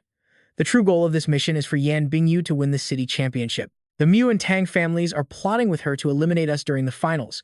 Please be extremely careful. Inside the massive arena, tens of thousands of hype fans cheered. The announcer roared, Welcome to the Elite League Finals. The announcer quickly hyped up the stakes. Today, we crown our champion, the one warrior who will represent Longjiang Base City on the global stage. Suddenly, murmurs rippled through the crowd as fans pointed upward. Hey, look up there. Who is that, on the high tower? High above the arena, 7 majestic chairs stood overlooking the field. Yet, only 6 figures sat in quiet authority. A single glance proved they were elite powerhouses of immense influence. But that begged the question, who was the empty seat reserved for? First up was the patriarch of the local Tang family branch. Tang Zhan scowled in absolute boredom. That old geezer actually forced me to attend this utterly pointless tournament. Beside him sat Mu Beihai, patriarch of the Mu family, who whispered, "Patience, Brother Tang. If the finals get messy, our lord won't be pleased." Qin family patriarch, Qin Duhuang, stared intently at the arena floor. "So, is that the girl who humiliated my son?" Lu family patriarch, Lu Tianzong, also showed a keen interest in the upcoming matches. "I must see for myself just what kind of power this brat is truly hiding." Watching with crossed arms, Yi family patriarch, Yi Wuming muttered, "It seems something chaotic is about to go down today." Zhou family patriarch, Zhou Tianxiao, merely smirked. Suddenly, a heavy metallic clatter echoed sharply across the entire arena floor. Surrounded by the elite Starry Sky guards, one of them speaks up softly, apologizing for keeping everyone waiting. The spotlight shines directly on them, revealing the gorgeous face of the young woman leading the guards, Yan Bingyu. She calmly signals, giving the order to let the tournament begin. Sitting next to Su Ping, Ming Song asks who that girl is. Su Ping just frowns, whispering, "Is it really her?"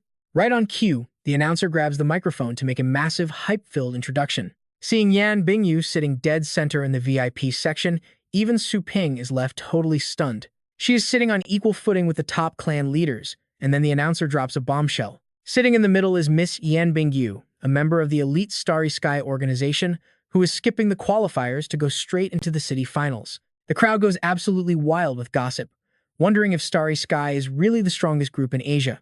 Letting an outsider skip the line to the finals is totally unfair, but people warn each other to quiet down and get out of there, fearing things might get dangerous.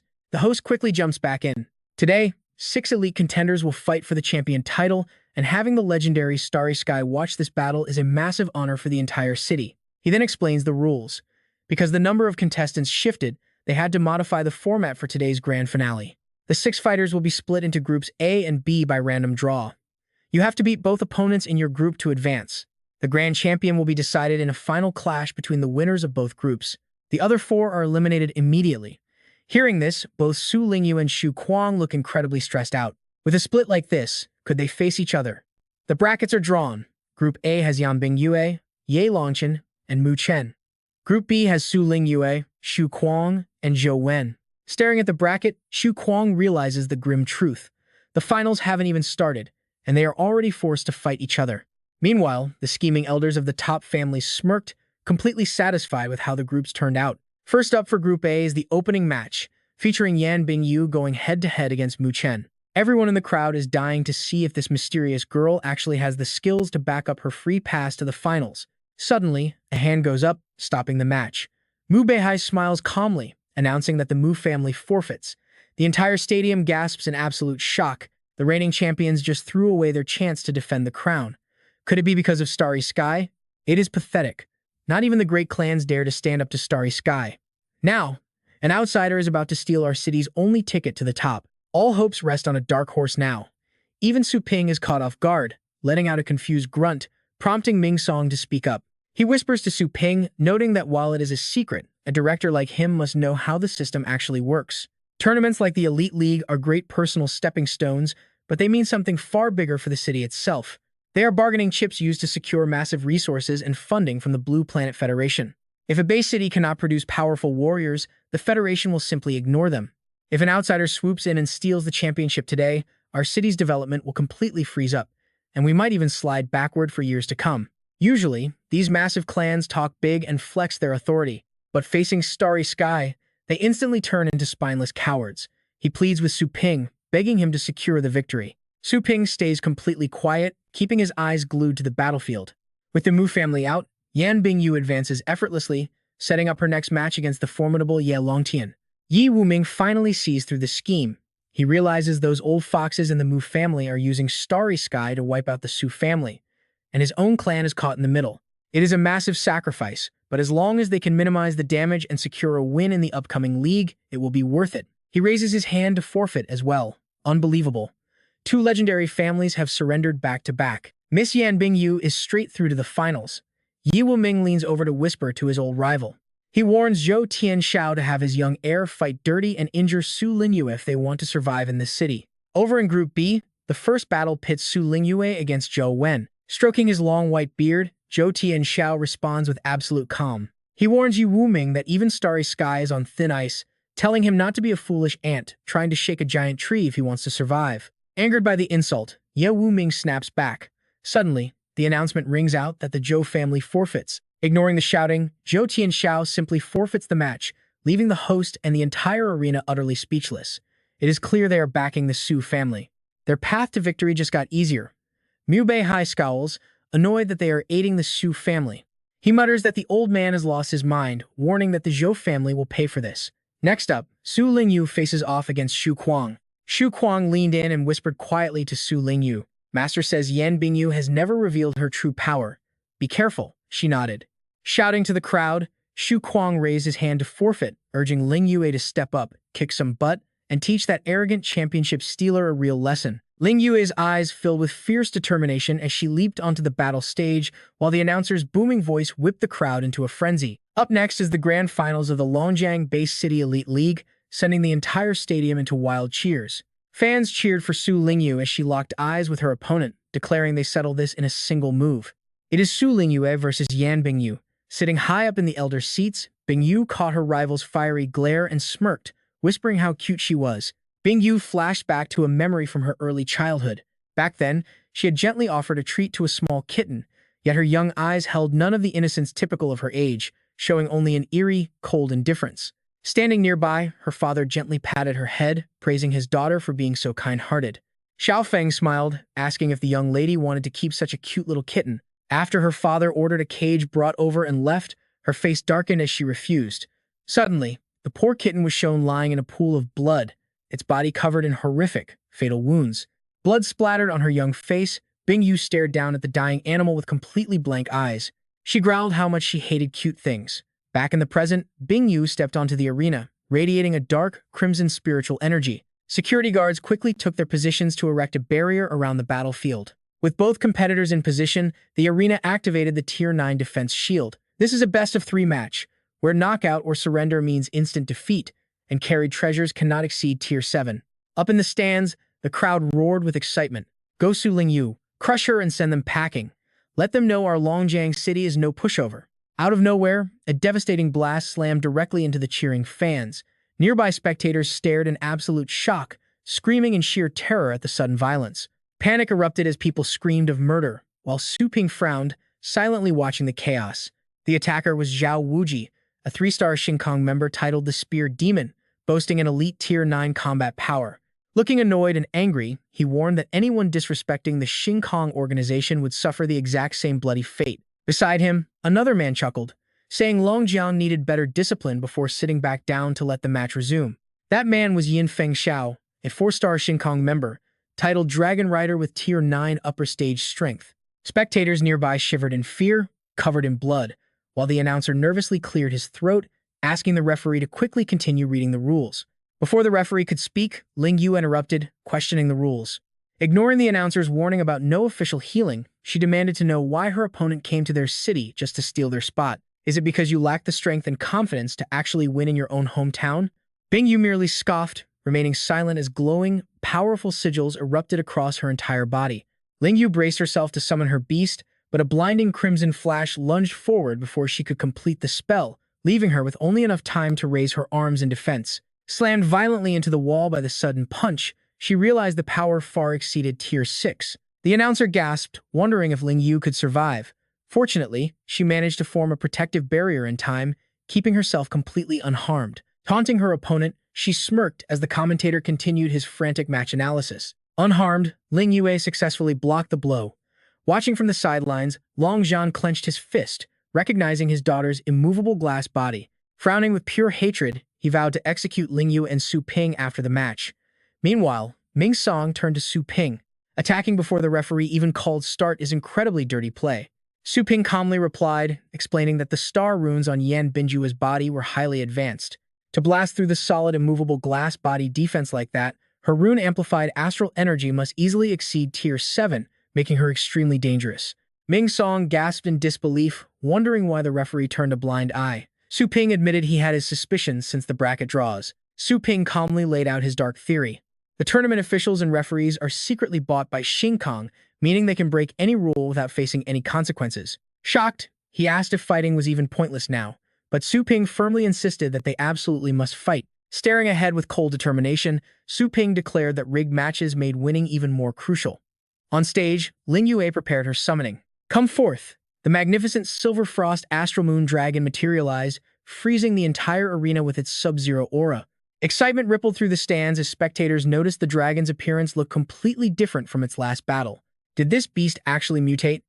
That radiant golden light carries an almost wholly divine presence. Yan Bingyue stands completely stunned by the beast's massive spiritual energy, which somehow suddenly teleports right in front of her.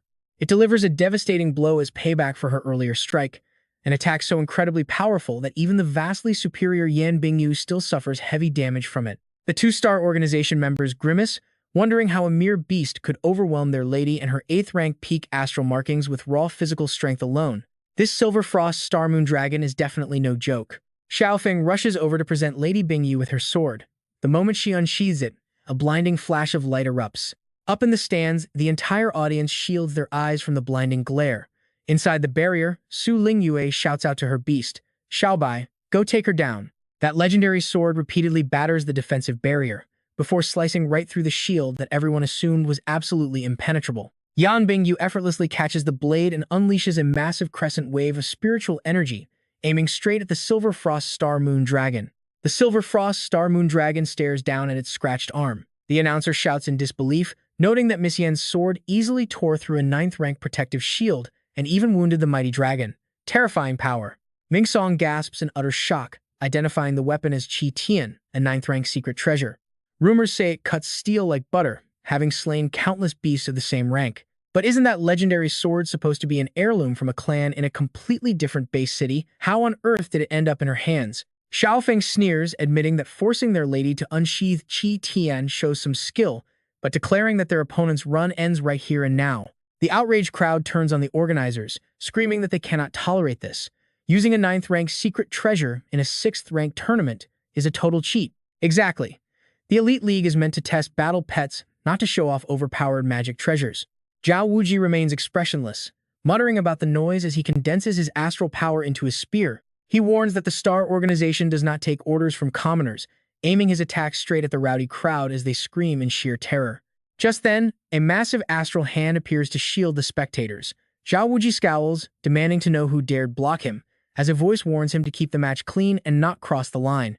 That protector is none other than Su Ping. After holding back his temper this entire time, he finally loses patience and steps forward to intervene. The referee, a low-tier 9th-rank powerhouse himself, watches with deep suspicion, wondering about this kid's true background. He realizes the kid is warning them, knowing that anyone who can easily intercept a 9th-rank attack is definitely not someone they should ever dare to cross. He glances toward the elders, suggesting they consult the Star Organization before taking any further action.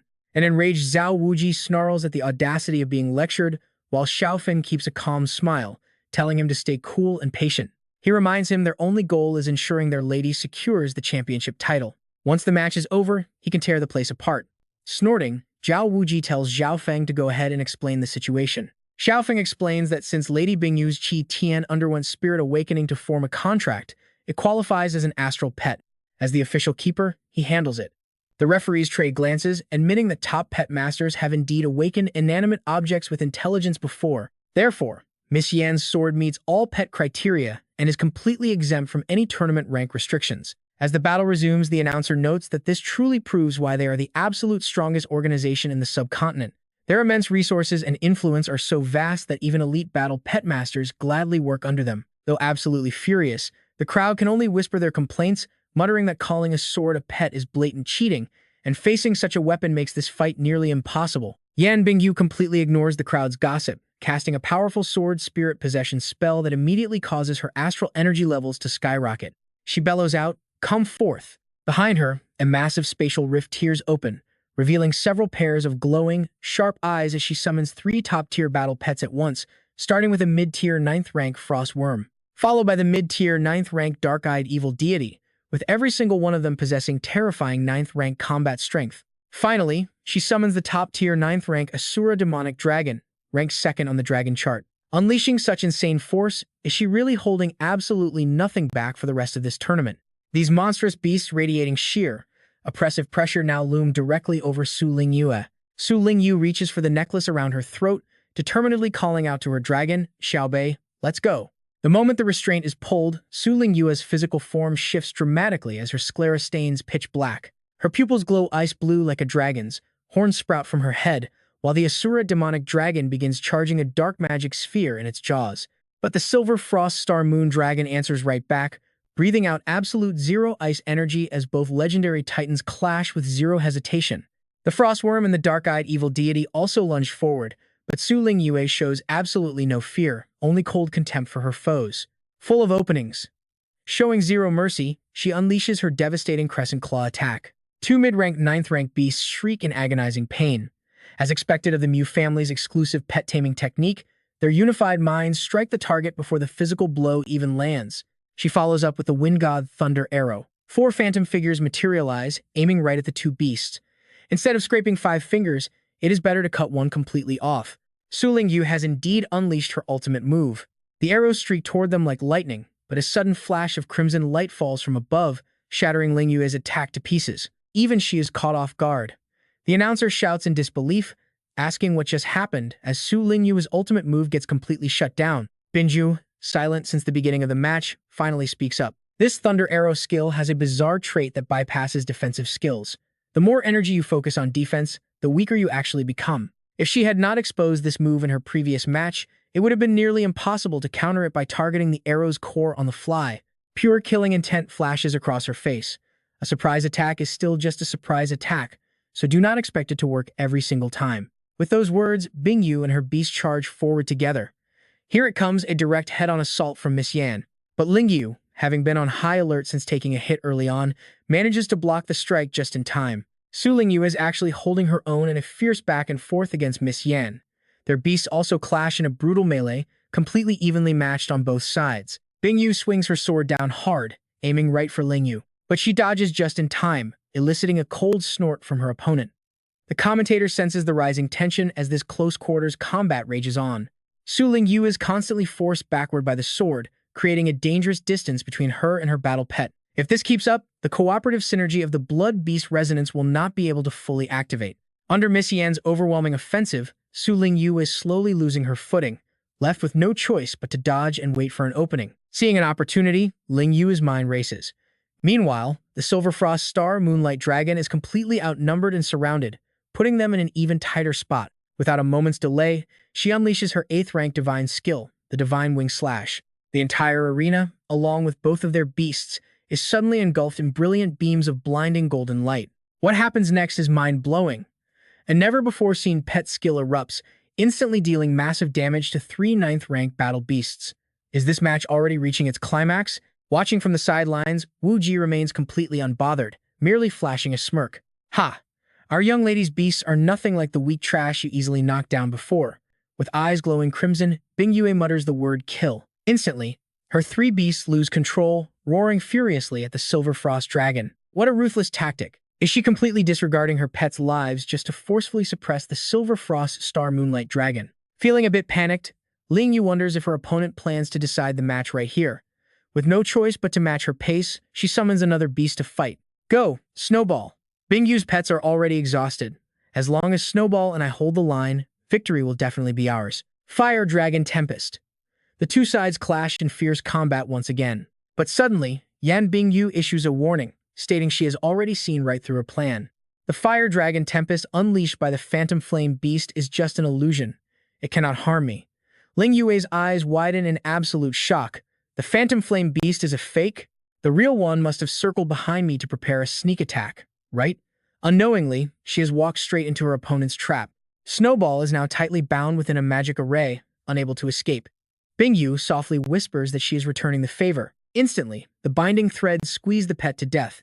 Panic-stricken, Lingyu screams out Snowball's name in despair. Seeing her opponent's agonizing pain, a satisfied look flashes across Bingyu's face, glad to finally see that wonderful expression. Who else can save her now? Suddenly, the crimson figure vanishes into thin air without leaving a single trace behind. She instantly closes the distance to Lingyu, swinging her sword down, but thanks to her constant vigilance, Lingyu manages to dodge the fatal blow. The announcer shouts that it is a teleportation skill. She is unbelievably fast. Can Su Lingyue survive this? A loud explosion echoes as thick dust fills the arena. In this critical moment, Lingyu is forced to use her ultimate defense to minimize the damage. The commentator highlights the Frost Guardian Goddess, which previously blocked a lethal blow from the bloody demon monkey. Talk about perfect timing. Ling Yu grits her teeth. Damn it, being separated like this puts her at a major disadvantage. She stares ahead anxiously. Bing Yu's raw strength completely surpasses hers, meaning only Little White stands a chance at matching her now. Suddenly, her pet lets out an earth-shattering roar and lunges to tear into the opponent, buying critical time for its master. She cannot afford to waste this precious window. Of her two pets, one has already been slain by Bing Yu, but sensing its master's will, the Silver Frost Star Moonlight Dragon turns around, completely ignoring its current foes. The Wind God Thunder Arrow and the Silver Frost Star Moonlight Dragon strike simultaneously, targeting Bing Yue, who merely casts a cold glance back at Ling Yue. Bing Yu uses her teleportation skill to instantly shift behind her. She boasts to her opponent that even though her Ice Guardian Goddess is like an iron wall, the Wind God Thunder Arrow can pierce through any defense. Dripping with pure contempt, she sneers. A taste of your own medicine? How is it? Seeing its master suddenly taken hostage, the Silver Frost Star Moon Dragon hesitates in panic. The enemies pounce the moment it wavers. The commentator screams in shock as Miss Yan's battle pet seizes the opening, sinking its teeth deep into the Silver Frost Star Moon Dragon. Surrounded on all sides, the Silver Frost Star Moon Dragon unleashes its ultimate spell, 1,000-Mile Freeze. Bing Yu leaps forward, slashing her sword to unleash the devastating Divine Sword of Destruction. The brutal slash tears right through Ling Yu's battle pet, its agonizing roar echoing across the arena as the Wind God Thunder Arrow slowly fades away. Ling Yu screams in absolute helplessness. Suddenly, grotesque tentacles erupt from the ground, lunging straight for her. Just as she opens her mouth to surrender, the foul tentacles wrap tightly around her, silencing her completely. The commentator shouts, both of Su Ling Yu's battle pets are severely wounded, and she is completely pinned down. Is this the end of the line for her? Ignoring the brutal scene on stage, the referee looks over to the Starry Sky faction for direction. Wu Ji casually signals to do nothing. Immediately, the security team announces that since Su Ling Yu has not surrendered, she still has fight left in her. The match must go on. The crowd erupts in furious protest, shouting, "She tried to surrender. You literally gagged her mouth." They accuse them of blatant cheating and bullying, but Wu Ji just stands there, crossing his arms with an arrogant smirk. So what if we bully? The strong dominate and humiliate the weak, otherwise, fools would never learn their place. Shall we teach her a lesson, my lady? Ling Yu can only tremble in terror, bound and silenced by the monstrous tentacles. In the stands, the horrified crowd whispers in fear, wondering how they could dare do this in broad daylight. Some shield their eyes, unable to watch. Even the clan heads whisper among themselves that Starry Sky has gone way too far this time. They whisper that she brought this upon herself by crossing the wrong people. Up above, Su Ping watches in absolute silence. But just as Bing Yu raises her sword for the killing blow, something suddenly shatters the defensive barrier and breaches the stage. Ling Yu closes her eyes, bracing for the end, but the blade stops mere millimeters from her skin. In a split second, Su Ping obliterates the tentacles and catches Bing Yu's sword barehanded. He calmly announces that she surrendered, ending the first match. The entire crowd gasps in shock. When did he even get there? The commentator is absolutely stunned to see the level 9 barrier torn wide open. Su Ping then glares at the security team, demanding the results. Fumbling, they quickly declare Su Ling Yu as defeat. Meanwhile, Bing Yu breaks into a cold sweat, feeling the terrifying presence of the man before her. What is going on here? He looks like nothing more than an ordinary battle pet master. Yet, she can sense an incomprehensibly monstrous power lurking beneath his calm exterior. It is absolutely suffocating. Feng Xiao and Wu Ji glare at the intruder.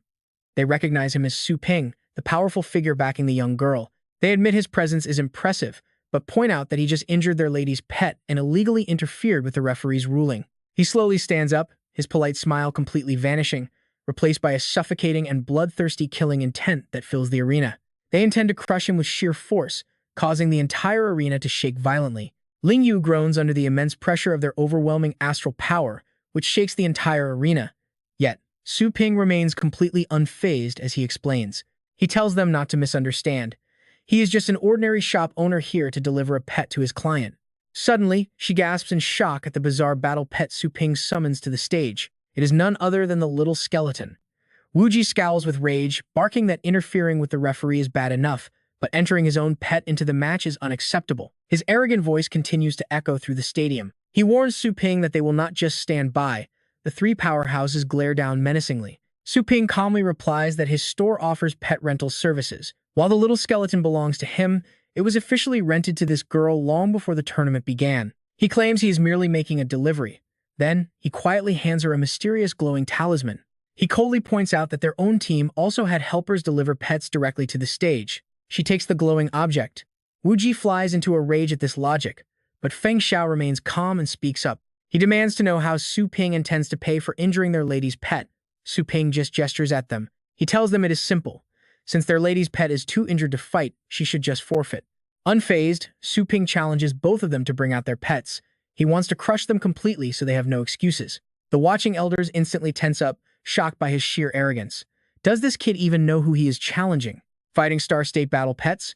With unlimited summons, did a tiny advantage make them completely forget who they are? Looks like they do not even need to step in because that kid is a goner for ignoring Su Ping's warning. What a massive boast. Nobody even knows how many battle pets these two have summoned at the exact same time. The crowd instantly senses danger as a terrifying aura fills the arena.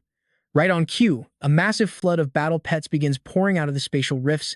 Every single beast radiates pure, murderous intent, making the audience gasp as they easily shatter the defensive barrier to pieces. Could every single one of these beasts possess power close to peak rank 9? They glare at Su Ping like he is prime prey. Suddenly, this does not feel like a tournament anymore, but a brutal display of raw power. Bingyu quickly voices her gratitude, thanking both Uncle Yin and Uncle Zhao for stepping in to help her. Bingyu vows to crush her enemies' bones to dust and make their blood run cold, leaving Lingyu watching the grim scene with deep anxiety. 5 pets stronger than the Asura demonic dragon, Su Ping does not flinch. To him, this makes the fight worth it. He tells her to sign a temporary contract with the little skeleton. She hesitates, knowing the gap between her and the little skeleton is just too vast. Forcing a contract could be dangerous, but suddenly, the little skeleton drops to one knee. Su Ping simply tells her to trust him, as the creature gently helps Ling Yue stand up. Looking at him, her eyes suddenly flare with newfound confidence. Ling Yue grasps the small, battle-scarred hand. She notices that while the skeleton's bones have absolutely no warmth, they do not feel freezing cold either. Ling Yue enters a completely different dimension, stepping right into the consciousness of her Silver Frost, Star Moon Dragon, and Phantom Flame Beast. She is relieved they are still alive, albeit incredibly weak, and vows to heal them when the chance comes. Staring into the silent void, she wonders why the little skeleton's consciousness is nowhere to be seen, until a massive, terrifying skeletal figure suddenly towers over her. She looks back in awe, realizing this is the legendary beast fighting alongside her brother. Ling Yu finally comprehends the beast's immense power as the announcer shouts that the second round of the grand finals is about to begin. If Su Lingyo loses this round, Miss Yam will claim the championship title of the City Elite Tournament right then and there.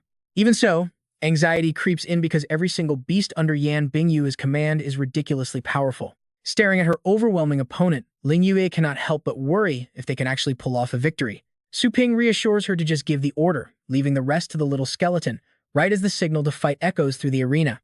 Bingyu wastes no time, commanding her pets to tear them to shreds, unleashing a relentless wave of beasts onto the battlefield.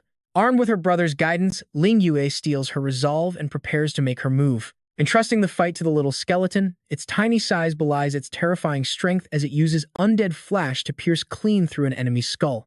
A metallic ring echoes as the skeleton grips its short blade, eyes flashing cold as it prepares to strike, instantly severing the beast's head from its shoulders. Bingyu frowns as panic sets in, unable to even track the skeleton's blindingly fast movements. Nearby, Feng Xiao and Wu Ji watch in absolute shock as a beast near peak rank 9 gets decapitated in a single effortless strike. Enraged by their fallen ally, the remaining beasts swarm forward, unleashing a barrage of attacks on the little skeleton. But with one lightning-fast, spectacular slash, the skeleton cleanly disarms them, shattering their weapons to pieces. With its eyes glowing with a cold red fire, the skeleton decides to end this, unleashing its ultimate move, the Astral Reincarnation Slash. The enemies counter with a rank 9 illusion, the Eternal Demon Abyss, but the skeleton takes a deep breath and lets out a roar that strips the flesh right off them. The announcer loses his mind, screaming that a rank 9 beast was killed by a mere roar, wondering what kind of monster this little skeleton really is. Bingyu stares, utterly unable to believe her own eyes. Before she can even formulate a counter-strategy, the little skeleton appears right behind her, sending cold sweat dripping down her face. From the sidelines, Feng Xiao and Wu Ji scream in absolute panic, pleading for it to stop. Despite her desperate, weak attempt to resist, the skeleton easily shatters her sword and slashes her across the shoulder. Bingyu's eyes widen in sheer terror, realizing that in nature, dangerous entities are divided into 2 distinct categories. The first warning is bright, vibrant colors to alert others, while the second is an entity whose very existence completely vanishes into thin air. Blending seamlessly into the environment, Su Ping watches, knowing she has finally sensed something is deeply wrong. Anxiously looking back, Bingyu realizes this skeleton is completely different. She cannot understand why she cannot see it clearly, as it feels like an overwhelming, sudden darkness that leaves her completely blind to what is coming. Moving like a flash of blinding lightning, the tiny skeleton appears directly in front of Bingyu, knocking her out cold with one single, devastating strike before she can even blink. The sheer force of the skeleton's attack leaves Bingyu shattered like a heavily cracked stone. Even in the heat of battle, Lingyue finds it impossible to look away. That is her defensive treasure, incredibly powerful. It easily pushed Little White to the brink earlier, but now, she stands completely defenseless. The elders are completely on edge. What? The powerhouse from Starry Sky was treated like nothing but a meat shield. Did they seriously overestimate the enemies? Or is Su Ping's true combat power just way beyond anything they could ever imagine? Just like the Poison King warned, it seems the rumors about Lord Yuan were actually true, no doubt about it. Only Tian Xiao chuckles, happily stroking his beard. Wu Ming turns to Old Chu, asking if he knew Su Ping's true strength from the very start. Exactly, how did he even spot it? Did Old Chu seriously almost risk his own life back there? Showing absolutely zero mercy, Little Skeleton grabs Yan Bingyu by her hair. Seeing this, her two panicked subordinates scream for them to stop and declare their defeat. We surrender. They beg desperately, pleading to talk things out since they are giving up. The announcer is completely stunned. It is just too mind-blowing. In the blink of an eye, Su Ping slaughtered 5 rank 9 pet beasts. Lady Yan's side wants to surrender, but Su Ping is not about to let them off that easy. What happened to their proud, unyielding attitude from before? He demands coldly if they no longer want the championship title. The elders are absolutely terrified by Su Ping's sheer audacity. Is this kid insane? At this point, who on earth still cares about some championship title? Never mind Yan Bingyu. It is the Starry Sky experts who are truly desperate now. Feng Xiao quickly heals her while shouting out. They will give up the championship, begging him not to harm their lady, promising to let all past grudges slide. But no matter how hard he tries, the injury refuses to heal. Instead, the rot just keeps spreading. The dark energy is incredibly dense. It is corpse poison. Su Ping mocks them, asking if they actually think they are the ones forgiving him, as if he was the one at fault here when they are the ones facing death. Yet, Su Ping's cold, menacing expression completely contradicts his sarcastic words. Hearing this, Wu Ji snaps and tries to threaten him. Cure her now. If their precious star dies here, they will drag this entire city down to the grave with her. Feng Xiao still thinks they hold all the cards. He warns Su Ping that as members of Starry Sky, he cannot afford to make them enemies. But Su Ping is completely done listening to their empty threats. Weaklings sure love to talk big, even when they are totally at someone else's mercy. Keeping them alive would only invite future trouble. Instantly, Little Skeleton severs Wu Ji's arm. Clutching his bloody shoulder in agony, the man screams in disbelief. Little Skeleton sets his eyes on Feng Xiao next. He is dead meat, but suddenly, something in the sky catches Su Ping's attention. Out of nowhere, the sky is filled with descending figures. An entire army of rank 9 powerhouses has suddenly arrived. Led by the Pavilion King, they descend aggressively. Is this kid the target of the King Slayer decree? Feng Xiao immediately points his finger. Yes, it's him. Su Ping, you thought you were invincible, but you are dead meat now. Su Ping is completely unfazed. A King Slayer decree? Never heard of it. Who are they anyway? But the elders are absolutely terrified. To think they would issue a King Slayer decree, an emergency assembly order reserved only for defending against King-tier beasts. As far as they know, once this decree is issued, Starry Sky will deploy 30 peak rank 9 powerhouses, a force possessing more than enough collective might to easily destroy a King-tier beast. This is the ultimate trump card of the Starry Sky. Casting aside his cloak, the Pavilion King orders all bystanders to clear out. The terrified crowd scrambles across the ground, screaming that they do not want to die in the crossfire. This small Longjiang city will soon be reduced to ashes, making escape utterly pointless.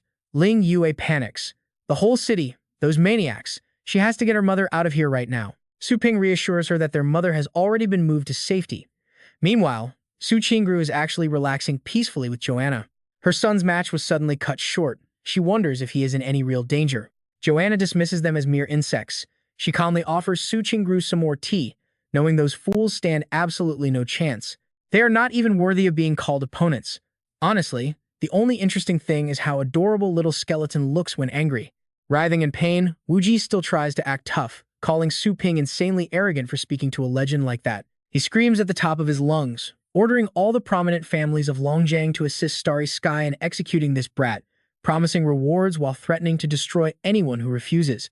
Seizing the perfect opportunity, Tang Jian immediately stands up. No more talk is needed. Su Ping dared to take his beloved daughter away, and the Tang family has wanted him dead for a long time. He summons his flying feather army, and an entire squad appears instantly.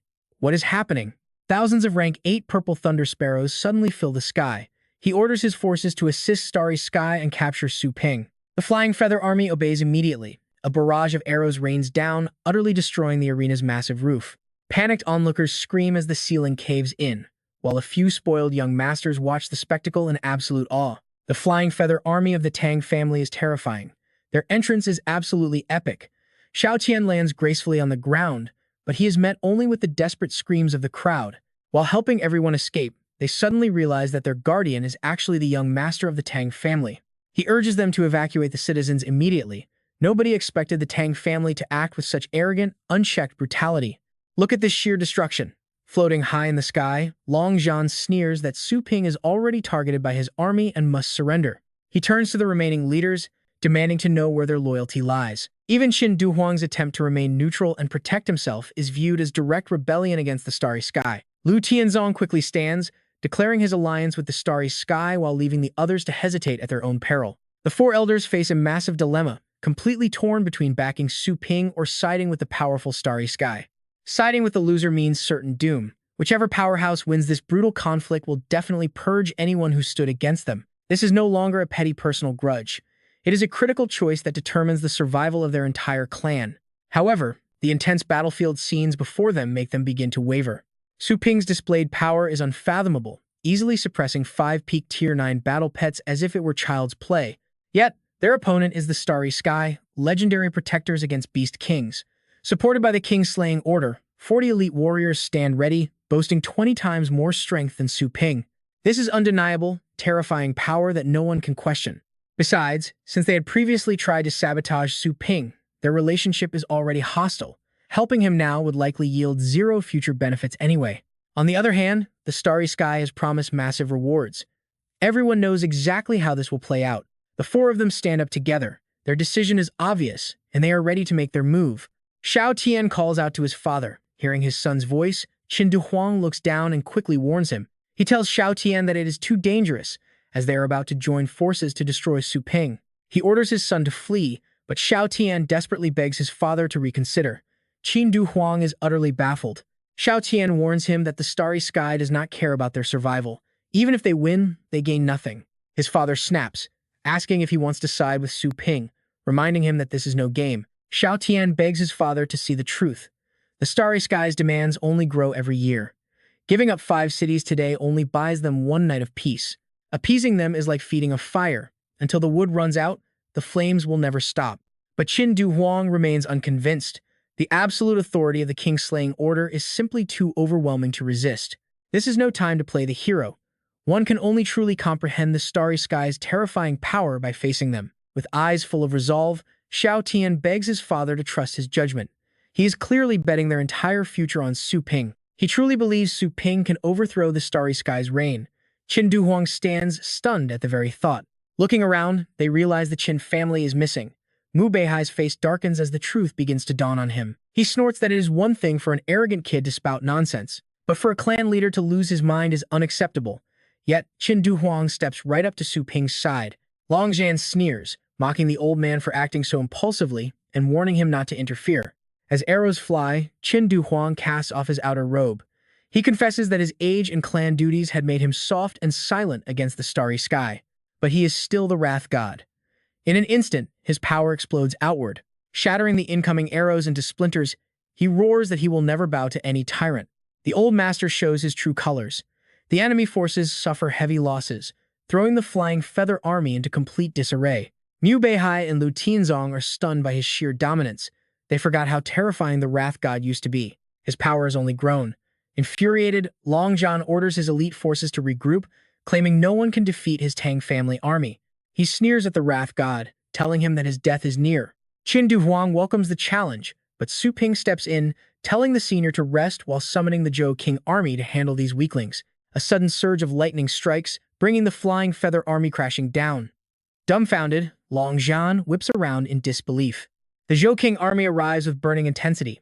Xu Kuang leads the charge, ordering his troops to surround the arena so no one escapes. Grinning with absolute joy, Xu Kuang cheers that it is finally their turn.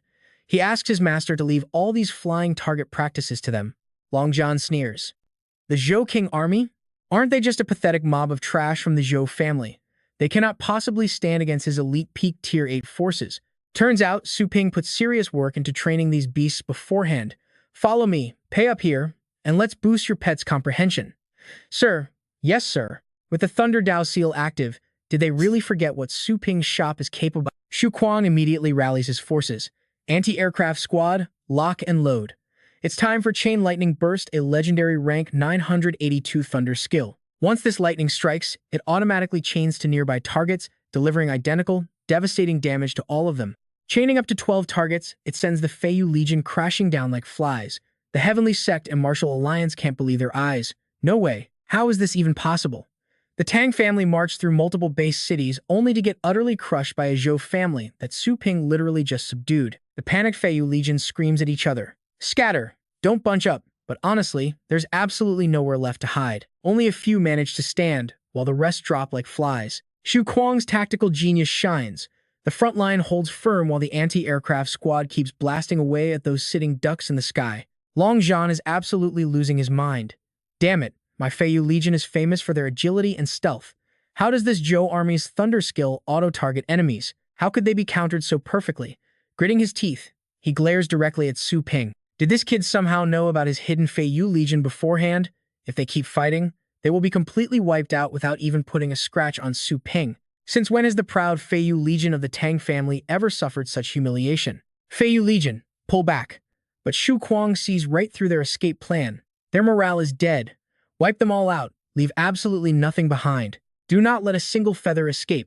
And grab those beast eggs, we are hatching them ourselves. King Ping immediately contacts his command room, ordering the giant Likang spaceship to lock coordinates at 31 degrees, 33 minutes 22 seconds north, and 120 degrees 16 minutes 24 seconds east. Orbiting high in outer space, the massive warship receives the signal.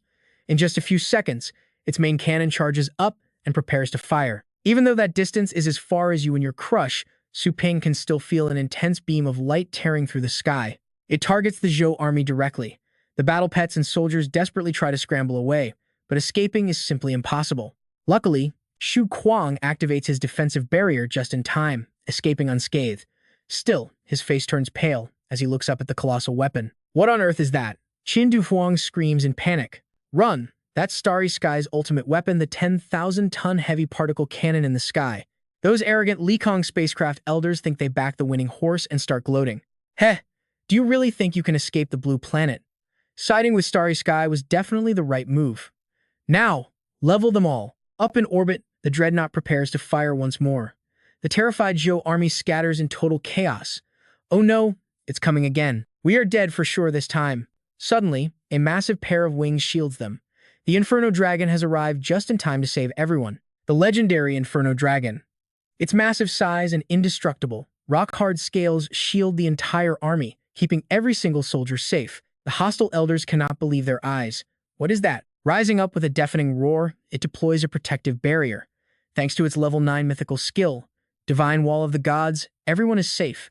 As the shield automatically expands its protective range, Su Ping watches with a smug smile. Man, to think they actually scared the Inferno Dragon into whipping out its ultimate trump card right away. You old geezers weren't kidding. The Tower and Wuji elders stare in absolute shock. We should be the ones saying that. Usually, even the fiercest level 9 beasts are turned to absolute ash by the Likang cannon. How on earth does a battle pet capable of tanking it even exist? King Ping looks highly amused. Well, the warm-up ends here. You've thoroughly entertained me, kid. He thought this was just some lucky brat, but Su Ping's hidden power runs far deeper than his youthful looks suggest. King Ping unleashes his full aura and orders the entire army to summon their pets. His men instantly comply without hesitation. With tucked tails, the elders obey. Instantly, countless summoning rifts tear open across the sky, leaving Su Lingyu and Xiao Dian deeply worried. Good grief! Hundreds of level 9 summoning rifts are opening at once, unleashing a suffocating wave of pure pressure. The Starry Sky organization is throwing everything they have. Countless bizarre, terrifying monsters begin emerging from the rifts. The Zhou army is shaking in their boots at this nightmare. Is this the legendary might of Starry Sky? Absolutely terrifying. Leading the charge, King Ping leaps forward first. Su Ping, let me see what you've really got. All units, charge. Like a raging swarm of locusts, the enemy army surges forward to slaughter. Even when facing a massive, raging army, Su Ping doesn't even blink. I'm taking back control of Little Skeleton. Look after Su Lingyue for me, I'll be right back. Qin Du Huang blinks in shock. You'll be right back? Talk about being overly confident. Their opponent is Starry Sky, an organization known for slaying kings. Does he really think this is a walk in the park?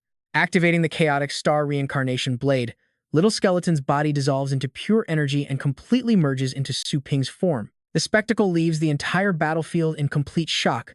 Can a warrior this young actually pull off a legendary-grade fusion? King Ping warned them to stay on high alert. Pointing at Luo and Jiandao, he yelled that together they could match a legendary warrior, and that now was the perfect time to eliminate Su Ping. To be honest, you and I have got to love Su Ping's badass new look. Su Ping sneered, promising to show these fools the massive gap between a real legendary warrior and a cheap fake. The enemy pets rushed forward, trying to overwhelm him with sheer numbers. But like a magician, Su Ping simply raised his hand, unleashing a sudden, blinding flash of light. Within a split second, he pulled out a massive giant sword. Without a single moment of hesitation, Su Ping charged straight toward the oncoming beasts. With a single, effortless slash, those three were instantly minced into a bloody pulp. Everyone watching was completely paralyzed with absolute terror. The front line collapsed instantly. The back line was ordered to reinforce them immediately, pushing their rank 9 defenses to the absolute limit. But it was useless. Su Ping could probably defeat them with a single breath. Seeing this terrifying display, the enemy beasts roared in pure panic. Oh no, their pet warriors are dead. The ownerless beasts have completely lost control. Quick, we need to take down those rampant pets before they kill us all. Before they could even process the situation, Su Ping materialized right behind them like a ghost. With one clean, swift strike, he took down every single one of them. That was when sheer panic finally set in. He broke through the front line and is targeting our pet warriors. Someone stop that scheming brat. Keep an eye on him. Damn it, the ownerless beasts are causing absolute chaos everywhere, and we have completely lost track of where that guy went. Qin Du Huang cheered, shouting that this was how it's done, noting that the biggest difference between a legendary warrior and a wild beast king was strategy. It seemed he finally realized that while a beast king could be overwhelmed by sheer numbers, a tactical human genius like Su Ping was a different story.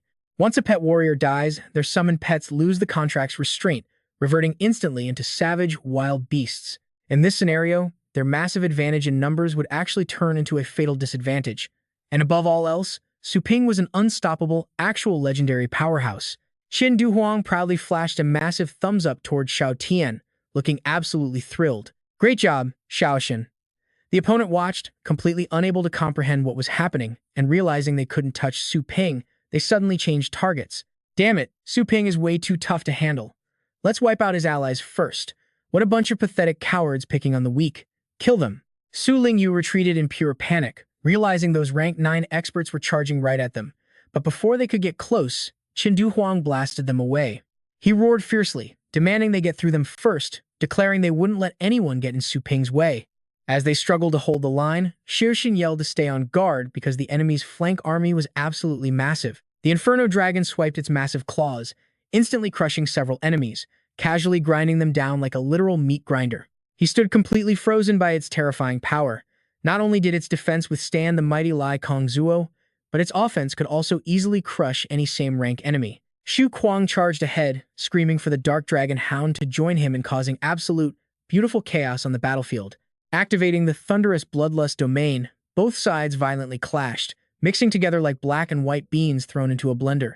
Xu Kuang and the Inferno Dragon fought side by side with unstoppable, fiery battle intent. Now, you and I can see the Elder realizing how incredibly foolish his choices were. In terms of both quantity and quality, they were completely outmatched. It was bad enough that Su Ping was legendary, but how were his subordinates this ridiculously overpowered too? Damn it, he almost wanted to defect. Refusing to back down, King Ping yelled out to his bloodthirsty archdemon, offering the entire bloody battlefield as a grand sacrifice. Devour their blood, grow stronger, and crush them under your feet. Right before their eyes, the monster began to swell to a massive size. Qin Du Huang and his son watched in sheer shock, wondering what on earth could grow even larger than the Purgatory Inferno Dragon, realizing it was feeding on nearby corpses. With so many rank 9 expert bodies lying around, this monstrous transformation was definitely no joke. Su Ping smirked mockingly, realizing that the coward had deliberately let his own forces die just to prepare this cheap trump card. Thinking he had already won, King Ping sneered, claiming it was far too late. But when it came to size, it meant absolutely nothing to Su Ping. Su Ping roared, declaring he had never feared size as he leapt into the air to unleash the second form of the divine fist of subduing demons. The majestic silhouette of the golden crow materialized behind Su Ping as he roared to subdue the demon. King Ping gasped, terrified by the strange array. The golden crow's single punch obliterated the demon's arm. Meanwhile, Xiao Feng finished healing Su Lingyue, helping her regain consciousness. My lady, how could King Ping's ultimate bloodthirsty archdemon be defeated so easily? And yet, Su Ping was calmly tearing his massive opponent limb from limb. Sensing immediate danger, Su Lingyu urged Xiao Feng to get her out of there, realizing King Ping was absolutely no match for Su Ping. She told Xiao Feng they had to endure this humiliation, bide their time, and build their strength for revenge another day. Xiao Feng agreed, swearing they would make Su Ping pay 100,000 times over. But as they turned to flee, they realized there was no escape. Oh no, this barrier won't open at all. What is this? My lady, this defensive barrier acts like an inescapable cage, and we are completely trapped inside. Little did they know, Su Ping had heard every single word. That is right, the iron wall of the gods blocks absolutely everything. Even outbound signals and communications are completely cut off. No one on the outside can see what is happening in here. None of you are getting away. With that, he brutally finishes his opponent. Looking at these two pitiful, struggling souls, Feng Xiao and Wu Ji scream out a warning to the lady, but they are already too late. Bing Yue completely freezes in shock as that massive, terrifying skeleton plunges directly toward the exact spot where they are standing. Deep in outer space, orbiting the blue planet, floats the massive Starry Sky City. Inside the Starry Sky High Council room, the atmosphere is tense. Every single council member has arrived, except for the Weapon King, Shi Hangwang. Excellent. One council member speaks up, asking the chief councilman if this emergency meeting was called because the Abyss Seal is breaking again. The legend quickly shakes his head. No, it is nothing that severe. The Dragon Rider and Spear Demon were escorting a young Starry member to Longjiang for training, but an incredibly powerful enemy tried to wipe them out, forcing them to send an emergency distress signal. Another councilman scoffs, a tiny border town like Longjiang, who could possibly be strong enough to overpower both the Dragon Rider and Spear Demon. He acknowledges that fact, which is why he authorized the King Slayer order, sending the Weapon King to handle it. Yes, training an elite Starry member takes massive resources, but is it really worth calling a full council emergency meeting over this? Another member chimes in confidently. Exactly. With the Weapon King leading 39 elite 9th rank warriors, this should be over already. Plus, with the firepower of the Star Hunter Fortress backing them, absolutely any enemy should have been easily crushed into dust. The legend points to the display screen. Talk is cheap, see for yourselves. The screen lights up with a horrific, blood-soaked scene of absolute devastation. The Weapon King and his elders have been captured. Dead astral pets are piled up into a massive mountain, and a very familiar figure sits calmly right on top. Staring at this nightmare, the council members jump to their feet in sheer disbelief. What on earth? Shi Hangwang was captured alive, and his entire army was completely wiped out. Who could have done this? The culprit's name is Su Ping. The legend zooms in on the feed, pointing directly at the young man on screen. His file has just been sent to your communicators. One councilman immediately pulls up the kid's records. Su Ping, 18 years old, a Hutian class awakener. He showed title-level power at the Qingyang secret realm and runs a pet shop. Hold on, a titled expert at that age? The legend completely agrees. Exactly. I found this highly unusual as well. I wanted to analyze his combat style, but some secret blocking technique completely blinded our surveillance, hiding the details. They look at each other in total confusion. Are you suggesting that this kid is intentionally hiding his true power from us? The legend falls silent. No, I suspect there is a legendary powerhouse backing him from behind the scenes. The room immediately erupts in protest. A legend? No way. That is impossible. A tiny border city like that has nothing to offer unless we are sucking dry its local resources. I would not visit even once. How could a legendary figure protect such a place? He explains that, according to his intelligence network, the right-hand man of Yuan Tianqian, Blade Master, is very close to Su Ping. The kid even proudly hangs a photo of them together in his shop. They gasp. The Blade Master? The man known as the strongest below the legendary state? Exactly. Without a genuine connection, anyone daring to use his name for profit would end up as a cold corpse on the street by tomorrow morning. Some nod in agreement. In that case, we can assume the relationship between Yuan Tianqian and Su Ping is far from ordinary. True, let us assume Yuan Tianqian stepped in to save Su Ping for now. But we have a much bigger issue. Chief Councilman, now that the Weapon King is captured, What do we do? Should we mobilize forces from other divisions? He shakes his head. No need, even if our Starry Sky force is lost, but with our network of power and the strength of the King's Slayer Order, we can match any legendary faction, including Yuan Tianxin's. Fighting among legends only benefits external factions on other continents, which is a massive taboo we must avoid. Yuan Tianxin likely knows this, which is why the Weapon King is alive, leaving room for negotiation. The legend thinks deeply. Besides, our Starry members started this mess. If we continue making a scene and force the government to step in, it will be a humiliating defeat. Do not let Amir Jr. ruin our reputation. He immediately orders a complete media blackout, just like we did in the past. Announce that a beast horde attacked the tournament, and Starry Sky forces arrived just in time to rescue everyone. Though a few officials and civilians unfortunately perished, the members quickly nod. Understood. But should we apologize to Yuan Tianxin or Su Ping to ask them to release the Weapon King? The legend scowls. Apologize to them? They slaughtered our main vanguard force, which is going way too far. Why should we act so pathetic?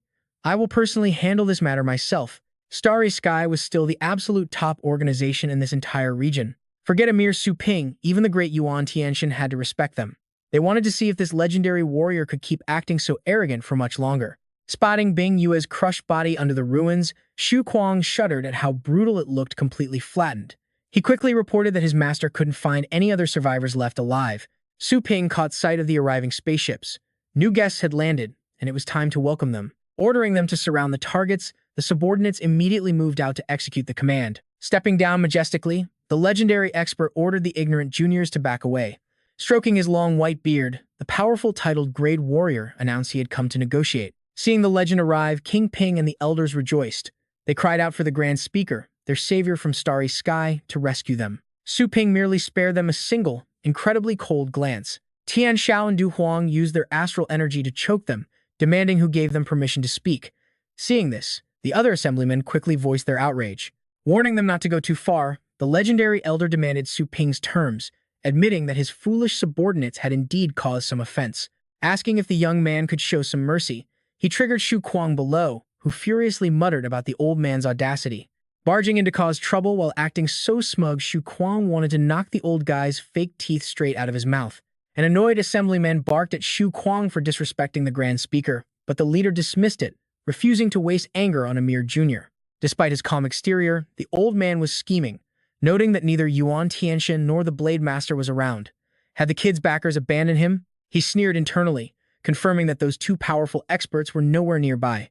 The legendary elder pressed on, demanding compensation for his fallen experts. He offered to spare Su Ping's life if King Ping was handed over immediately. Hearing the ridiculous demand, Su Ping burst out laughing and asked what would happen if he refused. His lackeys chimed in, warning Su Ping not to push his luck just because he had backing. Even Yuan Tianxin had to show deep respect to their Star Lord. They agreed, warning the kid to know his limits when borrowing others' authority. Smiling faintly, Su Ping noted their extreme confidence and proposed a small bet. Below them, King Ping desperately tried to speak but could not make a single sound. The legendary elder told King Ping to stay calm, promising to personally secure justice. Falling straight into Su Ping's trap, the elder asked for the terms. Su Ping proposed a simple deal: survive 3 attacks in 3 seconds and take the prisoner, or fail and submit entirely to him. Upon hearing this, the elder found it hilarious. A young titled Grade Warrior trying to beat him in 3 seconds was sheer madness. He confidently agreed to the ridiculous bet. King Ping made a desperate but completely futile attempt to warn the Grand Speaker against agreeing. King Ping screamed inside that the kid was actually legendary. Meanwhile, the elder accepted, mocking Su Ping's arrogance and holding him to his word. The elder wondered how Su Ping would breach a full defense, but Su Ping simply looked at the summoned pets and asked if that was really all he had. The old man froze in absolute disbelief at the sheer disrespect. These 5 were elite dragon beasts, boasting peak rank, 9 bloodlines, battle-hardened veterans fully capable of literally shaking mountains and oceans. He couldn't understand why the boy showed absolutely no fear and seemed so dismissive. Meanwhile, Su Ping quietly opened his summoning space. Su Ping smirked, his smile dripping with pure disdain. Furious at being looked down upon, the elder prepared his ultimate move while his allies cheered. Descending like a brilliant beam of light, he shattered the ground below, revealing a formidable physique that proved age only brought raw power. He vowed to show the brat his prime form from 70 years ago, warning him that playing word games would invite the wrath of the Starry Sky Master. The assemblyman rejoiced, recognizing the forbidden technique that sacrificed lifespan to drastically boost physical size. It was clear the Grand Speaker was getting serious, while King Ping desperately wanted to stop him but remained tightly chained and silent. Su Ping began merging with Little Skeleton, confidently promising to leave the old man thoroughly defeated. He activated Beast's soul possession. The legendary elder watched the fusion unfold in absolute shock. The system displayed his skills: Beast soul possession, puppet mastery, corpse roar, chaotic star, reincarnation saber, undead enslavement, limb regeneration, shadow flash, corpse poison, and dragon slayer, presenting two options. Option 1 allowed him to temporarily copy a merged pet's skill, while Option 2 would double the skill's original power. Weighing his options, Su Ping wondered which path to choose before his eyes locked onto Beast soul possession. If he chose the Beast soul possession skill itself, could he potentially merge with yet another battle pet? Racking his brain, he realized doubling the effect of Beast soul possession meant that once the fusion was complete, he would not only inherit Little Skeleton's combat power, but also double the strength of his second summoned pet. Fortuitously, a perfect punching bag had traveled all this way just for him. It would be incredibly rude not to test it out. Su Ping decisively made his selection. The system confirmed Beast soul possession and prompted him to merge with his second battle pet. Su Ping looks just like a classic villain right now, and yes, he can actually merge with his pet. As the Inferno Dragon scales fly and fuse directly onto Su Ping's skin, he instantly transforms into an incredibly handsome warrior. This right here is a highly advanced, special Beast soul possession. The counselors are completely shocked. A double merger? How is that even possible? That is definitely not a skill a rookie at the first legendary rank should be able to pull off. Even his allies are left speechless. Unless, of course, his cultivation has already reached the second legendary rank, the Void Cave state. He soars high into the sky. Even though his wings are nothing but skeletal bones, Su Ping calmly tells them to start the timer. In response, those legendary dragons immediately assemble a massive 9-layered dragon barrier. That is when the opponent finally senses something is terribly wrong. Could it be this kid has absolutely no connection to Yuan Tianchen? He is actually a true legendary expert who has mastered the second stage Void Cave merger. When Su Ping prepares his strike, it looks like a wild, chaotic mix of different powers. With the fist of exercising Dark Dragon, the legendary warrior is suddenly paralyzed. With just one single punch, those mighty dragons are instantly reduced to nothing but dry bones. He crashes down to the ground, still unable to wrap his head around it. How could this be? Finally realizing he stands absolutely zero chance, he desperately cries out, "Legendary Su, I admit defeat. Please show mercy." Su Ping pulls back his fist with a sigh. Giving up already? But looking down at the opponent left on the ground, King Ping screams out in pure panic, "Chief!" The legendary warrior lies completely motionless on the ground, his hair turning gray as his body rapidly begins to age. Su Ping shrugs. "That only took me 1.83 seconds, and I barely even warmed up. Want to try another round?" Hearing this, the legendary completely loses his arrogant attitude. Another round? If I had not surrendered when I did, I am terrified that not even my ashes would have survived. Only a monster could survive more than 3 seconds against a Void Cave powerhouse. Absolutely not. I am a man of my word, and I will accept my defeat. He is completely defeated, heart and soul. You are now the new leader of the Star Organization, the most powerful force in the entire subcontinent. Xu Kuang and Su Lingyu are absolutely ecstatic. You are so cool, Master. We welcome the new Lord of the Stars. The elders are completely lost on how to even look him in the eye now. Meanwhile, let us head back to Su Ping's store. This is the place. I heard their pet training is easily the best in our entire city. Let's check it out. And in today's news, Yan Bingyu has officially forfeited. Su Lingyu has secured the championship of the Elite League. During the event, a devastating beast wave struck, leaving many personnel and top contestant Yan Bingyu in grave danger. The Star Organization successfully repelled the massive beast wave. Having successfully guaranteed the champion, the pet shop's reputation skyrocketed overnight, instantly transforming it into the absolute hottest shop in all of Longjiang. Tang Rian and Joanna are busy working at the reception desk. How can we help you? I want to board 3 battle pets and train 6. Also, what is your phone number? Beautiful. I want to buy pet food. Beat it, end of the hallway on the left side. She tiredly wipes the sweat off her forehead. Man, it is absolutely packed today. Suddenly, Tang Ruin spots a highly familiar figure in the crowd. Father, look over here. Your daughter is right here. This is great.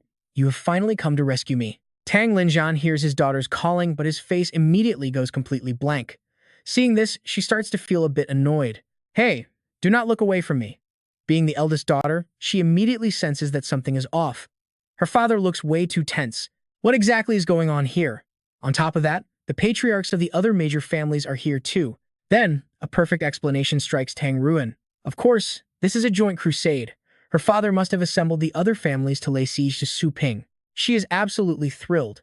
Su Ping is finally going down. It is high time he learns not to mess with the Tang family's legendary feather army. Tang Ruin happily greets the next customer. Next, please. How can I help you? The young customer blushes. I want to train 3 Tier 2 battle pets. Miss, I am actually a huge fan of yours. Could I please get a handshake? She beams with pride, readily reaching out to shake his hand. Sure. I will grant your wish today. The customer cheers. Wow, thank you. I am definitely not washing this hand for a month. Tang Ruin keeps calling the next person in line. Joanna watches her, feeling curious. You seem exceptionally happy today. Tang Ruin smirks proudly. To tell you the truth, my father has already united the major families to confront Su Ping. This young lady is about to be completely free. She then adds with a generous smile. Since we are both miserable prisoners of Su Ping, once I successfully make my escape, I will make sure to drag you out too. Joanna only smiles faintly. Oh. With that, Tang Ruin turns around to look at the back door, murmuring in confusion. Why are they taking so long? They have been in there forever without any reaction. The door remains shut tight, completely silent. Unable to contain her burning curiosity any longer, Tang Ruin cracks it open just a tiny bit to peek inside. She wonders what they are discussing. Inside, Tang Linjin watches Su Ping put on a dark cloak, bowing deeply as he speaks. Boss Su, do you find this to your liking? He replies indifferently. It will do. It has a constant passive effect when worn, which is far more convenient than his old soul-suppressing lamp. Tang Ruin stares in absolute shock. Wait, the Xuan Wu armor. Is that not the legendary heirloom of the Tang family? Why is her father simply giving it away to someone else? Not only that, but the table was piled high with treasures. She glanced at the valuable heap and gasped in awe. Detecting movement outside, the legend barked in a low voice. Who goes there? Show yourself. Instantly, he channeled energy into his palm, grabbing Tang Ruin and dragging her straight into the room. This made her shriek in panic as her entire body tumbled onto the cold ground. The legend quickly withdrew his hand and glared at her, barking, How dare you? Tang Ruin pushed herself up, looking up at them warily. Oh, what on earth is happening? They stared down at her with razor-sharp eyes, their massive auras flaring. How dare you eavesdrop on the secrets of titled warriors? Shivering, she broke out into a cold sweat. Wasn't the enemy supposed to be Su Ping? He just looked at her calmly and asked, Is that little Tang? Perfect timing, I am thirsty. Bring tea. She quickly replied, Oh yes. Then he turned to remind Tang Ruyan, Since they are here, they are all guests. Pour drinks for everyone.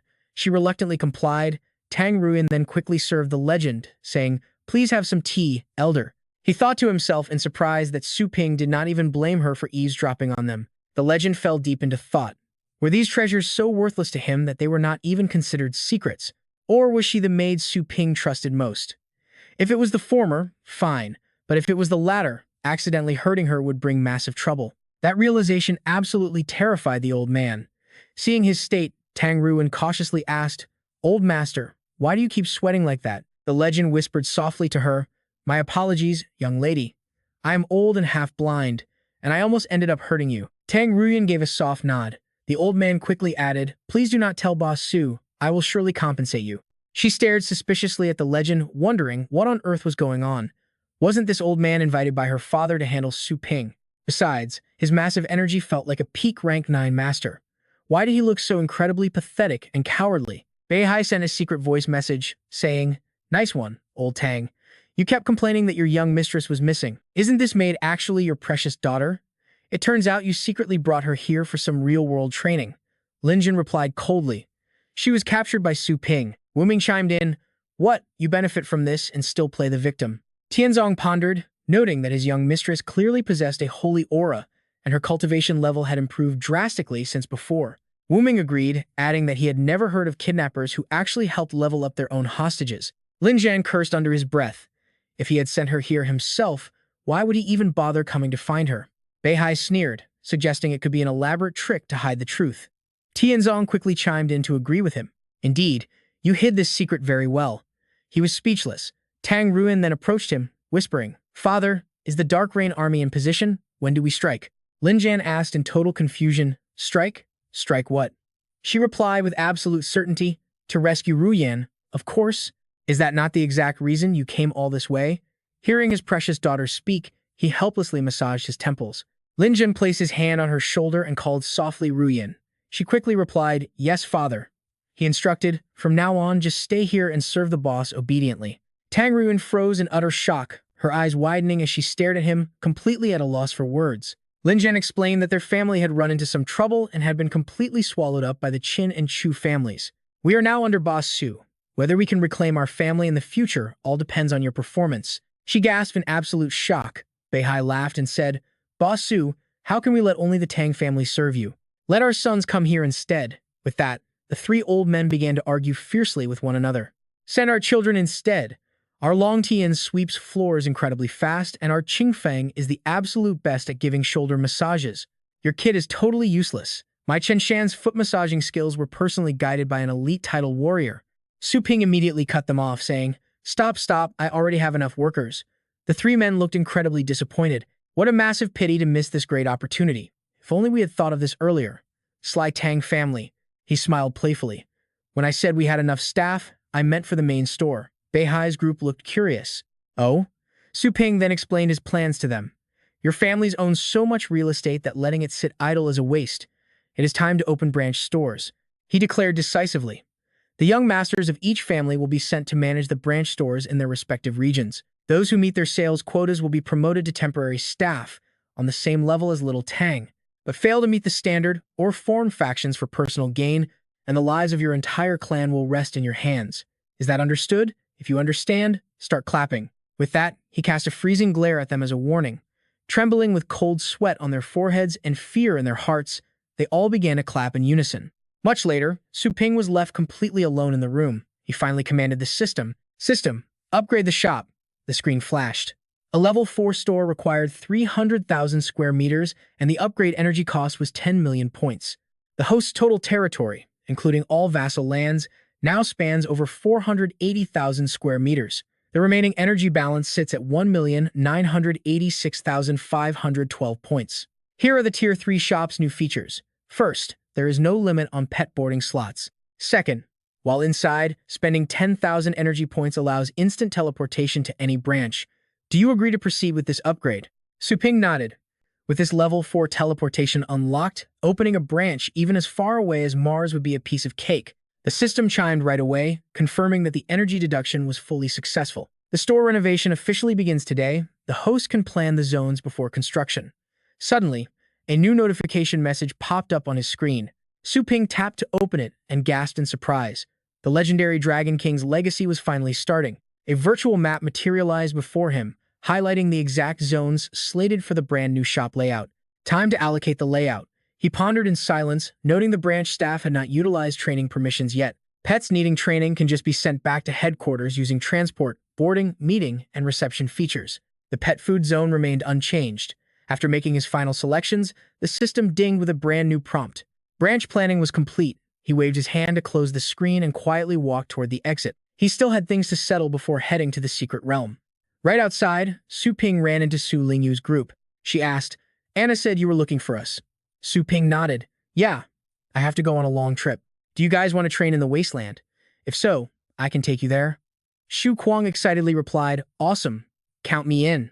Ever since visiting the wasteland with his master, looking back at his academy's combat lessons made them seem incredibly outdated and simple. Su Ping praised him, noting that his horizons had expanded, making his participation in the Elite League totally worth it. He turned to Su Lingyu. "How about you?" She looked at him with determination. "I want to go too."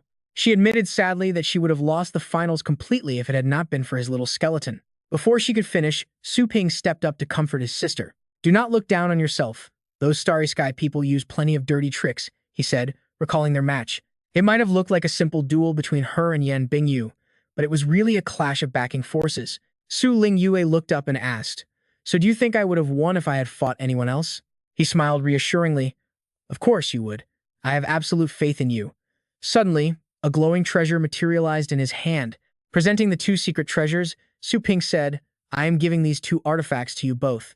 He held it out to Su Lingyue and explained that this primordial armor's defense scales with her cultivation, matching her immovable glazed body perfectly. She politely accepted, saying, "Thank you, brother." He then turned to Shu Kuang, pointing out that his mental defense was weak, and this soul-suppressing lantern would fix that flaw. He cheered excitedly, "Wow, thank you, master."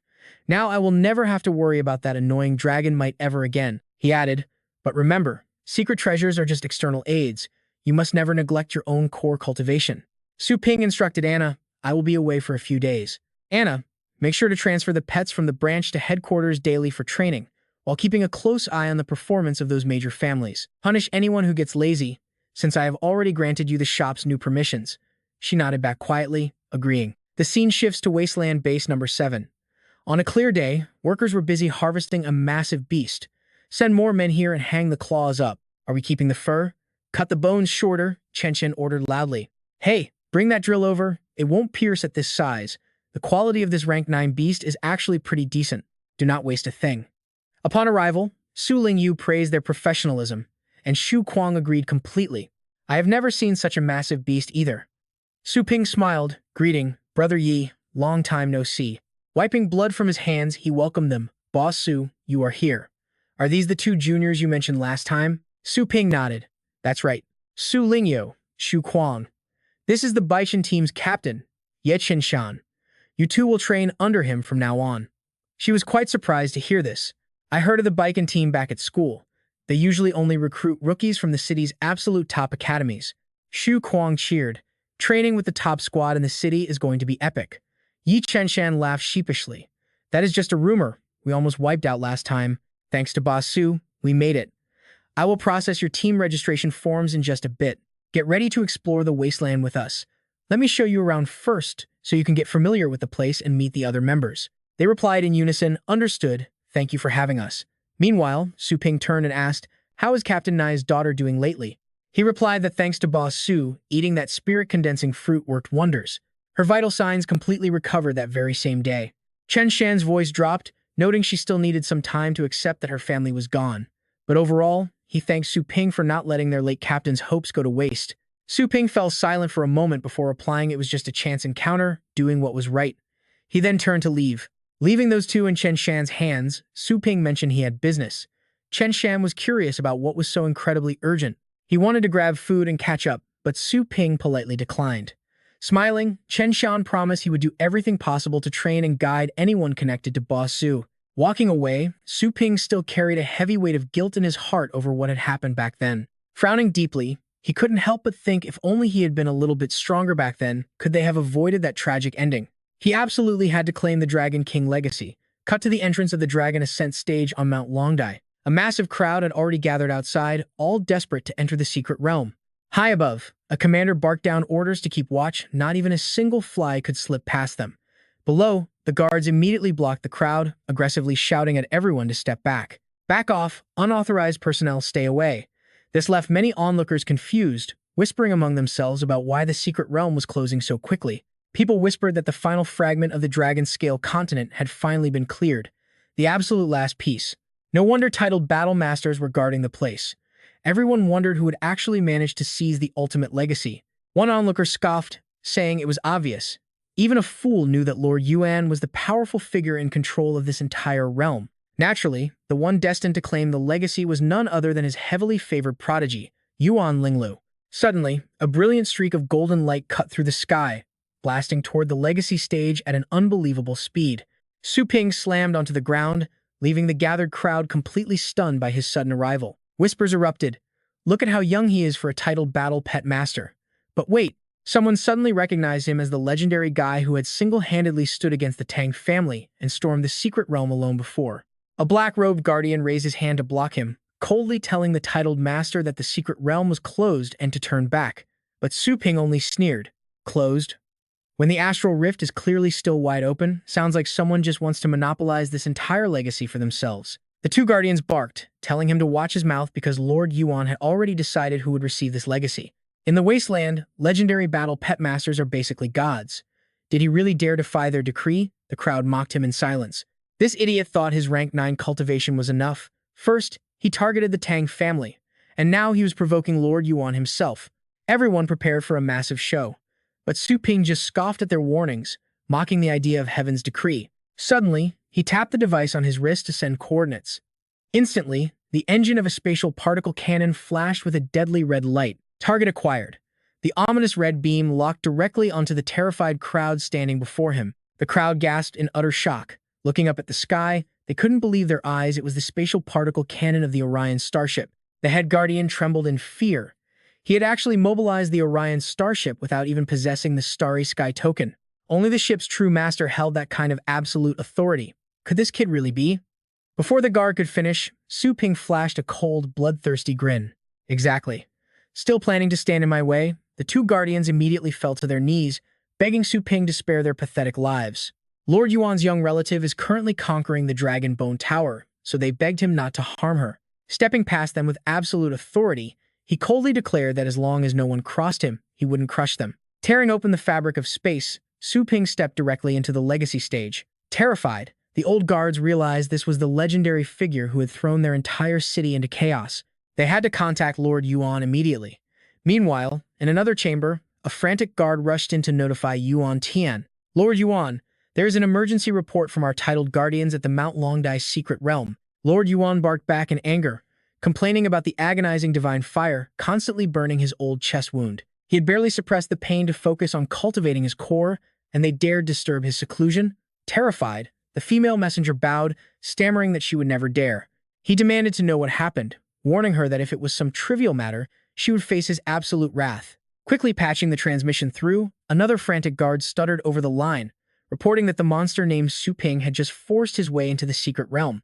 Hearing this, Yuan Tian completely froze in shock before suddenly choking and coughing up a mouthful of water.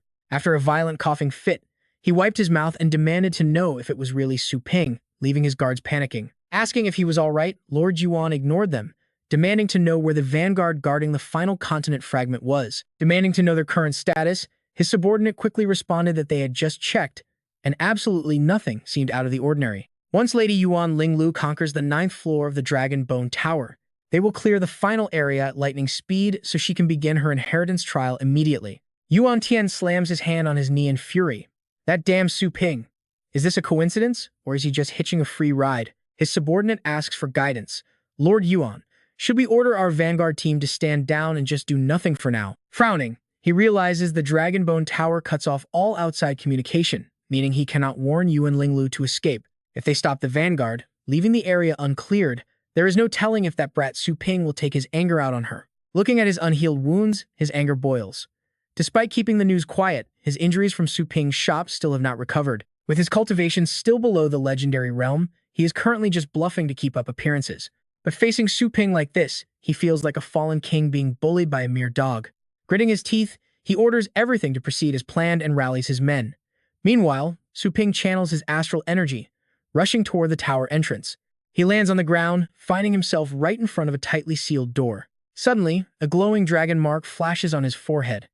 As the massive doors in the tower slowly creak open, Su Ping wonders, wait, is this an automatic door? Suddenly, a booming, majestic voice echoes through the chamber.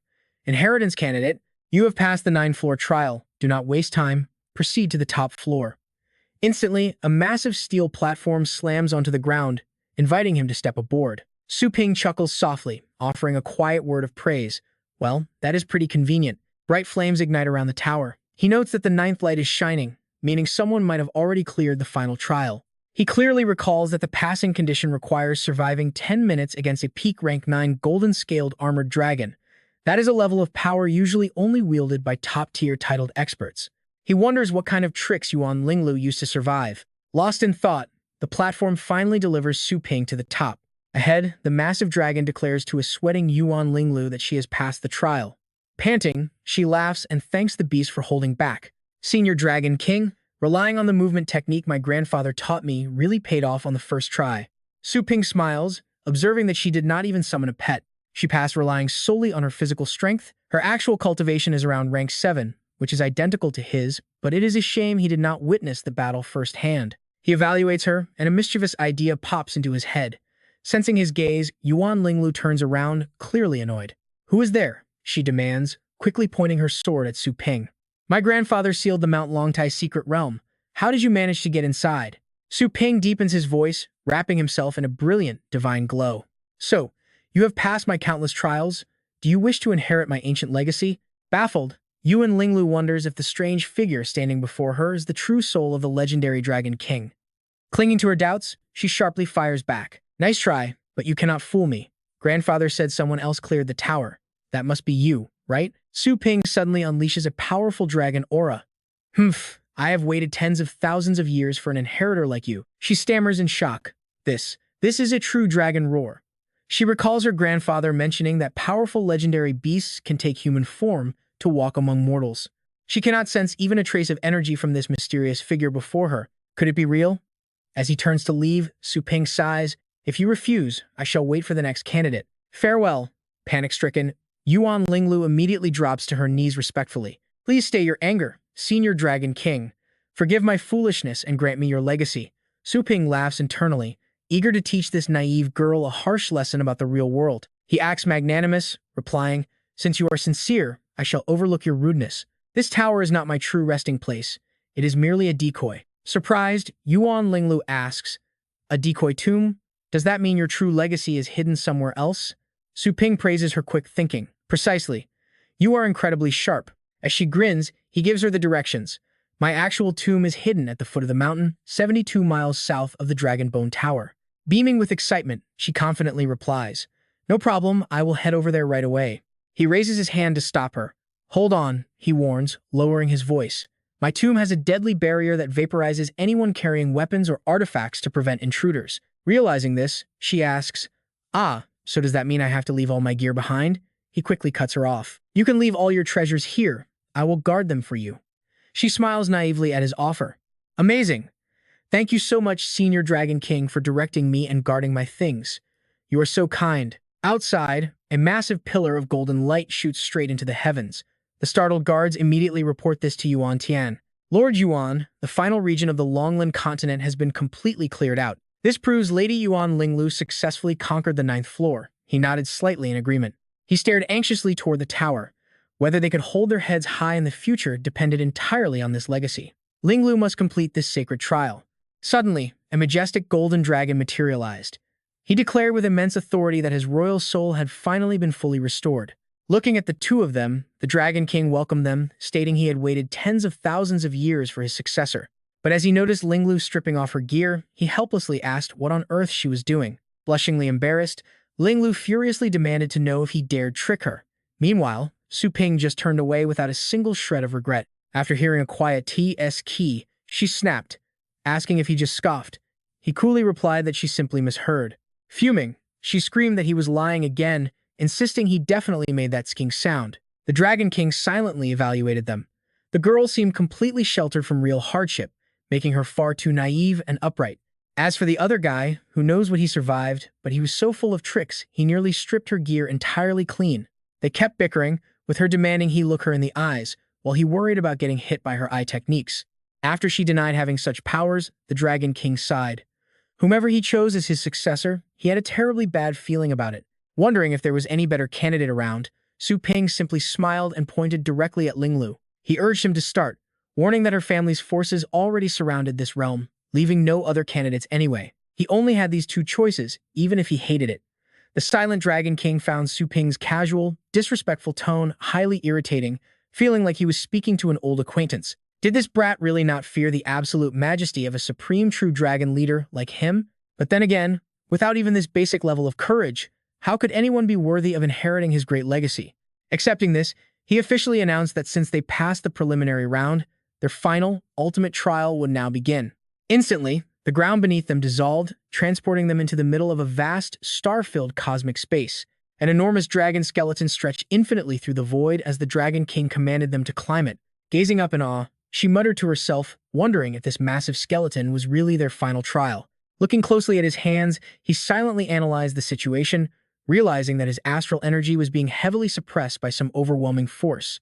Gathering energy or using levitation flight was completely impossible. He couldn't even open a summoning rift to call out his flying purgatory candle dragon beast to help. Linglu quickly bolted forward, her competitive spirit flaring up as she threw him a challenging look. She declared she only needed to climb higher, telling him to stay behind with his underhanded schemes. With that, she nimbly leaped across the massive bone plates, quickly leaving him in the dust. Kneeling down, Su Ping muttered that climbing by force was his only choice. Suddenly, he unleashed his maximum speed, launching himself upward like a bullet. Sliding smoothly along the massive skeletal rib, he carefully balanced his astral energy to avoid falling. Suddenly, countless skeletal hands erupted from beneath his feet, desperately trying to drag him down. With a decisive swing, he unleashed a powerful punch, shattering the skeletal hands into dust. More bony figures kept rising from the ground, launching an endless barrage of attacks. He realized that against these endlessly spawning skeletal attacks, his Dark Turtle Ink armor's passive auto-evade effect was completely useless. Sucking in a deep breath, Su Ping closed his eyes, letting waves of immense astral energy churn within him. When his eyes snapped open, a terrifying aura violently exploded from his body. "Retreat," he barked. Watching them flee, he realized they instantly recoiled from a mere simulated dragon roar. It was definitely an illusion, but the level of realism here was countless times higher than in the Dragonbone Tower. Staring at the endlessly spawning skeletons, he smiled. So that was the secret. These illusions were so realistic that every single encounter automatically triggered a warrior's natural survival and defensive instincts. He suddenly realized that fighting these illusions was a pointless waste of stamina, yet actively suppressing his body's deep defensive reflexes also consumed massive amounts of mental energy. This entire trial was basically a brutal double test of absolute stamina and mental fortitude. Su Ping stepped forward slowly, a sudden thrill of genuine excitement rising in his chest. Resolving to face them directly, he stared expressionlessly as even more bony figures began piling onto his body. Meanwhile, Ling Lu boldly marched straight onto the 9th floor of the Dragonbone platform. Facing the giant phantom dragon, she stood perfectly still as its massive claw passed harmlessly through her, speaking coldly. Scoffing at the dragon, she muttered that these weak phantoms were nothing compared to her grandfather's hellish special training. As she looked up, memories of her grueling past flooded back. Ever since she was 10, she had been slaughtering fierce beasts. She remembered clearly that she would always annihilate any enemy her grandfather ordered her to defeat. There was absolutely no need for doubts. Simply following her grandfather's perfect instructions would guarantee her total victory. A wave of resentment surged in her voice, but she quickly masked it, confidently, facing down the colossal dragon. It was true then, and it is true now. Her grandfather was always right. She would definitely claim this legacy. Suddenly, the illusion of Yuan Tian materialized, softly praising her efforts, leaving Ling Lu completely stunned to see her own grandfather appear. The phantom abruptly whipped around, its face twisting into a hideous, horrifying mask as it snarled in anger. Cruelly asking if she thought this was enough, the illusion told the fatherless child to die, lunging forward to squeeze her neck tightly. But Ling Lu is no pushover, drawing her blade with one hand to slice the terrifying illusion to pieces. Knowing her grandfather would never do that, she stumbles, leaning on her sword and dropping to one knee to rest. Frowning, she touches her neck, shocked that an illusion left a real wound as she struggles on the 17th Dragonbone step. Glancing around, she mutters to herself, wondering how many steps that annoying guy has managed to climb by now. Right on cue, Su Ping suddenly appears right beside her, catching up instantly, leaving her to glare at him with gritted teeth in pure disbelief.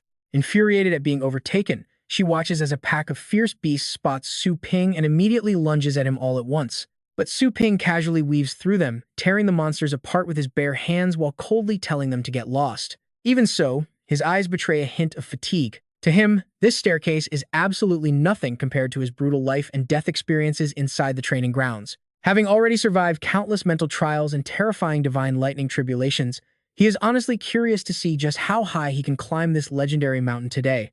Unleashing his full power, he charges upward, smashing through the 30th step, the 50th, and then the 90th step effortlessly. Suddenly, a booming voice echoes deep within his mind. Declaring the trial over, the voice tells him to stop, leaving a heavily breathing Su Ping annoyed that it ended so quickly.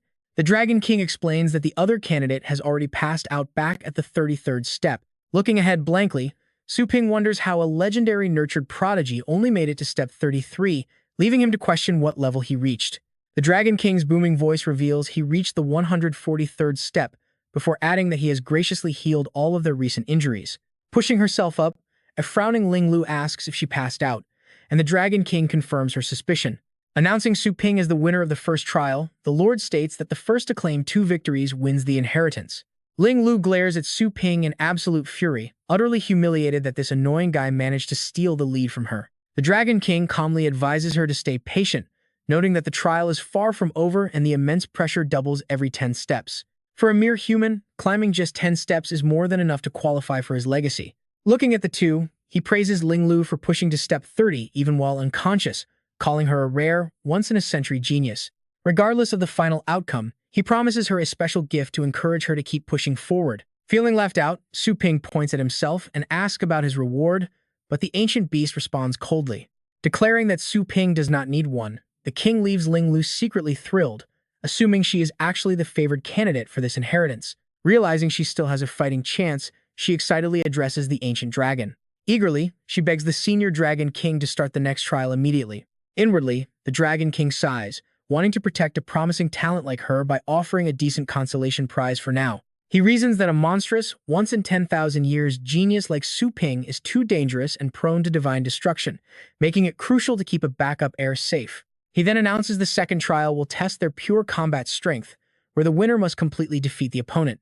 Ling Lu immediately locks into a battle stance, ready to summon her beasts and show Su Ping her true, overwhelming power. Instantly, 3 massive astral summoning portals rip open right behind her. As 3 powerful beasts emerge, Su Ping's eyes instantly lock onto a magnificent, phoenix-like creature radiating a brilliant, blinding crimson light that fills the arena.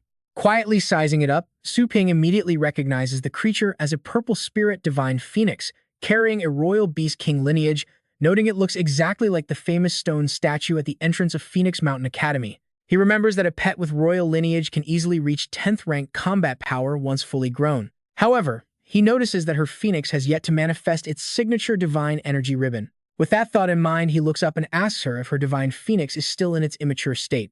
Ling Lu proudly boasts that the phoenix is her lifelong combat partner, raised by her side since childhood. Even though it is immature, they have defeated countless 9th rank experts together.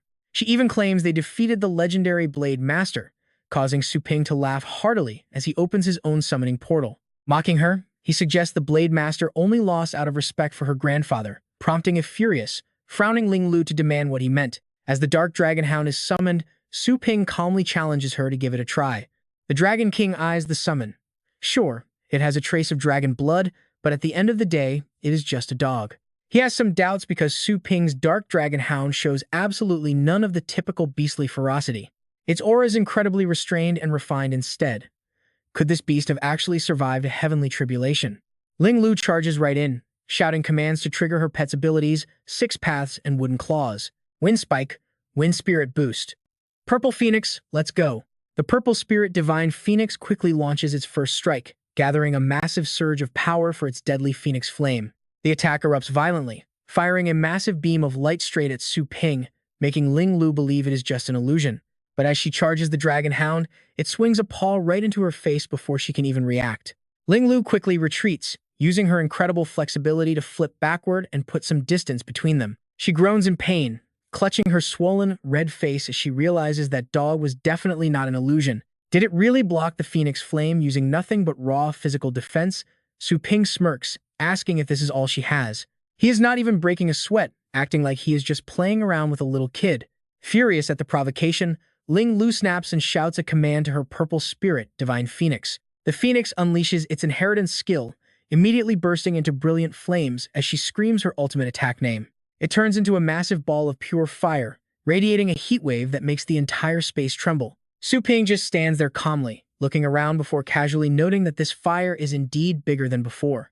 Meanwhile, Ling Lu draws her sword. Right now, the raging flames are being drawn directly into her shining blade.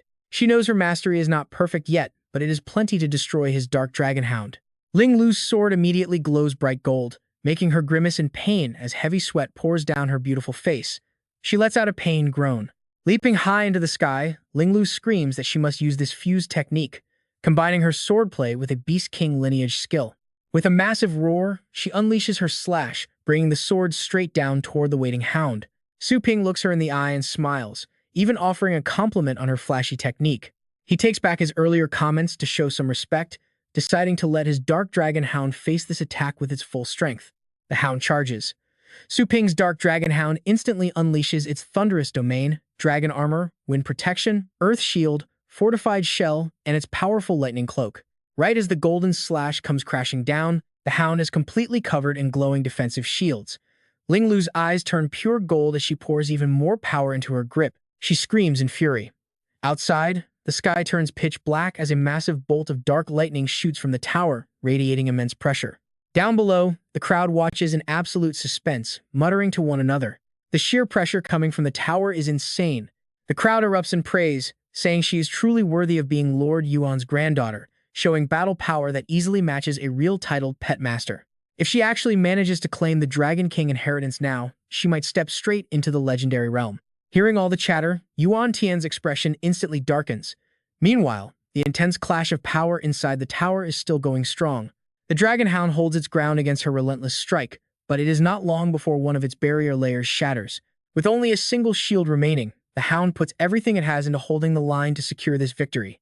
Ling Lu grits her teeth in determination, pouring every drop of her remaining energy into this final push as she screams aloud. The Hound's shield finally shatters under the pressure, but to everyone's shock, Ling Lu's sword breaks right along with it. Devastated, she whispers that she was so close, wondering if this was simply too much for her to handle. Su Ping just stands there watching her, completely unfazed. The Dragon King steps in, declaring Su Ping the winner of the second trial. Ling Lu collapses to the ground, her pets rushing over to comfort her as the Dragon King speaks. Having won 2 rounds, Su Ping is officially his successor, asking if she accepts this outcome. The Dragon King quickly uses his power to heal her back to normal, but his words only make the frustration in her heart grow heavier. Tears stream down her face, soaking her dress. With a look of pure frustration, she sobs, utterly devastated that she lost to this jerk without even landing a single scratch on him. Su Ping stands there listening to her complaints, completely expressionless as he calmly stares back at her. Her crying intensifies as she chokes back her tears, whispering that she has failed her grandfather. With those words, she raised her sword to her neck, ready to end her own life. Su Ping's face darkened, his eyes entirely devoid of emotion, as he silently mocked her dramatics. Was she really unable to handle even this much? Ling Lu's actions instantly reminded him of Yun San, who had also done something incredibly foolish out of sheer disappointment in himself back then. Su Ping closed his eyes with a heavy sigh, thinking how foolish it was when she still had her limbs intact. Suddenly, he dashed right before Ling Lu and kicked her straight in the stomach to stop her. Ling Lu was caught completely off guard, flying backward and rolling across the ground several times. Groaning in pain, she clutched her aching side from his kick, shouting in frustration, "What on earth do you think you are doing?" The Dragon King watched helplessly, sighing that he had just healed her, but Su Ping calmly replied that it was fine. She growled that she had sworn to make proper use of her power, leaving Su Ping to shrug and call her completely baffling. He put it simply, as a pet store owner, he despised her abandoning her pet. Besides, her sudden death was the least of his concerns. If the purple spirit, Divine Phoenix, fell into despair, became a wild beast, and attacked other regions, that would be a real disaster. Ling Lu gritted her teeth in anger, but Su Ping shrugged it off, telling her that if she was unsatisfied, she should go back and train harder. And by the way, my pet store training service is top tier, so she was always welcome to visit. The Dragon King could only watch their bickering helplessly, while Ling Lu remained incredibly stubborn. She scoffed, telling him to keep dreaming, before the Dragon King finally stepped in to interrupt their endless bickering. Enough nonsense. These 3 drops are true dragon crystals. With those words, 3 drops of crimson blood materialized upon his massive claws. The Dragon King pushed the 3 drops of true dragon crystals toward Ling Lu, declaring his grand gift to her. He explained that this dragon blood had 3 main effects. First, intimidating beast kings to help her escape. Second, vastly improving her physical constitution. And third, replacing rare cultivation resources. Ling Lu clasped her hands together in deep gratitude. "I will remember. Thank you, Elder Dragon King. I promise never to disappoint your great expectations." The Dragon King waved his claw, dismissing Ling Lu. He announced that the true legacy was next, ordering her to leave. She glared at Su Ping with absolute determination. Warning him to just wait, she vowed to surpass him in 3 years instead of 5. He simply smiled, telling her he welcomed the challenge anytime, as the Dragon King addressed Su Ping directly. He commanded Su Ping to prepare for his legacy. Instantly, the surrounding space began to fracture, and Su Ping's playful expression turned dead serious. If the Dragon King's small gift was already this impressive, how spectacular would the actual legacy turn out to be? The entire dimension shifted instantly, completely enveloping them in a brilliant golden light. He declared this was his Dragon Soul source world.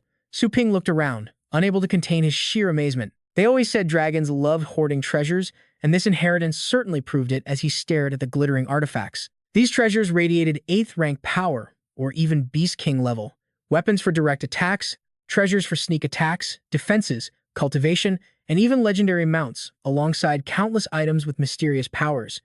Everything was there. Su Ping never expected to find such a massive mountain of treasures here. The Dragon King added that these trifles were worthless to him, urging him to take them all since they would turn to dust anyway once the inheritance ended. Stunned by his indifference, Su Ping exclaimed in shock, "What? All these incredible treasures aren't even the real legacy?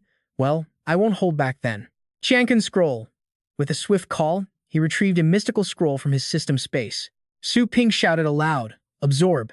Instantly, the scattered treasures in the room were swept directly into the scroll. The scroll flew around, vacuuming up every single artifact in its path. Su Ping cheered excitedly, "Bring it on, take more." The scroll swept through the priceless items, seemingly endless in its capacity to absorb them all. When the scroll reached the central coffin, it halted, completely blocked by an invisible barrier. Puzzled, he tried again, but the casket refused to budge. Su Ping did not overthink it, quickly turning his attention elsewhere. "Oh well, Elder Dragon King, you probably do not need this entire pool anymore, right? I am about to pack it all up," making the ancient dragon cough helplessly. Coughing, the dragon urged him to hold on, before lowering his voice seriously, instructing him to relax his consciousness right now. Suddenly, a massive flame erupted, burning away the heavy chains binding the mysterious stone coffin. The lid slowly slid open to reveal a grand statue of the Dragon King.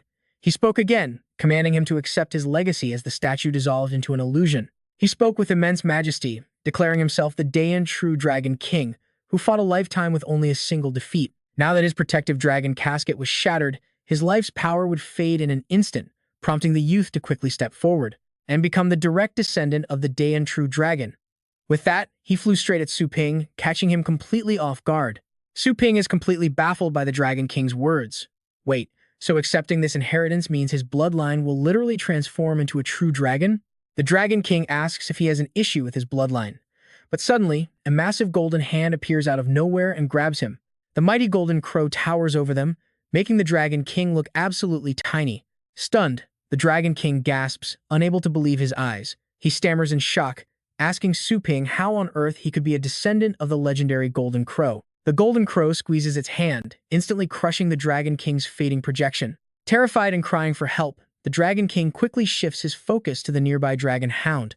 He tells the Hound to stay still. Since it has a trace of dragon blood, the duty of reviving his great Yan True Dragon clan now falls on its shoulders. The dog barks in surprise.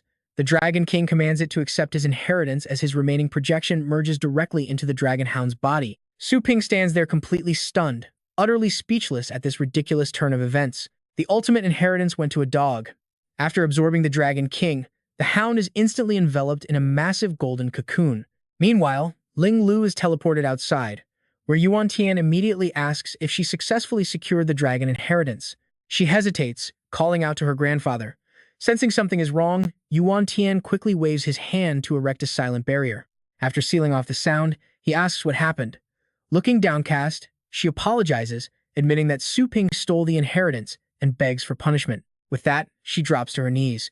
Yuan Tian frowns deeply, completely unsure of how to comfort his devastated granddaughter. Sighing, he gently helps Ling Lu up and asks if Su Ping did anything to hurt her. She shakes her head, blaming her own weakness because she could not even break through the defense of Su Ping's pet. Yuan Tian reflects on the official reports from the Elite League, which blamed a beast tide for the heavy casualties suffered by the Starry Sky. However, his secret reports reveal a different story. It was all Su Ping's doing, even without that blonde girl around. He single-handedly crushed the allied forces of the four great families and the Starry Sky, seizing actual control of the entire organization. His terrifying power has clearly surpassed that of a typical rank 9 titled expert. Ling Lu suddenly remembers something and mentions that the Dragon King gave her 3 treasures.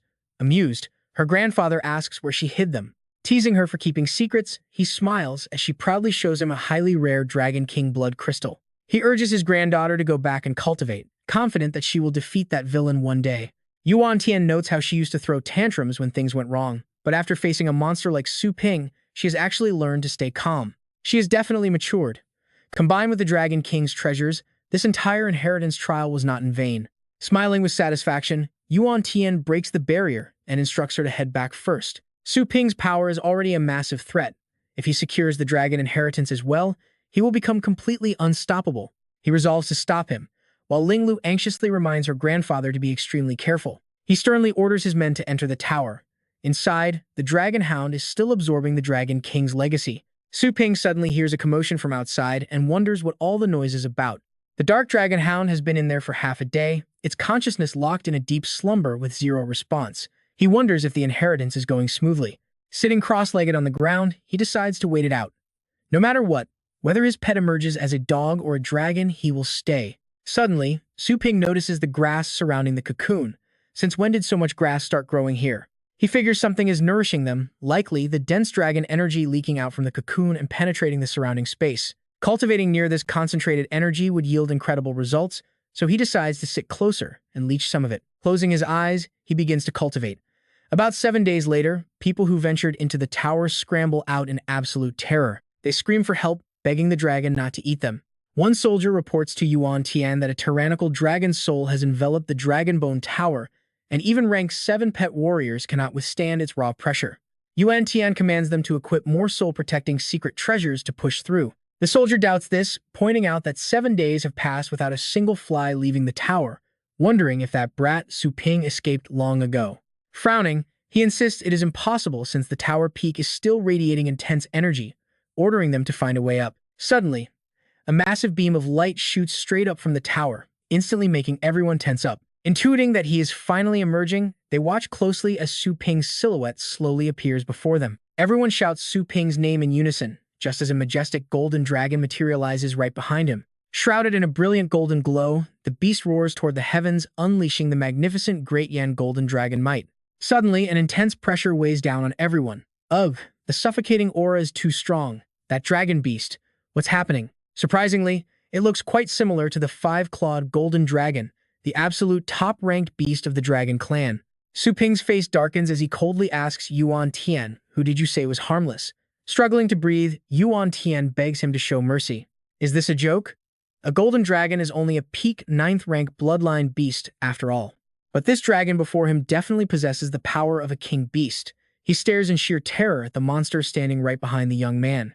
Su Ping calmly replies that he has not even made a move yet. Is a legendary warrior really struggling this much?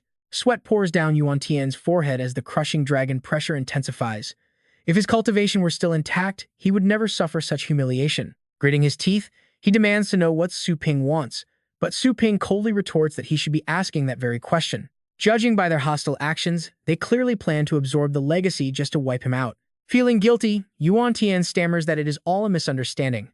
Su Ping coldly reminds him that because his family was left unharmed, Yuan Linglu was spared. Right now, Longjiang is completely his territory. He warns them to mind their own business and avoid making any foolish moves. With that, he climbs onto his dragon, preparing to leave. Before taking off, he glares back and demands if they understand. Yuan Tian quickly nods, stammering that of course they do. With the conflict settled, the massive dragon takes flight. The powerful gust of wind leaves everyone below gasping and groaning in discomfort. Standing atop his beast, Su Ping looks incredibly majestic as the legendary skill, Dragon Transformation Art, deactivates. In an instant, the illusion shatters, and the dragon returns to its true form.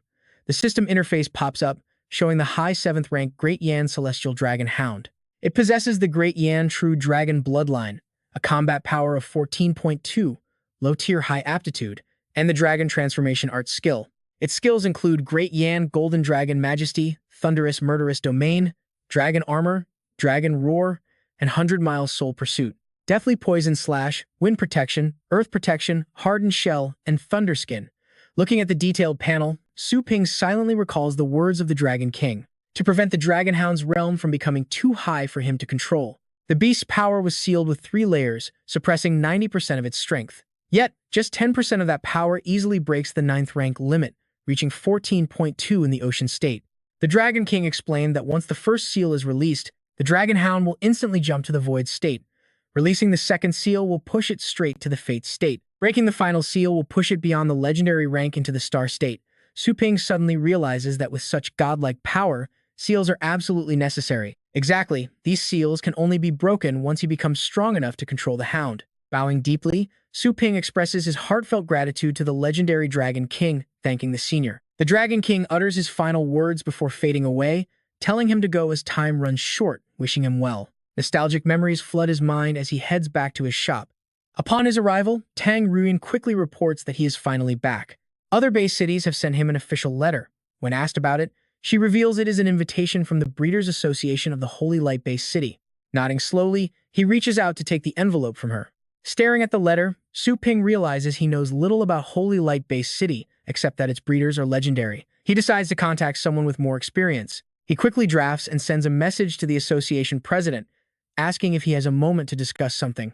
Suddenly, a massive pod appears in the sky, hurtling toward the ground. It rapidly decelerates, making a remarkably smooth landing right in front of him. Bystanders gasp in astonishment at the high-tech drop pod. Meanwhile, Su Ping sighs helplessly at the overly dramatic entrance. The legendary warrior bows respectfully, asking for instructions. Su Ping gets straight to the point, asking him what he knows about the Holy Light-based city and its breeders. Please tell me everything. He explains that base cities are classified into 3 ranks, namely A, B, and C, based on scale and safety. Class C cities have the smallest scale and lowest safety ratings. They are only capable of defending against beast waves of the 9th rank level. Since Class C cities are few, they are usually located on the outer perimeters, serving primarily as defensive outposts. Class B cities are medium-sized, but the most common, capable of surviving beast waves led by a few king beasts.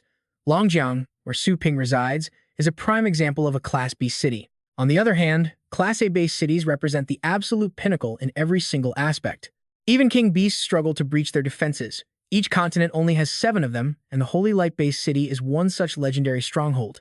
Battle pet breeders hold the secrets to raising and strengthening powerful companion beasts. They act like blacksmiths, forging legendary weapons, while battle pet masters are the warriors who wield those swords to slay enemies on the battlefield. As the birthplace of the very first breeders, the Holy Light-based city gathers training techniques from across the globe, making it the ultimate holy land for all pet breeders. During their most glorious golden era, several Holy Spirit-ranked trainers emerged in quick succession, possessing power that easily rivaled the legendary battle pet warriors. Those Holy Spirit masters could awaken all living things and train beast kings, directly boosting both the quantity and quality of legendary warriors at the time. Stroking his beard, the old man continued, explaining that with the passing of those Holy Spirit masters, the number of legendary warriors has plummeted back down to just a few per continent. The Trainers Association of the Holy Light-based city sent him an invitation. They likely heard how his trained pets dominated the elite league and wanted to recruit him. Su Ping silently noted that, although his combat power was already at the legendary level, his pet training relied entirely on the system. He agreed. If the system ever failed, his store would be ruined, so he had to seize this chance to become truly self-reliant. Su Ping then asked how he was supposed to travel over there. The legendary warrior offered to arrange a low Earth orbit drop, getting him there in just 1 hour. Su Ping wondered if that was a bit too flashy. The man calmly replied that Su Ping was now officially a legendary figure. They would naturally welcome him with the highest honors, and the entire city would gather to witness his grand arrival. Su Ping felt helpless, thinking he was going there to train, not to be displayed like a panda. He asked if they could keep things low-key. Chuckling, the man replied they could, if he did not mind going slower. He could take the subterranean train like normal people, arriving in 2 days and nights. He offered to book the ticket. Su Ping smiled in satisfaction and accepted the legendary warrior's suggestion, choosing the train. Suddenly, a notification chimed. A ding-dong sound echoed, confirming his ticket purchase. He completely froze when he saw the details. Was this really considered low-key? Su Ping stared in disbelief at his ticket for the top-tier business class on the subterranean train, costing 199,999 astral coins. Suddenly, a red dragon hound roared furiously, threatening to attack anyone in sight. Terrified onlookers scrambled backward, wondering whose irresponsible owner had let their beast run wild. It seemed completely rabid. As people screamed for help, Lin suddenly pointed aggressively at a young girl, threatening her for speaking ill of his beast. Su Ping glanced over, recalling that the Scarlet Shadow Dragon Hound breed easily goes wild when consuming too much sugar. Summoning such an unstable beast in public was pure madness. Suddenly, the maddened hound lunged forward to attack a nearby passenger. The passenger screamed in panic, but Su Ping leaped into action. He caught the beast in a chokehold, causing it to whimper. Tightening his grip, he ordered it to sleep. Struggling to breathe, the hound began foaming at the mouth, choking out a desperate whine. Zhong Lingtong rushed out from the crowd, warning him that choking a rampaging Scarlet Shadow Dragon Hound would only suffocate it instead of putting it to sleep. Looking at him with determination, she explained that she was a professional trainer and would calm the beast down. Slipping on her special gloves, she softly instructed him to loosen his tight grip on the hound. Placing her hand gently on the beast's forehead, she commanded it to halt as a brilliant green light erupted from her palm. The beast instantly fell asleep, finding comfort in her gentle touch. Zhong Lingtong softly patted the hound, soothing it to sleep like a good boy. Su Ping was impressed by her ability to calm such a violently enraged Scarlet Shadow Dragon Hound in a matter of seconds. She proudly smiled, asking if she was impressive, explaining that her specialized astral gloves allowed precise energy control to boost the sleep effect. After thanking him for restraining the hound, she was suddenly confronted by an angry Lin. Demanding to know what she did, he was told she merely used a taming spell to put it to sleep safely for half a day. He snapped back, furious that his pet was completely unresponsive, demanding to know how he could possibly remain calm. If anything went wrong, he threatened to make her pay. A flustered Zhang Lingtong tried to explain that the hound had simply eaten too much sugar. Refusing to listen, he aggressively demanded she wake it up immediately, but she explained that it was impossible to wake the beast right now. Seeing the man aggressively corner the girl, Su Ping stepped in and grabbed his arm in an iron grip. Twisting the man's arm back, he coldly commanded him to recall his pet. Lin cried out in agony, begging him to let go. With a dark expression, Su Ping glared, demanding an apology before ordering him to get lost. Lin collapsed to the floor, drenched in sweat. Terrified by that murderous gaze, the man quickly apologized and backed down. The surrounding passengers whispered in disgust, criticizing his lack of public decency for failing to control his dangerous pet. An automated announcement suddenly echoed. The train chime reminded passengers that they were accelerating, advising everyone to return to their private cabins to rest. Locating his cabin number, Su Ping opened the door and entered. The automated system confirmed his identity and wished him a good night. A staff member arrived with a plate, presenting him with a strawberry cake. Confused, Su Ping replied that he had not ordered any food. Pointing toward a neighboring cabin, she smiled and explained that Miss Zhang had ordered the treat especially for him. Zhang Lingtong peeked out, waving and thanking him again. Su Ping nodded politely, glad to have a snack since he was starting to feel quite hungry. Suddenly, a massive explosion rumbled, causing the entire train to shake violently. Even the female staff member was startled by the impact. Looking up in sheer horror, she stammered that the entire ceiling had already been completely crushed and deformed. What was out there? Panic quickly swept through the passengers who realized they were under a wild beast attack. Despite her own fear, the staff member quickly tried to calm everyone down, begging them not to panic. She assured them that a team of 8th-ranked battle pet warriors was on board as armed guards, and they would handle the beasts. Su Ping completely ignored the violent tremors, quietly pushing open the door to step inside his private room. He sighed, annoyed that he could not even enjoy a quiet meal. Using his sensory abilities, he detected a large swarm of wild astral pets charging directly toward the speeding train. The attackers were rock-armored beasts with 7th-ranked bloodlines, making this an incredibly dangerous battle for the human guards. The monsters were on the verge of tearing the train apart, and Su Ping watched every detail unfold outside. Even a 9th-ranked black poison 100-clawed dragon was present, causing one of the guards to curse in utter disbelief. Recognizing the danger, the captain decided to lure the beast away while ordering his team to rescue the injured staff and reinforce the carriage. As the guards obeyed, Su Ping suddenly leaped out of his room, charging straight onto the train roof to join the battle. Both the guard and the wild beasts immediately noticed his sudden appearance on the roof. The guard yelled for him to go back, but before the warning could finish, Su Ping casually obliterated a beast, leaving everyone speechless. The guards gasped in absolute shock, unable to believe the incredible display of power right before their eyes. A total instant kill. Su Ping turned his cold gaze toward the remaining beasts, releasing an overwhelming killing intent. Terrified and dripping with sweat, the monsters froze in place, too paralyzed with fear to make a single move. Within seconds, the remaining beasts panicked and scattered in all directions, desperately fleeing away from the train. As the monsters squeaked in terror, the guard stepped forward to express his deep gratitude for such an effortless victory. Thanking the mysterious master, he listened as Su Ping casually brushed it off, asking if this railway line was always this dangerous. The guard chuckled awkwardly, explaining that it was usually safe, with only 6th and 7th rank rock beasts occasionally wandering nearby. A high-level beast like that 9th rank black poison 100-clawed dragon normally never ventured this deep underground. When Su Ping questioned this, the warrior clarified that prey became scarce, the deeper one went underground. With 9th rank combat strength, a beast like that dragon should easily rule the surface. If even it was forced underground, there had to be an even deadlier monster roaming above. Shortly after, he returned to his cabin to finish the pastry Zhang Lington had given him, deeply contemplating this new threat. Long Jiang's transit security was clearly inadequate. He decided he would contact the government as soon as he returned home. By securing a contract to train their military pets, he could both safeguard the city and expand his business market. His eyes narrowed, realizing that something capable of terrifying a 9th-ranked beast was now lingering just outside the city walls. Longjiang needed to upgrade to an A-class based city. Seeing his serious expression, Zhang Lington blinked in surprise. She asked if he was also from Holy Light-based city. Su Ping casually explained he was only visiting for work, asking for directions to the local trainer association. She chuckled, finding him highly amusing, wondering how any trainer could possibly be completely clueless about their own local association. She told him to follow her, and before long, the duo finally arrived at the prestigious Heavenly Dragon Academy. The guard at the gate stopped them, demanding to see school badges or official trainer certificates. Zhang Lington easily showed hers, but the guard immediately blocked Su Ping, demanding his credentials. Lacking an official badge, Su Ping presented a letter, which the guard instantly recognized as an elite invitation. Bowing respectfully, the guard welcomed him inside, while Zhang Lington stared at him in absolute awe.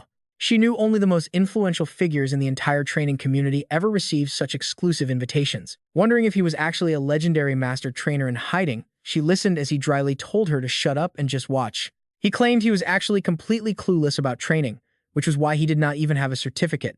Pouting in disbelief, she argued that no amateur could get invited, but Su Ping simply shrugged off her doubts. Dropping the subject, she pointed toward an ongoing exhibition match at the arena, asking if he wanted to watch. Eager to learn, Su Ping agreed as the stadium announcer boomed, declaring that both competitors had finalized their beast selections. The match between Forest Ape and Gray Wind Sparrow begins, instantly raising Su Ping's curiosity. He wondered if trainers fought with custom pets, noting how similar it looked to standard warrior battles. She quickly corrected him, explaining those were wild beasts that had never signed contracts before. The opening trial of a trainer match actually tested taming ability, judging who could force a wild beast to peacefully hold food in its mouth. She tells him they have to hold it for 5 minutes without swallowing. Looking down at the arena, Ling Dong explains that the next round will test their reinforcement abilities.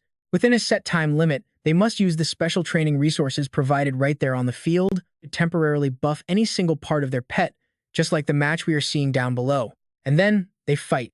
Right on cue, the two beasts clash in a wild frenzy, drawing the referee's attention. That speed is insane. The forest ape cannot keep up with the gray wind sparrow at all. Buffing those wing feathers was definitely a genius move. The forest ape is totally helpless here, taking hit after hit. That blue beast is getting absolutely shredded by the bird's relentless strikes. The referee gets even more hyped, shouting, "Is this final strike to the vitals going to end the match?" But wait! Sharp spikes suddenly erupt from the forest ape's back. Turns out, that was the secret area it chose to reinforce all along. It stabs straight into the bird, making the referee cheer. A perfect move. Earth spikes growing right from its back have completely turned the tables. A single thrust pierces the gray wind sparrow's belly. Watching this, Su Ping realizes that while these trainer battles look like normal fights on the surface, they are actually intense tests of who can tap into a pet's true potential, analyze the battlefield, and apply the absolute perfect strategic buff. Chun Feng spots her, asking, "Little Zhang, when did you get back?" Ling Dong quickly greets him, saying, "Hello, mentor. I just got back." He smiles and says, "Watching matches is great for learning, but if you do not pass your thesis, you might not even graduate this year." Right then, Feng Yiliang sneers, asking, "Hey Ling Dong, what is the point of watching all these matches anyway? Did you not fail the basic taming exam last time like a total coward?" His friend mocks her too, telling her to scram instead of being an eyesore. Ling Dong just meekly nods and apologizes, which only makes Yiliang laugh louder, mocking how pathetic and obedient she is. But Su Ping steps in to defend her, saying, "I have seen her tame beasts before, and she did absolutely fine." He coldly adds, "Unlike you guys, who keep barking next to me and ruining the match." The bullies are shocked, saying, "What did you say?"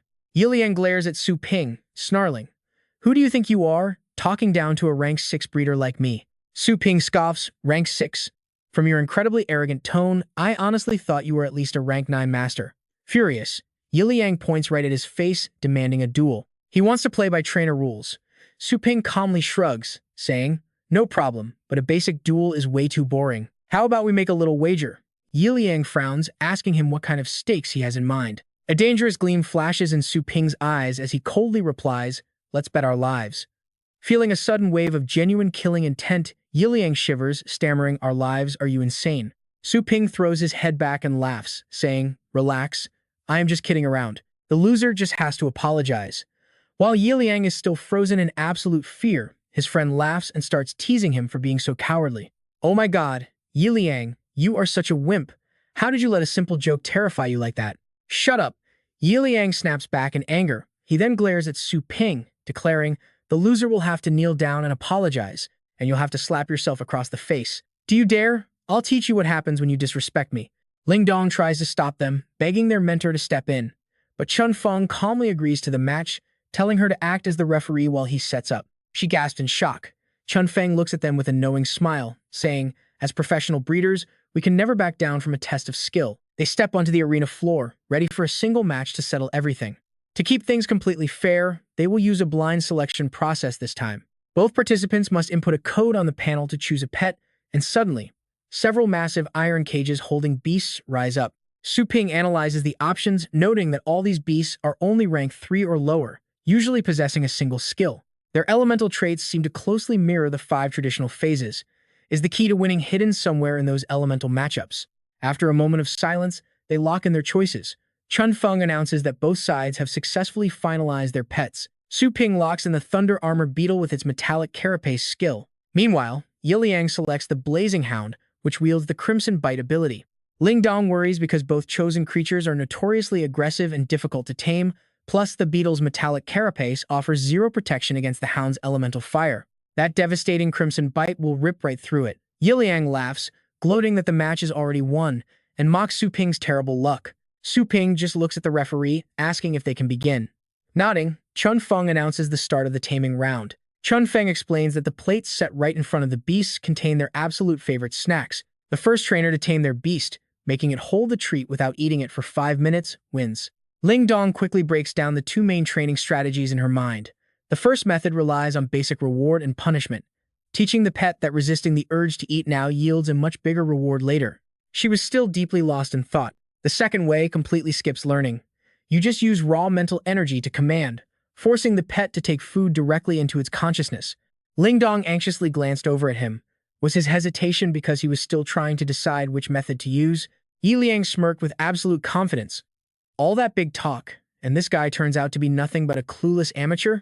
Thanks to his meticulous mental control, the implantation was nearly complete. Chun Feng called out the time as the Thunder Beetle took the food. Suddenly, the countdown started, and Su Ping released a terrifying wave of murderous intent. The Thunder Beetle was instantly suppressed. Yi Liang immediately complained, asking the master if this counted as cheating. The master replied that the rules never forbade using pure pressure to suppress and tame a beast. It was just that normally, nobody dared try it. He reminded Feng Yi Liang that time was up and the beetle was tamed. One more loss in the combat phase, and he would face total defeat. He muttered furiously, unable to believe this madman's bizarre taming method had bested him, cursing Su Ping deep down. He swore he would win the combat phase. Right then, Chun Feng announced the start of the match and told them to pick their enhancement materials. They only had 3 hours to enhance. He quickly grabbed some dragon breath grass, knowing even the toughest metal would melt like wax when faced with scorching fire. Yi Liang grabbed a massive pile of dragon breath grass, determined to max out his Pyre Hound's fire attributes. Glaring at Su Ping, he declared that even if the Thunder Beetle could metalize for defense, it would never beat him. Su Ping remained completely calm as he selected his materials. He scanned the options, then grabbed one specific item without a single moment of hesitation. Ling Dong watched anxiously, wondering what would happen if he actually trained Xiao Bai. Feng Yi Liang was the top trainer in class and had the elemental advantage. How could Su Ping possibly win this? Chun Feng called out that training was officially over, and the battle was on. Instantly, Yi Liang's beast charged. The Pyre Hound unleashed its blazing bite, clamping down on the Thunder Beetle's leg to pin it down with raw force. A spectator laughed, noting that Feng Yi Liang's mental energy must have surged to pull this off. In just 3 hours, he infused the Pyre Hound's legs with a brutal, burning fire effect. His face filled with pure arrogance. He sneered that he wasn't some bluffing amateur, demanding Su Ping just admit defeat already. Chun Feng's cold voice suddenly cut him off, telling Feng Yi Liang he desperately needed more practice. Stunned, Yi Liang gasped. Chun Feng pointed out that his Pyre Hound was actually the one being suppressed. Yi Liang finally realized what was happening. It was ice armor. Su Ping had somehow altered the pet's skill, turning the beetle's metallic shell into pure frost. He stared wide-eyed at the shocking scene. An ice shell should be countered by fire, but because the Pyre Hound got too close, the melting water from the frost dripped onto the hound, completely turning the elemental tables against it. To pull off an attribute transformation in just 3 hours was insane, he muttered, watching his beast get overpowered. Yi Liang panicked. It required a masterful grasp. Was this guy a legendary, hidden master? Su Ping's eyes flashed with a golden light as he spoke in a freezing tone. Reminding him of their bet, Su Ping told him he lost. Yi Liang trembled, cursing this bizarre turn of events.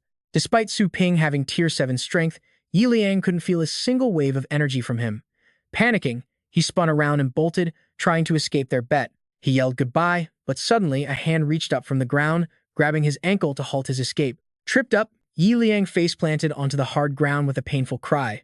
Rubbing his face, he wondered what on earth just tripped him, but every time he tried to stand up, he crashed right back down. His friend sighed, wondering how someone could trip on flat ground, and rushed over to catch up with him. Su Ping watched them run with a cold wave goodbye, while Ling Dong couldn't help but giggle, covering her mouth.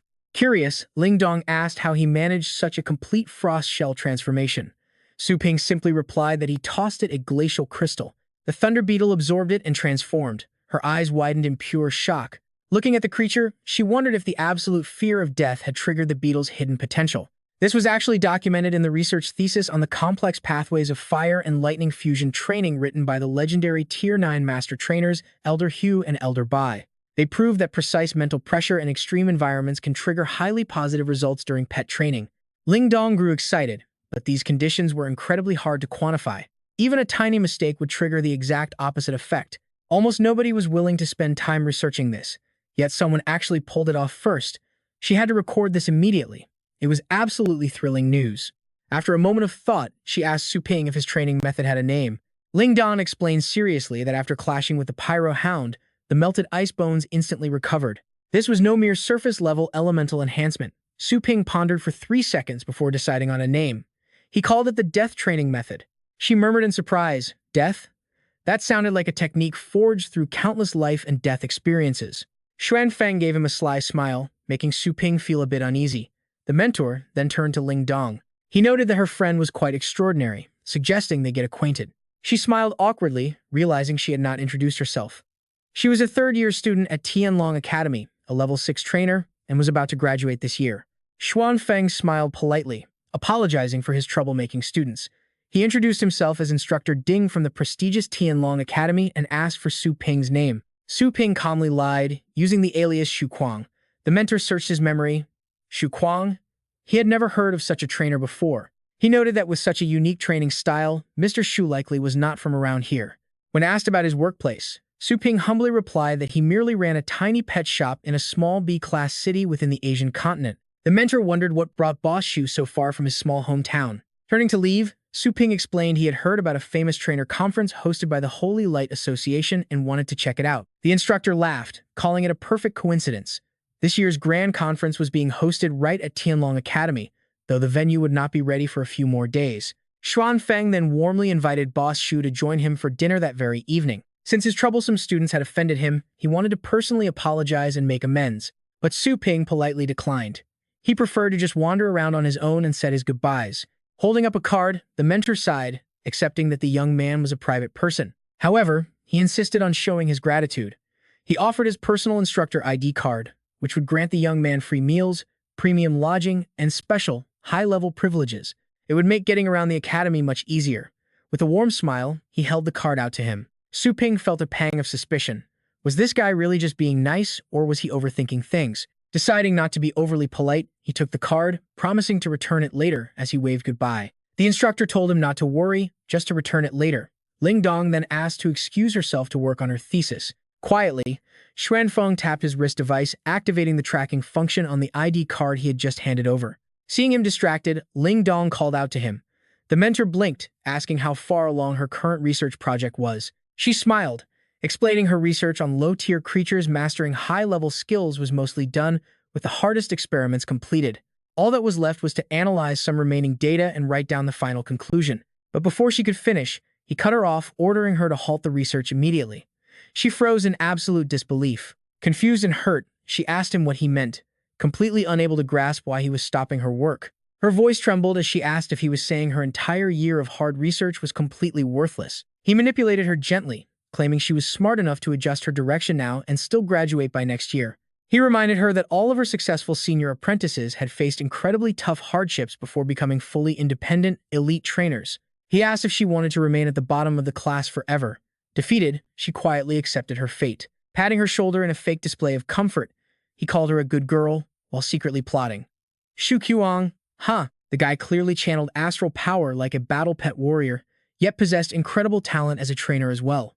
A rare genius like that was hard to find, but unfortunately, he had not squeezed any useful secrets out of him. Dialing a number with a cold smirk, he obviously had something sinister planned. He asked Xiao Yu if he wanted a research project that was basically complete and ready. Xiao Yu eagerly replied, promising to do absolutely anything Instructor Ding wanted in exchange for the easy credit.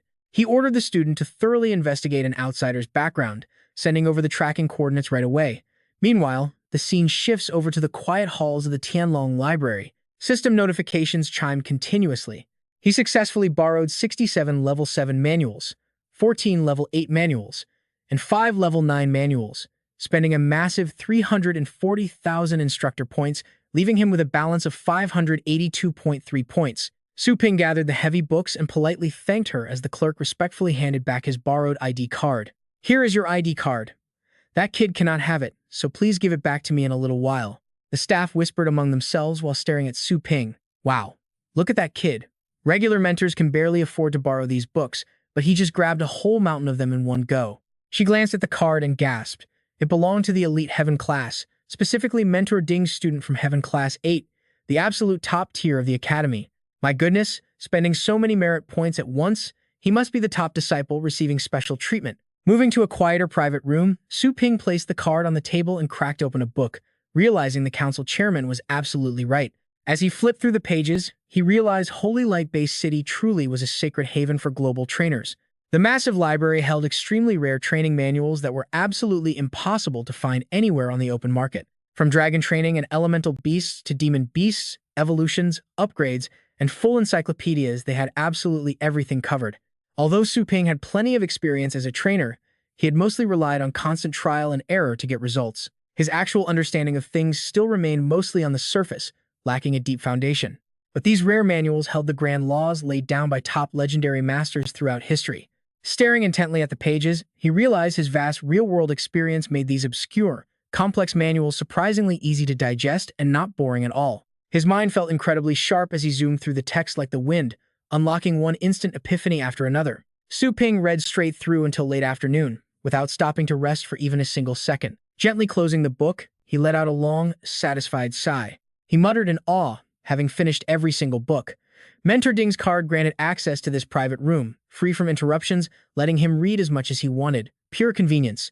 Carrying the heavy stack of books back, he winced, realizing he had accidentally burned through way too many merit points. He wondered if he could just repay him with astral coins.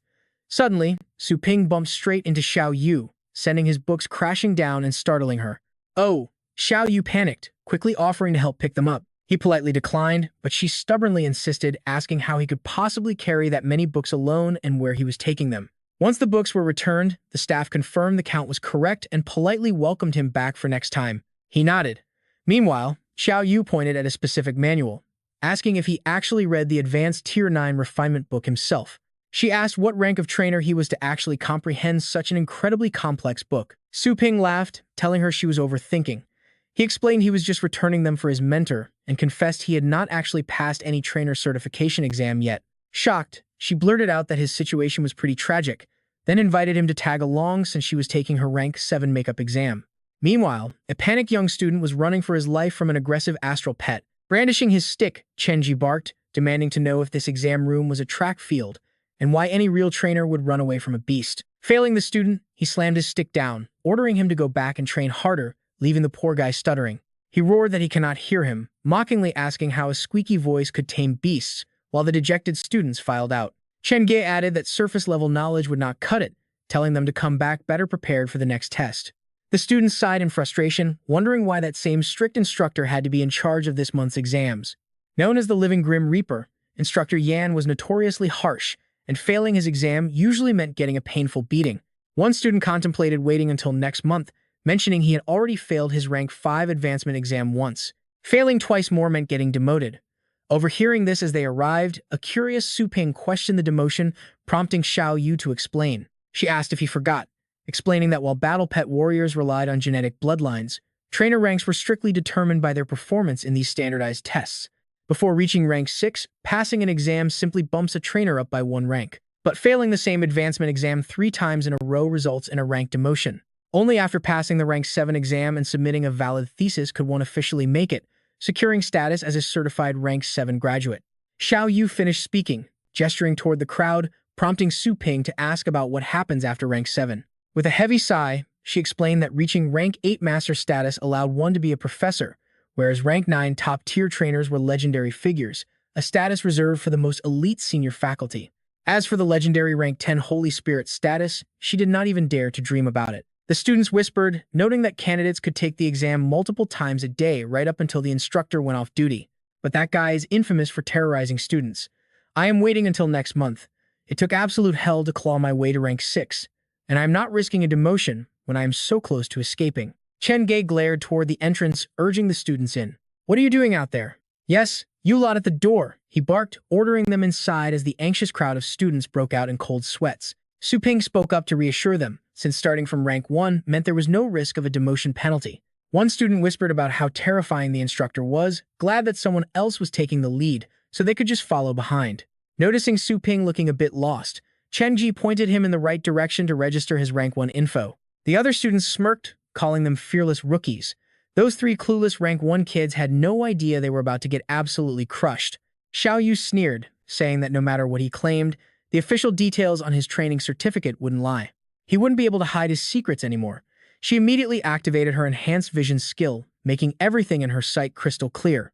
But strangely, the vision in front of her warped, turning completely blurry. She rubbed her eyes in confusion. What was going on? Could she be seeing things? Su Ping had activated an advanced energy distortion shield, a high-level technique that bent the surrounding light to keep his details hidden. A notification popped up on the screen, confirming his registration as a novice trainer was complete. He was registered as candidate number 44 for the rank 1 exam with 0 previous failures. Upon entering the hall, everyone received a cage containing a battle pet. This time, the pets turned out to be incredibly cute little mice. While another kid hesitated to even touch the creature out of sheer nervousness, Su Ping calmly picked one up. As expected of a top training ground, even their test mice were massive. Chen Ge suddenly announced the start of the timer. The task was simple.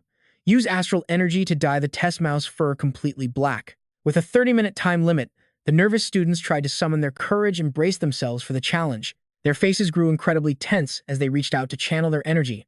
Chen Ji's face darkened as he glared at one trembling student who was secretly stealing glances at him. The instructor barked in a harsh voice, "Kid, why on earth are your hands shaking like that?" Hearing that only made the student break out in a cold sweat as Chen Ji shouted, his anger completely visible. "Is it going to bite you?" The student panicked even more, prompting the instructor to smack him right on his back. Disqualified, the student cried out in pain as Chen Ge urged the others to hurry, warning that half the time was already gone. This made them panic even more. "Damn it!" Another student desperately poured his energy into the mouse, pleading with it to color quickly. But when he glanced over at Su Ping, he was instantly stunned by what he saw. The other students started pointing and whispering, asking what on earth the candidate in black was doing. With such a violent release of energy, he looked like a combat warrior, not a trainer. That was bound to fail. But they were wrong. Someone remembered reading about this exact method in an advanced textbook. The key to dye coloring lay in the precise control of energy when stimulating the pigment cells. Whether through gentle nurturing or intense stimulation, both worked, though they differed in speed and difficulty. Suddenly, Su Ping's eyes glowed gold as he channeled his energy directly into the mouse.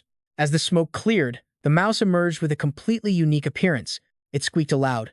The other students stared in shock. In just a few minutes, Su Ping had not only dyed its fur, but also made it grow. Chen Ge observed silently. The creature was glossy and vibrant, without a single stray hair. It was dyed to absolute perfection. But when he reached out to touch the mouse, a sudden electrical shock blocked his hand. Chen Ge was absolutely stunned, realizing there was an entirely different world hidden within this colored fur. Looking closely, Candidate 44 hadn't used basic surface-level pigment stimulation at all. Instead, he used elemental fixation from the core to change the pet's underlying attributes, which naturally altered the surface fur color. Even though it was still weak, it had successfully mutated into a multi-elemental mouse. The other students were dumbfounded. Changing a pet's attributes like this without any resources was absolutely unheard of. Holy crap, this is way beyond anything a rank 1 student should be capable of. Chen Ge stared at Su Ping. Was this kid a new student? He'd never seen him before. Could he be some secret disciple trained by an old monster? It had been a long time since a student made him this satisfied. He smiled with pride. Candidate 44, you passed the test and performed exceptionally well on all points up to rank 6. Therefore, I will make an exception and let you skip straight to the rank 7 exam. The other students trembled when they saw him smile. Their notoriously strict and terrifying instructor was actually smiling. Are you kidding? Skipping straight to the rank 7 exam? If he passes, wouldn't he be able to graduate immediately? Chen Ge announced that the content of the rank 7 exam would be. Suddenly, a mysterious iron cage rose from beneath the stage. He challenged Su Ping to tame this creature and even enhance its power. A rank 7 beast, the Blood Mist Spectre, with a half-day time limit. Do you dare try?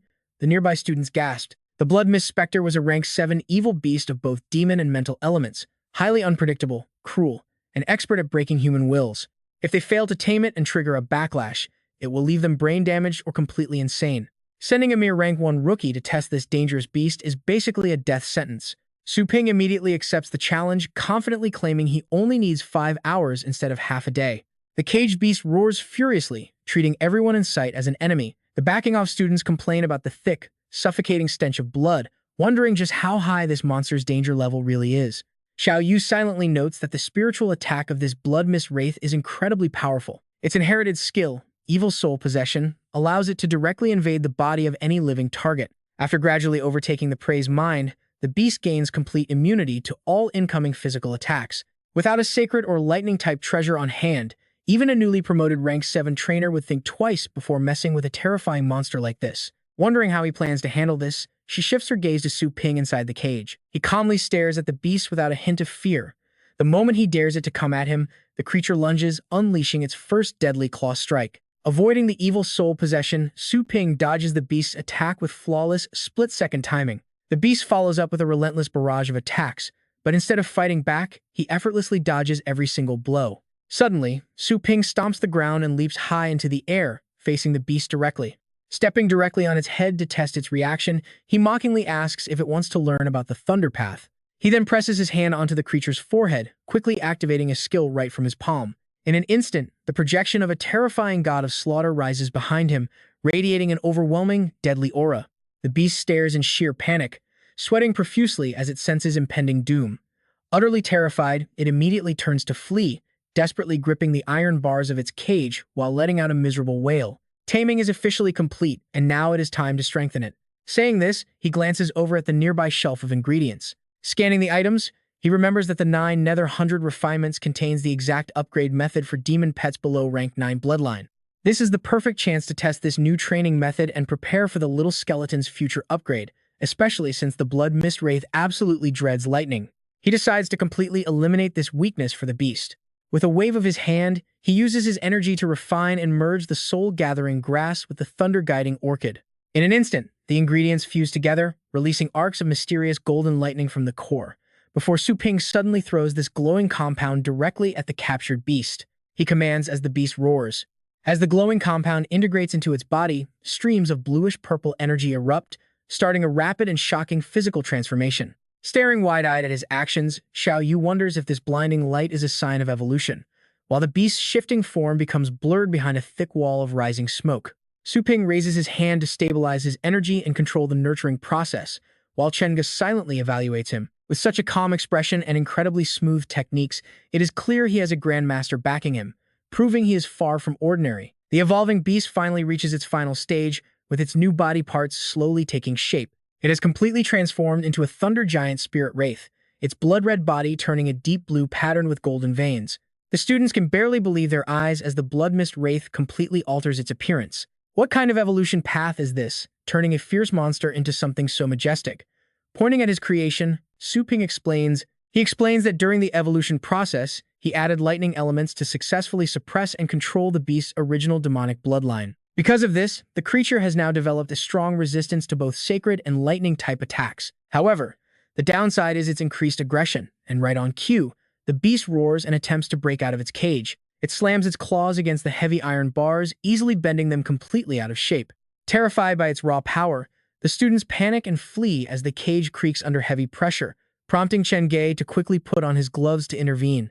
Now that the creature has successfully evolved, its level and overall combat power have skyrocketed to a whole new level. Struggling fiercely, the beast tears the iron bars apart to create a massive gap and finally breaks completely free of its confinement.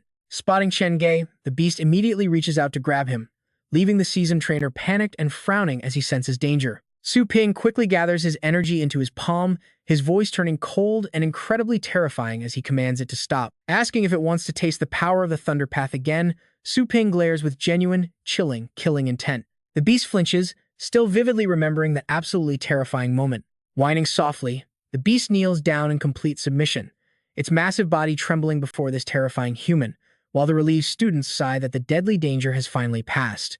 Su Ping slowly stepped out of the iron cage, raising his eyes to look at Chen Ge and asking, "So, does this count as passing the test?" Chen Ge thought nervously. The prompt only required pet reinforcement, but this guy had gone an entire step further, directly upgrading the blood mist specter to the perfect rank and nailing both taming attempts perfectly. This was way beyond just passing. With that in mind, Chen Ji looked at him with sheer admiration. The skills Su Ping displayed could easily rival a peak Tier 9 trainer. The student stood there, completely jaw-dropped, aiming for a peak Tier 9 trainer ranking. What kind of miracle were they witnessing? A trainer going from Tier 1 to Tier 9 in a single day. Who exactly was this mysterious candidate?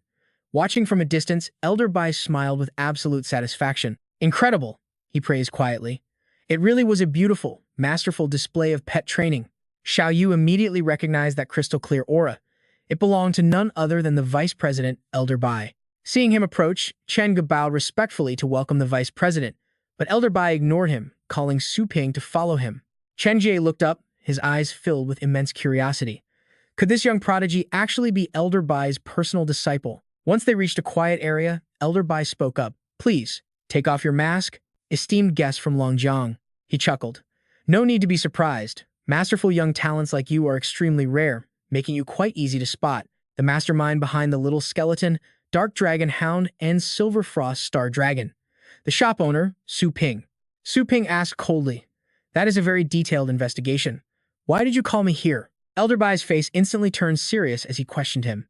Have you ever heard of the Four Kings? He then began to explain. The Four Kings. The four ultimate beast rulers, the strongest monsters in the history of Blue Planet. Good and evil, Abyss Lord, Seven Sins, and Paramita. They can understand human speech, possess terrifying cunning, and have destroyed countless base cities. Giant walls over 100 meters high are flattened with a single stomp. Their hands are stained with enough blood to drown rivers and mountains. Humanity's ultimate enemy. He stared at the young man. Each of them possesses power at least equal to the Destiny Realm. Su Ping responded, the Destiny Realm, the absolute peak of the three legend ranks. Su Ping couldn't help but wonder. Monsters this powerful actually existed on the Blue Planet. Even at his full strength, he was only at the Ocean Realm, barely stepping into the legend rank. Seeking more answers, Su Ping asked, if they are that dangerous, why haven't I heard any news about them attacking human territories? Elder Bai responded, because long ago, a legendary human emperor fought the Four Kings and left them heavily wounded. The emperor sacrificed his own life to seal them deep beneath the Abyss Caves. Currently, legendary experts from the four major regions guard the area. In theory, they shouldn't be able to disrupt our lands. But hearing that, Su Ping grew suspicious. In theory, has the Abyss failed? Elder Bai shook his head. No, if that happened, every single base city on the planet would have entered a level 1 battle alert. His voice dropped slightly. The issue is that the Abyss looks perfectly normal, yet scouts are reporting strange migrations of wild beasts in the wasteland. Suddenly, Su Ping remembered something. That anomaly you mentioned, I ran into it on my way here. Our entire train was almost wiped out. Elder Bai's face darkened instantly. So it has already begun to threaten the safety of our citizens? It looks like we need to seriously bolster the defenses of several base cities. I suspect there is a dark plot behind this chaos. That is why I used this conference to summon top experts to draft a counter-strategy. Su Ping asked with curiosity. Doesn't your trainer association stick its nose into too many things? Elder Bai replied confidently. Of course we do. You must have felt it yourself during the test. Trainers focus on the bigger picture. While battle masters study moves and fight enemies, we handle the grand strategy and the execution of power. Ultimately, we are the ones who bestow strength. Su Ping remained skeptical. Then why not send people straight to the wasteland to investigate? As soon as I realized, I ordered major base cities to deploy wasteland exploration teams to investigate. But the wasteland is vast, crawling with beasts, so results take time. Do you have any leads on this? Su Ping looked at him and replied, the clues right now are way too scarce. I have nothing. Instead of racking our brains here, I should focus on boosting my combat power. I want to learn the trainer's skill. Enlightening. But why couldn't I find it anywhere in the Tianlong library? Elder Bai burst into laughter. Haha. The younger generation really is something to be feared. Enlightening is a secret technique reserved only for peak Tier 9 genius trainers. They have to study it at our main headquarters. Of course, the Tianlong Academy library wouldn't have it. Su Ping looked at him helplessly, unsure of what he meant. So, do you think I qualify for Tier 9? The old man praised his potential. Based strictly on strength alone, you definitely have what it takes. In fact, you might become only the second dual-class battle pet trainer in history, the only other one to reach both legendary and Holy Spirit rank. Su Ping was completely blown away by this, asking, if I am the second, who on earth was the first? Elder Bai nodded. That is correct. The only person in history to ever achieve both ranks was the legendary human emperor, who fought off the terrifying Four Kings all by himself. Hearing this got Su Ping seriously hyped. Fighting all Four Kings alone? That is insane. He quickly urged the old man. No time to waste then. Let me learn Spirit Awakening right now. But Elder Bai put his hand up. Not so fast. Right now, you are only a rank 6 trainer. Rule is, if you want to hit rank 7, besides the test, you must write a 50,000-word thesis. Rank 8 needs 2 and rank 9 requires 3. Just hearing that made Su Ping want to pass out. He forced a fake smile. Look, if you think so highly of me, why not just let me slide? Once I become the savior of humanity, writing papers like this will be a piece of cake. Elder Bai shut him down instantly. Absolutely not. The more critical the situation, the more we must follow the rules. If the powerful only care about strength, the weak will have absolutely no space left to survive. The entire world would fall into chaos, making any hope of salvation impossible. Su Ping had to admit defeat. This old guy was stubborn. Fighting was one thing, but sitting down to write 7 massive research papers, that would take him a lifetime to finish. Then a brilliant idea hit him. Zhang Lingtong was actually a genius at this stuff. Time to pay her a visit. Meanwhile, inside a pitch-black room, piles of crumpled paper and trash were scattered all over the floor. Zhang Lingtong clutched her head in sheer exhaustion.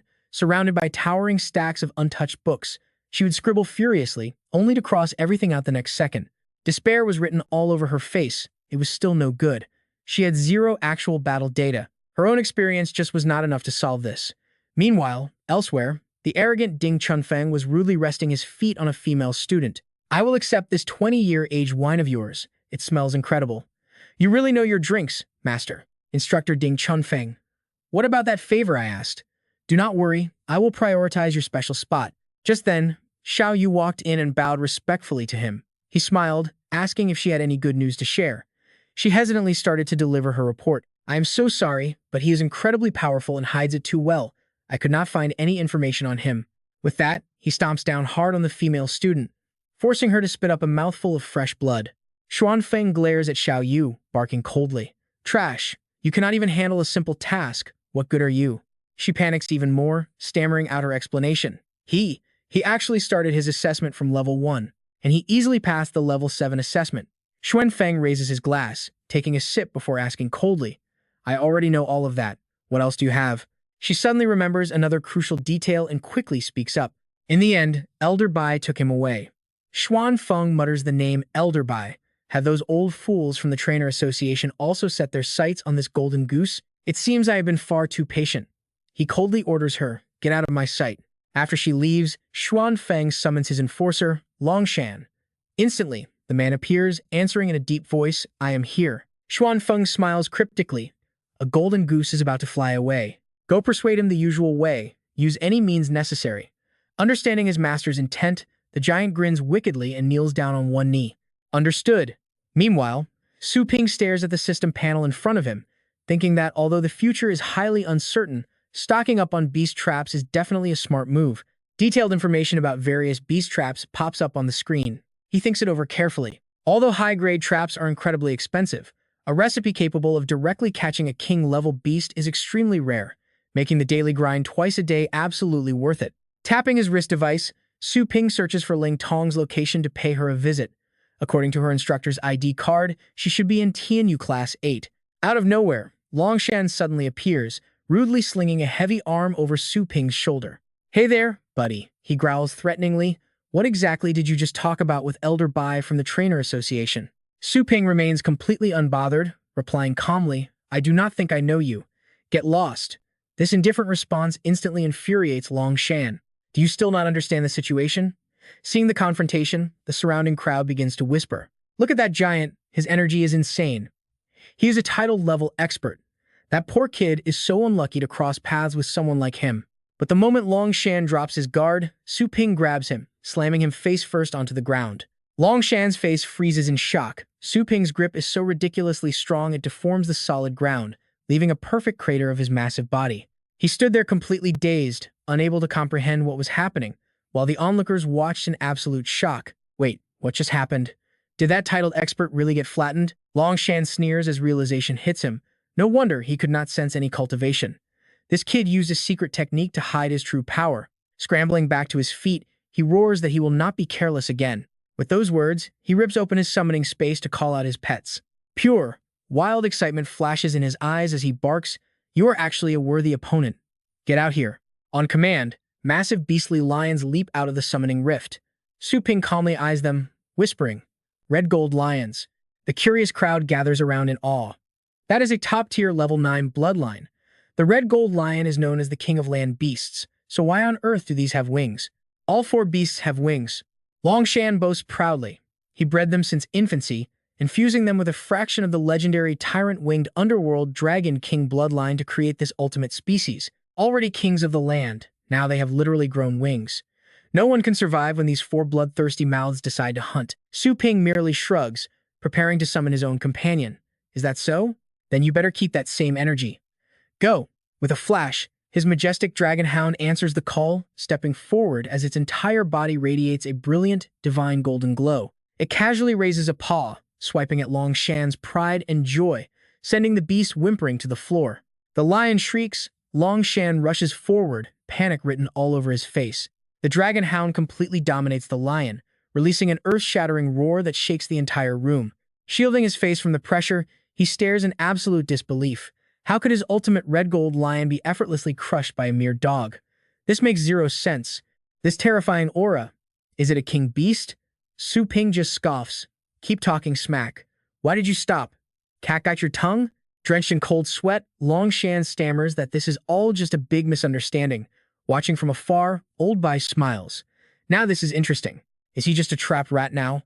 The defeated expert screams in absolute terror, pleading for him to stay back.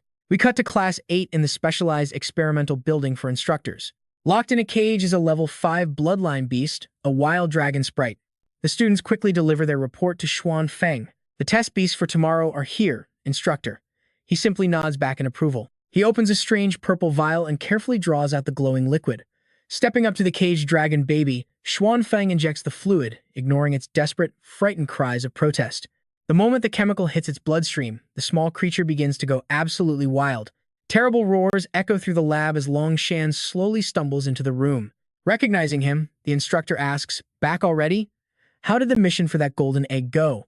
But the moment he steps inside, Longshan collapses to the floor, his eyes rolling back. He hits the ground, foaming at the mouth like he was poisoned. Su Ping steps inside, casually saying, "Here is your golden egg." Xuan Feng glares at the intruder, his mind racing. But in an instant, his hostile glare melts away, replaced by his usual warm and completely harmless smile. "We meet again, Boss Su. How has your stay been these past couple of days?" But behind his back, his fingers are secretly typing away on a hidden device. Knowing exactly what he is up to, Su Ping casually crushes the nearby camera feed. He calmly responds that everything has been great, aside from all the cheap spying.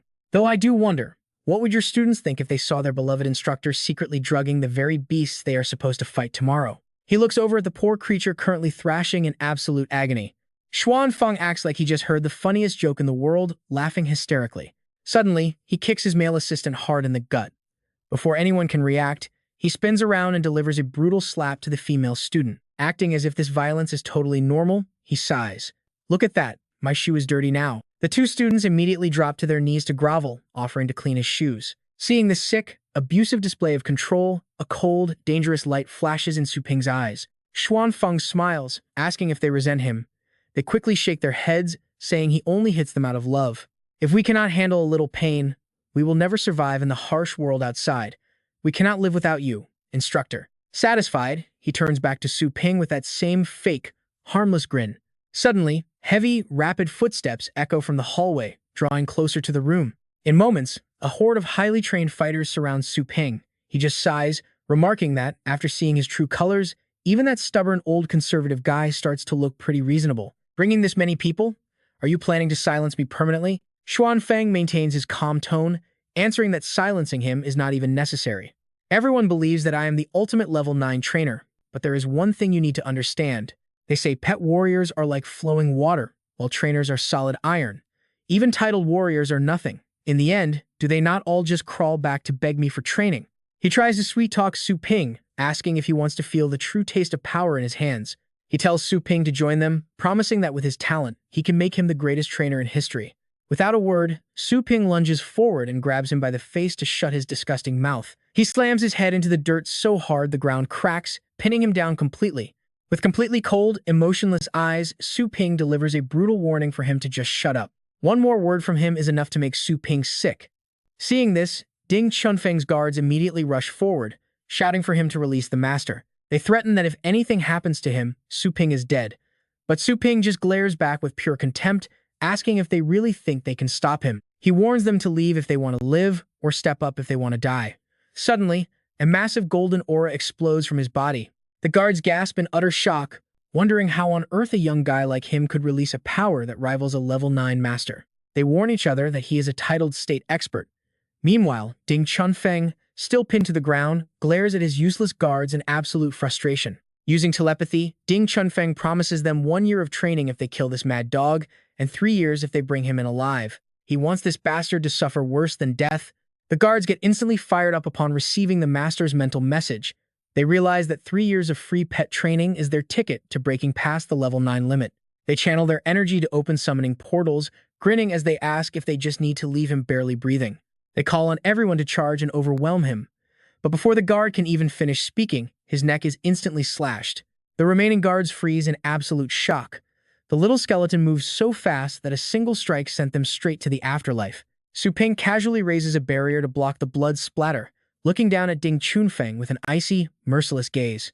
The old master's eyes widen in sheer horror as warm blood from his fallen guards splatters all over his trembling, sweat-drenched face. Su Ping finally speaks, offering one last warning for anyone who wants to die to step forward and test how far their authority goes.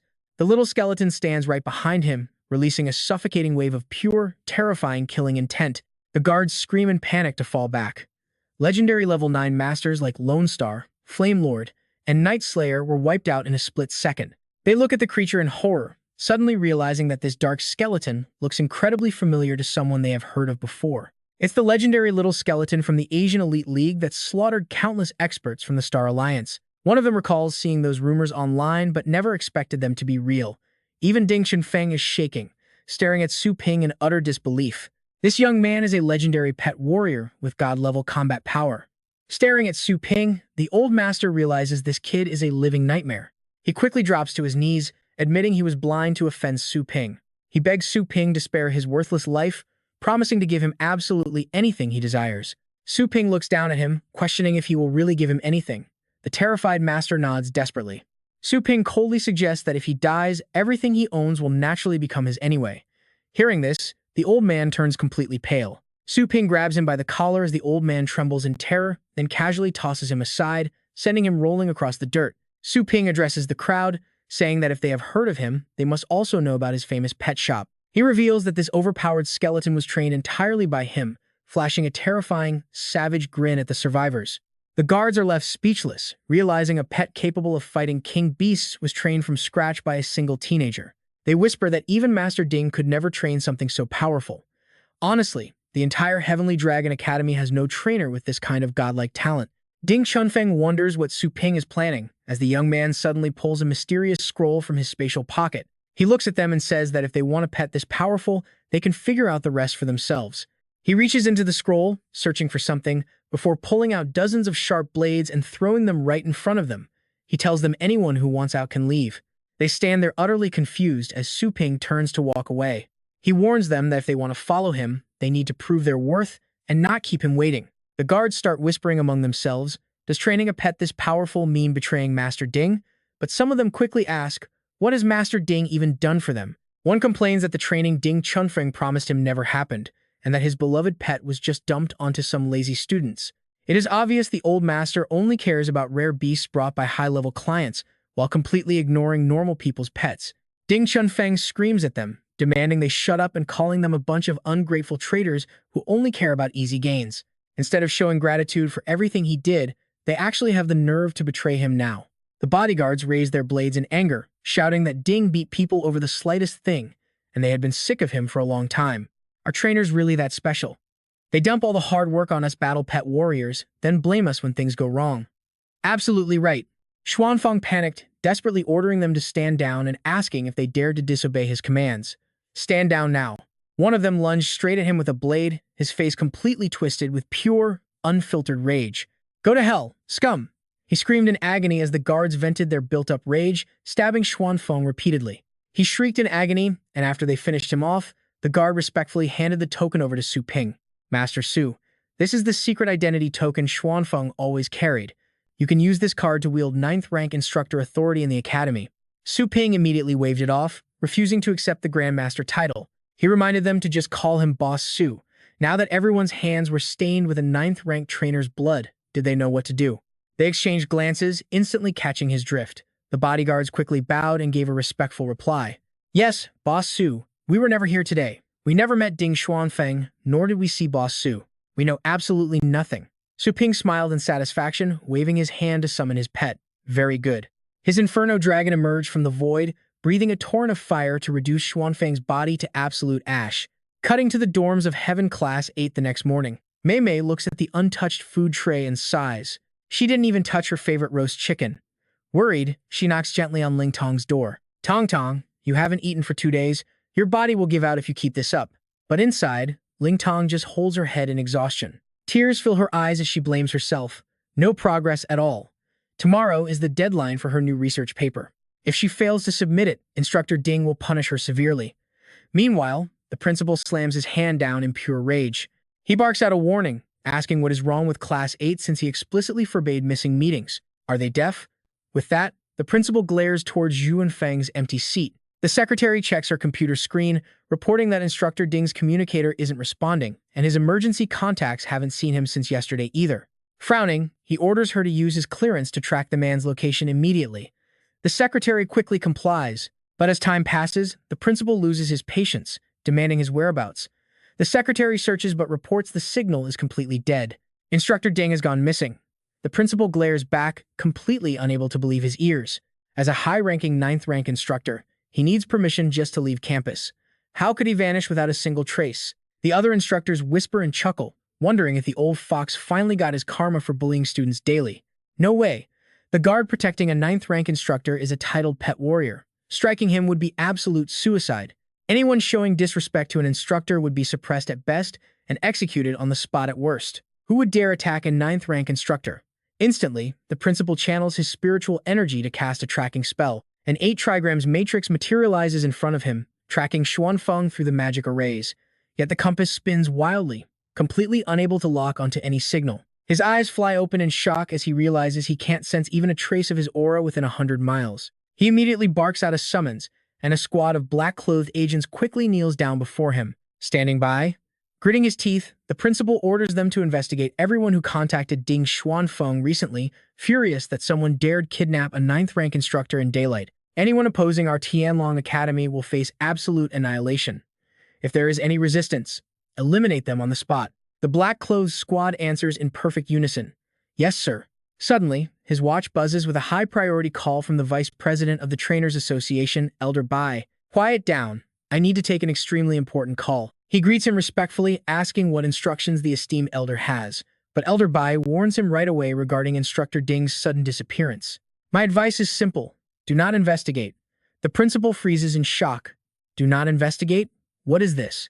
Did Xuanfeng cross someone so powerful that even Elder Bai would silence the academy with a single word? He bows his head. I will follow your advice, Elder Bai. Please forgive me. Xuanfeng must have been completely insane to provoke you. That scoundrel Ding spent his days abusing students and ruining young talents. Death is too good for him. He chuckles flatteringly, thanking Elder Bai for helping clean house and taking out the trash. The elder asks him in a stern voice why he never once disciplined the man if he knew about his crimes all along. The principal stammers in panic, completely speechless.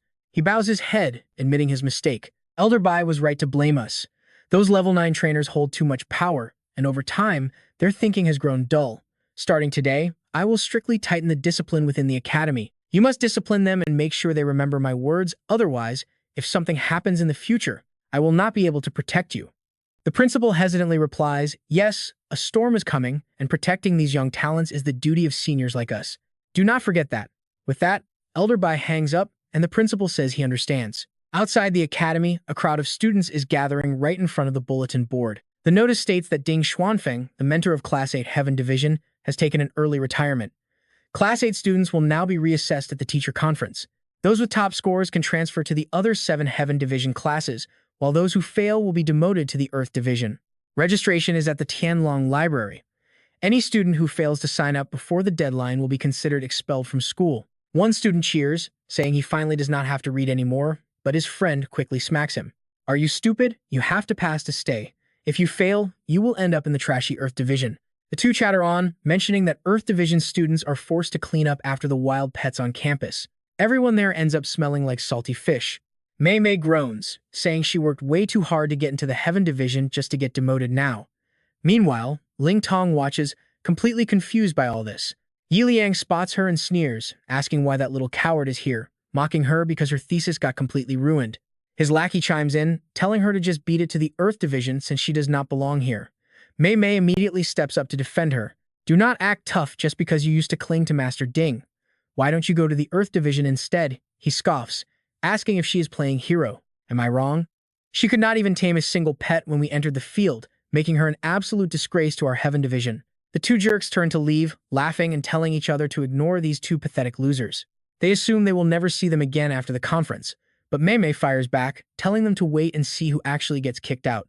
Ling Tong gives a weary smile, thanking her friend but suggesting they separate so Mei Mei does not become a target as well. Mei Mei reassures her, saying she is not scared. She reminds Ling Tong that she was the one who explained pet taming theory to her.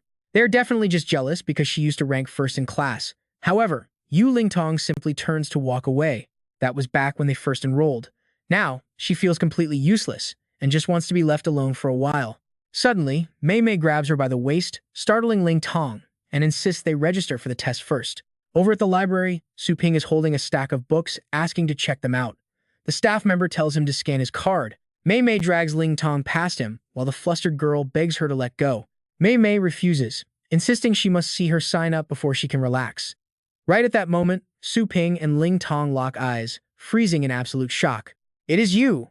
Su Ping speaks up, noticing that both of them look pretty pale and exhausted. Mei Mei sighs, telling him not to bring it up.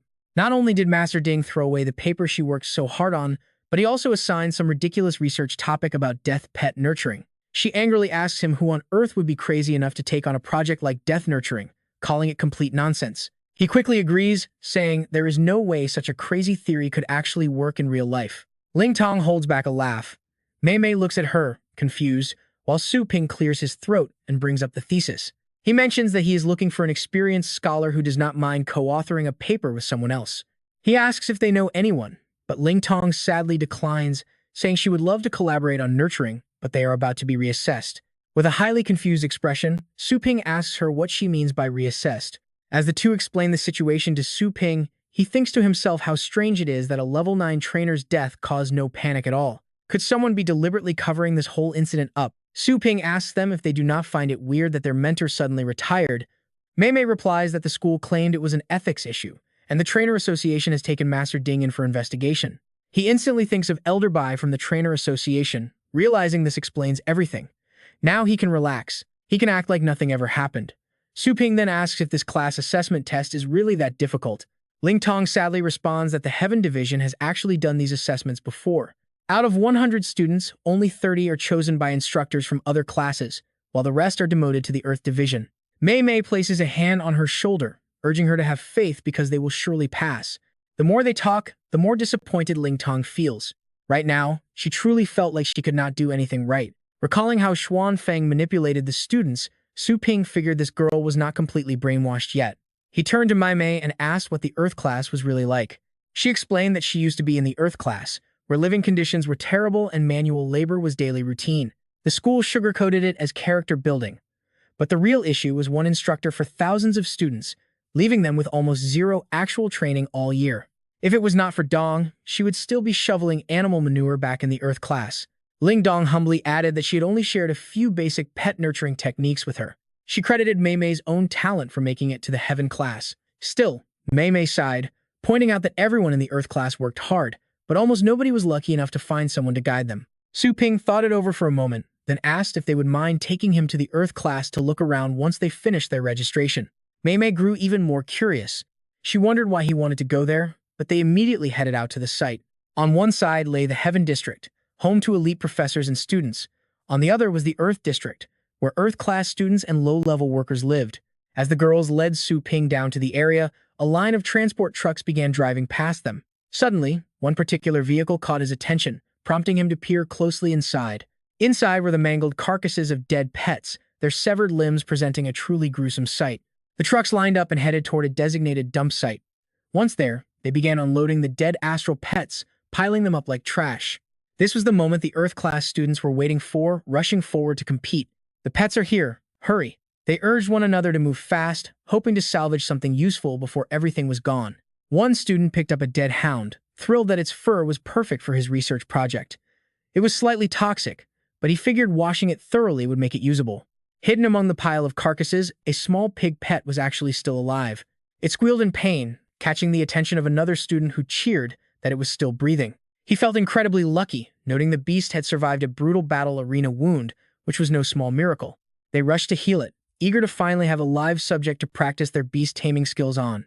Watching from afar, the elite heaven-class students mocked them, saying the Earth class could only scavenge their discarded scraps simply because they lacked the talent to succeed. They suggested those trash students reflect on why they failed to qualify for the heaven class in the first place. They even whined about their own hardships to earn course credits. Meanwhile, Maimei turned back to Su Ping and asked why he had suddenly stopped in his tracks. She reminded him that he was the one who wanted to visit, but he simply told them to lead the way. Sensing his heavy mood, Ling Dong asked if this bothered him.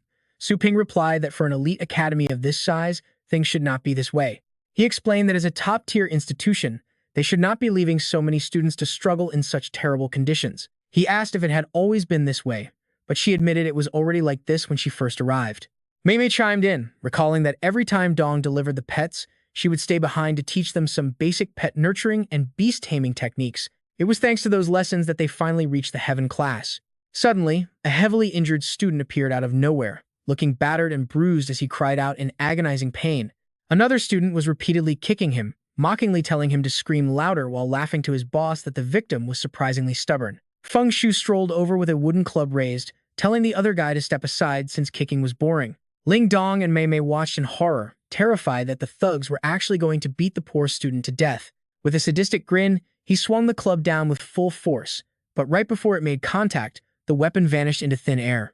Stunned, Feng Shu glared at Su Ping, demanding to know who he was and how he dared to ruin his fun. Su Ping calmly replied that he was just a passerby, asking if beating an unarmed student was really that amusing. The thugs burst into hysterical laughter at his words. Feng Shu then grabbed the victim by his hair, pulling him up. He called Su Ping a fool, claiming the kid was doing this voluntarily, so he should not interfere. The bruised student begged Su Ping to leave, explaining they promised to give him nurturing tips and the exam answers. He was just one step away from the heaven class and did not want it ruined.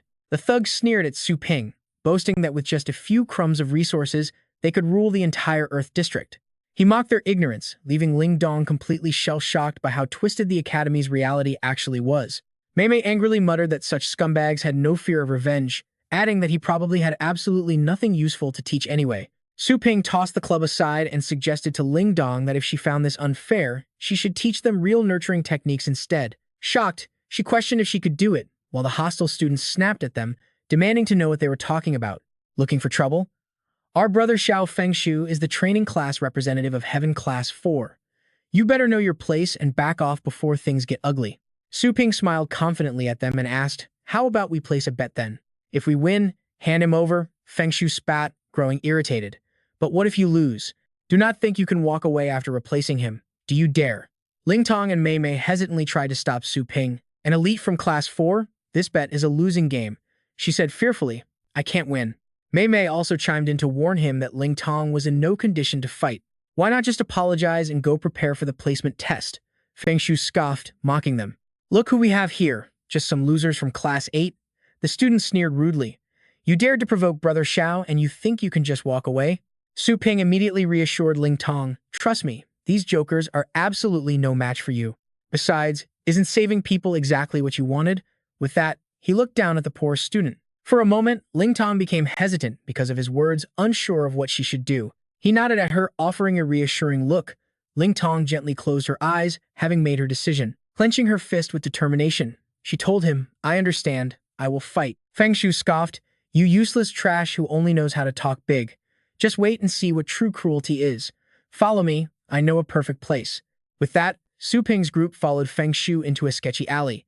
Ling Tong and Maimei fearfully watched the crowd glaring at them. There were even iron cages holding violent beasts that seemed to have no owners. The two girls held hands tightly, showing how incredibly anxious they were. Su Ping released a burst of killing intent to back the thugs off, then reassured them. Do not worry about a thing. No one here can touch you. Just stay focused on the match. Ling Tong nodded in agreement. As they entered an arena, Feng Shui announced, the usual rules, beast taming and battling. He sneered, first half is taming wild beasts, second half is the battle. Defeat the opponent's beast to win, best out of 3 rounds. Ling Tong replied confidently, deal, as if knowing Su Ping would always keep her safe. The battle pets were wheeled out one by one, even locked in cages, their wild ferocity was clear. At first glance, she shrank back in fear. These beasts looked extremely difficult to tame. He grinned maliciously. This is the most chaotic, dangerous underground arena in the entire district. Don't expect to find any gentle beasts down here. You pampered little greenhouse flowers are probably about to wet yourselves in fear, aren't you? Ling Tong began to gasp for breath, overwhelmed by extreme stress and fear. She recalled the time she was violently attacked by a bear beast, leaving her arm bleeding. Thinking of that horrific moment, Ling Tong instinctively clutched her previously injured arm. The hostile crowd jeered and cursed. Get off the stage, you weakling. Don't just stand there like a wooden statue. Mei Mei said anxiously, this is bad. Ling Tong has suffered too much trauma. She shouldn't have gone up there. Su Ping disagreed. No, she is trying to overcome it. Mei Mei frowned at him, knowing he was just a stranger they met on the train who didn't understand her situation. He suddenly asked her, have you ever heard the story of the jar and the fish? Mei Mei didn't understand what he meant and asked in confusion, what are you talking about? Su Ping explained, once, someone locked a fish inside a transparent glass jar. The fish couldn't see the glass and kept trying to swim out, but after hitting its head and bleeding countless times with absolutely no result, it finally believed the outside world was fake and unreachable. In the end, the fish spent its entire life in that jar. As the story ended, Mei Mei asked in confusion, what are you trying to say? If we lose, we are going to get beaten up. Su Ping looked at Ling Tong on the arena floor, imagining the jar slowly shattering. Staring ahead with his glowing golden eyes, he silently thought that now the jar had completely vanished. She only needed to take a single step out. Meanwhile, Ling Tong silently faced her mental breakdown. It seemed he saw Ling Tong as that fish. Once she broke free from the jar, she would finally transform into a dragon. Feng Shui and Mei Mei stared at her, their eyes widening in absolute shock. Ling Tong had put on her gloves, her aura surging as powerfully as a dragon behind her. Let us begin. Feng Shui wondered, shocked. What is this? This chilling aura is completely different from how she was earlier. He arrogantly spat, don't get cocky. Just watch how I crush you. Both raised their hands toward their beasts, shouting together, beast taming. A flash of pride gleamed in his eyes. Most wild beasts used for taming in the Earth District were actually cast-offs from the Heaven District, meaning they had already been tamed or trained multiple times. Because of this, they had developed a strong resistance to taming and training techniques. Only regular folks in the Earth District know this secret. You stood no chance from the start, Ling Tong suddenly declared with confidence. My beast taming is already complete. Feng Shui gasped in shock. What? Impossible. How could you know how to handle old trash? Watching from the sidelines, Mimi smiled. Why not? Ling Tong always taught us beast taming whenever she delivered pets. This is great. The old Ling Tong is finally back. Feng Shui nodded to his lackey. My taming is done too. Next up, we upgrade them. His lackey got the message immediately and pressed a secret blue button on the arena floor. Instantly, the fence surrounding the arena began crackling with deadly sparks. Su Ping frowned, realizing the entire perimeter had been quietly charged with high-voltage electricity. If any pet touches that fence during the battle, they will get shocked and lose instantly. He needed to warn Zhang Lingtong using telepathic transmission, but she was already reaching for a strange yellow ingredient. He smiled, realizing he had underestimated her. Once the nurturing phase ended, Feng Shui wasted no time, ordering his violent maned bear to charge. Lingtong countered instantly, commanding her own beast to strike. Go! Blue Spark Beast. Feng Shui's bear slammed directly into the Blue Spark Beast. Sparks flew as the creature let out a heavy grunt. Mid-strike, crackling electricity suddenly erupted all over his bear's body, catching Mimi completely off guard. Lightning! Feng Shui smirked. My violent maned bear has successfully converted part of its body into the lightning element itself. The electric charge won't do a thing to my beast. You're finished. Mimi snapped back. You dirty cheater. That is total garbage. Su Ping remained completely calm. Do not celebrate just yet. Lightning beasts are not the only ones immune to shocks. Suddenly, a thick layer of armor emerged around Ling Tong's beast. Feng Shui was stunned to see Earth-type rock armor completely grounding the electricity safely into the floor. Unleashing its rock-crushing claw, the beast slammed its talons down, pinning Feng Shui's bear helplessly against the arena floor. The crowd gasped. The referee declared, Zhang Lingtong wins. Lingtong turned to him with a serious expression. You lost. As agreed, the Earth class students are ours now. Farewell. His lackey stood frozen in disbelief. No way. Boss Xiao actually lost. Nearby, the injured student cheered. Incredible, no more beatings for us. Mimi cheered happily for her best friend. Ling Tong, you did it. Meanwhile, Feng Shu gnashed his teeth, cursing under his breath. Damn it, how could I lose to a girl? Pulling a concealed iron rod from his coat, he refused to accept this defeat. Don't think you're walking away that easily. Charging forward, he aimed the weapon straight at Ling Tong. Spotting the cowardly move, Su Ping gathered his energy, ready to intercept the attack instantly. But suddenly, a massive monkey lunged out of nowhere, pinning Feng Shu to the ground. Su Ping paused, surprised someone else had intervened first. A senior student stepped forward, leading a crowd. Losing the match and resorting to cheap shots? Aren't you taking this bullying a bit too far? Mimi instantly recognized the senior student. Su Ping asked who he was. Mimi explained that he was the oldest student in the Earth class, functioning as their local leader. Nobody knew how many years he had actually spent here. Everyone simply called him the senior, and his reputation in the district was legendary. Feng Shu struggled, screaming, "Let me go! Class 8 doesn't even exist anymore. Only 7 classes provide pet resources now. If you lay a finger on me, Class 4 will burn our resources before letting you touch a single one. Think carefully, senior. I am from the elite Xiao clan, and I do not make empty threats." The monkey pet suddenly raised its hand and delivered a sharp slap, leaving Feng Shu stunned and screaming. Damn it, you actually hit me. The senior glared down at him. Ling Tong has helped our community immensely. We in the Earth District might exploit every resource we can find, but we can still easily tell right from wrong. Besides, our people have received plenty of kindness from her. The injured student choked back tears. Senior. At that, the monkey unleashed a flurry of blows. Stop. Please stop. Feng Shu pleaded, as his panicked lackeys cried out. Bruised and battered, Feng Shu fell to his knees in desperation. Senior, I am sorry. I will never do it again. Spare me, the senior barked coldly. Now get lost. If you ever set foot in the Earth District again, I will personally thrash you on sight. His monkey cheered as the bullies scrambled away. Ling Tong bowed, expressing her sincere gratitude. Senior, thank you for helping us. He replied, do not mention it. The senior smiled. Your guidance has helped our crew improve immensely, so I should be thanking you. Ling Tong sighed, blaming herself. But we have completely angered Xiao Fengshu from Class 4. He really might cut off our supply of pet resources. If only we had a way to help secure those vital pet resources for Class 8. Do not worry about it. We have been short on pets for a long time anyway. We have nothing to lose, so we will not tolerate his arrogance. The senior chuckles, bringing up the upcoming class exam, telling him not to feel ashamed if he gets demoted, just join his squad instead. I already saved a prime spot for everyone. Haha.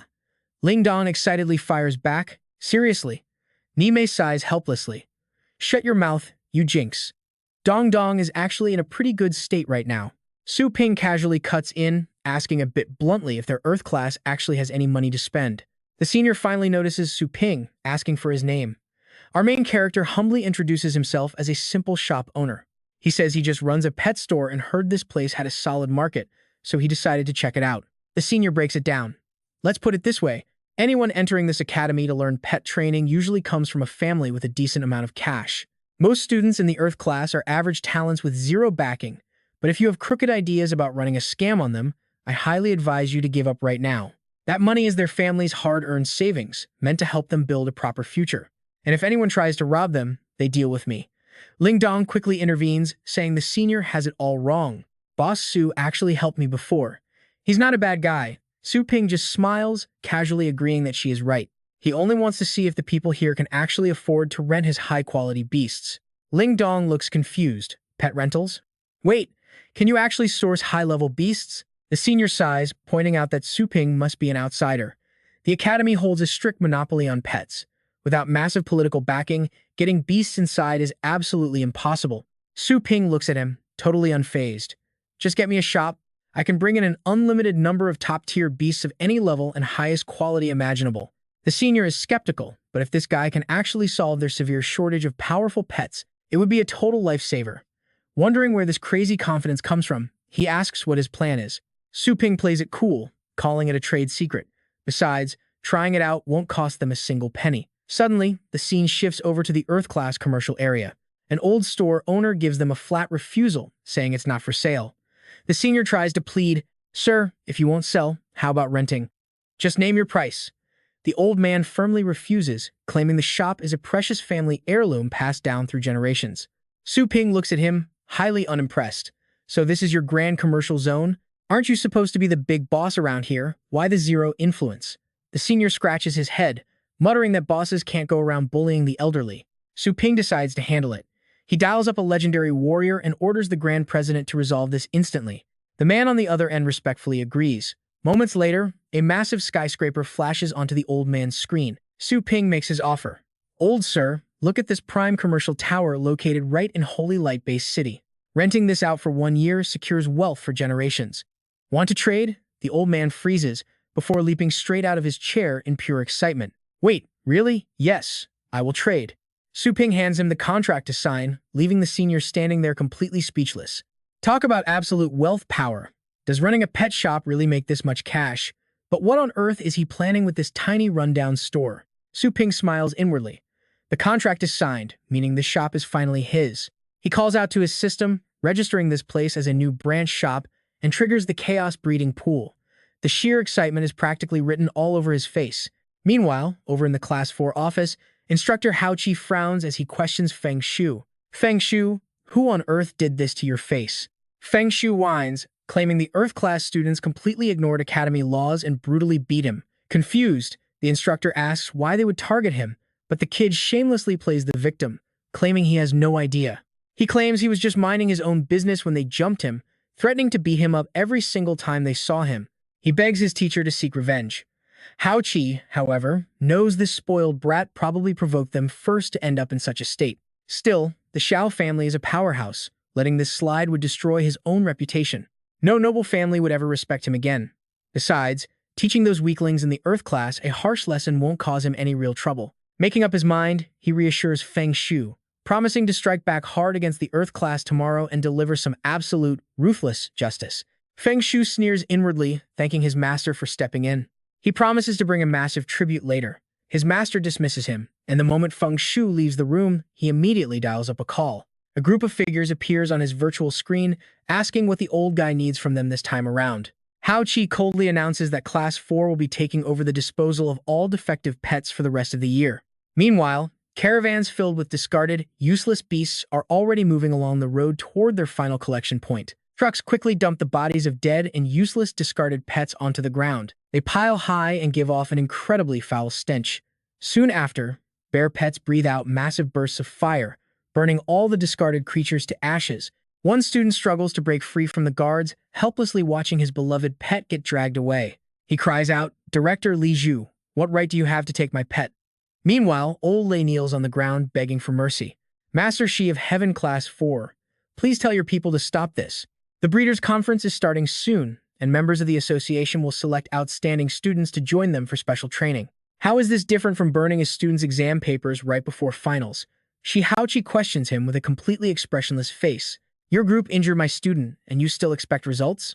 Who will pay for Xiao Fengshu's injuries? Xiao Fengshu chimes in. Exactly.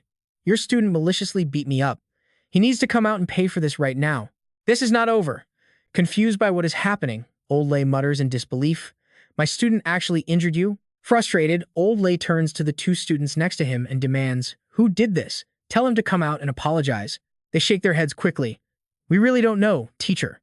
Seeing this, Xiao Fengshu spitefully points his finger and accuses, stop playing dumb. It was your senior class leader who did it. Losing his patience, he grabs the student's collar and threatens, call him out. If you keep quiet, you will take the blame for him. Let's see how long you survive. Just then, the senior arrives carrying a large box, asking Old Lei, teacher, why is everyone here? Aren't we supposed to be in class? Old Lei snaps in panic. How could you dare to lay a hand on a student from the Heaven class? They brought their teacher to demand justice. Come apologize, or our futures will be ruined because of you. Another student warns him in a panic. Senior, run. They are here for revenge. But Xiao Fengshu just smiles wickedly, sneering. So, you finally decided to show up? I'll make sure you learn the consequences of crossing me. Yet, the senior remains completely calm and scolds him without skipping a beat. Xiao Fengshu, you are truly pathetic. Hearing this, the furious bully barks orders to his thugs. Get him! Don't let him run away. But despite their overwhelming numbers, the senior easily beats them down bare-handed, coldly telling them, in your dreams. The remaining guards recklessly rush forward yelling, where do you think you're going? In response, the senior casually drops his cardboard box. Surprisingly, the box is filled with astral pets. With a smug grin, the senior commands, "Get them," as Xiao Fengshu stares in utter shock. "There are pets in there?" Old Lei is stunned, looking at the box and asking, "There are 3 of them. Where did you get these?" The senior smiles warmly at his teacher, saying, "Times have changed, sir. We no longer have to tolerate their awful attitudes. We have our own high-quality pets now." Thinking it is pure nonsense, the bully spits out a highly skeptical remark. "What did you just say?" Old Lei is absolutely flabbergasted by the unbelievable news. The scene shifts to the bustling commercial street where Su Ping opened his shop. A long line of happy students gather to thank the generous owner. The senior guides Old Lei over, pointing proudly. "Look, teacher, the students are genuinely happy now. None of them can hide their absolute joy while clutching healthy, strong pets." Seeing this, Old Lei literally jumps with excitement. They actually all have pets now. Xiao Fenshu mutters suspiciously, wondering where they could have gotten so many healthy beasts. "This is impossible. The Earth District is restricted, so there shouldn't be any pet shops around here." The senior turns around with a confident grin. "Well, let me tell you, there is one now. And they sell premium pet food, too." He points inside at the rare ingredients on display, leaving the bully even more confused and bewildered. "That is high-grade pet food that only elite trainers from our heaven class are allowed to use. Where on earth did this store even come from?" The senior calmly replies, "All of these high-quality pets and premium foods can be bought here below market price, and their absolute quality easily matches the school's elite reserves." Old Lei rejoices silently, thinking, "This is wonderful. With these elite resources, we won't have to worry about the upcoming exams anymore." The owner of this shop is not running a business. He is practically running a charity. Refusing to accept reality, Xiao Fengshu turns to his teacher. "Master, there is something seriously wrong with this shop. I know it. All the official pets and food distributed by our academy are registered and tightly regulated. This place is definitely smuggling." The master simply grunts, prompting the bully to bark, "Guards, get over here. Tear this shop down and seize all these unregistered pets." A group of black-suited guards immediately marches toward the entrance. Hearing the commotion, Su Ping's beast slowly opens its eyes, glaring with a fierce golden gaze at the rowdy intruders. Suddenly, the massive beast rises to its feet, causing the guards to freeze as they notice a giant shadow shifting. The beast unleashes a deafening roar to defend the shop, terrifying the guards, who scream, "Oh no! That giant dog is awake." Feng Shu covers his ears in sheer panic. That was a dragon roar. Just what kind of beast is this golden dragon hound anyway, to unleash such an overwhelming, terrifying pressure? Suddenly, the shop door swings wide open. Su Ping calmly asks what all the noise is outside. Feng Shu immediately recognizes that voice, glaring in disbelief. "You?" Su Ping casually asks why they are all crowding around his watchdog, while the massive beast stomps its paw, threatening the bodyguards. They panic and shout warnings. "A watchdog that roars like a dragon? Fall back, now." Sensing the tide turning, Feng Shu turns to Instructor Hao Qi. "These useless trash cannot even beat one weird dog. Instructor, send in your elite guards." Su Ping mockingly replies, so the kid lost, and the elder steps up. Behind him, the beast glares with massive eyes, projecting absolute majesty. Meanwhile, Instructor Hao Qi is panicking internally, his mind in complete chaos. This dragon hound actually shows King Beast potential. And yet, he has never seen this guy at school. Supposedly, only elite geniuses from the Breeders' Association know the secrets to control King Beasts.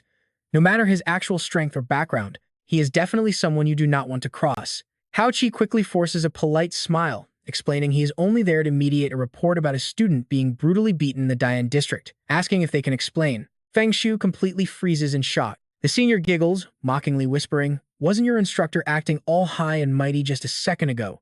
Why is he begging so submissively now?" Feng Shu glares back furiously. Meanwhile, Zhang Lingtong comforts the injured student, telling him the boss will protect him, so he should explain everything to Instructor Shi of Class 4. The young student nods in relief. Feng Shu sneers inwardly, thinking that no matter what excuses they make, it will be completely useless. "My Xiao family donates massive amounts of money to the school every year, so the instructor will obviously side with me." He assumes the instructor's politeness is just a tactical display before striking, but instead, Hao Qi calmly announces his verdict. Both sides fought, so it is fair. Thinking he must have misheard, Feng Shu stands completely frozen. Hao Qi turns to scold him, reminding him that he launched a failed sneak attack after the tournament and still owes an apology. "Instructor," Feng Shu cries out in shock. "Why are you helping them? Who is actually your student here?" The others just watch him ramble. "This is not about who my student is. This is about absolute fairness and justice." Even if the emperor himself is in the wrong, he must apologize. Hao Qi shamelessly uses his student to save his own skin. And along with that apology, Xiao Fenshu will cover all medical expenses for the injured classmate. Is everyone satisfied with this fair settlement? Feng Shu is absolutely speechless. Su Ping and the others instantly agree, stating they have no objections, while the senior snickers at him. You heard him. Apologize already. Feng Shu explodes with rage, calling it an absolute humiliation to force him to apologize. The senior calmly replies that they are only stating the facts. How exactly is telling the truth considered a humiliation? Slamming a button on his communicator, Feng Shu snarls, telling them they will pay for this. If even his own instructor refuses to back him up, he has no choice but to summon his family's elite force. He screams a command into his device, fall in. Suddenly, a dozen powerful figures in black robes materialize behind him. Glaring fiercely at Su Ping's group, they bow and ask what their young master requires. Feng Shu points and yells, "These filthy rats dared to humiliate me in public." Seeing their incredible speed, Old Lei gasps in absolute horror. Flying without mounts, these three are titled rank experts. Hao Qi tries to reason with him, warning him to show some leniency while he still can. They already agreed to settle, but the stubborn brat refuses, declaring he will never swallow this insult and wants to see blood paint the streets. Instructor, if we team up, that strange dog will not stand a single chance against us. Zhang Lingtong anxiously clenches her fists. Three titled rank experts are already a nightmare, and now they might have even more backup. The senior frowns, muttering that their enemies are already celebrating. But Su Ping just glares at them calmly. He reminds his allies that these three titled rankers are just low-level rank 9 small fry. The real monster is waiting above. The senior looks up, spotting a silent shadow watching them from high above. Wait, another powerhouse? Floating high in the air, the legendary Elder Xiao Si finally speaks up, praising the young man for actually detecting his presence. Feng Shu looks up with sheer dread, his face instantly dripping with cold sweat. Damn it, it is fourth grandpa. What is he doing here? The elder glares down, coldly scolding him for mobilizing the family guard without permission. Asking if his grandson thinks he is blind, the elder glares, making Feng Shu pale with absolute dread. He immediately whines to his grandfather, crying out that they are bullying him. He points to his wounds, claiming they beat him up while the instructor just watched. He begs his grandpa to get revenge for him. Hearing this, the senior immediately argued back about who started it. Meanwhile, Yu and I see a system notification pop up for Su Ping. He glanced at the screen, realizing the coupon quest was no longer there. A level 3 breeding pool generates 1,000 energy, so a 50% discount means earning 500 each time. It was small profit, but upgrading the pool could bring insane benefits later. Might as well accept it. Suddenly, a massive earthquake shook the entire area, leaving the senior and Ling Dong struggling to stand. What on earth was happening? A massive blue hand materialized across the sky. Instantly recognizing it, he stammered that it was the astral energy giant Palm. Xiao Si demanded to know who dared bully the Xiao family, while Feng Shu flashed a sinister grin. With fourth grandpa stepping in, everything was completely under control. The old man was a dual-path genius, ranking as a level 9 master and the family's strongest powerhouse in a century. Old Lei looked up, pleading with the master to wait and just listen to their explanation. Ignoring their words, Xiao Si launched a devastating blow. But just as he did, an incredibly massive dragon materialized, completely blocking his path. He stared in absolute disbelief. Was that massive beast actually the legendary golden giant dragon? Su Ping coldly called him a foolish old bully who deserved a beating. With that, the golden dragon lunged forward, catching Xiao Si completely off guard with a devastating strike. The master crashed straight into the dirt, fracturing the ground. Feng Shu screamed out in total panic. The senior watched in total shock. He could not believe a level 9 powerhouse was defeated so easily. Ling Dong agreed, praising the insane power.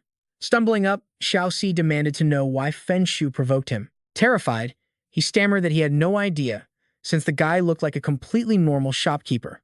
Su Ping approached them slowly, asking if they were finally calm enough to listen. Turning to Jihao, he asked if he was the Class 4 mentor.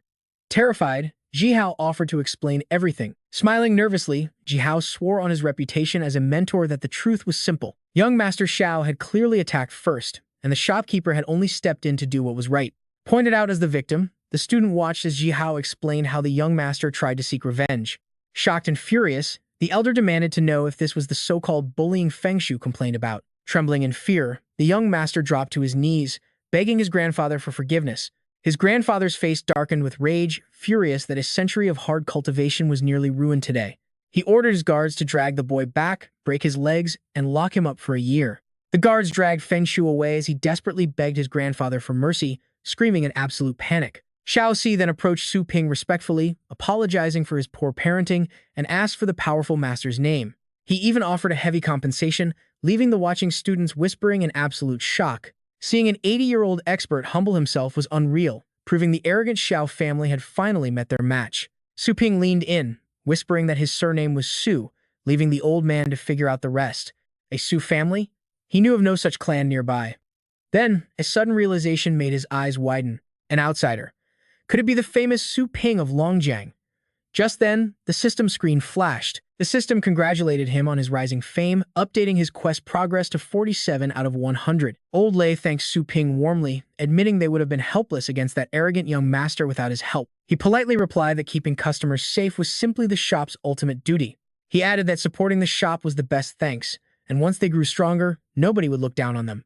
The students cheered in agreement, shouting that everything in his shop was high quality and worth every single penny.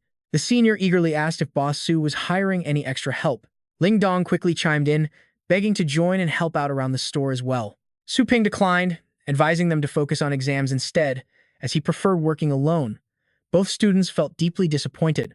Smiling, he hinted that if he ever traveled, having someone watch the shop would be incredibly useful. Overjoyed, they celebrated. The next morning, Ji Hao arrived carrying a golden briefcase with a flattering smile. He offered it to Su Ping, who curiously asked what it was. Please accept this small gift to clear up yesterday's misunderstanding. Xiao Si pleaded, hoping to make amends. I already gave that rebellious son of mine, Xiao Feng, a lesson he will never forget. Su Ping ignored him and walked away. I am busy. Buy something or please leave. The two of them stood frozen in shock. Did this boss seriously not care about gold? Outside, eager students crowded the shop, shouting, Hey boss, do you have any pet food left? Hold on, I am coming. A fresh batch just arrived last night, Su Ping waved. Suddenly, a strange purple herb materialized in his palm. The students stared at it in curiosity. That ginseng looks so bizarre. I have never seen it in any textbook. Boss, what kind of food is this? Ling Dong pushed through the crowd, whispering in disbelief. Purple mist, bronze hue, dragon tail root. Could this be the legendary purple cloud heavenly dragon ginseng? Xiao Si gasped out loud. What? That ancient ginseng? Hao Qi stood frozen in shock. No one expected to find a pet food extinct for over 1,000 years in this shop. Ling Dong stared at the herb and eagerly asked, Boss, how much is this? 330,000 astral coins. No discounts, Su Ping replied. She smiled. Deal. Suddenly, a voice roared, Wait! Both men rushed to stop her from buying it. The elder demanded, Boss, sell this ancient ginseng to me instead. No, sell it to me, boss. Su Ping stepped in to protect his customer. Back off. First come, first served. You two can come back early tomorrow, Su Ping said. The man grimaced. How could a treasure like this wait until tomorrow? This was likely a once-in-a-lifetime chance. Desperate, both men immediately started shouting astronomical bids to sway the young boss. Sell it to me. I will trade half a year's profit from my family's massive public corporation for that herb. Half a year is nothing. Sell it to me. I will give you 5 years of full access to my elite research institute. The crowd gasped. The Xiao Group was the most powerful corporation in all of N City. Half a year of their profits is at least $1 billion. Oh my god, that is absolutely insane. Such a lavish offer is classic Xiao family style. But that research lab from the Class 4 mentor is no joke either. It is a top-tier lab built to meet the strict standards of Rank 9 trainers, packed with the city's most advanced gear. Just one day, and there would be a dream come true. Su Ping looked at them, highly skeptical, and asked, Why are you spending so much? What do you plan to do with it? Hao Qi smirked. With my connections, countless experts will flock here just to catch a glimpse of this ancient, extinct ginseng. Even the Elite Trainers Association will show us immense respect because we hold such a treasure. We will instantly become legendary figures in the training community. Xiao Si quickly added, I will maximize its commercial value, turning it into a multi-billion-dollar project. No joke. You will get a massive cut of the profits. Su Ping turned his attention to Ling Dong. What about you? She hesitated. Boss, I definitely cannot offer you that kind of wealth. No worries, go ahead. I want to hear. Su Ping reassured her. She immediately brightened up and began explaining. Have you ever heard of the ancient Purple Blood Heavenly Dragon clan? She asked. Many top master trainers have tried to restore their legendary bloodline and ancient dragon skills, she continued passionately. But they all failed due to a lack of resources. This ginseng was actually their primary pet food back then. With this herb, we will not only achieve a major breakthrough, but it could revolutionize the entire research field. Su Ping asked curiously, Does this kind of resource shortage often hold back the development of training techniques? She frowned. It is actually very common. The untamed wilderness is just too dangerous, making it almost impossible to excavate the ancient materials we desperately need to advance. So progress has crawled to a halt, the mentor sighed, shaking his head. It is true that scholars believe ancient pets were far more powerful than the beasts on Blue Planet today, but restoring them is nearly impossible. A single herb cannot change the big picture, and we will likely end up wasting all of our efforts. Su Ping flashed a mysterious smile. Who said I only have one of those? Hold on a second, let me go grab a few more for you guys. With that, he turned and walked into the back room, leaving them utterly speechless. Wait, what? Xiao Si muttered. Did Boss Su just say he was going to harvest more? Hearing their words, Ling Dong frowned. Boss Su? Wait, did she not hear earlier that the owner's name was Shu Kuang? About half an hour later, crackles of wild electrical energy started seeping out from under the backroom door. Su Ping walked out, holding two fresh, dark purple ginsengs in his hands. He held them up and grinned. Done. Their eyes nearly popped out of their sockets as they shrieked. What? Su Ping just smiled. Everyone gets one.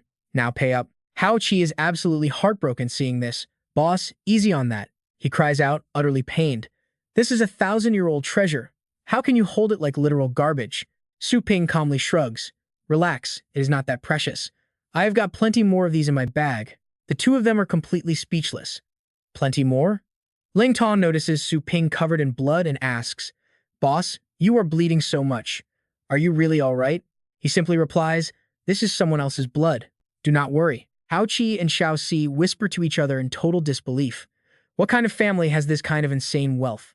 They really cannot read this guy at all. She steps forward to help Su Ping out, offering to wipe off the blood for him. But the old man quickly stops her, shouting, Wait, let me do it. The other elder groans, calling him a shameless old fox for acting so embarrassing in public. The old man just glares back, a smug look flashing deep inside his eyes. Xiao Si grabs Su Ping's shoe and starts wiping it. He does not care about looking shameless or crazy. Boss, your shoes are dirty. Let me clean them. Su Ping sighs helplessly. Get up before people get the wrong idea. Just pay me, and do not forget the deal we made.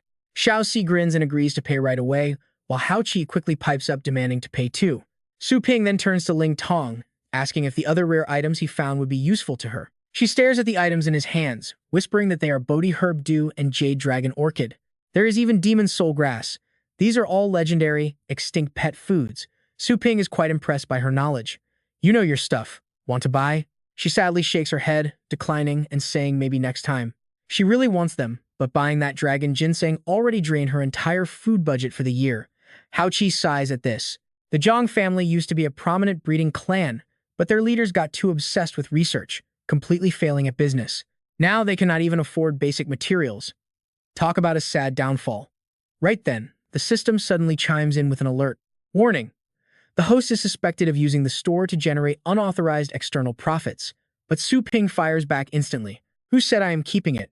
He points at Ling Tong and suggests they transfer their massive payments directly to her instead. Ling Tong is utterly shocked. Wait, what? She points to herself, completely baffled by his sudden proposal. The two elders spin around, staring at her in shock. For her, Su Ping calmly nods, confirming his decision. The money and property will fund her research. Got a problem with that? Xiao Si, however, is not happy about this. Boss, you are making a mistake.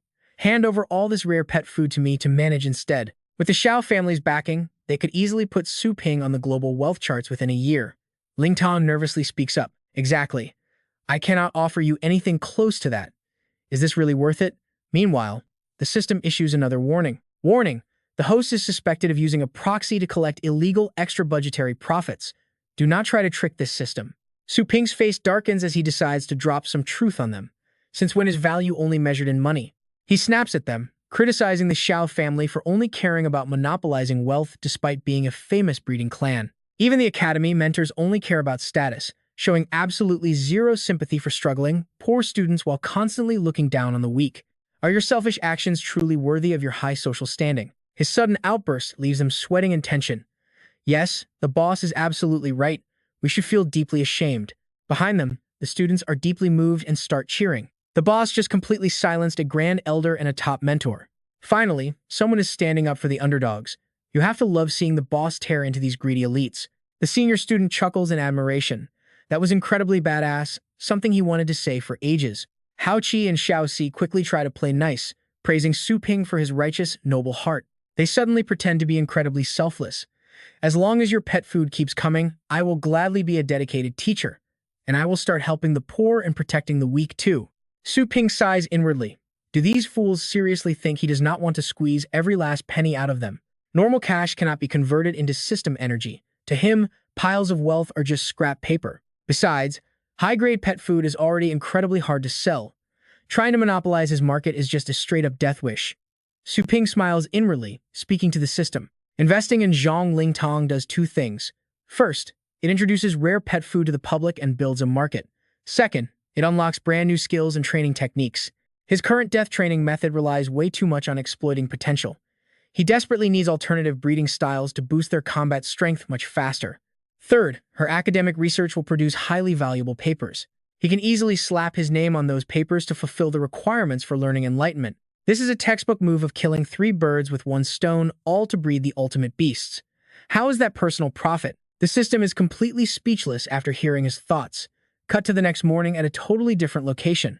Over at Heaven Class 8's study room, a group of students are chatting and laughing loudly. That video was so boring, the creator is totally out of touch. Mei Mei then asks Ling Dong for her opinion. Dong Dong, should we take these books back to the dorm first? She smiles and suggests bringing them straight over. Since we have a place to sleep, let's just stay there until the class exams. Mei Mei nods in agreement. Meanwhile, Yi Liang and his crew spot Ling Dong walking by, finally putting their phones away. What are we doing later? I found something super fun. He jumps off the table, approaching her with a smug sneer. Yo, if it isn't our super busy student, Ling Ding Chung, frowning in pure annoyance, she sees Yi Liang blocking her path. Yi Liang Feng, move aside. He gets right in her face, whispering nasty insults. The exams are coming up, yet you aren't even studying. Did you just give up because you couldn't take the pressure? Useless losers aren't welcome here, so hurry up and get lost back to Earth class. Seeing Yi Liang go too far, Mei Mei immediately steps in. Hey! But Ling Ding just calmly walks right past him with a completely blank, expressionless face. Returning to her desk, she quickly packs up all her books and things. The other students laugh and tease him, saying she is too cool to care. Hearing this, Mei Mei covers her mouth, trying not to laugh out loud. Furious, he storms over to Ling Dong and snatches the book right out of her hands. Stop acting so high and mighty. Holding it out of reach, he sneers, I am talking to you. Can't you hear me? Annoyed, she responds, please give my book back. Another student laughs, jumping in on the bullying. What a good girl. We tell you to speak, and you speak. Mei Mei angrily tries to put a stop to this. Cut it out. Are you guys in elementary school or what? How childish. Emboldened, he keeps mocking her, saying, You want this back? Apologize and I will return it. Weren't you always the best at begging for forgiveness? He asks with a smug grin. Come on, hurry up. I am dying to see you break down and cry. Suddenly, a towering bodyguard in black appears behind him, grabbing the book from his hand. Stunned, Yi Liang recognizes the man and stammers out questions as he is dragged away. Hey, aren't you our class instructor's bodyguard? Before he can finish, the guard grabs his collar and flings him away, sending him crashing hard onto the floor. Ah, the bodyguard calmly reassures her, saying, Do not mind them, you can go. Ling Dong politely thanks him in return. Thank you. The other student rushes over from his seat, checking on him anxiously. Hey, are you okay? Yi Liang glares at the bodyguard, letting out a sharp growl. The other student whispers in confusion, Weird, why would Instructor Ding's guard protect Ling Dong Chung? Suddenly, it clicks. Ah, I get it now. She and the instructor must have that kind of relationship. The other guy sneers in agreement. No wonder she acts so different now. Turns out she has a powerful backer. Flashing a wicked smile, he quickly urges his friend, Go follow them. Take some photos later, and let's see how I ruin her. The scene shifts to a massive research headquarters in the city center. Yi Liang and his buddy whisper to each other, That's an instructor-level research facility. What is she doing there? What else could she be doing? Sneaky girl, come on, let's go inside and take a look. Stepping inside, massive modern machinery and advanced research projects unfold before their eyes. A junior student immediately runs up to greet Ling Dong. Big sister Dong Dong, you are finally here. She immediately frowns and asks, What went wrong? The student anxiously explains that while training the young 100-toothed evil fox, its claws started bleeding heavily, and he doesn't know why. Watching from afar, Yi Liang is thoroughly confused. Why are there so many Earth-class students here? What are they up to? Ling Dong examines the pet, diagnosing it on the spot. Did you overdose it on spirit herb and forget to soothe its mana veins? The student nods quickly, confirming it. Yes, exactly. She smiles and reassures him, I see the issue. First, Do this, and then that. The guy next to him is completely blown away. Holy crap! This advanced facility is meant for master-level research, yet they are using it for basic training. He secretly records everything as evidence. How incredibly bold of them. They are definitely using school property illegally. I will record this, report them to the academy, and completely ruin their reputations. Suddenly, the bodyguard appears right behind them like a ghost, grabbing Yiliang's arm to stop his suspicious behavior. What are you two doing sneaking around here again? Pointing a finger at the group, he snitches. Guard, I have something important to report. Those Earth-class losers are illegally occupying this research facility. The bodyguard just sneers in response. Illegal occupation? You absolute fool. Hearing the commotion, Lingdong turns to confront him. Yiliang Feng, what are you doing here? He immediately glares back with a threat. Lingdong Chung, I have already taken photos of your Earth-class crew illegally using this research center. Stealing instructor-level equipment is a major offense. If you don't want to get suspended, I suggest you do as I say. Without saying a single word, she quickly taps a few buttons on her device. See for yourself. The screen flashes with a transfer agreement. Party A, Shi Haoqi, is handing over a special research lab to Party B, Zhang Lingtong, along with a donation of elite training resources. Party A is Zhao Si and Party B is Zhang Lingtong. He gapes in sheer shock. What? Master Shi from Class 4 actually gifted her this entire research lab. And the training resource funds were paid by the Xiao family too. Mei quickly pulls her along, urging Lingtong not to waste another second on these people. After all, they have to reopen the Purple Blood Heavenly Dragon project. She smiles and nods, politely excusing herself as they walk away. Reality finally hits the two of them. Reopening the Purple Blood Heavenly Dragon, if Zhang Lingtong actually succeeds with that research, her future is set. Even without taking the placement exam, elite mentors will fight to recruit her. It turns out this is the exact reason why she never showed up to class. Inside the research lab, an absolutely massive snail suddenly appears right before their eyes. Everyone is completely stunned by the sight. Wow. People scramble to take photos, amazed by how incredibly huge this sand snail is.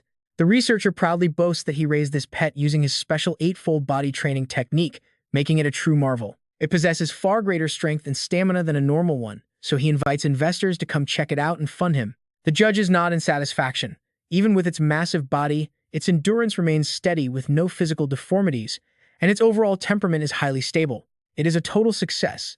The researcher grins foolishly and asks them if this means they truly appreciate his master-level training technique. He eagerly asks how many points he will score today.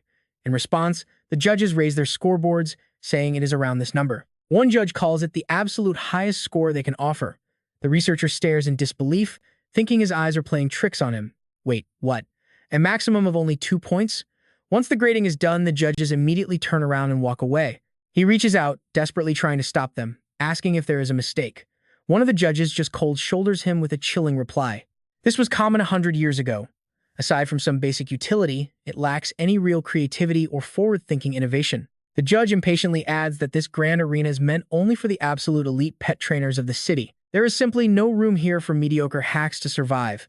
The host quickly takes the stage to transition the event. The legendary 3-year event is finally here, capturing the attention of every trainer as the grand conference officially begins. This year, the venue is the prestigious Heavenly Dragon Academy, ranked 5th in the Holy Light base. Special thanks to the school. The camera cuts to the school principals. The head principal waves warmly, expressing that it is a great honor. The brightest young talents in the entire city have gathered here.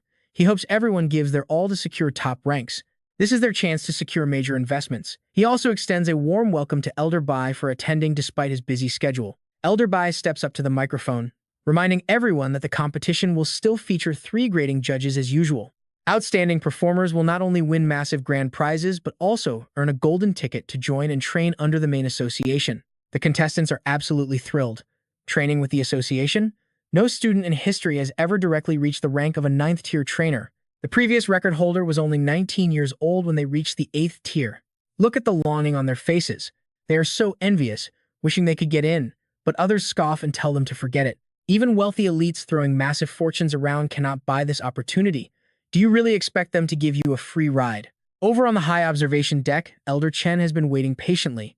The VIP guests quickly make their way inside the premium zone. After showing their official passes, he directs them straight to the elite heaven rank observation seats, where they settle in and start chatting. So, have you picked out any young geniuses yet?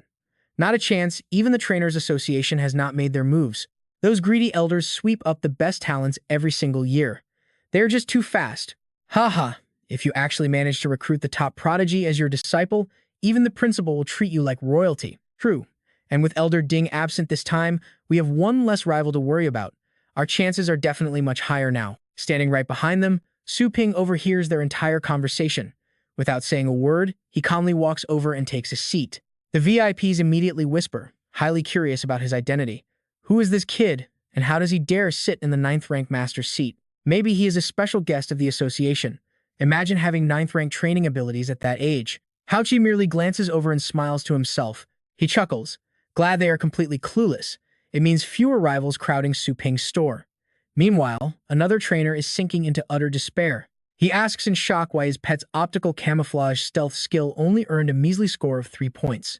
The judge points out the obvious flaw, asking how painting a pet with invisible ink counts as an actual skill. Besides, any basic energy scan instantly exposes it. Still, stealth does have great utility for scouting deep in the dangerous wilderness. They award 3 points for innovation, advising him to remake it. Hearing this, his investor shakes his head in disappointment. Since the judges gave such a low score, the investor immediately pulls his funding. The panicked trainer desperately begs him to wait. The onlookers began whispering among themselves. Man, this trainer conference is scoring incredibly harsh so far. Not a single contestant has managed to score above a 6. Well, with Elder Bai personally supervising this time, nobody dares to pull their usual shady tricks anymore. Overhearing their chatter, the strict judge glared right at them, asking if they wanted to do the grading instead. At the end of the conference, anyone without a grade is disqualified, causing the panicked crowd to wave their hands in denial. Oh, wait, Judge. Please check out another booth first. I am still not fully prepared yet. The judge scoffed at that, deeply disappointed by the lack of talent. But just as he sighed, Ling Tong, who had been watching from afar, suddenly stepped forward and shouted, "I will do it." Instantly, everyone turned their eyes toward the brave girl who had just spoken up. With absolute determination in her eyes and unwavering confidence, she invited them over. The crowd erupted into whispers, wondering who on earth she was. Standing out like this was incredibly risky, but the harsh judge admired her boldness, telling her that her courage was praiseworthy before asking her to lead the way. The 3 judges followed closely behind her, slowly making their way to the display where her research subject was waiting. The curious crowd trailed behind them, with a few looking down their noses and mocking her low-quality exhibition space. Exactly, there is zero advanced technology here. Compared to our grand hall, this place looks like a joke of a slum. What kind of results could she possibly achieve in a dump like this?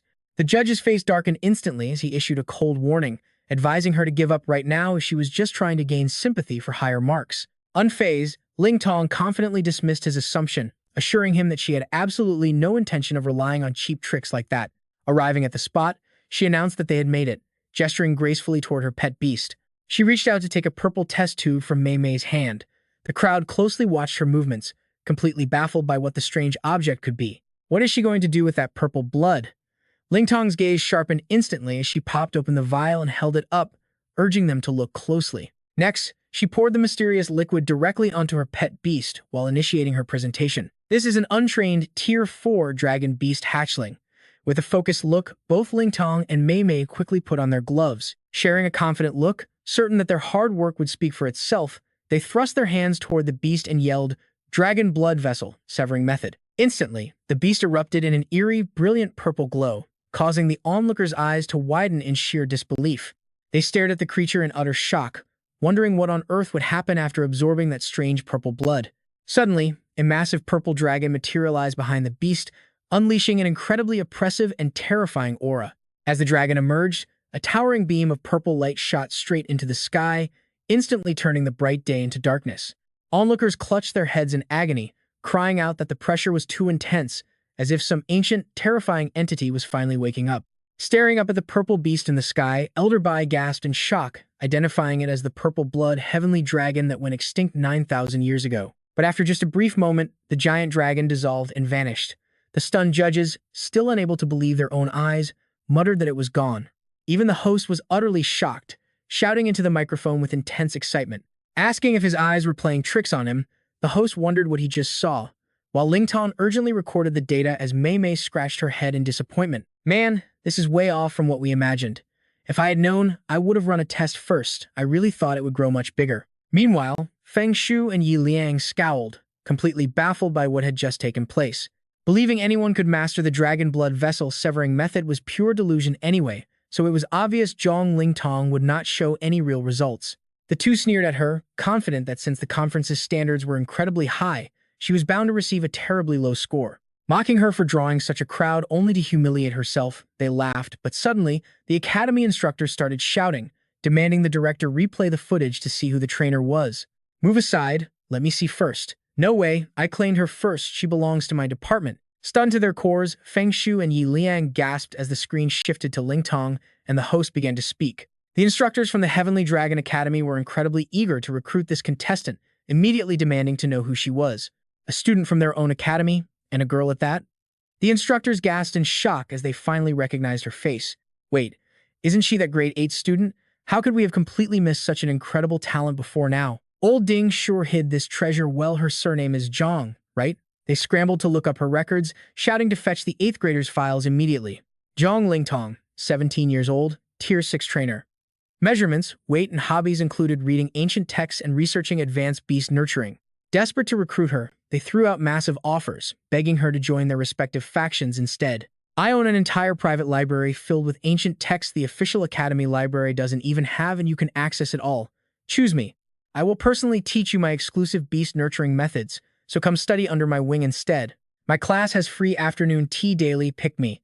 Suddenly, 2 brilliant streaks of gold and green light flashed across the sky. The instructors whipped their heads around in shock. It was Elder Bai and the principal, who casually apologized to everyone. Elder Bai laughed, taking a step ahead. The instructors cursed the old fox, leaving the host to smile helplessly. Even the vice president of the Breeder Association, Elder Bai, and the principal of Tianlong Academy had made an appearance. Glaring at Elder Bai, the principal grumbled and asked why he was in such a rush. Elder Bai just chuckled, claiming his old bones were stiff and needed some light exercise.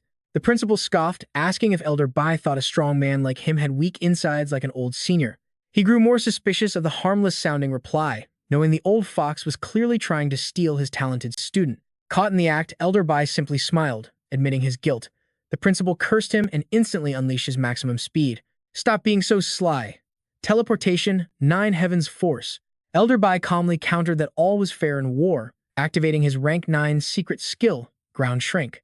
Both powerhouses raced to snatch the student, leaving the host completely speechless. Incredibly, both masters arrived at the exact same moment. They finally made it. The two instantly ordered the judges to leave the area, and they respectfully complied without question. Stroking his beard, Elder Bai asked to examine the pet they had bred. Lingdong smiled and welcomed him inside to take a closer look. Mei Mei stood frozen in shock, unable to believe a legendary figure like Elder Bai had actually noticed them. Their golden future had arrived, drawing envious and admiring gazes from the entire crowd around them. The crowd whispered in awe that only rare geniuses received personal grading from Elder Bai, but they also warned that his standards were bound to be far stricter than any normal examiner. Sensing his powerful presence, the beast let out a low, menacing roar. He marveled at the legend of the purple blood heavenly dragon, the supreme ancestor of all dragons. Even the mighty golden giant dragon, top of the blue star rankings, could not compare to this beast. Elder Bai carefully analyzed its features, noting the faint purple lightning sparking on its wings, the crystalline scales overflowing with dragon aura, and eyes that radiated a true kingly presence. Without a doubt, this dragon beast had successfully fused the legendary bloodline of the purple blood heavenly dragon. He explained with absolute excitement that this method shattered standard bloodline limits, allowing any stagnating dragon beast to break through its power bottlenecks with ease. The principal burst into proud laughter, shouting "well done." Praising the school's star student, Elder Bai prepared to grade, noting that despite minor flaws, the achievement was absolutely undeniable. He awarded 9.5 points, shocking the host, who announced that the highest score of the entire competition had just been set. Elder Bai then made his move, inviting her to join him. He promised her that with the backing of the Breeder Association and his personal guidance, she was guaranteed to achieve legendary success in the breeding world.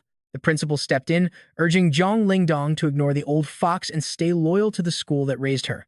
He offered her the absolute best resources the school had, promising her complete freedom to choose any instructor and research whatever her heart desired. The spectators could only watch with wide open mouths. To recruit her at any cost, the principal was offering the most lucrative deal in the academy's history. Yet, studying under Elder Bai was equally tempting, as mastering even a tiny fraction of his secret skills would instantly secure her a legendary status. Feng Shu and Yi Liang struggled to accept reality, watching her transform from an ordinary student into a soaring phoenix. Bitterly, they wished they could go back in time and build a friendly relationship with her before she became untouchable. Clenching her hands, Ling Dong addressed both masters. Surprised by her speed, they asked if she had already decided, only to meet her resolute gaze. Confirming she had chosen, she left the host to dramatically ask the crowd who it would be. As everyone wondered who the rising star would choose, the instructors placed their bets on the principal, believing no one could possibly refuse such immense power. Others disagreed, arguing that becoming Elder Bai's personal disciple would guarantee a far more prestigious status in a few decades. Both masters secretly believed she would choose them, knowing that either way, her future was bound to be extraordinarily bright. Having silently observed Ling Dong the entire time, Su Ping let out a highly satisfied smile. Standing up, Su Ping muttered that it was time to return and restock his shop, just as Ling Dong politely thanked both legendary masters for their generous offers. She announced her lifelong commitment to serve boss Xu Kuang instead, causing Su Ping to freeze in complete and utter shock. He suddenly remembered using that fake alias, Xu Kuang, when introducing himself to Xuan Feng earlier. Confusion swept the crowd as everyone demanded to know who this mysterious Xu Kuang was, ordering immediate investigations on this bold thief. They demanded a thorough search, wanting every piece of information on him within 10 minutes. The host could only watch as the venue descended into absolute chaos after Zhang Lingdong chose a total stranger. Su Ping clears his throat awkwardly and raises his hand, saying she is probably talking about him. As the screen pans to Su Ping, the crowd goes wild with curiosity, wondering if this young guy is Xu Kuang. Elder Bai chuckles at how they got beaten to the punch, while the principal immediately confronts her in total disbelief. He demands to know who this guy even is, asking young Zhang why she is so sure about him. Ling Tong explains that Boss Su supported her through every single struggle, fully funding all of her research expenses and providing her with rare materials. She admits she would never be here without his support, leaving Feng Shu and Yi Liang absolutely speechless in shock. The crowd gasps as they realize who he is, yet they know the materials for the purple blood sky dragon were supposed to be extinct. It turns out this young man was the one who restored those extinct materials. Su Ping seriously asks if she still wants to follow him, even though he will be leaving this place very soon. Ling Tong remains absolutely resolute in her decision, declaring she is willing to go anywhere in the world just to work under Boss Su. The principal rejects this immediately, arguing that their Holy Light Academy is the ultimate global sanctuary for trainers. As a Class A base city, there is simply no better environment in the world for a young trainer to grow. The principal argues that taking her away now would undoubtedly deal a devastating, destructive blow to such a promising young talent. Ling Tong speaks up, reminding the principal of his own lesson that traveling the world teaches more than just reading books. She points out that despite Holy Light being a renowned training sanctuary, countless mysterious breeding methods still remain completely unrecorded in their books. The mysterious undead breeding method mastered by Boss Su is a perfect example.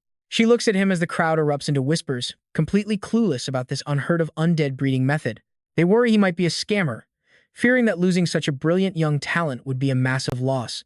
Refusing to back down, the principal stubbornly decides they cannot just easily let him take her away like this. He declares that only a master trainer deserves to teach her, challenging Su Ping to a duel to prove his skills first. Su Ping turns to Elder Bai and Instructor Shi for help, but the old man just gives a harmless, playful smile. Chuckling, the elders admit they also want to see his true skills, prompting a helpless sigh from Su Ping as he accepts the challenge on one condition. When asked what he wants, Su Ping boldly demands that this duel be broadcast live to the entire city. Right after those words, a soft golden light radiates from his entire body. The spectators gasp in absolute shock as he literally appears to be stepping down from invisible stairs in midair.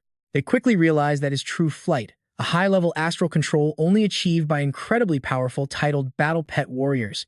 The principal happily agrees, eager for the entire city to witness the incredible and unmatched brilliance of their academy's top genius.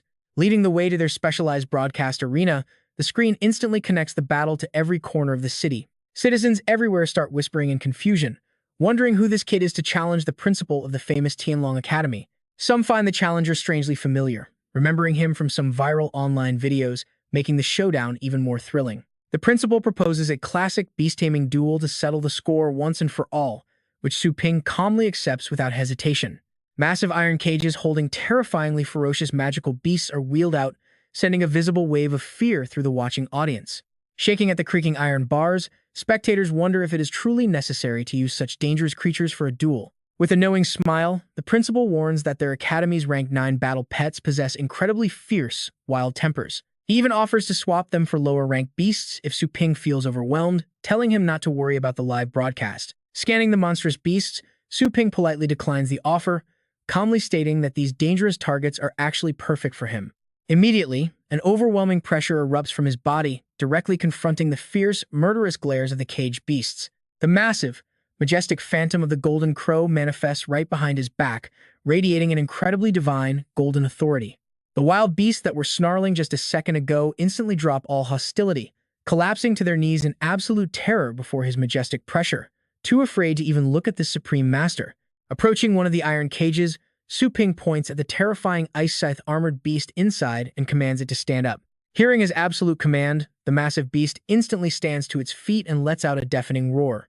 The spectators watch in absolute disbelief as these wild, rank 9 beasts obey his every single word, instantly taming the entire savage group without him even lifting a finger. They wonder how such a miracle is even possible, questioning if this is the absolute peak of beast-taming mastery. Elder Bai speaks up calmly. It's far more than just taming, because even carefully selected beasts with similar combat power still possess completely different levels of raw talent. With just one look, he picked the beast with the highest comprehension from the batch. The host completely agreed. Incredible. This clash of top experts is already starting over the smallest details. The principal flashed a sinister smirk. Your armored ice scythe beast might be highly talented, but my blazing fire spirit is just as good. He channeled his power directly into it. The host frowned, pitting this blazing fire dragon beast against the armored ice scythe beast. This is a classic battle of ice versus fire. But is it really smart to pick a countered fire type after your opponent already chose ice? Elder Bai shook his head. No. Dragon skills ignore elemental counters, and their overbearing bloodline easily makes up for any gap in talent. If nurtured correctly, it can easily suppress and overpower that armored ice scythe beast without any trouble. Narrowing his eyes, he added the most important part. The absolute specialty of Tianlong Academy is training dragon-type beasts. Their signature Dragon Slumber Spirit Enhancement technique has earned praise from countless top-league experts. The principal chuckled. Haha, nothing escapes you, Vice President. I actually plan to pass this Dragon Slumber technique to Zhang Lingtong once she becomes my disciple. Suddenly, he pulled out a mysterious bag and spoke with deep meaning, telling his young opponent that he was about to blow his mind. Raising his hand, he roared, summoning a 100-year-old dragon bone. Instantly, a massive bone materialized. The principal quickly performed the refining hand seals, and the bone immediately ignited in bright green flames. As the bone dissolved, a massive dragon materialized. The host gasped in absolute shock, seeing a dragon's soul actually manifesting from those old bones. The instructors chuckled, knowing a 100-year-old dragon bone is a priceless, one-time-use treasure. Wow, he really went all out. How long has it been since the principal fought seriously like this? It looks like Zhang Lingtong is definitely joining him. The green dragon phantom quickly merged into his beast to boost its spirit. The crowd trembled at this terrifying aura. Nobody could even imagine how insane the upcoming battle was going to get. Meanwhile, why is the other side completely quiet? Turns out, Su Ping is just casually feeding herbs to his pet. He tells it to eat slowly so it does not choke. The host watches, confused why Su Ping is feeding it so much Buddha heart grass. Buddha heart grass is a rare herb that slightly boosts a beast's comprehension. Is he trying to make the armored ice scythe beast randomly learn a skill right here? Su Ping checks the status panel and smiles. Deciding that it is finally enough, he suddenly thrusts his hand forward as bright blue energy wraps around his body. He yells out, "Lightning Path, Engraving." Instantly, a massive black vortex forms in the sky. The host panics, wondering what is happening. The weather was fine, so where did this sudden storm come from? Even the usually calm Elder Bai stares up in utter shock, wondering if this could actually be the Holy Spirit aptitude. With a shout from Su Ping, powerful bolts of green lightning begin raining down, striking his beast over and over again. He casts his next technique, 766 Lightning Path, Flying Flash, Heavenly Shadow Teleportation. As the mist clears, the beast steps forward with glowing, majestic eyes and an incredibly overwhelming pressure. Satisfied with his work, Su Ping calmly announces that he is done, leaving the audience completely clueless about what just happened. What in the world? That was too fast. The host quickly asks if Su Ping has already finished his training method. She officially announces both the blazing fire dragon and the armored ice scythe beast. Both training phases are finished in a complete tie, but the crowd finds it very strange. Sure, he was fast, but that ice beast does not look any different at all. Some mockingly claim that this young titled grade trainer is not as special as the rumors say. Sure, youth has raw energy, but beast nurturing is not something you can just rush in a single moment. His skills and experience simply cannot compete with the legendary principal of Tianlong Academy. Exactly, he would only stand a real chance at winning if he somehow forced his beast to evolve. Elder Bai realizes that the energy summoned earlier was no ordinary lightning, but something close to the pure origin of the lightning element. He looks over at him, knowing that only a trainer with rare Holy Spirit talent can actually connect to the origin. He wonders if Su Ping is actually closer to reaching the Holy Spirit rank than anyone could have ever imagined. The host loudly announces that the highly anticipated beast battle is about to begin. Let the first round start. Right on cue, the principal's dragon wastes no time and launches a devastating opening strike. Unveiling a blazing fire ocean, lava-like flames engulf the arena, but Su Ping's beast easily dodges. The fire quickly spreads, trapping it inside a massive burning ring. The host commentates that the blazing fire dragon has successfully seized the upper hand. He was the first to unleash the level 8 pet skill, Blazing Sea of Fire, to seize the upper hand. With the arena temperature soaring to 600 degrees, the armored icicle beast had to move fast, or the intense heat rising from the ground would burn its lungs. She watched the battlefield closely as she spoke, right when the principal's dragon pet unleashed its next devastating attack. The dragon breath absolute flames slash rained down like crescent scythes, relentlessly hammering away at Su Ping's pet. The host grew incredibly anxious as the ferocious onslaught intensified. This level 9 skill left the armored icicle beast with absolutely nowhere to run. Was this the end? The crowd went wild with excitement. That brutal battle lust was completely lethal, proving once again the incredible caliber of a pet raised by the principal. The veteran master showed his superior skill, prompting questions of whether he took disciples, while the principal proudly scoffed at little Zhang. He reminded her of how many people begged for this opportunity, urging her to appreciate being the one he actually chose. Ling Tong forced a polite smile, quickly reminding her master that the battle in the arena was actually far from over. Suddenly, the principal felt a strange disturbance and slowly opened his eyes. Su Ping's supposedly injured pet completely vanished, right into the dragon's fiery blast, revealing itself to be a mere illusion. The principal's dragon pet lost track of its opponent, frantically looking around to find where the enemy went. With Su Ping's beast completely vanishing from the arena, the commentator gasped in utter shock that it was gone. Su Ping confidently pointed out its true location as a sudden, massive gust of wind swept across the field, instantly putting out the raging inferno. The host gasped in utter confusion, wondering what happened. The sudden gale extinguished the blazing sea of fire in an instant, forcing the principal to immediately focus his vision. Dismissing it as mere tricks, he felt the beast was still there and activated his level 9 vision to ensure nothing escaped. But then, sheer disbelief washed over his face as he gasped in shock. The host wondered what can the principal possibly be seeing, but Elder Bai laughed, declaring that seeing is believing, and urged them to switch to the high-speed camera immediately. The host quickly agreed, telling the production crew to pull up the slow-motion footage. The cameras quickly adjusted their angles as viewers rubbed their eyes in absolute disbelief at what was showing on the screens. The cameras replayed the footage in slow motion, capturing the exact moment right before the wind began to blow. Suddenly, streaks of bright green light began circling the arena at an unbelievably fast and blinding speed. As they zoomed in, they finally saw that the armored icicle beast was actually flying. Even the specialized high-speed cameras struggled to capture a clear image of the beast because of its insane velocity. The crowd finally realized the massive wind was created solely by its movement. What kind of heaven-defying speed was this? Truly terrifying. Was this really the power of that young trainer? The principal's dragon pet suddenly let out a pained cry as its main horn was instantly broken off. He spun around in utter shock, realizing his own blazing fire spirit dragon could not even react in time. Su Ping casually snapped his fingers to signal his pet, calmly asking if they still needed to continue. Upon hearing the command, the beast froze instantly with its razor-sharp claws resting on the dragon's neck, leaving the dragon trembling in pure terror. The principal fell to the ground in complete despair, realizing the massive gap before conceding defeat. The host loudly declared a total landslide victory for the armored icicle beast, naming Shu Kuang as the official winner of the match. But Elder Bai suddenly interrupted the announcement, speaking up loudly for the entire crowd to hear. He announced that his name was not Shu Kuang, but rather Su Ping from Longjiang Base City, causing the young man to offer a calm smile. As Su Ping's face appeared on the giant screen, the entire crowd began whispering in excitement. They wondered if he was the legendary warrior from Longjiang rumored online, questioning if someone so incredibly young could be a legend. With such monstrous talent and exquisite training methods, it seemed the rumors about his shop providing incredibly fast and high-quality training were absolutely true. The stands buzzed with excitement as everyone realized that even the powerful principal was simply no match for Su Ping. Whether in raw combat power or pet training expertise, he was completely untouchable. He was clearly the ultimate master for Zhang Lingtong, prompting Mei Mei to gasp in awe at how incredibly powerful he turned out to be. Her senior grinned proudly, reminding her that he had warned her this guy was anything but ordinary. The system screen popped up, announcing that his reputation in the city had reached 100%. Congratulations on completing the quest.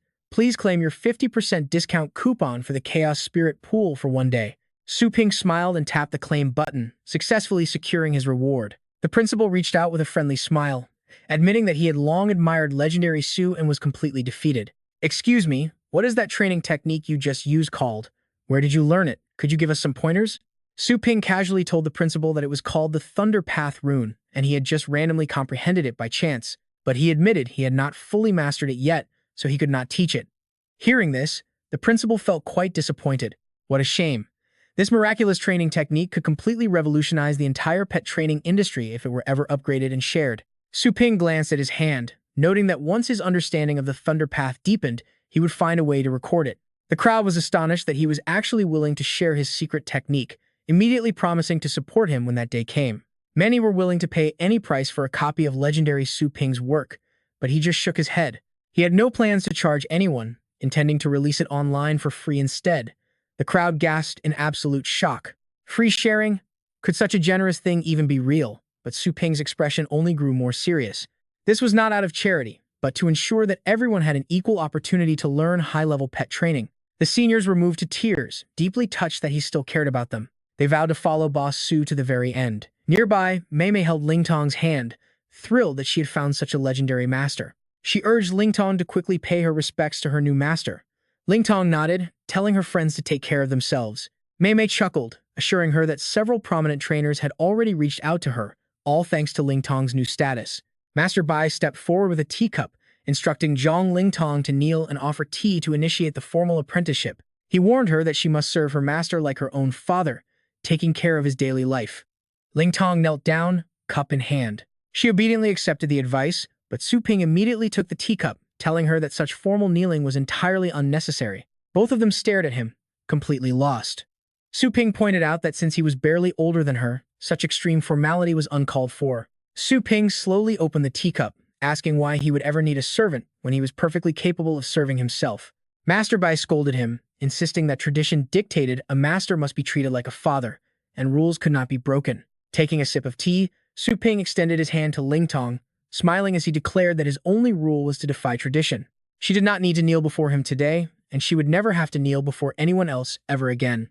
As Master Bai stared, Su Ping casually cut him off to tell Ling Tong that she only had one single job while working under him, to focus entirely on what she did best until she became the absolute, undisputed master of her field.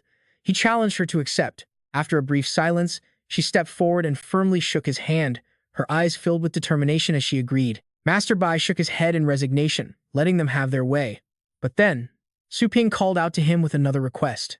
Grinning, Su Ping pointed at her, boasting that her assistance would allow him to crack the Thunder Core and develop his ancient pet training methods in no time. His required thesis would definitely be a masterpiece.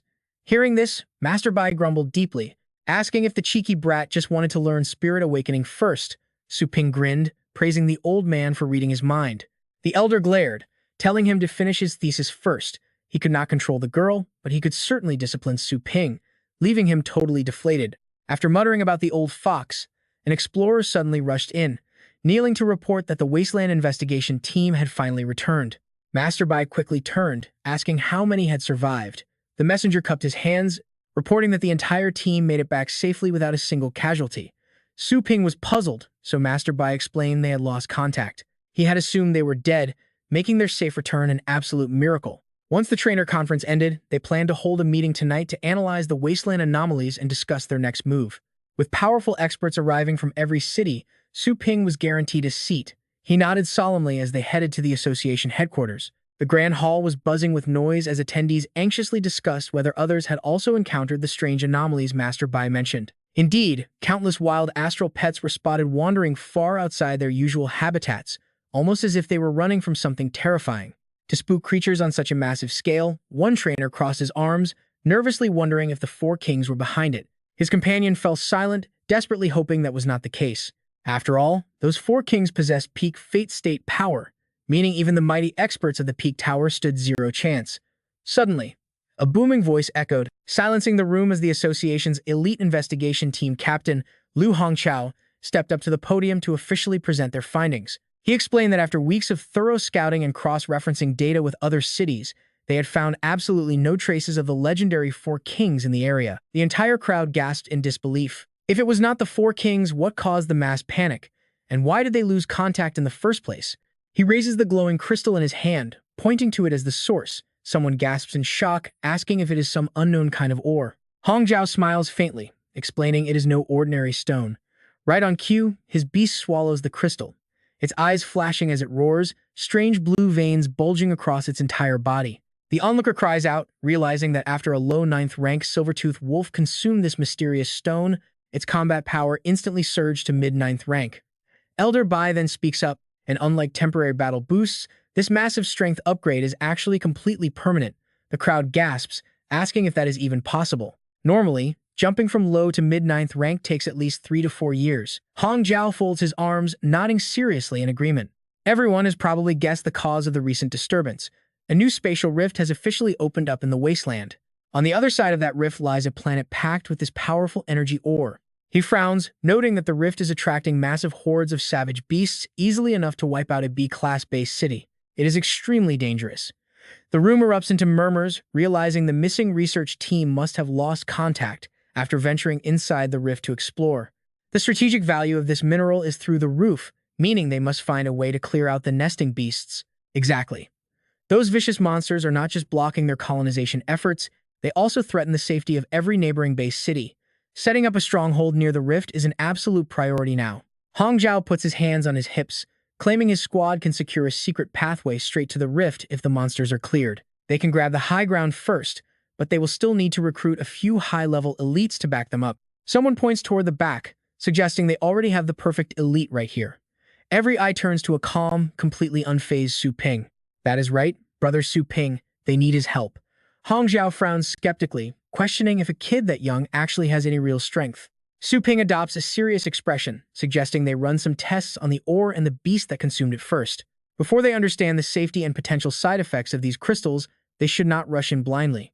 Annoyed, Hong Zhao snaps back, pointing out they have used these crystals for weeks with zero bad reactions.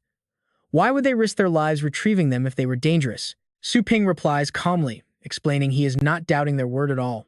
It is just that a few weeks is not enough to rule out slow-acting, cumulative toxins. Elder Bai raises his hand in agreement, noting that they must weigh both the benefits and the risks. This time, he fully supports Su Ping's cautious view. Bitterly, Hong Zhao tosses a crystal over, muttering that they can test it. He wonders aloud when the association started taking orders from kids. Elder Bai just chuckles, noting that the new generation always surpasses the old, so they deserve a chance. 5 hours later, a subordinate rushes in with a stack of papers, reporting that the test results are finally ready. Officially, they are calling this mineral the energy crystal. After running dozens of different tests, the crystals show absolutely no harmful substances, meaning the side effects are practically zero. Hong Zhao smirks, crossing his arms and claiming that giving Su Ping a chance was just a waste of time.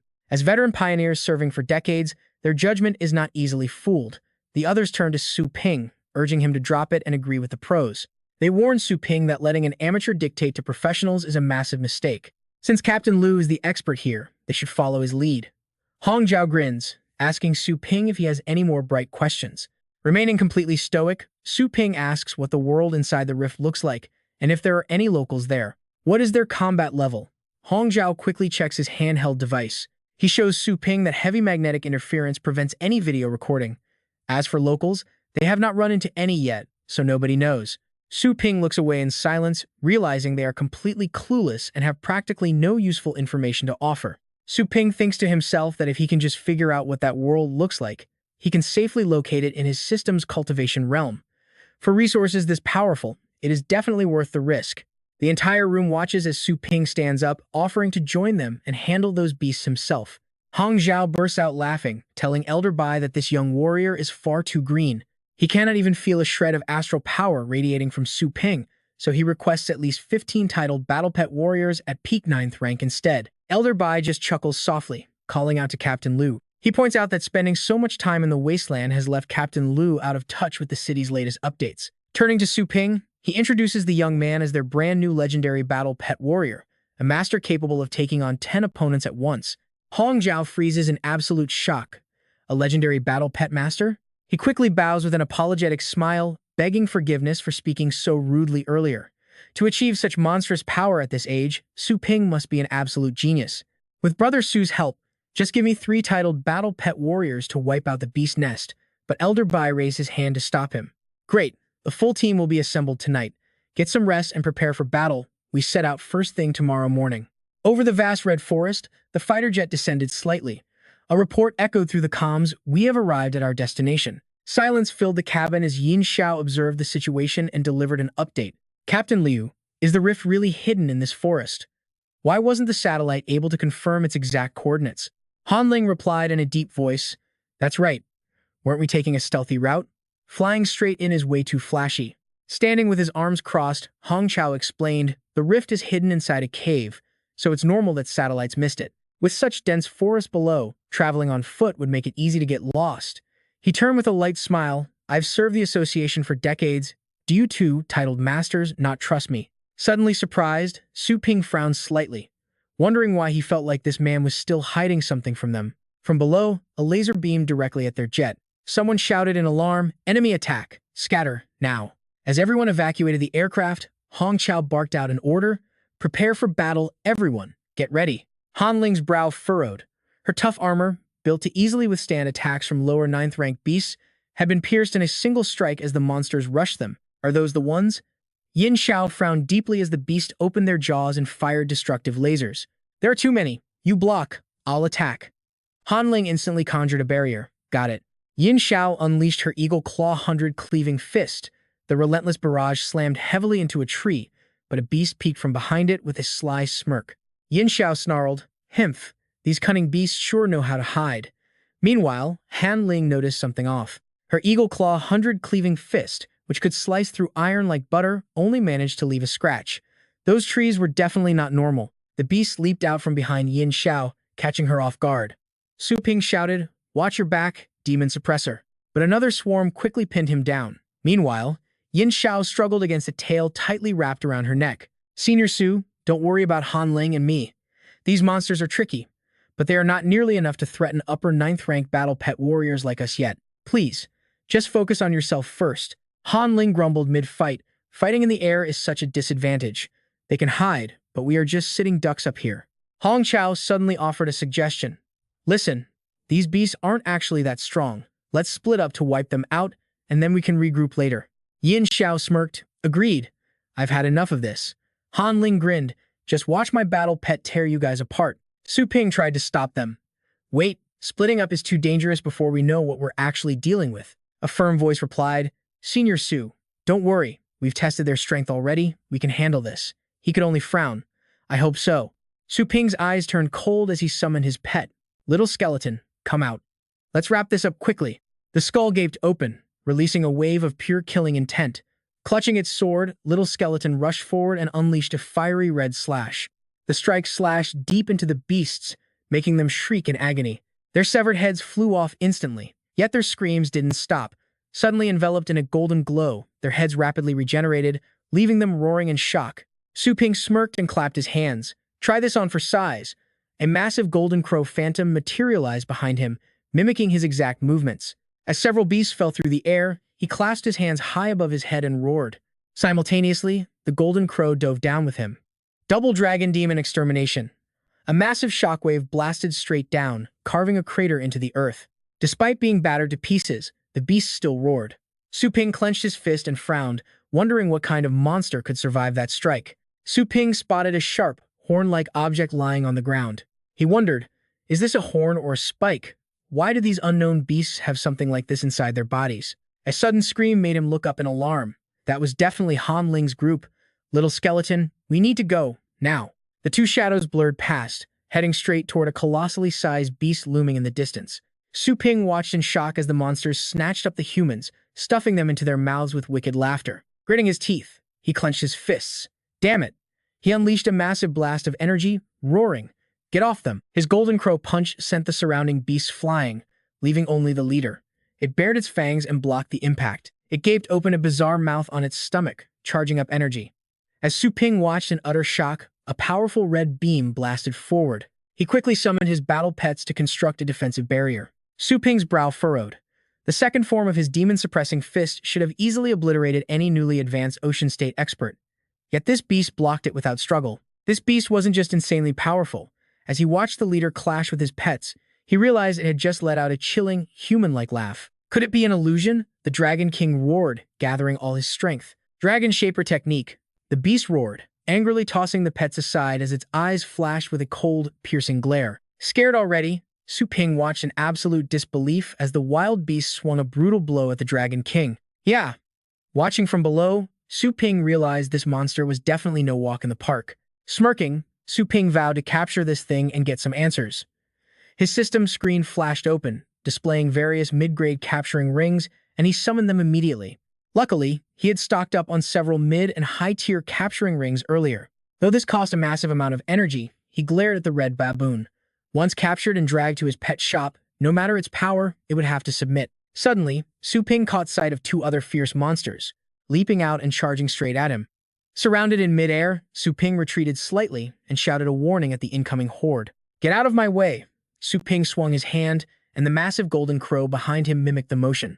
Pinned down by the battle pets, the leader beast struggled desperately to break free. Su Ping quickly spun his wrist, launching his attack with a loud shout. The beast stared in shock as the small rings flew right at it. With a violent swipe of its massive tail, the rings shattered into pieces. It let out a wicked, mocking laugh, but Su Ping calmly pressed the device on his wrist to lock their coordinates. A bright red laser beam shot out, calibrating the coordinates before a massive pillar of light erupted from the heavens, blinding the entire sky. Confused, the beast realized the grip of the pets holding its arm had suddenly loosened. That intense light slammed directly into it, erupting into a violent red blaze. Enveloped in flames, the monster screamed in pure agony. Through the roaring flames, a dark shadow emerged. To its utter shock, Little Skeleton suddenly materialized, swinging a lethal sword strike that the monster desperately tried to block with its bare hands. The Dragon King and Black Dragon joined the fray, channeling their raw power. Their synchronized attacks shattered the teeth lining the monster's stomach, forcing another agonizing scream. Gritting its teeth, the beast knocked the sword aside. Clenching its fist, it turned furiously toward the Black Dragon just as another beam of light crashed down. The pets swiftly dodged the blast. The furious beast clenched its fists, and seeing the dark shadow return, it instinctively raised its arms to shield itself. It roared, refusing to fall for the same trick, and threw a massive punch that parted the flames in a wide circle. Instantly, more capturing rings flew right through the opening. The beast gasped in shock, quickly shutting its eyes and raising its arms in a desperate reflex. Frowning, the beast watched as the rings fell and dissolved into nothingness. Little Skeleton leaped high, raining down a barrage of rings. The beast took the hits easily, completely unfazed, and let out an arrogant laugh. Suddenly, another ring slammed home. Little Skeleton smirked, basically telling the red baboon to enjoy its final laugh while it still could. Countless iron chains erupted from the ring, binding the beast so tightly that it fell to its knees screaming. Refusing to accept defeat, the beast let out a final roar before vanishing, leaving only empty chains. How was this possible? Terrified by this sight, the remaining monsters scattered and fled. Su Ping slowly touched down, kneeling on one knee with Little Skeleton standing quietly behind him. Staring at the blood-stained, ruined armor on the ground, Su Ping thought of Yin Xiao and Han Lang, his chest burning with anger. Damn it, he was still one step too late. Suddenly, a voice called out from behind, calling for Boss Su. He glanced back to see Hong Zhao supporting an injured Yin Xiao, the man asking in disbelief if Su Ping had driven the monsters off. Su Ping stayed silent, looking from the armor on Yin Xiao to the two torn sets lying on the ground. Shoving his hands in his pockets, he stood up and walked over. Those beasts were abnormally strong, he noted, gently touching his battle pet. Even the infernal dragon, which usually seemed completely invincible, could barely hold them back this time around. In fact, Su Ping admitted he had to go all out just to stop them. Hong Zhao sighed, blaming himself for misjudging the monster's power. Yin Xiao struggled to speak, his voice weak and strained. He apologized to Su Ping for letting Wang Zhen die, lamenting that their squad was already down to 3 before even reaching the rift. Looking down at the ruined armor, Su Ping turned back and asked Yin Xiao if he remembered their conversation before the plane crash. Specifically, what he said to Han Lang. Frowning, Yin Xiao remembered saying the satellite couldn't find the space rift Captain Liu mentioned, and how Han Lang had questioned the point of using a plane. Surprised, Hong Zhao asked why Su Ping cared so much. Laughing it off, Hong Zhao admitted it was his mistake and apologized sincerely. Pointing out their heavy injuries, Hong Zhao was taken aback when Su Ping cut him off, suggesting they return to base to discuss things further. Agreeing, Hong Zhao turned to lead Yin Xiao away, looking back with a smile. Great minds think alike. He urged them to secure reinforcements and gather top experts to wipe out these terrifying beasts once and for all. Suddenly, a massive hand snatched them both up as the Black Dragon took off into the sky with them. A panicked Gong Chao asked what was happening, while Su Ping, standing calmly on the Dragon King, warned him that those monsters were incredibly cunning. Su told them they had to endure a little discomfort to get back safely. Unable to move, Gong Chao forced a weak smile and agreed. Su Ping kept a serious face, silently thinking that although he really wanted to venture into that space rift Liu Gongxia mentioned to see what it actually looked like, there was no telling how many red-faced monkeys still lurked in the forest. The whole situation felt far too suspicious to justify any reckless moves. The two beasts flew off quickly, heading back to the plaza where Elder Bai and his men were waiting down below. Someone shouted that they were back, but Elder Bai frowned, only sensing 3 energy signatures. The black dragon then made a soft landing. Seeing Gong Chao and Yin Xiao, the crowd panicked, shouting that Captain Liu and Yin Xiao were badly hurt. They pleaded with Legend Su to have his beast release them for immediate medical care as Su Ping stepped out from the spatial void. He ordered private clinic rooms for both, secured by armed guards of at least rank 9. He demanded they have no outside communication without his direct permission, and that their cultivation be sealed, causing the 2 men to raise their eyebrows in shock. Elder Bai was stunned, asking if he was putting them under house arrest, while the nearby subordinates stood there completely baffled. Only dangerous criminals faced that kind of lockup. After all, Captain Liu and Yin Xiao were veteran battle pet warriors who had served for over 10 years with legendary achievements. They asked Legend Su what crimes they had committed, prompting Gong Chao to quickly chime in. He pleaded, acknowledging that while he had looked down on Su Ping before the mission, this seemed extreme. There was no need for personal grudges. Yin Xiao, holding back his pain, admitted that his own reckless actions had caused the mission to fail. He groaned, accepting any punishment, while the subordinates tried to plead their case. They argued that without concrete proof of them endangering the team, it was very hard to follow his demands, causing Su Ping to frown in response. He admitted he had no concrete evidence yet, but warned that since the enemy was exceptionally strong, they absolutely could not afford a single mistake. Asking for their trust and some time, he waited. Elder Bai closed his eyes and ordered his men to comply, though another guard tried to protest. They called it absurd, but Elder Bai growled, telling them to just do it. They quickly complied. Inside the office, Elder Bai turned his back to Su Ping, confirming that both men had been locked up as requested, though he noted that not everyone under his command enjoyed Su Ping's level of freedom. He demanded to know what happened during the expedition, but Su Ping quickly retorted that he had never agreed to join his ranks in the first place. Calling him a stubborn old man, Su Ping asked if this mission was actually his first time deploying the association's elite warriors. Elder Bai turned around, looking genuinely surprised as he confirmed that Yin Xiao and Han Lang were indeed part of the very first team. Su Ping brought up holographic images of 2 armors, asking if they belonged to the chest plates worn by their affiliated warriors. Elder Bai was shocked to see them, asking why he had those sets. Su Ping's eyes turned icy as he revealed he saw both of them die with his own eyes. The chest plates matched theirs perfectly, leading Su Ping to share his dark theory. He suspected the man claiming to be Yin Xiao was an imposter, even as the real one lay tied down to a hospital bed. He was still unconscious, proving something was seriously wrong. Suddenly, a dark figure appeared with urgent news for Elder Bai. He told him to speak. Both men looked shocked upon hearing that multiple wasteland teams across different bases had returned with massive news regarding powerful energy crystals. Because of this, every major base was now deploying more teams to dig up these crystals. Over at Jidao Base City, 2 battle beasts clashed fiercely, with the red one pinning the orange one's head to the dirt. Some laughed, while others panicked, demanding to know what was wrong.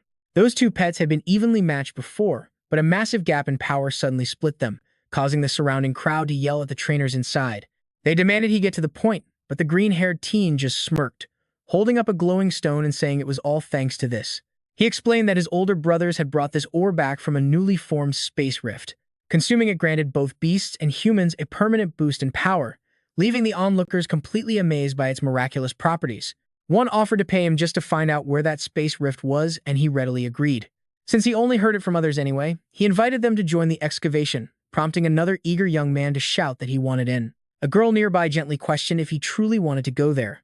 She warned that a freshly opened space rift could easily harbor terrifying and unpredictable dangers.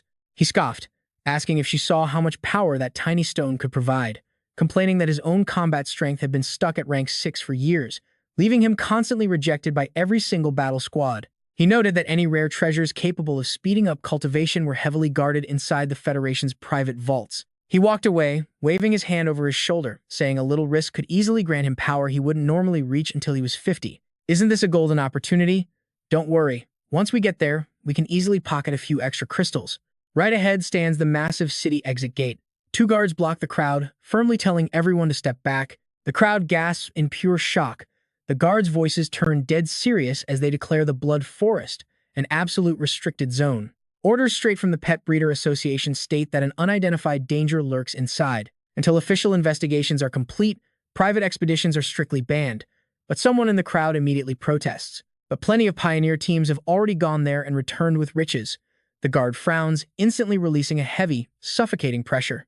Effective immediately. Even official pioneers are barred. Anyone who has already returned from that forest will be thoroughly interrogated by the government. Any more questions? The crowd can barely mutter a response under the crushing spiritual pressure of a level 9 powerhouse, leaving them gasping for air. Apologies for the offense, we will leave right away. They turn back in absolute defeat, muttering bitterly about being too late and how the good stuff never reaches ordinary folks like them. After spending a fortune on high-grade survival gear, this is a massive loss. The guy next to him asks if they really have to give up. With a level 9 powerhouse guarding the gate, what choice do they actually have? Suddenly, a sympathetic voice rings out, calling to the desperate crowd.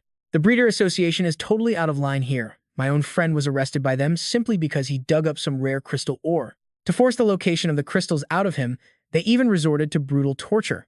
The crowd stares at him in sheer disbelief. Wait, are you talking about that pet owner whose beast ate the crystal earlier? What did you say? All this just to hoard the ore? Could the so-called danger be nothing but a cheap cover-up by the Breeder Association? Monopolizing those rare crystals must be their actual greedy goal. Exactly. These rare treasures always end up with the government or wealthy clans. But this time, they are snatching an incredible, life-changing opportunity right out of our very hands. Can we accept this?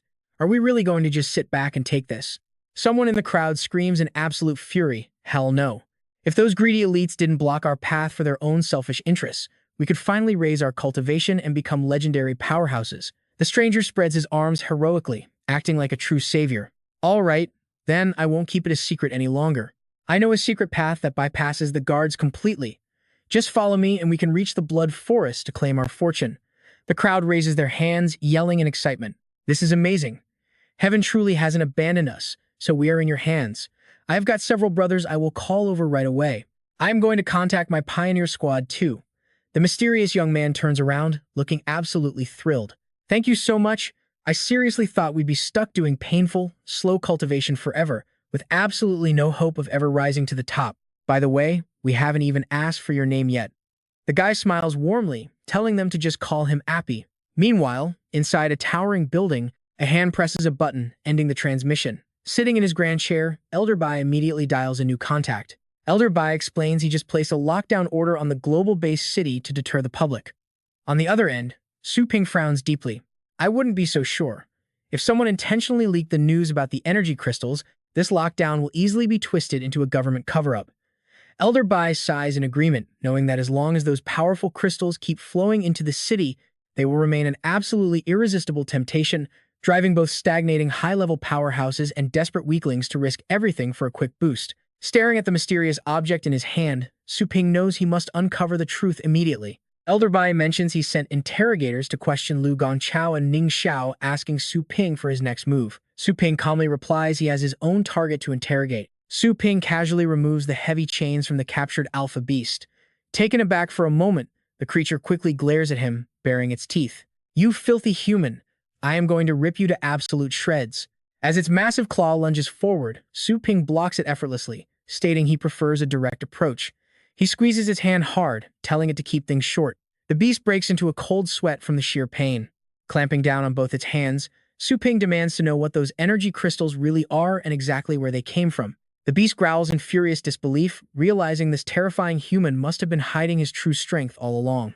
Su Ping smirks, telling it to take a guess and answer unless it wants him to repeat himself. Refusing to yield, the monster rips its own hands off, laughing hysterically. Its arms instantly regenerate as it glares with sharp, murderous eyes, laughing hysterically. It tells Su Ping to either kill it now or prepare to be eaten alive. Suddenly, Su Ping blitzes forward, grabbing its head and leaving the beast completely stunned. He coldly orders a teleportation. The system immediately announces a deduction of 10,000 energy points as Su Ping flashes past, landing behind the beast. The beast scowls, wondering what kind of trick this is, only to find a crowd of humans suddenly standing right in front of it.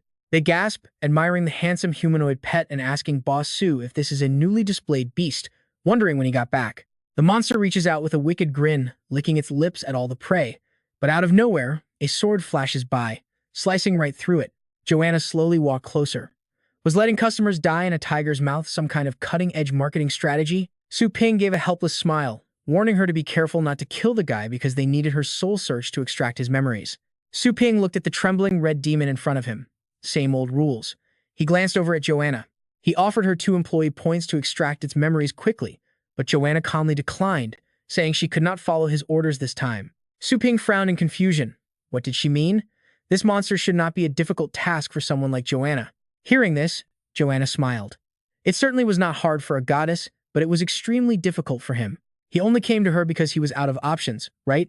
She calmly added that the pricing power was no longer in his hands. For this transaction, she demanded 20 points, raising 2 fingers, adding that any future crisis only she could solve would cost even more, with the price doubling each time. Su Ping smirked, telling Joanna she was too naive since he was the store manager. The employee rules clearly stated she must obey the manager. Was she not afraid he would deduct her points for charging such a price? Joanna chuckled.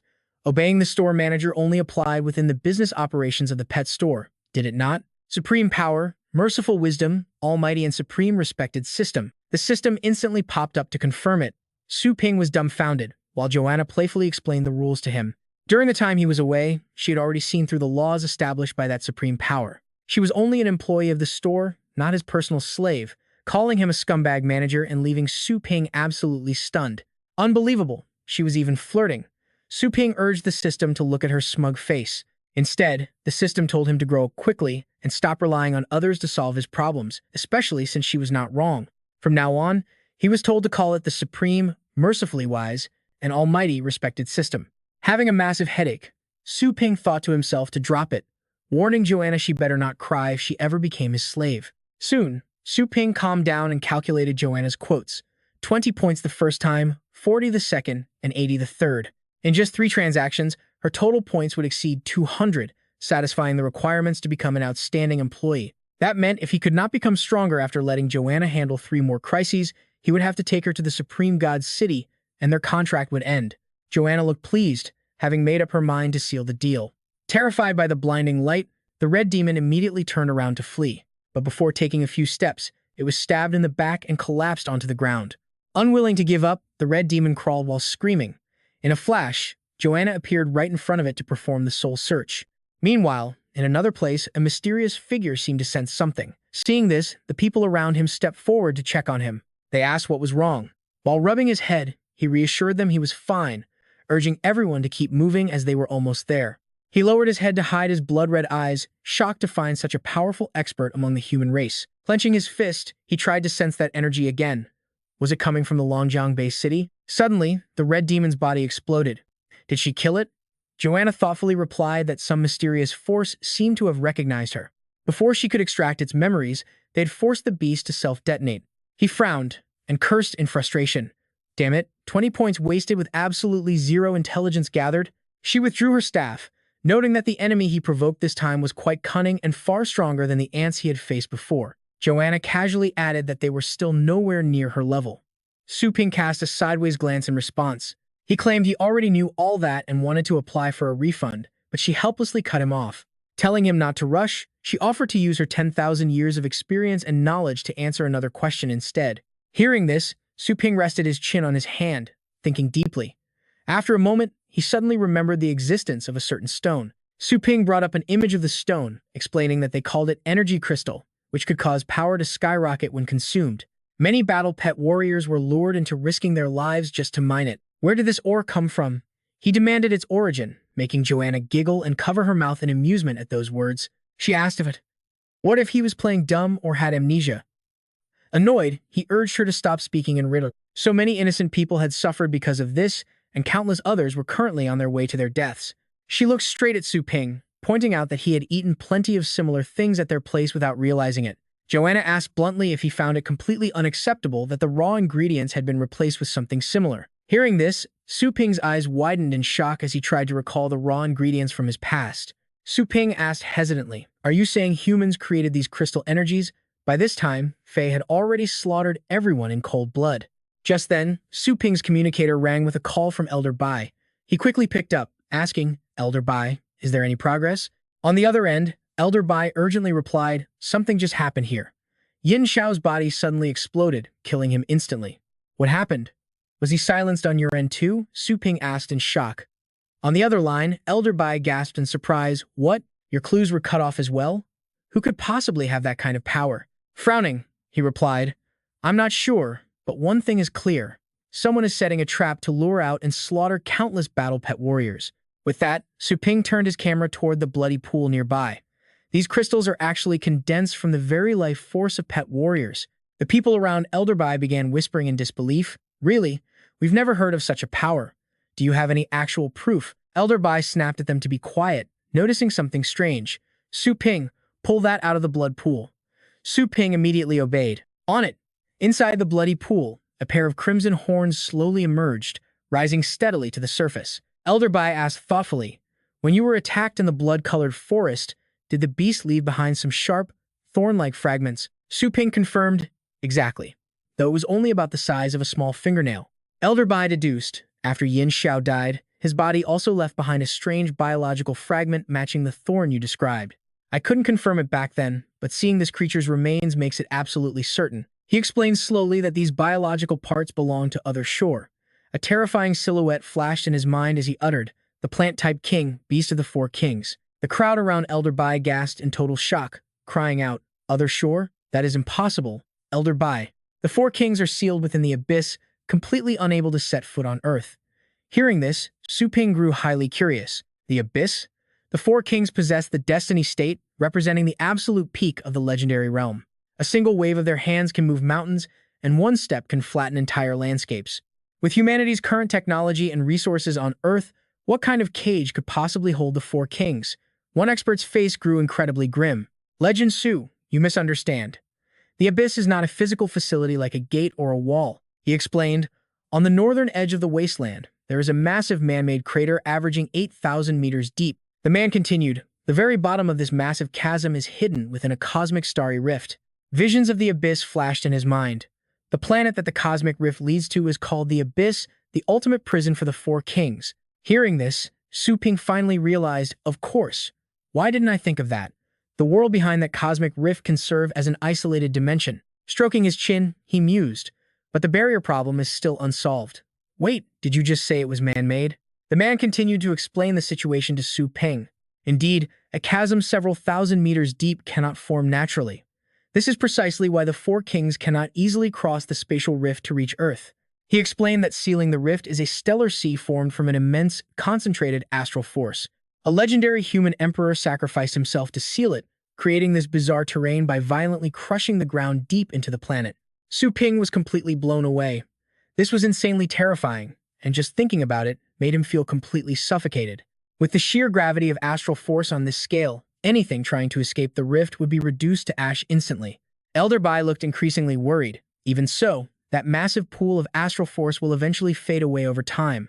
Besides, the enemy has likely evolved a method to refine this energy. If only one of those monsters managed to escape, we might survive. His voice turned heavy. What I fear most is that the other kings have broken their seals and landed on Earth. Everyone gasped in disbelief. What? One of them spoke up confidently. But Elder Bai, the entrance to the abyss is heavily guarded by four legendary battle pet warriors. He sounded absolutely sure about it. If those kings made any move, they couldn't have kept quiet. Su Ping's face grew deeply troubled. He asked, Elder Bai, what are you implying? Su Ping voiced his grim theory. Could those legendary guards have already been wiped out? Are those figures appearing on the surveillance screens actually just mimics from the other side? Meanwhile, in another location, a mysterious hand pulled out thorns identical to those Su Ping discovered. Fei was carefully stitching the fragments of other shore back together. The thorns peeled away, dropping to the floor, gradually molding into a hideously deformed human head. Fei spoke to the mimic creatures kneeling before him, warning them, a powerful entity is trying to spy on my true self. A tentacle extended to offer a crystal, delivering his order. This has piqued my interest. The target is the Longjiang-based city. The monsters below took the crystals, bowing their heads respectfully. Caressing his tentacle with a sinister smile, he whispered, Go, my children. Meanwhile, back on the call, everyone panicked. They ask Elder Bai how they should respond if this theory is actually true. Elder Bai turns around and orders an emergency recall of all battle pet warriors who recently left the wasteland after the crystals appeared. He wants them detained and screened to root out any mimics hiding among humans, even targeting the legendary warriors guarding the abyss. He also warns them to expose the energy crystal scam before they lose any more of their valuable fighting force.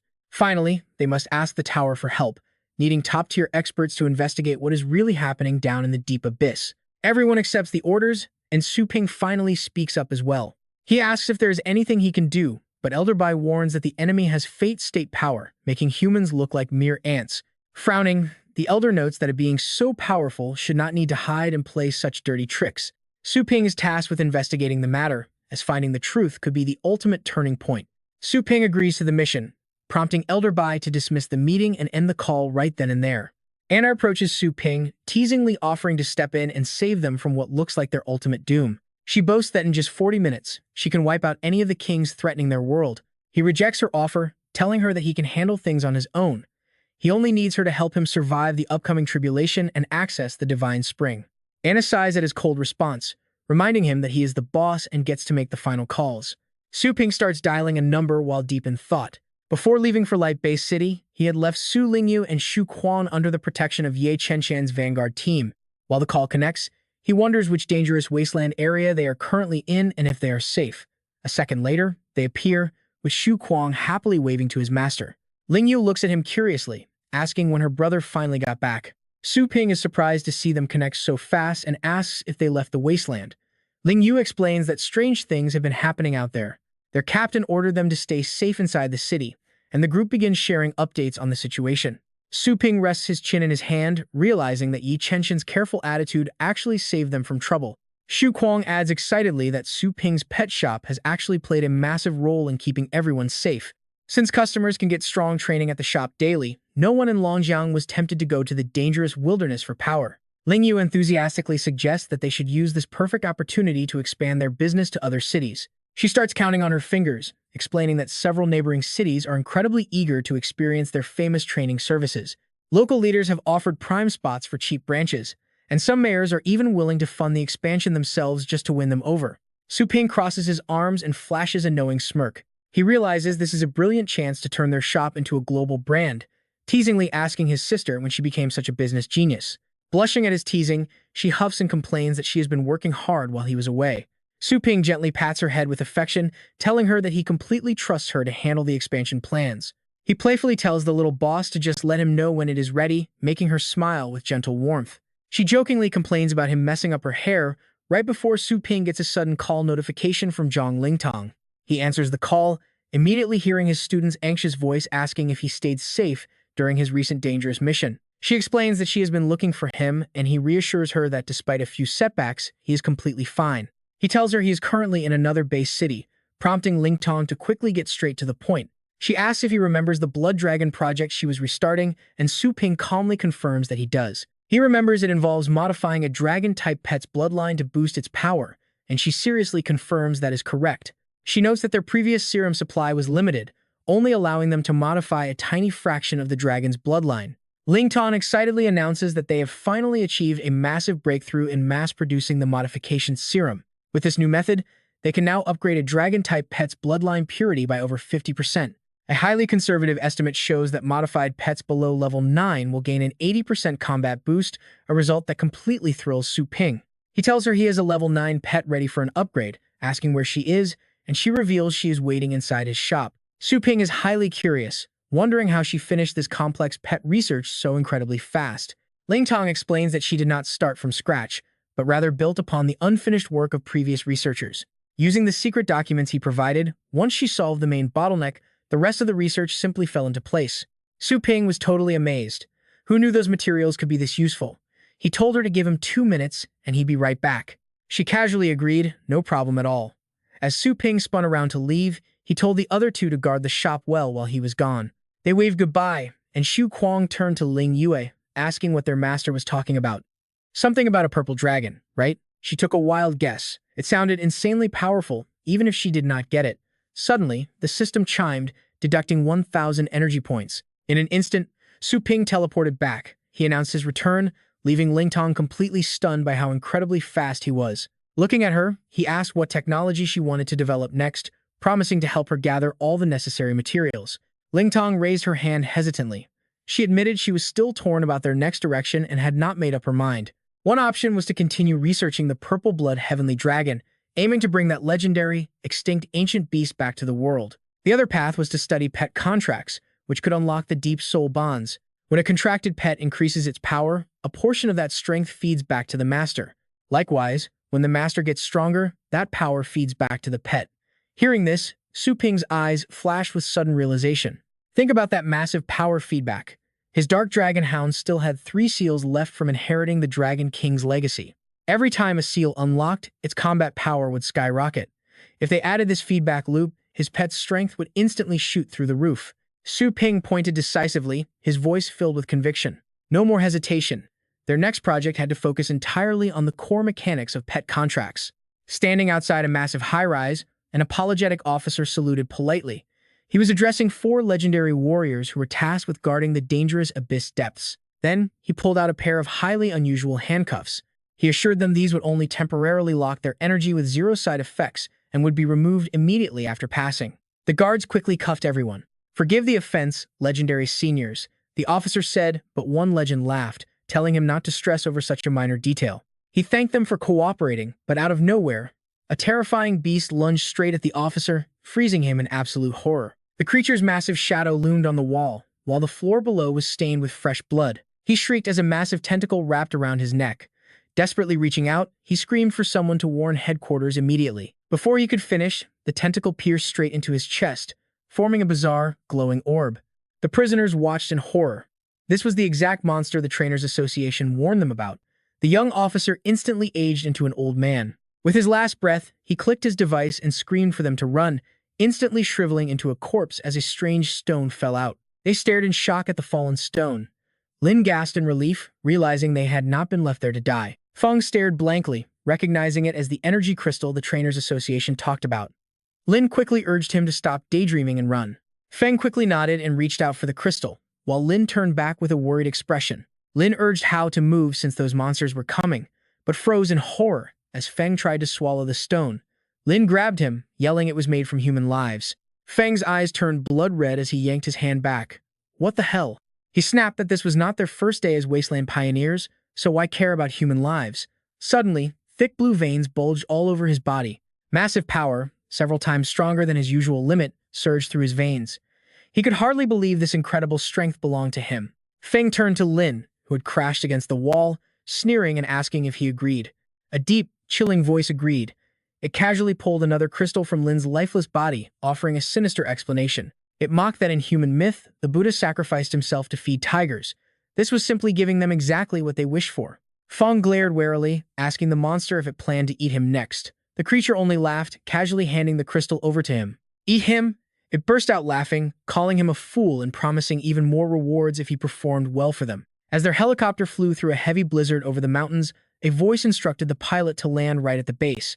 Once they landed, the younger traveler looked confused, asking why they stopped here since the peak tower was located at the very summit. His companion calmly replied they had to walk up, leaving the young man shocked since there was a raging blizzard outside. The leader patiently explained that this was a strict rule of the peak tower, requiring all guests to hike up on foot. The young man grumbled in frustration, wondering if the tower had forgotten they were from the Elite Trainers Association. His companion sighed helplessly, explaining that every single member of the peak tower was a legendary expert, so no one dared defy them. Pausing before an invisible barrier, the young man reached out, noticing that some force was physically blocking their path. Recognizing the famous Wind Mountain barrier, his companion fell to his knees and pleaded loudly. He begged legendary Senior Drunken Immortal to let them in on Elder Bai's orders to meet the Tower Master. Baian has likely shattered its chains in the abyss and reached the blue planet. He bowed low, desperately begging, "Legendary Drunken Master, you have to save us." The old man remained lying relaxed on his giant gourd, watching everything with complete indifference. A furious fist slammed onto the table. "Damn it!" Before the monitors, a subordinate nervously reported, "Elder Bai, all 3 orders you issued have completely failed to execute. Worse still, an evil rogue faction has emerged among the civilians, actively hunting humans just to boost their own power. Everything points to one thing: Baian has expanded its forces, shifting from scheming in the shadows to launching outright, open plunder. The power hierarchy across multiple base cities has already begun to collapse. The high and mighty clans are being torn apart and devoured. Chaos is spreading, and we have completely lost contact with multiple base cities. As absolute chaos loomed, Elder Bai fell silent. Frowning, he asked, "What about Su Ping? Did his investigation yield anything? We haven't received a single report from him in days. Quick, check what he's been up to." His subordinate frantically clacked away at the keyboard. Right away. Turning back, he reported, "Elder Bai, I found it." Lately, the legendary Su Ping has been constantly traveling between different base cities. Elder Bai stroked his beard. "Running around for the investigation? Yes, that makes sense," he murmured, his voice softening. "After all, Baian is notoriously cunning and deceptive. We still have absolutely no clue where its true main body is actually hiding right now. So many years have passed, and its appearance has surely changed completely. Trying to track it down is going to be harder than scaling the heavens. Perhaps I shouldn't rush him. He needs more time to figure this out." His subordinate let out a strained laugh. "Elder Bai, his constant traveling, it doesn't look like an investigation. He's actually restocking his pet store." Elder Bai gasped. "Wait, what?" The man quickly clarified. "Lately, the legendary Su Ping has been opening branches of his pet store all over the place." He stared in utter disbelief. "What? Opening shops at a critical time like this?" Meanwhile, Su Ping was casually harvesting rare herbs. Over at the New High Base City branch, a crowd of frantic hands reached out to grab a glowing, radiant item. One customer held it high, shouting in triumph, "Haha, I got it." Behind him, the others groaned in pure frustration. Damn it. This Pluto Bone Lotus was the absolute last portion of pet food left. Man, a step too late, and even this obscure stuff gets sold out instantly. The crowd outside erupted into a frenzy. "I'll pay 3 times the price. Sell it to me." "No way, this is a rare treasure. I stood in line all day for this. I'll pay 5 times. No, 10 times. Squeezing through the crowd, Su Ping said, "Excuse me, coming through. Everyone, please step back from the display." A nearby customer blinked. "Huh? Who are you?" Su Ping smirked, casting a quick spell to summon a burst of fresh herbs. "Restocking time has officially begun, folks." The items flew gracefully onto the empty shelves. Staring at the perfectly arranged stock, the young man gasped in awe. Whoa, insane power. He looked around, and within a single second, the shelves were fully stocked. Wait, where did he go? Using a teleportation array, Su Ping instantly flashed to the Shuhu Bay City branch, immediately getting back to restocking. "Pardon me, let me slide past. The store owner is restocking." A regular customer turned around and smiled. "Boss Su, you're back again. I've seen you 3 times today." Su Ping grinned. "Only 3 times? Machuan Bay City right next door has already been restocked 7 times today, so I am running way behind." Suddenly, the communicator on his wrist buzzed with an incoming call from Su Ling Yue. He answered, "What's up?" "I'm busy restocking here." Ling Yue asked urgently, "Are you done yet?" In the base cities of Quangxi, Yangqi, and Huquan, the larger branches are completely short-staffed. "Hey, big brother, should we start hiring local workers on the spot?" Su Ping frowned slightly. "No, we must only use our own trusted people." Ling Yu sounded a bit confused. "Our own people," he replied. "That is correct. Currently, in Longjiang Bay City, aside from our main branches, everything is being run by the 6 great clans: Qin, Zhou, Tang, Mu, Lu, and Ye." Thinking of them, Su Ping smiled. "They've trained plenty of experienced workers lately. I've already transferred all shop management authority directly to your hands. You can dispatch those veteran staff to other base cities immediately. The vacant spots left behind will easily be filled with fresh recruits sent by the 6 clans. Longjiang will become our primary training ground to prepare all future employees." Ling Yu immediately complied. "Got it." Just then, an emergency notification from the Trainer Association headquarters flashed. Su Ping told Ling Yu, "Hold on, I've got another call." As he picked up, the voice on the other end practically screamed, "Legendary Su Ping, what on earth are you doing?" Su Ping replied blankly, "Oh, actively preparing our defense against Baian." They yelled back, "Who are you kidding? You are clearly just running around opening pet stores." Su Ping blinked. "Is it a crime to open a shop?" The caller clattered on his keyboard, reminding him, "This is literally a life and death crisis." Legendary Su Ping, take a look at these terrifying numbers. Across 4 continents globally, we have over 200 base cities. A ruined world stretches out. Under the dark influence of the Other Shore faction, half of society has already crumbled into absolute chaos. Everywhere, terrified crowds are fleeing from ravenous beasts. Base cities collapse into complete anarchy, as hundreds of battle pet masters get captured and devoured daily. Evil scavengers smile savagely, but the true horror is how ordinary folk can only watch helplessly as these monsters close in. This brutal hunt is orchestrated by corrupt, high-level pet masters working from the inside. Join their sick game or get swallowed whole. Greedy eyes lurk everywhere, because devouring others is the ultimate shortcut to power. Like a deadly plague, the Other Shore faction has swept through half of the world's base cities in just a few short days. The officer stares at him in disbelief. Is a crisis really the time to open shops and make money? Su Ping rubs his chin, telling them to investigate the local departure rates instead. He is completely baffled. Departure rates? Behind them, Elder Bai suddenly senses something big. He immediately orders a comparison between the total number of pioneers in major base cities and those reported missing or dead. The assistant scrambles to pull up the data. Reporting to Elder Bai, there are exactly 13 base cities where the departure rate is exceptionally low. 12 of those are in the Asian region. Elder Bai mutters quietly, and the last one is our current base, correct? It is just as he suspected. The one thing these safe zones have in common is that they all host one of Su Ping's pet shops. He gasps in shock. You are absolutely correct, sir. It is almost unbelievable that these pet shops have literally become safe havens. But Legend Su, with nearly 100 branches scattered everywhere, how do you keep them so orderly? Suddenly, Ling Yue stretches lazily and interrupts their call. Did I hear someone talking about me? The actual shop manager is right here, you know. The officer stares blankly at the waving girl. Shop manager? Wait, how did you even get into our private video call? Su Ping explains that since they were discussing her, he just dragged her into the lobby. She smiles, introducing herself as Su Ling Yue. Su Ping adds with a smirk, by the way, those shelters you were praising? They were completely her idea. The officers are stunned that a young girl is managing such a massive business empire. Another officer gasps, Su Ling Yue. He remembers rumors that Legend Su had a sister. She is truly a prodigy, worthy of being related to a legendary master. Even the sister is a genius. Su Ping quickly steers them back to business, reminding them that half the world's bases are currently in total chaos. But chaos means resistance. It proves that not everyone has surrendered to the dark forces of the Other Shore. We can rescue those who oppose the enemy in the major base cities, evacuating them directly into the safe zones protected by my pet shop's defensive fields. Su Ping raises two fingers. Once those traitors lose their human prey to feed on, they will only have two options left. They either turn on their weaker allies for food, or they surrender to us before their own comrades eat them alive. Either way, the ranks of the Other Shore will end up tearing themselves apart. Once they weaken, we can systematically reclaim our lost base cities and rebuild civilization. Elder Bai frowns. The plan is solid, but expanding our reach right now is highly impractical. We have lost too many powerful warriors already, and the enemy has endless backup. Meanwhile, the Peak Tower refuses to send us reinforcements. If the enemy launches a full assault on our 13 shelters, we will struggle just to keep everyone alive. Su Ping raises an eyebrow. You mentioned the Peak Tower before. What actually is it? Can they truly stand against the Other Shore? Elder Bai explains that the Peak Tower is made up of over a dozen legendary battle pet masters, making it our planet's strongest organization. Barely anyone knows they exist. If they ever chose to mobilize, they would easily crush the Other Shore faction. Su Ping is stunned. Over a dozen legendary tier warriors exist in secret. The blue planet only has 4 continents, and each supposedly only has 2 or 3 legendary masters. Where did all these extra legends suddenly come from? Ling Yue nods in agreement.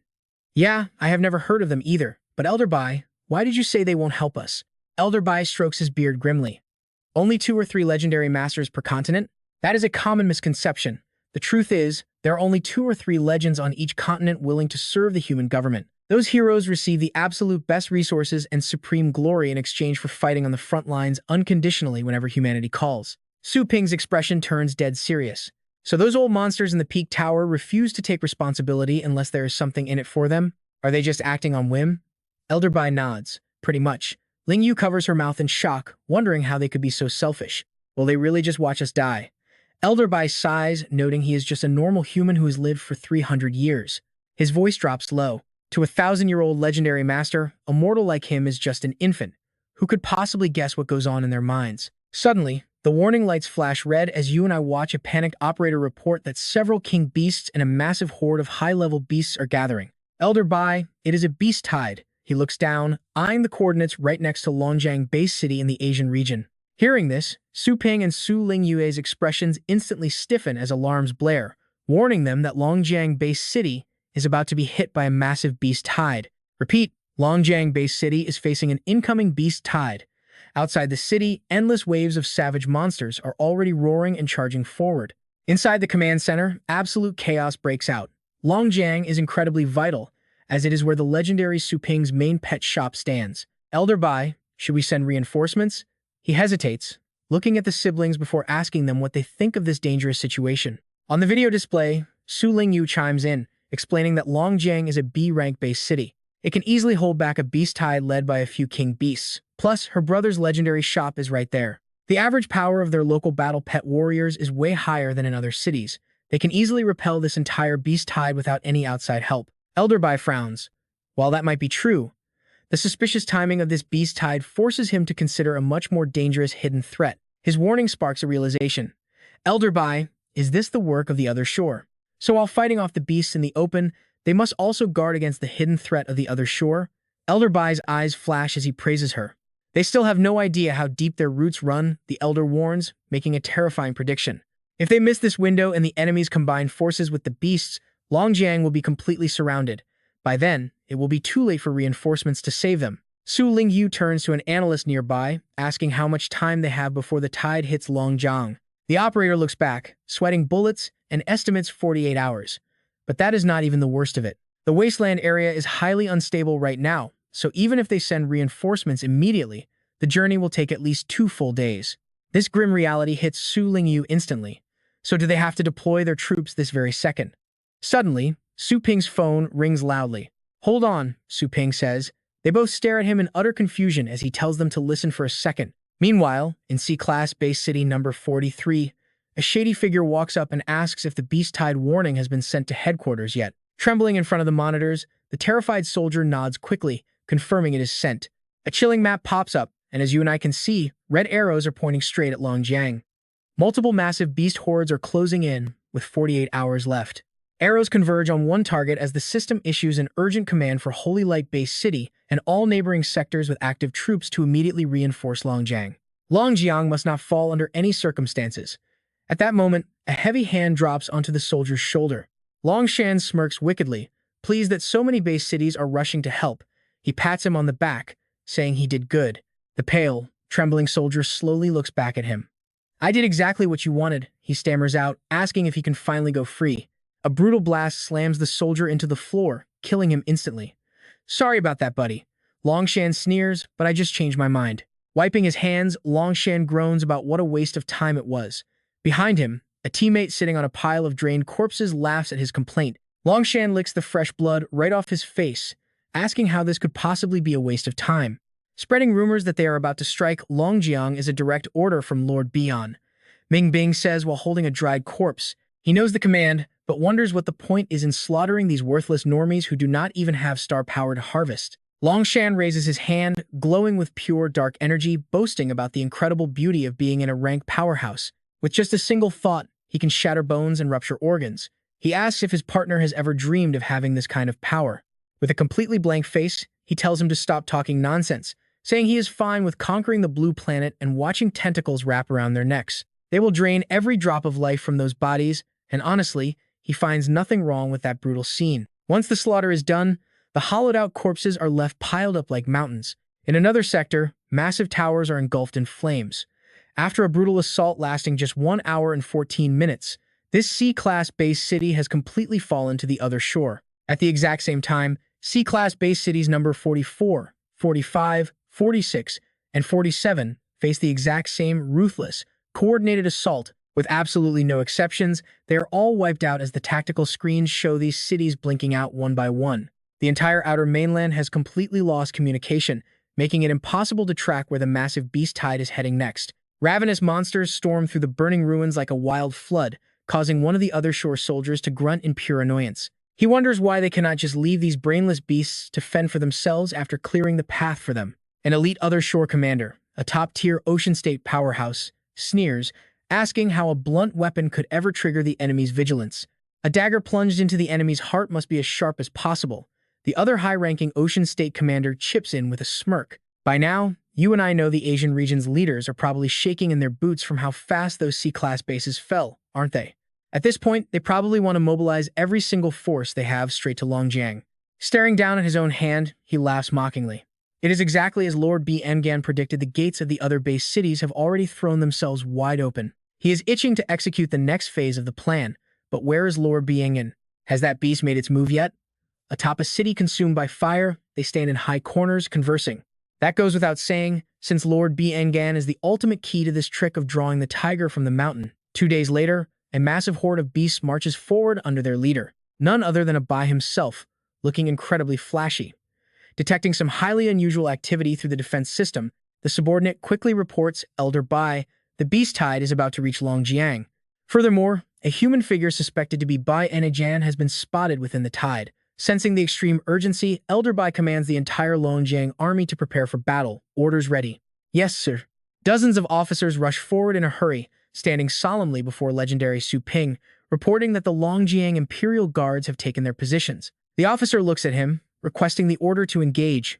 A massive lineup of warriors stands ready. They are the Longjiang Imperial Guards, elite forces handpicked by Su Ping from the Qin, Zhou, Tang, Mu, and Liu families and Yi families, thoroughly trained and heavily nurtured to perfection. Standing by the watchtower, Su Ping decides to proceed with the original plan. Order received. Yes, sir. The officer's eyes lock onto him with deep respect. Humph, humans. It seems you have specially prepared a grand welcoming ceremony just for me. Staring right back, Su Ping retorts, forget about a welcome. Even your funeral service has already been fully prepared. A pack of starved-looking beasts growls relentlessly, but a massive foot stomps down, sending them scattering in pure panic. It turns out to be a giant elephant charging forward. It rushes straight towards Su Ping's headquarters. Jin Shui watches calmly, calling it a complete savage. Standing nearby, Shu Kuang asks angrily, is that a king beast? Indeed, a titan giant elephant carrying the bloodline of the vast ocean realm. Rumor has it that this giant elephant lineage is born with monstrous power, capable of easily leveling entire mountains. Its colossal feet stomp closer and closer. In the distance, the fortress locks its targets. Aiming directly at the elephant, they fire, triggering an earth-shattering explosion. Shielding his eyes from the wind, he gasps in awe. Ha! Brilliant! Shu Kuang looks back, shouting that it charged straight into their minefield, layered with 3 overlapping anti-beast mines.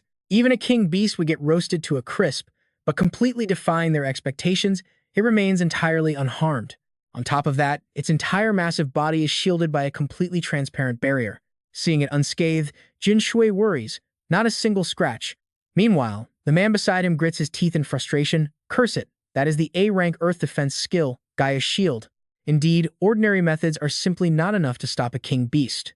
Watching the giant elephant charge ahead at high speed, it is no wonder Biangan sent a king beast to lead the vanguard. Clearly, he capitalized on the titan giant elephant's immense physical size and hyper-advanced defensive capabilities, forcing open a safe path right through the minefield. Abai watches it with a cold glare, and suddenly, its forward charge becomes even faster.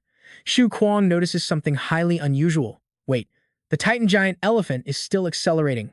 This development leaves Jin Shui deeply alarmed. What? Is it planning to ram straight through the city wall? We cannot let it. Su Ping begins channeling his energy to teach the beast a lesson. He raises his hand, preparing to strike. Suddenly, a massive dragon beast takes flight from the fortress. Its colossal feet crash down, shattering the ground below. The dragon glares at its rival and roars furiously. Both monsters charge, refusing to yield an inch. Suddenly, the giant elephant's eyes glow with an eerie, menacing light. This forced Su Ping's dragon pet to hold it back with every ounce of its raw strength.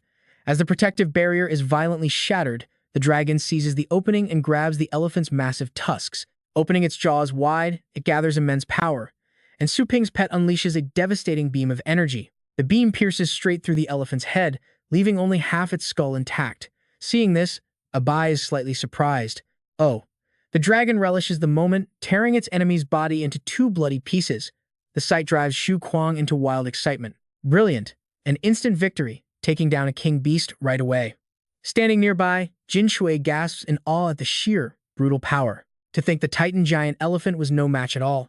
Has legendary Su Ping's Inferno Dragon also entered the legendary realm? Shu Kuang casts a boastful glance at the elder. Hey, it seems my master's Purple Flame Dragon has successfully completed its evolution. Jin Shui's eyes widen in sheer disbelief.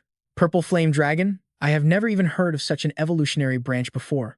Shu Kuang explains that according to his master, this rare evolution pathway comes from fusing the bloodline of the Purple Blood Heavenly Dragon. Hearing this, the elder finally understands. Is that not the ultra-strong ancient dragon beast that went extinct over 1,000 years ago? No wonder the unleashed flame that blew the titan giant elephant to pieces just now possessed such extraordinary power. The dragon's jaws charge up energy once more, aiming a blinding light beam straight at Abai. Instantly, 2 monster beasts materialize to block the blast. Jin Shui is taken aback, facing two king beasts simultaneously. The purple flame dragon does not lose an inch of ground. Yet, Shu Kuang senses something strange. Wait, Mayor, look at the massive horde of beasts charging toward us right now. An entire army of monsters approaches in the distance. To his shock, there are 10 king beasts. That is double the initial reports. Ah smirks arrogantly, wondering how much stronger a human-raised dragon beast actually is compared to a normal king beast. A massive, fiery ape roars as its colossal foot shatters the ground beneath it. Meet the Crimson Soul Flame Ape, ranked 4th among the fire element elemental pets. Each step spreads the raging fire, making the blaze turn absolutely chaotic, but the dragon stands firm. Jin Shui blocks his face. It is the Flame Ape inheritance skill, the cataclysmic true fire. Shu Kuang is shocked. Is not the range of this attack supposed to be only 100 miles? Now it is thousands. The mayor points out that the Flame Ape must have Paramita's boosted power. Insane. How is that still a normal king beast? The pet barrier wraps tightly around the fortress. Worried by the massive flames, Jin Shui wonders if the purple flame dragon can even survive this terrifying heat. Shu Kuang turns back with a reassuring smile. Relax, Mayor. Even though the purple flame dragon just ripped a titan mammoth apart, defense is its real specialty. On Su Ping's command, the dragon immediately activates its supreme divine skill. Suddenly, a pair of invisible legs starts moving forward. A colossal figure emerges from the fortress. Protected by the shield, the inner city remains completely unharmed. The Aegis of the gods. Ah narrows his eyes, unable to identify this strange defense skill. This vastly outperforms standard king beast skills. Fascinating. Jin Shui looks up in utter awe, a divine skill. This is legendary Su Ping's exclusive technique. Seeing it in person is on another level. Shu Kuang smirks. Have they been locked in the abyss so long they fell behind the times? Su Ping calmly asks, do you find this strange? Leaving both of them totally confused. Su Ping recalls that the Titan Mammoth cleared a safe path through the minefields, which was the perfect chance to strike. But even when the beast army entered, the enemy did not coordinate them to surround the base. Watching the battle, Su Ping realizes the enemy is only teasing the front lines. Jin Shui watches him closely. Is it a test? Suddenly, Shu Kuang realizes something. Wait, the enemy forces are not actually here. Beasts run wild below, but where are the humans who allied with them? Neither of them can understand it. Jin Shui turns pale. The enemy has not fully committed their forces to attack Longjiang. Instead, we gathered all elites from 11 bases here. What if they attack the other bases now? Suddenly, enemies appear on the nearby high ground. A squad from the Paramita army emerges from a spatial rift. Attack the city. Kill anyone with power, young or old. Riding their beasts, they charge with murderous intent. The system alarm alerts the mayor that 11 bases, including Yuhai, Shuhu, and Machuan, are under siege. Jin Shui panics, realizing these are the rebel forces of the Paramita faction. He realizes Paramita targeted the bases with Su Ping's branches all along. The beast wave here was just a distraction. Ah smiles. Realizing it just now? It is too late, humans. From high above, he looks down at the absolute chaos below. You can only watch others become monster food from inside this fortress, unable to leave. Jin Shui falls to his knees, cursing their devious trap. He holds his head in despair. But then, two men approach. Boss Su. Everything you requested has been prepared. Su Ping smiles. Very good. Looks like we are just in time. His expression shifts slightly. Back on the battlefield, cannons rain fire on the enemy as a scout screams. Hey, look at the sky. An air raid. A massive explosion erupts, resembling the power of the Ice Legion's cannons. The survivors barely survive thanks to their shields. Damn it, those are the Sentinels. The Sentinel explosive shells are made from unstable, peak rank 9 beast cores. Extremely powerful but rare, they are grade A trump cards. Alex is confused. How do these grade B bases have such weapons? Were not all defense resources moved to Longjiang to block the beast wave? This is wrong. Retreat now. In outer space, drop ships descend from orbit near Blue Planet's main city. Alex stares at the spaceships filling the sky. What are those? The ships land safely, doors sliding open to reveal an elite army. You guys are trapped like rats now. All forces, move in. There is absolutely no way out. Alex and his crew look completely lost, wondering who they are.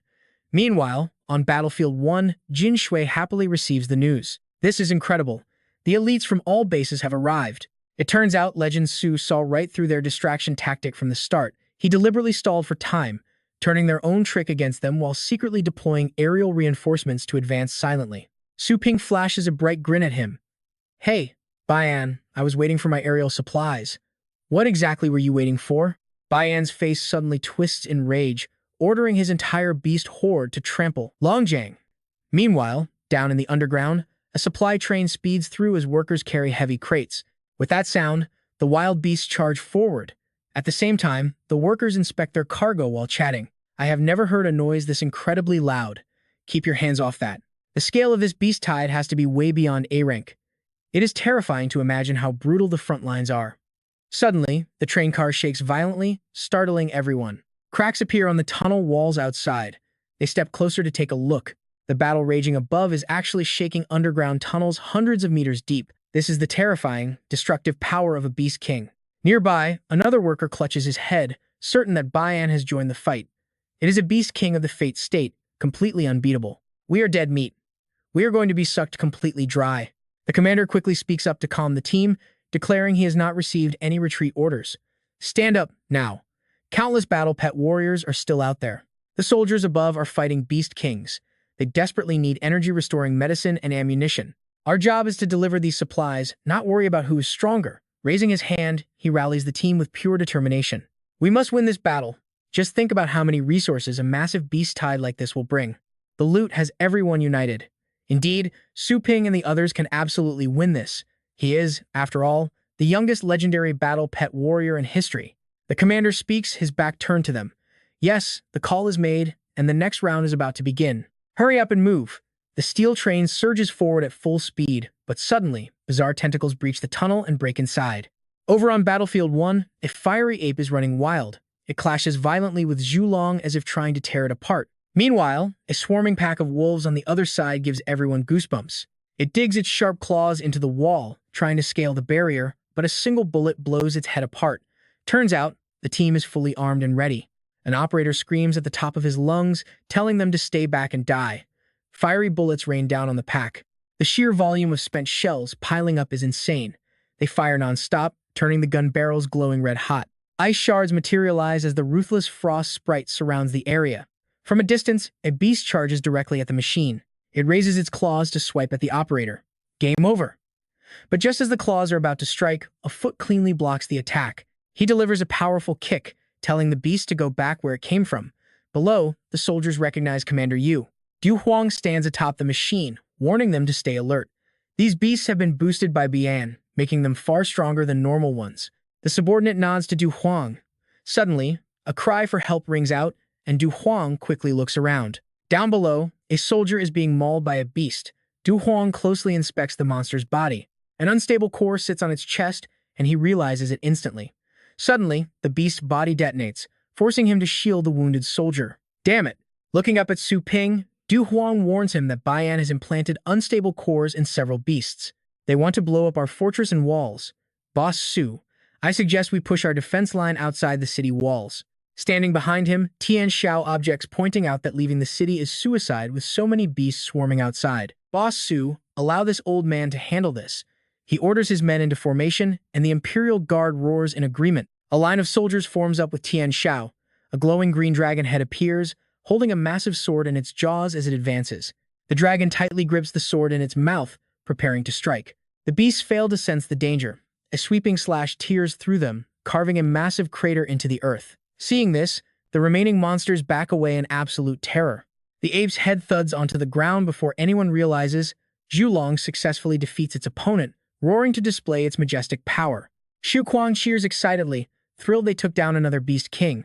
Jin Shui's face lights up as well. It is hard to believe they actually repelled this wave of attacks, but a moment later, the ground splits open, dragging the ape's corpse down into the abyss. Zhulong immediately flies up to safety. Right after, a colossal tentacle erupts from the newly formed fissure. They are all left staring in absolute shock. Seeing this, Xu Kuang immediately starts calling for his mother. Over on the second battlefield, everyone can feel the tremor. What is that? It feels like something is coming. A massive, terrifying tentacle suddenly erupts from the ground right before everyone's eyes. It slams down with brutal force, slaughtering countless people the moment it rises back up. Bayangan's soldiers celebrate in relief, realizing their lord has finally decided to join the battle. Look at that ultimate power of the Fate state. Lord Biangan will crush those arrogant fools with a single strike. The razor-toothed beast extends its tongue, draining the energy of everyone nearby. It hoists them high, ripping out a strange green essence. Handcuffed soldiers scream in desperation, begging Lord Biangan to hear them. They cry out that their energy has been locked down, pleading for him to break their chains. From the crowd, another voice desperately begs for just a little more power. The monster's slavering jaws hang wide open. The soldiers shout that they can still fight, completely blind to the horror approaching them. Those slimy tongues snake toward Biangan's own men. One bound soldier screams in pure terror, pleading for it to stop. He begs desperately, refusing to be cast aside. He cries out for the power he fought so agonizingly hard to obtain. But his life is cut short. With his final breath, he curses Biangan to a terrible end. Back on the primary battlefield, Biangan revels in the slaughter, controlling the massive tentacles. Sensing danger, Su Ping grows worried and commands his Inferno Dragon to return immediately. The massive dragon swerves back, but giant tentacles snare its leg mid-air. The suffocating vines wrap around its neck, crushing the beast in a deadly chokehold. Tu Huang watches in horror, fearing for Su Ping's dragon, while Tian Xiao quickly summons his Azure Dragon to help. The sword-wielding dragon strikes the binding tentacles, but the slash barely leaves a scratch. Seeing this, Tu Huang screams out a warning. The cut is too shallow. Suddenly, a dark blur streaks forward as Su Ping charges with his sword, leaving Xu Kuang and Jin Shui stunned. Legendary Su Ping. He unleashes a strike so devastatingly powerful, it easily surpasses the combined might of the giant dragon. Sensing a sudden shift, Biangan snaps his eyes open. That ferocious slash from Su Ping immediately sends him into a violent rage. He commands a barrage of tentacles to swarm Su Ping, but the young warrior stands firm, slashing his blade in rapid succession. Jin Shui watches in absolute panic, warning Su Ping to watch out. Grimacing, Su Ping prepares for his final, decisive blow. He swings his blade with earth-shattering force, seemingly tearing the sky apart. The strike completely severs the tentacles. Break for me. Instantly freed, the Inferno Dragon shakes off its restraints. Su Ping lands gently on its head and commands it to move, but the enemy won't let them escape so easily. Tian Xiao steps in to cover Su Ping, but the overwhelming swarm of tentacles instantly shatters his Azure Dragon to pieces. Tian Xiao coughs up blood in agony, leaving Tu Huang completely horrified. Their proud defense line crumbles in the blink of an eye. Looking at the scattered bodies, the sheer destruction highlights an insurmountable gap in power. He looks up at Biangan, trembling at the terrifying might of the Fate State. The deadly tentacles close in, nearly trapping Su Ping. A system prompt suddenly flashes. You have entered the airspace directly above the pet store. Su Ping looks back in absolute relief, glad it finally arrived. Biangan watches in confusion, wondering what is coming, as Su Ping easily blocks the tentacles. The system chimes in. Within the store's protective boundary, the host is granted absolute invincibility. Su Ping coldly warns him that his judgment day has arrived. Perplexed, Biangan weaves his writhing tentacles together, slowly molding them into a giant, horrifying beast. The grotesque creature is enough to make anyone's skin crawl. Losing his mind, Jin Shui despairs, wondering how they could ever defeat such a monster. Biangan mocks them, asking if they still dare to speak of his demise now, puny humans. Returning to his normal state next to Little Skeleton, Su Ping recalls his pet and smugly challenges him to bring it on. Floating calmly in midair, Su Ping leaves Jin Shui utterly speechless.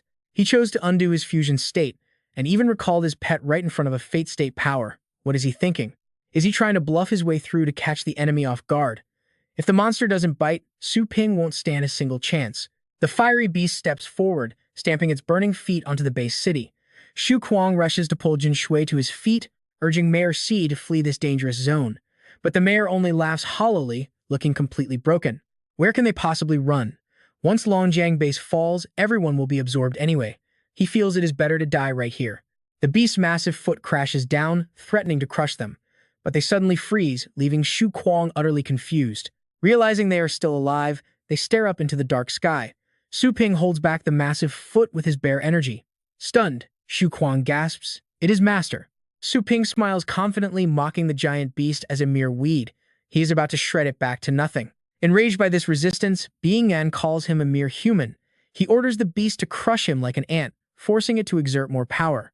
Su Ping effortlessly blocks the strike with a calm smirk on his face, calling their struggle completely useless. Within Su Ping's glowing barrier, a radiant golden fist manifests. It blows the monster's foot to smithereens, leaving Biangan utterly paralyzed with disbelief. The colossal tentacle beast collapses. Seizing the moment, Su Ping charges directly toward Biangan, preparing a devastating punch. With a single punch, he sent the tentacles flying, causing the severed monster to wobble and collapse. On the screen, the beast's life signals were rapidly fading away. The subordinates looked at Deputy Leader Bai. The other shore was dead. Legend Su successfully killed the other shore. Stunned, He asked if it was real, and the scout assured him they had won. Shu Kuang cheered, knowing his master would pull it off, while Jin Shui covered his face and wept tears of pure joy. Longjiang City was saved. He even joked that if he were a girl, he would fly over and plant a kiss on his master.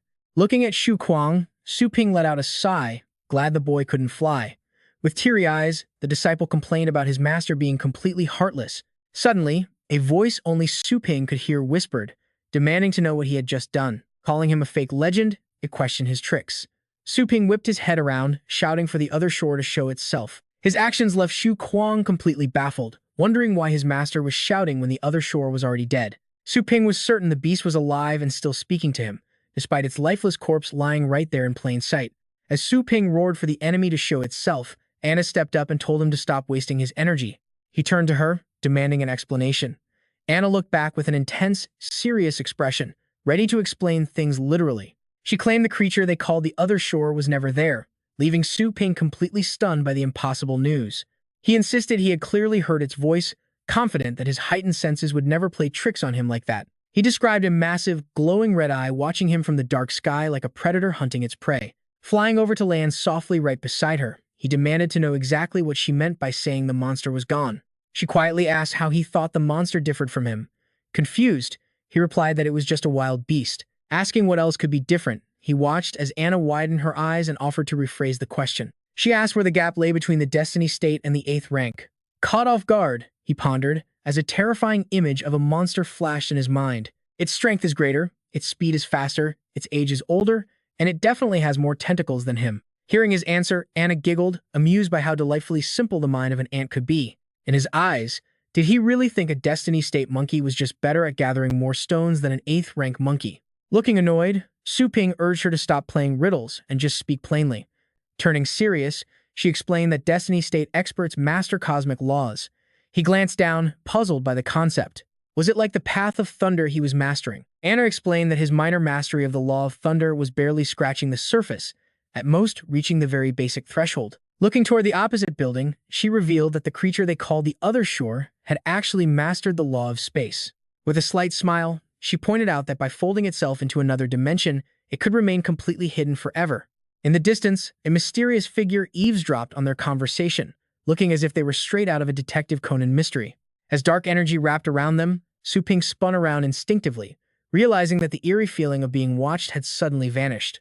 Had the other shore panicked and fled after its spatial laws were so easily exposed by Anna, his eyes widened. Had the other shore actually managed to escape, it meant the corpse he destroyed was just a decoy body, while the real monster remained hidden inside its spatial dimension all along. Turning around, Anna confirmed that without the power of laws, no amount of cleverness would let him even touch the real body. Frustrated by this harsh reality, Su Ping cursed, but Anna reassured him that there was no need to feel discouraged. She calmly explained that even though it was only a fake body, all the energy it had absorbed was likely still sealed inside. As sharp claws dug deep to open a massive tunnel through the flesh, the automated system broadcasted that the beast's carcass clearing was complete, instructing everyone to exit in an orderly line.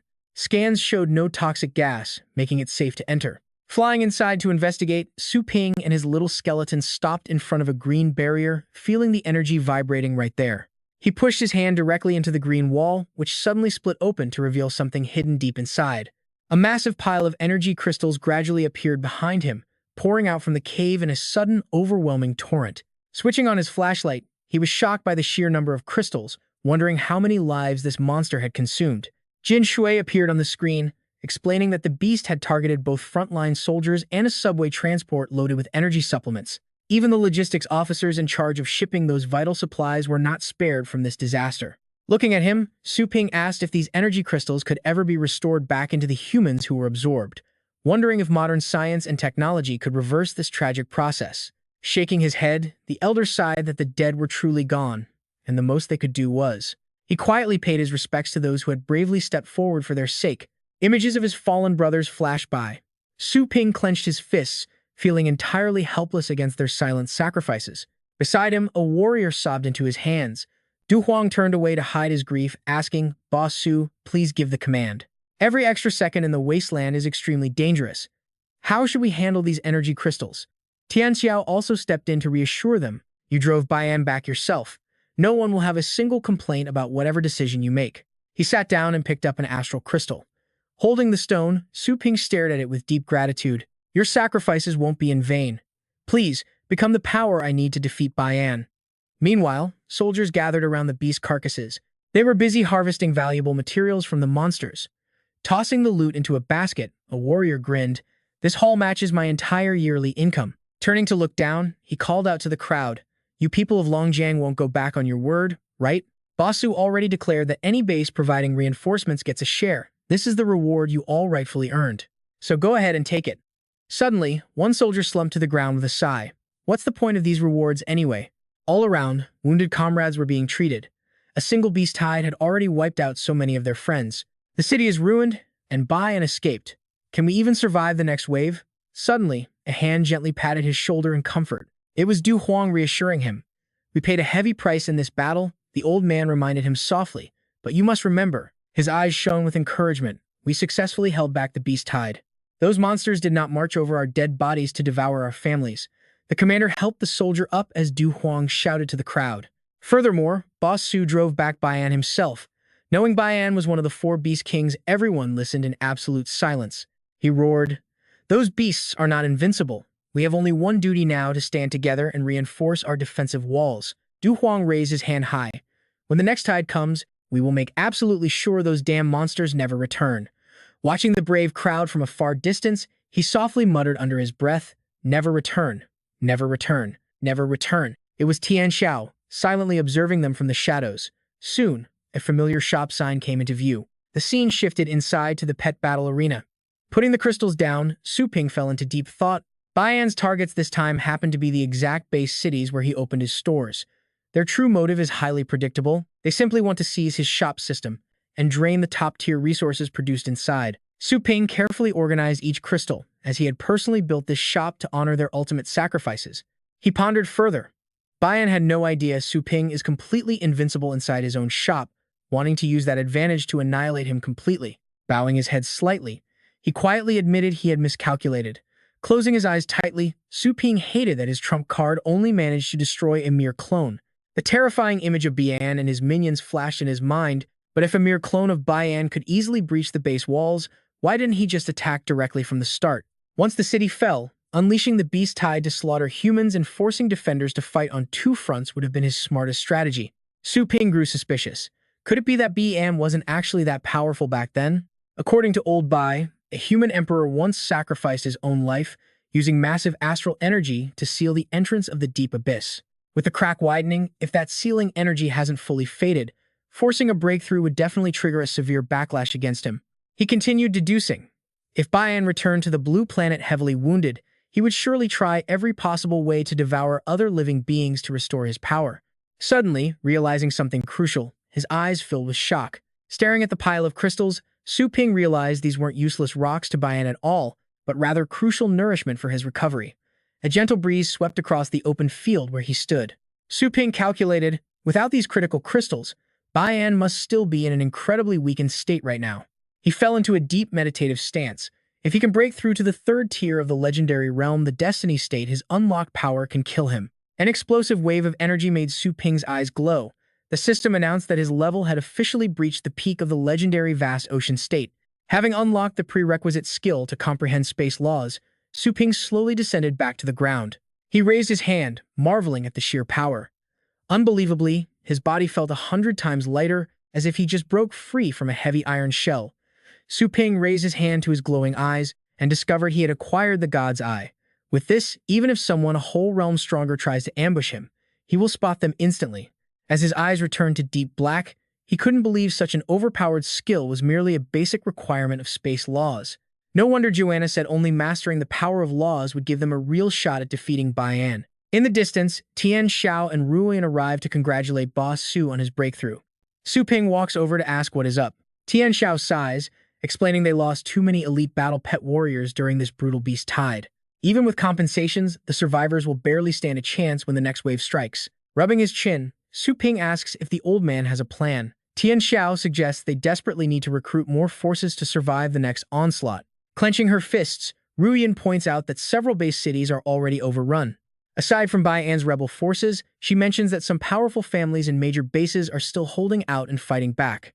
Saving them would definitely boost their defense. Stroking his chin, Su Ping looks at Ruoyan and agrees that recruiting those powerful remaining clans is actually a great idea. But wait, why is she suddenly so invested? Her face darkens as she admits her Tang family headquarters is completely surrounded. Su Ping's eyes glow gold with interest. Who would dare touch her family? It is the Sidu family and those bastards from the Wang family, she explains. They and the Tang family are absolute giants spanning across dozens of bases in the Asian region. Instead of uniting against the enemy during this massive crisis, those lowlifes actually decided to collude together. They align with Baiyan's forces, using the chaos to completely wipe out the Tang clan. Dropping to her knees on the grass, she admits she has never begged anyone before. Looking up with tearful eyes, she begs him to let her leave the shop to save her family, leaving Su Ping completely stunned. This is the same spoiled, prideful heiress he always knew, a girl who usually looked down on everyone. Seeing her willingly discard all her pride just to kneel before him makes Su Ping realize how truly desperate she really is. She says the Situ and Wang clans are teaming up, even if he lets her go.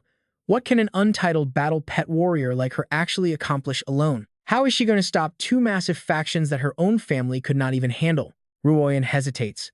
Even if she cannot save her entire clan, she painfully insists she must at least rescue her loved ones. Su Ping gets it. She just wants to save her people. Adjusting his collar, he tells her he was already planning to head out anyway, so she should just give him the list. Why go and risk her own life when he can handle it? Pouting, she mutters that escaping her family only to rely on him feels like jumping from one devil's trap straight into another. Su Ping bursts out laughing. So that is what she was worried about. He chuckles and taps his device, teasing that if she does not want to speak up, then whatever. Ling Tong appears on the screen, asking if he called. Su Ping asks about the binding contract progress, and she checks her charts to answer. Thanks to the materials he provided, research is sailing smoothly. She estimates the first round of testing can start in about 5 months. Su Ping frowns. 5 months is way too long. Baiyan is definitely not going to give them that much time. Ling Tong explains that given the current equipment and staff at the Heavenly Dragon Academy, this is already the absolute fastest they can go. With a serious gaze, Su Ping realizes that better gear and more top-tier talent would easily speed up the entire project, right? Over at the Holy Light Base City, inside the Trainer Association headquarters, an assistant rushes in to deliver urgent news. Elder Bai, Legend Su Ping is calling. Stroking his beard, Elder Bai picks up the phone. Everyone in the room immediately begins whispering about Su Ping. He is the legend who saved Longjiang from Bian, and he is not even 20 yet. Chatter fills the room as they wonder how someone so young could already possess power rivaling the legendary Fate State. To produce such a monstrously strong warrior in this era of fading astral energy is truly a blessing for humanity. Elder Bai goes completely pale as he looks at Su Ping. What? He wants to commandeer global research gear and personnel? Smiling, Su Ping waves it off. Not that crazy, he just wants the elite experts. The weaker ones probably will not be of any use anyway. He needs them to wrap up the project within 1 month. Hearing this, the entire board completely freezes in shock. They immediately call him crazy. Does Legend Su Ping even realize the absolute chaos of halting the world's most advanced scientific research for an entire month? Even if he is the celebrated hero who drove back Baiyan, he cannot just run wild like this. Tapping his device to end the call, Su Ping hears Ling Tong giggle, asking why it sounded like a bunch of people were screaming at him. He waves goodbye. It is fine. He got the experts for her, so she should just focus on her work while they get in touch. With a nod, the call cuts. Still sitting on the grass, Ruoyan quickly reminds him that he has not officially agreed to help her yet. Turning around, Su Ping scoffs that someone of her level would just be throwing her life away instead of actually saving anyone. He tells her to come along so he can boost her level before they head out. Ruoyan looks touched. Rubbing his hands, Su Ping mutters that his store employees cannot go out there and embarrass him. At a jagged cliff, the exploration time this time is 8 days. 1 day in the breeding ground equals 1 hour in the outside world. Good luck with your exploration. Su Ping and Tang Ruin appear. Looking around in confusion, she asks where they are. He explains it is an illusion created by his secret treasure. He tells her not to worry about details and focus on her own safety instead. Suddenly, a massive monster creeps up right behind Tang Ruin. With a swift slash, it swings its razor-sharp claws and knocks her down, leaving Tang Ruin completely motionless with a single blow. The system screen flashes. The host's temporary contract target, Tang Ruin, is dead. It asks if he wants to resurrect her. Sitting on the cliff, Su Ping taps the screen to resurrect her. Opening her eyes, she clutches her stomach in complete panic and confusion. She wonders if she had actually just died. Su Ping taps his temple and sternly warns her. Since this is an illusion, if she really wants to save her people, she must stay focused on the battle ahead. The beast charges at her again. Steeling herself, Tang Ruyan quickly springs up defensively, grumbling that she gets it. She channels her energy, realizing it is just a rank 9 beast.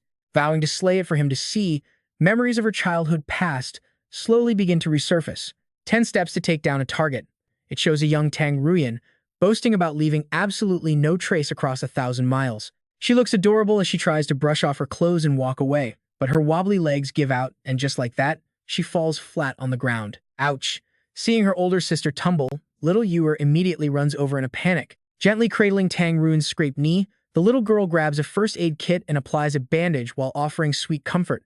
The pain vanishes, and she wipes away her grateful tears. Saying thank you, Ewer hugs her tightly with a promise.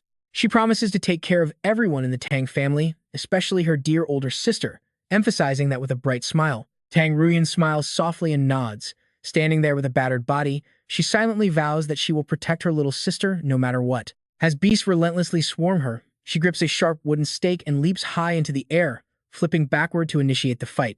Spotting an opening, she quickly leaps onto the beast's back. The creature instantly thrashes wildly, desperate to shake Tang Ruyan off. With eyes narrowed, she raises her wooden weapon, telling it to behave, before plunging it down for a fatal, decisive strike. Suddenly, sharp stones fly at her with lethal, bullet-like speed. Tang Ruyan barely dodges them in time, realizing the second beast is telekinetically controlling the rocky projectiles. With glowing red eyes, it lunges at her. But the burning desire to save her family washes away all of her fear. Standing firm, she summons her defensive barrier, the Luli body. Yet, those sharp stones shockingly pierce right through it. The barrier shatters completely, and the rocky shards slice into her body, making Tang Ruyan cry out in agony. She tightly grips the wooden stake lodged in the beast's back. Despite the pain, her eyes show zero surrender as inner power erupts within. With a loud shout, she drives the stake deeper. The wolf howls in agony as Tang Ruyan successfully slays her first monster. She refuses to collapse. No matter how brutal the struggle, she presses on, her fierce gaze looking exactly like the Grim Reaper. Her cold glare locks onto the remaining beast. Sensing her sheer, terrifying brutality, the creature instinctively takes a step back in fear. The once arrogant beast now tucks its tail and runs away. Refusing to let it escape, she yells that there is no way out. Her wooden stake pierces its leg, pinning it to the ground. Seizing the moment, Tang Ruyan lunges forward. Desperate to survive, the cornered beast tries to put up a final defense. Her small hands decisively wrench the weapon from the dead wolf's corpse. Gripping the bloody stake, she charges ahead once more. Leaping from above, she drives it straight into its throat. Even after landing such a lethal blow, she refuses to let her guard down. Wide-eyed, she stares blankly at the dead beast lying defeated beneath her feet. Finally, the young heiress lets out a sigh of relief and collapses to rest. Su Ping quietly observes her combat results. He ponders for a moment. He had assumed her combat skills would have deteriorated during her captivity in his shop. Recalling her performance against the beasts, she actually seems slightly sharper and more refined than when they first met. Even under the close scrutiny of his god's eye, there are zero issues. Clearly, she never slacked off in private. Utterly exhausted, the constant threat of death is forcing her to tap into her deepest latent potential. Easily breaking through to the upper 8th rank, slaying rank 9 enemies will soon be effortless. Satisfied, Su Ping pulls out a treasure, noting she still needs a little push. Su Ping clenches his hand, releasing a radiant light to summon the astral spirit fruit, a treasure capable of helping an 8th rank warrior instantly advance to rank 9. It floats over for Tang Ruyan to absorb. In her dreams, she remembers her little sister, Yuer. Her body floats upward, enveloped in a brilliant golden light. The system interface flashes, announcing the end of exploration. The breeding ground is closing, preparing for their return. Floating in midair, she desperately calls out her sister's name, promising Ewer that she is coming to save her soon. After a long night in the mysterious realm, dawn finally breaks. Tang Ruyan's eyelids flutter as she slowly wakes up. Rubbing her eyes, she gathers her senses and quickly sits up, greeted by the morning light. Beside her, Su Ping stands silently with crossed arms, staring ahead. Tang Ruyan drops to one knee and respectfully asks, "How long have I been asleep?" Su Ping glances back. "Just a short while. Hold on tight."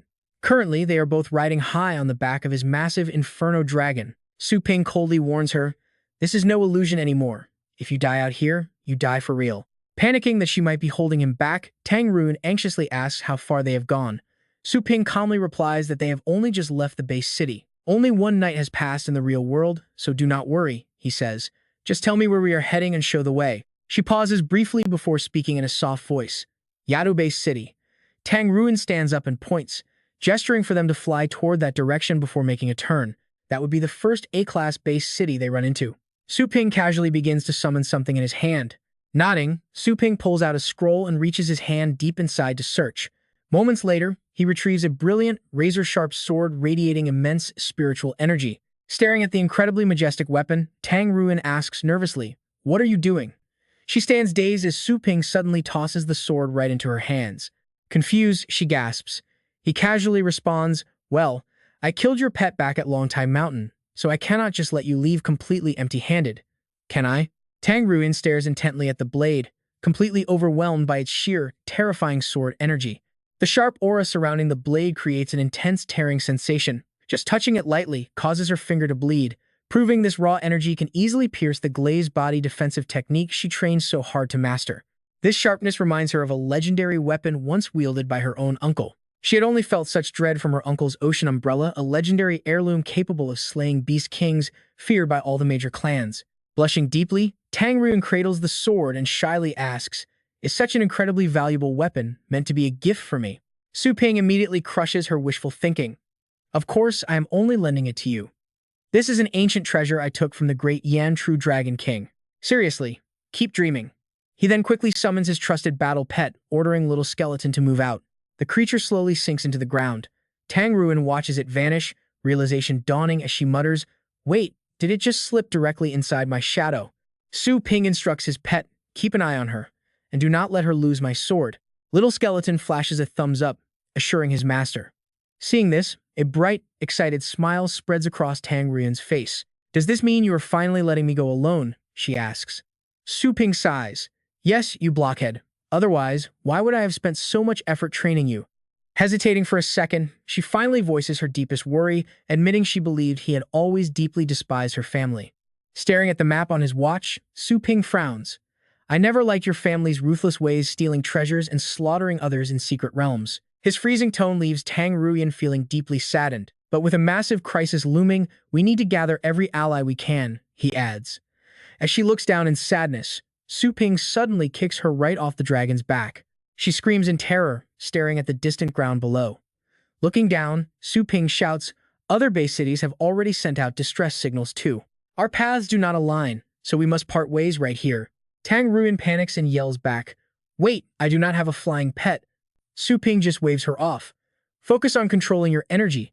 "I am off," he calls. Frowning as she falls, she suddenly remembers how he healed her earlier, realizing exactly what he meant about controlling her energy. Closing her eyes, Tang Ruin channels her spiritual force, causing a golden aura to erupt. Clasping her hands, she begins to unleash her inner power. She actually succeeds, bringing her falling body to a steady balance. Overjoyed by this sudden breakthrough, tears well up in her eyes. She is actually flying. She has officially reached the rank 9 titled state. It is not a dream, this is real.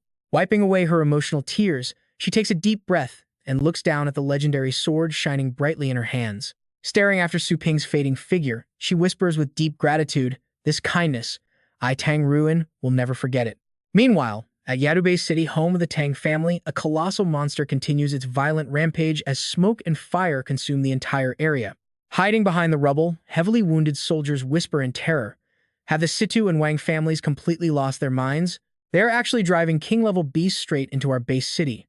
If this keeps up, our entire A-class city will be flattened. Suddenly, a staff streaks through the air, carrying a massive surge of spiritual energy that instantly impales the monstrous beast. The massive beast collapses with a giant hole in its chest, crashing down and crushing a nearby building. Atop its carcass stands a mighty, commanding figure. He speaks with a booming, deep voice. "Do you fools really believe you can conquer our proud Tang family this easily? Keep dreaming. Feather Army, deploy." Behind him, countless flying beasts fill the sky. This is Tang Linshan, head of the Tang clan, determined to wipe out the invaders once and for all. Acknowledging the command, the soldiers draw their golden bows, aiming directly down at the invading monsters. Suddenly, a sinister laugh echoes from the distance. "Haha, of course we are not that naive, old man." Through the smoke, two powerful figures riding on a giant beast slowly advance toward the defensive line. The two sneered, mocking the idea that two wild beast kings could ever be enough to destroy the Tang family. But your final card, that legendary grade treasure, the Ocean Umbrella, is completely out of energy now, right? Those two men were none other than the heads of the Situ and Wang families, the masterminds behind this chaotic war. Now, the real show finally begins. "Tang Linshan, your family is not the only one with a legendary-grade treasure. Lin Jian gasped in absolute shock. A massive explosion, powerful enough to rival an atomic bomb, erupted in the city's center. Riding her sword toward it, a sudden gust of wind shook Ruyan. She immediately sensed something was terribly wrong, as the chaotic energy was coming straight from Yado-based city. With shockwaves traveling this far, what on earth happened there? Meanwhile, two hands funneled spiritual energy into a bell. The sound ringing from that bell sounded like tens of thousands of wailing souls. Caught completely off guard, the surrounding crowd collapsed, their eyes rolling back. What is this? Their spiritual power is being drained dry. Lin Jian realized that the ominous bell toll acted like a massive black hole, sucking away all of their energy. Lin Jian gritted his teeth, barely holding on. To suppress an entire ancient family, this legendary evil weapon must have absorbed the flesh and blood of 10,000 people. The soul-devouring bell. Situ sneered maliciously, laughing that old Tang was indeed quite knowledgeable. With a smug look, Situ gloated, asking why else they would have waited until this very moment to wipe them out. Their soldiers kicked the Tang family members brutally, forcing them to spit blood and collapse. He gloated, watching the once supreme clan grovel at his feet. Without your spiritual energy, you are all nothing but worthless trash. Lin Jian gritted his teeth, choosing death over humiliation.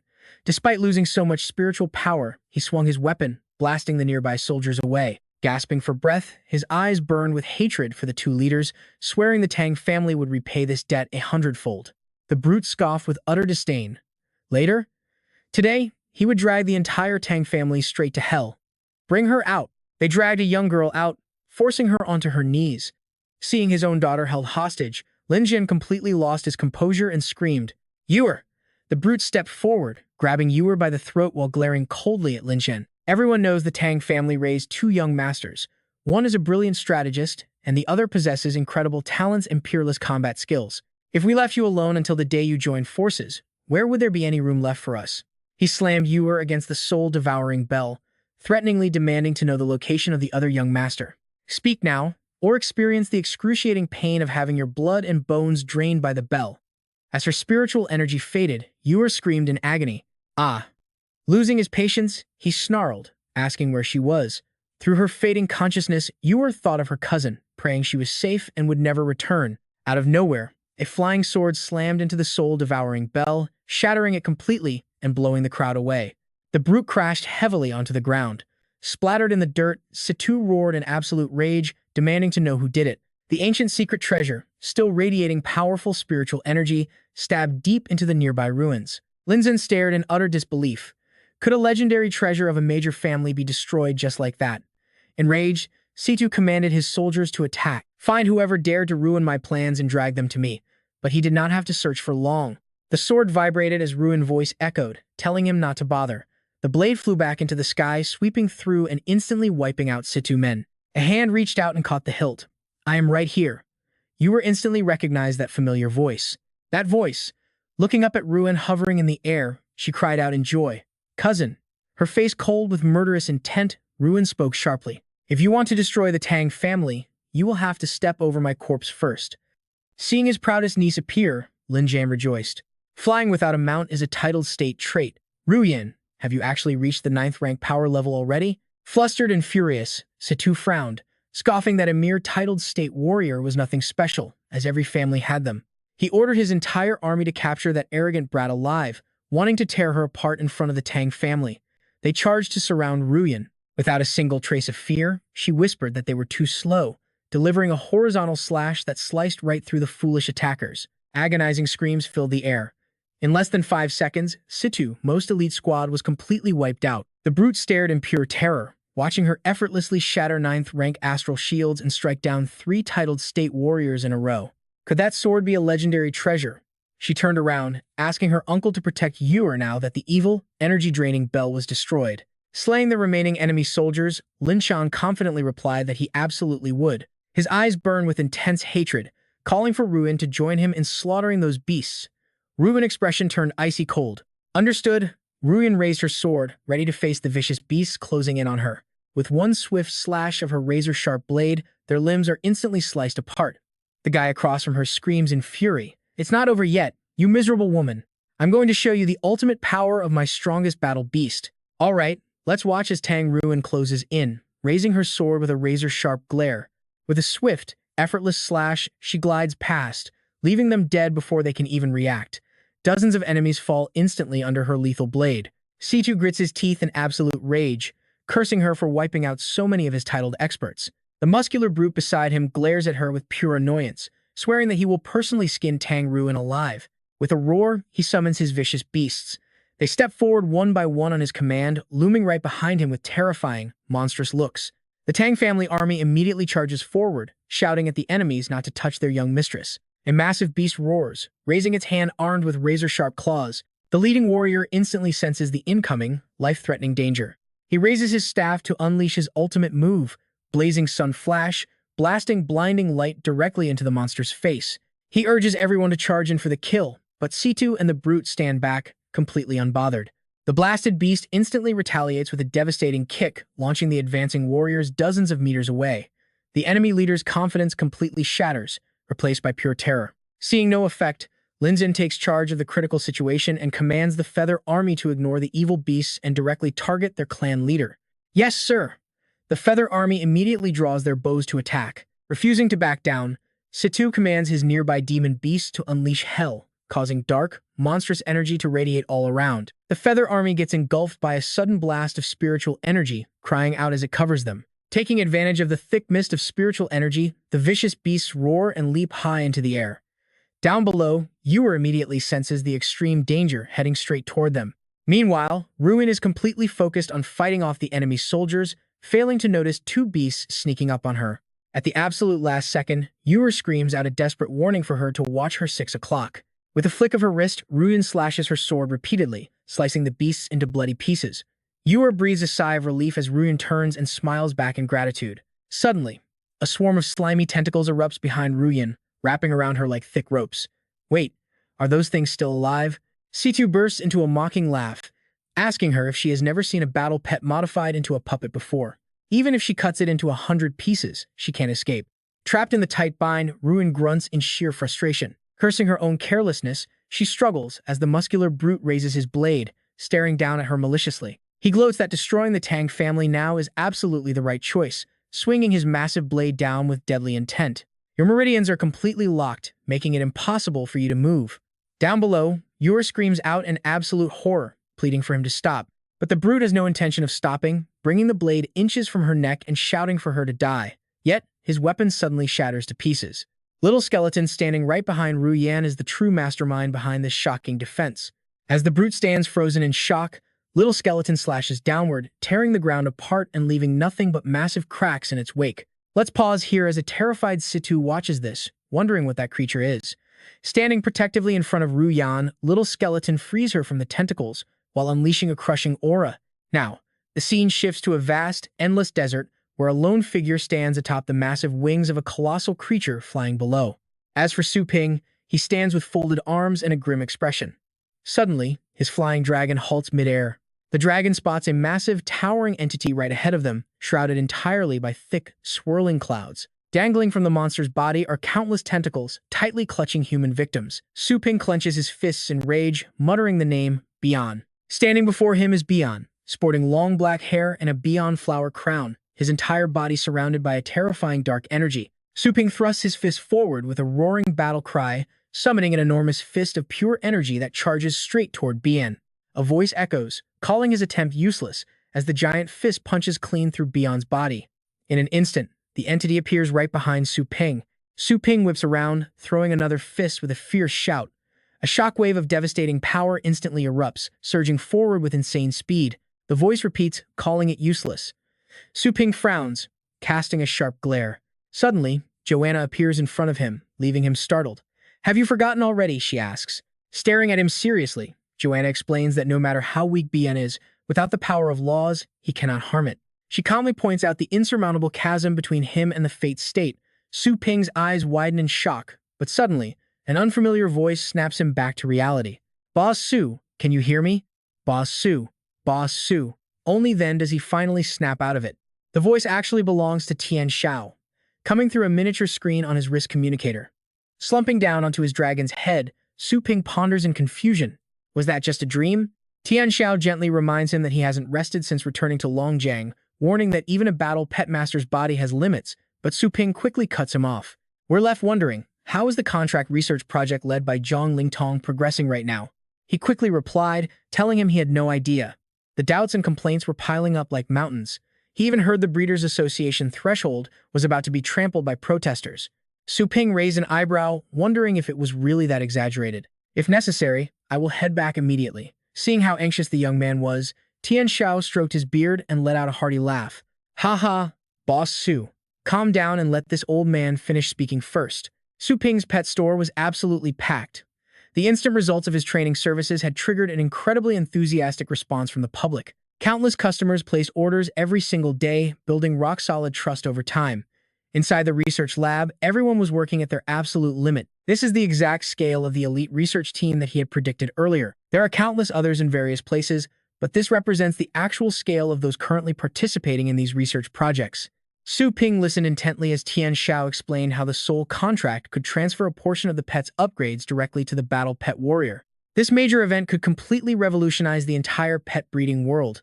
It was also what everyone hoped for, meaning no amount of doubt could possibly stop its momentum. Boss, all you need to do is wait patiently. Hearing this, the young man raised his eyebrows, looking quite satisfied. Very good. It seemed his influence on the foundation of the Destiny State was a success, leaving no room for further doubt. Now, the priority was to rescue their allies who were currently fighting against the rebel forces of the other shore. They would gather an army, equip them once the soul contract was finalized, and ultimately overthrow the other shore. Su Ping then spoke up, telling him to continue reporting on the rescue mission. Tian Xiao quickly replied, confirming he had already gathered information on the rescue target Su Ping mentioned. The signal originated from the Yuan family, specifically under Yuan Tianji, a legendary battle pet warrior from our very own subcontinent. If they could secure his help, their growing forces would undoubtedly be like a tiger that had grown wings. Hearing this, Su Ping couldn't help but marvel that it was actually Yuan Tianji. Recalling their previous encounter, it truly felt like a fated clash between enemies. Yet, despite Yuan Tianji's history of overbearing behavior, he still chose not to join the villainous faction of the other shore.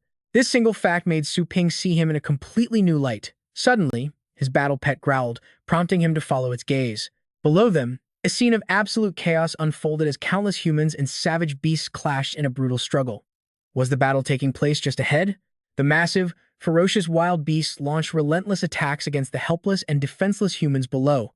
Squeezed so hard by a beast that he coughed up blood, a man still desperately screamed, telling the others to leave him behind and run. At that exact moment, Yuan Linglu and her battle pet made their entrance. Seeing her arrive, the survivors on the ground grew deeply anxious. Shouting for their young lady, she charged in, unleashing a phoenix wing slash to sever the beast's arm before slicing its body clean in half. Her sword aura blazed like searing sparks. Moments later, completely exhausted, Yuan Linglu sank to one knee, leaning heavily on her sword as she gasped for breath. Huffing and puffing, she realized both she and Zizi had reached their absolute limits. The damn wild beasts were just too numerous. Suddenly, a beast lunged at her from behind. A man rushed forward, screaming at his young lady to watch out and dodge. Yuan Linglu spun around, freezing in pure shock as the monster lunged toward her. But right then, a giant astral hand summoned by Su Ping pulverized the beast, blowing it into countless scattered fragments. Yuan Linglu looked up in utter amazement, shouting for everyone to look at the sky. Up above, a relentless rain of massive fists was hurtling straight down from the clouds. The giant fists rained down, sending the terrified beast scattering in all directions. Suddenly, a colossal beast engulfed in blue flames made its grand entrance. It ripped a fellow beast in half and roared, calling them a bunch of useless trash. Yuan Linglu tensed, shocked by its brutal raw strength. She had to put every ounce of her strength into cutting down a beast, yet this monster tore one apart with ease. This was the true leader of the beast horde. The alpha let out a deafening roar as its blue flames flared into a blood-red color, declaring it would handle this personally. Out of nowhere, a golden fist as massive as Mount Tai blotted out the entire sky, hurtling directly toward the alpha beast. The monster stood frozen in absolute disbelief, unable to utter a sound before the colossal fist slammed down and flattened it completely. As the dust finally settled, the ground was revealed to be covered in countless fist-shaped craters. Seeing this, the survivors cheered in joy, realizing their saviors had arrived. Yuan Linglu was stunned. The monster's raw power was utterly crushed by this overbearing fist technique, like an egg smashing against a rock. Could this terrifying level of destruction belong to a legendary rank? With that thought, she cupped her hands and bowed, offering her sincere thanks to whichever senior had stepped in to help. She requested the seniors show themselves so she could pay her respects, promising the Yuan family would always remember this great kindness. At that moment, Su Ping slowly descended, asking if it was just the few of them here. Hearing his voice, Yuan Linglu found it strangely familiar. She looked up, and her eyes widened in shock as she recognized Su Ping standing there. It was actually him. Recalling everything that had happened between them, she was left speechless. Su Ping maintained a calm expression and asked where Yuan Tianqian was. Hearing that, Yuan Linglu yelled in anger, telling him to stuff his pleasantries. With that, she lunged forward, swinging her fists wildly at him. She claimed that if he had not stolen the Dragon King's legacy from her, she could have easily wiped out those mere beasts herself. Plus, she warns him never to call her grandfather by his actual name. The old man is currently holding down the ancestral mansion, blocking external enemies. Helplessly holding Linglu back, Su Ping sighs, all right, stop causing a scene and take me to him already. Then, with a dead serious look, Su Ping warns her that her grandfather is in grave danger. Linglu freezes for a split second, but immediately snaps back, claiming he is just trying to trick her. After all, her grandfather is a legendary warrior, and with the ancestral home's defenses, nothing can go wrong. Su Ping sighs, activating his device as he asks how he could have rescued her if nothing went wrong. Instantly, a projection shows up, revealing a heavily injured and completely unconscious Yuan Tianqian. Horrified by the brutal wounds, Linglu demands to know what Su Ping did to her grandfather. Su Ping calmly explains that the old man came to his shop looking for trouble over the Mount Longtai ruins, leaving them with no choice but self-defense. And though the old man completely covered up the incident, his combat strength has officially plummeted way below the legend's state. What happens when a 100-year-old titled warrior gets cornered by the other shore rebels? He does not need to spell it out. While Su Ping remains completely calm, Linglu is left totally speechless. After a long pause, she asks her final question. At the time, her grandfather was the second-ranked legendary master on the entire continent. Since he had not inherited the Dragon King's legacy yet, how did he injure him? Su Ping just smiles, asking if she forgot his shop has its own powerhouse. With a wave of his hand, he rips open a spatial portal, summoning a massive, terrifying dragon head into view. Leaning against its leg, Su Ping notes that her grandfather once tried to cause trouble right at their shop. Every single person who tried to mess with them was instantly crushed. Their shop's sheer power is obvious, or has she seriously never visited his beast training shop before? Staring at his massive battle pet, Linglu mutters that its size is absolutely unreal. She wonders if it is the purple flame candle dragon, the third-ranked dragon-type pet. But wait, she has seen a regular purgatory candle dragon before, and they are usually only half the size of this massive beast. This creature has golden horns, a purple mane, and an aura radiating from its back, proving it is an incredibly rare variant. Stubbornly, she huffs that only a dog would use his shop. Shrugging, Su Ping offers his hand, asking if she is coming or not. Linglu hesitates, explaining her grandfather strictly ordered her to flee to the nearest safe zone shelter, warning her never to return without his explicit permission. His words are law to her. Originally, she planned to just walk away and ignore him when she was rescued. But now, for the very first time, she is disobeying him because of him. Can she truly trust him? With a bit of doubt, she reaches out, and Su Ping pulls her up, reminding her that he is here to rescue her. She surely knows how critical a legendary battle pet master is to their survival in a crisis like this. If she wants to heal Yuan Tianqian and restore his legendary powers, she needs to lead him to him immediately. Nodding seriously, she finally agrees. Moments later, they are riding the massive dragon, soaring high above a completely ruined silent city. Looking down from the sky, Su Ping realizes that the city's defenses have completely crumbled. Linglu gasps, noting that the base was totally fine when she left. In just half a day, everything was turned to ash. Suddenly, a barrage of red energy blasts shoots straight up, targeting his massive dragon. Grabbing her hand, Su Ping warns her to hold tight, pointing out the hostile other shore rebels below. When she mentions summoning her flying pet to carry her, Su Ping asks if she means her purple spirit Divine Phoenix. But it is too dangerous right now. The anti-air fire is brutal, and most enemies boast rank 9 combat power. Her Phoenix is a glass cannon. It will die after a few hits, leaving a panicked Linglu wondering what they should do next. Down below, the rebel forces summon their beasts, highly frustrated that their anti-air barrages missed the target. Smirking, they realize that the giant dragon in the sky is a massive prize. They command everyone to unleash their battle pets to take it down, hoping to harvest its power to boost their own cultivation. Instantly, another heavy volley fires up. Suddenly, the old Dragon King's warning echoes, reminding him that the Dragon Hound's power might be too high to control. He had sealed away 90% of its strength under 3 seals, which can only be unlocked once Su Ping becomes strong enough. As Su Ping ponders, he remembers the 3 heavy seals placed on his Great Yan Dragon Hound by the Dragon Patriarch. If fully unlocked, his hound could break through to the star state, far surpassing any legend. This contract feedback is exactly what he needs, the absolute key to pushing him into the coveted fate state. Fully confident, he knows that since he has reached the legend state, he can easily withstand the backlash of breaking the very first seal. Su Ping decides to use these rebels to test if the Dark Dragon Hound really has such a massive power sealed inside.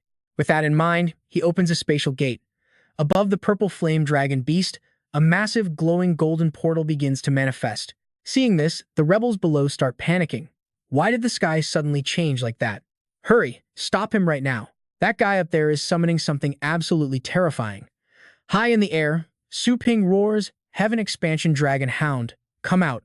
First seal, release. A golden, dragon-like beast emerges from the portal, its first seal slowly dissolving into nothingness right before their eyes. The summoned beast is absolutely massive, completely dwarfing all the other beasts surrounding it on the battlefield. The Heaven Expansion Dragon Hound boasting second-tier legend-rank combat strength and mid-level void state power. Staring at its brand-new form, Su Ping thinks, now that the first seal has finally been unlocked. The hound's appearance looks much closer to the true Heaven Expansion Dragon clan than before. He wonders how strong it is, while Ling Lu watches in shock. Wait, this dragon hound looks completely different from when we last clashed. And why does this massive dragon aura radiating from it feel so incredibly familiar? At the same time, the rebels and their battle pets gather their energy, preparing to launch a coordinated attack. One guy, relying on the power of the other shore to boost his strength, sprouts tentacles from his mouth and shouts. It's clearly just a damn dog, yet it dares to call itself a true dragon. Let's kill them together. I want to see what dog meat tastes like. Instantly, countless beams of destructive energy blast straight toward the Heaven Expansion Dragon Hound and the Purple Flame Dragon Beast. Watching the incoming attacks, Su Ping calmly analyzes them. The strength of these rebel forces is generally only around rank 8 or 9. Even though the Purple Flame Dragon Beast, an Ocean State legend, can easily tank these attacks with its raw physical body. He compares it to an adult getting poked by a bunch of kids wielding toy swords, but just like being poked by plastic toys. While it is far from deadly, the constant annoyance is still irritating. That's why the Purple Flame Dragon Beast automatically activated its own defensive skill. With that thought, Su Ping glances over at the Heaven Expansion Dragon Hound. But as for the Dragon Hound, it is currently enjoying the barrage of attacks as if getting a relaxing full-body massage. Su Ping is absolutely speechless. Damn, this dog is actually enjoying it. Looking at his Dragon Hound, Su Ping can't help but picture a man relaxing while getting a massage from beautiful girls. The rebels' desperate attacks are basically just playful tickles at this point. Seeing their massive barrage do absolutely zero damage to the Dragon Hound, the traitors begin to panic. Our attacks clearly landed dead on, so why in the world is that monster not showing any reaction at all? What kind of cheat-like physical defense is this? The rebel leader panics and turns to run. Could it be a legend-ranked beast? Damn it, we hit a wall. Seeing that Su Ping still hasn't made a move, Ling Lu angrily draws her sword, ready to take action herself. You beasts! You've harmed so many people, and now you think you can run. Su Ping quickly reassures her, don't worry, I was just testing the hound's power. Not a single one of them gets away. Hearing this, Ling Lu finally holds back. In that very instant, in perfect sync with Su Ping's thoughts, the Heaven Expansion Dragon Hound lifts its massive paw, striking terror into the fleeing rebels. Run! It's going to attack. Scatter. The Dragon Hound slams its paw down, shattering the earth into countless pieces, and sending the traitors screaming, ah! From the point of impact, a devastating shockwave surges out for miles, effortlessly blowing the screaming traitors away. The rebel leader panics, screaming, what are you trying to do? Suddenly, massive walls of earth and rock rise from the ground, completely blocking the traitors' escape routes. Now trapped, the rebels are surrounded by sharp, jagged earth barriers pointing inward like a cage. The traitors gasp in pure horror that Dragon Hound can literally reshape the terrain with a single wave. Watching this, Su Ping analyzes it. The original defensive skill, Gaia's Shield, could only be used on a single target to boost their defense. But now, it can be cast across the entire landscape, acting as a massive prison-like containment skill. Impressive. The inheritance from the old Dragon King didn't just strengthen its soul and body, it vastly improved its skill application. Ling Lu gasps in utter astonishment, so incredibly strong. Is this really the same pet that defeated me before? Right then, the rebel leader drops to his knees, begging desperately for mercy. Legendary Senior, please show some mercy. We were blind not to recognize your greatness. Please spare our lives. Floating calmly in the air, Su Ping asks coolly, oh? Don't you followers of the other shore believe in survival of the fittest?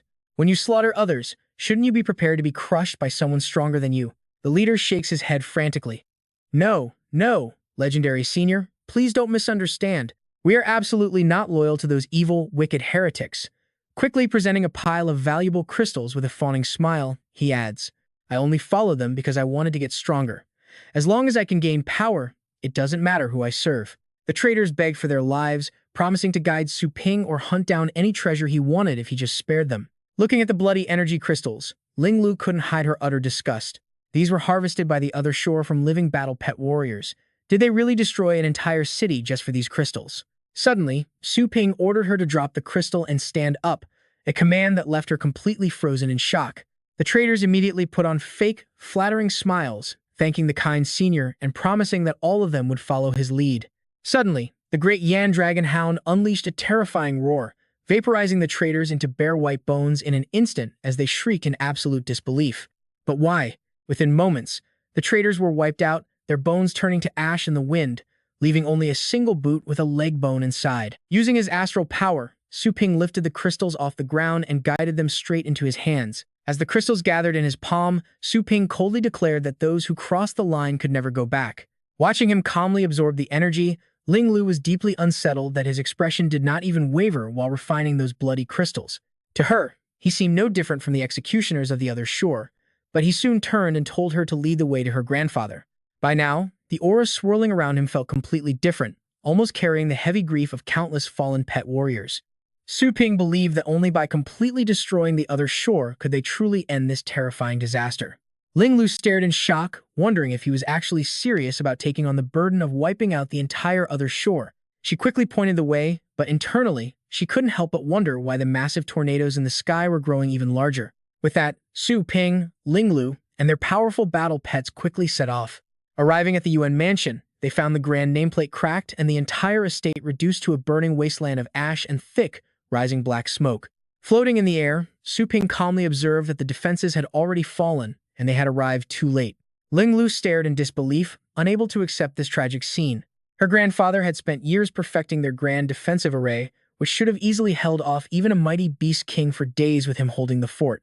Besides, those rebels who attacked earlier were nowhere near legendary rank, let alone beast kings. Not wanting to waste time, Su Ping leapt off his purple flame dragon to inspect the ruins, and Ling Lu quickly jumped down after him. Charging straight into the blazing flames, Su Ping immediately summoned his great Yan Dragon Hound to follow close behind them. He commanded his purple flame dragon to keep watch from above and dive down to support them if anything went wrong. After the squad above acknowledged the order, Su Ping and Ling Lu touched down on the scorched earth as she frantically searched the ruins. As she desperately called for her grandfather, Su Ping cast out his sensory pulse, finding it incredibly strange that there wasn't a single soul or trace of energy. Ling Lu turned to Su Ping, stating that her grandfather's communicator was completely dead. She had sent telepathic messages into all the hidden chambers and secret tunnels, but only silence answered. Su Ping frowned, finding it highly suspicious since even a mass capture during a rebel raid would have left behind some signs of struggle. There were no bodies or even a single drop of blood, just empty rubble, raising a dark, unsettling possibility in his mind. He looked at Ling Lu and bluntly asked if her family had simply joined the other shore right after sending her away. Furious, she drew her blade and pressed it against his throat, vowing to kill him first if he ever insulted her family again. But Su Ping pressed on, asking how she explained Yuan Tianchen, forbidding her return unless he was desperately hiding a dark secret from her. She sheathed her weapon, admitting her own desperation to find the truth, before tracing precise geometric lines onto the dusty ground. As the formation glowed, Su Ping watched curiously, while she explained that her grandfather was a legendary master of defensive arrays. Reaching into her pouch, she explained that her grandfather had once taught her a special soul-seeking formation. Tossing a glowing green item into the air, she explained that using a target's personal possession would immediately pinpoint their exact location. Impressed by her skill, Su Ping watched closely, eager to see how such an intricate tracking formation actually worked. Amused, she began forming rapid hand seals, telling him to watch closely and learn if he could. With a shout, a phantom green dragon head rose, shooting a scanning beam high into the sky, but she suddenly collapsed to her knees, groaning in pain. As her phantom dragon faded away, Su Ping jokingly asked if her fancy soul-seeking spell had just run out of juice. Panting heavily, she explained that she had scanned for hundreds of miles, but her grandfather seemed to be even further away. With her depleted energy, she couldn't track his presence beyond a distance of 1,000 miles. Surprised that Yuan Tianchen was so far away, he listened as she nodded weakly, and then offered to fuel her formation with his own massive energy reserves. She completely rejects the idea. The array's energy must come solely from its caster, but she still has another trick up her sleeve. Scribbling down a massive list of materials, she hands it to Su Ping, who stares at her suggestion in utter disbelief. Since she has to stay behind and maintain the array, she asks him to fetch the items. Su Ping takes the list, completely dumbfounded by her request. He genuinely wonders why on earth she needs so many rare ingredients, but she just confidently asks if he has never seen this before. It turns out this is a recipe for an astral energy battery. Even without enough energy now, storing power for just 3 days will guarantee they locate her grandfather. She smugly asks if she is a total genius, leaving Su Ping absolutely speechless holding that list. But Su Ping points out that gathering all these rare items will take 3 days, followed by another 3 days just to charge it. By the time they actually find Yuan Tianxian, it might be way too late. Irritated, she snaps at him for using her grandfather's direct name again. She demands to hear a better plan, pointing out that tracking down a missing person in this massive, chaotic world is like finding a needle in a haystack. Without a word, he snaps his fingers to summon his astral pet right behind them, calmly suggesting they let his puppy give it a shot. As the massive beast approaches, she completely freezes in shock. A puppy? Suddenly, the system interface pops up to explain. A canine astral pet's sense of smell is over 1,000 times stronger than any human battle pet warrior of the same level. Whether it is the scent of a sword or even a heart, these smells are as vivid as pictures to them, ensuring they never make a mistake. Her grandfather's item is brought to its nose. On top of that, the Great Yan Dragon Hound's special skill, Soul Tracker, can boost its sense of smell by another 100 times, and with the Old Dragon King's legacy, the raw power of this tracking skill is elevated to a whole new level. The beast takes a massive sniff of the object, which happens to be her grandfather's hairpin. Hopefully, the old man washed his hair regularly. The target's scent trail materializes before its eyes, drifting past the ruins and soaring over vast mountain ranges thousands of miles away toward an even higher peak. At that very spot, Yuan Tianxian is battling a horde of monsters. Goosiping calls out to ask if the old man's body is finally reaching its absolute limit. Turning around with a grimace, he denies it, explaining that he just felt an incredibly strange, unexplainable sensation a moment ago. Clutching his neck, he mentions that something has bypassed his defenses, as if a cold breath on his neck just sent shivers down his spine. Still fighting in the front, Goosiping chuckles at the idea, asking if he truly believes these bloodthirsty beasts would merely stop to take a quick sniff instead of eating them alive. He is certainly not slacking off. But Yuan Tianxian insists it is an entity from much further away, frustratingly noting that he cannot trace the direction of its bizarre presence. He calls it absurd, since this mountain is one of the Blue Planet's most highly classified locations. Clenching his fist, Goosiping summons a bright golden light. Only the two of them in the entire subcontinent district are aware of this place. Suddenly, the magnificent Dragon King appears out of nowhere. Riding high on the dragon, Su Ping grins, glad his pet did not lead them astray. Linglu gasps at their incredible speed, suddenly spotting her grandfather ahead. Seeing his granddaughter, the old man is shocked, while Goosiping's eyes widen in confusion. She quickly bows, apologizing deeply for their sudden intrusion. Introducing herself, she respectfully greets the legendary dragon Emperor Goosiping, while Su Ping silently observes the two powerful figures before them. The original goal was simply to recruit Yuan Tianxian, but this is a massive bonus. Having two legendary warriors join their cause is a major win. It will not only skyrocket morale, but also help restore order to the chaotic mess caused by the forces of the deep space. Meanwhile, the giant spider monsters completely ignore the newcomers, continuing their relentless assault. Fortunately, Yuan Tianxian keeps his focus on the crisis, insisting they repel the beast tide first and discuss the rest later, while Goosiping remains completely silent. Drawing her sword, she immediately leaps into action alongside her pet. Meanwhile, Su Ping scans the battlefield, noticing something highly unusual about this location. He recalls that no snowy mountains were ever recorded here on the Blue Planet map. Strangely, the main peak appears to be completely flat. It looks as though a giant sword sheared off the mountaintop, and now two legendary figures of the district are guarding it personally. Yuan Tianxian went as far as abandoning his own ancestral home just to ensure this mysterious, snowy mountain remains protected.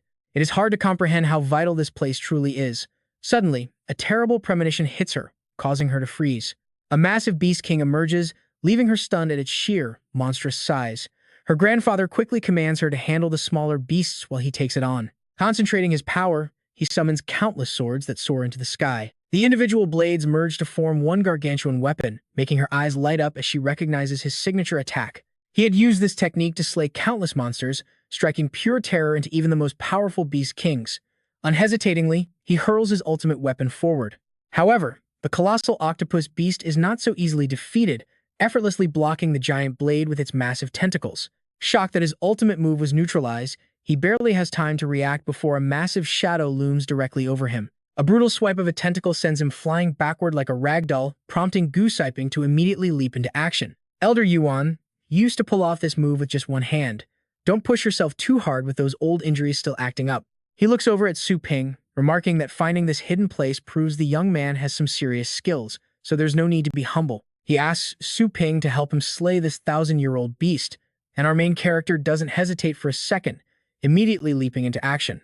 With a nod, Su Ping summons Jin Dian to lock down two of the octopus's tentacles, activating his Golden Crow Divine Demon body just as the rest attack. It is better to completely cut off one finger than to injure all 10. True to his words, Su Ping unleashes the Fist of Exorcism's second form, slicing off two giant tentacles like fresh sashimi, while Jin Dian smashes the ground. Watching this, Yuan Linglu is completely stunned. That punching style is absolutely brutal and overbearing. The massive king beast barely clings on, almost blasted away by the impact, but after struggling hard, it manages to climb back up. Su Ping senses a counterattack coming, its poison mist from the octopus's suckers, but something else manages to strike first. Suddenly, burn marks break out on the octopus, leaving Su Ping totally confused as the beast roars in pain like thunder. So that opening was all thanks to Su Ping. Good job, kid. Now this old man can exploit a massive opening. But these attacks aren't fatal. Yuan Tianchen struggles to stand, promising to create one final, golden opportunity for Su Ping's next blow. Yuan Linglu rushes over to support him, begging him to stop, but he's shocked and asks why she's even here. He demands to know why she disobeyed him, since he specifically ordered her to flee to another base city for safety. As she hesitates, Yuan Tianchen demands to know if that absolute brat, Su Ping, was the one who forced her here. She bitterly asks if the grandfather she once knew would ever let a beast run rampant like this, leaving the old man utterly speechless. Yuan Linglu explains it wasn't coercion or some grand noble cause. She just wanted her grandfather to finally make his legendary comeback. So even if she had to disobey him, she has zero regrets. And that right there is the real truth. Yuan Tianchen gets furious. Bringing Su Ping here just to heal him? Does she have any idea what kind of massive trouble she has just invited? She doesn't deny it at all. As long as her grandfather recovers, she will gladly accept any punishment thrown her way. It looks like Yuan Tianchen simply can't stay mad at his beloved, sweet granddaughter. He vents his anger by slaughtering the beast behind them, telling her to stand up so they can clear the area first. While Su Ping and Little Skeleton successfully finish off the octopus's head, the Yuan family duo keeps busy clearing the ground below. After some relentless fighting, the remaining horde of beasts finally turns tail and runs. Yuan Linglu is relieved to see them run, saying they're finally safe, before asking if beasts often attack this freezing, remote place. Yuan Tianchen immediately shuts down her curiosity, warning her not to ask about things she shouldn't. She nods, and Su Ping steps up to address the main issue, which Yuan Tianchen questions coldly. Su Ping tells him he can heal his old wounds. The old man claims to know, but Su Ping isn't done, just as Linglu spots something horrifying. The two are so focused on their conversation that they completely miss the deadly danger creeping up behind them. Su Ping promises that, if he wants to, he can not only restore his cultivation, but even push it far beyond its peak. Before Su Ping can finish, Yuan Linglu screams a warning, saving his life as a blinding flash of light catches her off guard. A massive explosion rocks the snowy mountain. Meanwhile, over in Yedu Base City, Situ and Meng Fu are flying through the air, swearing in absolute rage. Meng Fu furiously curses, thinking back to the previous fight and wondering what that terrifying creature actually was. It destroyed 3 of my substitute treasures in a single strike to block the damage, nearly taking my old life with it. Did the Tang family actually hide a trump card like this? He turns to voice his concern to Situ. He yells at Situ, asking if this is the weak, easily captured Tang family he promised, but Situ quickly cuts him off. Situ tells Meng Fu to stop complaining as they land, but his own face is filled with growing suspicion. According to their intelligence network, after that Tang family girl was kidnapped, she was kept locked up in Longjiang Base City and never left once. Meng Fu can't believe his ears. Kidnapped. Her combat power is clearly more than 100 times greater than it used to be. How is that kidnapped? While the two continue their heated argument, a massive dimensional crack begins to tear open. In an instant, the building is sliced clean in half, separating them as they quickly fly up to look down. Sidu gasps in shock at how sharp that sword energy is. Meng Fu admits that more than half of their main force has been wiped out by the Tang family, completely crippling them for decades to come. Just then, 2 figures emerge from the shadows, Tang Rian and Little Skeleton, declaring that the Tang family now rules. She mocks their empty threats, asking if the two family heads still remember promising to completely destroy her entire Tang family. With that, Tang Ruin swung her sword right at them. The burly man quickly raised his hand to block her blade, but in the next second, an agonizing scream echoed through the air. Ah! Her sword severed his arm in one clean slice, sending the burly man crashing to the ground, cursing furiously. Ugh, damn woman, he snarled. The sword instantly flew back to Tang Ruoyan's hand as she coldly declared, "This strike is for what you did to my sister. Next, the rest of your clan." The burly man glared defiantly. He crawled up, desperately looking to Situ for help. "Patriarch Situ, save me, we had a deal." Crying out, he clutched his severed arm and dragged himself towards Situ. If one family is attacked, the other must back them up. But right then, a sword slash swept across his legs, sending him crashing hard onto the ground. Situ pointed a finger at him, saying, "Do not worry, I will take care of your family and tell them you died a hero." The burly man looked up at Situ, roaring in pure rage, "You old scoundrel, Situ, how dare you betray me? I'm not done with you." But suddenly, Tang Ruoyan's foot slammed down on his head with brutal force. She shot a cold, piercing glare at Situ above. "No need to worry, Patriarch Situ, his clan, and yours will all be joining you in hell soon." Situ landed on top of a building, muttering to himself, "Good thing I kept my secret guards in reserve. If the enemy retreats, did you think I wouldn't chase you down?" Standing below, Tang Ruyan yelled without any hesitation, "Get out here!" Instantly, a crowd of enemies appeared above. Nearby, a foot stepped forward, leaving bloody tracks on the ground. The group following Tang Linjin and Tang Ruyu gasped, "Is that the corpse of the Wang family head? Did the young mistress do this? What a brutal death." It is hard to imagine what kind of hellish training she endured in Longjiang. Seeing this, Tang Ruyu worried. Something is off. Why is there only the Wang family head's corpse? We didn't see Situ's elite troops on the battlefield earlier, so he must be keeping them as a last resort. If my sister walks into their ambush, she is in deep trouble. Tang Linjin frowned. We must catch up to her immediately. Her sister, Tang Ruoyan, had always been someone who couldn't stand even a speck of injustice. Seeing her clansmen trampled underfoot today, they feared she might do something incredibly reckless in her anger. Portals ripped open above as the enemy troops finally summoned their battle pets. On the other side, Tang Ruoyan was completely surrounded. Situ shouted down, "I will give you one final chance to turn back. If you dare step foot into my Situ family estate, I will drag you to hell even if it costs my life." Tang Ruoyan took a deep breath, tightening her grip on her sword. Just what I wanted. Leaning on her sword, she looked back and said, "Little skeleton, quickly hide in the shadows." The little skeleton tilted its head in confusion. Tang Ruoyan explained as she stepped forward, "What comes next is my personal grudge. I do not want you getting hurt over my selfishness." Suddenly, the little skeleton's bones detached. It flew over and clung to Tang Ruoyan, catching her completely off guard. She stared in bewilderment at her surroundings. Where was she?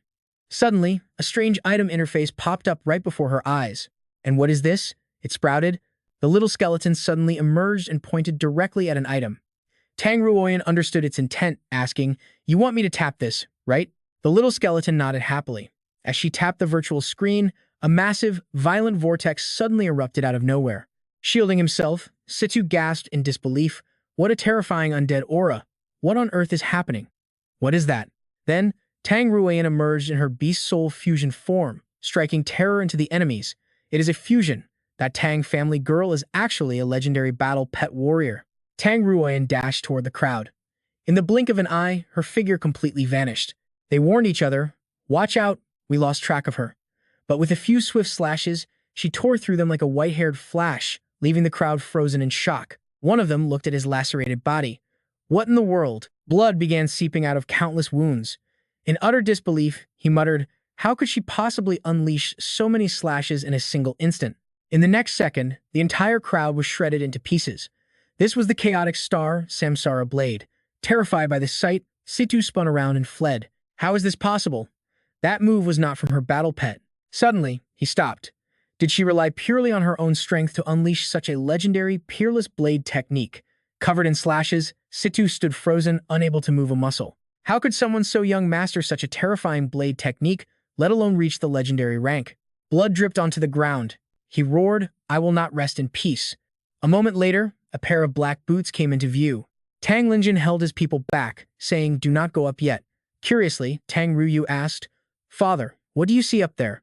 Before them, in the distance, a figure stood atop a mountain of corpses, looking like a scene straight out of hell. Tang Ryu quickly covered her mouth and pointed.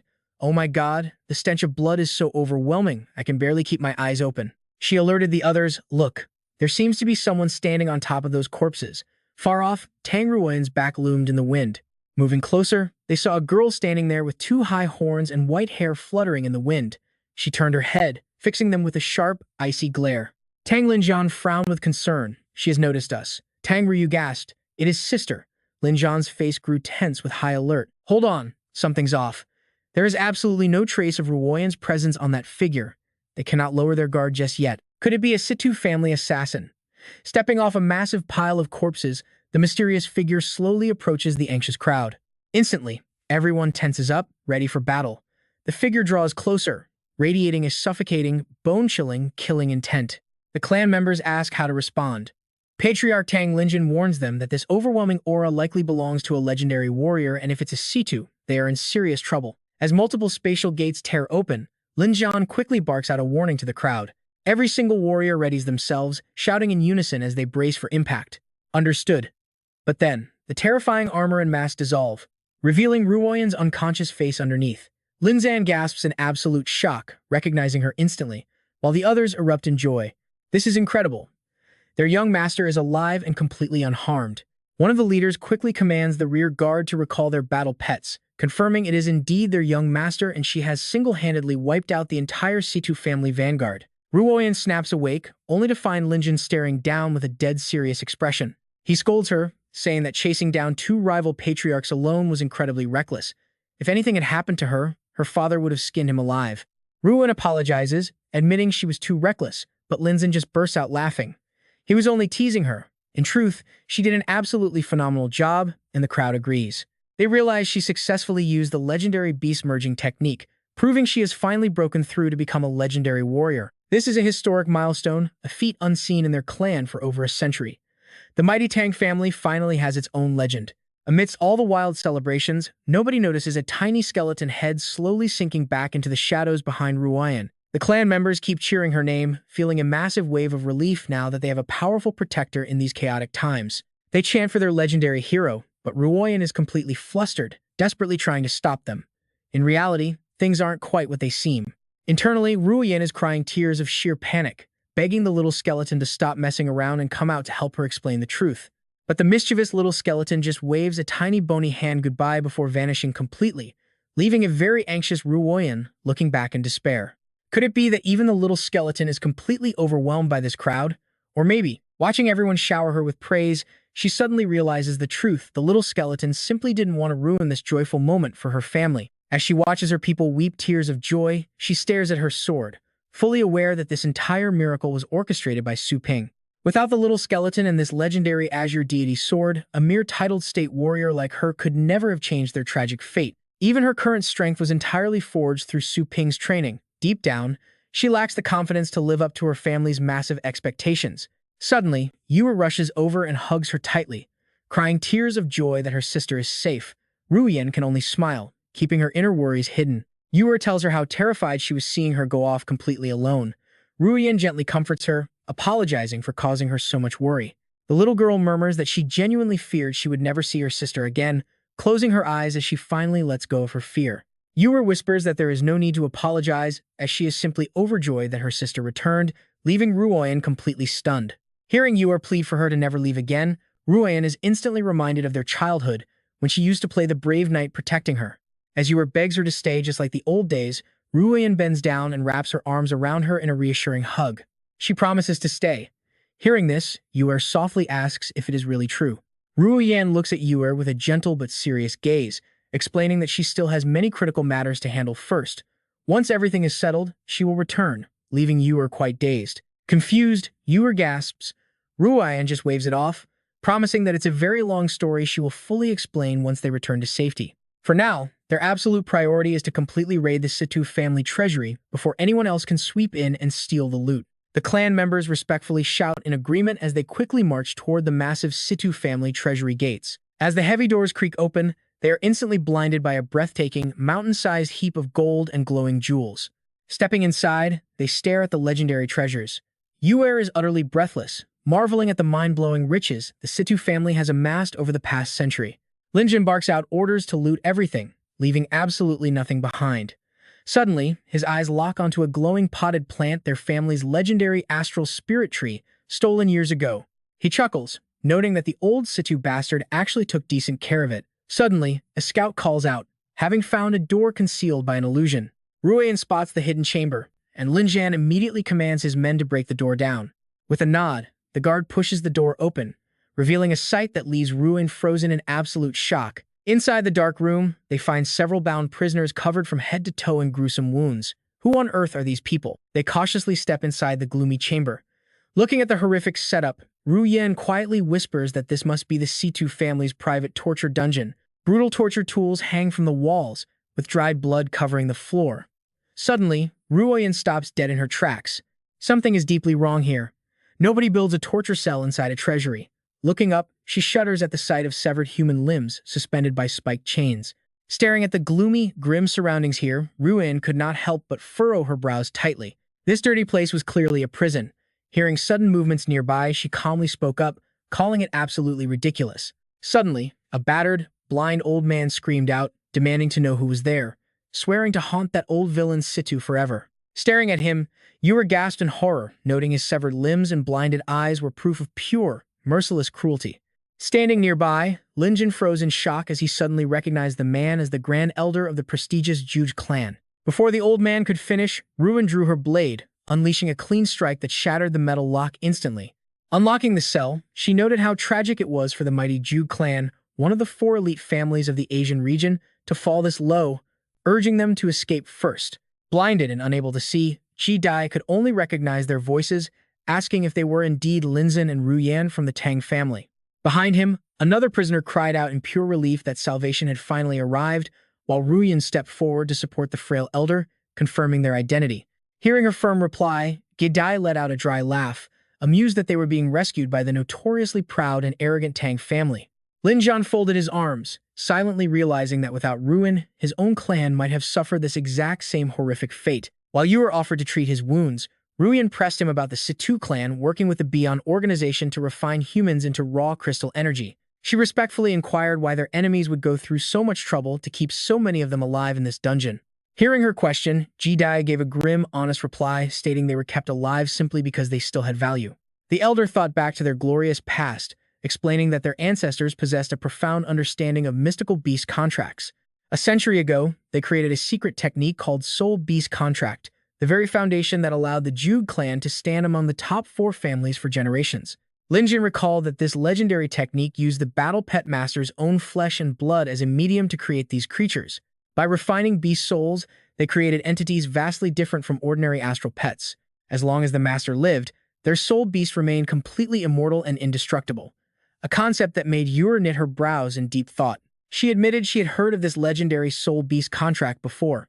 She wondered if the Situ clan wanted to enslave them forever, milking their immortal beasts for infinite energy, a horrifying theory Ji-Dai did not deny. Confirming this, he spat that if not for the legendary demonic weapon, the soul-devouring insect, they would never fear petty clans like Situ and Wang. Ruyen furrowed her brows as the old man lamented how their foolish clan leader had believed Situ's lies, willingly handing over his own soul beast in a desperate trade. He cooperated blindly, believing that doing so would at least spare the life of their clan's young master. The old man's voice cracked with rage, recalling how those monsters humiliated their young master right before their eyes daily. Using that cruelty, they broke the will of the remaining captured pet masters, a memory that made the old man completely lose his composure. Ultimately, their leader and young master seized a moment of distraction to commit suicide, unleashing their soul power to show their defiance. They commanded them never to surrender or repeat their tragic mistake. The other prisoners rallied behind him, shouting that they only clung to life for a chance to make the Situ clan pay back every drop of blood. Dozens of soul beasts materialized with deafening roars. Seeing this, Yura begged them to stop, warning that they were far too injured to exert their remaining power, but they completely ignored her. Their only desire was to paint the floors with the blood of old thief Situ, even if they had to sacrifice their very lives to do it. Suddenly, a sword slammed heavily into the stone floor, echoing with a sharp, ringing tone. Ruyen's emerald blade hummed, releasing an overwhelming wave of energy that immediately silenced the entire room. Looking down at her blade, she quietly revealed that all 1,200 members of the Situ clan had already perished by her hand. Stunned into silence, Jedi stared blankly as Ruin calmly suggested they could simply step outside to witness the truth for themselves. She assured them that the Tang family's elite healers would take full charge of treating their severe wounds immediately. Promising a complete recovery within a single month, she urged them to leave any remaining troubles to the Tang clan so they could heal in perfect peace. Deeply moved, the remaining Zhuge survivors bowed their heads in profound gratitude, swearing that if she ever needed their strength, they would gladly march through hellfire to repay this immense debt.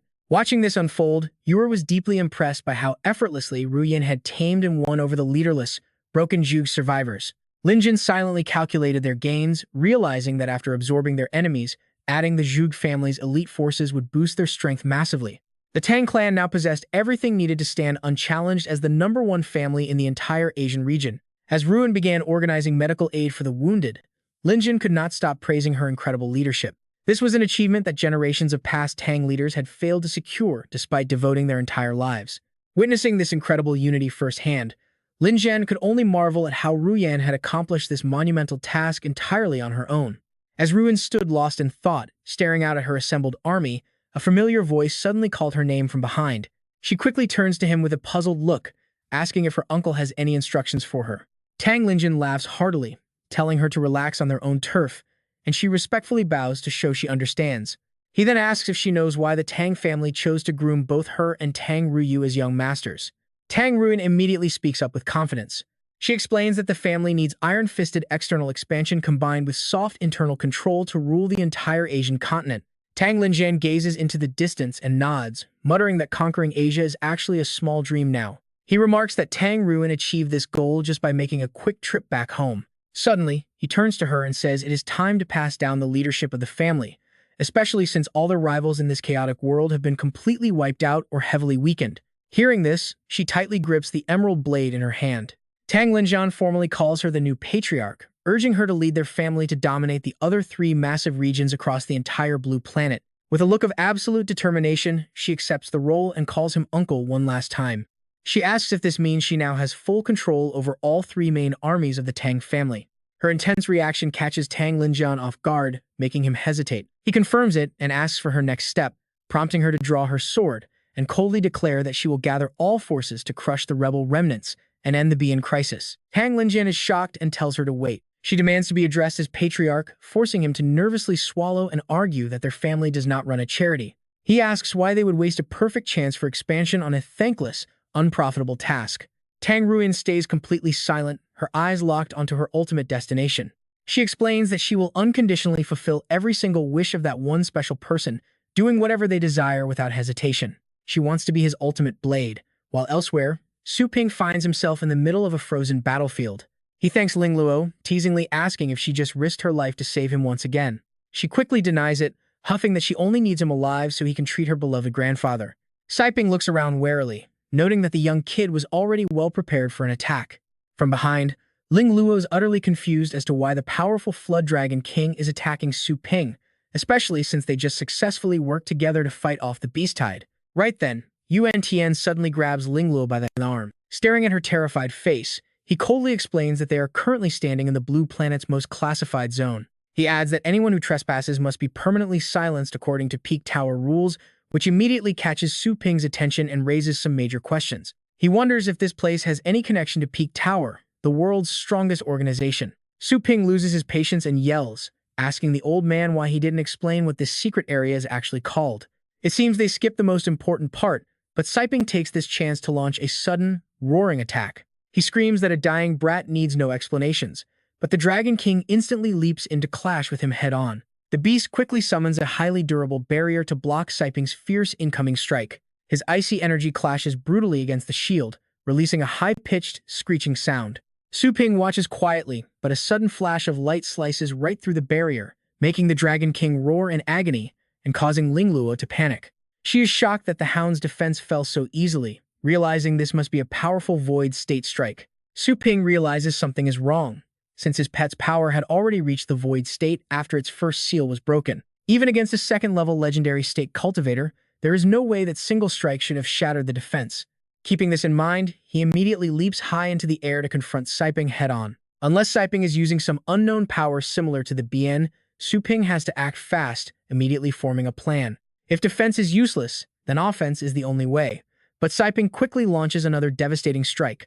Siping sneers, claiming he already saw through that move during the Beast Tide as his fist collides violently with Su Ping's attack. The pressure is intense, forcing Su Ping to catch his breath and channel even more energy to push back. A blinding golden energy suddenly erupts and blankets the entire area, creating an overwhelming force that Siping struggles to endure. Finding the weight unbearable, Siping leaves an opening, and Su Ping instantly throws a massive, decisive punch. The devastating blow completely crushes Siping, sending him crashing to the ground while Su Ping crosses his arms and tells the trash to stay down. Yuan Linglu tells her grandfather, Yuan Tianxian, that they only ended up there by accident. She argues that Su Ping was just trying to stop the Beast Tide, with zero ill intent, pleading for him to stop Legend Gu. He hesitates, admitting he cannot control this. Meanwhile, a battered Gu Siping refuses to back down, forcing out a raspy, reassuring voice. He promises to protect the Yuan family lineage since old Yuan guarded the formation for years, though he plans to erase her memories later. Suddenly, he musters his strength and grabs Su Ping's barrier with his bare hands.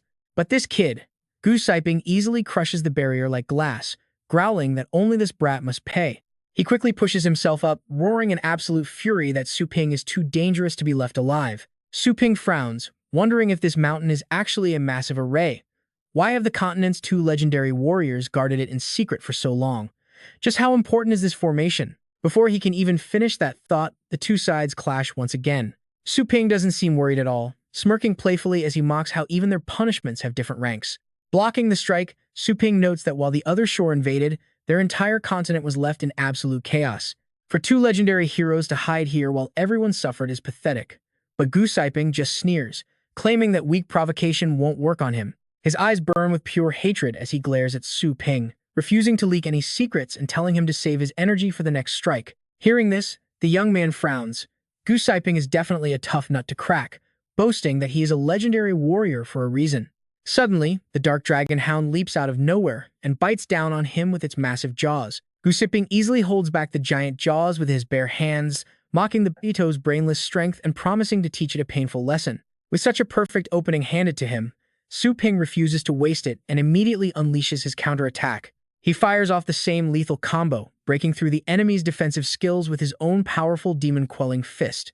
The dark dragon hound backs away to attack from a distance, launching an earth-shattering blow that sends Gu Siping flying through the air. Unfortunately, Gu Siping dodges the blast. He quickly retaliates, mocking Su Ping as a brainless brute who only knows cheap tricks.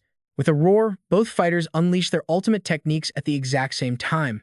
Even the ground beneath Yuan Linglu and Yuan Tianxian shakes from the shockwave, but they manage to brace themselves just in time. Watching the chaotic battlefield, she realizes they were all holding back during the Beast Tide. A true clash of legends is just too terrifying. Yuan Tianxian watches quietly, noting that Su Ping is still holding back his true power. Yuan Linglu is completely shocked to hear this. Their current combat power could easily wipe out an entire base city, yet her grandfather claims Su Ping is still holding back. Yuan Tianxian explains that legends entitled Battle Pet Masters are divided into the 10th and 9th ranks respectively. While they seem close, they are actually worlds apart. This massive gap between them isn't just about physical strength and astral energy, but another highly decisive element. It is the secret fusion art that legendary warriors can master, merging human and beast into one. Once merged, the warrior inherits the pet's full combat power along with all of its skills. They also gain complete elemental control based on the specific attributes of their fused battle pet. Gu Siping's fused pet is the Abyssal Underworld Hound, a dual water and poison type. His elemental ability is the Sea Emperor's Strike. Yuan Tianxian adds that this water attribute attack dissolves defenses, rapidly corroding shields, armor, and the enemy's body. It corrodes the opponent's armor and body. A direct hit would easily shatter and crush even the resilient form of a legendary warrior. Yuan Linglu finally understands why Su Ping's hound's defenses were wrecked so easily, but wonders why Su Ping still refuses to merge. Could he have some sort of secret strategy? Even from hundreds of meters away, Su Ping overhears them and immediately speaks up to deny it. I do not have some grand plan, I literally just reached the legendary rank. Yuan Tianxian's eyes widen in absolute shock. Just reached legendary rank? That means the terrifying clouds in the sky are actually his upcoming lightning tribulation. No wonder his astral energy felt so different from a typical legend. He hasn't even completed his tribulation yet. Suddenly, Yuan Linglu turns to him, asking her grandfather for a massive favor. Before she can even finish, Yuan Tianxian quickly cuts her off, repeating that an ordinary legendary warrior like him has absolutely no say in this matter. She quickly insists that he can definitely do this one thing, leaving Yuan Tianxian confused as he asks what it is. Without a moment of hesitation, she asks her grandfather to teach Su Ping the secret art of beast fusion. Her request strikes him like a bolt of lightning, making him spin around and shout in disbelief, asking if she wants him to teach that kid. Countless energy fists try to block the oncoming strike, but they are instantly shattered by a devastating shockwave. Gu Siping is stunned. This kid's bizarre fist technique is incredibly brutal and heavy, hitting like a 10,000-pound sledgehammer. One direct hit from that would crush even a legend. Too bad for him, he ran into the gale of the Sea Emperor. He utterly looks down on Su Ping, believing the kid's fists will crumble like sand on impact. Whether it is a long-range shootout or close-quarters combat, Su Ping is merely making a futile struggle before his inevitable death. Even so, the boy below refuses to give up. Ling Lu immediately turns to speak with her grandfather. "Grandpa, can you teach Su Ping the fusion technique?" "What? You want me to teach that brat?" Siping can hear every single word clearly, despite the massive distance. His face turning pale, Yuan Tian quickly explains that he would never teach him, begging Siping to stop. But the old man immediately shatters the barrier, claiming he already gave them a chance. Fortunately, Zhulong steps in just in time to save their lives. Siping sneers casually, asking if they still have trump cards hidden. Ling Lu is shocked to see Zhulong, the purgatory candle dragon beast, burning with purple flames. Su Ping chuckles, asking what trump card she is talking about. The purple flame candle dragon beast simply has a whole set of defensive skills with nowhere to use them until now. Without the sole possession of his little skeleton, Su Ping realizes he has no leverage to fight a legend in their fused state. Does he really have to try the legendary fusion technique that Yuan Tianxian mentioned earlier? Su Ping looks down at the old man. Since he just saved Yuan Tianxian's beloved granddaughter, perhaps the old man will be moved enough to cooperate with him. But the old man cups his hands, declaring that he would never teach that brat Su Ping who stole his treasures and even took his territory. He actually asks Gu Siping to execute the boy instead. Su Ping sighs, realizing cooperation is off the table, and wonders if he should escape. Ling Lu keeps pleading, asking what would happen to her grandfather's injuries if Su Ping is killed by legendary Gu. But Yuan Tian immediately dismisses her concerns. "Don't you understand? Without Su Ping, it would only take me a few years to cultivate back to the legendary rank." He explains that even if keeping him alive restores him to his peak instantly, he would forever remain beneath Su Ping with no hope of ever rising again. Not taking advantage of his current crisis is already showing gratitude for saving her life. She asks anxiously, "But what about Bian?" Ling Lu refuses to yield, stating she heard that the four kings of good and evil, the seven sins abyss lord, and Bian might escape the abyss. Right now, Bian alone can instantly wipe out half of the base cities in the Asian continent. A few years will be too late, but Yuan Tian dismisses it, arguing that since the Wind Tower hasn't made a move, things aren't completely hopeless. He warns her to drop the subject, saying self-preservation is key. Suddenly, Su Ping's voice echoes, telling them reasoning with her grandfather is useless. By the time he cultivates back to legendary rank, he will already be dead in Bian's jaws. She realizes this is a telepathic transmission. Despite being in the middle of a fierce battle, Su Ping guides Ling Lu, advising her to change her approach if she wants to convince him, telling her exactly what to do next. Meanwhile, Gu Siping, hot on his heels, taunts him to fight back, asking where his smugness went. Why is he running like a headless chicken? Su Ping taps on his watch, sending the attack coordinates. A massive spaceship in orbit receives the signal and prepares to fire its main weapon. A destructive blast of epic proportions targets Siping directly.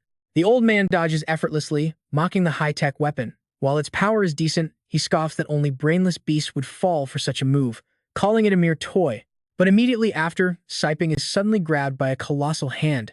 Gideon uses both of his massive hands to hold him down. Yet, Siping shows absolutely no fear, claiming that a thing like this can never trap him.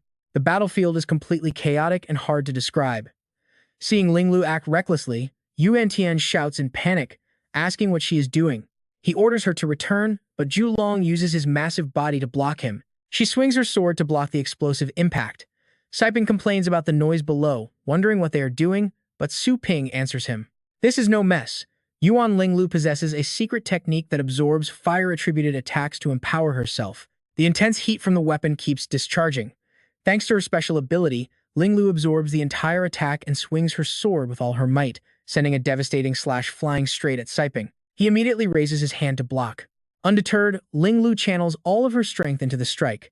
As a result, that powerful slash actually manages to pierce right through Siping's tough skin. Watching from the sidelines, Su Ping smirks with satisfaction. Meanwhile, Yuan Tian is absolutely terrified, looking back to find Siping standing completely unharmed after that direct strike. Yuan Tian immediately rushes over to scold Linglu, but their exchange is completely overwhelmed by Siping's erupting rage. Siping roars in pure rage, vowing to slaughter everyone on this battlefield. Linglu quickly turns back to face Yuan Tian. Why did legendary Gu's appearance suddenly change? It is because he has relinquished control to his main battle pet, manifesting his beast form. In this state, his power skyrockets, and he won't distinguish friend from foe. Gu Siping actually intends to slaughter us all. Su Ping grins at him, suggesting that they have no choice but to join forces now. You damn brat. No wonder Linglu disobeyed me for the first time. You corrupted her. Is that so?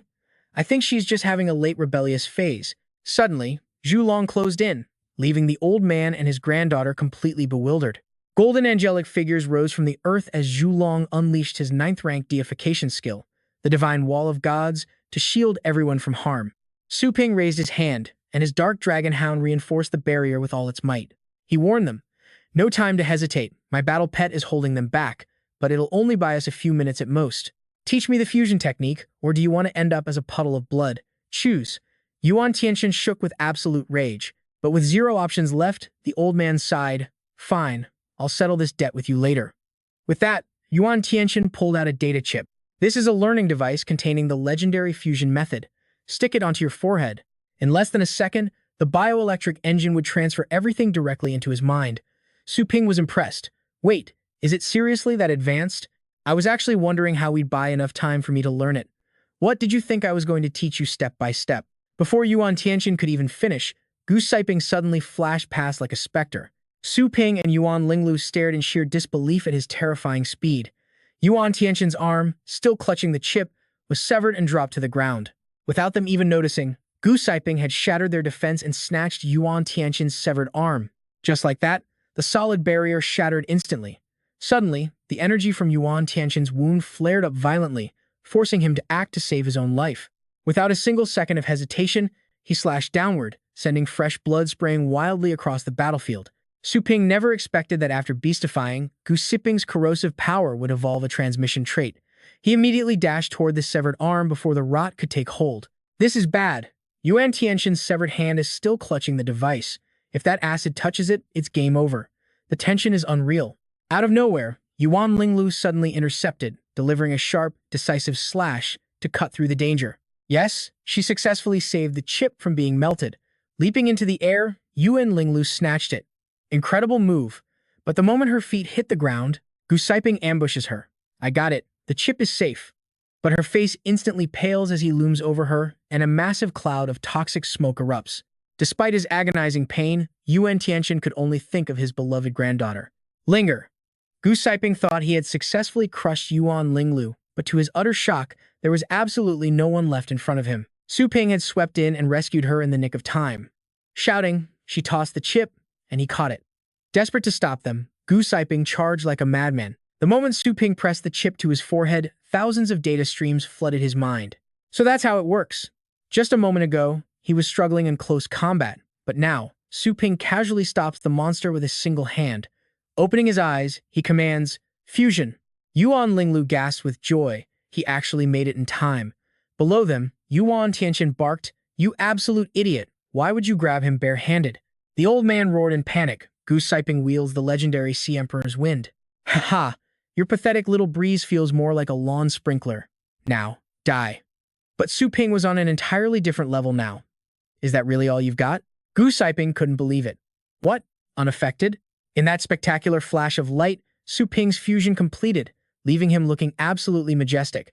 Growling, Gu Siping shoved both hands forward, desperately trying to push the young warrior back. Seeing Su Ping's completely unfazed expression only made Gu Siping rage harder. "It's not over." Yuan Linglu struggled in his grip. "Let me go. You can't fight him with only one free hand." Su Ping calmly reassured her. "Relax. Just open your eyes and watch." She slowly opened her eyes, frozen in absolute shock. He actually blocked it. She couldn't even blink as she witnessed his raw power. The devastating Sea Emperor's wind unleashed by the legendary Gu Siping was being effortlessly neutralized by the aura radiating from Su Ping. The energy was incredibly pure, sacred, and carried a supreme majesty that felt oddly familiar. Suddenly, a memory flashed through Yuan Linglu's mind. "I remember now. That's the aura of the Da Yan True Dragon King, from the Secret Realm. No matter how hard Goose-Sipping pushed, he couldn't dent the barrier. Dragon power naturally excels at suppressing evil and purifying corruption. Since the ancient Dragon King's bloodline is considered the pinnacle of all dragons, Su Ping, who was forced to dodge earlier, now stands as unyielding as a mountain. Suddenly, Su Ping deactivated the shield and grabbed Goose-Sipping's wrist. He tossed the legendary warrior aside like absolute garbage. Way too weak. Goose-Sipping rocketed backward like a shooting star, crashing with such violent force that the entire mountain began to crumble from the impact. As the thick dust settled, Goose-Sipping was seen lying motionless on the fractured ground, his body absolutely battered and broken from the blow. Yuan Linglu breathed a sigh of relief. Thank goodness, he's unconscious. We can stop now.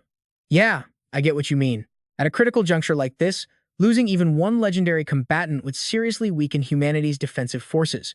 Let's get your grandfather back to the base city for treatment. Wait, can you put me down first? This is so embarrassing. Before they can celebrate, Goose-Sipping's battered body suddenly levitates into the sky, absorbing massive waves of dark, ominous energy directly into his flesh. Yuan Tianchen gasped in horror. Stop it, Goose-Sipping. Are you insane? Su Ping watched silently, sensing something deeply wrong. This energy surge is completely different from his previous power. Su Ping throws Linglu to Zhulong. Purple flames Zhulong. Take them away so they don't get caught in the blast. Su Ping, what are you doing? Su Ping confidently replies, teaching him a lesson, of course. I haven't even tested my combat power in this form yet. As the energy sphere created by Goose-Sipping grows larger, Su Ping feels like he is fully charging up. Finally, he can unleash the absolute limit of his Dayan True Dragon bloodline, but Goose-Sipping's sphere looks like a tiny marble compared to Jin Dian. Suddenly, a massive dragon wraps itself around Jin Dian's arm. With the perfect moment arriving, both sides clash head-on with insane fury. This brutal battle resembles a chaotic war zone, unleashing shockwaves that cause the surrounding trees to shake violently. Su Ping roars, Dayan True Dragon, Demon Vanquishing Fist, suppress him. His power grows stronger by the second, and it is obvious that Goose-Sipping is about to break. Tense and desperate, Goose-Sipping shouts that he needs more power. Unbelievably, the energy shockwaves even reach outer space, causing Su Ping to momentarily freeze in shock. Believing victory is within grasp, Goose-Sipping laughs maniacally, die for me. Neither backs down, but Su Ping suddenly senses something strange is happening. Somehow, this guy's energy has suddenly become endless. No matter how much he expends, it does not decrease at all. Su Ping suspects that the massive array set up inside this giant snow mountain holds a truly extraordinary, hidden power. The surrounding area looks like an absolute apocalypse. Goose-Sipping had one job to guard this array, yet he dared to use it for himself. Suddenly, Su Ping senses someone else nearby. It is Yuan Tianchen, clutching his bleeding arm to warn them. Get out of there quickly. The Peak Tower's final lockdown mechanism has already been activated. Even Void Cave State cultivators will be instantly vaporized. But Goose-Sipping stubbornly yells back, I only did this to eliminate a threat, not for selfish reasons. With a cold glare, Su Ping scoffs. Those Peak Tower members who loyally risked their lives ended up like this. Is this how the world's strongest organization behaves? Su Ping immediately flies toward the grandpa and granddaughter. Demanding answers, he asks, Yuan Tianchen, explain this snow mountain. What is the purpose of this array? Pulling his young granddaughter close, Yuan Tianchen replies, I do not know. Ancient seniors set up this global array. I was only responsible for guarding this Asian region's node. I heard you were a grandmaster of arrays. Were you really just guarding it? That is all I can tell you. If you want to know more, go ask Peak Tower yourself. Grandpa. Without a second thought, Su Ping taps his communicator. Go to Peak Tower? He leaves a message instead. Tang Rian, it's me. Return to Longjiang to assemble with me immediately. Zhulong quickly flies back to Longjiang Base City. Upon arrival, the citizens rush out to greet him, shouting, It's Boss Su. The entire city is absolutely thrilled to see Su Ping again. Look, Boss Su has returned safely from his battle. The great hero who saved our city is back. Polite as always, Su Ping asks them to clear a path as Linglu turns to her grandfather. Grandpa, look how many people support Su Ping here. He scoffs. Just a mindless rabble. It means absolutely nothing. All I know is that he tricked me 3 times. And this time, my own granddaughter sided with an outsider over her family. Oh, I am so sorry, Grandpa. I only did that because I wanted to help you reach your peak again sooner. Yuan Tianchen counters. Wishful thinking. That kid has a silver tongue. How do you know he will actually keep his promise? Qin Du Huang approaches them and says, Pardon my intrusion, but are you the legendary Senior Yuan? Linglu asks, Oh, you know my grandfather? Of course. Senior's legendary reputation is famous among all named states. I, Qin Du Huang, pay my respects to you. Yuan Tianchen recognizes him instantly. Ah, the wrath god of Longjiang's Qin family, correct? I heard many of your legendary deeds in the past, but you retired years ago, so why are you at this pet training shop? Qin Duhuang bows his head. Senior, you misunderstand. I am merely running errands and watching the shop for Boss Su. Stunned, he asks, running errands? You were once the legendary wrath god, slaying 3 tier 9 beasts with one roar and repelling beast tides. Yet you willingly do chores for a wet behind-the-ears kid? Qin Duhuang looks at Yuan Tianchen firmly. Legendary Yuan, please correct your words.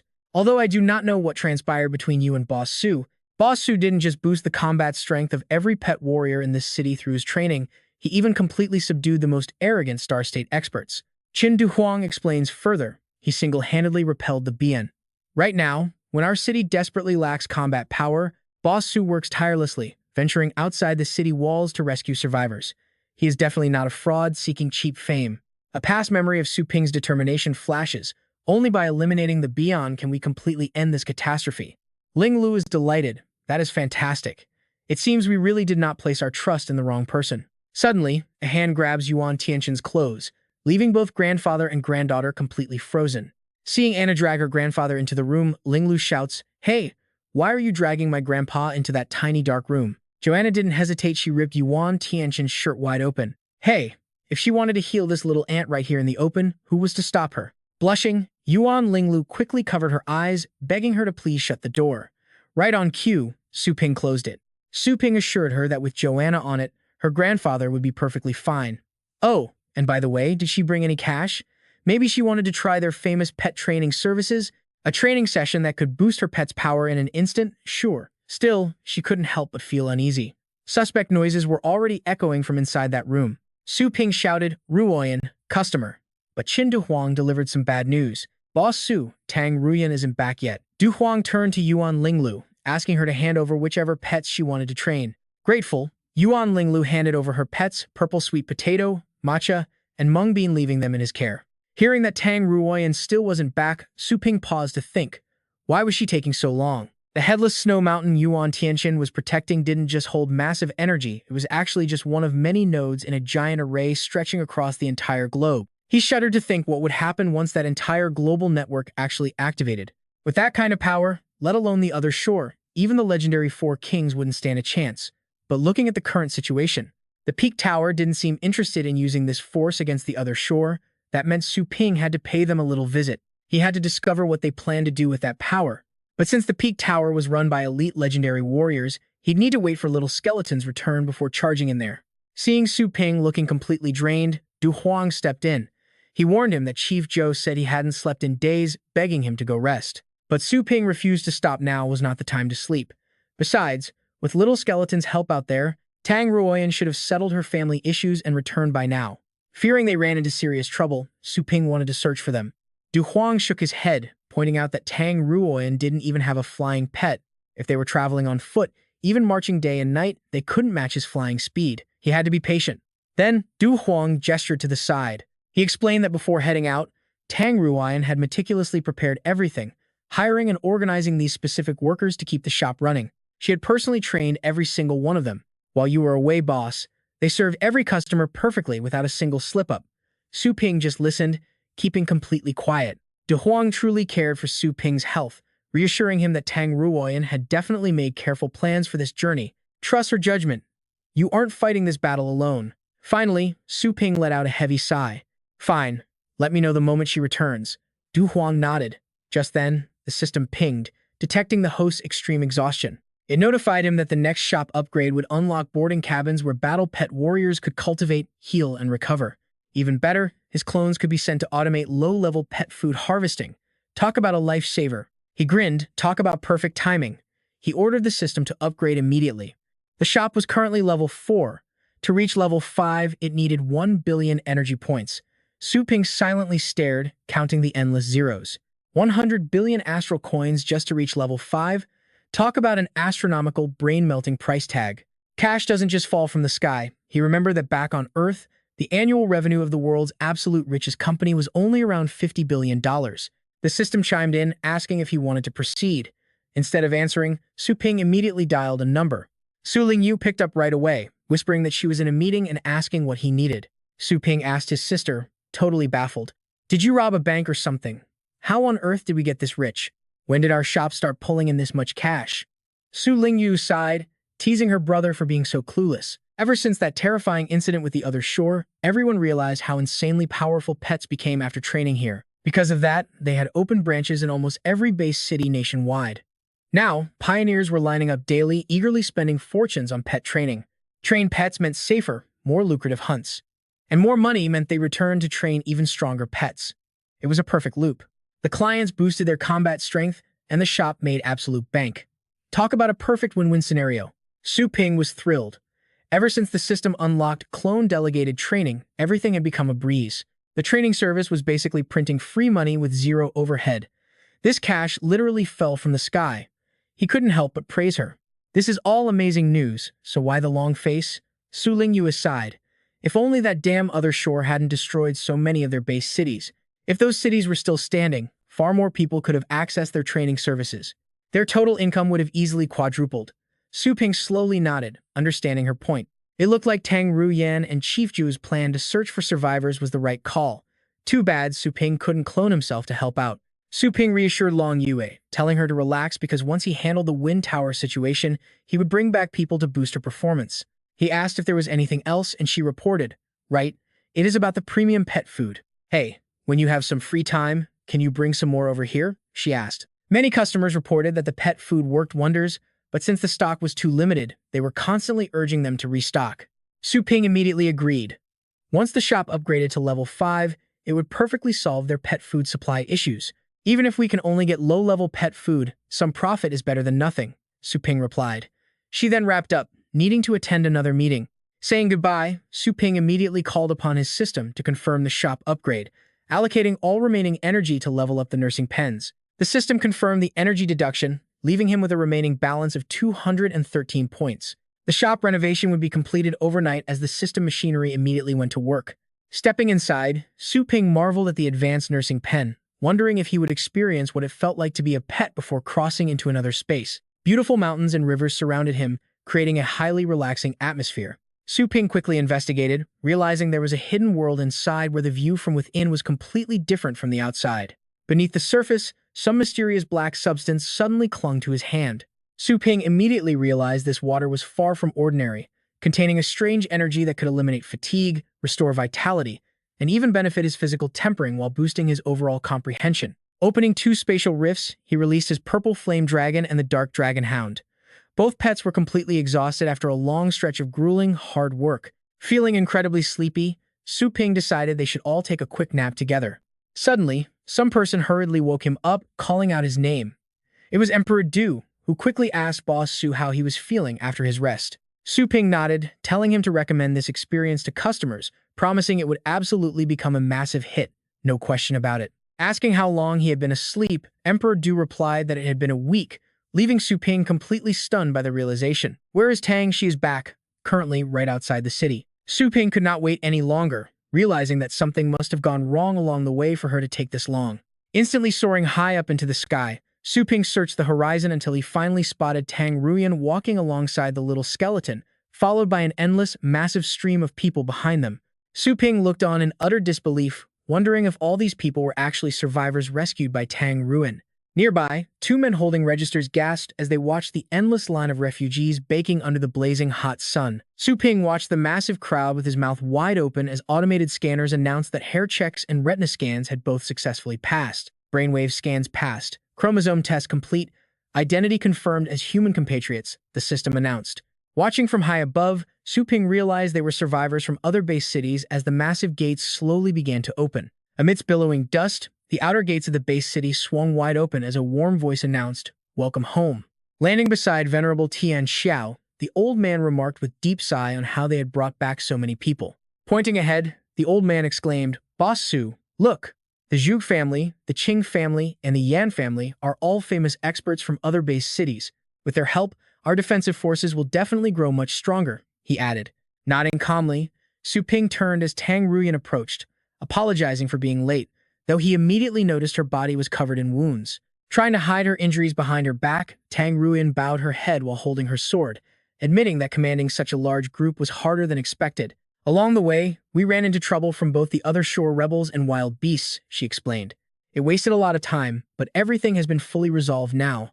I am truly sorry. Before she could finish, Su Ping rushed over and started patting her back, making her jump in surprise, as he laughed and praised how incredibly capable she had become. Great job! Su Ping smiled.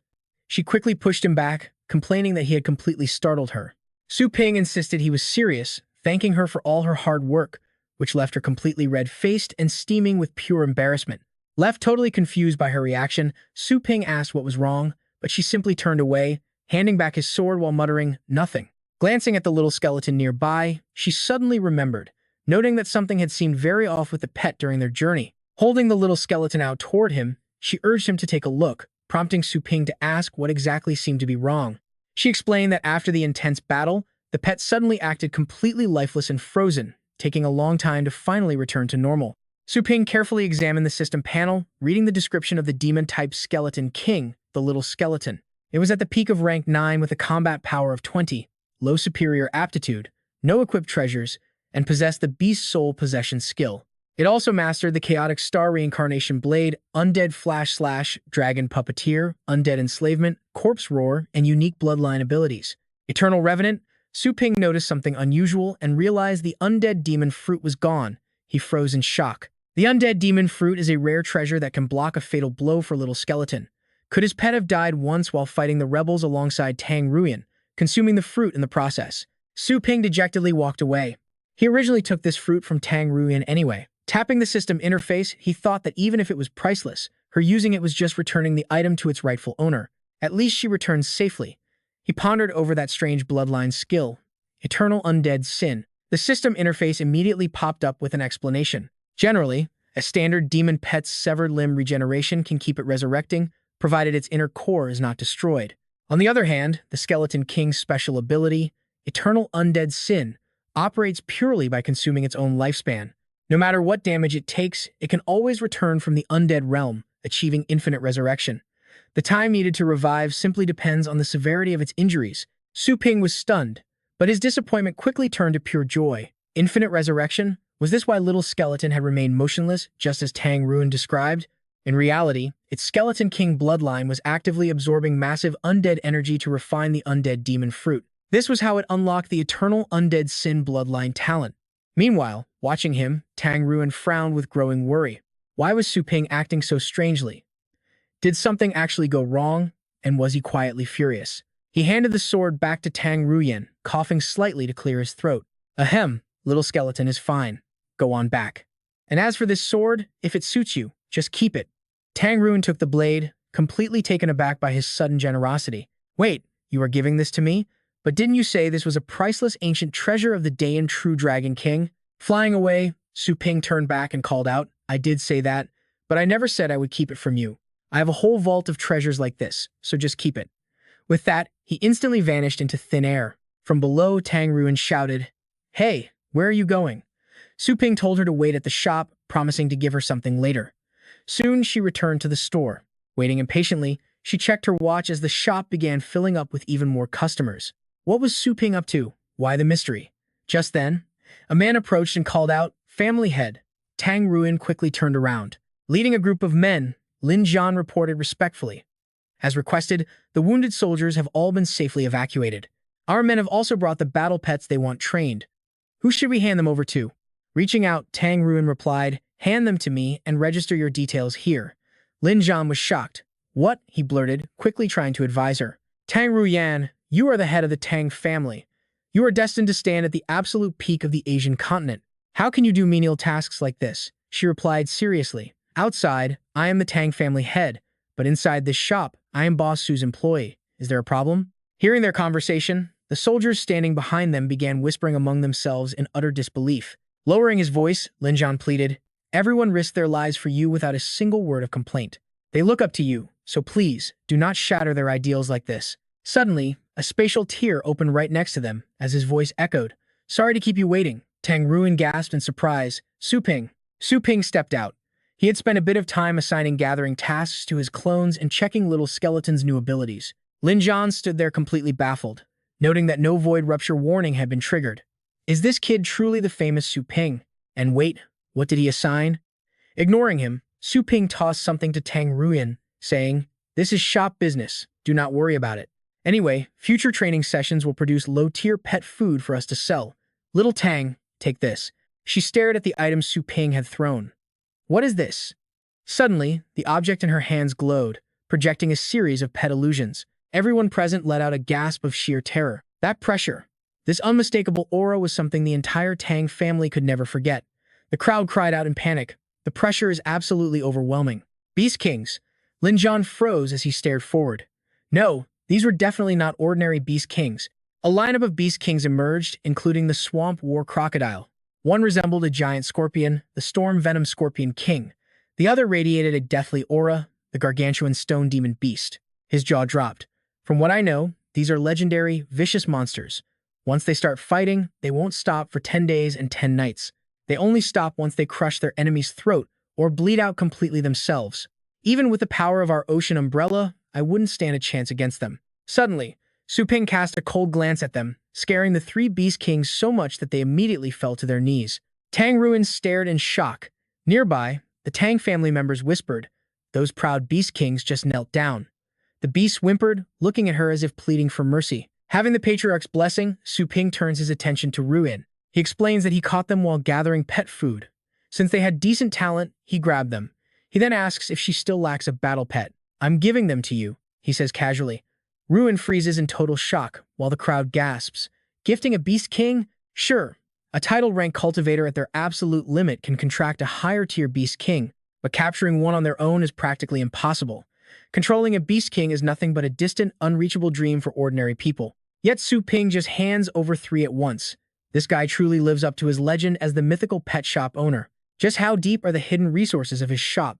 Lin Zhan smiles sheepishly, realizing he almost missed a massive opportunity. Doubting Ruin's decision was incredibly foolish of him, showing how shallow his thinking was. He glances at Ruin, who's still staring in disbelief. That was an incredibly far-sighted move, Patriarch. The next day, Su Ping steps onto the snow-covered ground. Ruin asks him with concern, "Are you leaving again?" He chuckles, unsure of how to answer. Ruin continues, pointing out how stingy he usually is, serving only cheap canned food. Yet today you gave away so much. Is this trip dangerous? Su Ping simply gives her a cold, brief reply. Yes, he says, a vision flashing in his mind. He knows he is still not strong enough. He must grow stronger. This massive snow mountain holds an incredibly powerful array. Su Ping declares he must head to Peak Tower to uncover the truth.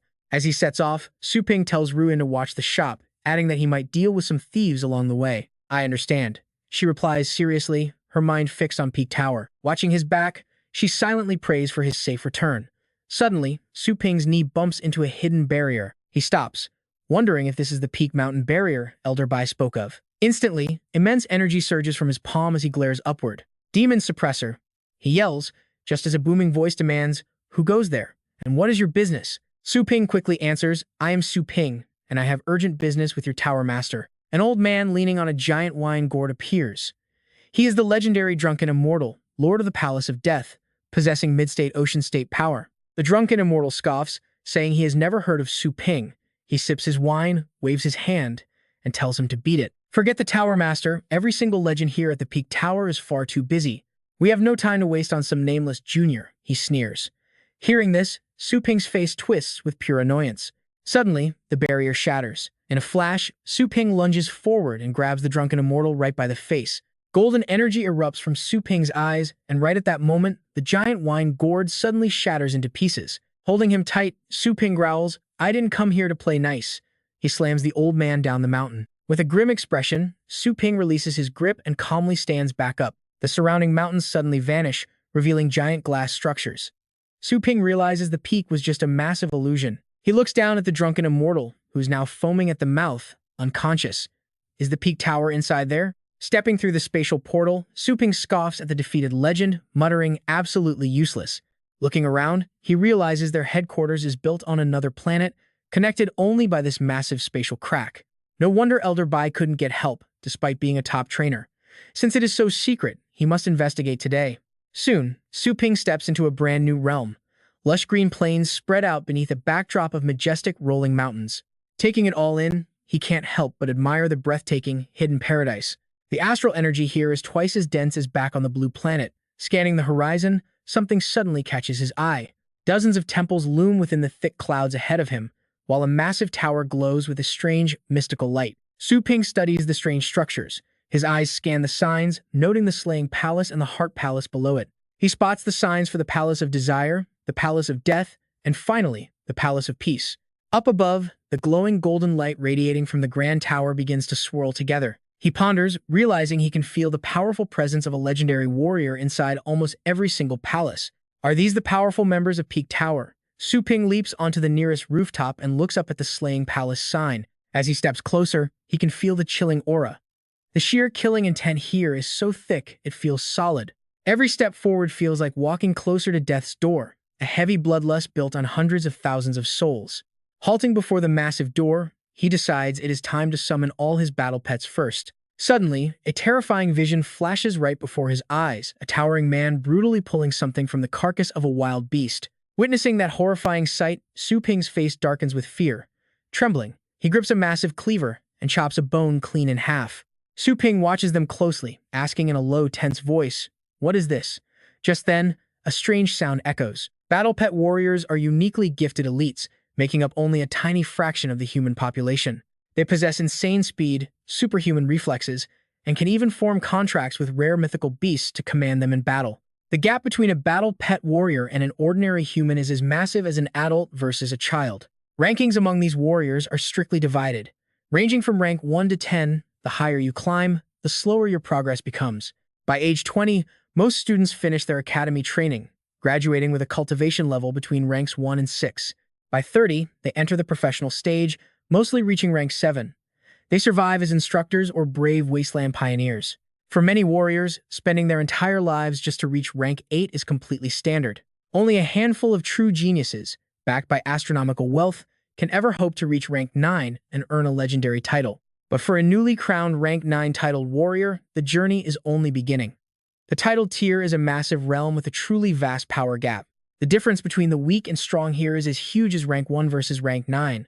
To survive, you must burn through every resource and connection. You must fight until your family is ruined, until you are completely isolated, bleeding your very last drop of blood. Only then can you reach that ultimate peak every warrior worships, becoming a city guardian, single-handedly holding off a massive beast tide, a true hero at the absolute pinnacle of the title level. This was the extent of Su Ping's knowledge before he finally set foot inside the legendary Peak Tower. Now, these ultimate human powerhouses are marching out to war, hunting down ferocious beasts to protect their homeland. As Su Ping enters, a crowd of chefs suddenly appears before him. They are frantically preparing some lavish banquet. Knives clatter against chopping boards in a rapid, non-stop rhythm as everyone rushes around, frying and boiling ingredients, plating the dishes with intense focus. They finally call out in unison, "The food is ready." Towdy sits proudly on his throne, with his loyal head steward standing by. In front of them lies a massive banquet packed with rare delicacies. The head steward of the Slaying Palace begins reading, announcing that this feast was presented as a tribute from the Asian zone. Over 1,000 elite wasteland pioneers spent months hunting and gathering these rare ingredients across several different planets. The appetizer features thunder silver snake eggs paired with 7-colored divine deer liver, infused with century-old star jade wine. Before the steward can even finish reading, Towdy catches a whiff of the feast and immediately cuts him off. Enough, the steward quickly bows, instantly reading his master's mind, and turns to halt the chefs who are still trying to bring out even more dishes. "Stop everything. Throw all of this food away immediately." The chefs are absolutely devastated by the order, but, "My lord, you haven't even tasted any of it," Towdy coldly replies. "I already ate this last year." As the master of Slaying Palace, the legendary Towdy is growing tired of this repetition. Have these titled warriors lost their minds? Terrified, the chefs drop to their knees, begging, "We completely changed the recipe and cooking style this time." They desperately plead with Towdy, "Please, just take a single bite. We poured our entire hearts and souls into perfecting this dish for you." Before they can finish their plea, the head steward glares at them with pure, murderous intent. The legendary Towdy declared, "It is bland. If you cannot satisfy him, you will be replaced."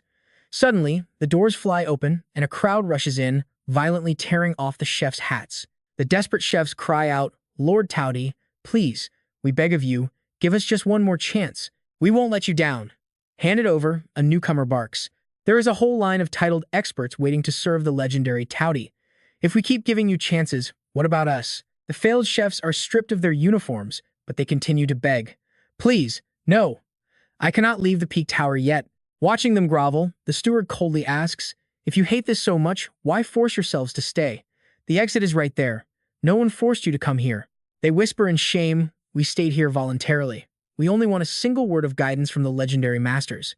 The boost to our cultivation from their pointers is worth way more than risking our lives hunting out in the brutal wasteland. The steward snorts coldly. Good. At least you understand. He decides to show a tiny bit of mercy. Your punishment is to start over as the lowest-ranking janitors.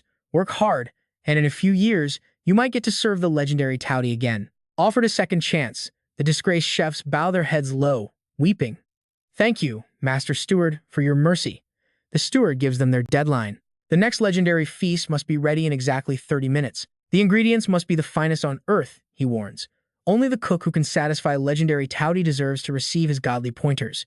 If you do not want to work, then get lost. Plenty of others want this job, they all shouted in unison. Yes. Watching from the outside, Su Ping clenched his fists. The manager spotted him and barked, Hey, you at the door? Are you new? Newcomers must report to HR for an evaluation first. If your strength is not up to standard, even Peak Tower won't hire you. Suddenly, a massive fist blasted straight toward the manager. Gasping for breath, he clutched his chest and panted in pure terror. Still alive! Was that a mere illusion? The manager grew deeply confused. How could that even be possible? Who on earth was that? Su Ping charged forward, his voice echoing fiercely. You dare unleash killing intent inside Peak Tower. He flew past the palace's lust, desire, and peace. But as Su Ping touched down, a booming voice instantly ordered him to halt. Stop right there. Su Ping recognized that voice instantly. Up in the sky, violent bolts of lightning began to gather. The voice boomed on, bold goose siping. You failed to protect the array, yet you dare to use it without authorization. Su Ping recognized the speaker as the one who triggered the lightning trap on Headless Snow Mountain. This man, who shamelessly abandoned his subordinates, was none other than Peak Tower's vice master, an upper void state powerhouse.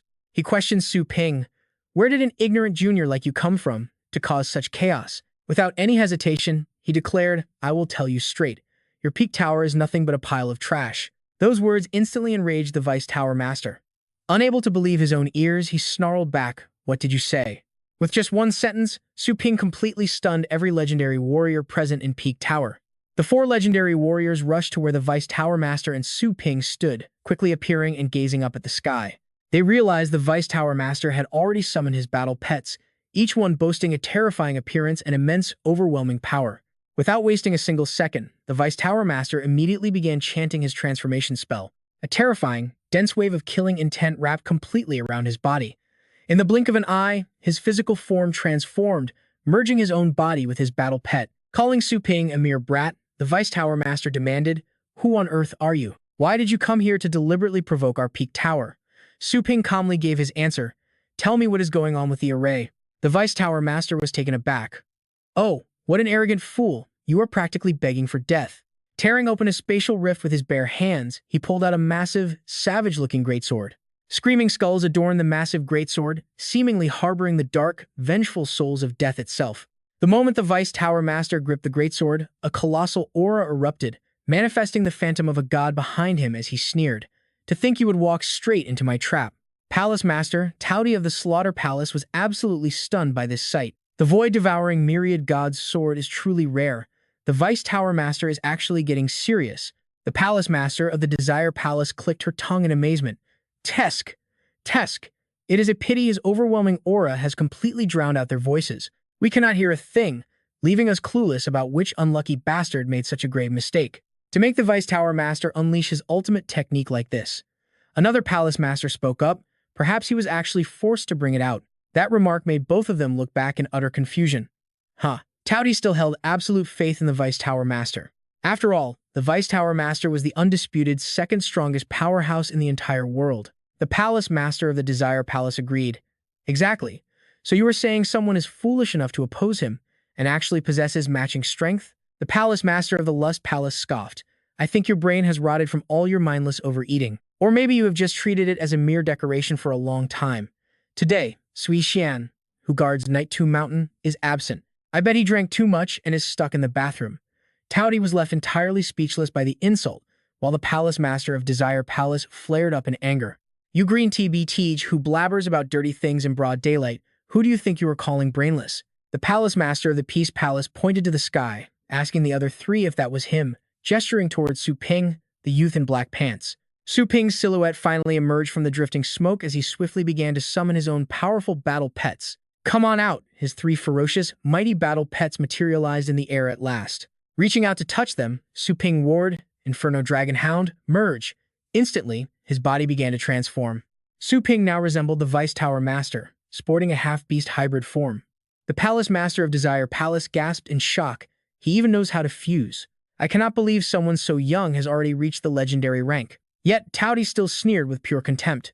Humph, that is merely a basic, Tier 1 fusion level at best. This proves his strength is only at the Ocean State, the first tier of the legendary rank. Meanwhile, the Vice Tower Master has long reached the Upper Void State, allowing him to execute Tier 2 fusion. Raising his massive greatsword, the Vice Tower Master seemed determined to end this fight in a single strike. The Slaughter Palace Master added, and that is not even his most terrifying aspect. The Vice Tower Master's mighty strike literally fractured the surrounding space. Dark energy constantly poured from the massive sword. Su Ping immediately focused on the trajectory, realizing the blade was actually tearing through space itself. Su Ping quickly backed away. Clashing head-on with this slash was suicide, so he had to keep his distance. Seeing Su Ping back away, the chefs from the Slaying Palace shouted that he was trying to run. Towdy mocked him, calling him a fool who could never escape. Then he warned the other chefs not to look at things they should not see. By now, the Deputy Tower Master had slashed open a massive void right beneath him. As Su Ping retreated, he glanced back over his shoulder. It was bizarre. Why was he not chasing at all? But then, Su Ping realized the tier was no longer a simple rift in space. The crack rapidly expanded into a massive black hole, appearing directly in front of Su Ping. The black hole grew, filled with screaming skulls trying to claw their way out. To Su Ping's horror, he could not escape its pull. He ordered Little Skeleton and the Purple Flame Dragon to unleash everything. With his fist of exorcism, a brilliant golden light erupted. The two forces collided with a violent blast. The shockwave was so powerful it blew the chefs clean off their feet. The blinding flash severely damaged the chefs' eyes. Blood dripped down their faces as they screamed in agonizing pain. They cried out about their eyes, but Towdy remained confident. Although the Deputy Tower Master was only a second-level Void State legend, his Myriad God's void-devouring sword had reached the threshold of the Fate State, carrying the power of laws that guaranteed a hit. The Gazing Palace Master chimed in, saying there was no real need to even use the Myriad God's void-devouring sword. A beginner Ocean State legend could only perform first-tier fusion. Trying to fight a veteran with second-tier fusion was pure delusion. Meanwhile, Su Ping was still putting everything he had into blocking the devastating slash. Even though his body felt like it was cracking, Su Ping kept pushing. Who said he could only perform first-tier fusion. While Little Skeleton's soul possession looked like the standard fusion technique used by legends, they were actually from two completely different power systems. He frowned, realizing that no matter what level of fusion he mastered, he could stack the possession on top. Below, the onlookers were stunned. Towdy watched in utter disbelief, wondering if this kid was actually pulling off second-tier fusion. The other master quickly denied it. Second-tier fusion was a high-level skill only Void State experts could ever master. Su Ping faced a crucial choice. He could trigger the Beast's soul possession skill while already fused with Little Skeleton. The moment he activated the soul possession, Su Ping's body began to transform dramatically. A dark aura wrapped around him as lightning ripped through the sky. Heavy storm clouds rolled in, completely plunging the world into darkness. Even the Deputy Tower Master could not believe his eyes. Su Ping's newly armored fist was so incredibly tough that it actually shattered the Myriad God's void-devouring slash. The terrifying slash crumbled to pieces, the shadows dispersing to reveal the brilliant light of Su Ping's power. This second-tier fusion had completely and utterly transformed his physical body. Clad in dark armor and radiating terrifying power, he left everyone stammering in shock. Was this really second-tier fusion? Could he actually be in the Fate State? Su Ping commanded massive boulders, sending them hurtling straight toward the surrounding buildings on his order. They flew at relentless speeds, threatening to level the entire area, with a single impact completely bringing down a house. The onlookers were utterly amazed. Second-tier fusion? He even stopped the Deputy Tower Master's ultimate sword technique with his bare hands. There was no doubt about it. He had to be in the Fate State. Sparks flew as the blades clashed violently. Exhausted, the Deputy Tower Master dropped to one knee, demanding to know his name and why he was targeting the Peak Tower. Su Ping got right in his face, telling him to stop stalling for time. Refusing to show any mercy to these people, he flicked his wrist and summoned a sharp sword. Su Ping swung his blade, but the Deputy Tower Master barely managed to block the lethal blow.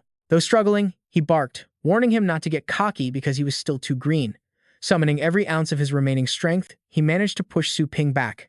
He landed lightly on a nearby rooftop, completely determined to press the attack and end the old man's life. The deputy tower master could only defend himself now, unable to counter. Meanwhile, the chefs scrambled out of the ruins. They begged Towdy for help, crying out that the brat had destroyed their palace. They pleaded with him to assist the deputy tower master in crushing this bastard. But to save his own skin, Towdy was already running away, cursing them for talking nonsense. That previous strike was as powerful as a fate-stayed attack. If the kid had died from it, they wouldn't even need to interfere. But he blocked it with absolute ease. Seeing this, Towdy fled the scene, moving faster than the wind itself. This was no longer a battle that mere ocean-state cultivators like them could ever hope to interfere with. Besides, if the sky fell, the top brass would handle it. He was not about to die there. The others looked at each other, completely speechless. All three of them vanished instantly, fleeing just like Towdy had. Su Ping watched them go with a cold snort. When Bayan attacked and Holy Light Base City begged for help, you cowards just shrank back, hiding in your holes and enjoying yourselves like this. The Vice Master snapped back, telling him not to act so self-righteous, since not everyone was like him or Bayan. Even with massive heavenly power, going there would have only added more useless souls to the body count. Unable to take another word, Su Ping kicked him right in the face, telling him to shut up, sending him crashing into a building before demanding to know about the array. Why not use it against Bayan? Struggling to stand, the old man stubbornly insisted that the array was strictly forbidden. Su Ping demanded to know why, conjuring a massive energy fist to threaten that he would flatten the entire tower if they did not start talking. Terrified, the Vice Master confessed it was a strict rule set by the Peak Tower, but swore he would never reveal anything else about it. Furious, Su Ping declared that today he would tear their precious rules to absolute shreds. With a blinding flash, Su Ping unleashed his fist, declaring that the Peak Tower now belonged to him as he looked down at the defeated disciples scattered across the ground. But right in that moment, Su Ping realized something strange was happening, feeling an unknown force completely block his powerful demon-suppressing divine fist. Out of nowhere, a foot gently stepped forward, walking lightly upon blooming lotus flowers. Stepping out of a spatial rift, Yuan Feng picked up a piece of falling debris, asking why everything had descended into absolute chaos after he had only been gone for a moment. The Vice Master tearfully welcomed him back from seclusion, crying out in utter despair over his ruined home. Overjoyed, the Vice Master rejoiced at meeting him again after 4 long years, while Su Ping suddenly realized he could not budge his own fist at all. Even without sensing any astral energy from the old man, he could not lift his hand even a fraction of an inch.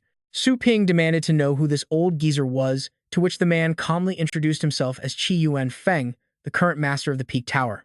He asked what was wrong, noting that despite such a massive commotion, the legendary Cui Tian was only just waking up now. Completely dazed, the man had absolutely no clue what was going on, taking quite a while before he finally realized the scale of the disaster. He stared down the pathway, deeply tense. Not only did that brat attack the legends and invade the Peak Pavilion, but he even completely shattered Night Tomb Mountain, the very symbol of the Peak Tower's sacred power. Fearing the Vice Master would skin him alive, an angry Cui Tian swore to get revenge on Su Ping the moment he caught him. But right as those words left his mouth, Su Ping flew past, giving him a quick glare that instantly crushed all of his false bravado. Relying on his cowardly turtle breath technique, he hid, allowing Su Ping to completely ignore him and fly away. Scoffing at the fleeing youth, Cui Tian confidently mocked him in his mind, wondering why he was running away in such a hurry. He assumed the brat had been thoroughly beaten and was running away with his tail tucked, while Su Ping recalled their conversation on his journey. In Su Ping's memory, the Vice Master had snitched to his master, claiming he had no prior grudge against that wild madman. Yet the brat had suddenly stormed the Peak Tower, attacking everyone in sight and destroying their magnificent Star Palace. He claimed countless people were injured, that Cui Tian was likely dead, and like a whiny child, complained that the intruder had even tried to interfere with their sacred magic array. Relying on his high cultivation, that villain had committed countless atrocious acts. He begged his master to eliminate the threat, while Su Ping, unable to move his arm, watched as Yuan Feng simply waved his hand without saying a word. Though the master's gesture was incredibly gentle, it instantly shattered Su Ping's energy fist into 100 pieces, easily ripping right through his defensive armor. He was thrown backward by the force, though he managed to maintain his balance.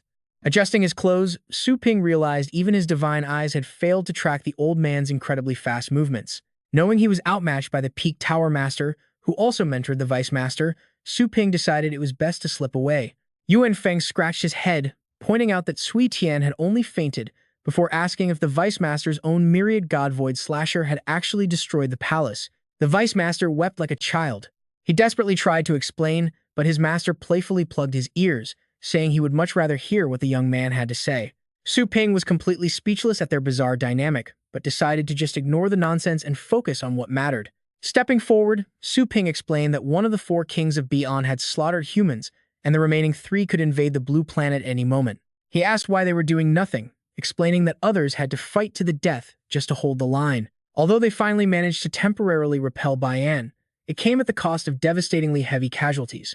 He mentioned discovering a massive magic array in the far north a few days ago, which contained an astronomical amount of energy. Su Ping offered a solution, demanding they hand over the array so he could fight in their stead if they refused to act. Yuan Feng casually asked if he was referring to the legendary 10 Directions heaven-locking array. Meanwhile, his disciple was about to lose his mind, asking how his master could casually blurt out such a top-secret matter.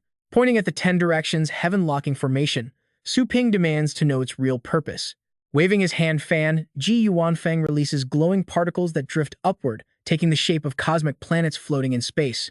Pointing them out, Ji Yuanfeng explains that the giant sphere represents the ancient blue planet, while the tiny one is what remains today. Confused by the connection, Su Ping decides to hear the old man out first. If things go south, he plans to escape immediately. Wondering how the blue planet shrank and where the missing chunks went, Su Ping awaits Ji Yuanfeng's answer. The formation devoured those lands. Su Ping realizes the Grand Array draws power directly from the stolen pieces of the blue planet, but he cannot comprehend why they did it. Yet the old man's chilling reply is simple: they did it solely to survive. Losing his temper, Su Ping scoffs. Pure nonsense, wrapping their selfish survival in a cloak of righteous excuses. Does the old man even care that humanity is forced to live in cramped, cage-like base cities across a desolate wasteland? Or that the monstrous other shore could crawl out any time and trample them all to dust? While the Vice Tower Master demands respect, Ji Yuanfeng calmly reflects on the planet's barren, endless desert lands. He argues that a quiet desert is far safer than living amidst constant volcanic eruptions, massive 100-meter tsunamis, and violent, unpredictable earthquakes. With toxic methane gas choking the entire atmosphere, would anyone even be able to breathe out there? Hearing this, Su Ping stares back in absolute disbelief. The Vice Tower Master coldly reminds him that the ruined blue planet was long ago abandoned by the galaxy. Having even a simple roof over their heads now is something they should be deeply grateful for. Su Ping points a finger, demanding to know where this deep concern was when the other shore was slaughtering humans everywhere. He still demands to know why they refused to use this grand array against the threatening 4 kings. Displaying a projection of the sealed domain, Ji Yuanfeng reveals that centuries of concentrated energy within the locked heaven formation have finally nurtured a legendary spirit fruit. Once this mystical fruit fully ripens, consuming it will allow any elite fate state expert to instantly break through their limits and ascend to the legendary star state. Unlocking the array now would only waste such a precious treasure. Could reaching the star state to easily crush the fate state 4 kings really be that simple? Still, Su Ping remains highly skeptical, wondering why this old mastermind is suddenly sharing such a massive, well-kept secret with him of all people. Is it a clever trap? Or is he planning to silence him forever? Slipping his hand into his robe, Ji Yuanfeng muses that while some desperately chase this ultimate power, others flee from it like a plague. Pulling out a small, mysterious object, he notes that most people in this era simply choose to play dumb and ignore it entirely. He claims it all simply depends on how one perceives the truth, adding that he is just terribly bored and wanted a decent partner to talk to. He reveals that the entrance lies directly in the center of the world's 5 tallest peaks, while Su Ping silently observes. Back in the present, a sudden voice calls out, calling him Boss Su. A voice crackles from his communicator, confirming that this silent, desolate wasteland is indeed the exact center point between the world's 5 highest peaks, prompting Su Ping to halt his advance. He thanks Qin De Huang, who quickly brushes off the gratitude, telling Chairman Su that there is absolutely no need for such formalities. Du Huang pledges his absolute loyalty through any danger. Meanwhile, as Su Ping pulls out the mysterious token given by Ji Yuanfeng, his companion's voice suddenly grows hesitant over the line. He wonders if they are walking straight into a deadly trap, while Su Ping stands before a bizarre, ancient structure. Su Ping reasons that if it were a trap, a powerhouse like Tower Master Ji Yuanfeng could have easily finished him off on the spot. Why would the legendary expert bother setting up such an elaborate scheme otherwise? According to Ji Yuanfeng, the most hostile and lethal environments of the ancient blue planet have been fused directly into this giant array, meaning the danger inside will easily rival the worst deadly trap. Shaking those thoughts away, Su Ping decides there is no point in overthinking it now. Nothing ventured, nothing gained. In the end, as long as he can secure that mystical fruit, it will not matter if it is the other shore or the 4 kings, he will easily crush them all.